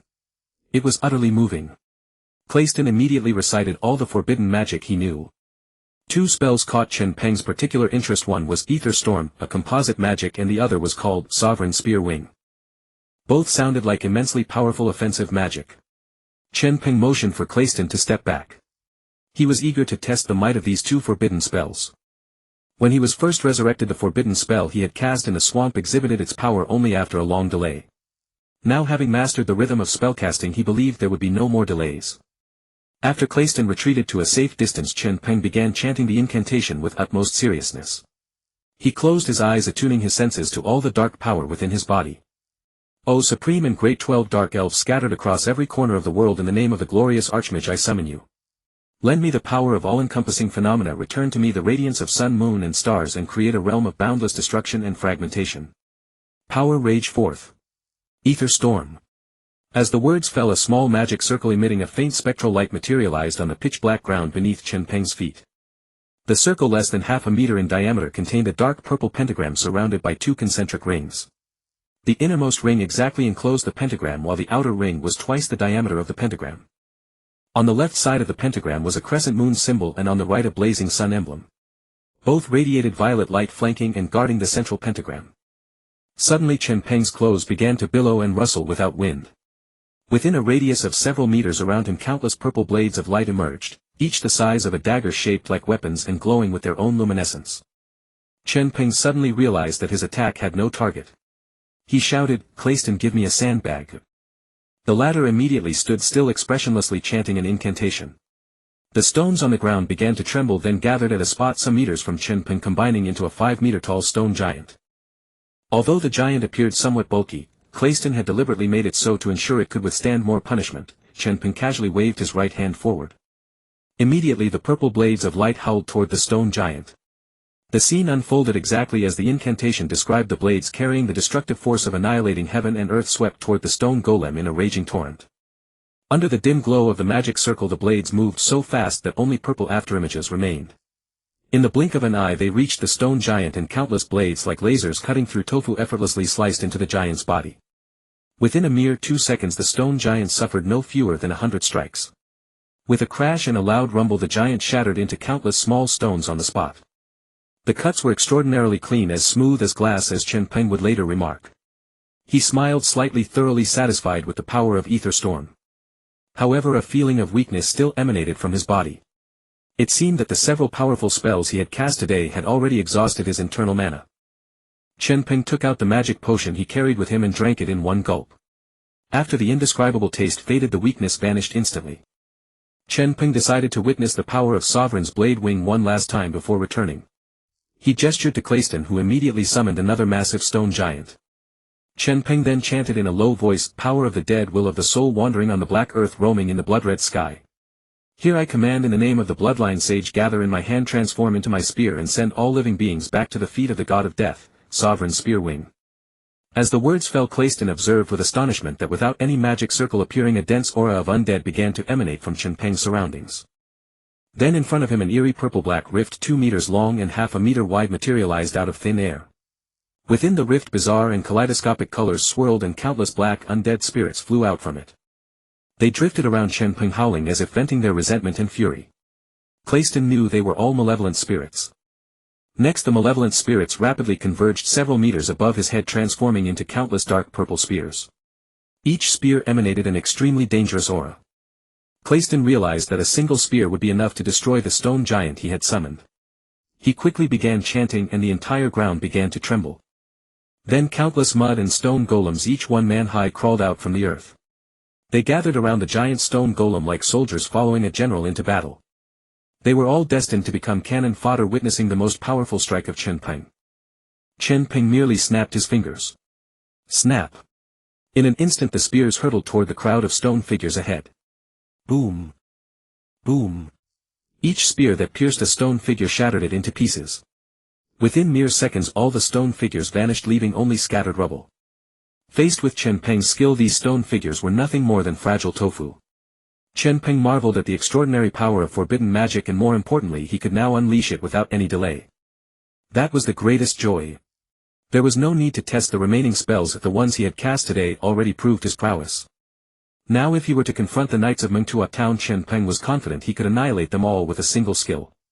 Satisfied, he summoned Kelaistan and returned to Orr Castle. After enhancing his personal strength, Chen Peng was in high spirits and even ate 2 extra bowls of rice that evening. In his bedroom he lay on the bed pondering the next steps of his work. 2 or 3 days had passed and he wondered how Fugasan and Lisha were doing. They must have grown tired of their sweet talk by now. He would need to find an opportunity to meet Lisha and exchange their secret signals. Once he confirmed her identity and profession, both the steam engine and automatic firearms would become much easier to manufacture. Knock. Knock. Knock. Just then a knock came from outside the room. Chen Peng rose from the bed wondering who would visit him at such a late hour. Opening the door he found Luna standing there. She wore a violet spaghetti-strapped nightgown, her fair collarbone and calves exposed, her hair casually draped over her shoulders. Her beautiful face adorned with large eyes gazed earnestly at Chen Peng. "My lord, I apologize for disturbing you so late." Chen Peng's gaze involuntarily drifted downward, landing on her impressive cleavage. A flush crept up his cheeks and he quickly averted his eyes, feigning composure as he asked, "It's fine. Tell me what's the matter." Unfazed by his glance, Luna frowned, a trace of worry evident on her face. "It's about Lord Fugasan and Lady Lisha." "What happened to them?" Chen Peng asked, puzzled. Luna sighed softly. "My lord, you may not know, but they have broken up. They are no longer lovers." "What? Why?" Chen Peng stood frozen. What mad thing had Fugasan, that hopeless romantic, done now? Logically speaking, shouldn't star-crossed lovers, after enduring countless hardships, finally reunite in a tear-jerking embrace, move the heavens and then live happily ever after? What was this breakup nonsense? Luna clasped her hands behind her back, tapping her toes lightly, and said in a low voice, "It wasn't Fugasan's fault. It was Lisha. Lady Lisha seems off." Off. Chen Peng frowned, gently stroking his chin. A suspicion began to form in his mind. Luna explained, "Lisha told us herself that she is not the real Lisha. Over the past 2 days as I've shown her around the castle, she has been utterly unfamiliar with everything, as if she doesn't belong to this world." Hearing this, Chen Peng felt his guess was correct. Lisha, like him, came from the same world and possessed 2 sets of memories. But the dominant personality had changed, it was no longer Lisha's original persona. Thus, just like himself, even though he retained fragments of Bei and Hade's memories, his self-identity remained firmly as Chen Peng. No wonder Lisha rejected Fugasan. Transmigrating into a new body and suddenly having a husband, who could accept that? Nevertheless he offered comfort, "It's all right. At least she's alive. As for the rest, let fate decide." In Chen Peng's eyes both Fugasan and Lisha would become 2 formidable pillars of Orr Castle. Their romantic affairs were not something an outsider could meddle in. When it comes to love, do your best and leave the rest to destiny. Unexpectedly Luna shook her head slightly. "If that were the case, I wouldn't have come to you. And Lord Fugasan? He has been in low spirits these past 2 days. Everyone is worried about him." An image of Fugasan drowning his sorrows in alcohol flashed before Chen Peng's eyes. He shook his head. "It's fine. I'll go find him tomorrow. I'll handle it." Luna nodded. As the last surviving dragons on the continent, Fugasan and Lisha were crucial to the military strength of Orr Castle. Luna worried that the 2 might leave the castle. Lisha seemed fine, despite her peculiarities she maintained a good attitude and was easy to get along with. But Fugason had grown haggard. He was dispirited, spending every day getting drunk in the tavern of Kelaiston's underground city. For the past 2 days Halamon had been carrying him back. Seeing Chen Peng take on the matter, Luna breathed a sigh of relief. With the Lord handling it, everything would surely be resolved smoothly. My lord, I'll take my leave now. Good night. Chen Peng nodded. Good night, Luna. After seeing her off he lay back on the bed and let out a long sigh. He hadn't expected Lisha's resurrection to be an even greater blow to Fugason. One could imagine the crushing disappointment of waiting 1,000 years only to have his beloved reject him upon her return. Such a fall from grace was not something ordinary people could endure. Tomorrow he would first find Lisha to confirm the secret signals from the other world, then seek out Fugason to offer some consolation. Fugason's room. Reeking of alcohol, Fugason lay on his bed staring blankly at the ceiling. These past few days he had hidden in the tavern just to avoid Lisha. Since she had clearly stated she didn't want to be with him, it would be too awkward to keep running into her intentionally. But she was Lisha. Even if her soul was different, looking at that face stirred memories of their time together. And then sorrow would flood in like a river. Running away forever wasn't a solution. Should he leave this place? But he had promised Chen Peng to be his ally. Chen Peng had kept his promise. Could he break his word? On one side was his beloved, on the other his brother. Fugason covered his face with his hands, uncertain how to choose. No matter what he decided, he would live with guilt for the rest of his life. Then he would start another cycle, carrying another redemption through the rest of his days. If he had known this would happen, it would have been better not to resurrect her. Who could have imagined that resurrection would be the beginning of a nightmare? Suddenly he removed his hands and his eyes grew firm, as if he had made a decision. Since she was his Lisha, he must never give up. The scene of Lisha closing her eyes in his arms was still vivid in his memory. He had not yet achieved redemption. He had waited so many years, he had to bring closure to their love. If the current Lisha refused to accept him as her husband, then he would court her anew. He had won her heart once and he could do it again. With this thought Fugason breathed a sigh of relief. Finally there was a way out. Tomorrow he would go to Lisha and start a new relationship, beginning with a date. The next morning Chen Peng rose early. The mere thought that Lisa might be a fellow villager from his homeland filled him with excitement. He rushed to find her, eager to verify their secret code. Fellow villagers meet, tears welling in their eyes. The code was naturally Royal Palace Jade Nectar Wine. Does it change when odd, stay when even? You are too beautiful.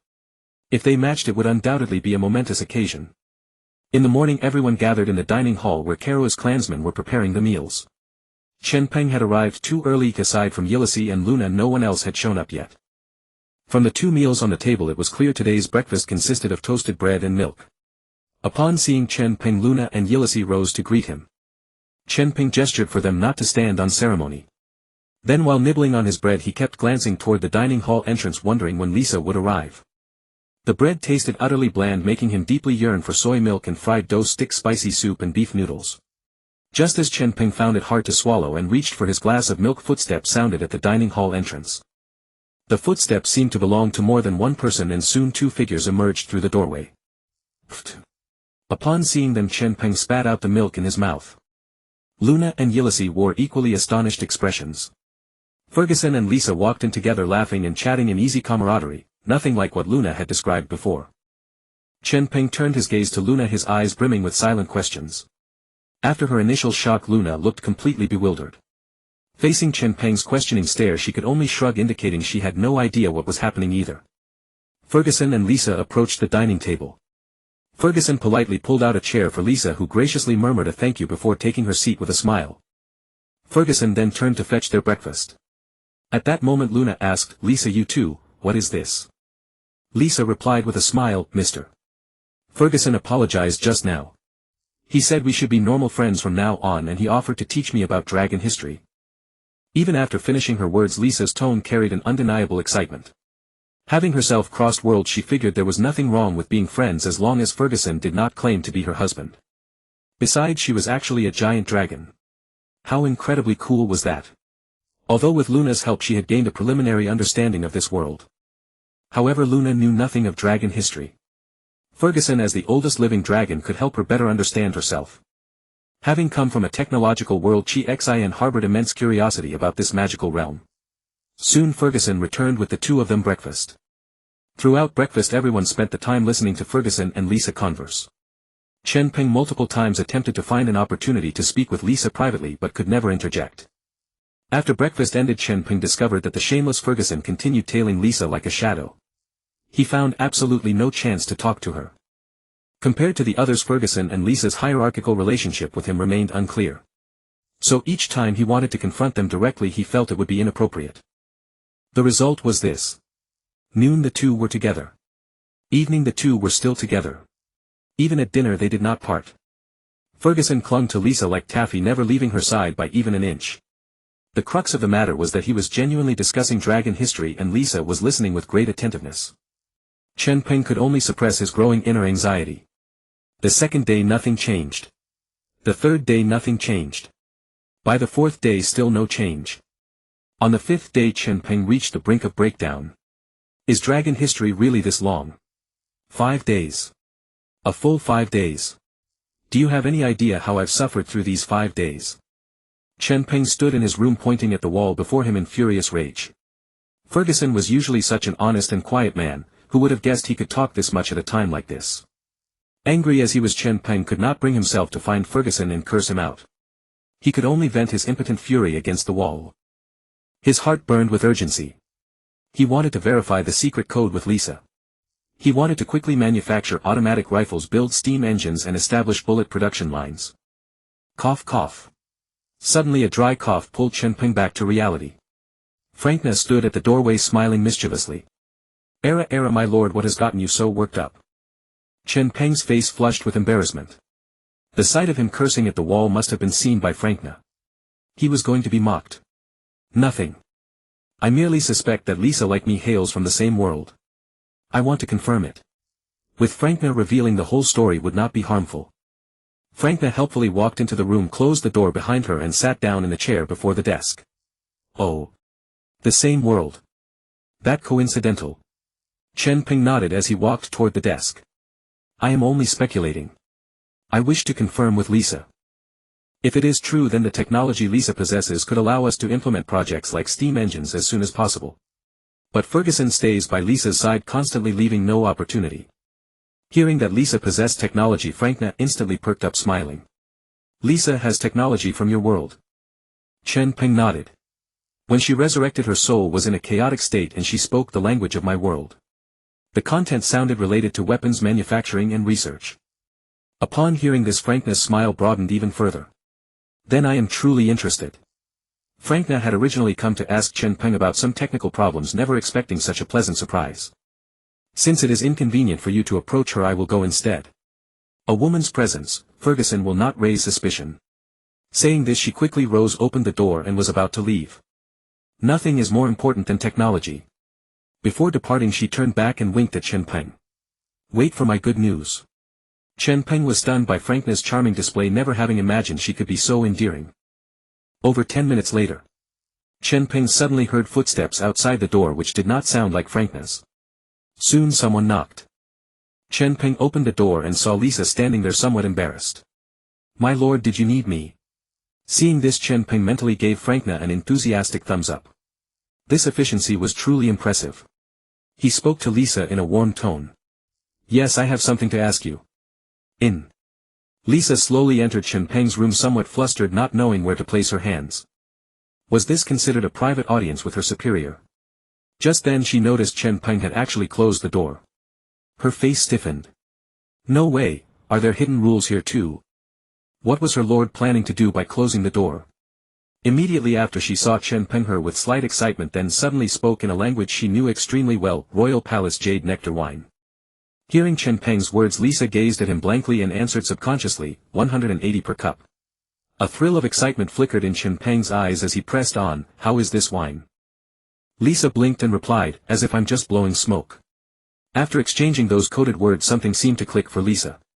Chen Peng, however, did not stop posing yet another question. Odd changes, even stays unchanged. Check the quadrant for the sign. Little hammer 40. Big hammer 80. At that moment Chen Peng threw his arms wide and cried, my family. Overcome with emotion, Lisa embraced Chen Peng tightly. So you're a transmigrator too?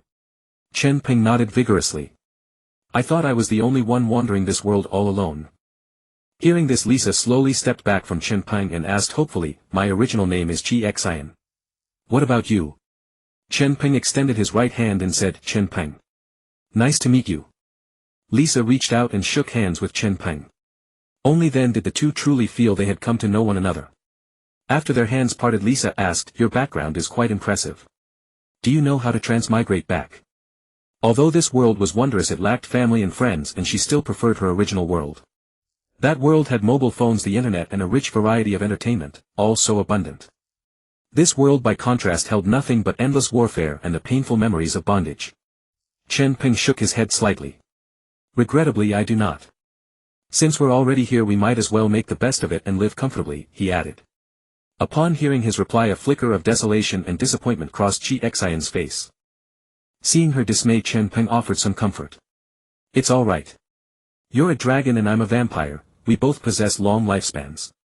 We can use the knowledge we possess to gradually transform this world. One day we'll bring it into an age of electricity and information just like our own. A magipunk world, not a bad vision at all." Having spent considerable time in this world, Chen Peng's mindset remained sound. He had already come to terms with reality. Chi Xian nodded. There was no choice but to accept it. At that moment Chen Peng suddenly asked, "What did you do for work before?" Chi Xian did not hide the truth. Weapon designer at the Chinese Weapon Research and Design Bureau.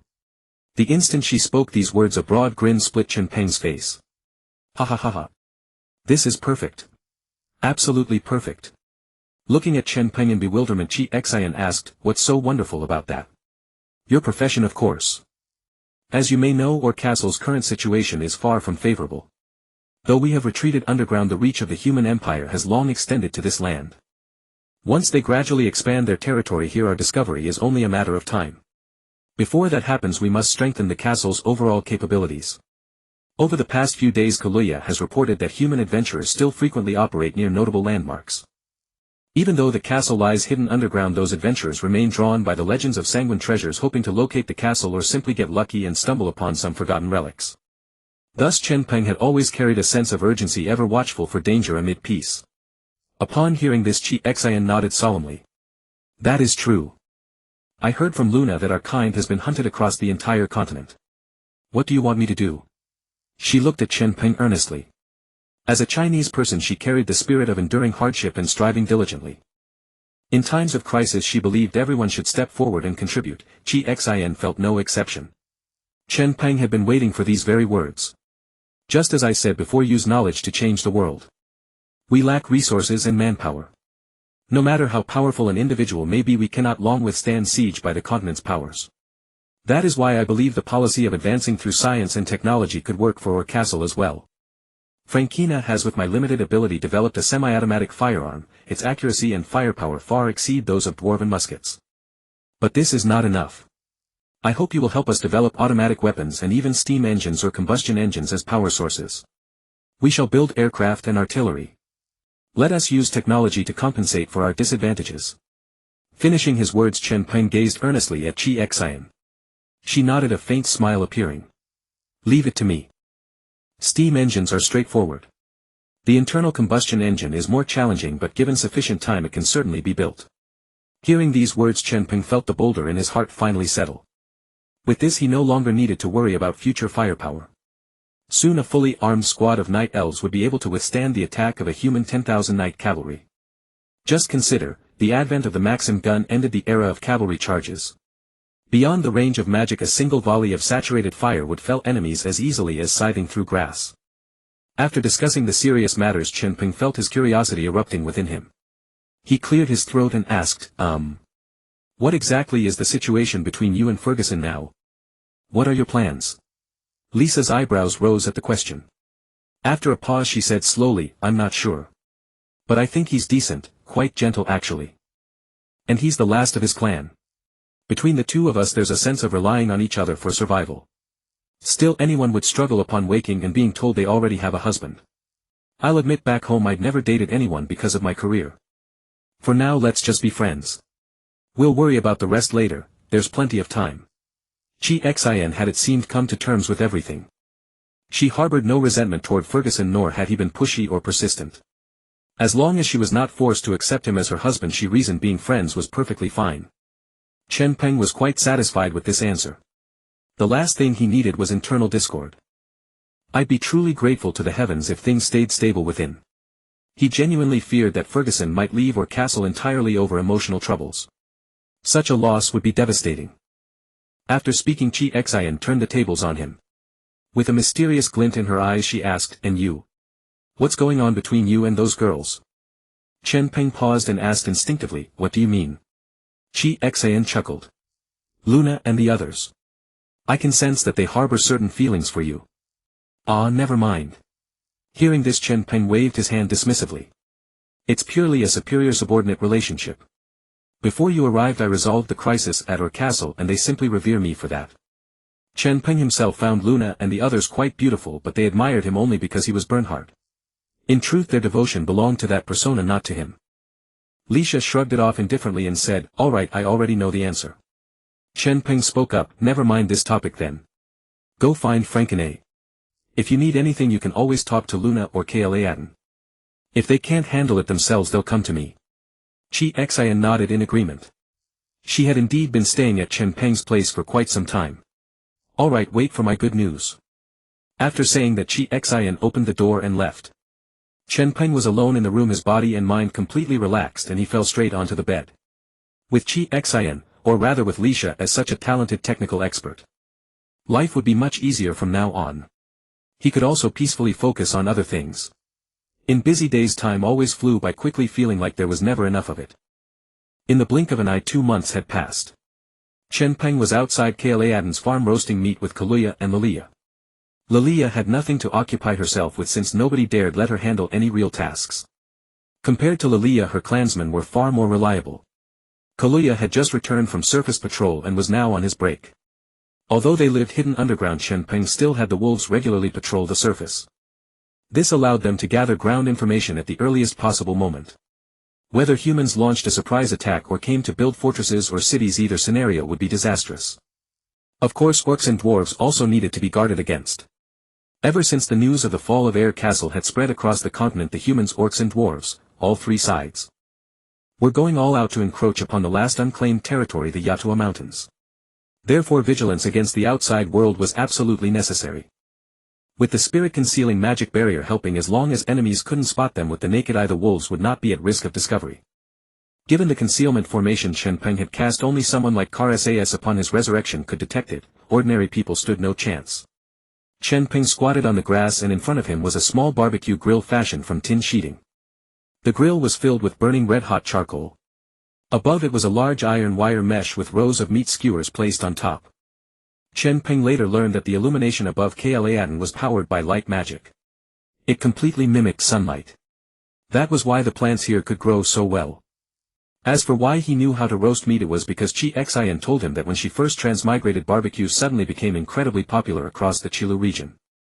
During the Labor Day holiday everyone had gone to the Chilu region for skewers, but she had an urgent new weapon testing project and couldn't go. When Chen Peng heard this, he could only smile wryly. Since they had already eaten hot pot, barbecue naturally could not be left out. So whenever he had free time he would come to the farm lawn at Kalaatan, set up the grill and start roasting meat. At first he ate alone, but later everyone discovered it and were utterly amazed that meat could be eaten this way. They all fell in love with barbecue. After all, the roasted meat in this world was always cooked whole or in large chunks over a slow fire. Chen Peng's small skewers seasoned with his secret spices were simply too delicious. At this moment the meat skewers on the grill sizzled with red oil generously sprinkled with powder made from salt, pepper, cumin, Sichuan peppercorn and chili that Chen Peng had prepared. An intoxicating aroma wafted through the air. Kaluya was drooling uncontrollably. As a wolf, his gluttonous nature was completely on full display. His ears kept twitching restlessly from side to side. Lilia on the other hand stared fixedly without blinking, her gaze locked onto the skewers. In her world at that moment there was only the barbecue. Soon Chen Peng finished grilling the skewers and divided the dozens of mixed beef and lamb skewers in his hand into 3 portions.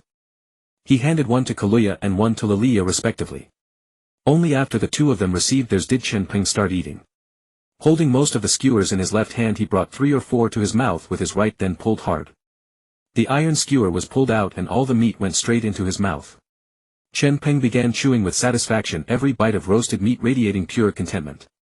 The 2 young girls were also eating happily. Kaluuya closed his eyes in blissful enjoyment, savoring the roasted meat in his mouth with grease slowly dripping from the corners of his lips down to his chin and then onto the ground. Lilia by contrast was far more refined, eating piece by piece rather than devouring an entire skewer at once. She believed that such wonderful food deserved to be cherished, every single piece should be savored properly. By the time Chen Peng and Kaluuya had finished, Lilia had only eaten half. Chen Peng then placed the vegetables nearby onto the grill, wanting a balanced mix of meat and vegetables for proper nutrition. Just then the sound of rapid footsteps echoed. Chen Peng turned his head at the sound and saw a dark figure rushing swiftly toward them. It was Becker. Becker moved incredibly fast, stopping before the three and bowing respectfully as he said, "My lord, Mr. Martin wishes to speak with you. He says the weapons you requested have been completed. They are ready for testing." As soon as he finished speaking, Chen Peng let out a surprised "oh," and was about to rise, but then he noticed the disappointed expressions on Kaluuya and Lilia's faces.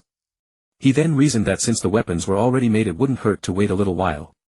Abandoning half-finished barbecue would be a pity. He then said to Becker, "I understand. I'll be over in a bit." Then he waved his skewer and asked, "Want to join us?" Becker politely declined, saying, "Your Highness, how could I possibly?" But in the next instant he swiftly sat cross-legged on the ground beside Kaluuya and Lilia. Chen Peng couldn't help but twitch an eyebrow at the sight. But there was nothing he could do. His roasted meat was simply too tempting. Anyone who had tasted it would be completely captivated. Chen Peng didn't mind and began grilling with full concentration. 20 minutes later the four of them arrived at Martin's blacksmithy, each holding various grilled vegetables. Martin was then sitting on a small stool drinking water with Lighthearted standing beside him, engaged in conversation. His apprentices were still busy forging away. Upon seeing Chen Peng and the others arrive, Lighthearted noticed the skewers in their hands and instinctively swallowed hard. He then said respectfully, "My lord, you have arrived. Mr. Martin has already fabricated what Frankina's blueprints called for." Before finishing his sentence he snatched the half-eaten potato slices and grilled peppers from Becker's hand and began eating them without hesitation. Becker stood frozen in place, staring at his empty hands in utter despair. Chen Peng nodded and quickly finished all the skewers in his hand before turning to Martin and saying, "Mr. Martin, thank you for your hard work. Where is it?" Martin stood up, took a rifle under a meter long from a basket on his workbench, turned around and handed it to Chen Peng. "My lord, this thing was terribly difficult to craft. The blueprints were in my hands for over a month, but many of the small parts required extremely precise dimensions. So it took quite a bit of time." Chen Peng knew that in the world he came from, weapons often took several years to go from project approval to design, from finalization to manufacture and then to active service. Yet Martin had turned the blueprints into reality in just over a month, and it was entirely handcrafted at that. That was already lightning speed. "Mr. Martin, this is already very fast. There's no need to blame yourself." Seeing that Chen Peng did not blame him, Martin finally breathed a sigh of relief. Chen Peng began to examine the weapon in his hands. Since engineering plastics could not be produced, the gun was still made of wood and metal, so it was by no means light. Chen Peng estimated that it weighed at least 6 or 7 Jin. The gun closely resembled an AK-47, an orange-yellow buttstock, a brown grip and a brown body. All the other parts were made entirely of metal. Chen Peng understood that the AK series was famous for being rugged and excellent in performance. Such a weapon was well suited to Martin's blacksmith shop, which was not yet familiar with precision manufacturing. If they had jumped straight to a complicated firearm, who knew how long it would take to produce a single gun? Chen Peng was so fond of the rifle in his hands that he couldn't bear to put it down. As he examined it again and again, the smile on his face grew even more pronounced. Clayston, standing nearby, also had his eyes light up at the sight of the new gun. It was somewhat shorter than the previous firearm, and its structure and design were stranger as well. But since His Highness was so delighted, this must also be a fine treasure. Kaluuya and Lilia, having finished the skewers in their hands, also stood on tiptoe and curiously examined the weapon in Chen Peng's hands. Last time they tested the gun there had been too few bullets and they hadn't had enough fun. They also loved this kind of weapon, which could easily kill enemies several hundred meters away. At that moment Chen Peng composed himself and looked at Martin. "Mr. Martin, is there any ammunition?" Martin nodded, picked up a square wooden box about 10 centimeters on each side from the workbench and handed it to Chen Peng. He then said, "With the experience from last time, I had one of my apprentices start making ammunition half a month early. Once he became skilled, the speed of producing each bullet also improved considerably." Chen Peng took the wooden box and found it somewhat heavy. He looked closely and saw that the box was crammed with bullets, at least 50 or 60 of them. He looked at Mr. Martin with delighted surprise and praised him without reserve. "Mr. Martin. With this much ammunition there is more than enough for the test firing. This is really wonderful. Martin scratched his head and said with a smile, as long as your highness is satisfied. Chen Peng turned to look at Clayton's palace not far away, waved his hand and said, let's go. Test firing. The group once again headed in force toward Clayton's palace square. Clayton had never dreamed that the luxurious palace he built would one day become his highness's private shooting range. However, he had no complaints at all. He had already tested the first firearm before, its power and feel made him unable to put it down. This new firearm looked somewhat strange. In front of the trigger there was actually a curved rectangular box and he had no idea what it was for. But since his highness had so many bullets in hand, he was determined to have a good time today as well. After arriving at the palace square, Clayton, without waiting for Chen Peng to speak, took the initiative to conjure several head-sized ice blocks 200 meters away. Unexpectedly Chen Peng said, no rush, the bullets aren't loaded yet. With that he handed the ammunition box to Clayton and removed the magazine from the gun. Although his movements were a bit clumsy, it was still a success. Naturally Chen Peng had never handled a real gun, but he had played games. In his previous life so many hardcore shooting games allowed him to get the hang of a real gun with ease. Then he set the rifle on the ground, scooped up a handful of bullets from the ammunition box and pressed them into the magazine one by one. Only then did the others realize that this strange iron box was meant for bullets. Soon Chen Peng loaded the magazine full, picked up the rifle and inserted the magazine. Then, imitating a video he had seen, he pulled the bolt handle back with a backhanded motion. With a sharp click, a round was chambered. At that moment he recalled a meme from his previous life, a backhanded bolt pull, you're either a mole or a hardened outlaw. Clearly he was the latter. He flipped off the safety, steadied his stance, brought the 3 points into one line and aimed at the ice block. Bang! After a thunderous report, an ice block in the distance exploded instantly. Chen Peng nodded. The single-shot accuracy was quite good. He then fired several shots in succession, shattering the ice targets one by one. Seeing this, Clayton wanted to summon new ice blocks right away. He had just counted Chen Peng loading 30 rounds into that iron box. Unexpectedly Chen Peng stopped him and said, give me a few human-shaped ice blocks at a distance of 50 meters. Hearing this, Clayton was somewhat puzzled. This gun had excellent accuracy and formidable power, it was already a weapon that utterly crushed dwarven muskets. 50 meters is far too close. But he did not dare question Chen Peng. With a wave of his hand, a row of human-shaped ice sculptures quickly appeared 50 meters away, a dozen or more. Seeing this, the corner of Chen Peng's mouth curled up slightly. With his right index finger he flipped the fire selector to the full auto position. Then, aiming at the ice blocks, he pulled the trigger directly. Bang! Bang! Bang! Bang! Flames burst from the muzzle, accompanied by a continuous series of explosive reports. The human-shaped ice blocks 50 meters away were struck by a dense hail of bullets and shattered into countless ice shards. The ice was too brittle and the bullets carried too much kinetic energy, any hit would blow away a large chunk. Chen Peng sighed inwardly, gel was still the better option. However, the visual effect of the ice was still spectacular. Chen Peng swept the rifle in a long burst, his index finger never leaving the trigger. A few seconds later all the bullets had been poured out. All the ice figures were shattered. Everyone around was stunned. Clayton's eyes bulged as he stared at the ground covered with ice fragments not far away, his mind could barely process it. What power! What a torrent of firepower! It was in no way inferior to some high-level magic.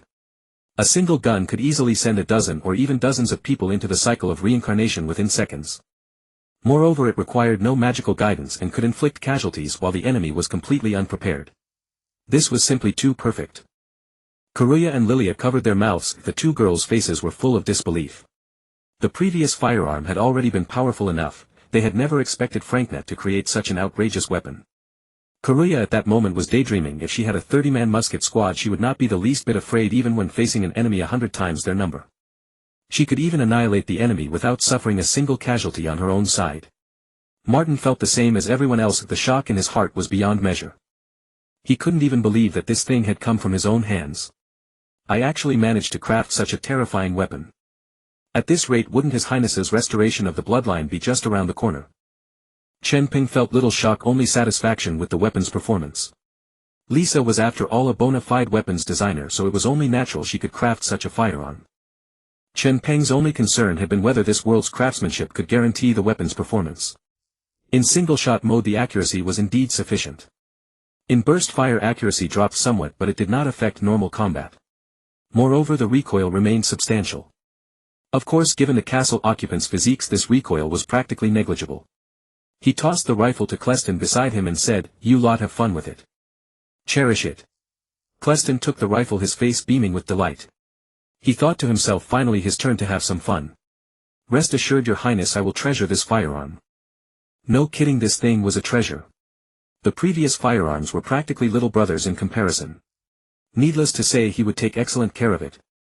Beside them, Karuya and Lilia also had sparkling eyes, as they too could test-fire the weapon. After giving his instructions, Chen Peng left, as he still needed to return to Frankna and Lisa to report on his shooting experience. Just as he stepped into the streets of the underground city, gunshots rang out behind him and a smile spread across Chen Peng's face. Cleston and the others loved these weapons, which delighted him even more than firing the guns himself. Returning to the castle, Chen Peng went straight to Frankna's laboratory and pushed the door open. Inside, Frankna and Lisa were seated at the table, deeply engaged in discussion. Both held paper and pen, sketching and writing. Over the past 2 months of acquaintance, the two had become close sisters. Meanwhile, the werewolf and dark elf assistants in the laboratory were carrying out experiments assigned by the pair. Hearing the door open, Frankna and Lisa looked up simultaneously. Frankna's eyes brightened, but she quickly regained her composure. With a light smile she said, "Hey, didn't I hear you took Karuya and Lilia out for a barbecue? Why do you have time to visit the lab?" Lisa also snorted, "We're slaving away here while you're busy devouring food." Humph. Chen Peng knew they had not yet learned that Martin had already produced the weapon and were still teasing him. With a mysterious smile, Chen Peng did not hide the truth. "Naturally, it's because something more important than barbecue came up. Mr. Martin has crafted the first new rifle and I've just been to test it." As his words fell, excitement surged across both their faces and they exclaimed in unison, "Oh! How was it?" Since getting to know Lisa, Frankna had witnessed just how formidable the technical theories of this soul from another world, like Chen Peng, were. In firearm design and manufacturing, Frankna had practically become an assistant. She was also very eager regarding this new weapon. Lisa's feelings were similar to Chen Peng's, though she had absolute confidence in weapon design. But like Chen Peng, she did not have much faith in this world's manufacturing techniques. Although the dwarven craftsman's skills were widely recognized across the continent, forging swords and armor was different from crafting firearms. Moreover, the dwarven firearms, while reasonably well made, were severely antiquated in performance. Thus Lisa had been genuinely worried about how the weapon would perform once actually built. Chen Peng cut to the chase, directly sharing his impressions from the test firing. He gave high praise to both accuracy and reliability. Lisa finally breathed a sigh of relief. "That's good. I designed the weapon based on this world's technological level, and the AK series was the most suitable choice. It seems there's no problem at all." Chen Peng nodded, then said, "I think we need to find a way to achieve standardized production and assembly line manufacturing for weapons. I know it's difficult, but handcrafting is far too slow. At present it takes the blacksmith shop over a month to produce a single AK, and a dozen or so bullets require one person to spend over 10 days making. It's far too slow. The ammunition produced by 10 people in a month would not sustain a single AK for half an hour." Lisa sighed. This world has zero industrial foundation. The matter of a weapons production line is likely a long way off. At least several years or even decades. After speaking, she frowned in thought, then slowly said, "In the short term, weapons still need to be handcrafted, but bullets could be produced semi-automatically." With Lisa's statement, Chen Peng relaxed slightly. Weapon manufacturing indeed demanded extremely high industrial standards. For now they could only rely on Martin's handcrafting, and he hoped that in a few years they could assemble a 100-man rifle squad. With semi-automatic bullet production, ammunition manufacturing efficiency could be improved. That was good news. Otherwise a 100-man rifle squad couldn't even scrounge up enough ammunition for 10 people on a single mission, which would be truly embarrassing. "Alright, let's keep the production line in mind and take it slowly." Then he asked, "How is the steam engine progressing?" Lisa shrugged. "The new blueprints were given to Martin a week ago, but it will take considerable time to actually build it." Chen Peng nodded. With such a weak industrial base there was no point in rushing. He noticed that both women were drawing something on their papers and grew curious. "What are you two working on now?" Frankna had little say in these matters, so she remained silent. Lisa picked up the paper from the table and continued, "This. Just some ideas about tanks and artillery. Once the steam engine is done, you'll need to start designing the tanks you want." Chen Peng's eyes lit up at this. He picked up the paper from Frankna's hand, examining it as he said, "Right, I always thought a steam-powered tank had potential. Too bad there's no way to make an internal combustion engine. That would be even better." Lisa rolled her eyes at this. An internal combustion engine. You're dreaming. Do you even have fuel? Forget fuel, do you have petroleum? Even if you found an oil deposit, how would you extract it? And once extracted, how would you refine it? Lisa's barrage left Chen Peng speechless. Seeing this, Frankna burst out laughing. Watching Chen Peng get stumped filled her with inexplicable joy. Chen Peng set down the paper and gave a dry cough. Ahem ahem. Keep up the good work, scientists. I believe in you too. With that he began backing toward the door. At the doorway he added, is there anything you'd like to eat? I'll have it prepared for you. After all, these two were Treasure's true talents. More like revered ancestors. Chen Peng had no choice but to treat them with the utmost care. Frankna finally spoke up, I want barbecue. Lamb skewers. Hearing this, Lisa nodded eagerly like a little chick pecking rice. Same. I want some too. Chen Peng was covered in imaginary black lines.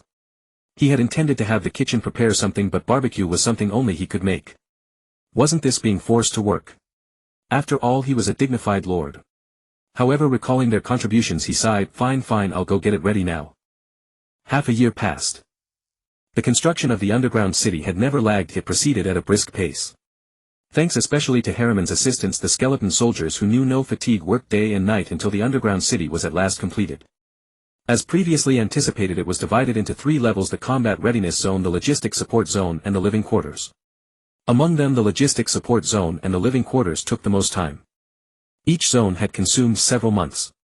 The combat readiness zone merely required an assembly square and a weapon arsenal decorated with stone, and it was done. Moreover, the combat readiness zone was relatively small, only 50,000 square meters. It was initially set at 30,000 square meters, but considering that later tanks and other equipment would be quite large and take up a great deal of warehouse space, it was temporarily enlarged a bit, though that only added a few days of work. That morning everyone at Orr Castle was waiting in the council hall. Everyone was waiting for Chen Peng to arrive and lead them on a tour of the fully completed underground city. At that moment, under Eli's guidance, Chen Peng was walking through the corridor leading to the Great Hall. Eli, why didn't you inform me of this earlier?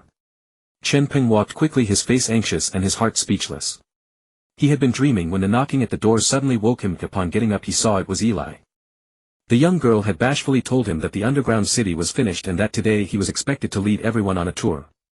Lately Chen Peng's attention had been entirely focused on Franca's experiments, and he had not paid attention to the underground city's progress. After all, Luna, Creston, Iris and the others were in charge, so there was no need to worry. Unexpectedly they had sprung a surprise attack on him today. Eli explained with some embarrassment, everyone said they wanted to give you a surprise. I was actually against it. I didn't want to lie to your excellency. But they wouldn't let me reveal it to you. After listening to Eli's words, Chen Peng could only shake his head helplessly. By then they had reached the entrance of the Great Hall, so he could only say, it's all right. I'm not angry. Let's go. Don't keep everyone waiting. Entering the Great Hall, everyone stood as usual, with men on the left and women on the right.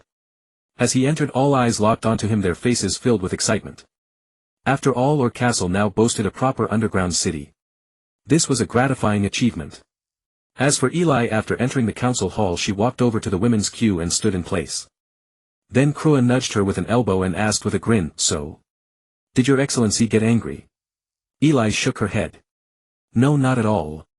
His excellency has such a good temper. You all know that. At these words those around her breathed a sigh of relief. Chen Peng took his seat on the main throne, looked at the assembled crowd and said calmly, when was the underground city completed? As his voice faded, Creston stepped forward and said respectfully, Your Highness, it was completed 2 days ago. We spent the past 2 days refining some details. Chen Peng nodded. I've been focused on Franca's alchemy laboratory these past few months and didn't check on the progress. Thank you all for your hard work. Seeing that Chen Peng, just as Eli had said, was not angry about being told the truth only today, everyone felt relieved. However, they also detected not a trace of surprise on his face, which left them somewhat disappointed. They had thought that since Chen Peng had been troubled by the steam engine, this would cheer him up. It seemed the effect was underwhelming. Regarding the steam engine's components, Martin's blacksmith shop kept producing pieces with dimensional errors. They were made many times over, yet when assembled they simply wouldn't fit together. This matter infuriated Chen Peng. Hand-forged work was indeed worlds apart from precision machinery. At that moment Luna said, Your Excellency, the underground city awaits your presence. We would like you, Your Excellency, to be the first to step into the underground city. Hearing this, Chen Peng said, "Very well, I appreciate your sentiment. Let us go together and see our new territory." With that, Chen Peng rose and headed toward the basement with the others closely following behind. Orr Castle was quite spacious and could accommodate a considerable population, but after all it was an experimental castle. It was truly unsuitable for long-term habitation. Moreover, for the underground city to achieve self-sufficiency, it needed to develop underground animal husbandry and agriculture. Orr Castle did not possess such conditions. Soon everyone arrived at the castle's basement and entered the underground passage in the basement hall. The underground city had 3 entrances. One was this passage, a physical entrance. The other 2 were portal entrances, one within the castle and the other hidden at some secluded spot on the surface. Walking through the passage, Chen Peng noticed that the floor and walls were no longer raw earth but were plastered with something resembling cement in texture. They appeared gray and immaculately clean. Every few meters along the walls were lighting crystals crafted by courtier, keeping the passage perpetually illuminated. After walking a dozen or so meters, the passage suddenly angled upward to the right. Chen Peng turned right. The slope was not steep and at its end lay the residential zone of the first level. After several dozen meters, a half-open stone door appeared. As a physical defense, the door was extremely sturdy, appearing half a meter thick. It was a time-delaying safeguard in case the underground city fell or after Orr Castle had fallen. The stone door was controlled by a mechanism. On the wall beside it was a fist-sized wooden button. Chen Peng was aware of this. So he stepped forward and pressed the switch. Immediately the stone door began to rotate, rumbling open outward, revealing the scene within. Beyond the door lay another passage. This was a labyrinth area designed in reference to Ferguson's underground city. However, this maze was controlled by a magical formation. If the formation was not activated, one could follow the passage and quickly reach the residential zone. If the magical formation were activated, the uninformed would wander endlessly in circles, creating a phenomenon akin to a ghost wall. Like the stone door, it was another safeguard designed to delay the enemy should either the underground city or Orr Castle fall. Chen Peng was the first through the stone door, entering the passage on the other side. These passages all looked alike, gray walls and floors plus the lighting crystals. After traversing roughly 100 meters in the passage, he saw an exit ahead beyond which the streets were visible. Chen Peng quickened his pace and strode straight out of the passage. Then he saw neatly arranged streets and beautiful buildings. He stood rooted to the spot. The last time he had come there was only a framework, nothing but earth and stone everywhere. Today it was like stepping into an entirely new world. The entire living area was designed according to a Bagua formation, which was Chen Peng's idea. Although Cleston could not understand the Bagua formation, the symmetrical beauty still amazed him. Therefore no changes were made and it was built exactly according to the blueprints. Chen Peng was standing at the southeastern edge of the residential area. A diagonal street led straight to the plaza at the center. The city had 8 main streets radiating from the center: east, south, west, north, northeast, northwest, southeast and southwest. Additionally, there were 3 concentric circular streets surrounding the city center. Chen Peng was currently standing on the outermost circle, the longest and largest one. Looking up, the residential buildings were capped at 10 meters. The tops were plastered with cement and 66 lighting crystals were connected through magic arrays controllable via magical energy. Along the streets, 5-meter-tall lampposts appeared every few dozen meters, each housing a lighting crystal within a glass shade. The ground was paved with gray-white stone bricks, each 1 square meter, creating a clean and attractive appearance. The streets were not particularly wide, only 5 meters, considering the moderate population. The streets were lined mainly with residences and shops, each building limited to a maximum of 3 floors due to height restrictions. Most structures were 2 stories while many shops were single-level. The roofs were slanted and painted in vibrant colors just like the walls. This was precisely what surprised Chen Peng. The entire residential district featured colorful streets and houses, yet the composition felt harmonious rather than chaotic, possessing a unique beauty that made it seem like a fairy tale world. At this moment the rest of the group emerged from behind. Karua hopped excitedly up to Chen Peng, smiling as she said, "Sister Lisa mentioned that everyone has been working hard lately and she believes this kind of environment would bring people joy. It's like... like... I've forgotten. Darn it." Eli laughed beside her and chimed in, "Like a fairy tale world." "That's right. A fairy tale world. Sister Lisa told me that fairy tales are all beautiful." Karua continued enthusiastically. Chen Peng smiled gently and turned his gaze toward Lisa. Lisa stood close to Ferguson, pointing and commenting on various aspects of the city, clearly pleased. Who would have guessed that Lisa harbored such a childlike spirit? He chuckled and ruffled Karua's hair and she immediately closed her eyes in contentment, ears twitching happily. Then he turned to Luna and said, "Well done, this looks beautiful." Luna offered a calm smile and glanced at Cleston, Iris and Harriman before replying, "You flatter me, my lord. This is the result of everyone's hard work." After hearing this, the others shared warm smiles with her. Harriman added, "I am indeed smiling, you just cannot tell from my face." Chen Peng could not wait to explore this place properly, so he began walking along the circular street. The group followed at a leisurely pace behind him. Chen Peng noticed there was no fixed market here. Instead, scattered shops were interspersed among the homes, much like in Cleston's underground city. This arrangement served the convenience of nearby residents well. The distribution was very practical. If there were a fixed market, some people would always live too far from it. Over time, this distance would naturally breed resentment. After completing a full circuit, Chen Peng also spotted taverns, restaurants and other establishments that could meet the residents' needs. Chen Peng called over Cleston and said, "Once everyone moves in, I need you to keep a close eye on the economic order here." Cleston nodded and replied seriously, "Your Highness need not worry, I have already made arrangements." Seeing Cleston's confident demeanor, Chen Peng finally felt reassured. Finally, the group arrived at the plaza at the very center of the city. The plaza covered roughly 3,000 square meters, not particularly large. The ground was paved with tiles arranged in a black and white yin-yang pattern with fountains positioned at the eye of each fish. Wooden benches were placed around the perimeter, making it a pleasant spot for leisure. Chen Peng, clearly delighted by the plaza, turned to the group behind him and said with a smile, "The living area has no issues at all, it is perfect. We can arrange for people to move in today. Karua Luna Lilia, your clansmen can all reside here." Upon hearing this, all three beamed with delight. "Thank you, my lord." Chen Peng continued, "Let us go see the second level. If the first level is this perfect, I wonder what surprises the second holds." Luna spoke up, "My lord, there are two ways to reach the other two levels. One is the fixed teleportation array, the other is the permanent passage to the north. Initially only the fixed passage existed, but we later realized that walking through each level would waste considerable time during emergencies. When enemies attack and we need to quickly mobilize from the residential area to the combat readiness zone, walking from the first level to the second then to the third would consume precious time and compromise our tactical response. Therefore Luna and the others decided to construct teleportation arrays instead, allowing for rapid mass relocation." Chen Peng considered this and replied, "Let us go with the teleportation array. Why take the long route when a shortcut exists?" Luna nodded and glanced toward Cleston, who had designed the teleportation array. "This plaza is where the teleportation array is located," Cleston explained, pointing to the ground. "It was designed to enable rapid assembly of all personnel during wartime." With those words he chanted a spell and the standby teleportation array surged with magical energy, causing the mundane ground to reveal its intricate patterns glowing with pulsating blue light.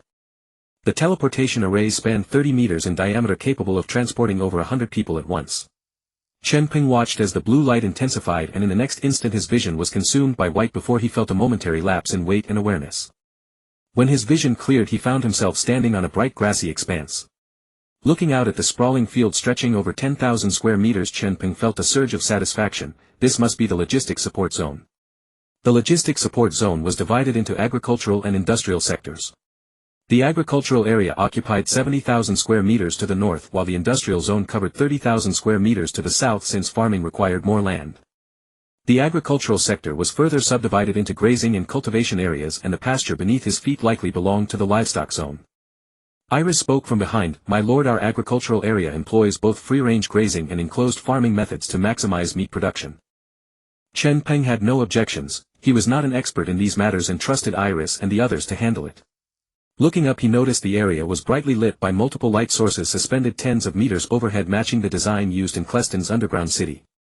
However, because they were positioned at a lower height, each light source was smaller, but with 3 in total they were more than sufficient to illuminate the second level as bright as day. These 4 solar-like lamps made the entire second level as bright as day. The abundant light also allowed the grass below to grow lush and verdant. Chen Peng looked toward the east. A few hundred meters away, a row of empty sheds stood waiting, apparently prepared for the livestock that would soon move in. Further east were stretches of already tilled land covering tens of thousands of square meters. Turning to the south, several hundred meters away, stood 3 huge workshops, each 6 or 7 meters high, dozens of meters long and more than 10 meters wide. Chen Peng knew these were workshops for making tanks, ammunition and other equipment. In the future, standardized assembly line production would be needed. Mading's blacksmith shop could never meet such production demands. That was all the second level contained. Still, Chen Peng felt very satisfied and full of hope for the future. Imagining herds of cattle and sheep grazing leisurely and crops and vegetables growing vigorously, Chen Peng felt a strong sense of accomplishment. Kaluya at that moment was frolicking across the grassland laughing joyfully. At last she lay down beside Eli feeling the grass with her hands and said with her eyes closed, "Whoa. The grass here is so soft." As a werewolf she had always harbored a dream of running wild on an endless prairie. But werewolves have been hunted and forced to hide in misery, let alone a grassland. Even in the forest they had to be cautious with every single step. Running wild simply did not exist. But seeing this grassland, Kaluya was overjoyed beyond measure. Watching her, Chen Peng suddenly thought of a sheepdog. He wondered what it would look like if Kaluya were a sheepdog. Beside him Kadir stroked his pale stubble and took a deep breath. Having lived underground for so many years he had not seen such an open grassland in a long time. This fresh air carried a taste of freedom. It relaxed his heart and he could not help closing his eyes. The others were also full of praise for the grassland and none of them had expected that deep underground such a thing could be achieved. It gave everyone the illusion of having returned to the surface. Chen Peng collected his thoughts and suddenly asked, "How soon will this place be put into use?" Callicidon immediately stepped forward and said with his head lowered, "Your Highness, the lambs and calves are all ready. I will have Bacon send them over this afternoon. The vegetable seeds have already been placed in the castle." Chen Peng nodded. "Very good. You have worked hard. Let's go see the final combat readiness zone." At this point the living area and the logistics support area were both flawless in Chen Peng's eyes. His expectations for the combat readiness zone were not high, so it should not be too bad either. Since no one had left the teleportation array, Callicidon activated it directly. In the blink of an eye they arrived at a slightly dimmer open space. The floor here was still paved with the same tiles as the living area and the ceiling was about 15 meters high. Except for a row of enormous warehouses along the northern edge, reaching the ceiling 100 meters long and 50 meters wide, there was nothing else. It was all open space. Dozens of luminous crystals were fixed to the ceiling providing illumination for the 50,000 square meter area. To facilitate the assembly of equipment and personnel, this level had no excessive obstacles or buildings. It gave a rather empty feeling. At that moment Luna said, "My lord, the combat readiness zone can be put into use at any time. Several dozen meters above here is the ground surface. Troops can be teleported directly to the surface for combat." Chen Peng nodded. As a rather solemn area, the combat readiness zone was simple and stern. The living area by contrast was lively and dreamlike. It seemed Luna and the others had built the underground city with great earnestness. "Alright, that's all for today. The underground city is not mine, it belongs to everyone. Except for the combat readiness zone, the living area and the logistics support area may be entered and exited at any time." Hearing this everyone cheered joyfully. Especially the young girls. The grassland in the logistics support area was simply too beautiful and particularly attractive to them. Callicidon's underground city also had a small lawn, but it was only a few hundred square meters, one could not even build up speed running back and forth. This great grassland of tens of thousands of square meters, though one could see its end at a glance, was more than enough for frolicking. Chen Peng thought for a moment, then said with a hint of heartache, "Today is a good day. Let's have a feast on the lawn of the logistics support area. Call everyone. Including your clansmen." At these words the cheers grew even louder. However, Chen Peng felt that when rewards were due they should still be given. Although he ran Orr Castle like a company, he could not truly act as an evil capitalist. Having completed such a major project, the deserved reward still had to be given. Callicidon then waved his hand and everyone returned directly to the logistics support area. Chen Peng instructed, "Go summon your clansmen. Yilisi and Eli prepare the hot pot and barbecue. Hallam and Fugizan go help Callicidon notify his residents and bring the food along. Kadir, come with me to fetch the wine. Fetch the wine I brewed myself." With those words everyone eagerly sprang into action. Today was a grand celebration. In the castle, Kadir followed Chen Peng to the second floor of a building where more than a dozen rooms were filled with black wine jars. The jars had been made by Chen Peng himself and the wine was grain liquor he had brewed. These were all wines Chen Peng had brewed himself after taking Eli to a human village several months earlier to buy large quantities of fruit and grain. After all, this world only had beer and grape wine. Beer was passable, the taste was acceptable, but that grape wine had virtually no alcoholic flavor at all. It was simply grape juice. Such wine was not strong enough, drinking it gave no sensation whatsoever. So Chen Peng simply brewed these 100 jars of liquor. This was also thanks to his past life when he would idly scroll through short videos and came across various winemaking videos posted by some bloggers, otherwise he would not have had this skill. He had originally planned to just leave them there and drink them slowly later, but he had not expected that today they would all be handed over. When he and Kadir arrived at the logistics support area with the wine, they found it already crowded with people. Thousands of people including residents from Calliceton's underground city and members of Orr Castle had gathered on the grassland. The carcasses of dozens of cattle and sheep lay on the grass and people were busily dividing up the meat. Everyone knew that this was the great Bayan Hade's gift to them, a carnival bestowed by His Highness. Thus everyone's spirits were high. Of course only Chen Peng and the castle's main personnel could eat the hot pot and barbecue. Everyone else still had ordinary roasted meat and wine. After all, the hot pot ingredients were truly limited in production and skewering barbecue one by one was far too inefficient for such a grand carnival. 2 hours later bonfires were set up, people sat on the ground and the entire grassland was filled with the aroma of all kinds of delicacies. Everyone ate the delicious food, drank the fine wine and together extolled the great Bayan Hade. The spicy heady strong liquor was a catalyst for the atmosphere, making the scene even more lively. 3 months later the underground city was fully operational. With construction complete, the werewolves, dark elves and witches had moved into the residential area, beginning their normal lives. Creston began developing commerce after the model of Creston's own underground city. The agricultural zone was contracted out and its produce flowed into the underground cities of Creston and Old Castle for circulation. Gradually everyone could earn currency through business and labor, then spend it. The commercial economy began to sprout and develop rapidly. Just then Lisa had also cracked the problem of semi-automated bullet production, though the large steam engine had not yet been fully built. However, small steam engines could now be produced by Martin's forge.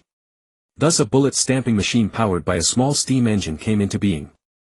Both the casings and projectiles were directly stamped into shape by the machine according to preset dimensions. The subsequent installation of powder and primer was handled manually. In this way the efficiency of bullet manufacturing was greatly improved. Chen Peng then issued a recruitment order summoning residents to the factory to begin producing bullets. By now the bullet reserve had already exceeded 100,000 rounds. Chen Peng ordered that production continue until the reserve reached 500,000 rounds. After all, weapon production remained very slow. So far only 10 AKs and 30 semi-automatic rifles had been made. These bullets would suffice. One day Chen Peng was still in Frankna's laboratory working with Frankna and Lisa on the final design of the tank. Once the steam engine was ready, the tank could be put into production. The tank cannon, redesigned and finalized by Lisa, had already been manufactured. The machine for semi-automated shell production was also under construction. The tank cannon designed by Lisa could fire 120 mm high explosive shells. Due to technical limitations the effective range was only 800 meters, but with sufficient elevation Lisa estimated the shells could reach 3 kilometers away. Thus whether for siege or for attacking soft targets it remained extremely powerful. The dwarf cannons were accurate only within 300 meters and their shells could travel at most about 700 meters, a distance that could only push through a wooden door.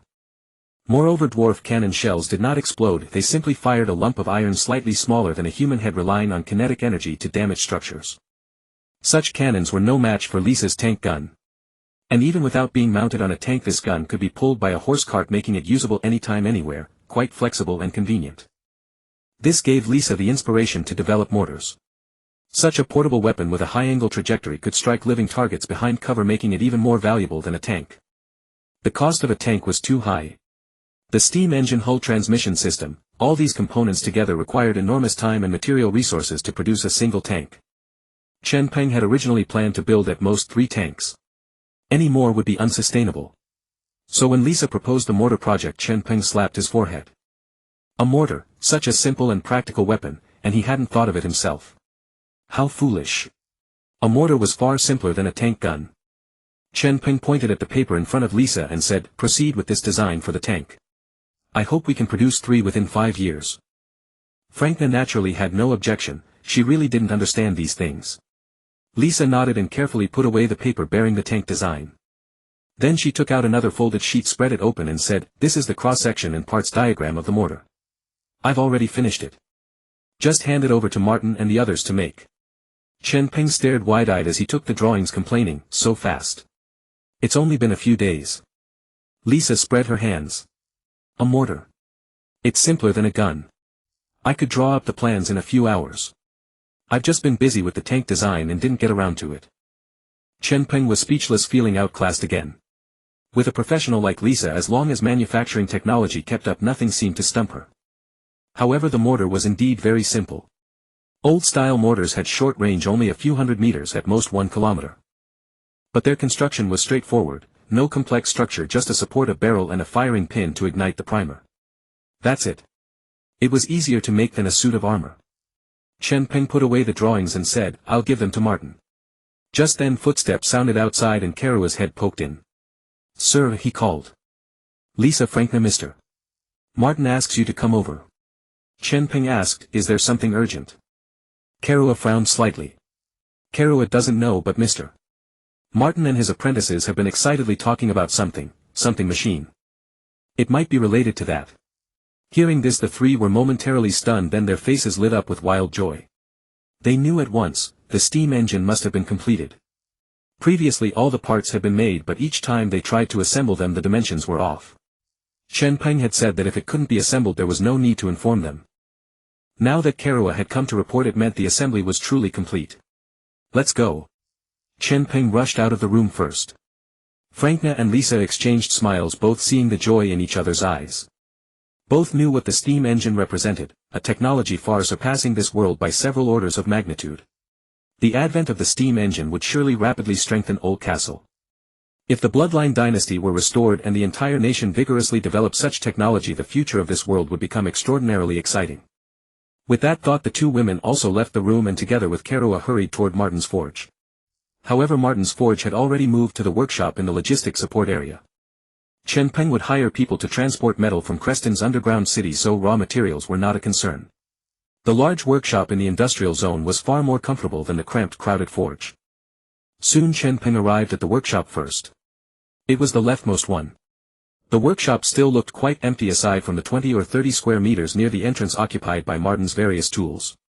The bullet production line was in the middle workshop. Martin and his apprentices were not working, though their faces showed exhaustion. Their expressions were extremely excited. Chen Peng knew that over the past year they had practically driven themselves like oxen, under immense pressure and with an enormous workload. It had been truly arduous. Now that the steam engine was finally completed, they were all overjoyed. Martin, upon seeing Chen Peng and the others arrive, quickly composed himself and addressed Chen Peng with reverence, "Your Highness." Chen Peng nodded slightly, then asked, "Mr. Martin, I heard you summoned us because the steam engine has finally been completed." As he spoke, Chen Peng glanced at Frankna and the others beside him. Martin chuckled, the light from the crystal above the workshop casting a radiant glow upon his face. "Your Highness, please look over there." Martin pointed to a corner behind him where a bulge as tall as a man was concealed beneath a black cloth. Chen Peng guessed that must be the assembled steam engine. At that moment one of Martin's apprentices trotted forward and pulled aside the canvas, revealing the true form beneath. An iron construct over 1 meter tall and 2 meters long stood silently upon the ground. Its water tank, connecting rods, pistons and other components glimmered faintly under the illumination. "Your Highness, the first steam engine has been officially assembled," Martin said with an enthusiastic smile. To forge this iron behemoth he and his apprentices had toiled for nearly a year. Countless failures occurred along the way. The repeated remelting of various parts once drove them to the brink of despair. The dwarves, renowned across the continent as master craftsmen of equipment, found themselves stymied by the components of a steam engine. Naturally they refused to accept defeat. Fortunately they understood that compared to forging armor and iron swords, the precision and quality demanded by these mechanical parts were on an entirely different level. Through relentless trial and improvement they finally grasped the essence and brought it to life. At the thought of this, Martin's heart swelled with immense pride. His face beamed with an excited smile. As Chen Peng and the others laid eyes on the steam engine, their eyes lit up and they stepped forward in unison to examine it closely. Chen Peng could not help but reach out and touch it. The cold metallic feel ignited a blazing fire within him and the smile on his face could not be contained. The emergence of the steam engine marked a historic turning point for the continent. In his own era this achievement would have been immortalized in the annals of history. Lisa nodded frequently as she scrutinized every detail of the steam engine. Though crafted entirely by hand, the dwarves' exquisite workmanship made the machine appear remarkably beautiful.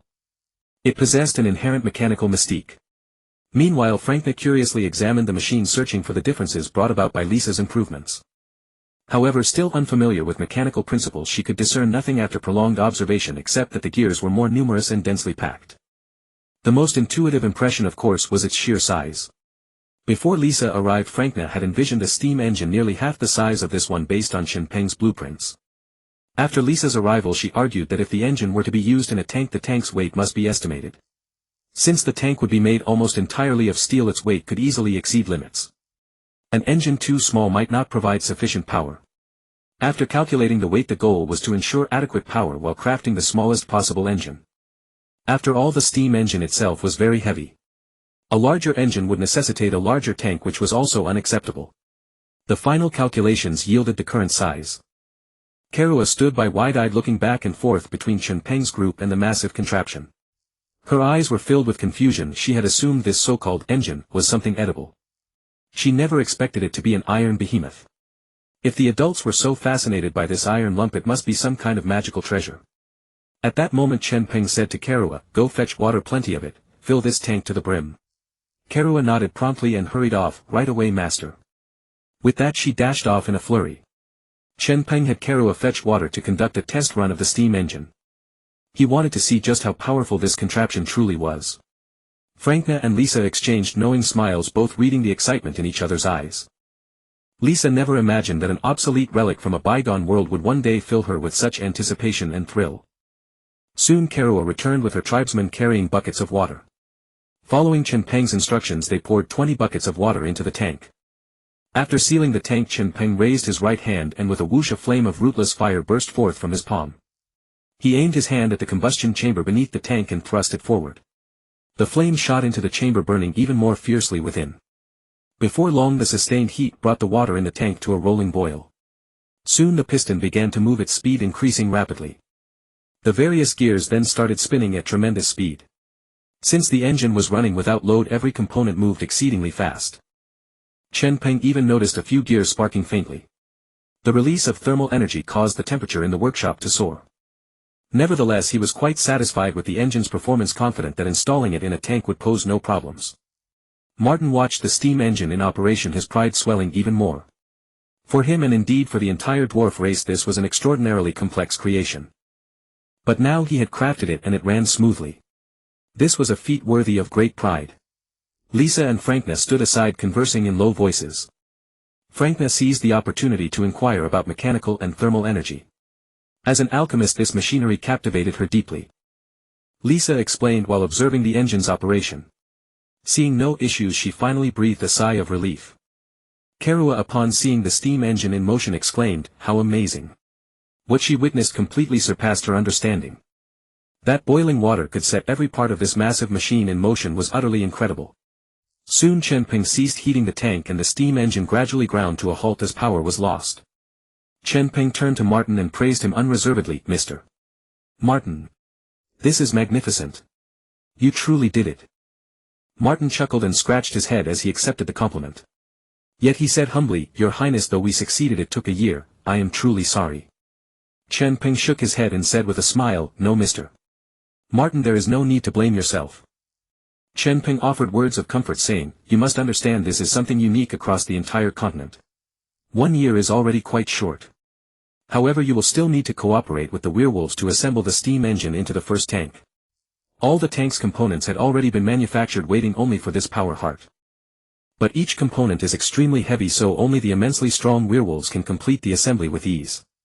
Martin nodded firmly. "Rest assured, sir." The creation of the steam engine filled Martin with even greater drive. He also wanted to see how the steam engine would perform once installed in the so-called tank. After giving his instructions, Chen Peng left with Frankina and the others. Since the steam engine was no longer a problem, the other projects could all be finalized. Apart from tanks, the steam engine could be applied in production such as textiles and smelting, thus accelerating the development of the underground city. Of course, the aircraft project could also be initiated.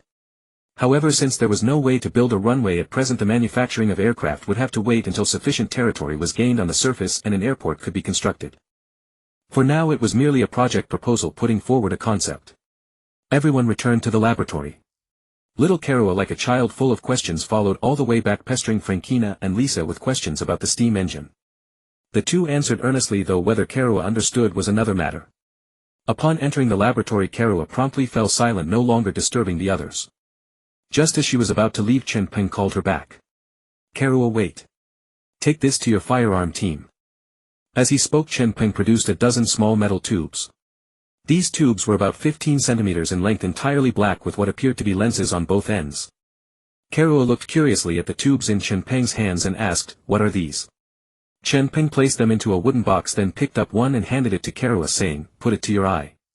Kerua took it and did as instructed, then exclaimed, "Wow! It's huge." Through the tube she saw a test tube at the far end of the laboratory, which now appeared enormously magnified. The field of view within the tube could barely contain it. Chen Peng explained with a smile, this device is called a scope. It can magnify distant scenes by 8 times fixed. Look at the bottom, there are clips mounted on top of the semi-automatic rifle and you can aim more accurately at distant targets. Although the eyesight of werewolves and dark elves were excellent, Chen Peng believed that creating scopes would be very useful for any humans who might become gunners in the future. Therefore the scope project was not abandoned. Karua nodded rapidly like a pecking chick, then placed the scope in her hand into the wooden box in front of Chen Peng. Then she picked up the entire box and left directly. 1 week later Chen Peng brought all the key personnel to Martin's workshop. Before them stood a massive iron box, a tank, 3 meters high, 3 meters wide and 8 meters long. This iron box had a rectangular hull, a rectangular turret and a cannon barrel about 3 meters long. At the rear there was a row of 5 metal chimneys, each 30 centimeters in diameter and 20 centimeters tall. These were used for exhaust and ventilation to dissipate heat. Otherwise, once the steam engine started, the sealed interior of the tank would heat up, turning it into an oven. However, this feature seemed to be the tank's only weakness. On top of the turret there were also numerous small holes the size of fingers whose purpose was unknown. This was the first steam-powered tank assembled by Martin and his team. Chen Peng looked at the tank and thought of the Führer's apocalyptic beast from his previous world, the mouse tank. The appearance was not just similar, it was a direct copy. Lisa explained, considering the size of the steam engine and the need for sufficiently thick armor to withstand various physical and magical attacks, we made it this way. The mouse is still quite imposing, isn't it? Chen Peng nodded in full agreement. He had to admit that the Führer's late war weapon, with its philosophy of big, dumb and heavy equals justice, was indeed imposing. The mouse before them exuded a formidable presence. How much does this thing weigh? Chen Peng asked quietly. Lisa crossed her arms and replied, with crew and full ammunition, about 80 tons. Oh. That light. Chen Peng was surprised. This mouse seemed strong on the outside but weak inside. The mouse from his previous world had a combat weight of 188 tons, this one didn't even have a fraction of that. Lisa rolled her eyes. What did you expect? The dimensions are smaller than the original mouse and the armor thickness is only 15 centimeters. Excluding the steam engine and ammunition, the empty weight is over 60 tons, that's not light. Besides, the steam engine is the power source, not an internal combustion engine. Could it even move if it weighed nearly 200 tons? Chen Peng was left speechless by Lisa's reasoning. It seemed she had a point, if the steam engine's power was always somewhat lacking. While he and Lisa were talking, the others were not idle. Old Codier gazed at the huge monster before him, smacking his lips repeatedly. This iron turtle is way too big. And it carries a cannon. It looks much better than the dwarven cannons. Ferguson, standing nearby, said, I've seen Lisa's design drawings. This cannon can fire shells to a range of 2 or 3 kilometers. Perfect for sieges. Codier gasped. 2 or 3 kilometers. Dwarven cannons only reach a few hundred meters. If that's the case, this iron turtle could take down a human town all by itself. Ferguson nodded. Theoretically, no problem. Codier swallowed hard, his aged hands trembling slightly. If I add various magical wards to protect against magical attacks, it would be invincible. On the other side, Clayton and Beckon jumped directly onto the top of the tank, curiously looking around. Beckon opened the cupola hatch and peered inside to observe the structure. This tank had a crew of 4, a driver, a commander who also served as observer, a gunner and a steam engine assistant. The steam engine assistant would be a mage. The method of stoking the boiler had been improved, and normally a fire-type magic array would heat the boiler. The mage was responsible for the mana output of the magic array.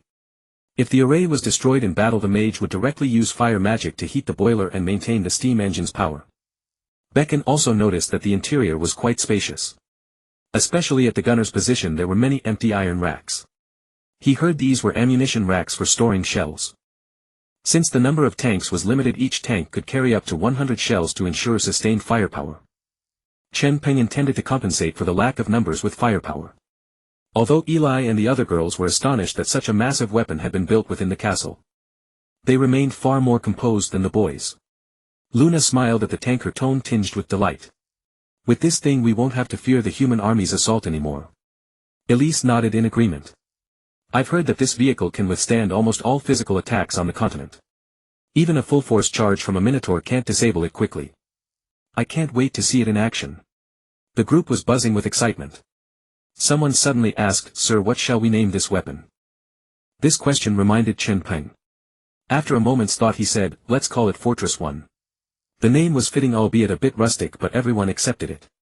Chen Peng then turned to Karuya and asked, Karuya, how did the task I gave you go? 3 days earlier Chen Peng had instructed Karuya to find a place on the surface with minimal human activity suitable for testing the tank. Karuya giggled and reported, Sir, I've found the perfect spot. About 60 kilometers north of here there's a canyon, spacious, flat and ideal for the tank trials. Hearing this Chen Peng smiled faintly. Well done Karuya. The latter beamed with delight. Chen Peng waved his hand. Load the shells. Prepare for the tank test. At his command Beck and Martin and the others began loading the pre-prepared shells into the tank crate by crate. The tank's cannon had been completed long ago, so the ammunition was ready. Then Chen Peng suddenly thought of something and said to Martin, Mr. Martin, I assume the mortar is also ready now. Martin nodded. Yes, it was finished 2 days ago, but I've been occupied with the tank and set the mortar aside. I was planning to report to you after the tank test. Chen Peng smiled. That's good. Bring out the mortar, we'll test it together today. Hearing this Martin quickly searched near his workbench and dragged out a wooden crate from the corner. Opening the crate revealed a mortar tube, its mount and other components. He then took them out, climbed onto the tank's turret, assembled the mortar and secured it to the small holes on the turret roof with bolts. He also brought a crate of shells inside the tank. When everything was done Martin said to Chen Peng, Your Highness, it's ready. Chen Peng chuckled and asked anyone willing to come along for the test. As soon as he spoke Karuya, Clayton, Courtier, Ferguson and even Luna eagerly raised their hands. Chen Peng was both amused and exasperated by their enthusiasm. He had originally planned for only 3 people, but since so many wanted to join he decided not to play favorites. All of you come along. After all, the tank's interior was spacious enough to squeeze in a few more. Karuya and the others grinned with joy. Then Chen Peng turned to Harrison, who had been silent, and said, Harrison, the teleportation array. Harrison stood transfixed, staring at the tank in a daze. He had never imagined that weapons could be built like this. If such a behemoth attacked my skeleton legion, how could I defend against it? He wondered. It's impossible to hold. One shot and my skeleton soldiers would be reduced to dust. Chen Peng raised his voice when Harrison didn't respond. Harrison. Huh? What? Startled Harrison looked at Chen Peng in confusion. Chen Peng didn't get angry but simply added, teleportation array 100 kilometers north on the surface. Harrison quickly understood and nodded eagerly. Right away. He immediately cast a spell and a purple teleportation array appeared beneath the tank. Chen Peng led the group onto Fortress 1 and with a flash of purple light. Chen Peng, the tank and everyone vanished. The blazing sun shone down upon the mountains. The lush green earth shimmered as leaves glinted with a hint of emerald. Birds sang in the forest and rustling sounds came from the bushes and grasslands hiding unknown creatures. The Edo's mountains in the unclaimed lands remained largely pristine, untouched by human interference. In a nameless canyon. If one stood on a nearby peak they could see that the canyon stretched nearly 2 kilometers wide, extending gently from southwest to northeast. The vegetation in the valley was a soft green while the leaves on the slopes had a hint of yellow. Deep in the canyon a stream babbled as several fawns stretched their necks to drink. In the distance an orange leopard crouched in the grass, its eyes fixed on its prey. Just as it was about to pounce, a purple flash suddenly appeared in the open space nearby, followed by a massive metal monster. This sight startled both the leopard and the drinking deer, sending them fleeing. Chen Peng looked around, feeling the sunlight and listening to the insects and birds. He closed his eyes and stretched. Ah! The air is so much better out here. With that he jumped off the tank. Courtier followed, having not been to the surface for years. Standing on the ground facing the harsh sunlight he squinted, feeling a sting in his eyes. As the gentle breeze brushed against him and the sun's warmth enveloped him, Courtier couldn't help but shed tears. The world above is truly beautiful. The others were fine as they occasionally came to the surface for dungeon-related matters. Karuya in particular came to the surface almost daily for routine patrols. Ferguson, since arriving at OL Castle, had transitioned from lord to subject, and after taking on tasks and missions he had also been to the surface a few times. Chen Peng then said, we'll take turns, mainly testing driving and cannon performance. What does each of you want to try? After asking, Chen Peng found that apart from Courtier, who wanted to drive, everyone else was only interested in firing the cannon. He was inwardly speechless, they were all drawn to the tank's powerful artillery. Thinking about it, driving a tank wasn't much fun. The cannon was the true embodiment of the aesthetics of violence. Without further comment, Chen Peng climbed onto the tank and said, everyone get inside. I'll show you how to use the tank's cannon. It was quite different from the dwarven artillery. After all, the dwarven cannons were ancient, using fuse ignition to fire. Upon hearing Chen Peng's words, everyone hurriedly entered the interior of the tank, while only Cordial remained outside, having little interest in firing the cannon. Moreover, he cherished every second spent in the open. By this time everyone had entered the tank. Fortunately, the space was ample and the 5 of them did not feel cramped. Chen Peng took his position at the gun mount and got straight to the point. He opened the breech, retrieved a shell from the ammunition rack behind him, loaded it into the barrel and closed the breech. Then he pointed to a rope beside him and said, "What I just demonstrated is how to load the round. Once loaded, simply pull this firing lanyard and the striker will strike the primer, completing the discharge." He then pointed to an optical eyepiece nearby and explained, "This is the sight. Press your eye to it and you can aim at the target." Next he pointed to a hand crank below the sight and said, "This allows you to rotate the turret, helping you adjust the angle to aim at the target." With that he looked through the eyepiece and rapidly turned the hand crank, adjusting the turret and barrel. He aimed at a stone several hundred meters away. First he cast a wind element spell to protect everyone's ears, then yanked the firing lanyard with force. Boom! A deafening report reverberated inside the tank. The instant the lanyard was pulled, the barrel jerked backward violently from the recoil and a smoking spent casing popped out, clattering to the floor. Hundreds of meters away the stone was struck by the shell and shattered into countless fragments scattered everywhere. Inside the tank everyone except Chen Peng was completely stunned.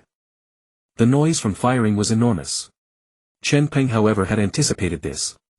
A 120mm cannon in such a cramped enclosed space would naturally produce devastating noise. Through the sight he witnessed the moment the stone was hit. He was highly satisfied with both the precision and firepower of the tank cannon. By this time Kaluuya and the others had gradually recovered. Kaluuya cheered, "Wahoo! That was exhilarating." Excitement lit up the others' faces. This tank cannon was simply thrilling. Soon everyone declared that they had mastered it. Seeing this, Chen Peng stood up and left the tank interior. "You guys continue practicing. I'll go outside and check the results." With that he exited the turret and jumped down from the tank. Not far away Cordial was still massaging his ears, which were ringing. He had initially noticed the tank turret suddenly rotating and curiously glanced over, never expecting it to fire immediately. The thunderous blast caught him completely off guard. It nearly deafened him. Youngsters these days have no mercy. Still, he had also witnessed the shell impact and explosion on the stone, gaining a much clearer understanding of the tank's devastating power. Chen Peng looked at Cordial and said directly, "Let them test the cannon first. You'll be the one driving the tank last." Cordial nodded. He was not in a hurry. After all, every extra moment spent outside was a bonus. At that moment the turret began to rotate, seemingly searching for targets. Chen Peng had no idea who was operating it. He quickly summoned a wind spell to protect both himself and Cordial's ears. Soon the cannon roared again. Chen Peng noticed the entire hull shudder upon firing, followed by a burst of flame from the muzzle. Shortly after, an explosion erupted in the distance and several century-old trees crashed to the ground.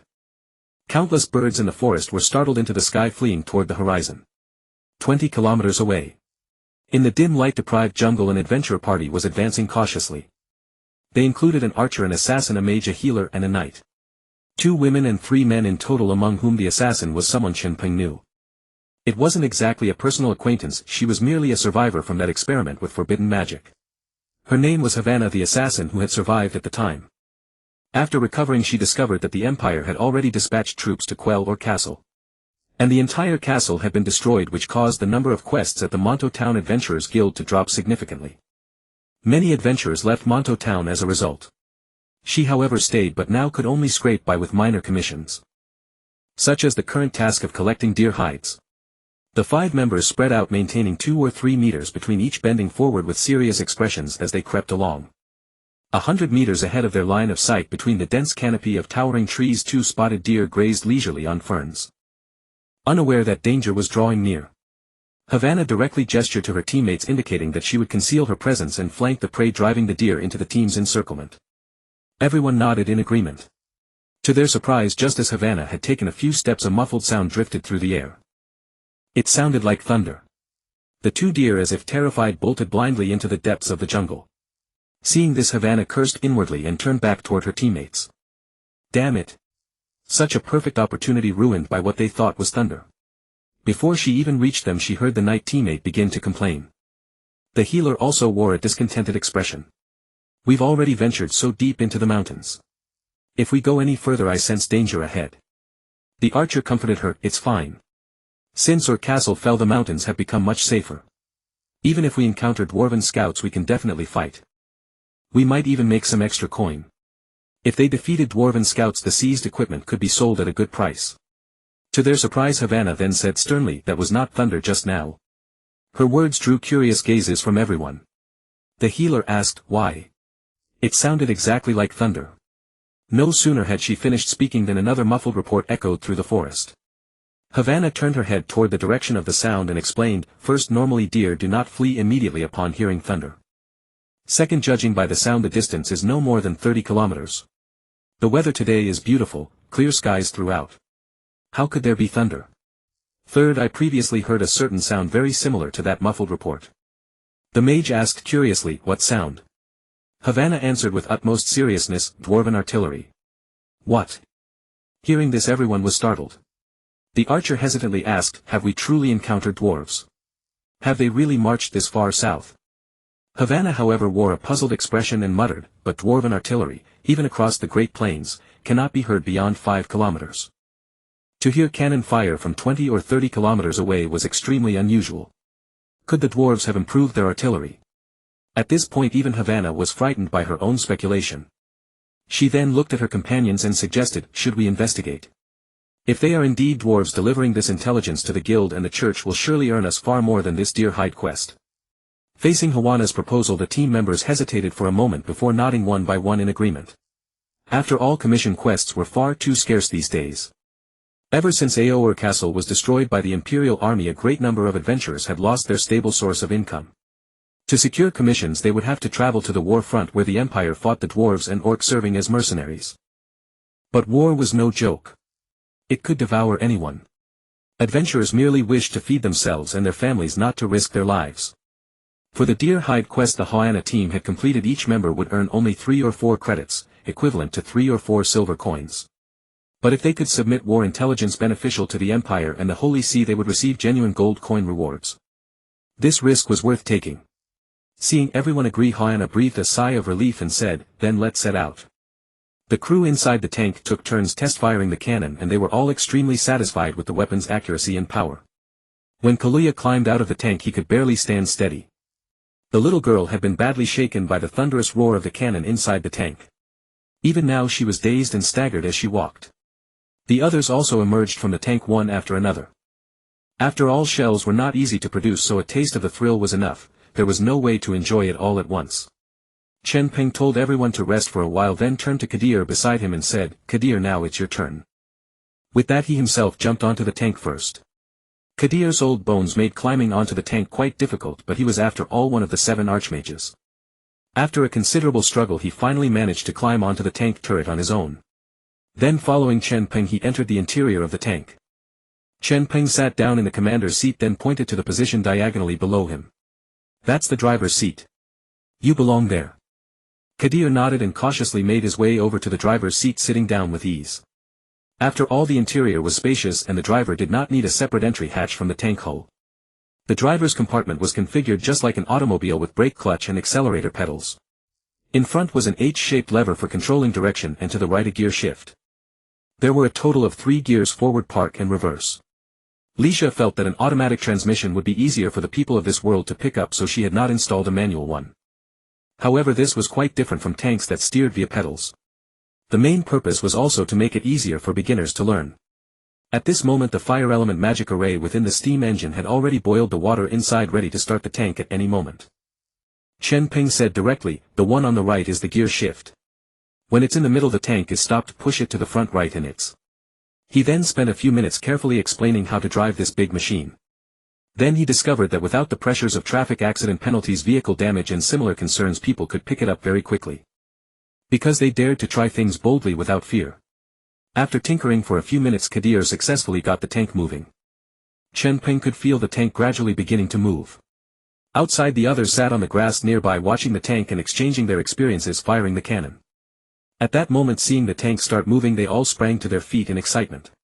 Even though Chen Peng had repeatedly said that the steam engine was more practical than horses and could serve as a power source. After all, they were not from a world of technology, they had no concept of mechanical power whatsoever. Watching the tank crawl forward slowly, their excitement was beyond words. Luna said in a daze, It's really moving. Kaluuya stood on tiptoe craning his neck with his mouth agape and kept shouting, Great! Great! It's really moving. The Lord is truly amazing. Kelaistan and Fugizan exchanged a glance, astonishment evident in their eyes. How had Bayan Haid in their eyes ever conceived of creating something like this? This thing is absolutely invincible. Its firepower and defense are unmatched. However, although it was moving, the steam engine was working furiously, producing considerable noise, and the chimney at the rear kept emitting hot steam. Moreover, the tank was not fast, roughly comparable to a horse-drawn carriage about 20 km per hour. However, that was hardly a problem. For long distances they could simply use teleportation. Only during sieges would it need to move under its own power. The group also discovered that the way to Fortress 1 was no joke. The road it had traveled was marked with ruts 20 to 30 centimeters deep. Fortunately, the so-called tracks provided excellent maneuverability, otherwise it would likely have become stuck in the mud with no way out. After the tank advanced a little over 100 meters, Chen Peng called it to a halt. Time was limited. The longer they stayed outside, the greater the risk of exposure. Now it was time to test the mortar. Chen Peng gathered everyone beside the tank and unloaded the mortar from the turret. Then he secured it on the ground. Chen Peng pointed at the mortar and said, This thing can be understood as an upgraded version of the dwarven cannon. Ha! Kaluuya was somewhat confused and pointed at the tank cannon and asked, Isn't that the upgraded version? Chen Peng waved his hand and said matter-of-factly, Dwarven cannons and tank cannons are not on the same level. After explaining, he continued, This is called a mortar. It's easy to carry, can be set up on the spot and fired immediately. It can also be mounted on the tank for firing. With that, he had Kelaistan bring out the ammunition box they had brought along. He took out a teardrop-shaped shell and said, This cannon doesn't require ignition to fire. You simply aim at the target and drop the shell straight in. Like this. As he spoke, Chen Peng followed the thumb aiming method Lisha had taught him, closing one eye, raising his thumb and sighting a hilltop several hundred meters away. After adjusting the barrel angle, he dropped the shell into the tube. With a thud, the shell shot out of the muzzle, trailing a wisp of smoke, and the distinctive whistle of a mortar round filled the sky. Fui, woo. 2 seconds later, a loud boom echoed from the hilltop. For ease of transport, this was an 80mm mortar, so its explosive power was considerably less than that of the tank cannon. Moreover, the hilltop was covered with dense towering trees. The group only heard the explosion and saw a large patch of leaves trembling before they could confirm that it had actually detonated. Except for Chen Peng, everyone's eyes were once again filled with wonder. This thing had shattered their understanding yet again. The shell flew in a parabolic arc and could strike targets several hundred meters away. And why did aiming require closing one eye and using the thumb to line up the target? Clearly the attention of the crowd had shifted from the tank cannon to the mortar. When encountering the enemy, they could form combat effectiveness within 10 seconds, making it more flexible and offering more tactical options in ordinary battles. Tanks were only useful in large-scale battles or sieges, so it was evident that the assassins preferred the mortar. Chen Peng then began to force everyone to learn the thumb method, professionally known as the eye-jumping method. However, this technique was somewhat complicated, requiring some mathematical and computational concepts to use. They could calculate, but they lacked certain mathematical concepts. After a few minutes, Chen Peng gave up. This would have been easily learned by a middle school student. But Lu Na and the others, lacking the mathematical concepts of his world, made no progress. Chen Peng was not in a hurry. Spending 10 days or half a month to learn slowly would eventually yield results. Once they mastered it, they could teach the others. Then Chen Peng let them fire at will, using up all the mortar shells they had brought. Although making mortar shells was not easy, this was a weapon that relied on feel. Can't aim. Then fire a few more rounds, find the feel based on the impact points. With more shots they could still hit the target. So Chen Peng was not distressed. He also understood why in his past life it was said that weapons were valuable, but nothing was more valuable than people. The value of a fighter pilot far exceeded that of a fighter plane. Similarly, personnel skilled in operating mortars were more important than the mortars themselves. If a few master gunners emerged, the war would become much easier. In those days, Commander Li had made Zhu Zi destroy the enemy headquarters with just 2 shots. Now 14 shells remained.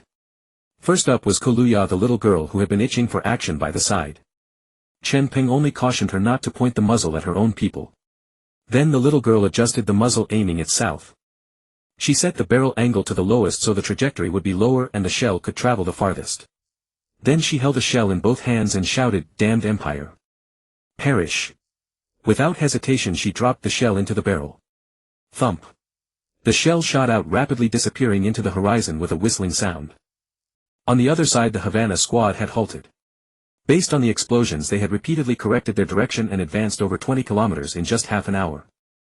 After the last explosion they advanced a few more kilometers in the direction where the sound had faded. When no more explosions came for a while they stopped. They found a bush and hid behind it discussing their next move. The mage holding his staff asked, "What now?" "The explosions just now felt very close. Now they've suddenly stopped. Without the explosions to guide us, if we advance recklessly we might run straight into the dwarf army." The priest also spoke worriedly, "We've already gone too deep. Now that we've lost the trail maybe we should go back." The Yatusi Mountains were still very primitive with vast areas untouched by human activity. If we go too deep and get lost it would be very tricky if we encounter danger. Havana frowned, her heart yearning desperately to hear the explosions again. Based on the sound it should be nearby. They must be very close. I don't want to give up. Only artillery makes that sound on this continent. This likely means the dwarf army is active nearby. This is a golden opportunity for military merit. I really don't want to give up. But everyone's eyes were on her, expecting her to give the most crucial advice. Time was of the essence. With the distance so close, every second wasted increased the risk of exposure. If discovered by the dwarves, escape would be difficult. Havana finally gritted her teeth and made the decision she didn't want to make. "We retreat." Before she could finish a strange whistling sound came from the air. None of them had ever heard such a sound and they all looked up involuntarily. But Havana felt that this sound signified danger and misfortune. A second later an explosion occurred just a dozen meters away from them. Everyone was frozen in shock. Then mud, weeds and leaves flew in all directions, some landing on them. Havana snapped out of it and shouted, "Take cover. We've been discovered." The attack landed right beside them. She could think of no other explanation but exposure. Could it be that the dwarf scouts are nearby? How careless. They've exploited our vulnerability. Each of them quickly found a large tree to hide behind. The knight then called out in confusion, "That's not right. We didn't hear any cannon fire. The dwarf artillery only has a range of a few hundred meters. How could we not hear the firing?" The archer also reacted, leaning against the tree with his bow drawn, peeking out to look north for a moment, then said, "I don't see anyone. Besides, dwarf shells don't explode. Could this be a magical attack?" The mage immediately denied it. "I don't sense any magical fluctuations within 100 meters. It's unrealistic for dwarves to launch such a powerful magical attack from 100 meters away, as they don't have mages as powerful as humans." The group fell into silence. The attack just now was truly bizarre. They couldn't figure out what was happening. Havana was also full of questions. Now that she had calmed down she realized her teammates made a lot of sense. This resembles neither a dwarf attack nor a mage's attack. Then what is it? Before she could figure it out the familiar whistling sound came from the air again. Everyone's hearts instantly tightened, fearing the explosion would land right beside them. The mage immediately waved his staff, chanting an incantation, "By the power of the wind spirit, in the name of the covenant I summon the wind's power to grant protection, wind shield." Then a faintly translucent arched wind shield expanded from him, enveloping everyone. At that moment the explosion occurred right next to the archer. Boom! The deafening sound startled the archer, his ears ringing with a loud buzz. Fortunately the wind shield protected him, blocking the countless tiny black shrapnel. They could now clearly see the impact point, a crater over a meter in diameter and 20 to 30 centimeters deep. The power was considerable. The wind shield, after withstanding the explosion, became extremely weak and soon dissipated into faint glimmers. The mage was panting heavily, eyes wide, gasping in disbelief. "One explosion shattered my wind shield. I am a mage, expected to become a grand mage this year. How could my magic be so easily broken?" Havana was even more alarmed at the sight. She peered northward but found nothing but dense woods, no sign of anyone. Where could the attack be coming from? She dreaded another strike. That whistling sound was like a death knell she never wanted to hear again. "Retreat now." As the words fell they sprinted madly southward. After a few steps the whistling sounded behind them again. They hastily slowed down, scrambling to find a tree to take cover. Fortunately the explosion occurred about 10 meters behind them, leaving them in a relatively safe range.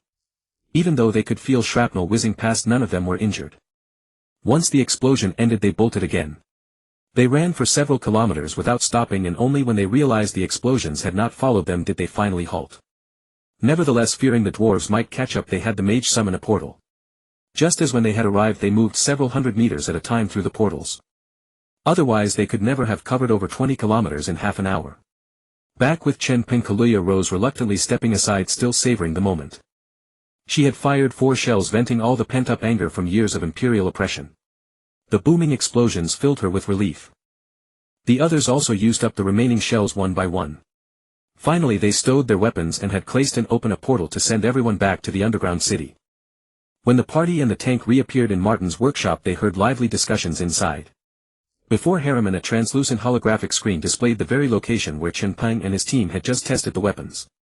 They had been observing the test through that screen from the workshop. Except for Lisa and Frankener, everyone was astounded by the performance of the tank and the mortars. They grew even more fond of these weapons. As Chen Peng returned, the crowd fell silent. Chen Peng, with a smile on his face, jumped down from the tank and said, "You've all seen it. These weapons can fully compensate for our numerical disadvantage against the Empire. Work hard. If we build more of this equipment combined with our own strength, returning to the surface is only a matter of time." Upon hearing this, everyone felt a surge of hope for the future. After all, though they were dark creatures, they still yearned for the world above ground. No one wanted to live like rats beneath the earth. So the crowd shouted in unison, "Yes." Seeing this, Chen Peng signaled for them to disperse and begin today's work. Filled with motivation, everyone left Martin's workshop and returned to their posts, becoming cogs in the machinery of the underground city. Huana's squad returned to Mengtua town and immediately rushed to the Adventurers Guild. To their surprise, the guild was unusually crowded, with adventurers packed into the hall, all wearing troubled expressions. Huana felt a moment of daze. Since the fall of Orr Castle, the Adventurers Guild had not seen such a crowd in a long time. The priest grew anxious. "Why are there so many people? Who should we report to?" The knight comforted her, "Don't worry, we're back now. It doesn't matter if we wait a bit." The archer added, "Everyone seems to be in a hurry. I wonder what happened." Huana listened carefully to the conversations around her, trying to pick up any clues. "Did you hear? Today many people heard a loud noise in the Yatusi Mountains."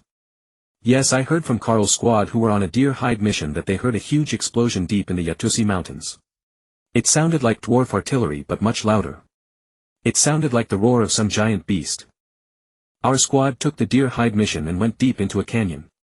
We saw with our own eyes a huge monster. It had metallic armor, could move on its own, and had a long thick muzzle that spat flames and caused violent explosions." "Really? Did you get a good look?" "We were over a kilometer away on a hillside, peering through the gaps in the trees. We didn't see the whole thing, but it was definitely enormous." Huana frowned and asked the knight beside her, "What's going on?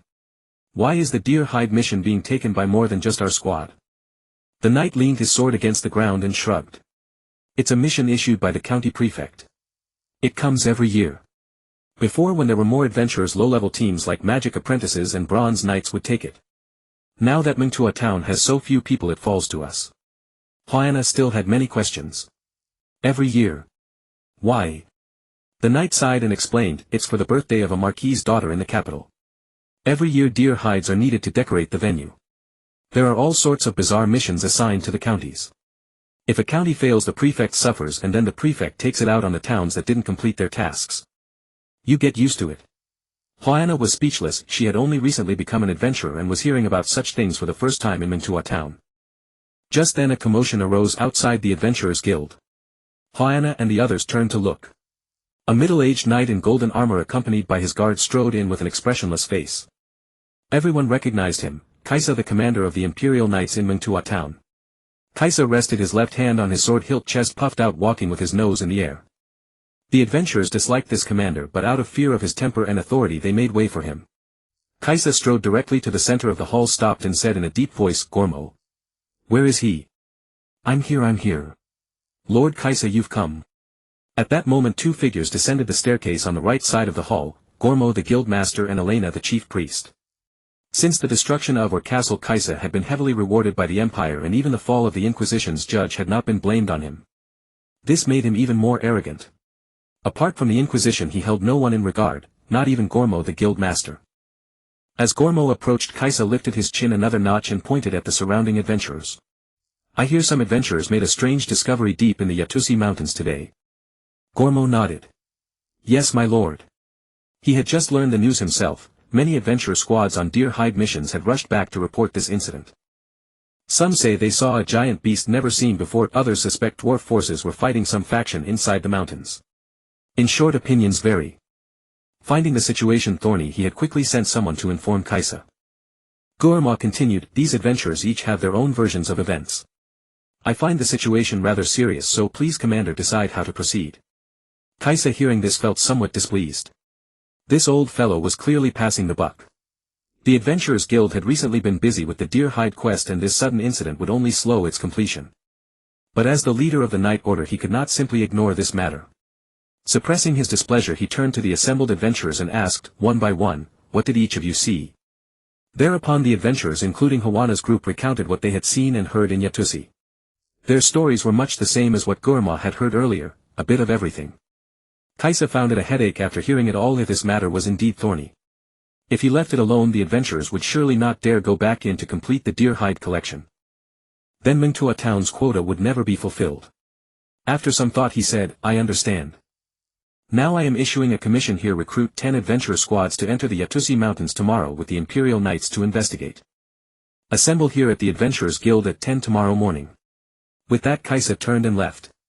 He did not want to stay here even a second longer for fear of attracting more trouble. Seeing Kaisa leave without so much as a word to him, Gurma felt uncomfortable but could only endure it. Composing himself, he said, you have heard the commander. Anyone who wishes to sign up, please register at the front desk. Having said that, he also turned and headed upstairs as his mood was far from good. Elena, who had remained silent, followed him and asked softly, Guildmaster, what do you make of this? Gurma's face was grim. He was truly worried about this sudden situation.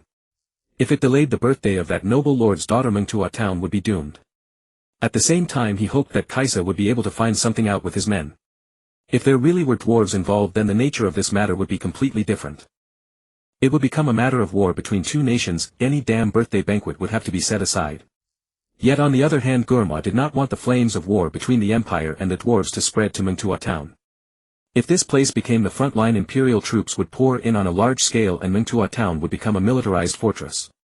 It would become Kaisa's domain entirely, and his days would be even harder. Without turning his head, he said, I don't know either. No matter what, it doesn't look optimistic. His voice was filled with helplessness. Hearing this, Elena no longer disturbed him. The next day, Kaisa set out in full force with 200 knights and 10 adventurer squads. After a day of arduous travel, night fell.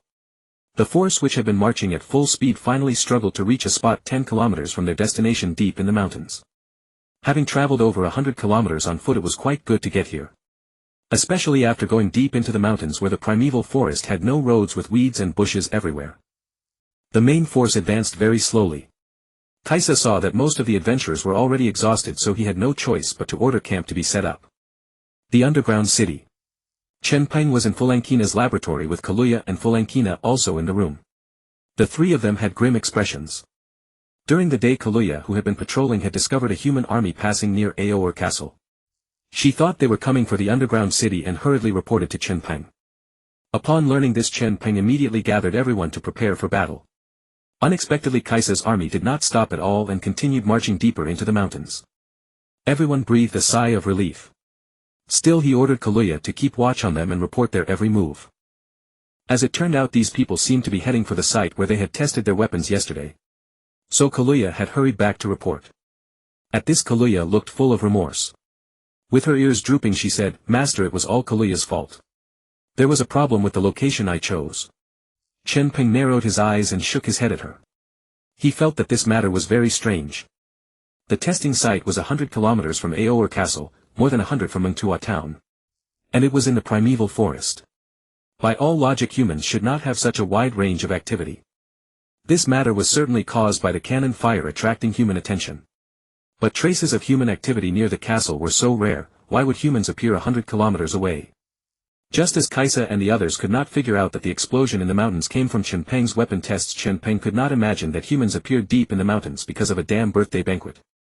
He spoke up to comfort her, it's not your fault. This matter itself is suspicious. If I had seen this land, I would have chosen it too. You did very well. As his words fell, Fulankina also patted Kaluya's head. Don't blame yourself. Humans are extremely cunning, it has nothing to do with you. Despite being comforted by both of them, Kaluya was still in low spirits. Seeing this, Chen Peng said, Kaluya, go rest. Don't overthink it. Oh, and bring Halamon and Kalaisadin here. Hearing this, Kaluya hung her head and left the room. Although the master was as good-tempered as always, she had indeed chosen the location wrongly this time. The master said it was fine, yet he had her summon Lord Halamon and Lord Callicidon. The situation must be very tricky. Sigh. Dejected Kaluya felt grateful to Chen Peng but also blamed herself. In the end she notified Halamon and Callicidon. The two quickly came to Fulankina's laboratory and found Chen Peng. Having learned the situation from Kaluya, they both looked serious. Your Highness, you summoned us. Chen Peng cut to the chase. Yes. Kaisa's troops have halted 10 kilometers from our testing site. I believe they will start investigating our testing site tomorrow. We cannot let them discover the secret of the cannon. Callicidon asked directly, Your Highness, what do you have in mind? We will erase the traces. Chen Peng said solemnly. Apart from that he could think of no better plan. They could only risk going out overnight before Kaisa and the others discovered anything to cover up all traces of the explosion. He hoped they could get away with it. If humans discovered the blast traces, their cautious nature would surely lead them to send troops deep into the mountains for a long and continuous investigation. If so, it would not be a good thing for everyone in the underground city. They would all be living in extreme danger. That was not what Chen Peng wished to see. If the underground city's location were carelessly exposed, they, not yet battle-ready, would face even more arduous challenges. Callicidon said directly, Very well. Despite Callicidon's declaration, Halamon appeared hesitant. He did not want to go to the surface. Strictly speaking, he dared not go, just as he had chosen to stay in the underground city during previous weapon experiments. The reason was of course his fear of death. Looking at Chen Peng, he spoke with a tone of apology and supplication, In the underground city I will obey any order you give, but please don't make me go to the surface. Upon hearing this, Callicidon's expression changed. He would gladly face 1,000 deaths for Bayan Haid. He never expected Halamon to utter such words. He was about to rebuke Halamon, but Chen Peng raised a hand to stop him. It's all right. I almost forgot that you are afraid to go to the surface. Chen Peng was not angry. Since Halamon had arrived at the underground city, he had always been hardworking and uncomplaining. The tasks he assigned had never been delayed or hesitated over, they were executed perfectly. He had known earlier that Halamon had some psychological trauma keeping him from going to the surface, but he hadn't expected that he still hadn't overcome it. Halamon breathed a sigh of relief. Thank you. Seeing this, Callicidon could only let out a long breath through his nose and turned his head to the side in exasperation. Chen Peng wasted no time and immediately said to Callicidon, There's no time to lose. Let's go. Halamon quickly summoned a teleportation array and sent Chen Peng and Callicidon off. As long as he didn't have to leave the underground city, he could truly do anything. When the knot in his heart about returning to the surface would ever be untied, he didn't know. In the blink of an eye, Chen Peng and Callicidon found themselves at the location where they had tested weapons the day before. Under the moonlight, the ruts left by the tank's passage were still visible, though the once moist soil had dried to a pale white. Night had just fallen, the air was filled with the chirping of insects and croaking of frogs, and rustling sounds came from the surrounding bushes and leaves. The stream still flowed with a gurgle, its restless surface reflecting the quivering moon. The nocturnal life of the animals was just beginning. Fearing that delays might lead to trouble, Chen Peng extended his right hand toward the ground and began to chant an incantation. Soon faint orange threads of magical energy appeared on his hands, swirling around his fingertips before flying outward and landing on the ground. Immediately the ground seemed to come alive, writhing continuously. The tracks left by the tank gradually smoothed out under the soil's own movement, leaving no trace of damage. After dealing with the issue here, Chen Peng and Callicidon quickly split up, heading to each shell impact site based on their rough memory from yesterday to handle the traces. Fortunately, knowing the approximate range of the artillery, they managed to locate all the explosion points. Though it took some time, nothing was missed. 2 hours later they rendezvoused by the stream. Chen Peng asked, Everything went smoothly? Callicidon nodded. I've thoroughly checked every place, there should be no omissions. He paused, then said, Your Highness, I discovered a lot of bloodstains on the surrounding hills. They smell like animal blood. Hearing this, Chen Peng frowned. Bloodstains? From when? If there were bloodstains, he and Callicidon as blood descendants could detect the scent of blood from several kilometers away. Even congealed blood could be sensed from within a few hundred meters. Yet at this moment he had detected nothing. Moreover, Kaluya as a werewolf had an even keener nose, and he hadn't noticed anything yesterday. Could it have appeared only today? He sniffed the air. Callicidon nodded and said, The bloodstains appear to be from the day before yesterday and yesterday. A special powder was sprinkled around them, effectively masking the scent. It looks like a human hunting technique. As he spoke, his own face showed doubt. Chen Peng was even more puzzled. Humans hunting can venture this deep. This is too abnormal.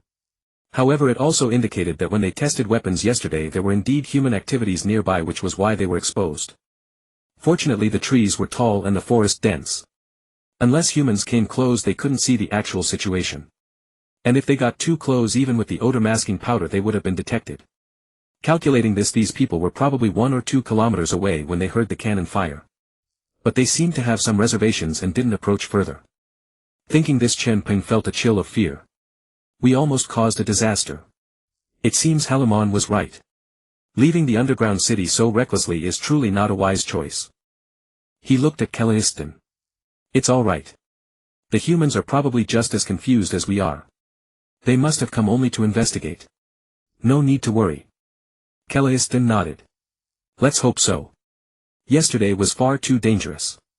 They did not linger and directly chose to return to the underground city. Immediately upon returning, Chen Peng explained the situation to everyone. He issued an order that except for necessary patrols by Kaluya Beacon and others no one was to leave the underground city without permission. With this lesson, Chen Peng planned to develop quietly for a few years and only consider plans to return to the surface when he had sufficient strength. The night passed without incident. At dawn, Kaisha and his group set out early. Of course it wasn't because they were eager to investigate what had happened here. It was simply that the Imperial Knights led by Kaisha after spending the night in the wild greatly missed the beer and warm beds of the town. They just wanted to finish early and head back. After all they still had over 100 kilometers to travel. The group continued their march toward the target canyon in full force. Finally, after 3 hours of forced march, they arrived at the stream where Chen Peng and his companions had tested their weapons. Above the stream there was no canopy of leaves and sunlight streamed through the gap, warming the ground by the stream. The sunlit areas were covered with lush verdant grass. On the open ground by the stream, apart from a few wild boar and deer tracks, there were no signs of human presence. Kaisha stood at the front of the column frowning at the scene before him, his mood sour. He felt as if he had been tricked by the adventurers. This place didn't look like it had seen any dwarves. Still, to be safe, he turned and ordered everyone spread out and search. Meet back here in 5 hours. At his words the knight regiment behind him shouted in unison, yes sir. Then in groups of 10 they slowly dispersed into the surroundings. Seeing this, the 10 adventure teams also chose a direction and began their investigation. Time flew when they were busy, but those 5 hours of investigation dragged on excruciatingly. No one could fathom how they had endured those 5 torturous hours. In the primeval jungle there were no paths, only vines and thorns everywhere, making even a cautious advance extremely difficult. The constant harassment from various snakes, insects, rodents and ants was truly tormenting. At least hunting retained a shred of interest, but searching for traces of human presence in places that clearly showed no signs of activity was like finding a needle in a haystack. By the time everyone regrouped by the stream they were utterly exhausted, more from spiritual weariness than physical exertion. Whether Imperial Knights or adventurers, all wore expressions of hollow despair. Every report came back empty-handed, which sent Caesar into a furious rage. At that moment he was convinced there had been no explosion at all nor any dwarves. It was simply a fabricated scheme. The adventurers had failed to hunt enough wild deer, so they concocted this pretense together. After all, if the town's tasks went unfulfilled the governor would hold them accountable. That was their ruse. With that conviction firmly set, he waved his hand and ordered everyone to return. He would go back and have a proper confrontation with Galmo. 3 years later. Chen Peng's underground city continued its rapid development, with both its industrial foundation and military capabilities steadily advancing. To date they had already built steam-powered textile machines and smelting equipment. The production speed of textiles and steel had increased significantly. Furthermore, in the logistics support zone cattle and sheep grazed in herds while chickens and ducks roamed freely everywhere. In terms of weaponry they possessed a total of 3 tanks, 20 mortars, 100 AK rifles and 50 semi-automatic rifles. There was no way around it. While assembly could be delegated to others, the crafting of components relied entirely on Martin and his disciples. Weapon production capacity was severely limited, otherwise they would have far more than this. Nevertheless, Chen Peng could now form a musketeer unit consisting of 70 soldiers armed with AK rifles and 30 snipers equipped with 8 power scopes on their semi-automatic rifles. The remaining rifles served as replacements for damaged weapons, ensuring that the 100-strong musketeer company would not suffer non-combat attrition due to weapon failures in the short term. Additionally, there was a 20-person mortar squad and 3 tanks.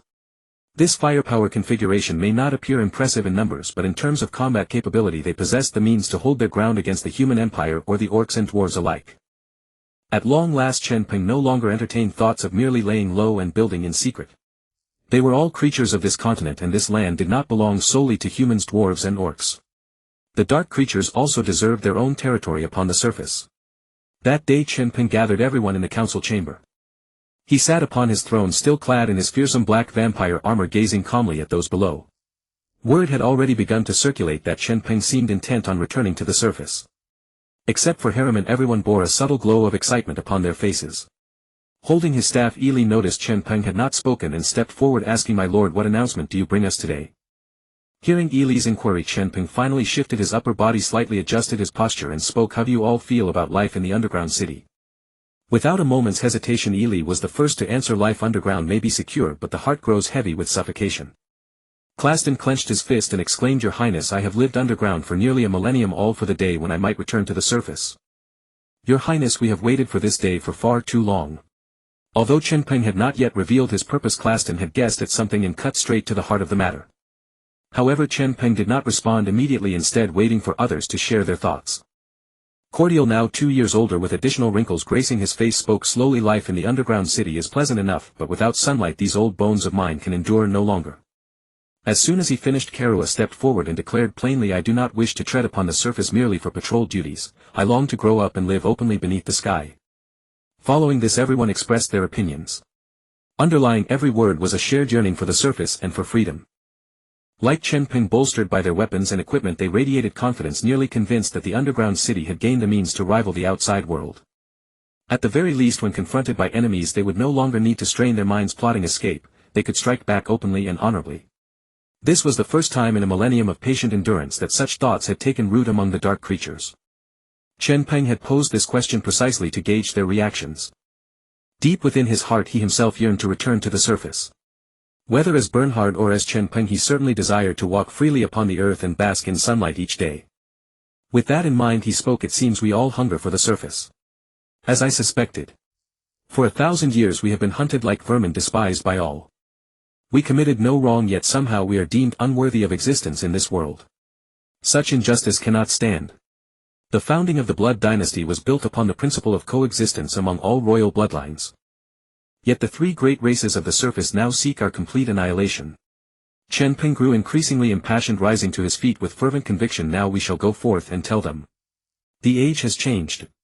The dark creatures are no longer prey to be hunted without recourse. We have grown strong and we shall reclaim our place upon this continent. Therefore I have decided to return to the surface." As he spoke he raised his right hand high. Upon hearing his words the assembled crowd erupted with fervor. A millennium of bearing humiliation, 1,000 years of fleeing and hiding. Finally, with the return of the great Bernhard, the tide begins to turn. And His Grace Bernhard the Great has gifted us with powerful new weapons that can effortlessly compensate for the various disadvantages of dark creatures. They would finally stand proud. Claston, witnessing this, also raised his right hand and cried out, "Return to the surface. Restore the dynasty." Hearing his words the crowd joined in the cheer, "Return to the surface.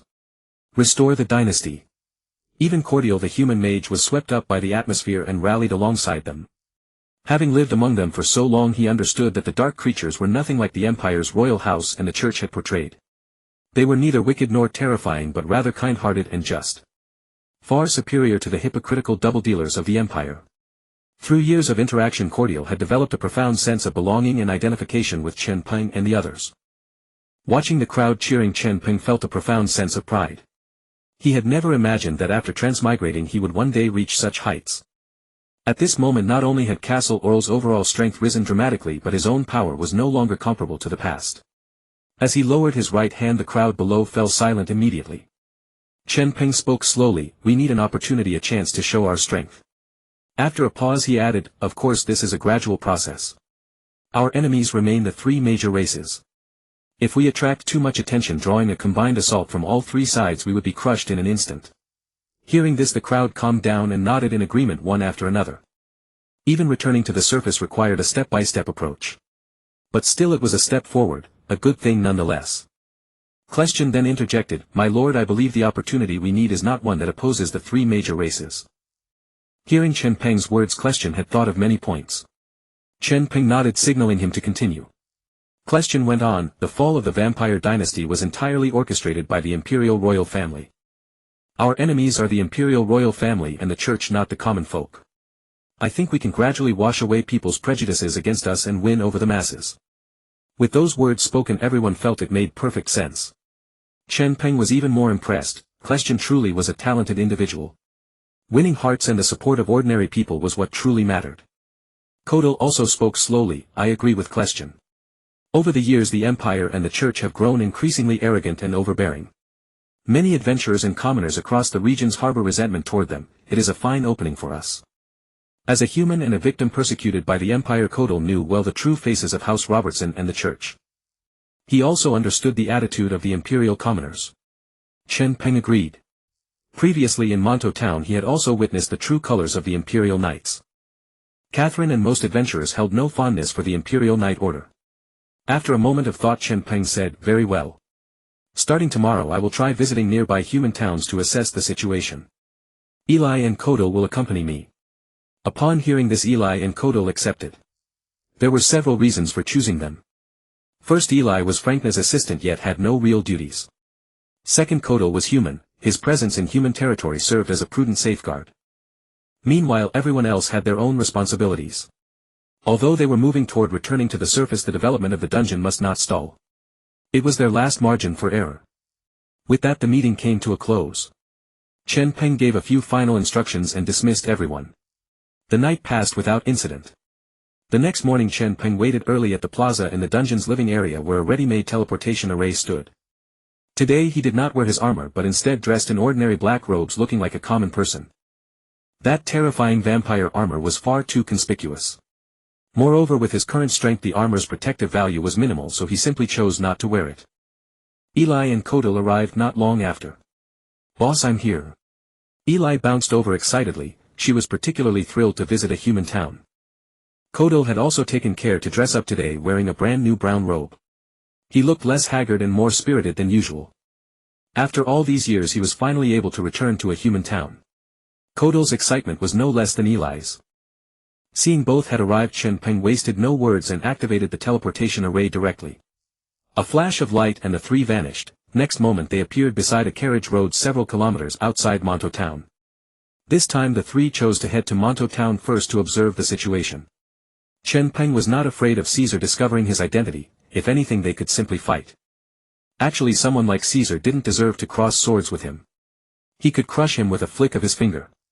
Following the carriage road the three walked toward the town.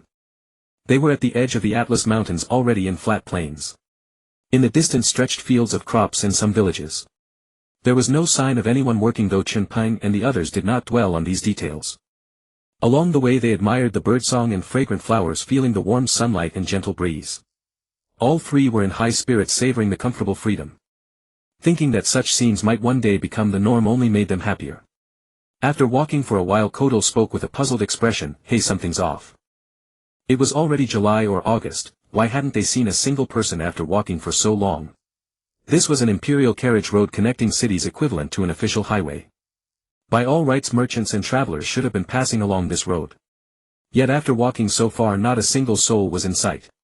Something was wrong. Eli pointed to a village several hundred meters off the roadside and asked in confusion, boss, look. Those houses all have their doors tightly shut and no one is working in the fields. Chen Peng followed Eli's finger and saw row after row of houses with doors firmly closed. It was early morning, people should be at home preparing breakfast, yet not even cooking smoke could be seen. On the fields numerous birds pecked at the crops. Harvest season was only a month or two away. How could the villagers neglect their fields like this? Chen Peng also sensed something amiss. His mood for enjoying the scenery vanished completely. Let's go. We need to check the town quickly. Eli and Kodal nodded. Despite the Empire's ruthless pursuit and persecution, the three felt no malice toward the innocent common folk. After all, grievances should be settled with the guilty parties. It was all the fault of the Robertson family and the Church. Soon the three caught sight of Monto Town city gate, where a large number of Imperial soldiers were stationed. Countless archers and mages stood ready on the walls, a scene of full defensive preparedness against invaders. Chen Peng's eyes narrowed slightly, a dark premonition stirring within. Eli whispered, this doesn't look good.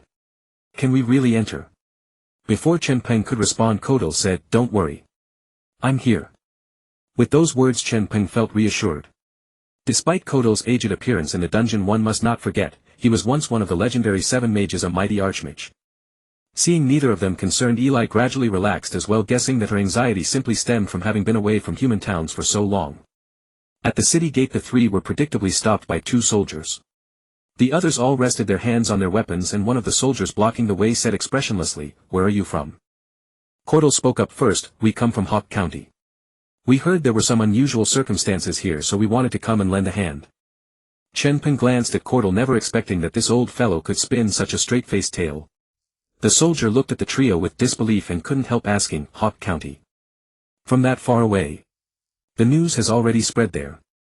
Cordell nodded, frowned and said with a regretful expression, "Indeed. That is precisely why we rushed over, to see if we could be of any help." As his words fell, the soldiers around them visibly relaxed. The soldier blocking the road smiled bitterly. "The situation is indeed quite severe. But you three. Are you adventurers?" The trio's composition was rather odd: an old man, a young lowly girl and a youth. They looked like three generations of the same family. Cordell glanced at Chen Peng and Eli, then said, "You must find this amusing. I'm but an old bag of bones, yet only these two young ones are willing to team up with me." After speaking, he shifted the conversation. "By the way, what is the situation now?" Cordell continued his probing, as he had already gained their trust. "Moreover, official information tends to be more accurate." The soldier let out a long sigh. "Alas, we're still fine here. But the town of Rosset 100 li away is said to be in dire straits, heavy casualties. Commander Caesar sent some of his men to reinforce them. There's no telling how things are going over there." He added, "And who knows where those ghouls and zombies came from." Sigh. "I just hope they don't bring disaster to Monto town." This speech had already revealed a great deal of information. Chen Peng gave Cordell a subtle nod signaling that it was enough. Cordell then said to the soldier, "Well then, thank you for the information. Don't worry, we'll rest here for a day and then head to Rosset town to provide support." Hearing this, the soldier blocking the road stepped aside, his face full of gratitude. "Thank you for coming all this way to help. The Empire's reinforcements have yet to arrive." "All right, go on in." Cordell thanked him once more, and the three walked into Monto town. Chen Peng noticed that returning to Monto town after all these years, nothing had truly changed. The only difference was that the streets were sparsely populated and most shops were shut. It was probably the lingering effect of the Rosset incident. He also wondered how Catherine and the others were doing and whether they were still here. Just then Eli spoke up, "Mr. Cordell, that was amazing. With just a few words you gained their trust and even coaxed all that information out of them." Chen Peng also felt that bringing Cordell along had been a wise decision. This old fox was clearly far more than he appeared to be. After all, as one of the 7 mages, he was no pushover.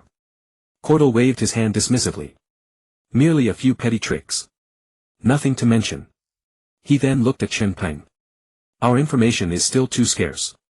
Let's first head to the Adventurers Guild and see if we can learn anything else." Of the three, Cordell understood humanity the best, and at this moment he was giving well-reasoned suggestions. Chen Peng naturally had no objections. The Adventurers Guild was a hub where all kinds of information gathered, as it drew large numbers of adventurers. When the three arrived at the Adventurers Guild, Chen Peng found it just as it had always been, though it had lost its former liveliness. Eli, however, noticed the church beside the plaza, the stronghold of the Holy See. This made Eli instantly cling to Chen Peng's arm. As a necromancer, the thing she feared most was the clergy of the Holy See. Noticing her unease, Chen Peng gently rubbed her head to offer some comfort. The three then entered the Adventurers Guild hall. At the reception desk, a young woman in pale green clothes was idly propping up her chin with one hand, playing with her hair out of sheer boredom. There was no one else around. Seeing the three enter, she immediately put on a professional smile and asked, "You three look unfamiliar. How may I help you?" Chen Peng smiled politely and asked, "We're adventurers from Hawk County. I'd like to ask about the situation in Rosset town. Also, why has Monto town become so desolate? I recall that Monto town used to be filled with adventurers." Hearing this, the young woman kept her professional smile.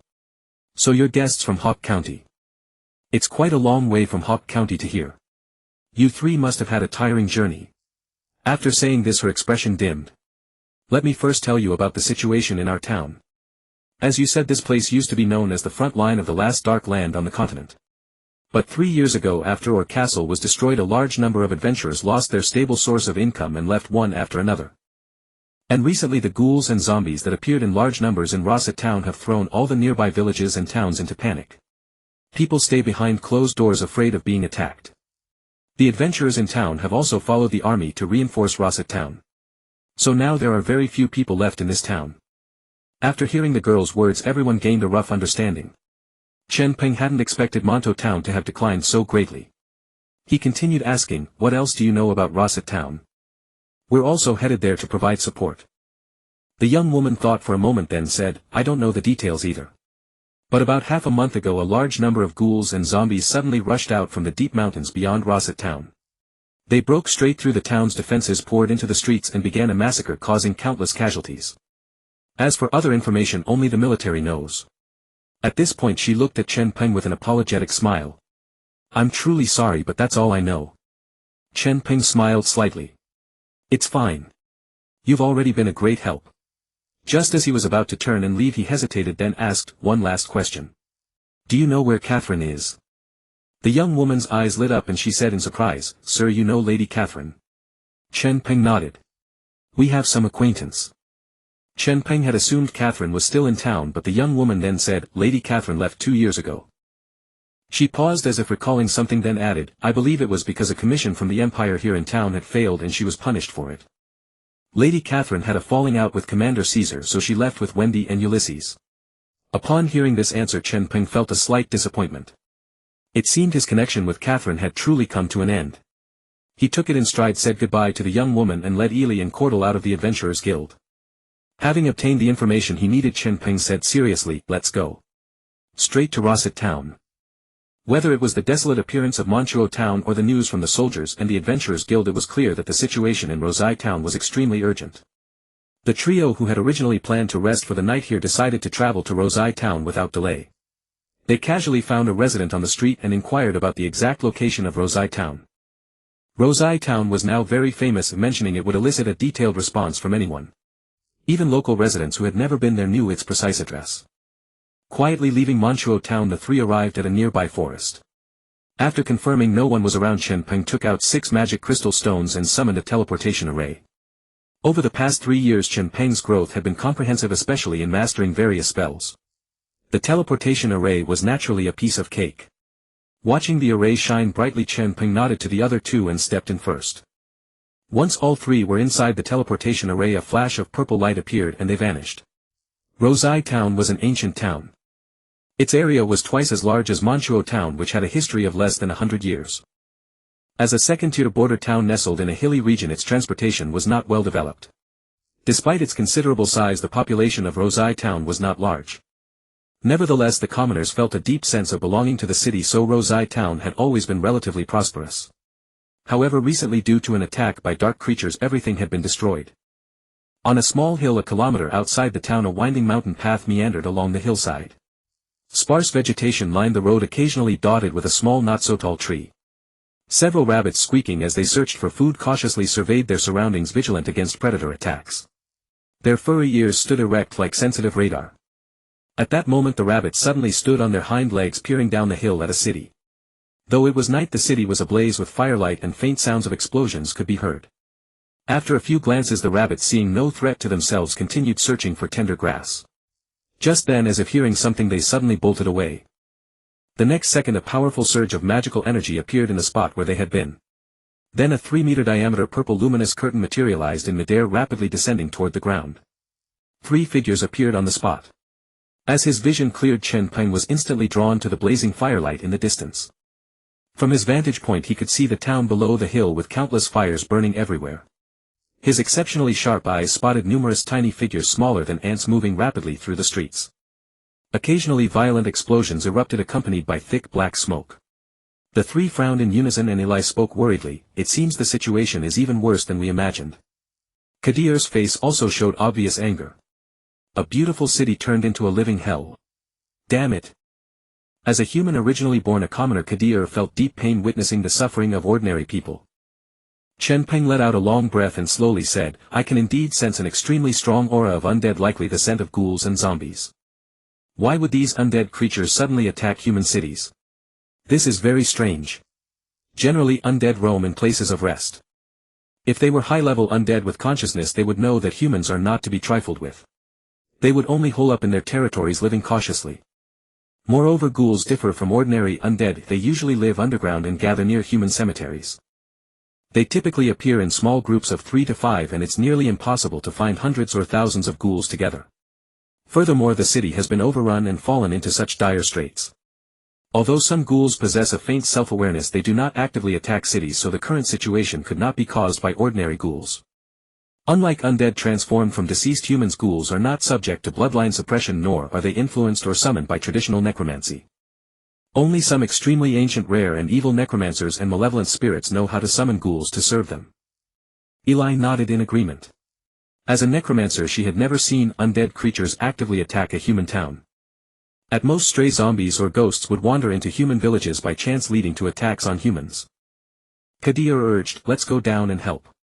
The battle seems intense." Chen Peng replied, "Let's go." With that, he casually summoned a rift magic.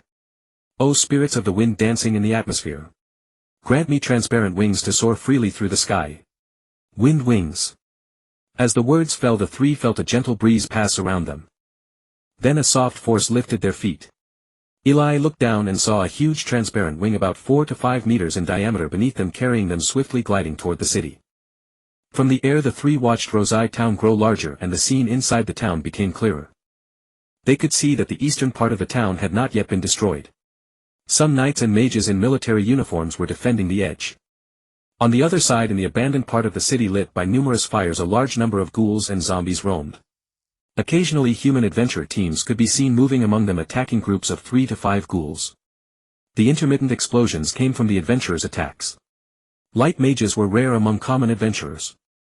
Thus their attacks were usually lightning or fire-based, which could deal massive damage to ghouls and zombies. However, the number of ghouls was overwhelming. Some adventure teams, after launching an assault, would quickly attract the attention of nearby ghouls who would surround them. Unlike zombies, ghouls were much more agile. If an adventure team was not careful, they would be encircled, and if they failed to retreat in time, they would likely be killed by the ghouls. At that moment, Chen Peng also noticed many mutilated bodies on the streets, which from their clothing belonged to adventurers. At this moment, the wind-soaring wings had already arrived above the city, and Chen Peng was planning to find a landing spot. Suddenly, Eli beside him pointed in a direction and said, "Sir, the people over there are in danger." Chen Peng and Kodier followed Eli's pointing direction and saw a 4-person mage squad on a dilapidated street already surrounded by 20 or 30 ghouls. These 2 men and 2 women looked only about 20 years old, extremely young. A female mage in a purple mage robe and a female priest in a green robe with a green fisherman's hat were leaning against a collapsed abandoned building, continuously supporting their teammates. Meanwhile, a knight in white armor holding an iron sword was constantly slashing at the ghouls closing in around them.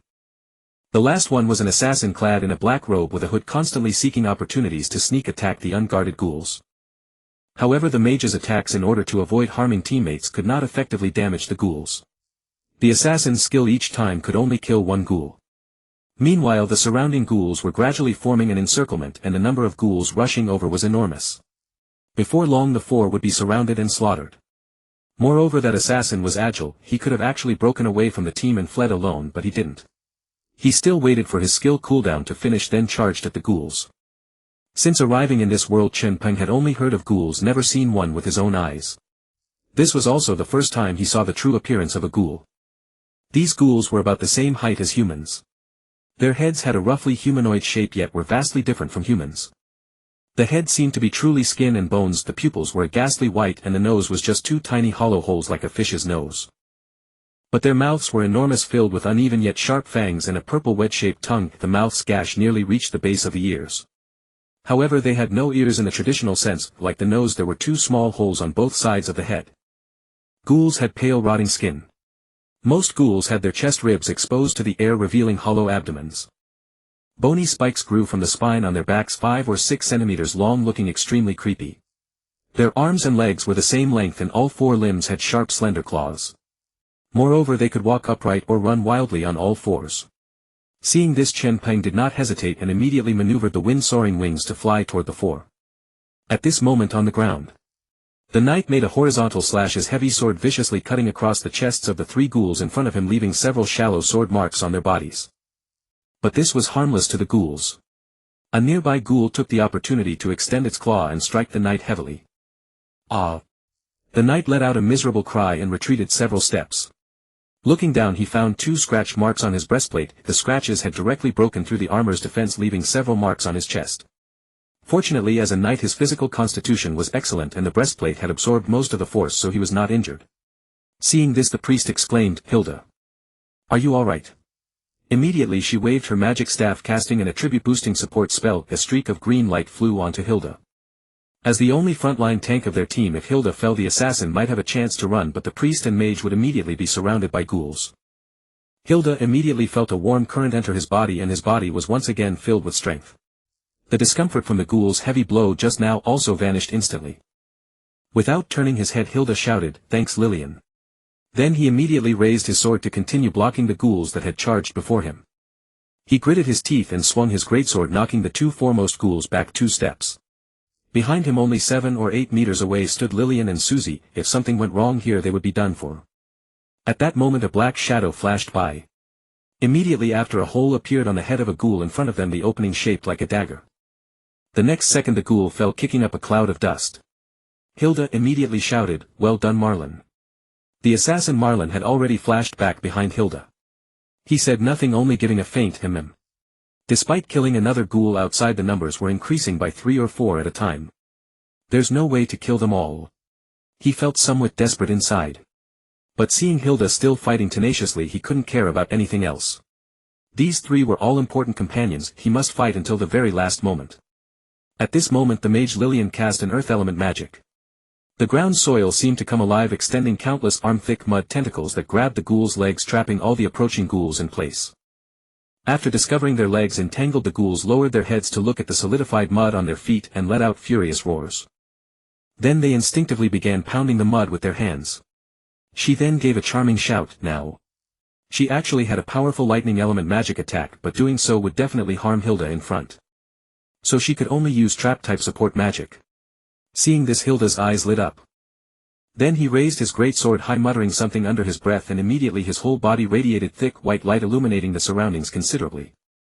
Next he pointed his long sword at the ghouls and bellowed, "Heavy thrust."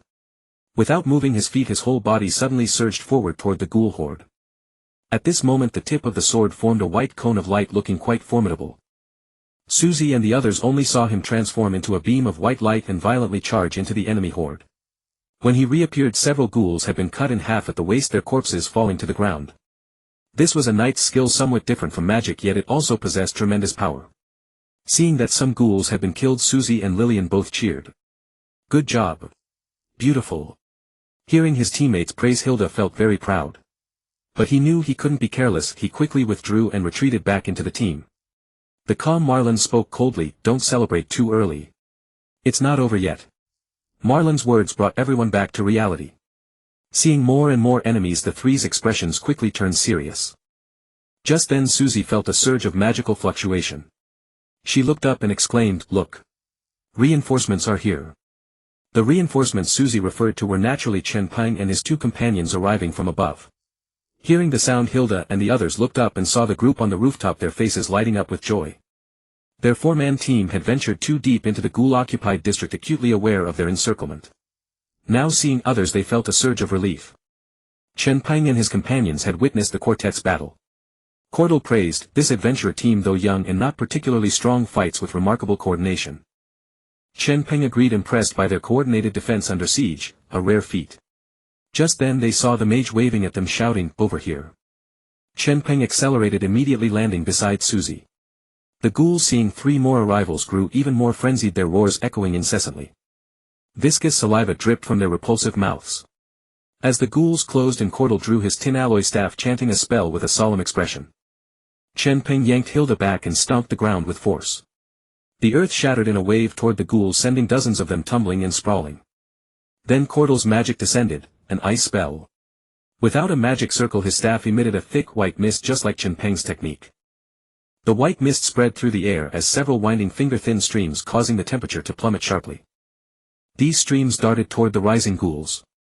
Upon contact, the creatures froze into ice blocks at a visible speed. Once all ghouls were frozen into statues, Cordell snapped his fingers. A crisp sound echoed and cracks appeared on the ghouls' bodies. Then they shattered into countless ice shards, scattering across the ground. The ghouls were obliterated.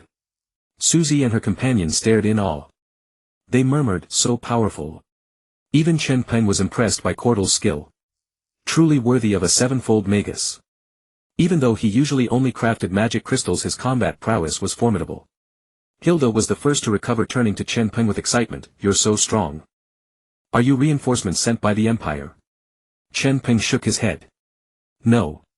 Disappointment flickered across the others' faces. Seeing this, Alai added, "But we are here to help." Hope returned to their expressions. Chen Peng had many questions. From above he had noticed that most adventurers here were weak. Among knights, silver knights were the peak. Among mages, most were ordinary mages or apprentices, not a single archmage. Other classes were similarly lacking. Yet every town had an adventurers' guild, which usually housed powerful adventurers. At the very least, the guild had its own chief mage, chief priest, and other strong figures. With their strength, these ghouls should never have been able to cause such chaos. Voicing his doubts, he said, "We're safe for now. We're adventurers from Hawk County. Could you brief us on the situation here?" Hilda, being friendly and warm, spoke up, "Allow me, my lords. 2 weeks ago ghouls began appearing in the nearby hills. At first they merely roamed the hills and no one paid much attention. The Adventurers Guild issued extermination quests. But days later the ghouls started attacking surrounding villages and their numbers grew. Soon villagers and adventurers began to suffer casualties. The town's imperial administrator and the guild realized the severity. They dispatched troops and numerous adventurers to eliminate the ghouls. Strangely, they never returned. 5 nights ago a massive horde of ghouls gathered outside the town and launched a direct assault. The main force was absent, leaving only low-level adventurers like us. We couldn't hold the town. It fell quickly. Many died." His voice grew somber. "We sent messengers to neighboring towns for help, but aside from a few scattered adventurers, no reinforcements arrived. We considered abandoning the town, but there were too many civilians who couldn't evacuate. We couldn't bear to see innocent people slaughtered by ghouls. We are adventurers, not cowards." Hilda's face burned with anger. Chen Peng and his companions gleaned much information but also more questions. Cordell and Alai continued questioning the group on details. Chen Peng furrowed his brow in thought. Why had the main expedition force gone silent? Furthermore, Monto town had indeed sent a distress signal and Caesar had even dispatched troops. Those reinforcements never arrived. Where were they? 100 kilometers, under forced march, a night order could reach the town within a day. What mystery lay behind this? Could it be a tactic of besieging the town to ambush reinforcements? But ghouls capable of such strategy. And the town's elite forces shouldn't have been so easily defeated. Chen Peng racked his brain but found no answers. Alai and Cordell gathered new information: the undamaged part of the town housed trapped residents too afraid to flee. The remaining defenders guarded that area. That was all. Alai tugged at his sleeve. "Milord, what should we do now?" Chen Peng snapped back to attention, looked at the group and said, "We'll clear all dark creatures in the city. At dawn we'll search for the missing main force." Neither Alai nor Cordell objected. But the silent assassin Marin spoke coldly, "It's useless. Every night we fight hard and clear all invading ghouls and zombies. Yet the next night they reappear in droves. They cannot be exterminated." Chen Peng and his companions paled at this grim revelation. Chen Peng said, "We'll discuss that later. Let's solve tonight's problem first." He turned to Cordell and Alai. "Cordell and I will clear the ghouls. Alai lead them to assist the besieged." No one objected and they immediately set out. Chen Peng said to Courtier, "I'll take the north, you take the south. Let's make it quick." Courtier nodded and then turned to leave. Chen Peng slightly bent his knees, then leaped into the air, vanishing from sight, leaving only a pair of crushed footprints on the ground. Facing these ghouls, both Chen Peng and Courtier could crush them with ease. The two continuously struck across the small town, reaping the lives of numerous ghouls. Eli on the other hand led Hilda and the others, rescuing the wounded and the besieged adventurers everywhere. It took only half an hour for the group to completely purge the entire town. After reuniting with Eli and the others, Susie and Lillian gazed at Chen Peng with adoration. It was inevitable. Chen Peng was both handsome and young, while the old bone courtier was naturally overlooked. The scene was also filled with many disheveled adventurers, all of whom had done their utmost to fend off the ghouls. Some were saved by Chen Peng and Courtier, others by Eli and the others. These were low-level adventurers, and as they looked at Chen Peng, gratitude was written on their faces. The three before them were incredibly powerful. They could easily eliminate all the ghouls in the town in such a short time. They must be strong warriors from the Empire.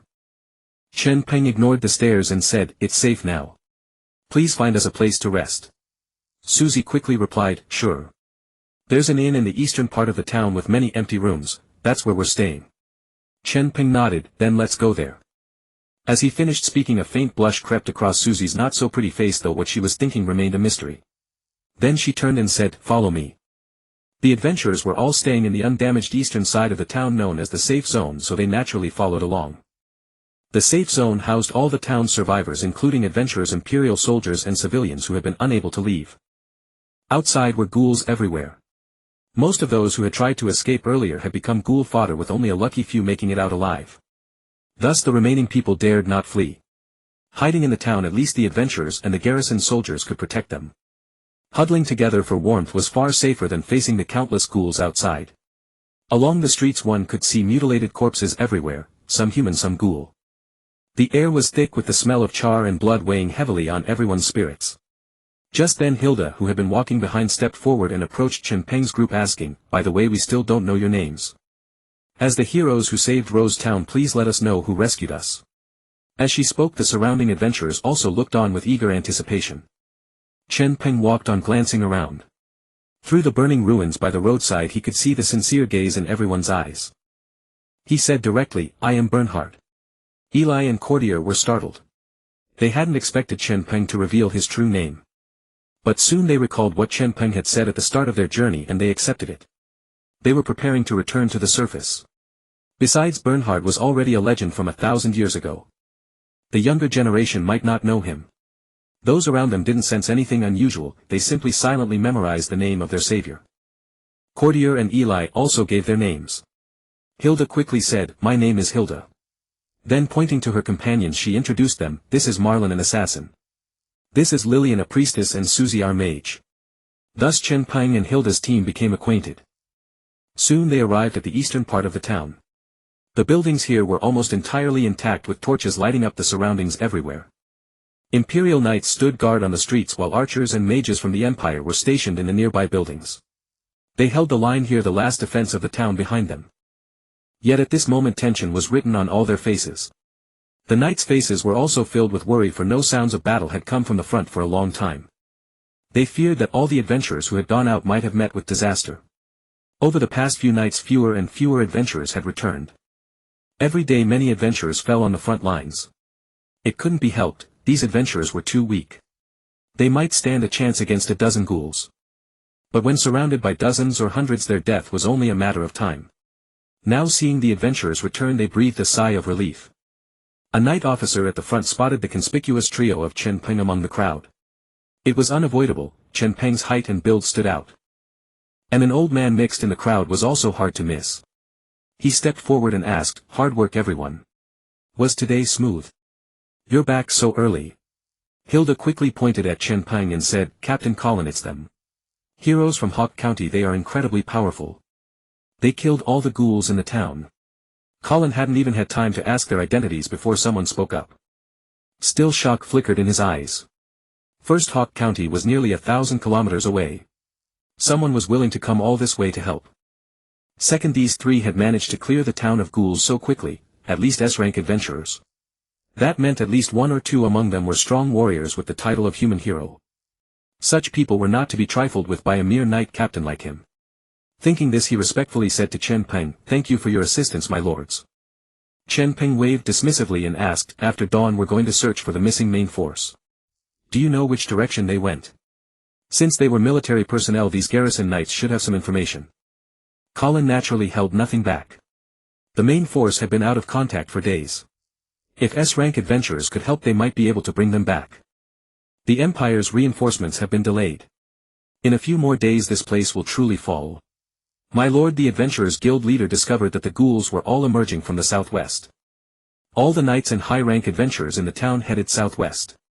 Chen Peng pressed further, "Do you know the exact distance?" Colin shook his head in confusion, "No. Only those who marched out know the details. The garrison only knows they went southwest." Chen Peng was somewhat disappointed that he couldn't elicit more detailed information. He said, "All right, thank you for the intel. Tomorrow I'll head southwest to investigate. Tonight please arrange 3 rooms for us to rest." Colin naturally agreed wholeheartedly, then dispersed the adventurers crowding around Chen Peng and personally led the 3 toward the inn. Of course Hilda and her group, who were already staying at that inn, continued to follow behind. Chen Peng followed the squad leader into the safe zone. By the light of the torches around he could see many civilians standing on second-floor balconies or at their doorsteps gazing at the adventurers with hope in their eyes. Their faces bore the fear of death and ghouls, yet also a glimmer of hope for life, a sight that tugged at the heartstrings. Many wounded soldiers bandaged and leaning on crutches watched the returning adventurers, their eyes seemingly searching for someone among the crowd. Some, upon seeing their companions return, limped joyfully forward to greet them and ask if they were injured. Others waited in vain, and when no familiar adventurer appeared a look of desolation crept across their faces. These were the wounded adventurers. Because the priests remaining in the town were of too low a level and power, many wounds could not be fully healed. It was already fortunate to have survived. Most injuries could only be treated once a more powerful priest returned. Eli looked at the residents and the wounded, a trace of sympathy flickering across her face. Yet she knew that they had done all they could tonight, and that was enough. Soon the group arrived at a relatively tall building in the town. It appeared to be 6 stories high and about 60 to 70 meters in length, a rather large inn. It stood on the eastern edge of the town with the eastern gate just beyond. Chen Peng saw that at the gate many soldiers and mages were standing guard. It seemed they were severely short of manpower, especially with the increasing casualties in recent days making their situation even more strained. It seemed that he would need to adjust some of his plans, otherwise this town would not hold out long before being annihilated by the ghouls. The group stopped at the inn's entrance. The torchlight by the roadside revealed the sign, Luosai Grand Hotel. A simple, unadorned name. The squad leader halted at the door and said to Chen Peng, "Go on in. There are plenty of empty rooms on the 5th and 6th floors. Pick whichever you like." Eli asked, "Hey, where's the innkeeper? Don't we need his permission?" The squad leader shrugged and casually remarked the innkeeper hired a few adventurer squads as escorts and left the town right after the ghouls first appeared. He's probably become a meal for the ghouls by now. Hearing this, Eli was at a loss for words. Chen Peng sighed inwardly, realizing that merchants were the same everywhere.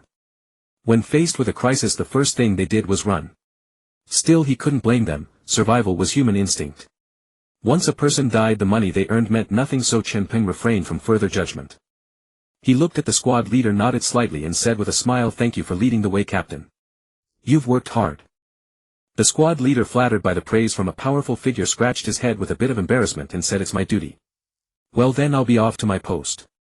After seeing off the squad leader, Chen Peng and his companions headed inside the inn. The lobby was not large, only about 20 square meters. The reception desk was on the left as one entered, and directly opposite the entrance was a staircase. Before the stairs, corridors on both sides led to rooms on either side. It seemed the entire space was designed to maximize the number of rooms. As far as the eye could see, most of the building and furniture were made of wood. Even the stairs and handrails were wooden. Such a large, and yet it spared no expense on stone or metal decoration. The innkeeper was indeed a stingy man. Chen Peng paid no heed. Using the faint candlelight from the front desk, he walked directly toward the stairs. Hilda and the others, who had been too afraid to speak in the presence of the knights, finally approached the group. Hilda said, "We're staying on the 2nd floor. If you need anything, feel free to come to us." Susie added, "There's no food in the inn, so if you're hungry you'll have to ask the knights for rations." On the stairs leading to the 2nd floor, Hilda's squad one after another enthusiastically introduced the local rules and precautions, eager not to neglect Chen Peng and his group. Eli smiled and kept thanking them. When they reached the 2nd floor, Hilda and his companions bid farewell and parted ways with Chen Peng, Eli and Courtier. The 2nd floor had no lobby. At the top of the stairs stood a wall with corridors on the left and right leading to the rooms. The walls were lit by temporary candle holders. Chen Peng and his companions did not linger and headed straight for the 5th floor. There they picked 3 adjacent rooms at random, then gathered in Chen Peng's room for a meeting. The room was sparsely furnished. A window on the wall by the entrance let in the faint moonlight, revealing a wooden bed beneath it with an old hard mattress covered by a thin blanket. Opposite the foot of the bed stood a wardrobe, and to the right of the entrance was a small round wooden table about a meter in diameter. Chen Peng sat on the bed while Eli and Courtier sat by the table. Eli lit the candle on the table, casting a dim glow in the pitch-black room. Chen Peng finally spoke slowly, "What do you think about the situation in Luosai town?" Courtier stroked the white stiff stubble on his chin, then clicked his tongue and said, "I don't think this is a natural disaster. A swarm of ghouls this large must have been deliberately created." Eli nodded as well. "I feel there's a conspiracy at play. Reinforcements from the surrounding towns are delayed, yet from the situation in Mengtua town they all received the distress signal. It's strange." Chen Peng nodded and continued, "Anything else?" Courtier took a deep breath and frowned slightly. These ghouls seem endless. That means there must be a summoning altar or magic circle somewhere, and it requires an extremely powerful source of magical energy to sustain the summoning for 2 weeks straight. Courtier, being an old mage, could see the essence of such problems at a glance. Eli's eyes lit up. She hadn't thought that deeply before.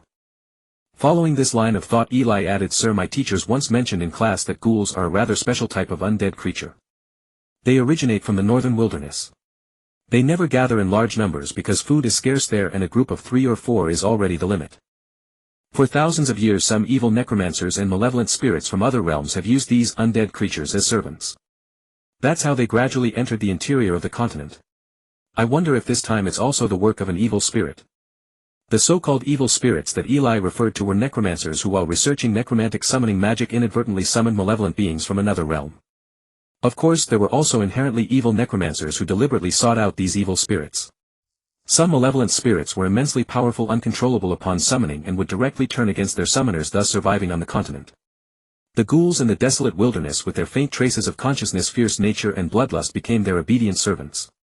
Upon hearing this, Chen Peng began to grasp some of the underlying connections. Had he not asked, his knowledge base would never have allowed him to understand these obscure facts. With a rough clue in mind, Chen Peng decided to seek out the source of the ghouls' summoning, the so-called altar.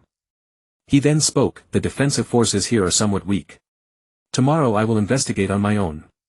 You stay here and help protect the civilians of Rosette Town." Although Chen Peng knew that the ghouls only emerged at night, he was uncertain how long his investigation would take. If it took several days, he had to consider the subsequent safety of these innocent people. Under ordinary circumstances, Chen Peng would not have been so magnanimous as to help these humans. However, the forces of Orr Castle now needed to emerge from the underground, not only to conquer the continent with strength, but also to win the hearts of the people in preparation for a future direct confrontation with the Empire. Thus Chen Peng believed that Rosette Town presented a fine opportunity. Even if he failed to destroy the altar, he would leave a favorable impression on the people here. They would remember that a man named Bernhard stood up in their time of peril. That was enough. Courtier, aware of Chen Peng's strength, simply nodded in agreement. The young girl Eli was somewhat clingy and wished to remain by Chen Peng's side. Upon hearing the decision, she pouted in displeasure. Nevertheless, she raised no objection, for Bernhard's will was not to be defied. Moreover, she had witnessed the devastation here. Eli spoke firmly, "Rest assured, my lord, I will not allow those ghouls to approach the town any further." After finalizing the next day's plans and discussing some details, the three returned to their respective quarters to sleep. Early the next morning, Chen Peng rose, and without greeting anyone he employed wind magic and headed directly toward the southwest. Soon the wind wings carried him over the city walls and into the rolling hills beyond. From 100 meters in the air, Chen Peng could clearly see the ground below, densely packed with ghouls wandering aimlessly. Their heads drooped and their arms hung limply to the ground. Some staggered along the hillsides while others crouched motionless on the ground.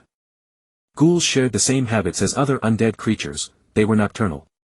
During the day, unless provoked, they entered a dormant, unconscious state. As long as they were not disturbed, they posed no danger. Chen Peng also noticed that the density of ghouls increased as he moved further southwest. It seemed that the summoning altar Eli had mentioned must indeed lie to the southwest. After advancing about 2 kilometers, Chen Peng suddenly sensed an extremely dense necromantic aura in the air. He knew he had arrived at the right place. Tracing the source of the magical aura, Chen Peng rounded a hill with sparse vegetation, and on a low-lying flatland behind it discovered 5 altars built of stone adorned with blood, graffiti and piles of bones. These altars were arranged in a hexagram made of stones. In the center, blood was used to inscribe obscure runes, and bones were piled into eerie symbols. A dense necromantic aura continuously emanated from these altars into the air. The patterns on the 5 altars pulsed rhythmically with a blood-red glow. After a brief moment, the ground in one of the altars rippled like water and 2 ghouls crawled out from it. Then the altar continued to radiate light intermittently, but no more ghouls appeared for a while. Apparently the summoning efficiency was very low during the day. However, Chen Peng saw no crystals or gems. He wondered where the altars drew their energy. Necromantic and dark magic elements rarely formed naturally in the air, and when they did, it was very slowly. Such a powerful summoning altar must have an external energy source. After some thought, Chen Peng decided to descend for a closer look. Guiding the wind wings, he landed on the ground. The necromantic fluctuations here made him feel deeply at ease. Even though it was an enemy's altar, Chen Peng unabashedly took a deep breath, drawing a large amount of necromantic energy into his body. Feeling refreshed, he began his investigation. As he approached one of the altars to study it, he noticed a cave entrance ahead of him. The entrance was not large, about 2 meters square, and was completely hidden from the sky. Chen Peng glanced at the altar, then at the cave. Instinct told him the cave held the true secret. He could sense a considerable amount of magical energy within the cave, as if it were being channeled through invisible conduits to the altars. Perhaps there were powerful gems or crystals hidden inside. With that thought he strode toward the entrance. The cave was eerie, even with the morning sun outside. A chilling wind blew within, and it was profoundly dark. Of course none of this affected Chen Peng. Entering the cave he noticed claw marks on the walls and floor, as if they had been gouged out directly by claws. Without a doubt these were the work of ghouls. As he ventured deeper the darkness intensified. After a moment's consideration Chen Peng accelerated. Very few creatures in this world could threaten him. He moved like lightning, sprinting through the darkness. Sensing the speed of the air currents around him he soon slowed down. Then he saw a large cavern ahead, seemingly the end of the tunnel. He quickly stepped into the cavern and his senses immediately detected the presence of countless living beings. He rapidly surveyed the surroundings and found that the cavern was enormous, covering at least tens of thousands of square meters. In the darkness there were numerous iron cages imprisoning a large number of imperial knights and adventurers, all of whom were extremely weak. Chen Peng took out several illuminating crystals from his pocket, infused them with magical energy, and the area brightened.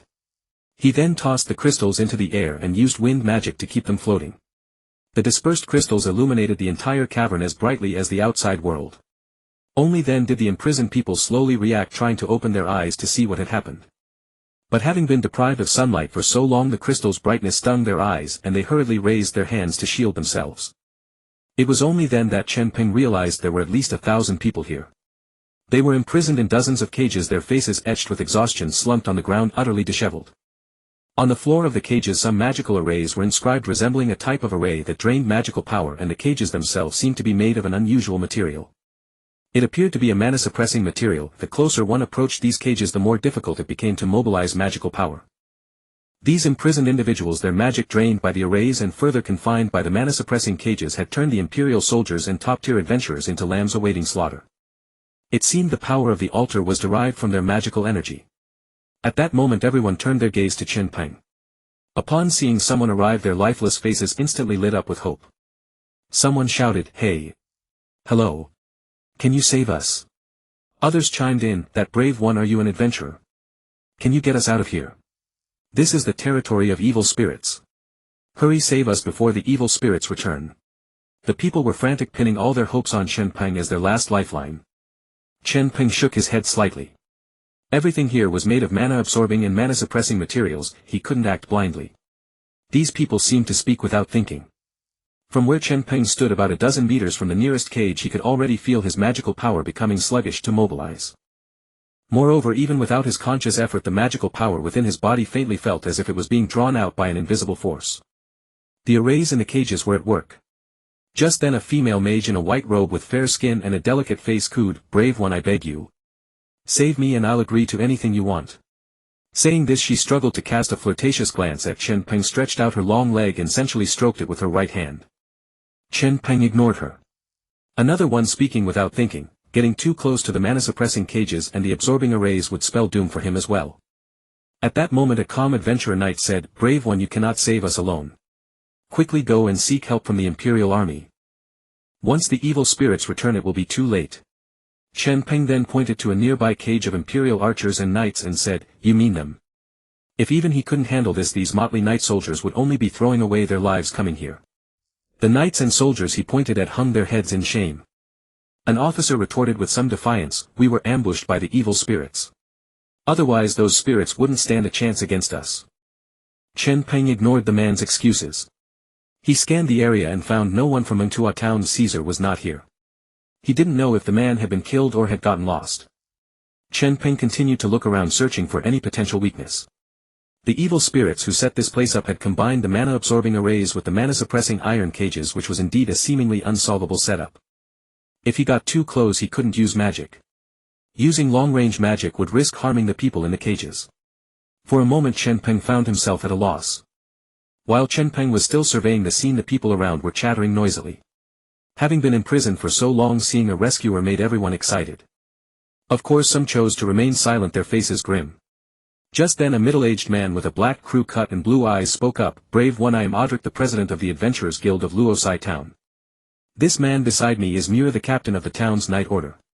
As he spoke he pointed to a young man in golden armor with a flowing mane of golden hair. The long-haired young man glanced at Chen Peng with a hint of disdain. Chen Peng ignored him and said to Audric, "Greetings, President. I am Bernhard. I am a swordsman sent to reinforce Luosai town." Upon hearing the name Bernhard, most of the people present were visibly taken aback. Audric and Muir were no exception. Muir even frowned and gave Chen Peng a second look. However, the curiosity and caution in his eyes were soon replaced by disdain. Audric quickly recovered and asked, "Mr. Bernhard, may I ask what the current situation is in Luosai town?" Hearing this, Chen Peng was unsure whether to tell them the truth. Luosai town had been almost completely destroyed with heavy casualties. However, if he saved them they would learn the truth sooner or later. Chen Peng slowly said, 5 days, no 6 nights ago ghouls attacked the town. The remaining soldiers and adventurers fought desperately, but the town fell and the civilians and adventurers suffered heavy losses. Now there are about 3,000 people left in the town. At this point Chen Peng stopped speaking. Audric was overcome with grief, covering his face with his hands and lamenting bitterly, "We were too careless. Falling into the evil spirit's trap. Over 30,000 people and only 3,000 remain. What a crime." Saying this, Audric began to sob quietly. Beside him Muir's face was also grim.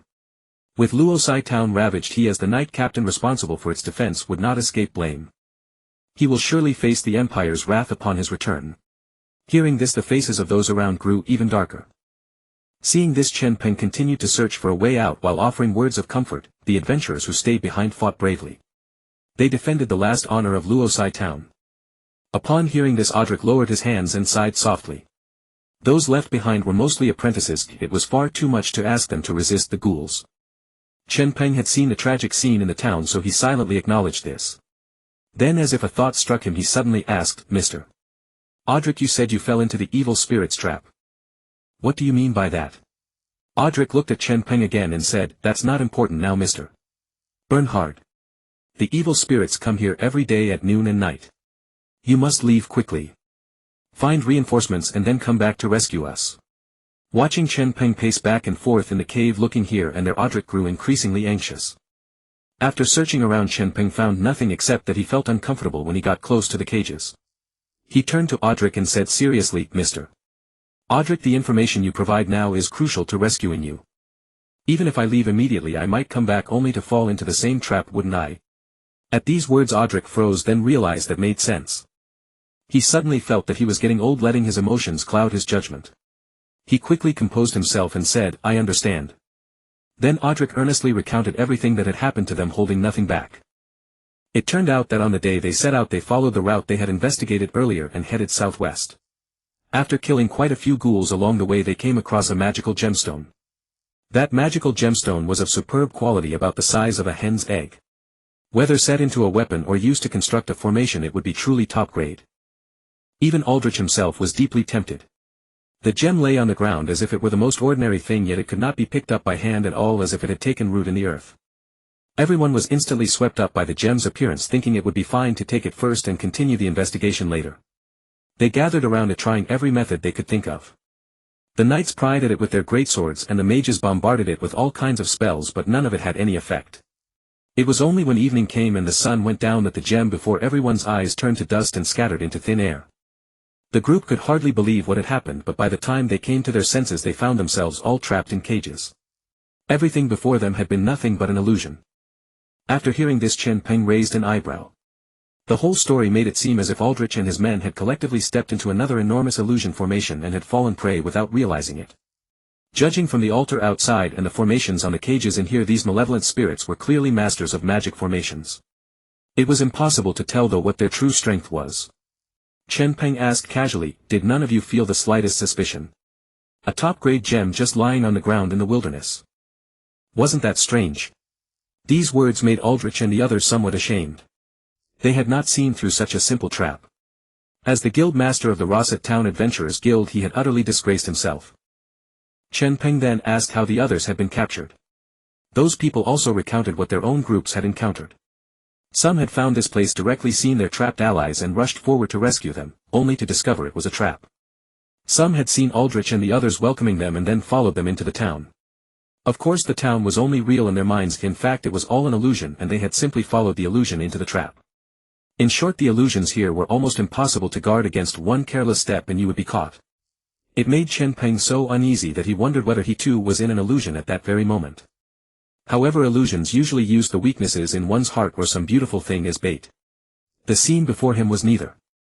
Chen Peng then gave up on searching for a flaw in the cave. He simply found a spot far from the cages and sat down cross-legged on the ground. He planned to wait for the malevolent spirits to appear, kill them and then figure out how to save the captives. The others were shocked at the sight. They all shouted anxiously, "Bernhard! Why have you sat down? Get out of here now. Hero, hurry and go fetch reinforcements. Yes. Don't sit there waiting to die." Watching their frantic, almost crazed expressions, Chen Peng suddenly grew alert. Something felt wrong. He closed his eyes and silently recited an incantation that Creston had taught him, an ancient spell that could dispel illusions obscure and awkward to pronounce. He whispered a string of arcane garbled syllables. When he finished, the surroundings suddenly fell silent. He opened his eyes and found that he was actually sitting cross-legged beside the altar. He had not even approached the cave entrance. Chen Peng frowned. He had not expected to fall into the trap himself. It seemed he had been caught in the illusion while trying to enter the cave. The reason Chen Peng had sensed something wrong was that those people had been frantically urging him to go back for reinforcements. When no way to break the illusion had been found, wouldn't summoning more people just be walking into the trap? Coupled with all the thoughtless foolish things those people had said, he had noticed the anomaly. His own illusion had exploited his psychological weakness, his desperate eagerness to rescue the captives. Fortunately he had kept his guard up. Since he had recited the illusion-breaking incantation, he could be certain that he was now free of the illusion. But the malevolent spirits that had laid the illusion formation were deeply accomplished in formations. There was no telling when he might be ensnared again. A formation was not the same as a magic circle. A magic circle was something that appeared when a mage cast magic, serving to enhance the spell. A formation, on the other hand, was a support type or attack type construct created by carving or arranging special materials in combination with energy sources such as mana and crystals. The teleportation formation built with magic rune crystals and the altar before him both belonged to the category of formations. If even he had been caught so easily, then those adventurers and imperial soldiers must have been ensnared as soon as they entered the formation's range. They were most likely doomed. Chen Peng did not dare be careless now. He decided not to enter the cave for the time being. He had to break this enormous illusion formation first. As for the altars, he could not lightly destroy them either. He did not know whether everything in the illusion was fake. In the illusion, the cages contained formations that drained the captives' mana. These formations drew out their mana not only to weaken them but also to provide the altar with an unending supply of energy. In other words, they were living power banks. If he destroyed the altar, it might well backfire on them. Already weakened Aldrich and the others might die as a result. Of course, whether Aldrich truly existed was still unknown, but Chen Peng was not willing to take that risk. Every so often he muttered the illusion-dispelling incantation, then once again used wind magic to soar into the air. From high above, the hills were all 100 or 200 meters tall, one after another in unbroken succession. There was no telling where the problem lay. Reinforcements had come from every direction and all of them had been caught, which meant this illusion formation had to be extremely large, possibly several square kilometers. How had these so-called malevolent spirits managed to do it? How much energy would it require and how long had they needed to prepare? Turning these questions over in his mind, Chen Peng hovered in the air searching for any anomaly on the ground. But after 10 minutes he had found nothing. Then Chen Peng suddenly sensed a thick, undead aura surging from the distance. He quickly landed on a hill hid behind a rock and looked toward the hill from which the undead aura was emanating. He also made sure that the undead aura on his own body was well hidden. Before long a huge cage appeared in the direction he was watching. Because of the angle he saw the cage first, only when the whole cage came into view did he see the ghouls beneath it carrying it forward. Beside it, two figures completely shrouded in black mist floated in the air. Soon after, a necromancer appeared holding a staff made of a human skull and wearing a purple robe and hood. Locked inside the cage were none other than Caesar and the others. Watching the cage carried by the flesh-eating ghouls, Chen Peng finally understood, those malevolent spirits had gone to capture humans. After concealing his presence, he quietly drew closer. Drawing near, only a few dozen meters away, the evil spirits failed to detect Chen Peng. He could now clearly see the people trapped within the cage. The spherical cage was enormous, covering roughly 200 square meters with over 100 people imprisoned inside. Among them were the Imperial Knight members led by Caesar along with dozens of adventurers. Their expressions were vacant, half collapsed upon the ground. Each muttered to themselves, their hands performing erratic gestures, still deeply immersed in hallucinations. Upon closer inspection, Caesar stood among the knights, half kneeling on the ground with a profoundly bewildered gaze, his hands waving continuously, lost in some unknown illusion. Aside from Caesar, there were no other acquaintances here. Chen Peng felt no urgency to rescue them and instead silently followed behind. Floating mid-air, his concealed form remained undetected, not only by the flesh-eating ghouls but also by the two hovering evil spirits and the necromancer alike. From the fluctuation of their aura, Chen Peng judged that these three were by no means weak. However, they were hardly formidable either, likely somewhat inferior to courtier. Such strength would qualify them as powerhouses across the continent. Yet in direct confrontation, Chen Peng was confident he could dispatch all three with a single hand. Still, curiosity weighed heavily on Chen Peng's mind. He desperately wanted to understand what scheme these three harbored that would lead them to capture powerful humans and massacre the civilians of Rose Town. Furthermore, Chen Peng had no idea whether these three had accomplices. If he struck rashly, would the previously imprisoned individuals be silenced forever? For now, Chen Peng simply continued following. He noticed the three kept close together, seemingly exchanging words. To catch their conversation more clearly, he crept even nearer. The trio seemed unbothered, convinced of the area's safety, speaking without restraint and without lowering their voices. The necromancer spoke in a hoarse voice, "This should be the final batch. I believe we can now proceed to the next stage." An evil spirit to his left, its voice deep and muffled like a bass hummed beneath blankets, replied, "Indeed. Based on current intelligence, all 5 humans who came as reinforcements have been captured. The Imperial reinforcements are still on their way." The evil spirit to his right, its tone ethereal and weak as though it might expire at any moment, cackled, "Ha ha ha. Fear not, in such a border city the Empire will only go through the motions. By the time they realize this place has fallen, they will likely abandon it altogether." After it finished speaking, the necromancer chuckled lightly and sighed, "Finally this day has come. After more than 20 years of preparation. Do you have any idea what those 20 years were like for me? I scoured the entire continent for magical gems. All for this accursed blood prison." Hearing this, Chen Peng's brows furrowed slightly. Blood prison. It was an unfamiliar term, an obscure concept altogether. But it hardly sounded like anything worthwhile. Before Chen Peng could dwell further, one of the evil spirits spoke, "Master, do not worry. Trust us, the blood prison will surely succeed. When the time comes you shall obtain tremendous power." Another evil spirit added, "With the corpse sacrifice from Rose Town we have absolute confidence in summoning the blood prison." "Master." Hearing this, Chen Peng never imagined those two terrifying black entities were summoned by the necromancer. Yet evil spirits were creatures of pure malice. Eli had warned him that they were treacherous, cunning and driven by insatiable greed. How could they willingly serve as the necromancer's pawn? Still, this necromancer would use the corpses of Rose Town civilians in sacrifice, all for the sake of the blood prison. No wonder they summoned flesh-eating ghouls, their sole purpose was mass slaughter. Damn them all. At that moment the necromancer spoke again, "My understanding of the blood prison comes entirely from the two of you. I hope you have not deceived me regarding the blood prison." The two evil spirits turned slightly to glance at each other, but as mere clouds of black mist they possessed no eyes. Whether they exchanged glances remained unknown. The bass-voiced evil spirit explained, "Master, ever since you summoned us 20 years ago we have never deceived you. We helped you search for the gems needed to construct the formation and shared all manner of magical arrays from our world, never withholding a single secret. Look, these altars and the captured human powerhouses remain unharmed.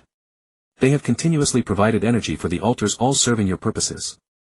The other evil spirit circled the necromancer and declared, "Master, rest assured, in this world we have no allies whatsoever.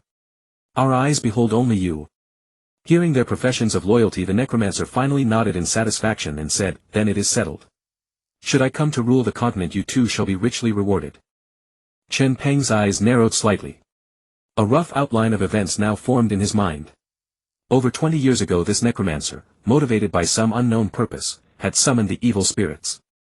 The evil spirits informed him that the blood prison would grant him immense power, so the three of them traversed the continent gathering various gems in preparation for summoning the blood prison. Now they had used the gems to establish numerous formations. That vast illusionary array was undoubtedly constructed from the magical gems they had collected. These three must have amassed quite a collection of powerful magical gems. Then, to prevent human powerhouses from stopping the massacre, they used the illusion array to capture strong humans. They then utilized the altars to summon flesh-eating ghouls to carry out the slaughter. These altars also required immense energy to function, so the captured human powerhouses became living batteries, imprisoned in cages to provide magical energy for the summoning arrays. Having pieced everything together, Chen Peng's anger deepened. It was precisely because of vile undead creatures like these committing atrocities without mercy against the continent's inhabitants that the already despised undead faction grew ever more reviled in the eyes of humanity. Soon the flesh-eating ghouls carried the cage to the altar and set it down. The massive cage struck the ground with a heavy thud, sending up clouds of dust. Next, the flesh-eating ghouls previously brimming with vitality rapidly withered after setting down the cage. Their heads drooped, their arms hung limp, and like their companions they entered a state of dormancy. Above, Chen Peng watched the cage with keen interest. The cave entrance was entirely disproportionate to its size. He wondered how the three had managed to bring the cage inside. Unexpectedly, the necromancer directly swung his right hand holding the staff, and beneath the cage a massive teleportation array materialized. The teleportation array was precisely the size to envelop the cage. Then a blinding violet flash of light passed and the cage vanished. If my guess is correct, the cage has been sent into the cave. Chen Peng was somewhat stunned. How had he failed to notice a pre-prepared teleportation array here? The necromancer and his two companions, seeing the cage disappear, turned and walked into the tunnel without looking back. Chen Peng naturally followed them. Given his strength, as long as he didn't wish to reveal himself, the trio would never detect him. Entering the cave, the necromancer and the wraith separated and began inspecting each cage in turn. Chen Peng then realized that the layout inside was exactly the same as what he had seen in his hallucination. Even Aldrich and Muir were present. However, here there were additional cages holding Caesar and others. Another difference was that everyone was in a state of unconsciousness with no one awake. Moreover, most were extremely weak, seemingly on the brink of death. Inside there were only arrays that extracted human magic power with no anti-magic materials. The anti-magic iron cages in the hallucination were scene traps designed to deceive him into seeking reinforcements. Within the cave some ghostly flames flickered, providing dim illumination. At that moment the necromancer said, They won't die for a while yet, they can still be exploited. The low-pitched wraith added, Master, the illusion array outside can be temporarily deactivated. No one will come here for a short time, we need to conserve the gem's energy. Generally a gem set into any weapon grants a powerful enhancement. Gems themselves slowly absorb energy from nature to replenish their consumption. But if overloaded, once the gem's energy is depleted, they become ordinary useless stones. For a necromancer who had spent 20 years collecting gems, this would be a loss not worth the gain. The necromancer nodded at this, then walked to an open space in the middle of the cave. He stamped his staff heavily on the ground, and the seamlessly fitted floor beneath his feet suddenly rumbled. Then a platform over 20 meters in diameter slowly rose. To Chen Peng's astonishment, even before the platform had lifted much, an extremely dazzling light leaked from the gap illuminating the cave's ceiling. Then as the platform rose steadily, Chen Peng sensed a tremendous fluctuation of magic power. He saw that the slowly emerging platform was embedded with a vast number of gems. The platform was shaped like an inverted H, with the central vertical bar being the place where gems were set. Even on the side facing Chen Peng alone there were dozens of them. They were of all colors and varieties, some as large as eggs, others as small as a thumb. Some were sharp-edged, others perfectly round, all emanating a dense magical aura. Altogether the platform held at least 100 to 200 gems. No wonder the outer illusion array could affect an area of several miles. They had so many gems. This made Chen Peng's jaw drop, drool flowing freely. With so many gems, if he took them back, wouldn't he become an instant nouveau riche?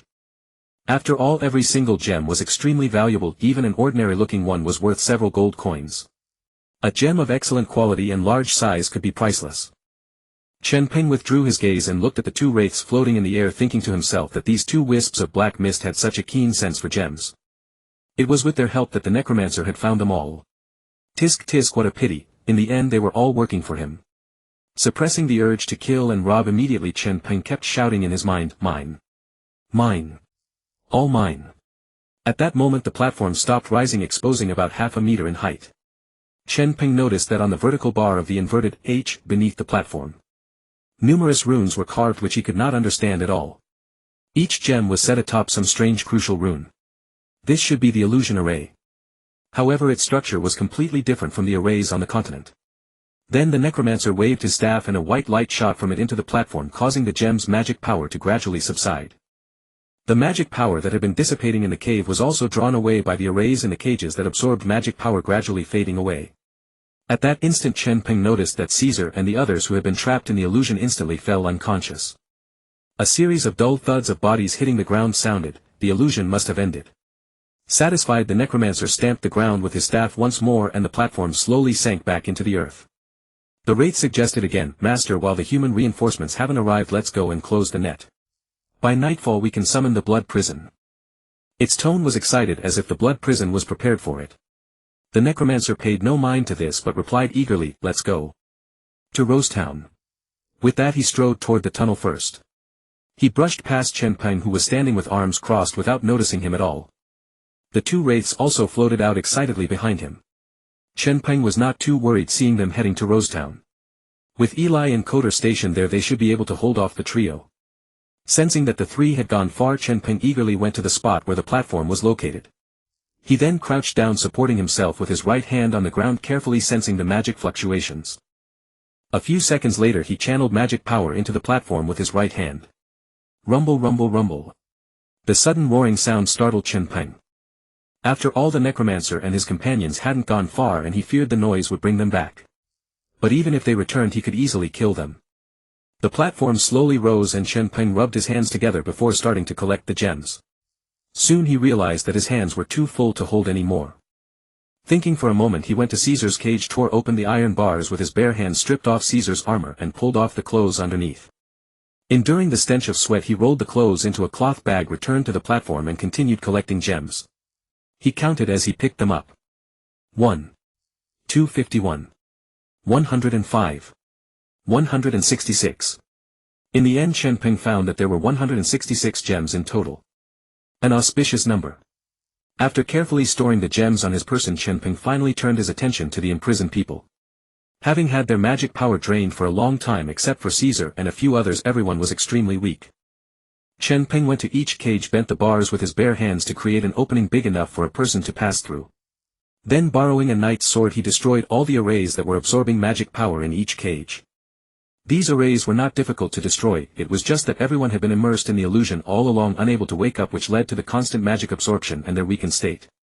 After finishing all this Chen Peng went outside and found no ghouls nearby. He guessed that the necromancer and his companions had taken them all away.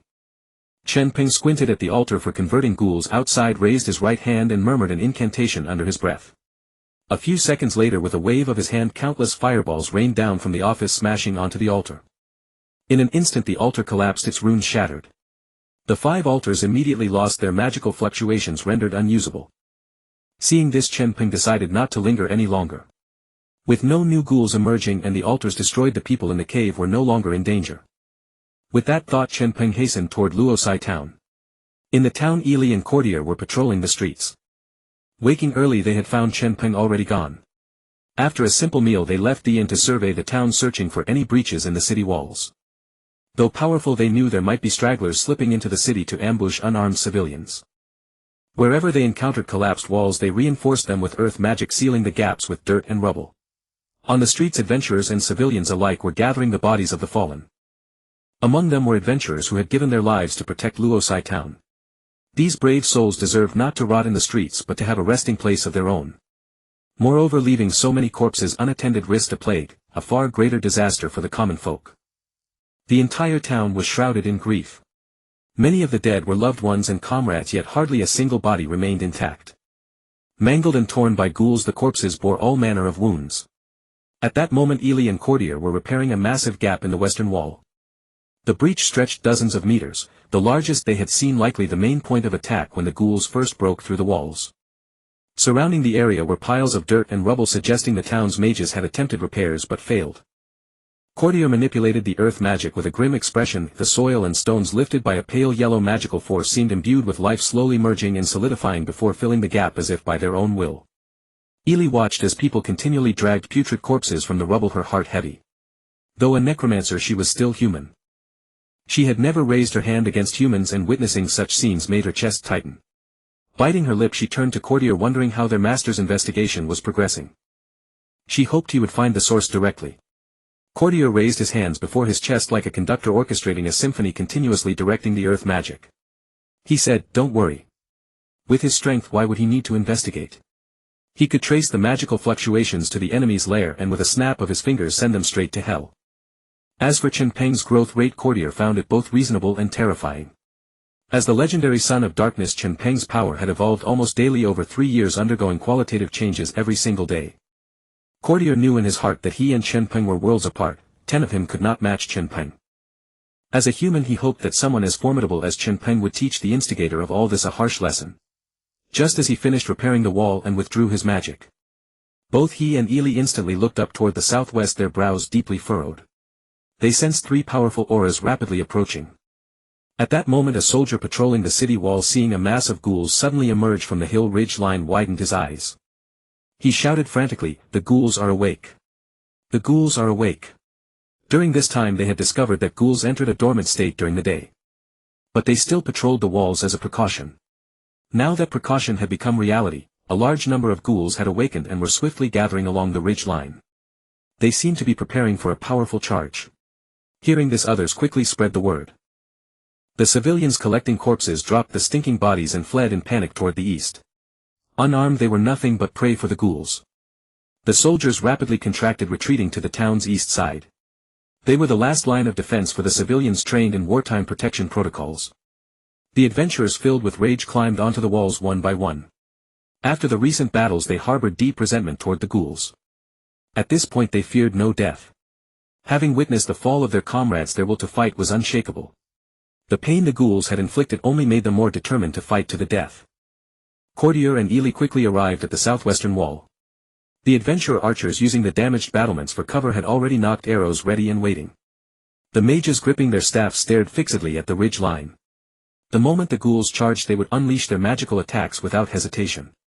Courtier looked at the ghouls covering the hillside and muttered with a frown, "What's going on? Why are the ghouls collectively awake during the day?" Suddenly he spotted 3 figures standing out among the crowd. 2 appeared to be energy beings, completely black, floating in the air with no discernible facial features.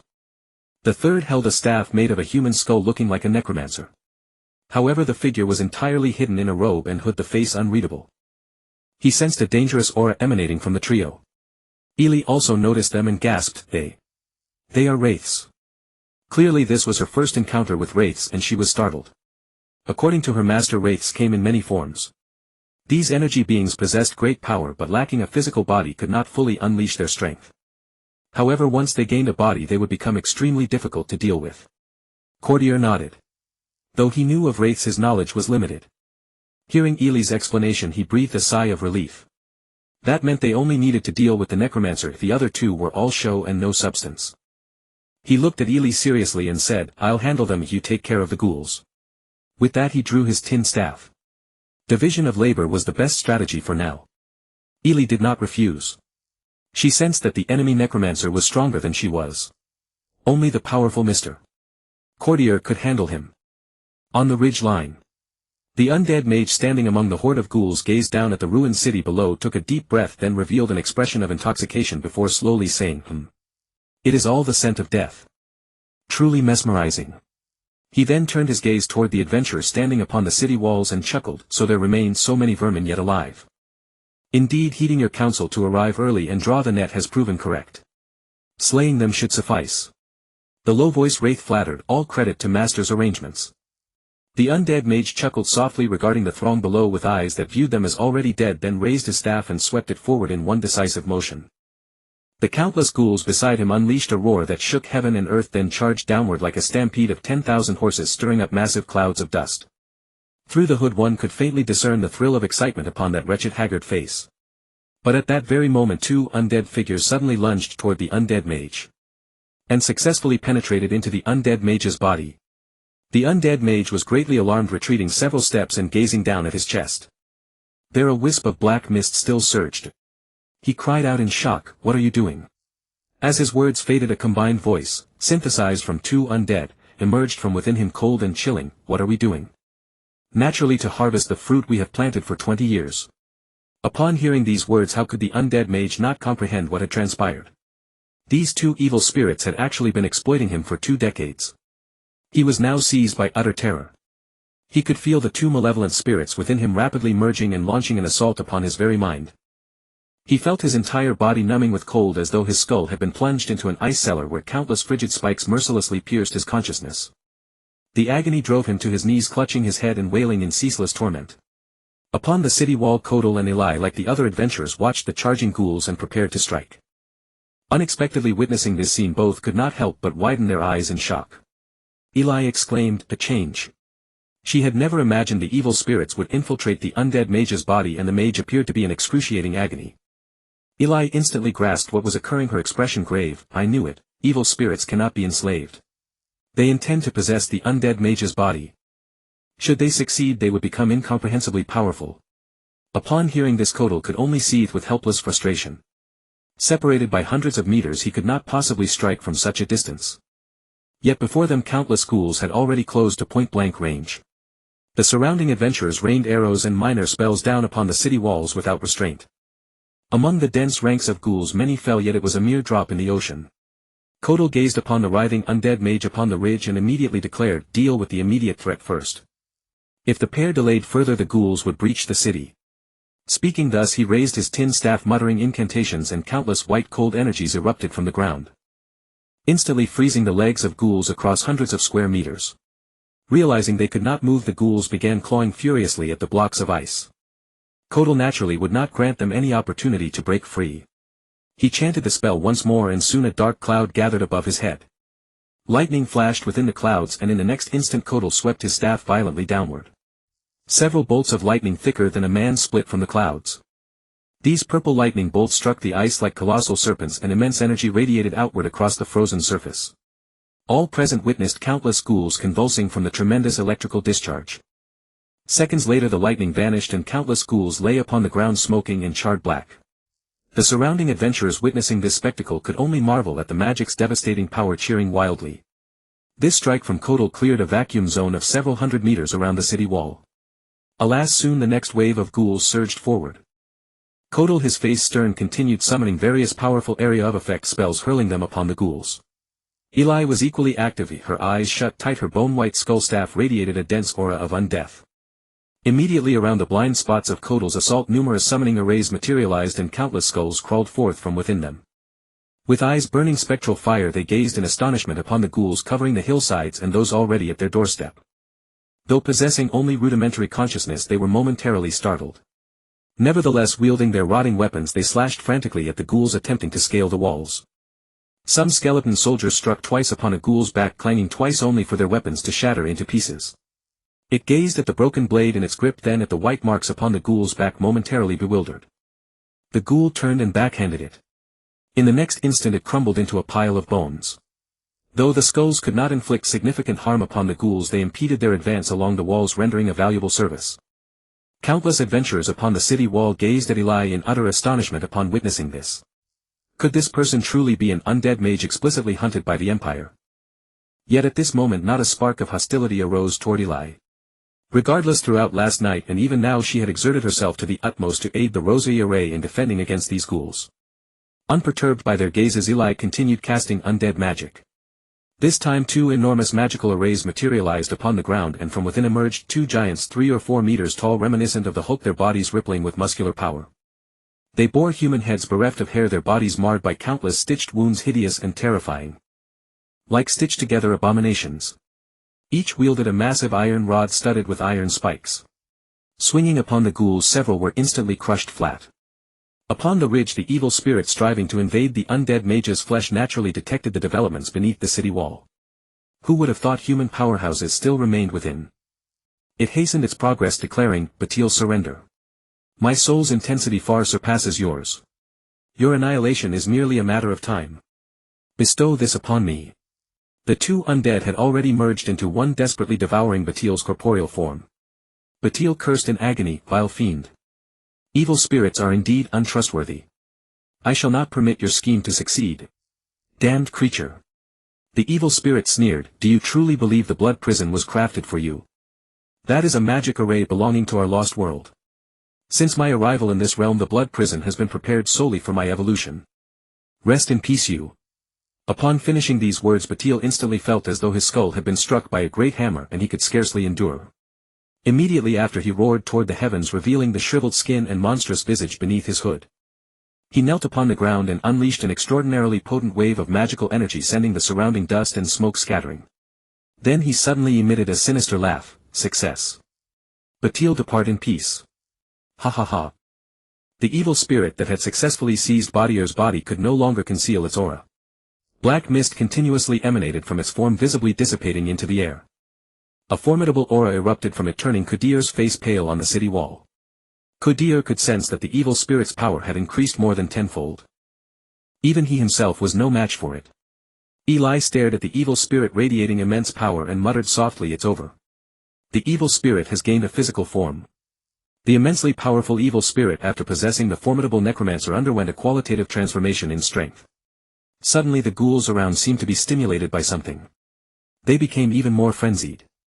They launched mad assaults on the city wall, their sharp claws easily piercing into the masonry as they tried to climb up. The evil spirit on the mountain laughed without restraint. "Slaughter. Slaughter to your heart's content.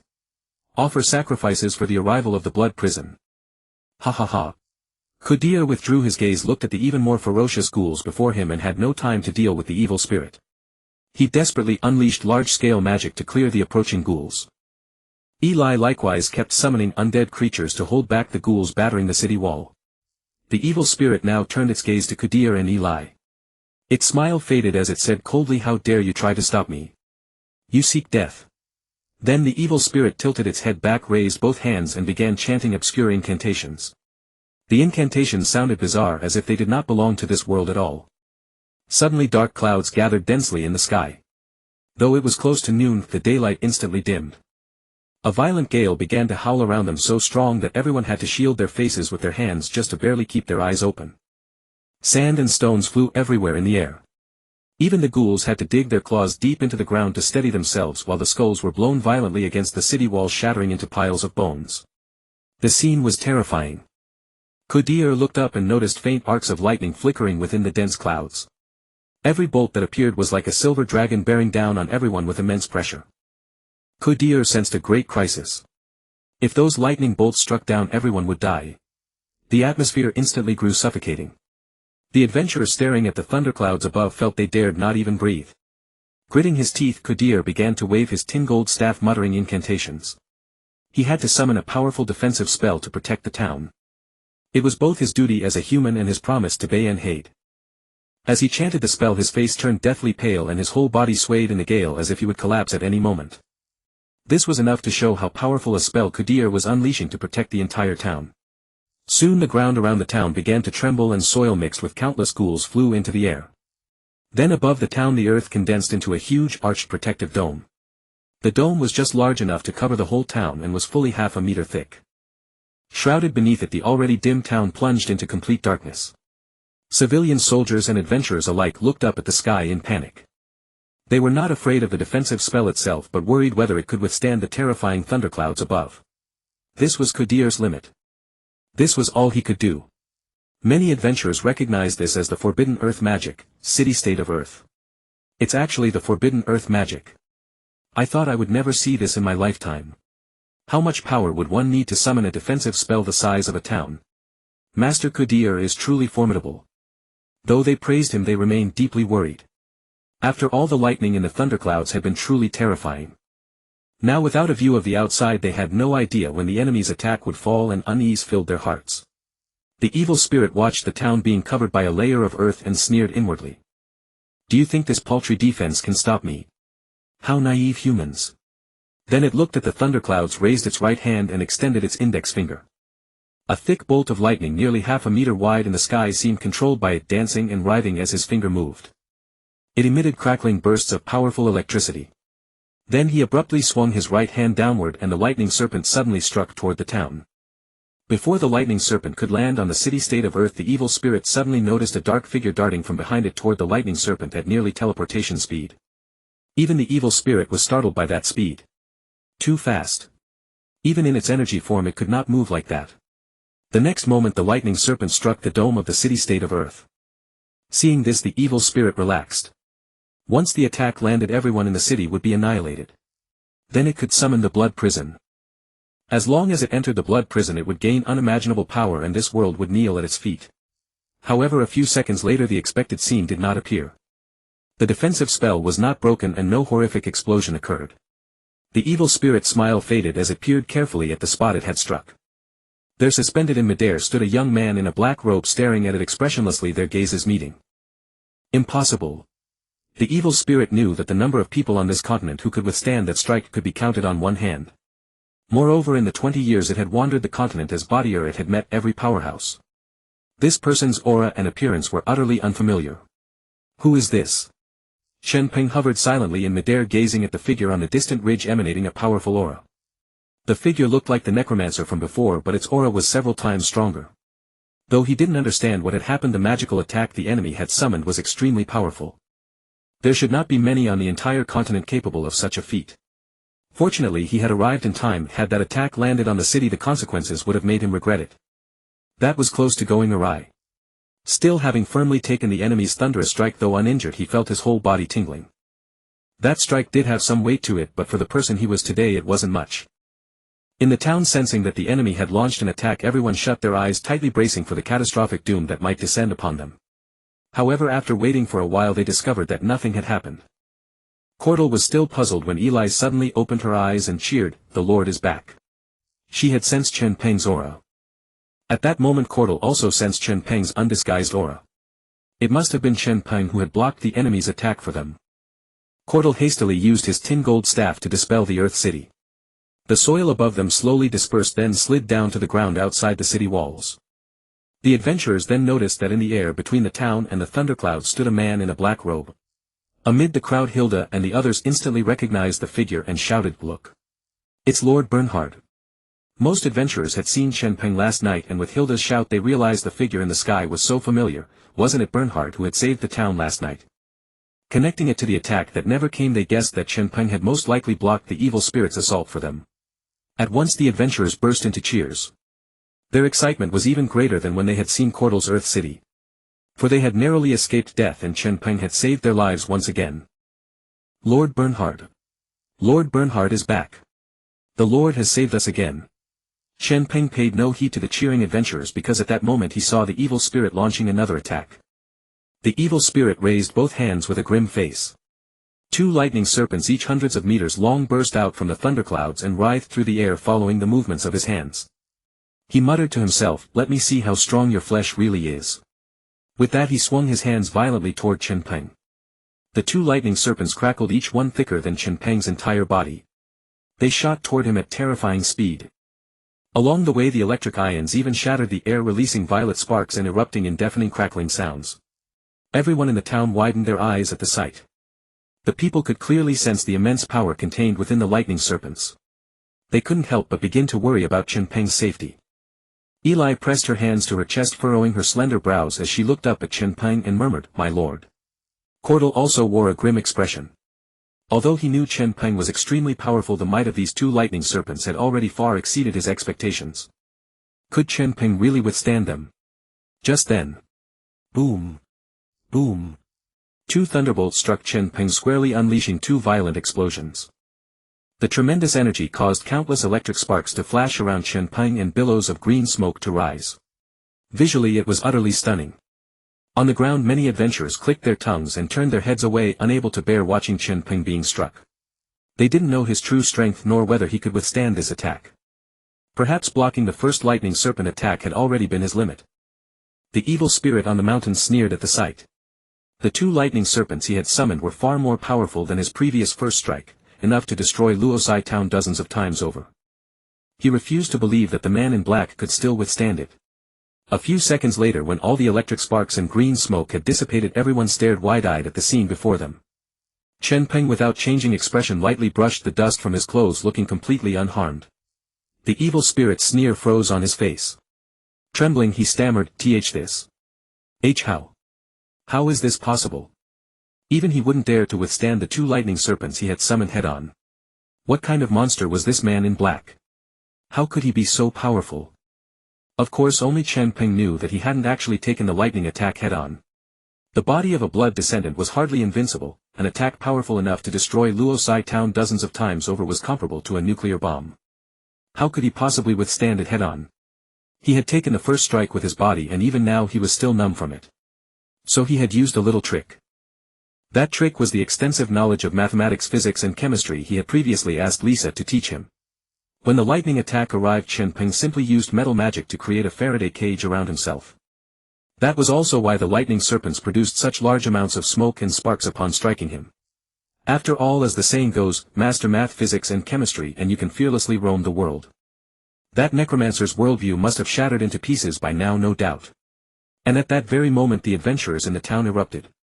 Adventurers had always revered the strong. Seeing Chen Peng withstand such a terrifying attack with such casual ease, they raised their weapons. They cheered loudly, shouting Chen Peng's name. Bernhard! Bernhard! Chen Peng was very satisfied with the adventurers' reaction. This was exactly the effect he had wanted. He wanted the people of Luosai town to know that in their hour of crisis it was Bernhard who had appeared and saved them. This held tremendous positive significance for the people of Orr Castle to return to the surface. Of course this wasn't over yet, he still had to deal with the culprit before him. Seeing the evil spirit seemingly preparing to summon more lightning to attack him, Chen Peng spoke, "Don't waste your effort. No matter how much lightning you summon, it won't cause me any harm." Those words made the evil spirit's movements freeze. But he didn't stubbornly continue summoning lightning. Instead he demanded in a cold voice, "Who exactly are you?" Chen Peng answered flatly, "Bernhard." "Bernhard?" The evil spirit frowned slightly, then sneered, "Never heard of you." Chen Peng shrugged nonchalantly. He didn't care whether his enemies had heard of his name. He asked in return, "And who are you?" The evil spirit smiled contemptuously, stepped forward, raised his head and answered arrogantly, "I am Gozan, a high-level being from the spirit realm of another world. You lowly ants wait to become slaves of the great Gozan." Chen Peng was speechless with dark lines on his forehead. Why was this villain just as cringe and shinibu as the villains he'd seen in anime? He said indifferently, "Then you can go die first." With that Chen Peng vanished from where he stood, transforming into a black afterimage that shot straight toward the evil spirit. Seeing this, the evil spirit narrowed his eyes. Chen Peng's ability to withstand lightning meant his physical body must be unimaginably strong. This body of Bather that he possessed was like withered wood, extremely fragile. He definitely couldn't withstand the enemy's attack. He had to use magic. With that thought he immediately raised his right hand and began chanting an incantation that did not belong to this world. Chen Peng moved with astonishing speed already before him in an instant. Without hesitation he delivered a side kick aimed directly at Guzan's withered head. Just as the sole of his shoe was about to meet Guzan's face, a surge of magical energy coalesced and a translucent barrier several centimeters thick rippled into existence between them. Yet Chen Peng's leg did not diminish in force, it struck the barrier with unyielding power. Guzan heard only a sharp cracking sound beside his ear before witnessing the barrier shatter like glass. Chen Peng's size 42 foot imprinted itself directly onto his own size 38 face. In the end all he heard was a dull thud within his mind. A sensation of weightlessness washed over him and his vision spun wildly. The adventurers erupted once more as they saw Chen Peng kick Guzan flying with a single blow. Especially knowing that Guzan was the culprit who summoned the ghouls, everyone felt a surge of relief seeing him effortlessly sent flying by Chen Peng. However, at that moment the ghouls beneath the city wall had already launched another attack. Meanwhile Guzan was sent flying behind the hills. With their line of sight lost, they could only suppress their curiosity and focus on dealing with the ghouls. Chen Peng watched Guzan, who had been embedded hundreds of meters into the mountainside after being kicked. He couldn't help but shake his head. This was all it took to try and enslave this world. Were you even awake? Cough. Embedded more than 2 meters into the mountain, Guzan's mind was still a fog, utterly dazed. He coughed incessantly, feeling as if his body were falling apart, and slowly extricated himself from the dirt. Gazing at Chen Peng from afar, a flicker of wariness crossed his eyes. This man's strength was overwhelming. He had shattered his defensive magic with sheer physical force, and the residual energy still sent him flying hundreds of meters. What kind of monster was this? After arriving in this world he had plotted and endured for 20 years, waiting for this very day. He was just one step away from summoning the blood prison. It was truly infuriating. But if he didn't retreat immediately, his very life might end here. Then everything would be lost. After careful deliberation, Guzan, seeing that Chen Peng had not pursued him, hesitated no longer. He summoned a wind-type auxiliary magic and fled at top speed toward the direction behind him. Chen Peng watched without any panic. He muttered softly, "You like using lightning magic? I'll return the favor." He then chanted, "Lightning spirits racing across the sky, gather the countless thunder particles above in the name of the covenant with me as the bow, unite your power, unleash your fury, shatter the evil before me." Lightning arrow. It was the powerful lightning magic he had tested before. As the incantation was recited, numerous blue glowing lightning particles converged around him. These particles attracted each other, colliding with a sizzling sound and generating a profusion of blue electric arcs. Soon the arcs multiplied. Following the same motion as in his experiment, he extended his left hand straight out and placed his right hand before his chest. A longbow waist-high and radiating a blue glow appeared in his grasp. Chen Peng knocked an arrow and drew the string, pulling the blue bowstring backward with all his might. As he pulled with increasing force, lightning particles crazily converged onto the bow. A faint blue arrow crackling with electricity materialized on the string, its color gradually deepening. Chen Peng carefully aimed at the fleeing Guzan. When the arrow in his hand emitted a blinding blue light, he abruptly released the string. Whoosh! The blue lightning arrow shot forth instantly, leaving a trail of pale blue light, and seemed to have a mind of its own as it continued to chase Guzan. Sensing the immense power approaching from behind, Guzan fled even faster. Terror gripped his heart, if the force behind him exuded a despair that could annihilate him in an instant. He was already 500 or 600 meters away from Chen Peng. But the lightning arrow was swifter, nearly approaching the speed of light. The moment it left Chen Peng, it pierced straight through Guzan's body. Guzan's eyes widened as he stared at the lightning arrow piercing his chest. The energy within had not yet fully erupted. Yet he could already feel his life force rapidly waning. A moment ago he had sensed Chen Peng gathering power, and now the attack had already struck him. From afar Chen Peng saw Guzan in the air like a struck bird, plummeting helplessly. Chen Peng snapped his fingers. Before Guzan even hit the ground, a sense of doom washed over him. Then with a resounding boom, Guzan's body erupted in a violent explosion.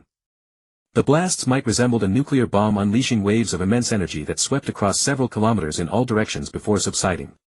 The trees and vegetation on the rocky soil were snapped like twigs. Rocks close to the epicenter were reduced to powder. Even the town a kilometer away was affected. The energy wave knocked over numerous schools, and the adventurers on the city wall were left dizzy and staggering. Only after the explosion subsided did Chen Peng leisurely approach Guzan. By then Guzan was nothing but an upper body lying on the hillside, charred black, with not a single drop of blood seeping from his wounds. His lower body was nowhere to be found. Within a radius of several dozen meters the ground bore the scars of the explosion, vegetation reduced to ash, and the earth was pitch black. To Chen Peng's surprise, Guzan was not yet dead. His eyes still rolled in their sockets. As Chen Peng drew near, Guzan struggled to speak. "Your ruthless human. We of the spirit realm will return." Guzan's soul was exceptionally strong. Even in his wretched state he could still utter threats. Evil spirits were indeed not easy to deal with. If I hadn't been here today, or if I hadn't been reborn as being hard, who knows what catastrophe this fiend would have brought upon the continent. If he had truly summoned the blood prison, this entire continent would have become his enslaved trophy. Of course Chen Peng ignored Guzan's words. He crouched down, grabbed the half-body like a chick, and lifted it up. Guzan suddenly snarled, "What are you doing? Aren't you going to kill me? Where are you taking me? Be in hard. Kill me. Don't you dare humiliate me." Guzan's mouth kept cursing, urging Chen Peng to finish him off. It seemed that despite his shattered body his soul remained vigorous. Chen Peng had his reasons for taking him away. On one hand, bringing him back would allow the townspeople to vent their hatred. On the other hand, such a powerful soul would make a wonderful gift for Eli. Surely she would be delighted. Guzan had committed so much evil, killing him outright would be far too merciful. As Chen Peng made his way back to the small town, he noticed the thunderclouds above gradually dissipating, and the ghouls along the road slowly lost their vitality, falling into a dormant state. When he emerged into the view of the people of Luosai town carrying Guzan, the adventurers pointed in his direction and cheered loudly, "It's Lord Benhard. The Lord is back." "What is the Lord carrying? It looks like a corpse." "No, it's still alive. That's Guzan. It's Guzan. The Lord has defeated Guzan. Long live Benhard. Long live Benhard." Amidst the cheers, Eli and Kadir, seeing Chen Peng return unharmed, both felt relieved. The two now had a clearer understanding of Chen Peng's strength. To effortlessly defeat an opponent of Guzan's caliber meant that Chen Peng was already a powerhouse, far surpassing the first tier of this continent. Chen Peng brought Guzan's body down beside Eli and, like discarding trash, threw it onto the ground of the city wall. Then he said to Eli, "Seal his soul." This was done for safety's sake. The adventurers and residents in the town were too weak. Guzan must not be given even the slightest chance. Hearing this, Eli excitedly crouched beside Guzan. As a necromancer she found this kind of work highly intriguing. She knelt beside Guzan, smiling, and extended both hands toward his head. In the eyes of the onlookers Eli seemed utterly adorable, but to Guzan she looked like a demon. He shouted, "What are you going to do to me? I am a noble creature of the Lingia. Wait. You." His voice cut off abruptly as Eli chanted a spell using necromancy to forcibly seal the power of Guzan's soul. She also temporarily sealed his ability to speak. At that moment Guzan's soul was like that of an ordinary person stripped of all power. The only thing Ghazan could move were his eyes, which blinked in terror as he looked around. Finally he realized that his situation was truly dire. Their roles had completely reversed. He was now like a fish on a chopping block at the mercy of others. After finishing, Eli stood up, dusted off her hands and smiled at Chen Peng. All done. Chen Peng reached out and ruffled her hair, then looked at the surrounding adventurers and said, Ghazan is yours to deal with. You have 2 hours, do as you wish. With that he kicked Ghazan toward the adventurers. He did this to let them vent their recent frustrations. After all, given their strength, no matter how much they tortured him, they couldn't kill Ghazan. This way he could also earn the town's gratitude. A win-win situation. The adventurers' admiration for Chen Peng instantly turned into vengeful fury upon hearing his words. They lifted Ghazan's body and carried him away from the wall. Chen Peng then turned to Kadir and asked, Are you injured? Kadir still looked pale, and Chen Peng was genuinely concerned given his age. Kadir shook his head, no serious harm. Then he looked at Chen Peng and asked, What do we do now? Our strength and identity have been exposed. I wonder how things will develop from here. Chen Peng smiled mysteriously and said, We'll leave soon. Our goal has been achieved. This left Eli and Kadir puzzled. They didn't understand his meaning. Chen Peng just smiled faintly without explaining, instead changing the subject, Go rest for a while. We'll need to travel later. Hearing that Chen Peng wouldn't elaborate, they had to suppress their curiosity, nodded and walked toward the inn. Once the wall was clear of people, Chen Peng lifted his gaze and looked north. 2 kilometers away, 2 men instantly crouched down, using the bushes in front of them to conceal themselves. Both wore red cloaks. One wore black armor, held a staff embedded with a blue gem, and had shoulder-length blonde hair. The other carried a golden sword, had a red crew cut, and bore a slight resemblance to Fujizan. Both looked young, one was a mage, the other a swordsman. However, from their crimson eyes and the slightly protruding fangs at the corners of their mouths, it was evident they were not human. The swordsman said nervously, Did he spot us? The mage Fuli's frowned and replied uncertainly, I don't know. Probably not. At that distance we didn't make any rash moves. The 2 were vampires living in an underground stronghold hundreds of kilometers away. They had been hiding, afraid to reveal themselves to escape the Empire's pursuit. But just 10 minutes ago, even from hundreds of kilometers away, they had sensed a heart-stopping power emanating from this place. Moreover, that power did not belong to this world. Thinking something major had happened, they risked exposure to come investigate. Power not of this world was no matter what an enemy of the entire continent. However, halfway there they sensed another familiar and powerful force. This force came from a blood descendant, from their own kind. So they rushed even faster, desperate to know which blood descendant possessed such an overwhelming aura. To their astonishment, they arrived just in time to see Chen Peng withstand an incredibly powerful lightning attack with his bare body. The necromancer who launched the attack also seemed exceptionally strong, and the otherworldly power originated from that person. Both were stunned. In this world someone dared to openly unleash the aura of a blood descendant in human territory without any restraint. And he was even helping humans attack an invader. Either point was enough to shatter their worldview. Yet it seemed no one in the human town had discovered his identity as a blood descendant. But that necromancer was so powerful, and this blood descendant had defeated him with his bare hands. The final lightning arrow was so strong that it filled both of them with dread. Fuli's, we need to leave. Although he is still powerful, associating with humans is not someone we should befriend. The blonde man said softly. The mage Fuli's nodded, Let's go before he notices us.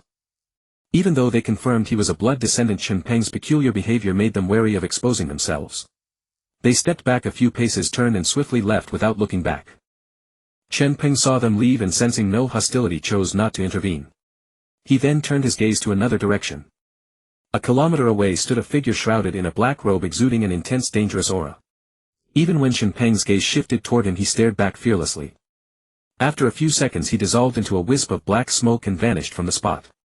Watching the other party leave so arrogantly, Chen Peng inwardly guessed that this person must be a formidable powerhouse. Not just him, numerous powerful auras around were also gradually fading away. It seemed that this great battle had attracted the attention of countless powerful ancient monsters hidden underground. Curious about his strength and his identity, they had all risked emerging from beneath the earth.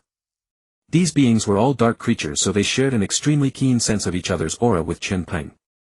As for the pinnacle human experts, none had come. Either they paid it no mind, or they simply did not care whether this remote border town lived or died. Perhaps they assumed it was merely a powerful aura emanating from an evil spirit. Compared to the evil spirits from another realm, dark creatures were the true thorns in the side of the Empire and the Church. For Chen Peng, however, this was a good thing. he did not wish to attract the Empire's official attention too early. Toward those powerful factions and individuals that had just appeared he felt a strong desire to recruit them. The more experts joined him the more confident Chen Peng would be in resisting the Empire. He had not known before that so many powerful dark creatures lurked underground. He had been short-sighted. His inadvertent actions had flushed them out, so his plans for the journey ahead would have to change. The priority now was to seek an alliance with these dark creatures. At this thought a faint smile curled at the corner of Chen Peng's mouth and the light in his eyes radiated anticipation and hope for the future. Soon however his gaze was drawn to the ghouls filling his sight. These creatures made excellent laborers and enforcers. But unlike ordinary low-level undead, controlling them was no simple matter. The reason Chen Peng stopped attacking the ghouls was twofold. First, they had entered a dormant state and posed no threat. Second, he needed to bring them under his control. His current low-tier combat forces were only skeletons and zombies whose fighting power was far too weak. They were effective only against unarmed civilians or low-level adventurers. If he wanted them for a major battle in the future they would be useless. Ghouls were a different matter. Their bodies were powerful, they possessed a modicum of simple logic, and their sharp limbs served as excellent weapons. They were ideal for charging into battle or besieging cities and conquering territory. Still Chen Peng was in no hurry. Wasn't there still Gazan's soul to exploit? What better way than to learn the secret of controlling ghouls from him? Chen Peng descended the city wall and walked into the town. Ruined buildings were everywhere and some smoldering structures still emitted wisps of smoke.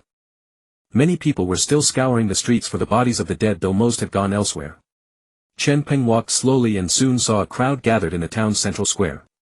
A street lamp stood in the square and the people had hanged Gazan's body from it. The civilians kept cursing him and striking him with stones and wooden clubs, venting the grief and fury in their hearts. The adventurers too hurled all manner of magic and skills at Gazan. His soul power was sealed and his tremendous soul force kept him from dying. Yet he could feel all the pain wrought by every attack, and he had to endure the psychological pressure of humiliation from those he considered lowly humans. Gazan's body kept swaying in midair as shrill agonized screams tore from his mouth. The people around knew that doing this meant nothing to the dead, but it allowed them to vent their emotions and release their grievances. After several minutes of unleashing their full strength many grew tired. In the end they could only cast a helpless glance at Gazan's body before departing in dejection. Chen Peng simply watched all of this quietly from the side. In less than 2 hours nearly everyone around had left. In the end only Hilda and the others remained. They had not attacked Gazan's body, they silently stayed by Chen Peng's side. Seeing that no one else was around, Chen Peng asked them, "Why don't you go let off some steam?" Hilda gave a bitter smile. "The adventurer's oath forbids me from doing so. As a knight one should fight the enemy openly and honorably." As his words fell, Susie said, "Our attacks on him would be nothing but impotent rage, they couldn't bring the dead back to life." Malin said calmly as well, "He can no longer harm us. With what he has suffered he has already received his punishment. I imagine Lord Bernhard that you won't let him live easily." Lillian, the last one, said nothing, she simply stood quietly by watching Gazan's body swaying slowly in midair. Chen Peng was somewhat moved by their words. These three understood a thing or two. He hadn't thought much about it at the time, he merely felt that the people of Luosai town had a lump in their hearts that needed venting. Now he saw that this adventurer party possessed an awareness beyond that of ordinary people. Hilda in particular seemed to have somewhat saintly ideals, yet he had not stopped others from acting. He held fast to his oaths as an adventurer and a knight. Given enough time such a man could surely become an upright and powerful knight. Chen Peng smiled faintly and said, "In that case I shall grant your wish and end his life." With that he walked to beneath Gazan's body. Gazan was still groaning softly. His severe wounds and the attacks just launched by the crowd kept him in immense unrelenting agony. Seeing Chen Peng approach, his eyes lit up and he shouted, "Kill me! Kill me! Bernhard! Kill me now!" Chen ignored him. With a wave of his right hand the knots binding the ropes around Gazan came loose on their own and Gazan crashed heavily to the ground. Ah! The pain wrenched a violent scream from him. Chen Peng crouched down and placed his right hand on Gazan's head. The latter, thinking Chen Peng was about to end his life, closed his eyes with relief. Unexpectedly a purple-black mist soon appeared around Chen Peng's right hand and the mist penetrated directly into Gazan's head. Gazan instantly let out a violent shriek. The cry was utterly blood-curdling. Chen Peng was now conducting a soul search on him, like performing cranial surgery without anesthesia, violently rummaging through every piece of information Gazan possessed. Yet this made Gazan's soul endure even more unbearable agony. It was an excellent way to learn about the spirit realm, and of course it was also to gain control over the vast horde of ghouls outside. This scene made Hilda and the others furrow their brows. They realized that not only Eli but the Bernhard before them also seemed to emanate a powerful aura belonging to dark creatures. A soul-searching technique like this was according to legend a skill used only by dark creatures.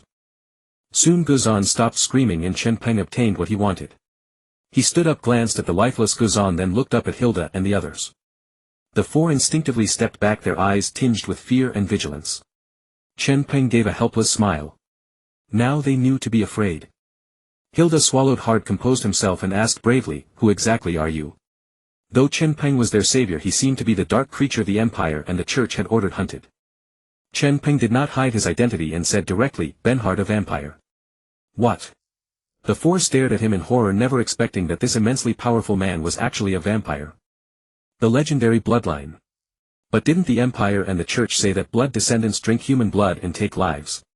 Shouldn't blood descendants be hideous monstrous creatures that commit every evil? Yet Chen Peng and his companions had not only refrained from harming the people of Luosai town but had been constantly helping them. Quarter had even risked his life to provide them shelter. How could this be different from the rumors? Chen Peng looked at the hesitant four and said with a smile, "I'll give you a chance. Attack me." Unexpectedly Hilda frowned and said, "A knight never forgets a favor." Susie, hiding behind Hilda, murmured, "You haven't harmed us, nor have you done anything that warrants an attack from us." Hearing this, Chen Peng smiled and praised, "You are indeed different from other adventurers. Farewell if fate allows." With that he leaped vertically and departed, leaving the four with solemn expressions. Soon he appeared inside the inn. Entering Quarter's room, he saw Al lying on the table seemingly asleep. He looked at the old man sitting on the bed leaning against the wall and teased, "Old man, how are you?" Quarter chuckled, his complexion much better than 2 hours ago. "Don't worry, I won't die." With that Quarter stood up. Their brief exchange woke Isle, who had been dozing off. She lifted her head, rubbed her eyes, then turned to look at Chen Peng, her drowsiness vanishing instantly. "Master, you're back." Chen Peng nodded and said, "Let's go. The strong ones of Luosai town should be returning soon. Although our goal is to return to the surface, we cannot directly clash with the Empire and the Adventurer Guild. Those would be meaningless actions that only cause unnecessary trouble." Besides, Chen Peng had already decided to continue searching for those hidden underground. Neither of them had any objection to Chen Peng's decision. The three left the inn directly and amid the reluctant gazes of the locals headed southwest. Many adventurers and commoners had learned that at least 2 of the 3 were dark creatures. But without them everyone would have already reported to hell. Yet no one tried to stop them from leaving. After all, dark creatures and the Empire were irreconcilable. Jumping from the southwest corner of the city wall, Chen Peng said, "Wait." Al looked at the surrounding ghouls, thinking Chen Peng was going to clear them out before leaving and was about to unleash necromancy to help. Chen Peng immediately stopped her, saying, "These are excellent free hired hands. Don't hurt them." At that moment the mountains and fields were covered with at least tens of thousands of ghouls. It felt as if all the ghouls on the entire continent had been summoned here. If not for the previous battle that had killed many, the number would have been even greater. Nevertheless, Chen Peng was not concerned. He crouched down, placed his right hand on the ground and chanted a spell from the spirit realm. Immediately all the ghouls opened their eyes, ceasing their hibernation. The sight made Isle and Quarter feel as if a great enemy was upon them. However, the ghouls showed no intention of attacking the 3. Chen Peng chuckled, "Interesting. This spell actually can awaken hibernating ghouls." Then he began chanting another incantation. The soil on the ground started to churn and countless teleportation arrays, each 2 meters in diameter, appeared. These arrays were pitch black, like black holes with a ring of white halo rotating around their edges. The ghouls obediently walked toward the nearest arrays, one after another, entering and vanishing. After a dozen minutes all the ghouls in the vicinity had been dealt with. Quarter then asked, "What kind of ability is this?" Chen Peng explained how he had obtained various information from Guzan. Quarter and Al slowly nodded, realizing that Chen Peng had used magic from the spirit realm. But what delighted them even more was that this outing had not only changed some of the stereotypes the people of Luosai town held about dark creatures, but also gained tens of thousands of powerful ghouls. "What a steal!" Chen Peng said, "Let's go. The gains this time exceed your imagination. I'll tell you on the way." Thus the 3 headed in the direction Chen Peng indicated. That was the direction taken by the blonde vampire and the short-haired vampire. By now Chen Peng was immensely powerful. He could easily detect the lingering traces of any dark creature weaker than him in the air. He intended to go directly to find those 2 vampires. Though they didn't seem particularly strong, their courage to appear on the surface suggested they were familiar with the surrounding region's situation. Perhaps they could help him better understand the various underground organizations within hundreds of kilometers. Along the way, Chen Peng first took out his bag of gems. Isle and Quarter looked at the garment in Chen Peng's hand, which reeked of sweat, their faces a mix of disgust and curiosity. Chen Peng said awkwardly, "No choice, I couldn't find a proper container, so I used someone else's clothes." With that, he opened the garment, revealing multicolored gems inside. Quarter's pupils dilated instantly. His breathing became heavy and he almost choked.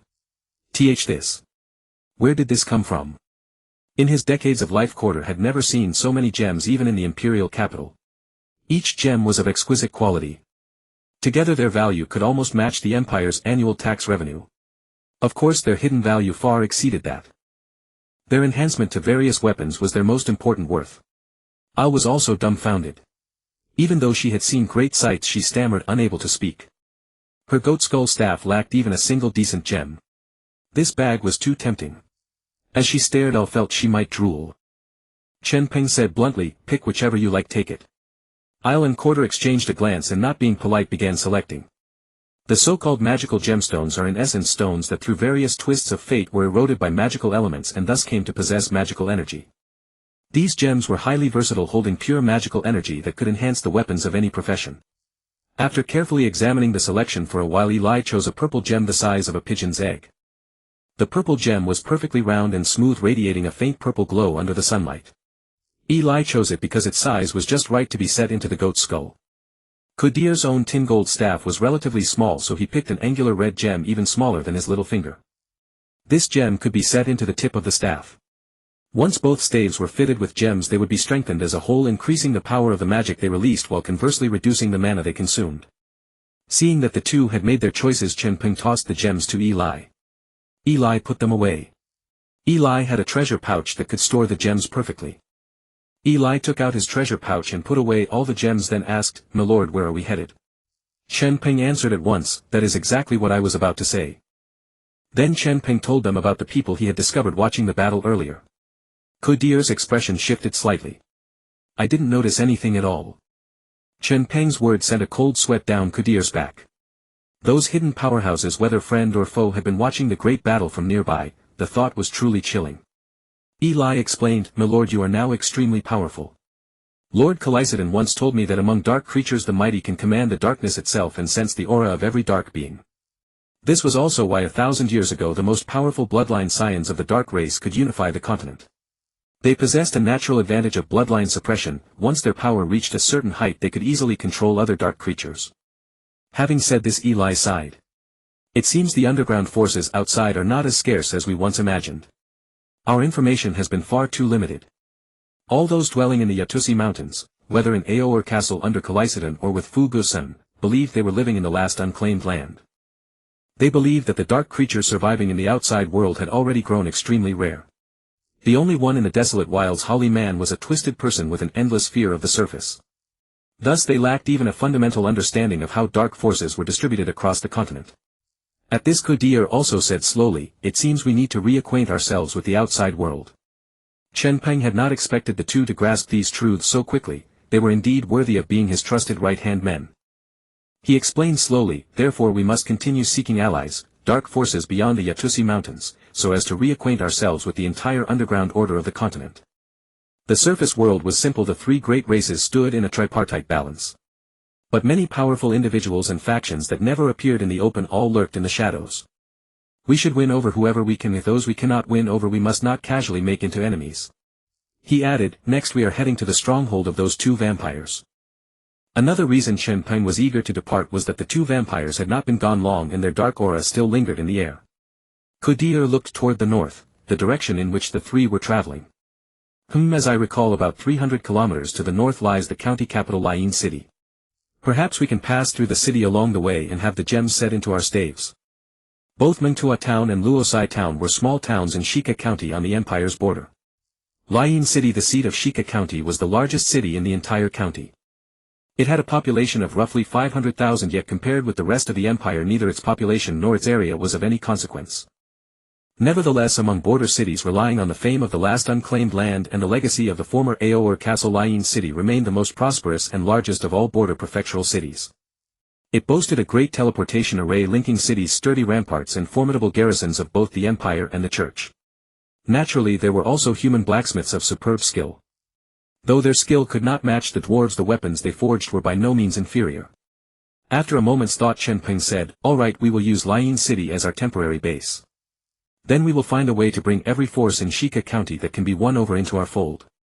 Eli and Kudir had no objections to this decision. On the contrary, Eli was even more excited at the thought of going to a big city like Lian. Kudir, after all, was one of the Empire's 7 archmages, and returning to a large prefectural city filled his heart with excitement as well. Without lingering, the three sped northward under Chen Peng's wind magic. Their route was not a straight line to Lian City, rather they advanced along the lingering bloodline aura in the air. An hour later they had covered 400 kilometers and arrived at a forest on a plain, the very place where the bloodline aura finally faded. The sun was gradually sinking westward. The sunlight pouring over the land shifted from white to gold, and then broken up by the leaves fell in dappled flecks upon the ground. The three stopped flying and walked through the weed-choked forest. There were quite a few villages on the outskirts of the forest, and this was a hunting ground frequented by hunters. Thus there were abundant traces of human activity, with dirt paths trampled by hunters visible everywhere. Apart from the occasional bird fluttering past, no animals could be seen. All that met the eye was vegetation. Chen Peng said, "The bloodline aura vanishes somewhere around here. I suspect they are hiding underground." Eli thought for a moment and asked, "My lord, should we go straight in?" Chen Peng shook his head. "No need. We are not here to offend anyone. It is better to be polite. What if there are more than 2 of them? If a fight breaks out, I may not be able to protect you." Since learning that there were other powerful beings on the continent, Chen Peng still felt it best to be cautious. As for the dark shadow he had seen earlier turn into black mist, Chen Peng judged that the other's strength was not much weaker than his own. What if the 2 vampires were only scouts and behind them lurked an even more powerful presence? For the 3 of them to barge blindly into the other party's territory would be rather reckless. Kudir understood this reasoning as well and nodded. "That makes sense. Since we know their approximate location, we can take our time to plan." With that he glanced at the sky. "The sun will set in 2 hours. Let us first find a place to stay in Lian City." Chen Peng had no objection. He was also curious what the capital of a county looked like. He once again channeled wind magic, carrying the 3 as they changed direction and headed toward Lian City. Half an hour later Chen Peng and his 2 companions halted on a plain. Several kilometers ahead, an immense city so vast its edges seemed to vanish rose before their eyes. Unlike Rosset Town or Monto Town, even from several kilometers away they could discern the towering structures within Rhine City. Ordinary buildings stood 5 or 6 stories high, with some reaching over a dozen stories constructed from stone. Such was the grandeur of a prefecture-level city.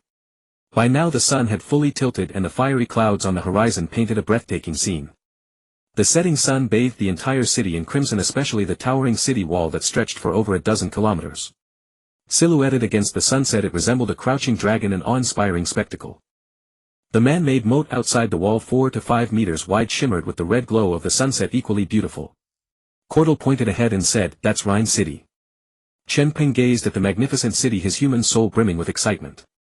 Compared to the gloomy underground cities, such a bustling metropolis resonated far more with his aesthetic. "Let's go." To avoid drawing the attention of the city's powerful figures, the 3 chose to walk. On the official road they passed many merchants and travelers, their elongated shadows stretching under the slanting sun. Soon they reached the foot of the city wall. Crossing the drawbridge over the moat, they arrived at the checkpoint before the gate. On the wall 20 or 30 meters high stood knights in imperial armor and leather-clad archers, along with members of the Knight Order. Engraved on the wall beneath their feet were 3 metallic characters: Rhine City. Before the gate a dozen soldiers in silver armor stood silently observing the passers-by without conducting any checks. Behind them loomed the massive city gate, 10 meters high and 6 meters wide. The gate was primarily wooden but reinforced with numerous metal strips which served to bind the individual planks together and provide counterweight. The 2 gate panels also bore metal knockers. Chen Peng and his companions entered naturally. The streets of Rhine City were paved with enormous stone slabs, making the walk exceptionally smooth and comfortable. The streets were spacious, measuring about 10 meters in width, allowing several carriages to pass side by side without issue. Lining the streets were numerous shops selling food, toys, weapons and more. Merchants hawked their wares enthusiastically. Farther in they discovered many adventurers setting up stalls offering everything from potions and weapons to herbs, a comprehensive array of goods. The most common items were herbs and slime mucus, typical spoils of adventurers. Chen Peng also noticed that the adventurers here were generally of a higher caliber than those in Monto town. The density of A-rank and B-rank adventurers on the streets was noticeably greater. The surrounding buildings, all 5 or 6 stories high, seemed to be inhabited. For a fleeting moment Chen Peng felt as though he had returned to his own world. Cordell said, "I know a blacksmith with excellent skills who can set gems for us." But Eli hesitated. "My staff clearly marks me as a necromancer. Won't he mind?" When not in battle, Eli always kept his staff hidden on the surface.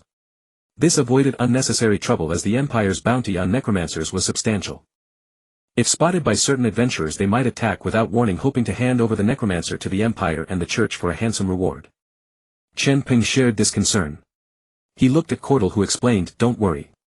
I met him on my last stop while fleeing the Empire's pursuit. He's a special person." Chen Peng and Eli exchanged glances and finally nodded. "Lead the way." Cordell glanced around and said, "Follow me." With that he led them toward a nearby fork.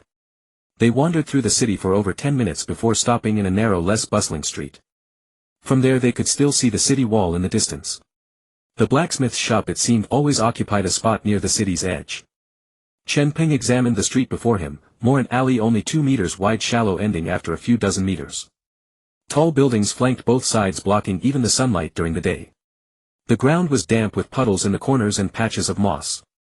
The environment was wretched. Only the left side housed shops, at the right was a solid wall. But now only one shop was lit with clanging sounds emanating from within. All others were closed. Clearly that single shop was their destination. Cordell said, "This is it." He strode toward the entrance. Chen Peng and Eli exchanged another glance and followed. The dozen meters passed in a few steps. Chen Peng noticed that this blacksmith's shop was about twice the size of Martin's in Cleston. Yet it had no signboard. The shop was not wide, about 4 meters, but deep, nearly 10 meters. At the far end a bed lay horizontally with a worn wooden wardrobe at its foot. On the left wall hung low-quality weapons and shields. Below, a 5-meter-long 1-meter-wide wooden table overflowed with half-finished items, swords, spears and broken metal blanks. Scattered among them were various forging tools placed haphazardly. On the right in the center of the wall stood a massive furnace, the place for heating metal blanks to high temperatures. Inside, blazing flames roared, radiating heat that reached the doorway. Beside the furnace several baskets overflowed with coal and firewood. A little farther from the furnace a platform about 1 meter high and 1 meter wide was piled with metal molds. At the outermost area there were 2 iron buckets filled with water and 1 filled with oil, all used for quenching. On the ground lay several low anvils for forging. Scattered around were hammers and other tools thick with black grease bearing the marks of long use. A middle-aged man, bare-chested, drenched in sweat with tangled curly golden hair, was busily working. In his left hand he held tongs, gripping a sword, blank in his right a hammer. He struck the anvil in a rhythmic beat, clang. Ting-ting clang. Clang. Ting-ting clang. He was deeply absorbed in his work, ignoring the 3 figures standing at the entrance. Cordell asked, puzzled, "Malton, where's your father?" Martin initially assumed these 3 were just another group come to cause trouble at his shop and had no intention of paying them any mind. But to his astonishment they brought up his father. This stirred a surge of anger within him. He turned to look at Cordell, about to speak, but the moment his eyes fell upon Cordell's face his brows furrowed slightly. Then he stood utterly frozen in place. Several seconds passed before he spoke in a remarkably flat tone, "He's dead." Dead? Cordell clearly found this hard to believe. He hurried forward and gripped Martin's shoulder, asking, "How could this be? Wasn't he fine when I left?" As soon as the words left his mouth a trace of sorrow flashed across Martin's eyes before he quickly regained his composure. "Because of you, father was taken away by agents of the Empire and the Church and never returned. I cannot imagine any outcome other than death." Hearing this, Cordell's body trembled slightly. With disbelief in his eyes he looked away. He continued to mutter to himself, "How could this have happened?" Witnessing this scene, Chen Peng and Elaine, standing nearby, were both filled with unanswered questions. They had no idea what was going on. Chen Peng looked at Martin and asked, "Mr. Martin, we are Cordell's friends. Could you tell us what exactly happened?" Martin merely gave Chen Peng a calm glance, then turned around and resumed swinging his large hammer, continuing his forging work. He did not answer Chen Peng's question and the atmosphere grew awkward for a moment. However, Cordell slowly raised his head, his gaze somewhat vacant, and said, "Let me explain. That year. His thoughts instantly drifted back to the time of his flight. Back then Quarter had been wanted by the Empire and knew he had no place to stay within its borders. So he decided to flee to the Yatua Mountains, a lawless wilderness. To reach the Yatua Mountains one would need to pass through Shika County, so Quarter made Lane City his final stop within the Empire. But it seemed the Empire and the Church had anticipated his intentions. By the time he arrived in Lane City, the entire city had already been placed under martial law. Imperial soldiers searched the whole city for Quarter. To evade capture he hid along the way and eventually reached a dark narrow alley where he encountered Malin, the father of Martin, who was working at his forge. Upon seeing the disheveled Quarter, Malin initially refused to take him in. He was merely a humble blacksmith and had no desire to invite trouble. However, Quarter was completely cornered. Soldiers searched everywhere outside, so he could only confess the truth of what he had done and beg Malin to let him hide. The Malin father and son had long suffered oppression from certain residents and soldiers in the city.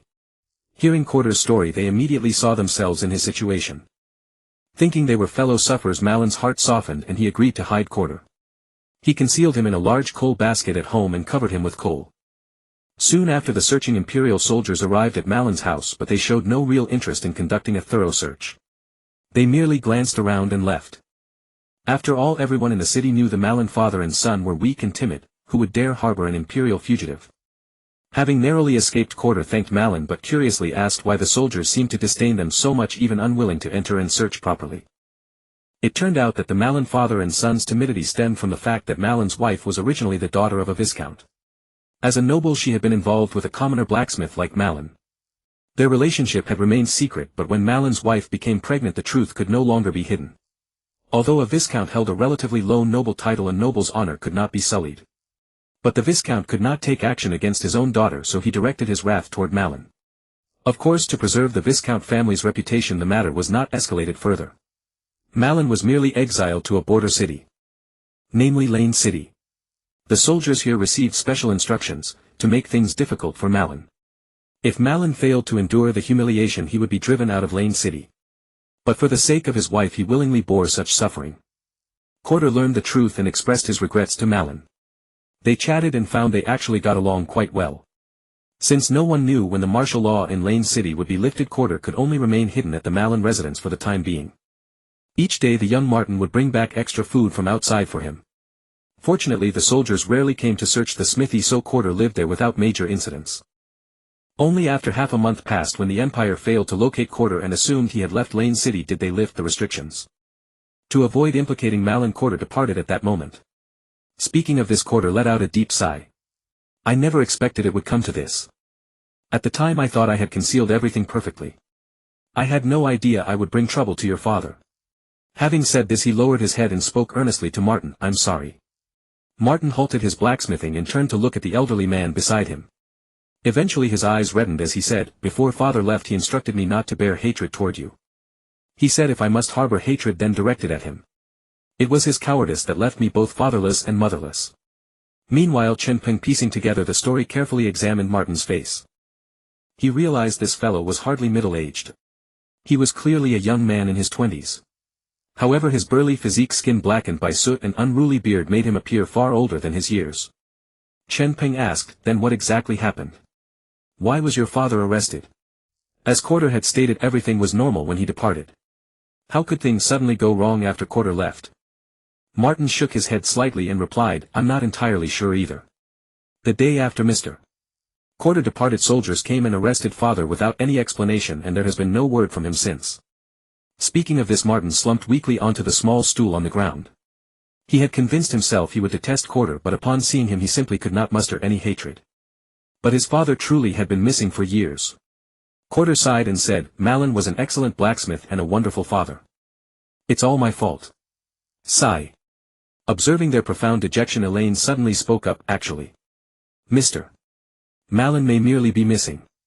He is not necessarily dead. Perhaps he is still alive and has simply been imprisoned.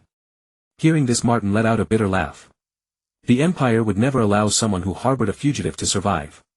They would consider it a waste of provisions. If my father fell into the Empire's hands, there was no possibility he would have lived. Hearing Mahardun's resolute tone, Eli also deflated, not knowing what to say. The atmosphere suddenly became somber. Mahardun slapped his thigh and said, forget it, let's not talk about this. What do you want from me? Getting to the point, Eli and Qadir exchanged a glance. Then Qadir said, there is indeed something we need your father's help with, but since he's not here perhaps you can help us. Ma'ar put down what he was holding, clapped his hands and said, let's hear it. Upon hearing this, Eli and Qadir took out their staffs. Qadir's tin gold staff was fine. Ma'ar had seen it before, but when Eli brought out her sheep skull staff it scared him so much that he fell flat on the ground. You're a necromancer. Ma'ar looked at Eli as if he were staring at something terrifying. Sitting on the ground he kept pushing himself backward with his hands. Having lived within the Empire all his life he had always heard about how terrifying, brutal and bloodthirsty dark creatures were. Now seeing a necromancer right before his eyes, Ma'ar was thoroughly frightened. Fearful that the other party might turn him into a walking corpse at the slightest disagreement.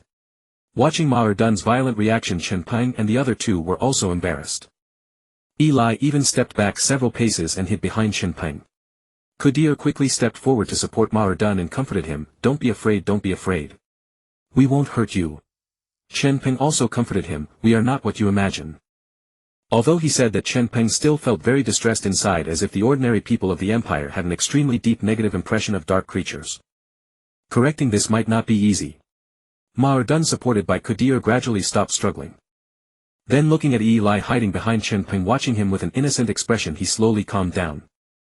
Slowly standing up, his body and voice trembling slightly, he stammered, You really won't hurt me. Although Eli didn't look fierce and ferocious as rumored, the stereotype of dark creatures instilled in him since childhood still made him very afraid. Chen Peng sighed helplessly and said, all dark creatures are not what you imagine. It has always been a lie of the Empire and the Church. Ma'ar clearly didn't believe him. He said, no. I always hear adventurers and soldiers say how terrifying the dark creatures they encounter are. Recently adventurers also said they had killed a few zombies and skeletons. Hearing this, Chen Peng clicked his tongue momentarily at a loss for how to explain. It's not that you fear others spreading rumors, but that the rumors are mixed with truth. It is true that most dark creatures and undead creatures look terrifying. For example, werewolves after transformation are tall and ferocious. Also skeleton soldiers and zombies are inherently undead creatures, dead beings. They have no thoughts of their own and act purely on instinct. It's normal for ordinary people to be afraid.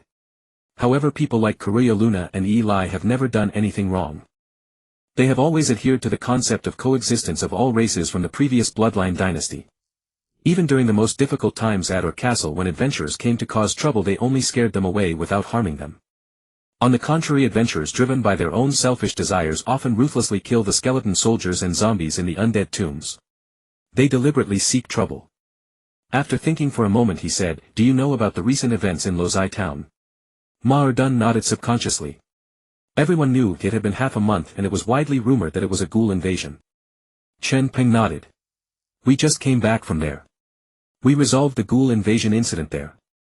You? Ma'ar was clearly skeptical. I believe Qadir, but how could you? Those are ghouls. He didn't believe that undead creatures would help humans attack other undead creatures.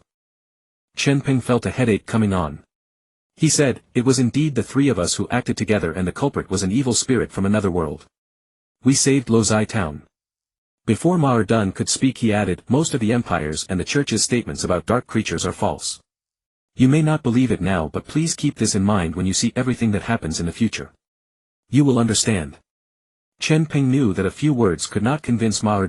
Ideological change cannot be accomplished overnight. Unless one sees it with their own eyes. At this moment Eli also poked out half her head and said angrily, Humph. I have never done anything bad to humans. On the contrary, you have been hurting us. After hearing this, Ma'ar turned his pleading gaze to Qadir. The latter also said, what the Empire shows you and tells you may not be true. I have lived with them for a few years. To be honest, they are 10,000 times better than those hypocritical nobles of the Empire. Upon hearing this, Ma'ar showed a hint of hesitation in his eyes. The worldview he had formed over more than 20 years did not allow him to believe the three. But seeing that Eli was not as rumored and that the three had not harmed him, he felt a bit shaken inside. Finally he stood up and said hastily, forget it, I don't want to know about these things. As long as you don't hurt me, I'll help you. But I hope you won't come to me again in the future. Ma'ar didn't want to think too much, but he also didn't want to have too much contact with people like Eli. He chose to escape. Hearing this, Qadir was clearly upset. Ma'ar's fate was unknown because of him, and now his son also wanted to keep his distance. This made him feel very uncomfortable. But after thinking about it, considering his own identity, staying away from their family was also for their own good. Alright, I won't disturb you again in the future. Qadir said slowly. Mahardun looked at Qadir, finally took the tin gold staff and gems from his hand, and cautiously stepped forward and took Eli's staff and gems from her hand. After a brief glance he said, come pick them up tomorrow morning. Chen Peng and the others nodded, and Qadir said, then we'll take our leave. I'll come to pick them up tomorrow. Many thanks. With that he left the blacksmith's shop with Chen Peng and the other. Mahardun watched their backs, lost in thought, until they disappeared from the alley. He sighed and began his work. On the street Chen Peng looked up at the sky and said, it's already completely dark. Let's get something to eat first, then find an inn to stay the night. Tomorrow once we get the weapons we'll head back to that forest. Qadir and Eli nodded. Qadir still looked a bit dejected, but he said, I know a tavern. The service there is quite good. Chen Peng nodded. Lead the way. Rosset Town. Night had fallen, yet the townsfolk and adventurers still held up torches as they busily cleared the rubble, preparing for the reconstruction that lay ahead. The town was now a scene of utter devastation. Apart from the soldiers still standing guard atop the walls, the streets were filled with people hard at work. After all, this was their town, their home, and everyone was eager to contribute their strength. Meanwhile, the soldiers on the city walls raised their torches high, keeping a vigilant watch over the pitch-black ground beyond, wary that any ghoul that had slipped through the net might launch an attack on the town. Suddenly a squad leader spotted flickering firelight in the far southwest, accompanied by a mass of shifting shadows. Assuming the ghouls were regrouping, he immediately raised the alarm, something's coming. At that shout, every soldier on the wall snapped to attention, staring toward the southwest. The cry also drew nearby adventurers from the town who rushed up to help. The Hild squad also hurried onto the wall, ready for any contingency. As the shadows drew closer, the archers around them tensed their bowstrings. Then Hild suddenly said, wait. Something's not right. He peered carefully at the light and shadows outside and realized those were several torches, and beneath them figures seemed to be walking. They look like our people. Don't attack. An imperial captain shouted, light. As the command rang out, numerous mages cast light magic and glowing orbs soared into the sky, illuminating a vast stretch of ground beyond the walls. It was then that everyone saw the approaching figures, a great number of adventurers and knights. Yet these people looked utterly worn out, haggard and weak, dragging their exhausted bodies forward with great difficulty. There are people. There are people. Hild shouted at once. Everyone lowered their weapons. The soldiers opened the city gates and they all rushed out toward the southwest. The returning group consisted of the slowly awakening members of the investigation party, along with the knights and adventurer guild personnel who had come from other towns to reinforce them. When they opened their eyes, they had no idea what had happened. The last thing they remembered was being on the road to hunt down the enemy or provide support, and the next they awoke in a pitch-black cave. Their bodies felt especially weak. It took them a long while to recover, and only after someone provided light did they notice the remnants of a magic circle on the ground. When they stepped outside and saw the destroyed altar, they realized they had fallen into an ambush. But no matter how hard they racked their minds, they could not figure out how they had been captured or how they had fallen unconscious. All they knew was that they had experienced a very long dream. Once they recovered somewhat, they remembered that Rosset Town was still under the threat of the ghouls, so they hurriedly dragged their weary bodies back. That was the scene the town's garrison had witnessed. By the firelight, Aldrich saw the battered, sunken city walls and felt his heart tighten, but when he saw that the walls were manned by their own people, he breathed a sigh of relief. It seemed reinforcements from elsewhere had arrived and helped the town survive the crisis. Soon he saw an adventurer squad running toward him. It was the Hild squad, the one he had always thought highly of. Hild looked at Aldrich and shouted, Guild Master, are you all right? Aldrich shook his head and said with a self-deprecating smile, still breathing. By the way, how is the town? Hild's eyes darkened and he recounted everything that had happened in the town after Aldrich had left, sparing no detail.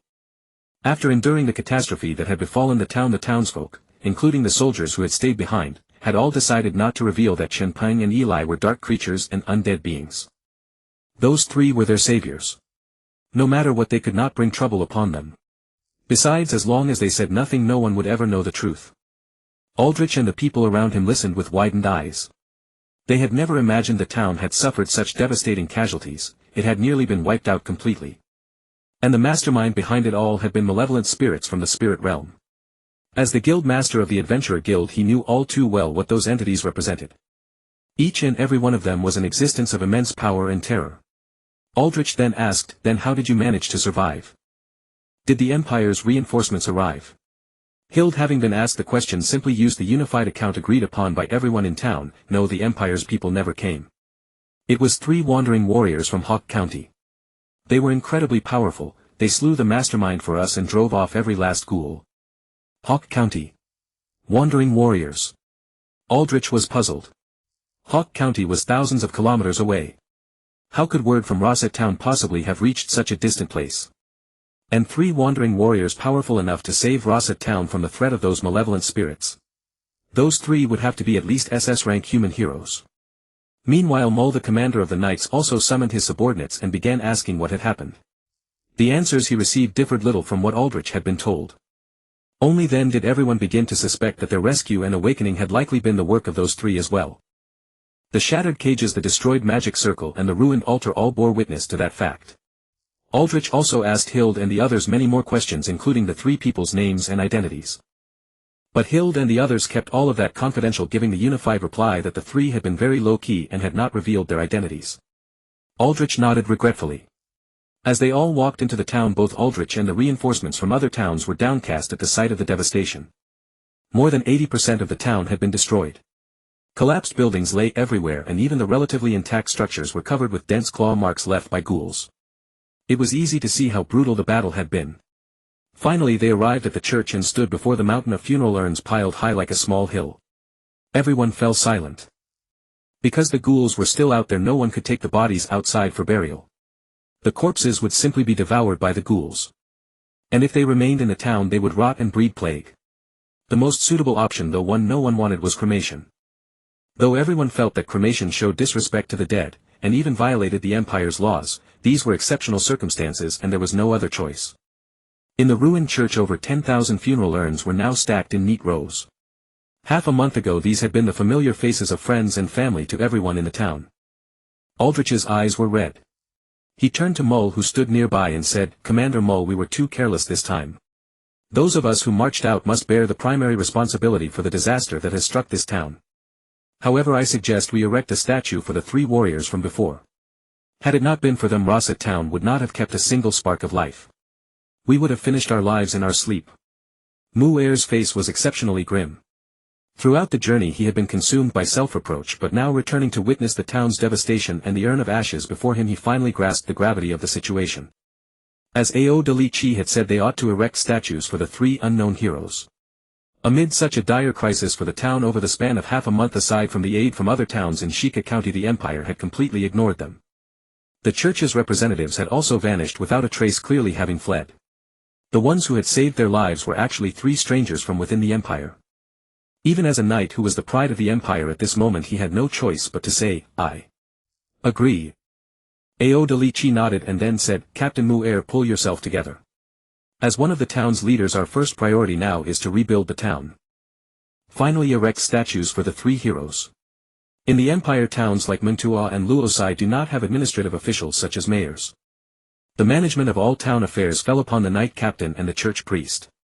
But the church's people had fled and the Empire had not sent replacements, so everything fell on Muir. He nodded and said, "I will take charge of the town's reconstruction. Mr. Ao de Li Chi, I entrust the matter of the statues to you." With that he flicked his cloak and strode outside. He was not fleeing in an emotional collapse, but was exceedingly busy, for he still had to settle the soldiers and adventurers from other towns who had come to support and had also fallen into the ambush like him.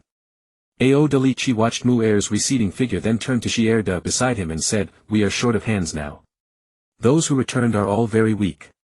I'll leave the matter of the statues to you." Shierda nodded heavily upon hearing this. Chen Peng and his 2 companions walked on the street for over 10 minutes. As night fell, the bustling street was illuminated with lights. The trio's mood gradually improved. Eli's fear of Ma Er-dun slowly dissipated and his attention was increasingly drawn to the various shops around. Chen Peng said with a smile, "After we finish our work I'll let you have a good look around here." Eli giggled, "Okay." Under Coup d'Air's lead the 3 arrived at a tavern. This tavern looked very large. The sign was made of wood and appeared simple, bearing the name, "Life Has Wine." One could tell from the outside that the tavern had 3 floors. Each floor covered an area of over 200 square meters. Compared to the tavern in Mengtua town, it was several times larger. Standing at the entrance, Coup d'Air pointed at the sign and said, "I passed by here back then but didn't go in. But Ma Er-dun always bought food for me from here. Upon hearing this, Chen Peng understood. After all, the tavern was crowded and bustling. Buying food here made it less likely for the Empire to discover any clues. The three entered the tavern and saw that it was already packed with people. On the entire first floor except for the front desk directly opposite the entrance, the wooden tables and other positions were occupied by many adventurers, local residents and numerous imperial soldiers. It looked very lively. On the ceiling many alchemical lamps provided illumination for the hall. At the bar 2 beautiful girls in black and white maid outfits were mixing drinks. The moment the three stepped into the tavern, a girl in a maid outfit held a tray with both hands slightly bowed and said with a smile, "3 guests, how may I help you?" Chen Peng saw that she was smiling so much that her eyes narrowed, her head slightly tilted with a brilliant smile. Although the upper part of her maid outfit was tightly wrapped, it could barely contain the voluptuous curves that were about to burst out. Looking down, she wore a miniskirt that almost reached the top of her thighs, below which were smooth fair legs standing gracefully. Chen Peng's face instantly flushed and he mentally complained, "No wonder business is so good here. All these men probably aren't here for the food and wine. Pfft. A bunch of perverts." Then he quickly coughed and said with a straight face, there are 3 of us. Please arrange a table for us." The girl slightly bowed and said with a smile, "Certainly, guests. We have available seats on the 2nd floor. Please follow me." Then she turned around swaying her hips and walked with her smooth long legs toward the wooden staircase beside the front desk. Chen Peng touched his nose and led the 2 up. Eli beside him said innocently, "Wow. This sister's legs are comparable to Lu Na's." Hearing this, Chen Peng's mind conjured an image of Lu Na in a maid outfit. Then his face turned even redder. He kept reciting in his heart, "Amichuofo form is emptiness, emptiness is form." Upon arriving on the 2nd floor, the layout was similar to the first floor except that there was no bar taking up space, so a few more wooden tables were placed. The 2nd floor also had many people seated, mostly adventurers, and one table had several imperial soldiers who appeared to be officers. However, there were still a few empty tables. Under the maid's guidance, the 3 chose a seat by the window. Then the maid brought out a menu. Chen Peng and his companions ordered some food and drinks and the maid left. After settling down, the 3 intended to chat. But they overheard nearby adventurers and imperial soldiers discussing matters about Luosai town. The 3 immediately fell silent, exchanged glances and pricked up their ears. The adventurers were saying, "It's been half a month over at Luosai town. I heard that refugees have already arrived here." "Yeah, according to the refugees it's already a living hell over there. Ghouls have stormed into the town and killed many people. I wonder why the prefect of Lian City hasn't sent reinforcements." Exactly, sending reinforcements could have avoided many casualties. Chen Peng and his companions frowned. They hadn't expected refugees to have arrived in Lian City. Some had indeed escaped. However, they were puzzled why didn't the prefect send reinforcements. From the adventurers' words it seemed that they already knew about the situation in Luosai town. At this, everyone's attention turned to the soldiers' table. They heard, "What do those adventurers know? This is an order from the imperial royal family." Of course the prefect dare not dispatch troops without authorization. Upon hearing this, the 3 were even more bewildered. Then they heard the soldiers say, "I heard from my superior that the Empire seems to be planning to use this incident in Luosai town to carry out a great purge of all dark creatures within the Empire and along its borders." "I've heard that too. The amount of training has been increasing lately. Looks like a big mission is coming." "I knew it. We were previously assembled and ready to head to Luosai town, but then we were called off. So that's how it is." Indeed, it seems the royal family thinks this is a great opportunity to use the tragedy of Luosai town to stir up everyone's hatred and thus boost their morale. Upon hearing this, the 3 of them frowned, slightly lost in thought. It seemed the imperial royal family intended to use this incident to further stigmatize dark creatures. If that were the case, the situation would be dire. The soldiers at that table continued, "Our night order also heard from the mage corps that the Empire has summoned many clergy from the imperial church, likely to make a big issue out of the Roser town incident. Looks like there's going to be another war. The good times are almost over. Alright, say less, leaking such intelligence is a capital offense. What's there to fear?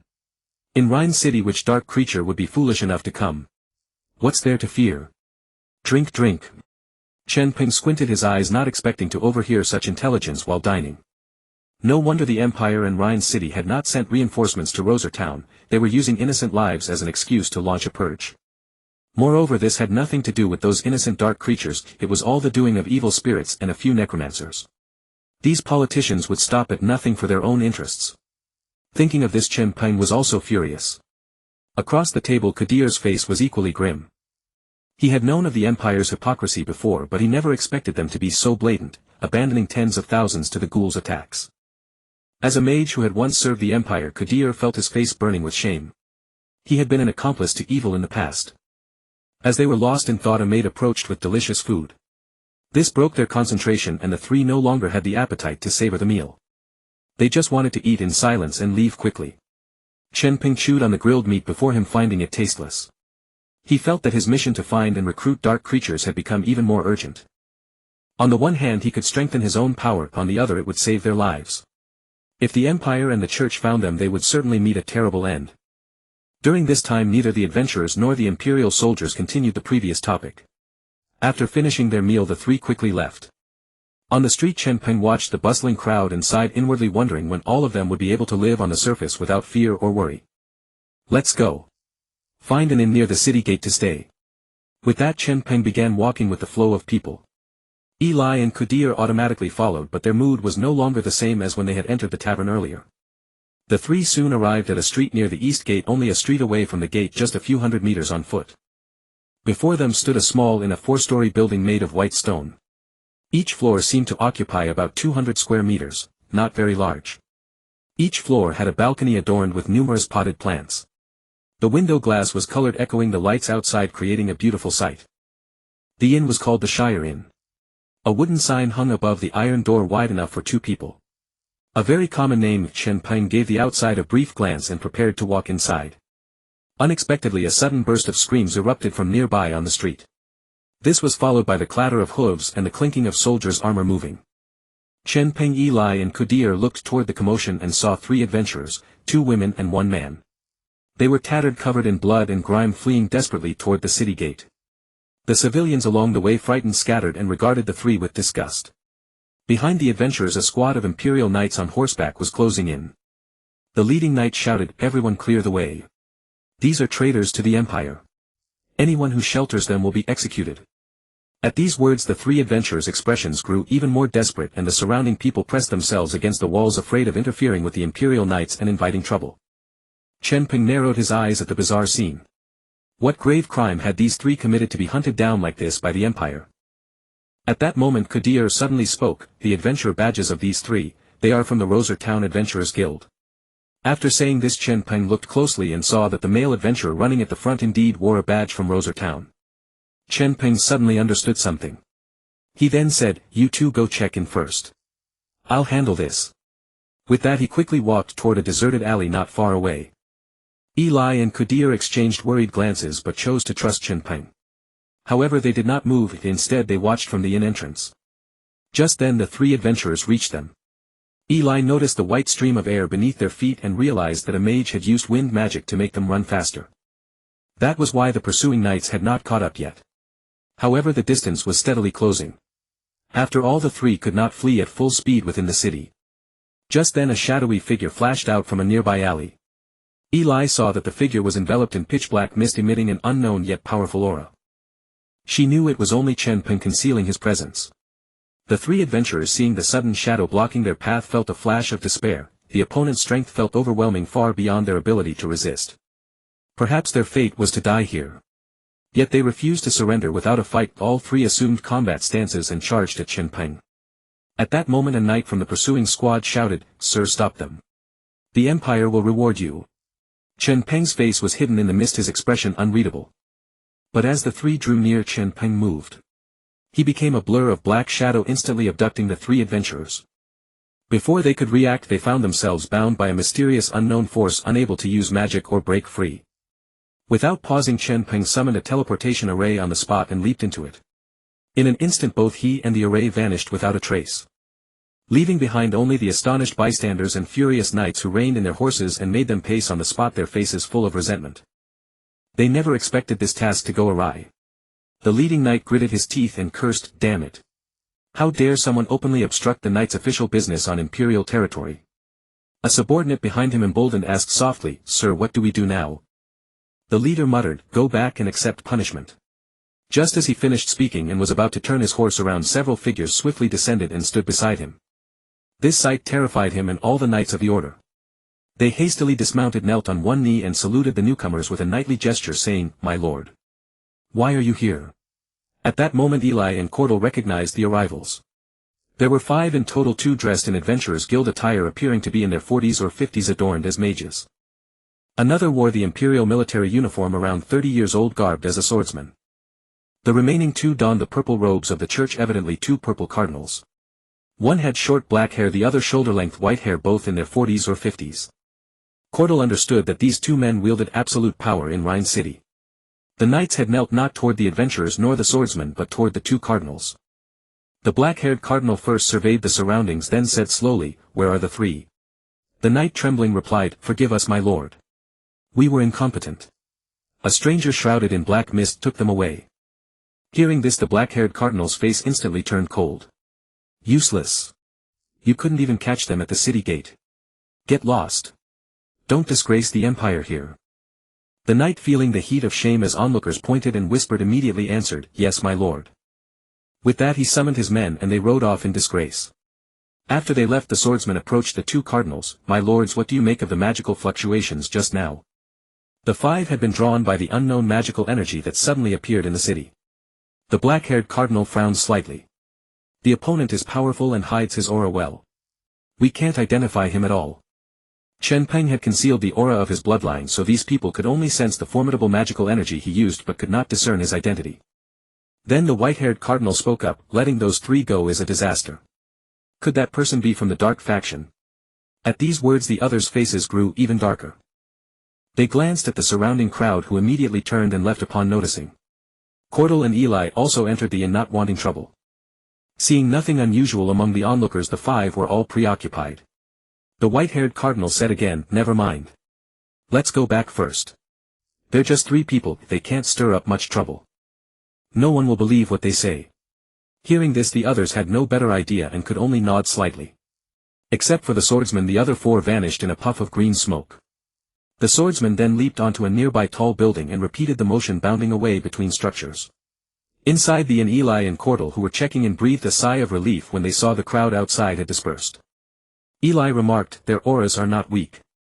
Cordell nodded. 2 guest archmages from the Adventurers Guild, 2 purple cardinals and an Imperial holy swordsman. None of them are easy to mess with. Cordell's tone was calm. Of the 5 just now, only the 2 purple cardinals could cause him some trouble. And even that was merely trouble. If a fight broke out, he could defeat all 5 within 10 minutes. Eli just blinked, then said nonchalantly, "I see." On the plain several miles outside the city, the crescent moon cast faint light, giving the grass a soft glow. A few fireflies flickered in the air, as beautiful as the stars above. Suddenly a burst of magical fluctuation erupted on the open ground, followed by a teleportation circle that spat out 4 figures. The 3 adventurers were still dazed, unable to stand steadily on the ground. Chen Peng remained shrouded in black mist, his identity hidden. After checking the surroundings and confirming no one was around, he said, "You are from Rosette Town." Upon hearing this, the 3 finally scrutinized Chen Peng but could discern nothing. The only male adventurer, a swordsman in the team, appeared just over 20 years old. He immediately pointed his long sword at Chen Peng and said warily, "Who are you?" Chen Peng was speechless. "Didn't you notice I just saved you? Is this how you treat your savior?" As he spoke, he reached out and pushed the iron sword aside. The swordsman realized that made sense, so he lowered his sword and turned away, saying awkwardly, "Thank you." The 2 women beside him were both mages, though older, around 30, wearing green and orange robes. They huddled together, watching Chen Peng nervously, saying nothing. Chen Peng paid them no mind and continued, "You haven't answered my question." The swordsman turned back to Chen Peng and said indignantly, "We are adventurers from Rosette Town. Rosette Town is in crisis. We begged the Empire to send reinforcements, but they directly called us traitors colluding with the dark faction and issued a warrant to hunt us down." At this he kicked the grass in fury. Chen Peng could feel the grievance and anger in his voice. Chen Peng then asked, "How did you escape? With your strength it's impossible for the 3 of you to flee from the Rhine City Governor's mansion or the barracks." Chen Peng saw through their abilities at a glance, 2 archmages and a silver swordsman. While these were mainstream adventure levels in a large city like Rhine City, it would be difficult to escape from the official pursuit. The swordsman's expression turned even more desolate and indignant. He thrust his sword into the ground and said bitterly, "The 5 companions who were with us were all killed by them during the escape. It was those 5 who used their lives to help us successfully flee." Then he looked up at Chen Peng. "Of course, if not for you, the 3 of us might have been trapped at the city gate and ruthlessly slaughtered by the Empire. Chen Peng shook his head slightly after hearing this. He hadn't expected the empire to have sunk to such shamelessness. Fearing their plan would be exposed, they had fabricated charges against the adventurers from Rosette Town who came to seek help and then hunted them to death. He looked at the swordsman and said, "Don't worry. The crisis in Rosette Town has been resolved. Though the losses were heavy, at least the spark has been preserved." Hearing this, the swordsman slumped to the ground, his tone much lighter. "Is that so? That's great." Chen Peng hadn't expected the swordsman to believe him so easily. "You trust me that easily?" The swordsman gave a wry smile. "Even if I didn't, what difference would it make? In our current state, let alone getting help, we can hardly protect ourselves. It's better to choose to believe a good piece of news, at least it eases the heart." Chen Peng looked at the swordsman's helpless expression and said, "I heard some rumors at the tavern today. Perhaps they can clear up your doubts." With that, Chen Peng told the three everything he had heard at the tavern. However, the two mages were so frightened that they never said a word. After listening, the swordsman shot to his feet. Then he immediately launched into a raging tirade. "God damn it! These motherless bastards! For political and military ends they could actually disregard the lives of tens of thousands of innocent people. And to think we always trusted the Empire and the Church. A pack of heartless, hypocritical bastards. A bunch of..." The swordsman turned into a bleat machine, frantically spewing words that could never pass censorship, venting all his grievances and indignation. Chen Peng watched from the side, secretly clicking his tongue. That verbal firepower was truly absurd. A few minutes later, the swordsman stopped only because his mouth was parched. Then he slumped to the ground, buried his head between his knees and sobbed. A man's tears do not fall easily, but Chen Peng understood the swordsman's feelings well. He had always thought of the Empire as a strong supporter and had come full of hope to seek aid for the town, only to be backstabbed by the very Empire he had always admired and worshipped. His companions had even lost their lives because of it. Such a blow was truly more than an ordinary person could bear. Chen Peng said slowly, "This matter is not a dead end. I'll help you return to Luosai town. When the time is ripe, I'll find you and give you aid." Hearing this, the swordsman raised his head, sniffed and asked with tear streaks on his face, "The Empire is a colossus. How can we fight it? And why are you helping us?" Chen Peng did not explain much. He only said, "How can you know if you don't try?" With that, he waved his right hand and a teleportation array appeared on the ground, one he had learned from Halaman, a teleportation array that required no rune crystal. "Pass through the array and you'll appear in Luosai town. Go back." Hearing this, the swordsman hurriedly stood up, wiped his eyes with a blood-stained sleeve and looked at the teleportation array before him, thick with dark aura. He stared wide-eyed at Chen Peng and asked in a grave voice, "Who on earth are you?" Chen Peng simply answered, "Bayan Haid." Then he turned, gave a light leap and flew into the air. Having made his move, it was time to leave with flair. Watching Chen Peng's silhouette in the air, the swordsman shouted, "Mr. Bayan Haid, remember me, I'm Cayenne." Then he turned to the two mages behind him and said, "Let's go. Home first." With that, he jumped in. Seeing this, the two mages exchanged a glance but still hesitated. After all, the teleportation array was thick with dark aura and the man just now seemed to be from the dark faction. Can a person from the dark faction be trusted? But then they thought of what they had experienced in Lian City. After a moment's consideration, they stepped into the teleportation array anyway. As soon as the two were swallowed by the teleportation array, it vanished in an instant. The ground returned to the quiet of the night. Chen Peng, still in midair, saw that all three had left safely. The black mist around him dissipated and a faint smile tugged at the corner of his mouth. These three knew the Empire's secret. They were like a spark on a dry plain. Their burning hatred for the Empire would become a blazing wildfire sweeping across the prairie. He had not explicitly told them who he was, but the teleportation array symbolizing dark creatures and his own name were all crucial seeds. When the three returned to Lian City, they would expose the Empire's ugly face to the world. Then, hearing from the town soldiers and civilians what he had done in Luosai town, they would realize that dark creatures were not as evil as the Empire had proclaimed. Nor was the Empire as righteous and bright as it usually seemed. Luosai town would be the most important seed for dark creatures to emerge onto the surface world. With that, Chen Peng hurried quickly toward Lian City. Before long, he entered the city without trouble. After entering the inn, he found Eli and Kadir waiting for him in the first-floor lobby. When Eli saw Chen Peng walk in, a smile instantly spread across his face. "My lord, you're back." Seeing Eli's youthful, energetic smile, Chen Peng felt his mood brighten. He smiled back and said, "It's done." Kadir said, "Let's go. We'll talk upstairs." After all, this was Lian City. The three still had to be mindful of their words and their surroundings. When they reached the room prepared for Chen Peng, he saw that an inn in a big city was indeed different. According to Eli, this room cost 1 silver coin per night. It could be called quite extravagant. The room was very large, covering more than 40 square meters. To the right of the entrance was a separate bathroom, and diagonally opposite the door was a 3 meter by 1 meter exterior balcony enclosed by iron railings. The floor was laid with brown wooden planks covered with a dark red patterned carpet. The carpet was made of excellent material, soft and comfortable underfoot. The chandelier overhead was made of crystal and fitted with alchemical light bulbs. Past the bathroom on the left was a 2-meter metal bed with a white mattress and quilt. It looked extremely soft at first glance. On both sides of the bed were 2 nightstands decorated with vases full of fresh flowers. To the right of the entrance was a 3-meter-long brown wooden wardrobe with gold inlaid handles. On the left wall near the balcony was a window. Beneath it were a brown desk and a chair with a cushion. In the center of the room were a round table and chairs, apparently for dining or entertaining guests. Although it was not palatial, its amenities were indeed far superior to the inn at Luosai town. The three sat around the round table and Chen Peng recounted the three adventurers' ordeal. After hearing it, Kadir sneered. Dealing with adventurers in this way was entirely in line with the Empire's filthy methods. Just as expected of them, they really did it. Eli angrily puffed out his cheeks and said, "Humph. They are their own subjects, yet they can be so heartless. This is too much." Both of them deeply sympathized with the three adventurers. Chen Peng then told them that the three had already been sent back to Luosai town. Only then did Eli and Kadir feel the tightness in their heart's ease. Chen Peng said, "For now the Empire's soldiers are intensifying their training. I believe it won't be long before they launch their plan." Chen Peng then added, "We must also act quickly to rally all forces and individuals we can, preventing the dark creature's overall strength from being further diminished." Eli and Kadir heartily concurred. Soon after, the three discussed their upcoming itinerary, only retiring to their respective rooms to rest after confirming the details for the following day. The night passed without incident. Rising early the next morning, Chen Peng only saw Eli. Kadir had already gone to retrieve the staff from Ma Er Dun.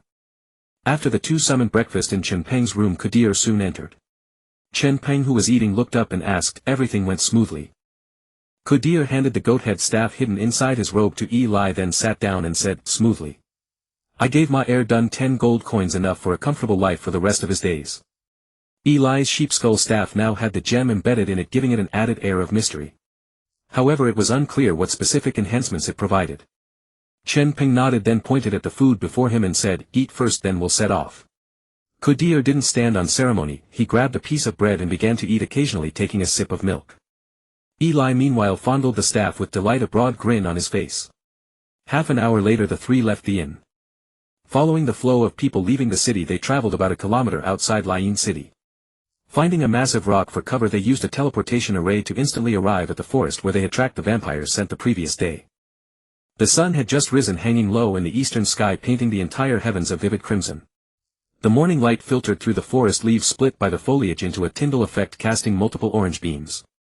Dewdrops clung to the bushes and wild grass in the early morning. Under the sunlight they sparkled like beautiful red amber. After confirming no one was nearby, Chen Peng knelt on one knee and placed his right hand on the ground. Countless strands of dark energy like filaments extended from his arm down to the earth. Then they seeped into the ground. Soon after, Chen Peng rose to his feet. Eli knew that this was a summoning art that Kelaistan had taught the master. It was a secret dark magic used to summon dark creatures, suitable for occasions where outsiders must not discover them. In a short while the three detected a magical fluctuation several meters away. They looked over and saw a purple-black portal appear on the ground. Then two figures emerged from it.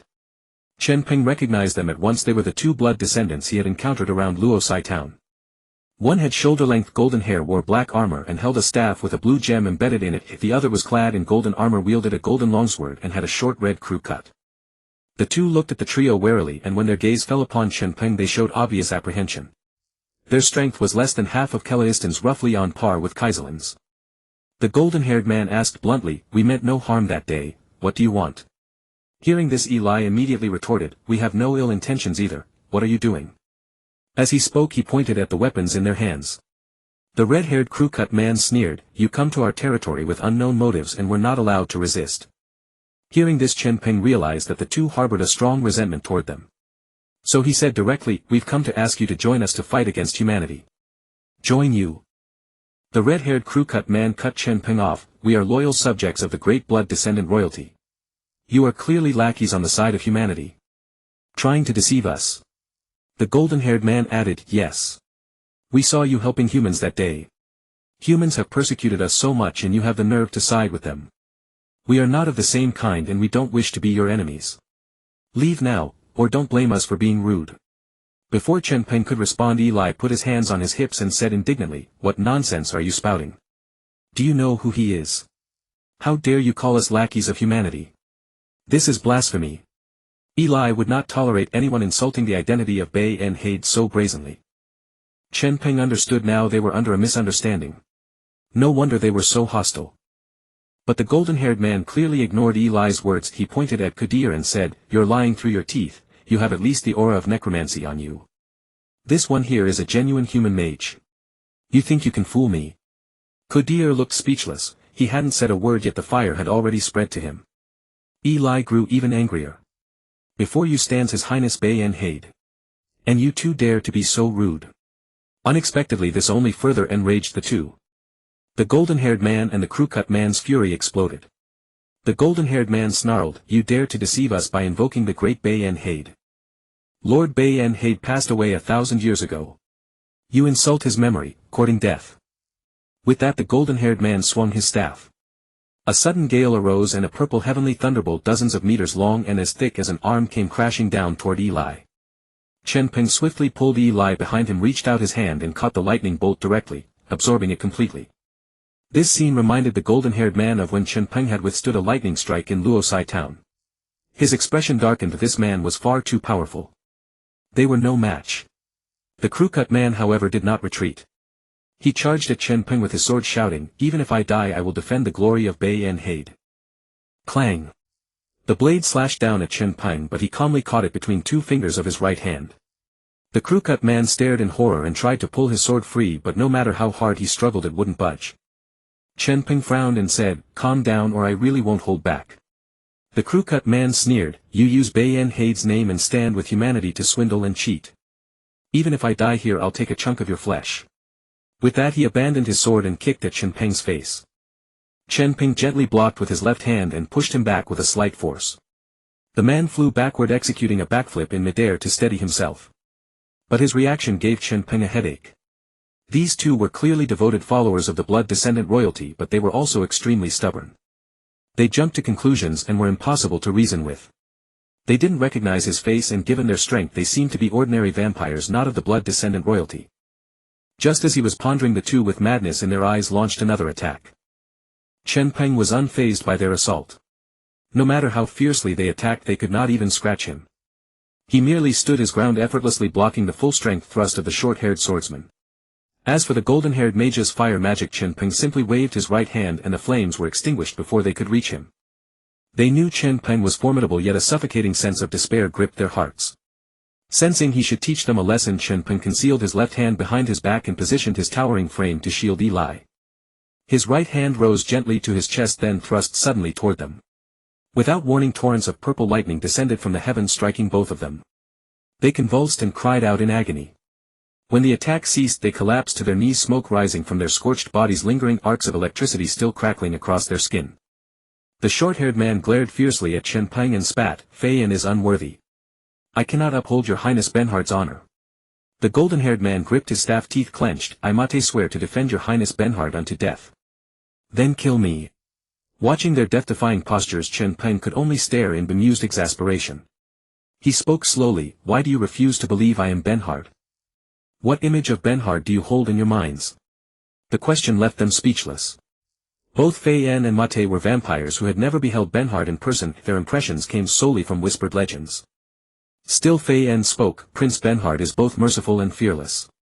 When the blood descendants face peril as royalty he has always led us in resisting human persecution. With that he lifted his chin provocatively as though despising Chen Peng for standing alongside humans. But Chen Peng answered gravely, yet you seem to have forgotten, the blood dynasty's guiding principle is the coexistence of all races.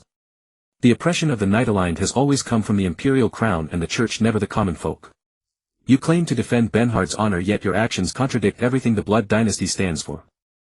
Have I Benhard ever commanded you to set yourselves against the myriad races to treat human civilians as enemies? Faced with Chen Peng's rebuke, they exchanged uncertain glances at a loss for words. Chen Peng continued, when facing any who strike at you, you may respond in any manner to protect yourselves. But when confronting innocent civilians, you maintain your hostility and consider it beneath you to associate with them. Who taught you this? Hearing this, Fei En shot back unwillingly, then how do you prove you are Prince Benhard? Claiming his banner to swindle and deceive, is that justified? Eli grew even more furious upon hearing this. She spoke first. Lord Benhard was interred by Lord Cleston himself within Castle Orr and resurrected by my own hands. You dare challenge his identity with empty accusations. Eli wanted to continue, but Chen Peng raised his hand to stop her. She let out a cold snort and turned away. Behold, Chen Peng said. The evidence you seek. Chen Peng had been ready to walk away when faced with their persistent challenges. But thinking that both were willing to die for his honor, he felt he should reveal his true identity. He extracted 2 drops of his vital essence from the tip of his index finger. Instantly the air became saturated with an intense, powerful aura of the blood descendants. Fei En and Mati's eyes widened in shock. They could feel the potent essence of the blood dynasty's royal lineage within those 2 drops. Chen Peng swept his hand and the blood descended directly onto their open palms. It pierced their skin in an instant. Within their minds an image materialized, a towering figure robed in the attire of the blood dynasty's royal house, gazing down upon them from above with eyes that held dominion over all beneath him. They staggered in a dazed trance before slowly regaining their senses. This was a sacred art of the blood descendants. By touching another's blood one could perceive their approximate lineage and status. Regardless of whether Chen Peng was truly Benhard, the vision that had flashed before them, a figure clad in what appeared to be royal blood dynasty garments, could not be wrong. Terror-stricken they gazed at Chen Peng and simultaneously sank to the ground, bowing their heads in devout submission. I apologize, Your Highness, but they stammered, voices trembling with fear. Forgive us for offending you, having never beheld Your Highness in person. Seeing their sincere reverence, Chen Peng's faint displeasure slowly dissipated. Despite never having seen him, both were prepared to lay down their lives for his honor. No matter the situation, he could not bring himself to condemn them. He spoke softly, very well. I do not blame you. But you must not live solely for Benhard. You must live for the revival of the blood descendants. Do you comprehend? Fei En and Mate nodded without hesitation, answering with gravity, we understand, Your Highness. Chen Peng continued, humans, dwarves and orcs now form an uneasy trinity, constantly devouring what remains of our already scarce living space. However, they harbor deep-seated conflicts that cannot be resolved. Our role is to exploit these contradictions and weaknesses to pull ourselves free from this quagmire. The Blood Dynasty preaches the coexistence of all races. While our present circumstances make this nearly impossible, we can still rally every force we can muster. The Empire's lower-class citizens and adventurers are among them. That is precisely why you witnessed us assisting Rossi Town. Do you grasp it now? Chen Peng spoke at length in one breath, aiming to transform their mindset. Fei En and Mate responded without hesitation, whatever Your Highness commands we shall do. Chen Peng's brows knit at their words. It seemed they acted merely to follow the wishes of a figurehead like Benhard rather than from true conviction. Yet it hardly mattered, for as long as they did not harm humans, his plans would not be compromised. That was sufficient. With this in mind, Chen Peng proceeded, all I ask of you is to refrain from harming the innocent, be they human or dwarf. Yes, Your Highness. The 2 were clearly stirred by Chen Peng's first command, their voices rising with fervor. Upon hearing this, Chen Peng breathed a quiet sigh of relief. He then said, rise. You need not observe such elaborate courtesy. The 2 exchanged a glance, each detecting a trace of bewilderment in the other's eyes. As ordinary vampires, should we not kneel before the Blood Dynasty's royal line? Though puzzled, neither intended to contradict His Highness's wishes, and they rose to their feet. Chen Peng asked, how long have you been here? He was eager to know how these people had managed to live right under the Empire's nose for so many years. Finn looked at Chen Peng, his face still flushed with excitement, and replied respectfully, Your Highness, we have been here for 300 years. Chen Peng nodded and asked again, during all this time has no one from the Empire ever discovered you? Both of them shook their heads. Matt explained, the 2 of us are not powerful, so we have never dared to draw too much attention. Whenever we needed blood, we sent bats out to drink the blood of humans or livestock and bring it back to us. After saying this, he suddenly added, of course there is another point, the Empire has been held back by other underground forces, so it has no time to deal with small fries like us. These words stunned the 3 of them, for the implication was quite astonishing. You mean there have always been other dark creatures openly contending with the Empire? Chen Peng immediately asked, as he had already intended to reacquaint himself with the underground forces of this world. Matt nodded. Within the Empire's territory there are many dark forces of varying sizes as well as some neutral factions. Small forces tend to keep to themselves while the big ones choose to make trouble for the Empire. As far as I know, there are 3 major underground forces in the entire Empire, and they have always given the Empire a headache. One of them operates in a few counties near us with a scale of perhaps 1,000 people. Among them are humans, necromancers, dwarves and blood descendants. The leader of these people is a vampire named Karlov. Chen Peng nodded slightly. It seemed that his information had indeed been too scarce before. He didn't even know such things. Go on. Upon hearing this, Matt continued, Karlov and his people have several strongholds just like those cunning rabbits on the wasteland.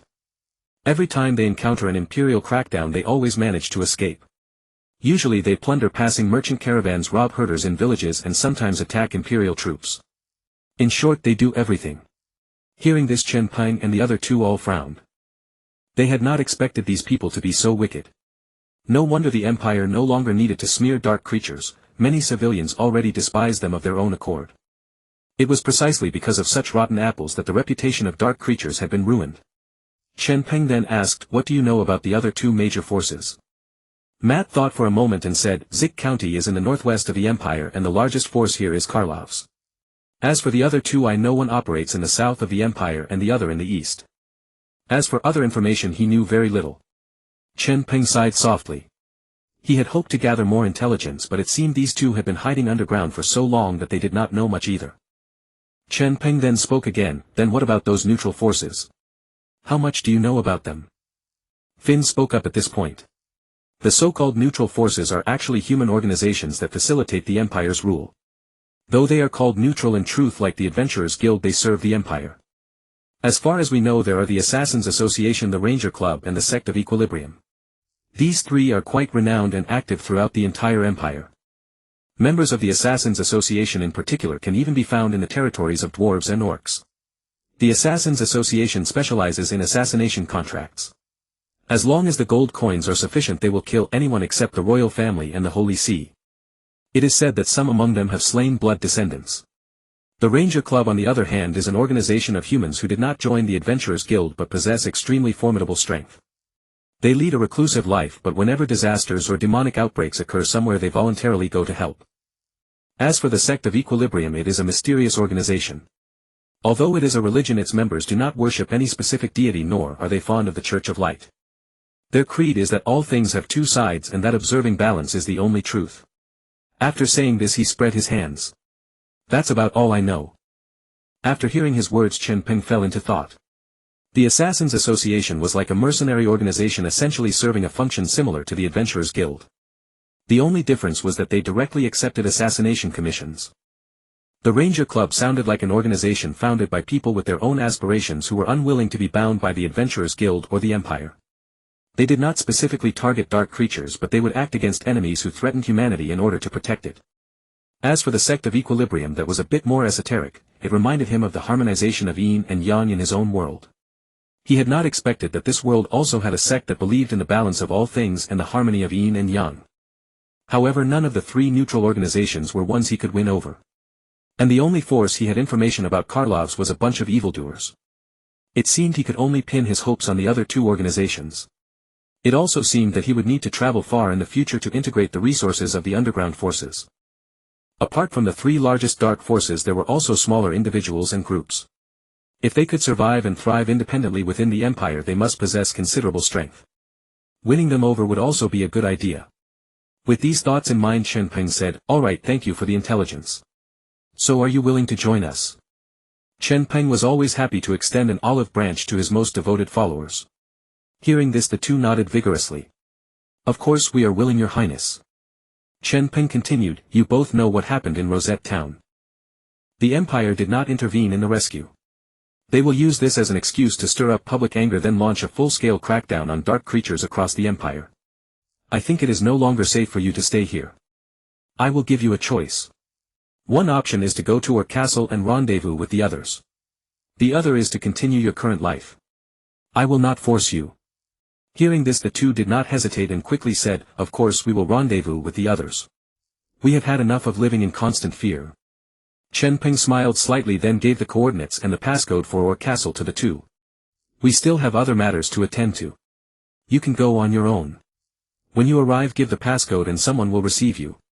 Hearing this, both of them nodded excitedly. At last they were going to meet their other companions. However, Finn soon frowned and said, I think the Empire's comprehensive crackdown on dark creatures must be because Karlov enraged the Empire a month ago. Oh. Is that so? Chen Peng had not expected there to be a story behind it. He asked with great interest, what happened? Tell me in detail. Finn said seriously, a month ago a convoy of goods entrusted by Marquis Fermil of the Empire was robbed by Karlov's men. That convoy contained various taxes and goods levied by Fermil within his domain, including 3 extremely precious purple gemstones. When Marquis Fermil learned of this, he flew into a rage and reportedly brought the matter before the imperial royal family. He was extremely dissatisfied that there existed dark creature forces in the Empire as lawless as bandits. He hoped the Empire would take it seriously and directly dispatch troops to suppress them. But afterward, for some reason, the matter quietly fizzled out. Now that the Empire wants to use this opportunity to purge us, it is probably because they could not find any excuse before. After all, when the Empire sends troops to fight, it would arouse opposition from the common people, since they do not dare to openly offend civilians. Hearing this, Chen Peng nodded. That should be it. The Empire, already overwhelmed with troubles, suddenly went to such great lengths to block information and silence everyone who had come out of Rosette Town. They were desperately using the tragedy of Rosette Town to provoke public outrage so that they could dispatch troops under a justifiable pretext. Finn then added, this is only my speculation. The most direct evidence is that the Ranger Club has not appeared in Rosette Town for half a month to help the civilians. At first Matt and I thought they were afraid of the power of the evil spirits. But now it seems they must have been threatened by the Empire. Hearing Finn's words, Chen Peng suddenly understood. This made everything even more plausible. Cordell spoke up at this point. This is very much in line with the Empire's methods. Chen Peng suddenly asked, Cordell, did you not know about these organizations before? Logically speaking, Cordell, as one of the 7 high-ranking archmages, should not have been ignorant of such matters. Cordell shook his head blankly. I am merely a mage who spends all year in the court making magic crystals. Such intelligence never reaches my ears. Even the other 6 rarely meet with me. Hearing this, Chen Peng recalled that Cordell had once said he did not like fighting and killing. So he could understand. Now the situation was much clearer, and he had a general understanding of some of the Empire's forces. Chen Peng decided to first win over the surrounding forces, prioritize expanding his own overall strength, and then contend with the 3 major dark forces. After that he would gradually unify the underground world. With this in mind, Chen Peng asked again, do you know if there are any territories of other dark creatures nearby? The two shook their heads blankly. Matt explained, we usually obtain information through the bats outside, so apart from widely known intelligence it is very difficult for us to acquire other information. Hearing this, Chen Peng was somewhat disappointed. He then said, forget it. That's enough. You should leave as soon as possible. Hearing this, the two bowed respectfully to Chen Peng, then departed in the direction of Orr Castle. Watching their retreating figures, Cordell asked, what do we do now? Chen Peng frowned deep in thought, then said slowly, I originally planned to start with the small forces and begin integrating the underground factions. But now I no longer think that way. We need to make a big scene. Make a big scene. Eli and Cordell were momentarily bewildered. Chen Peng nodded. Exactly, make a big scene. Our information is limited and our sources are scarce. Rather than painstakingly searching for them, why not make them come to us? What Chen Peng wanted now was to spread their fame. Of course not in the name of Bernhard, or else they would immediately attract the attention of the entire hostility across the continent. Using the name of the underground city, we shall establish an organization and through it directly confront Calif's faction. Let us use them as stepping stones for our rise. Eli instantly understood Chen Peng's meaning. Did the Lord mean that by dealing with Calif, who was no righteous man and brought disrepute upon dark creatures, they could show the common folk that even among dark creatures there are good people? Chen Peng smiled and ruffled Eli's hair. You've only grasped half of it. We must make it known to the world that the Bloodborne intend to return to the surface. Our doctrine is the coexistence of all races. Anyone who opposes this principle is our enemy. This will attract like-minded individuals to join us. Moreover, with the 3 of us drawing attention outward, Castle AOL can develop in peace. Cordell interjected, this way we gain both reputation and development. Chen Peng smiled confidently. Exactly. And it all begins with Calif. We'll make them our first target. Of course, at this critical juncture such bold moves mean we'll face constant battles ahead. Are you afraid? Eli clenched his fist. I'm not afraid. With the Lord by our side we fear nothing. Cordell hesitated, but recalling the devastation of Rosetown he resolved to set aside his aversion to combat. We must forge an era of peace for the innocent victims. Agreed. I'm with you. The three sealed their plans for what lay ahead. Yet they knew little about the Kalev organization. They hurried back to Rhine City, splitting up to gather intelligence on Kalev's faction.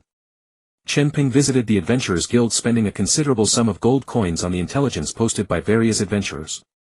Meanwhile Cordell worked the taverns, engaging locals in conversation to extract information about Kalev's operations. Eli wandered the streets asking around for news. Only after dark did the three reunite at a tavern, trading what they'd learned over their meals. Chen Peng took a sip of beer, then turned to them. Kalev's organization calls itself the Eternal Crusade. They fly the banner of restoring the Blood Dynasty, yet carry out nothing but brutality, raiding, burning and plundering. Eternal Crusade, the promise of fighting humanity for the Blood Dynasty's restoration. Noble words on the surface, but hollow beneath. Yet this rhetoric casts a terrible shadow over all dark creatures. Chen Peng understood precisely how Fei Yin and Ma Te must have felt when their loyalty was questioned. Cordell added, rumor has it Kalev himself wields power rivaling an SS-class human hero. From what I've heard of his combat prowess, I'd say he outmatches even Creston. Beyond him stand the 12 Crusade envoys and the 3 Great Guardians, each wielding power comparable to an S-class human hero. The rest are mere pawns. Chen Peng's expression relaxed. So many formidable fighters, no wonder they've dominated the Empire's northeastern territories.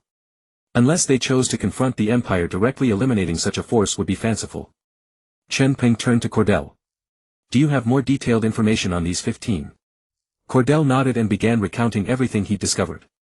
The 12 Crusade envoys include 4 mages, Stanford, Rex, Camilla and Mullen. 2 men and 2 women, all exceptionally powerful. Then come 2 swordsmen, Thorn and Louisa, a man and woman seemingly bound in romance. Their combined blade technique far surpasses what either can achieve alone. 2 knights known as the Nightshade Knights, both of dark elf descent, named Bradley and Horn. The remaining 4 are the assassin Harold, the archer Nidham, the necromancer Ziam and the werewolf Brooke. Cordell paused for a draught of beer. Chen Peng snorted. Indeed, a gathering of all races, humans, werewolves, bloodborne, dark elves.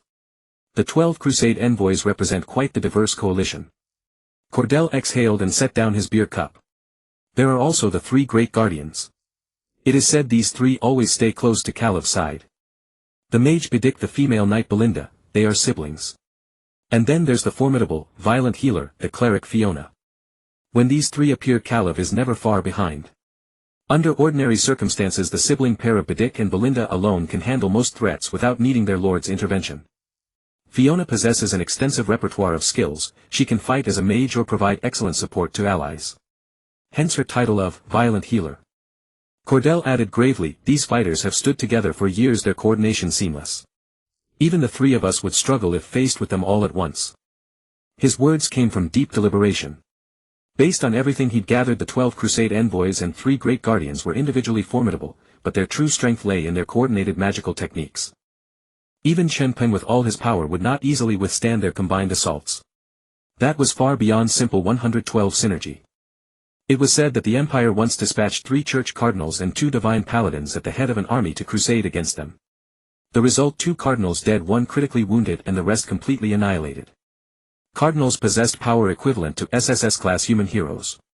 The Empire had believed it could crush the Eternal Crusade effortlessly, yet suffered utter devastation. Cordell spoke these words to urge caution. Chen Peng furrowed his brow and nodded, he did not underestimate this faction. The fact that they could exist so brazenly within Imperial territory for so long meant they held powerful trump cards. Yes, we shall seek opportunities to defeat them one by one. They were only 3, and while battling the Eternal Crusade they would also need to watch for Imperial pursuit. Chen Peng could not afford recklessness. Cordell finally felt reassured. Eli, observing this, finally spoke, I've gathered that they've been active recently in southern Shika County and the neighboring Varta region. But no one knew the locations of their strongholds. Eli's task was to learn where these people had recently appeared, making it easier for the 3 to act. He hadn't expected so many travelers passing through the streets.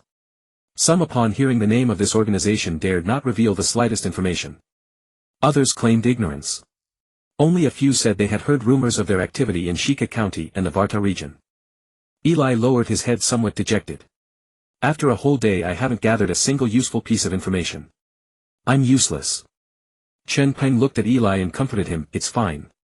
These people are no ordinary targets.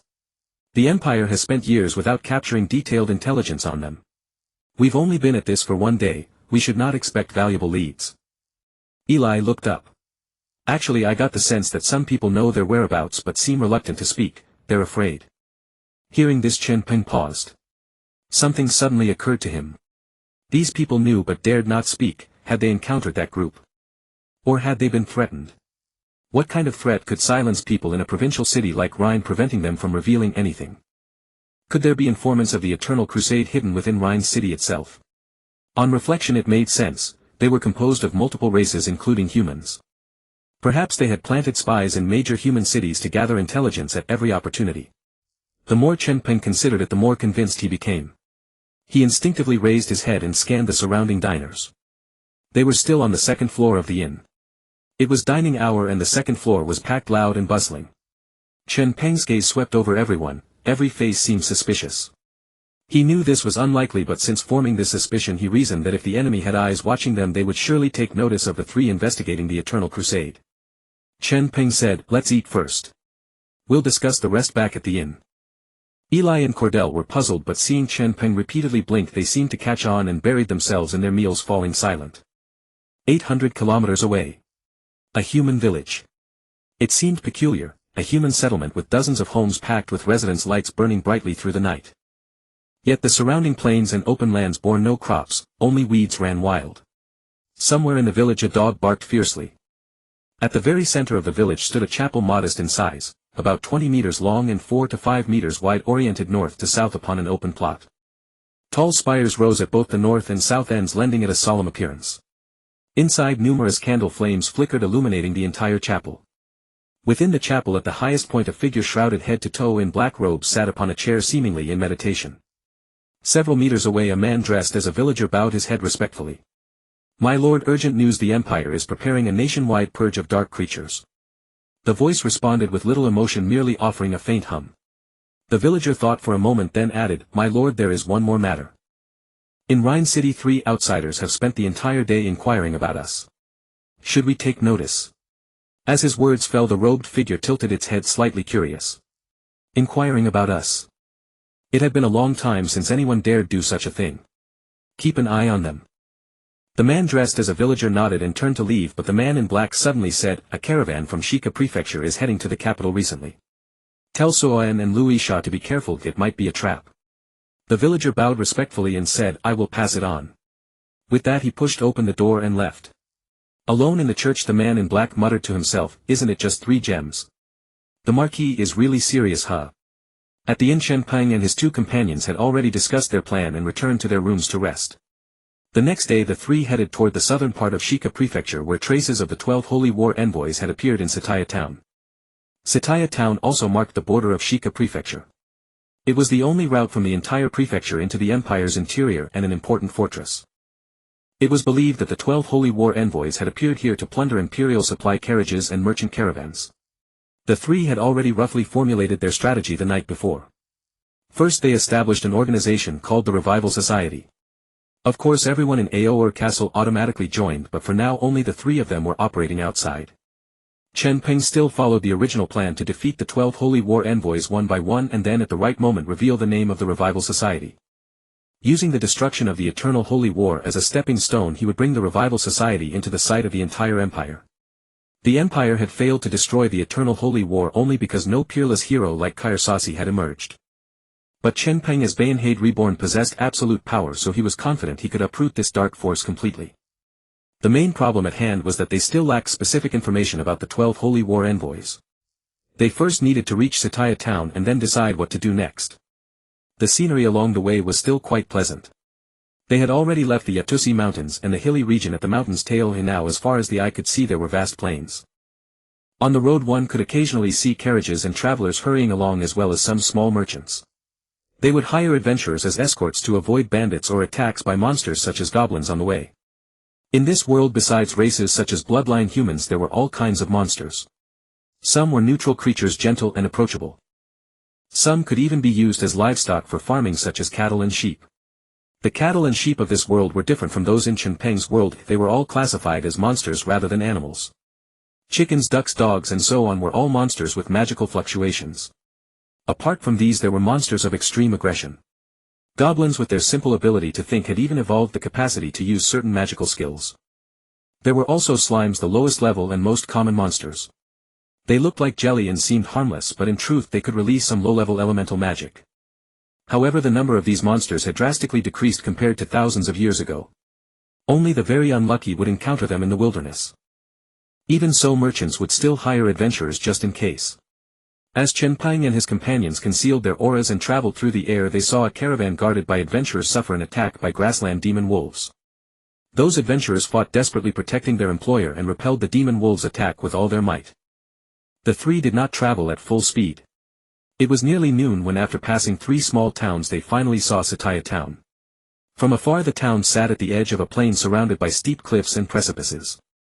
The town was like a jade plate held in the palms of the surrounding mountains.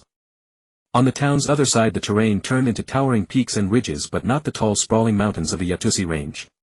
Rather they were steep sharp peaks, somewhat like the karst landforms in Chen Peng's world. Moreover, none of the peaks was very tall. The shorter ones were 100 or 200 meters and the taller ones 300 or 400, resembling a stone forest. The cliffs were covered with shrubs and moss, and occasionally one could see a tall tree or two whose names no one knew. In front of the town the plain gradually narrowed like a flattened funnel, finally closing at the town's location. Only then did Chen Peng realize. It turned out that the interior of Shika Prefecture was more like a basin. In the middle lay an extensive plain, but on the southern, northern and northwestern sides were high mountains and hills. No wonder it was called a fortress. To enter the empire's interior from any other direction one had to pass through a stone forest as intricate as a maze. Aside from the one road officially carved out, anyone else would certainly get lost in the stone forest. At that moment Eli pointed to Sataya ahead and said, "Here we are." Chen Peng nodded, then landed on the ground and walked with the stream of people entering the town toward its gate. Before long the three reached the city gate. As the fortress linking Shika Prefecture to the empire's southern interior, this town seemed to have rather strict defenses. Not only were the city walls lined with armored imperial soldiers and archers, but dozens of soldiers at the gate were carefully checking every person entering. Perhaps because the eternal holy war had been active nearby, the soldiers looked grim and conducted their checks with great care. Every carriage was thoroughly searched. When it was Chen Peng and his companions' turn, the soldiers unceremoniously patted them down. They did not even spare Eli. Fortunately the men kept their hands to themselves and did not take advantage of her. Having found nothing unusual, they let the three into the city. The buildings in the town were no different from those in Luosai town or Mengtua town. Chen Peng had no desire to stroll around and headed straight for the town's adventurer guild. Eli and Kudir also split up to continue gathering all information about the eternal holy war in the town. The three agreed to meet later at the town's central square. Arriving at the town's adventurer guild, the decor was no different from that of the one in Mengtua town. It seemed that guild buildings in every town were all the same. In the hall there were many adventurers turning in commissions, most of whom had been responsible for escort missions. Some had also come to sell information, where monsters had appeared, where rare herbs could be gathered and where minerals could be mined. Chen Peng went straight to a wooden rack where information was sold. Beside it stood a long-legged beauty in a guild-made uniform who was responsible for collecting payment. Each piece of information could be taken only after paying. The information slips were folded in brown paper and placed on the wooden rack. Below each was a brief note such as, Gale Grassland, a detailed guide to monsters, or Long Stone Forest, an illustrated guide to blood-restoring herbs. Chen Peng searched around but found no information whatsoever about the 12 Holy War envoys. In the end he chose to post a commission. Providing valid intelligence on the 12 Holy War envoys would earn a bounty ranging from 1 silver coin to 1 gold coin. Chen Peng had no fear of anyone fabricating intelligence. With the guild's guarantee, adventurers who offered false information would have their adventurer status revoked, their badge confiscated, and be permanently blacklisted. This would prevent them from accepting quests as adventurers and thus from earning a living. Chen Peng was utterly confident that no one would dare to deceive him for the bounty. After sitting in the hall for half an hour, an adventurer party suddenly approached Chen Peng. They looked young, all around 17 or 18, a group of 5. A male knight, a male archer, a female priest, a female mage and a male swordsman. The knight, clad in shabby silver armor, spoke nervously, Are you Mr. Bernhard? Chen Peng had posted the quest under the name Bernhard. I am, he nodded, looking at the three with interest, then asked, What can I do for you? The knight cleared his throat as if to muster courage, while the others behind him looked equally youthful and hesitant. I have information about the 12 holy war envoys, but I need you to keep our identities confidential. Chen Peng raised an eyebrow, realizing these youngsters likely feared retaliation from the eternal war. No problem, I'll keep it secret. Go ahead, what do you have? Upon hearing this, the knight did not speak immediately but turned to look at his companions. After they nodded solemnly, he turned back and pulled out a slip of paper, handing it to Chen Peng. We dare not say it aloud, it's all written here. See how much it's worth. Chen Peng took the paper without ceremony and glanced at the 5. Their equipment looked poor, as if they were in desperate need of money but feared the eternal war's vengeance, which explained their hesitation and fear. Under their expectant and nervous gazes, Chen Peng unfolded the paper. After a few seconds he handed it back expressionlessly and shook his head. Your intelligence is worthless. Leave and don't disturb my business. How can that be?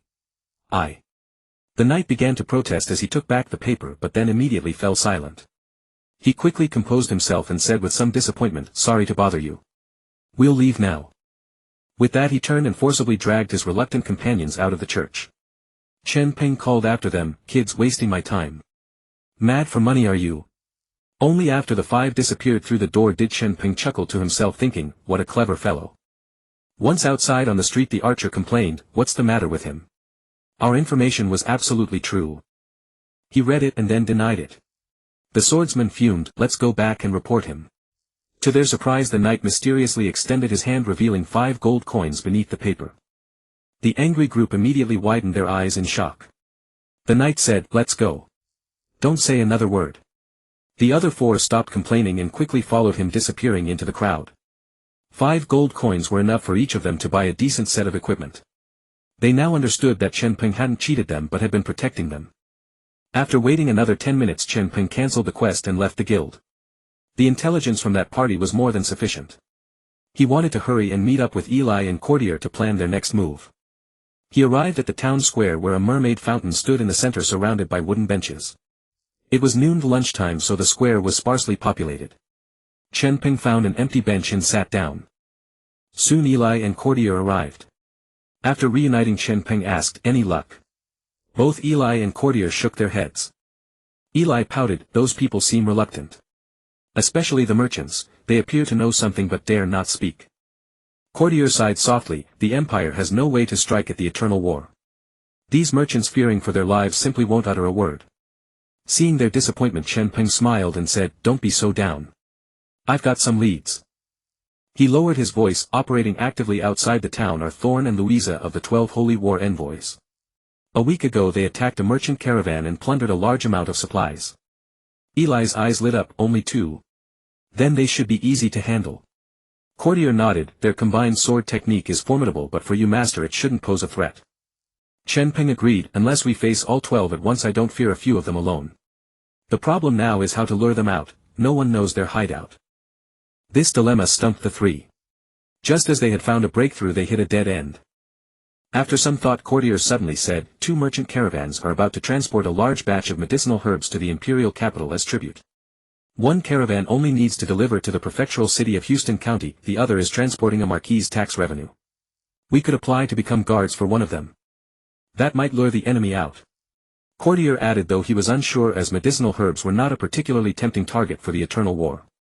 The tax revenue would likely be guarded by soldiers, so that information might be false. Chen Peng was intrigued, what are these herbs used for? Courtier replied, I heard they're for the front lines fighting the dwarves. Medicine is in short supply, healing potions and mana potions are both scarce. Though the war deploys many priests, their numbers are far outmatched by the wounded. Usually every frontline soldier carries healing potions while mages and priests carry mana potions. War is a contest of attrition. Without enough potions, relying solely on priests makes it hard for the wounded to survive until they receive treatment. Or if priests run out of mana, it could lead to more casualties. Hearing the ultimate purpose of the herbs, Chen Peng fell into thought, then said, I think it's worth a try. Eli and Courtier were puzzled. Chen Peng explained, the eternal war is detestable, but they also aim to spite the Empire. Since these herbs are meant to be made into medicine for the front lines, the 12 Holy War Envoys will surely strike. Eli and Courtier's eyes lit up with understanding. Courtier nodded repeatedly, that makes sense. We can take the quest and become guards. There's one more problem. Eli raised her hand. When Chen Peng and Courtier looked at her, she said, we're not adventurers yet. At these words the three of them froze on the spot. Merchants would post recruitment quests at the Adventurers Guild, but the trio were not adventurers. How could this be resolved? Register as adventurers now. How would their identities be handled? Without the Empire's identity verification, any forged identity would never withstand scrutiny. After a moment's thought, Chen Peng could only say, since the legitimate path won't work, we'll have to take the crooked road. He then led the two to the Adventurers Guild and using his formidable magic directly bewitched the staff member in charge of adventurer registration.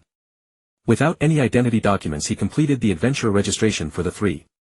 In the hall, looking at the adventurer badge on his chest, Chen Peng said, "Done." Soon they went to the quest board and accepted a commission to escort medicinal herbs. Because the escort requirements were stringent, not many had taken it. The employer's requirements were strict. Mages had to be at least archmages, knights had to reach golden knight rank, and other professions had similar standards. Only adventurers of at least B rank could accept the quest. The crucial point was that the reward points offered were not high. When converted into currency, the total value was only 80 silver coins. Clearly transporting herbs didn't yield much profit, and the employer was unwilling to pay a high price. In the small town, B rank and A rank adventurers were not numerous, and most already had other commitments. Even those who were free were unwilling to take on such a long-duration task. It simply wasn't worth it. After accepting the quest, Chen Peng and his companions waited in the hall. Before long the employer who had posted the commission appeared. He was a middle-aged man, only slightly taller than Eli, but with a large beer belly. He wore tight jeans that clung to his thighs, the fabric pressing into his flesh and leaving marks.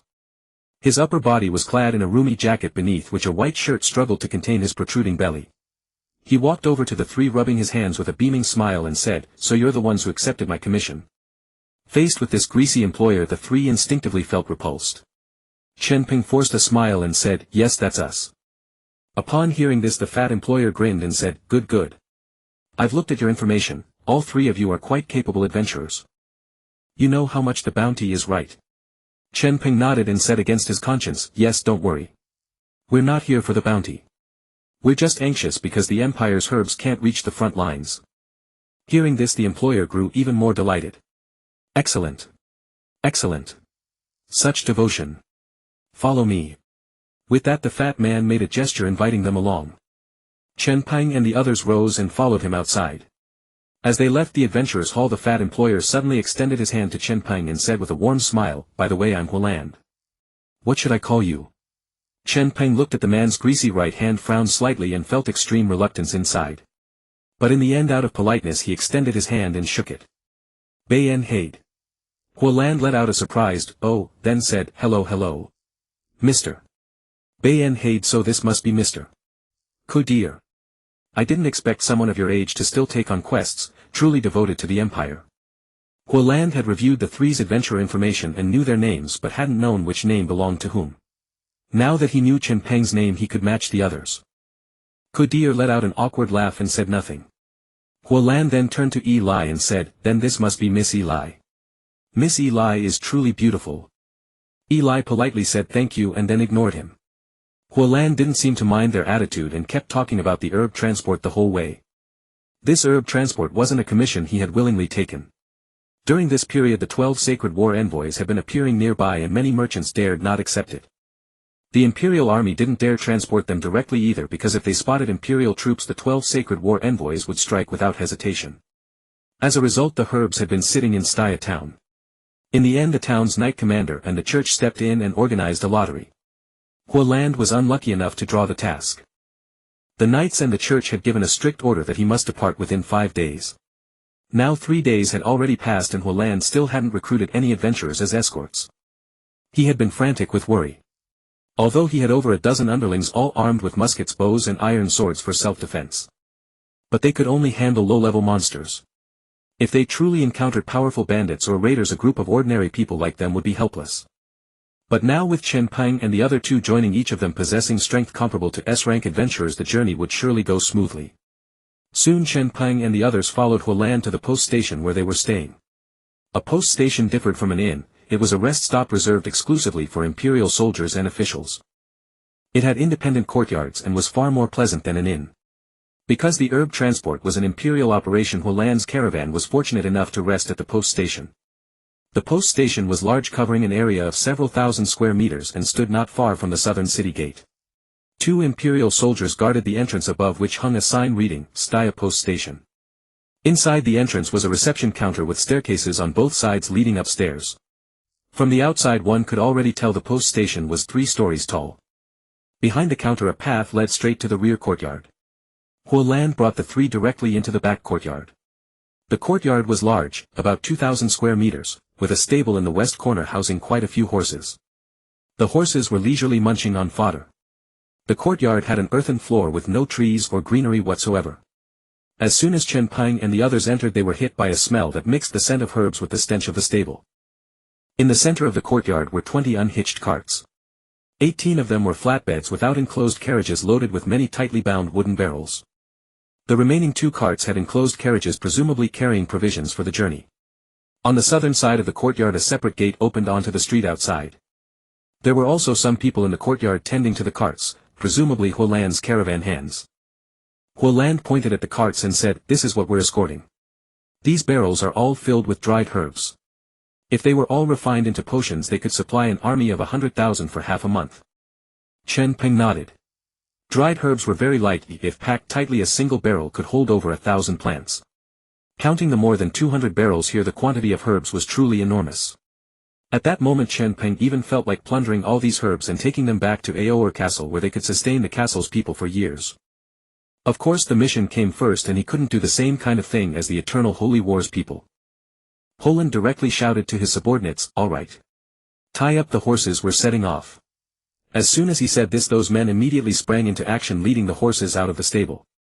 Chen Peng and his 2 companions were utterly stunned. "Wait. Leaving now?" Chen Peng quickly grabbed Huoland by the shoulder spinning him around to ask. Huoland replied with an innocent expression, "Yes, what's the problem?" This question left Chen Peng tongue-tied. Indeed there seemed to be no issue. Courtiers standing nearby interjected, "Don't we need some more preparation? Supplies route, don't they require planning? And besides it's already afternoon. Shouldn't we wait until tomorrow morning to depart?" Huoland spread his hands, "We've had everything ready for days and there are still 3 or 4 hours until nightfall, enough to cover dozens of kilometers. We have camping gear so no worries. Besides as a merchant time is money. The sooner we finish this job the sooner I can take on normal orders." With that he turned to Chen Peng and the others asking with curiosity, "Is this your first time taking on such a commission?" Chen Peng did not hide it and nodded. Huoland's expression revealed an understanding and he patted Chen Peng on the shoulder, "That's normal. Given your strength it's a shame for you to be mere guards. But rest assured follow me on this trip and you'll learn everything." He then turned to his men urging them on. Chen Peng realized that although Huoland looked greasy he was far from an unscrupulous boss. With that thought Chen Peng felt at ease and resolved to quickly adapt to his role. Rolling up his sleeves he said, "All right, is there anything we can help with?" Huoland turned around, shook his head with a smile and said, No. You just focus on our safety. We'll handle the rest ourselves." Chen Peng had no choice but to stand aside with Courtier and Ili waiting silently. The caravan was efficient being composed of seasoned merchants. Soon 20 horses were harnessed to the wagons.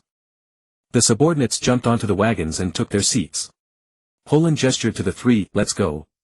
Since you don't have your own horses just pick whichever wagon you like and hop on." Chen Peng and the others nodded. Chen Peng said, "In that case let's take this seriously. I'll ride the last wagon to guard the rear. Ili in the middle and Courtier at the front." Ili and Courtier had no objections. The 3 walked to their respective wagons, climbed onto the flatbeds and sat on the barrels. Seeing this Huoland waved his hand and called out, "Set off." And so the nearly 100-meter-long caravan slowly trundled out of the yard, the clatter of hooves echoing through the streets as they passed through the southern gate.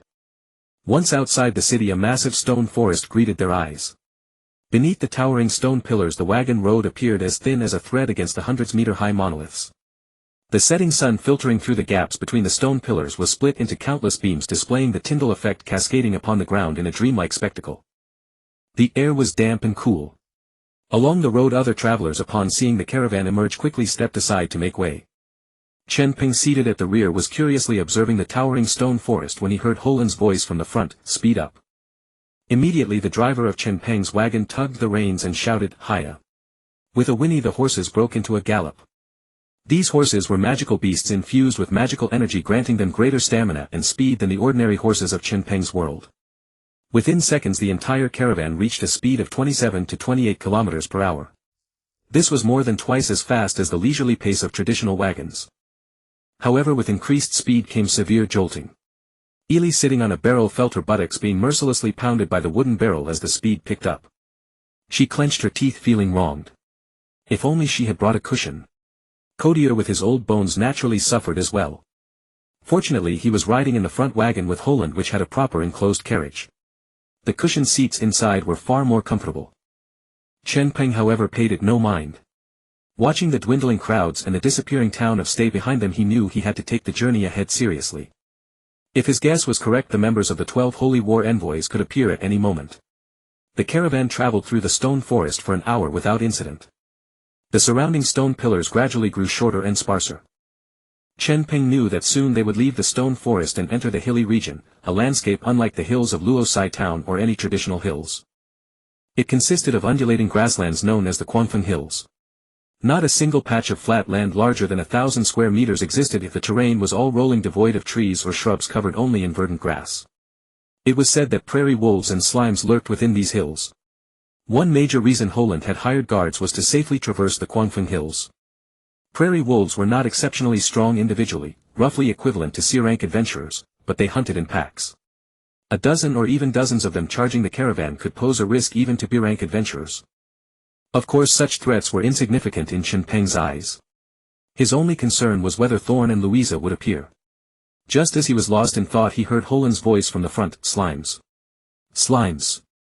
Soon a massive surge of magical energy emanated from ahead, followed by several violent explosions. Yet the caravan did not halt. Chen Peng paid it no mind. A dozen seconds later he spotted several splatters of slime residue a dozen meters to the left of the road. They had been shattered by Codier's fire magic. This minor incident did not affect the caravan's progress. Half an hour later the convoy finally emerged from the stone forest and the vista opened before them. They had entered the Quanfeng Hills. The sun was gradually sinking toward the horizon, casting an orange glow over the grasslands, a breathtaking sight. Chen Peng could not help but stand up, gazing at the rolling hills and the magnificent scenery. He noticed Ely up ahead, her arms crossed, her face lit with delight at the view. These were sights unseen in the dungeons, scenery of the surface claimed by the Empire.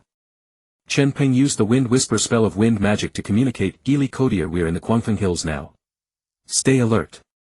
If Thorn and his people are going to strike, this is a perfect spot. For Chen Peng's reminder, both of them were fully alert. In the front carriage, Huolan, noticing the sudden change in Codier's expression, asked worriedly, Mr. Codier, is there a problem? Codier shook his head. It's nothing, just entering the fierce wind hills requires some attention to the surroundings. Hearing this, Huolan felt relieved. He asked again, Mr. Codier, you three seem unfamiliar to me. I haven't seen you in Staya City. Codier replied slowly, because we come from Hoke County, it's our first time at the Empire's border. Huolan raised an eyebrow, nodded, and didn't ask further. Codier meanwhile gazed out the window while keeping an eye on any unusual movements on the grassland. Chen Peng too remained vigilant of the surroundings. The entire hills were filled only with strong winds bending the grass. The so-called fierce wind hills were because there were gales of force 4 to 5 every second of every minute. Sometimes winds exceeding force 10 would blow. This was a great disaster for travelers. Of course, such extreme weather was relatively rare. However, the fierce wind hills were full of undulating terrain, so the view couldn't see far, and many places were reverse slopes. These areas were easy to conceal ambushes. He had wanted to conjure some bats for reconnaissance, but since there were no bats in this area, others would surely become suspicious if they saw bats alerting the enemy. Fortunately, the convoy had traveled for over 10 kilometers without any anomalies. This made Chen Peng wonder if the enemy wouldn't come. But the fierce wind hills spanned thousands of square kilometers. They had just entered, perhaps the ambush site was ahead. Otherwise he had guessed wrong.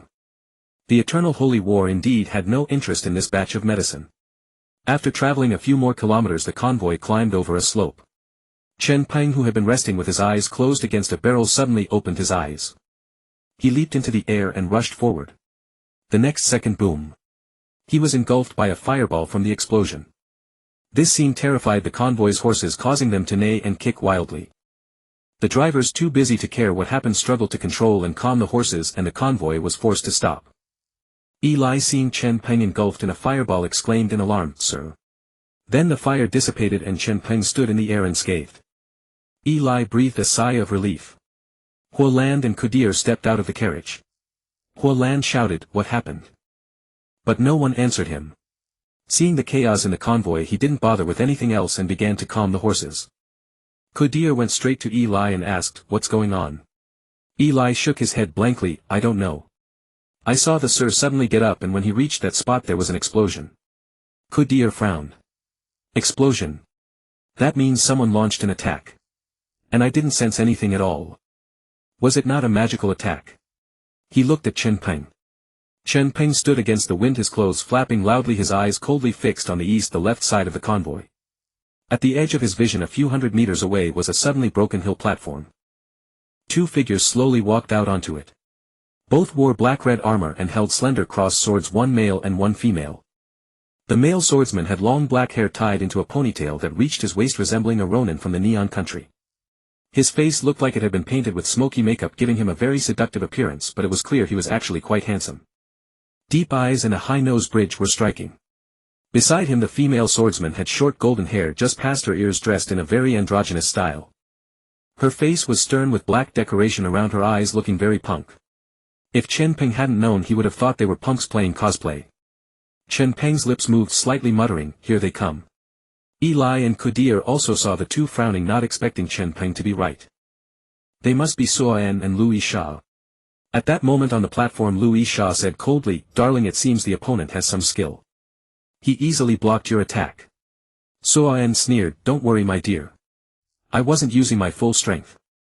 Who would have thought the convoy had an expert? Let's have some fun."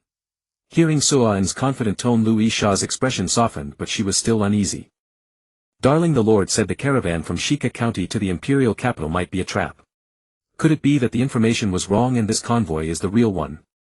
Suan looked at Louis Sha, then suddenly pulled her close and kissed her forehead, saying, "My Louis Sha, what's wrong with you today?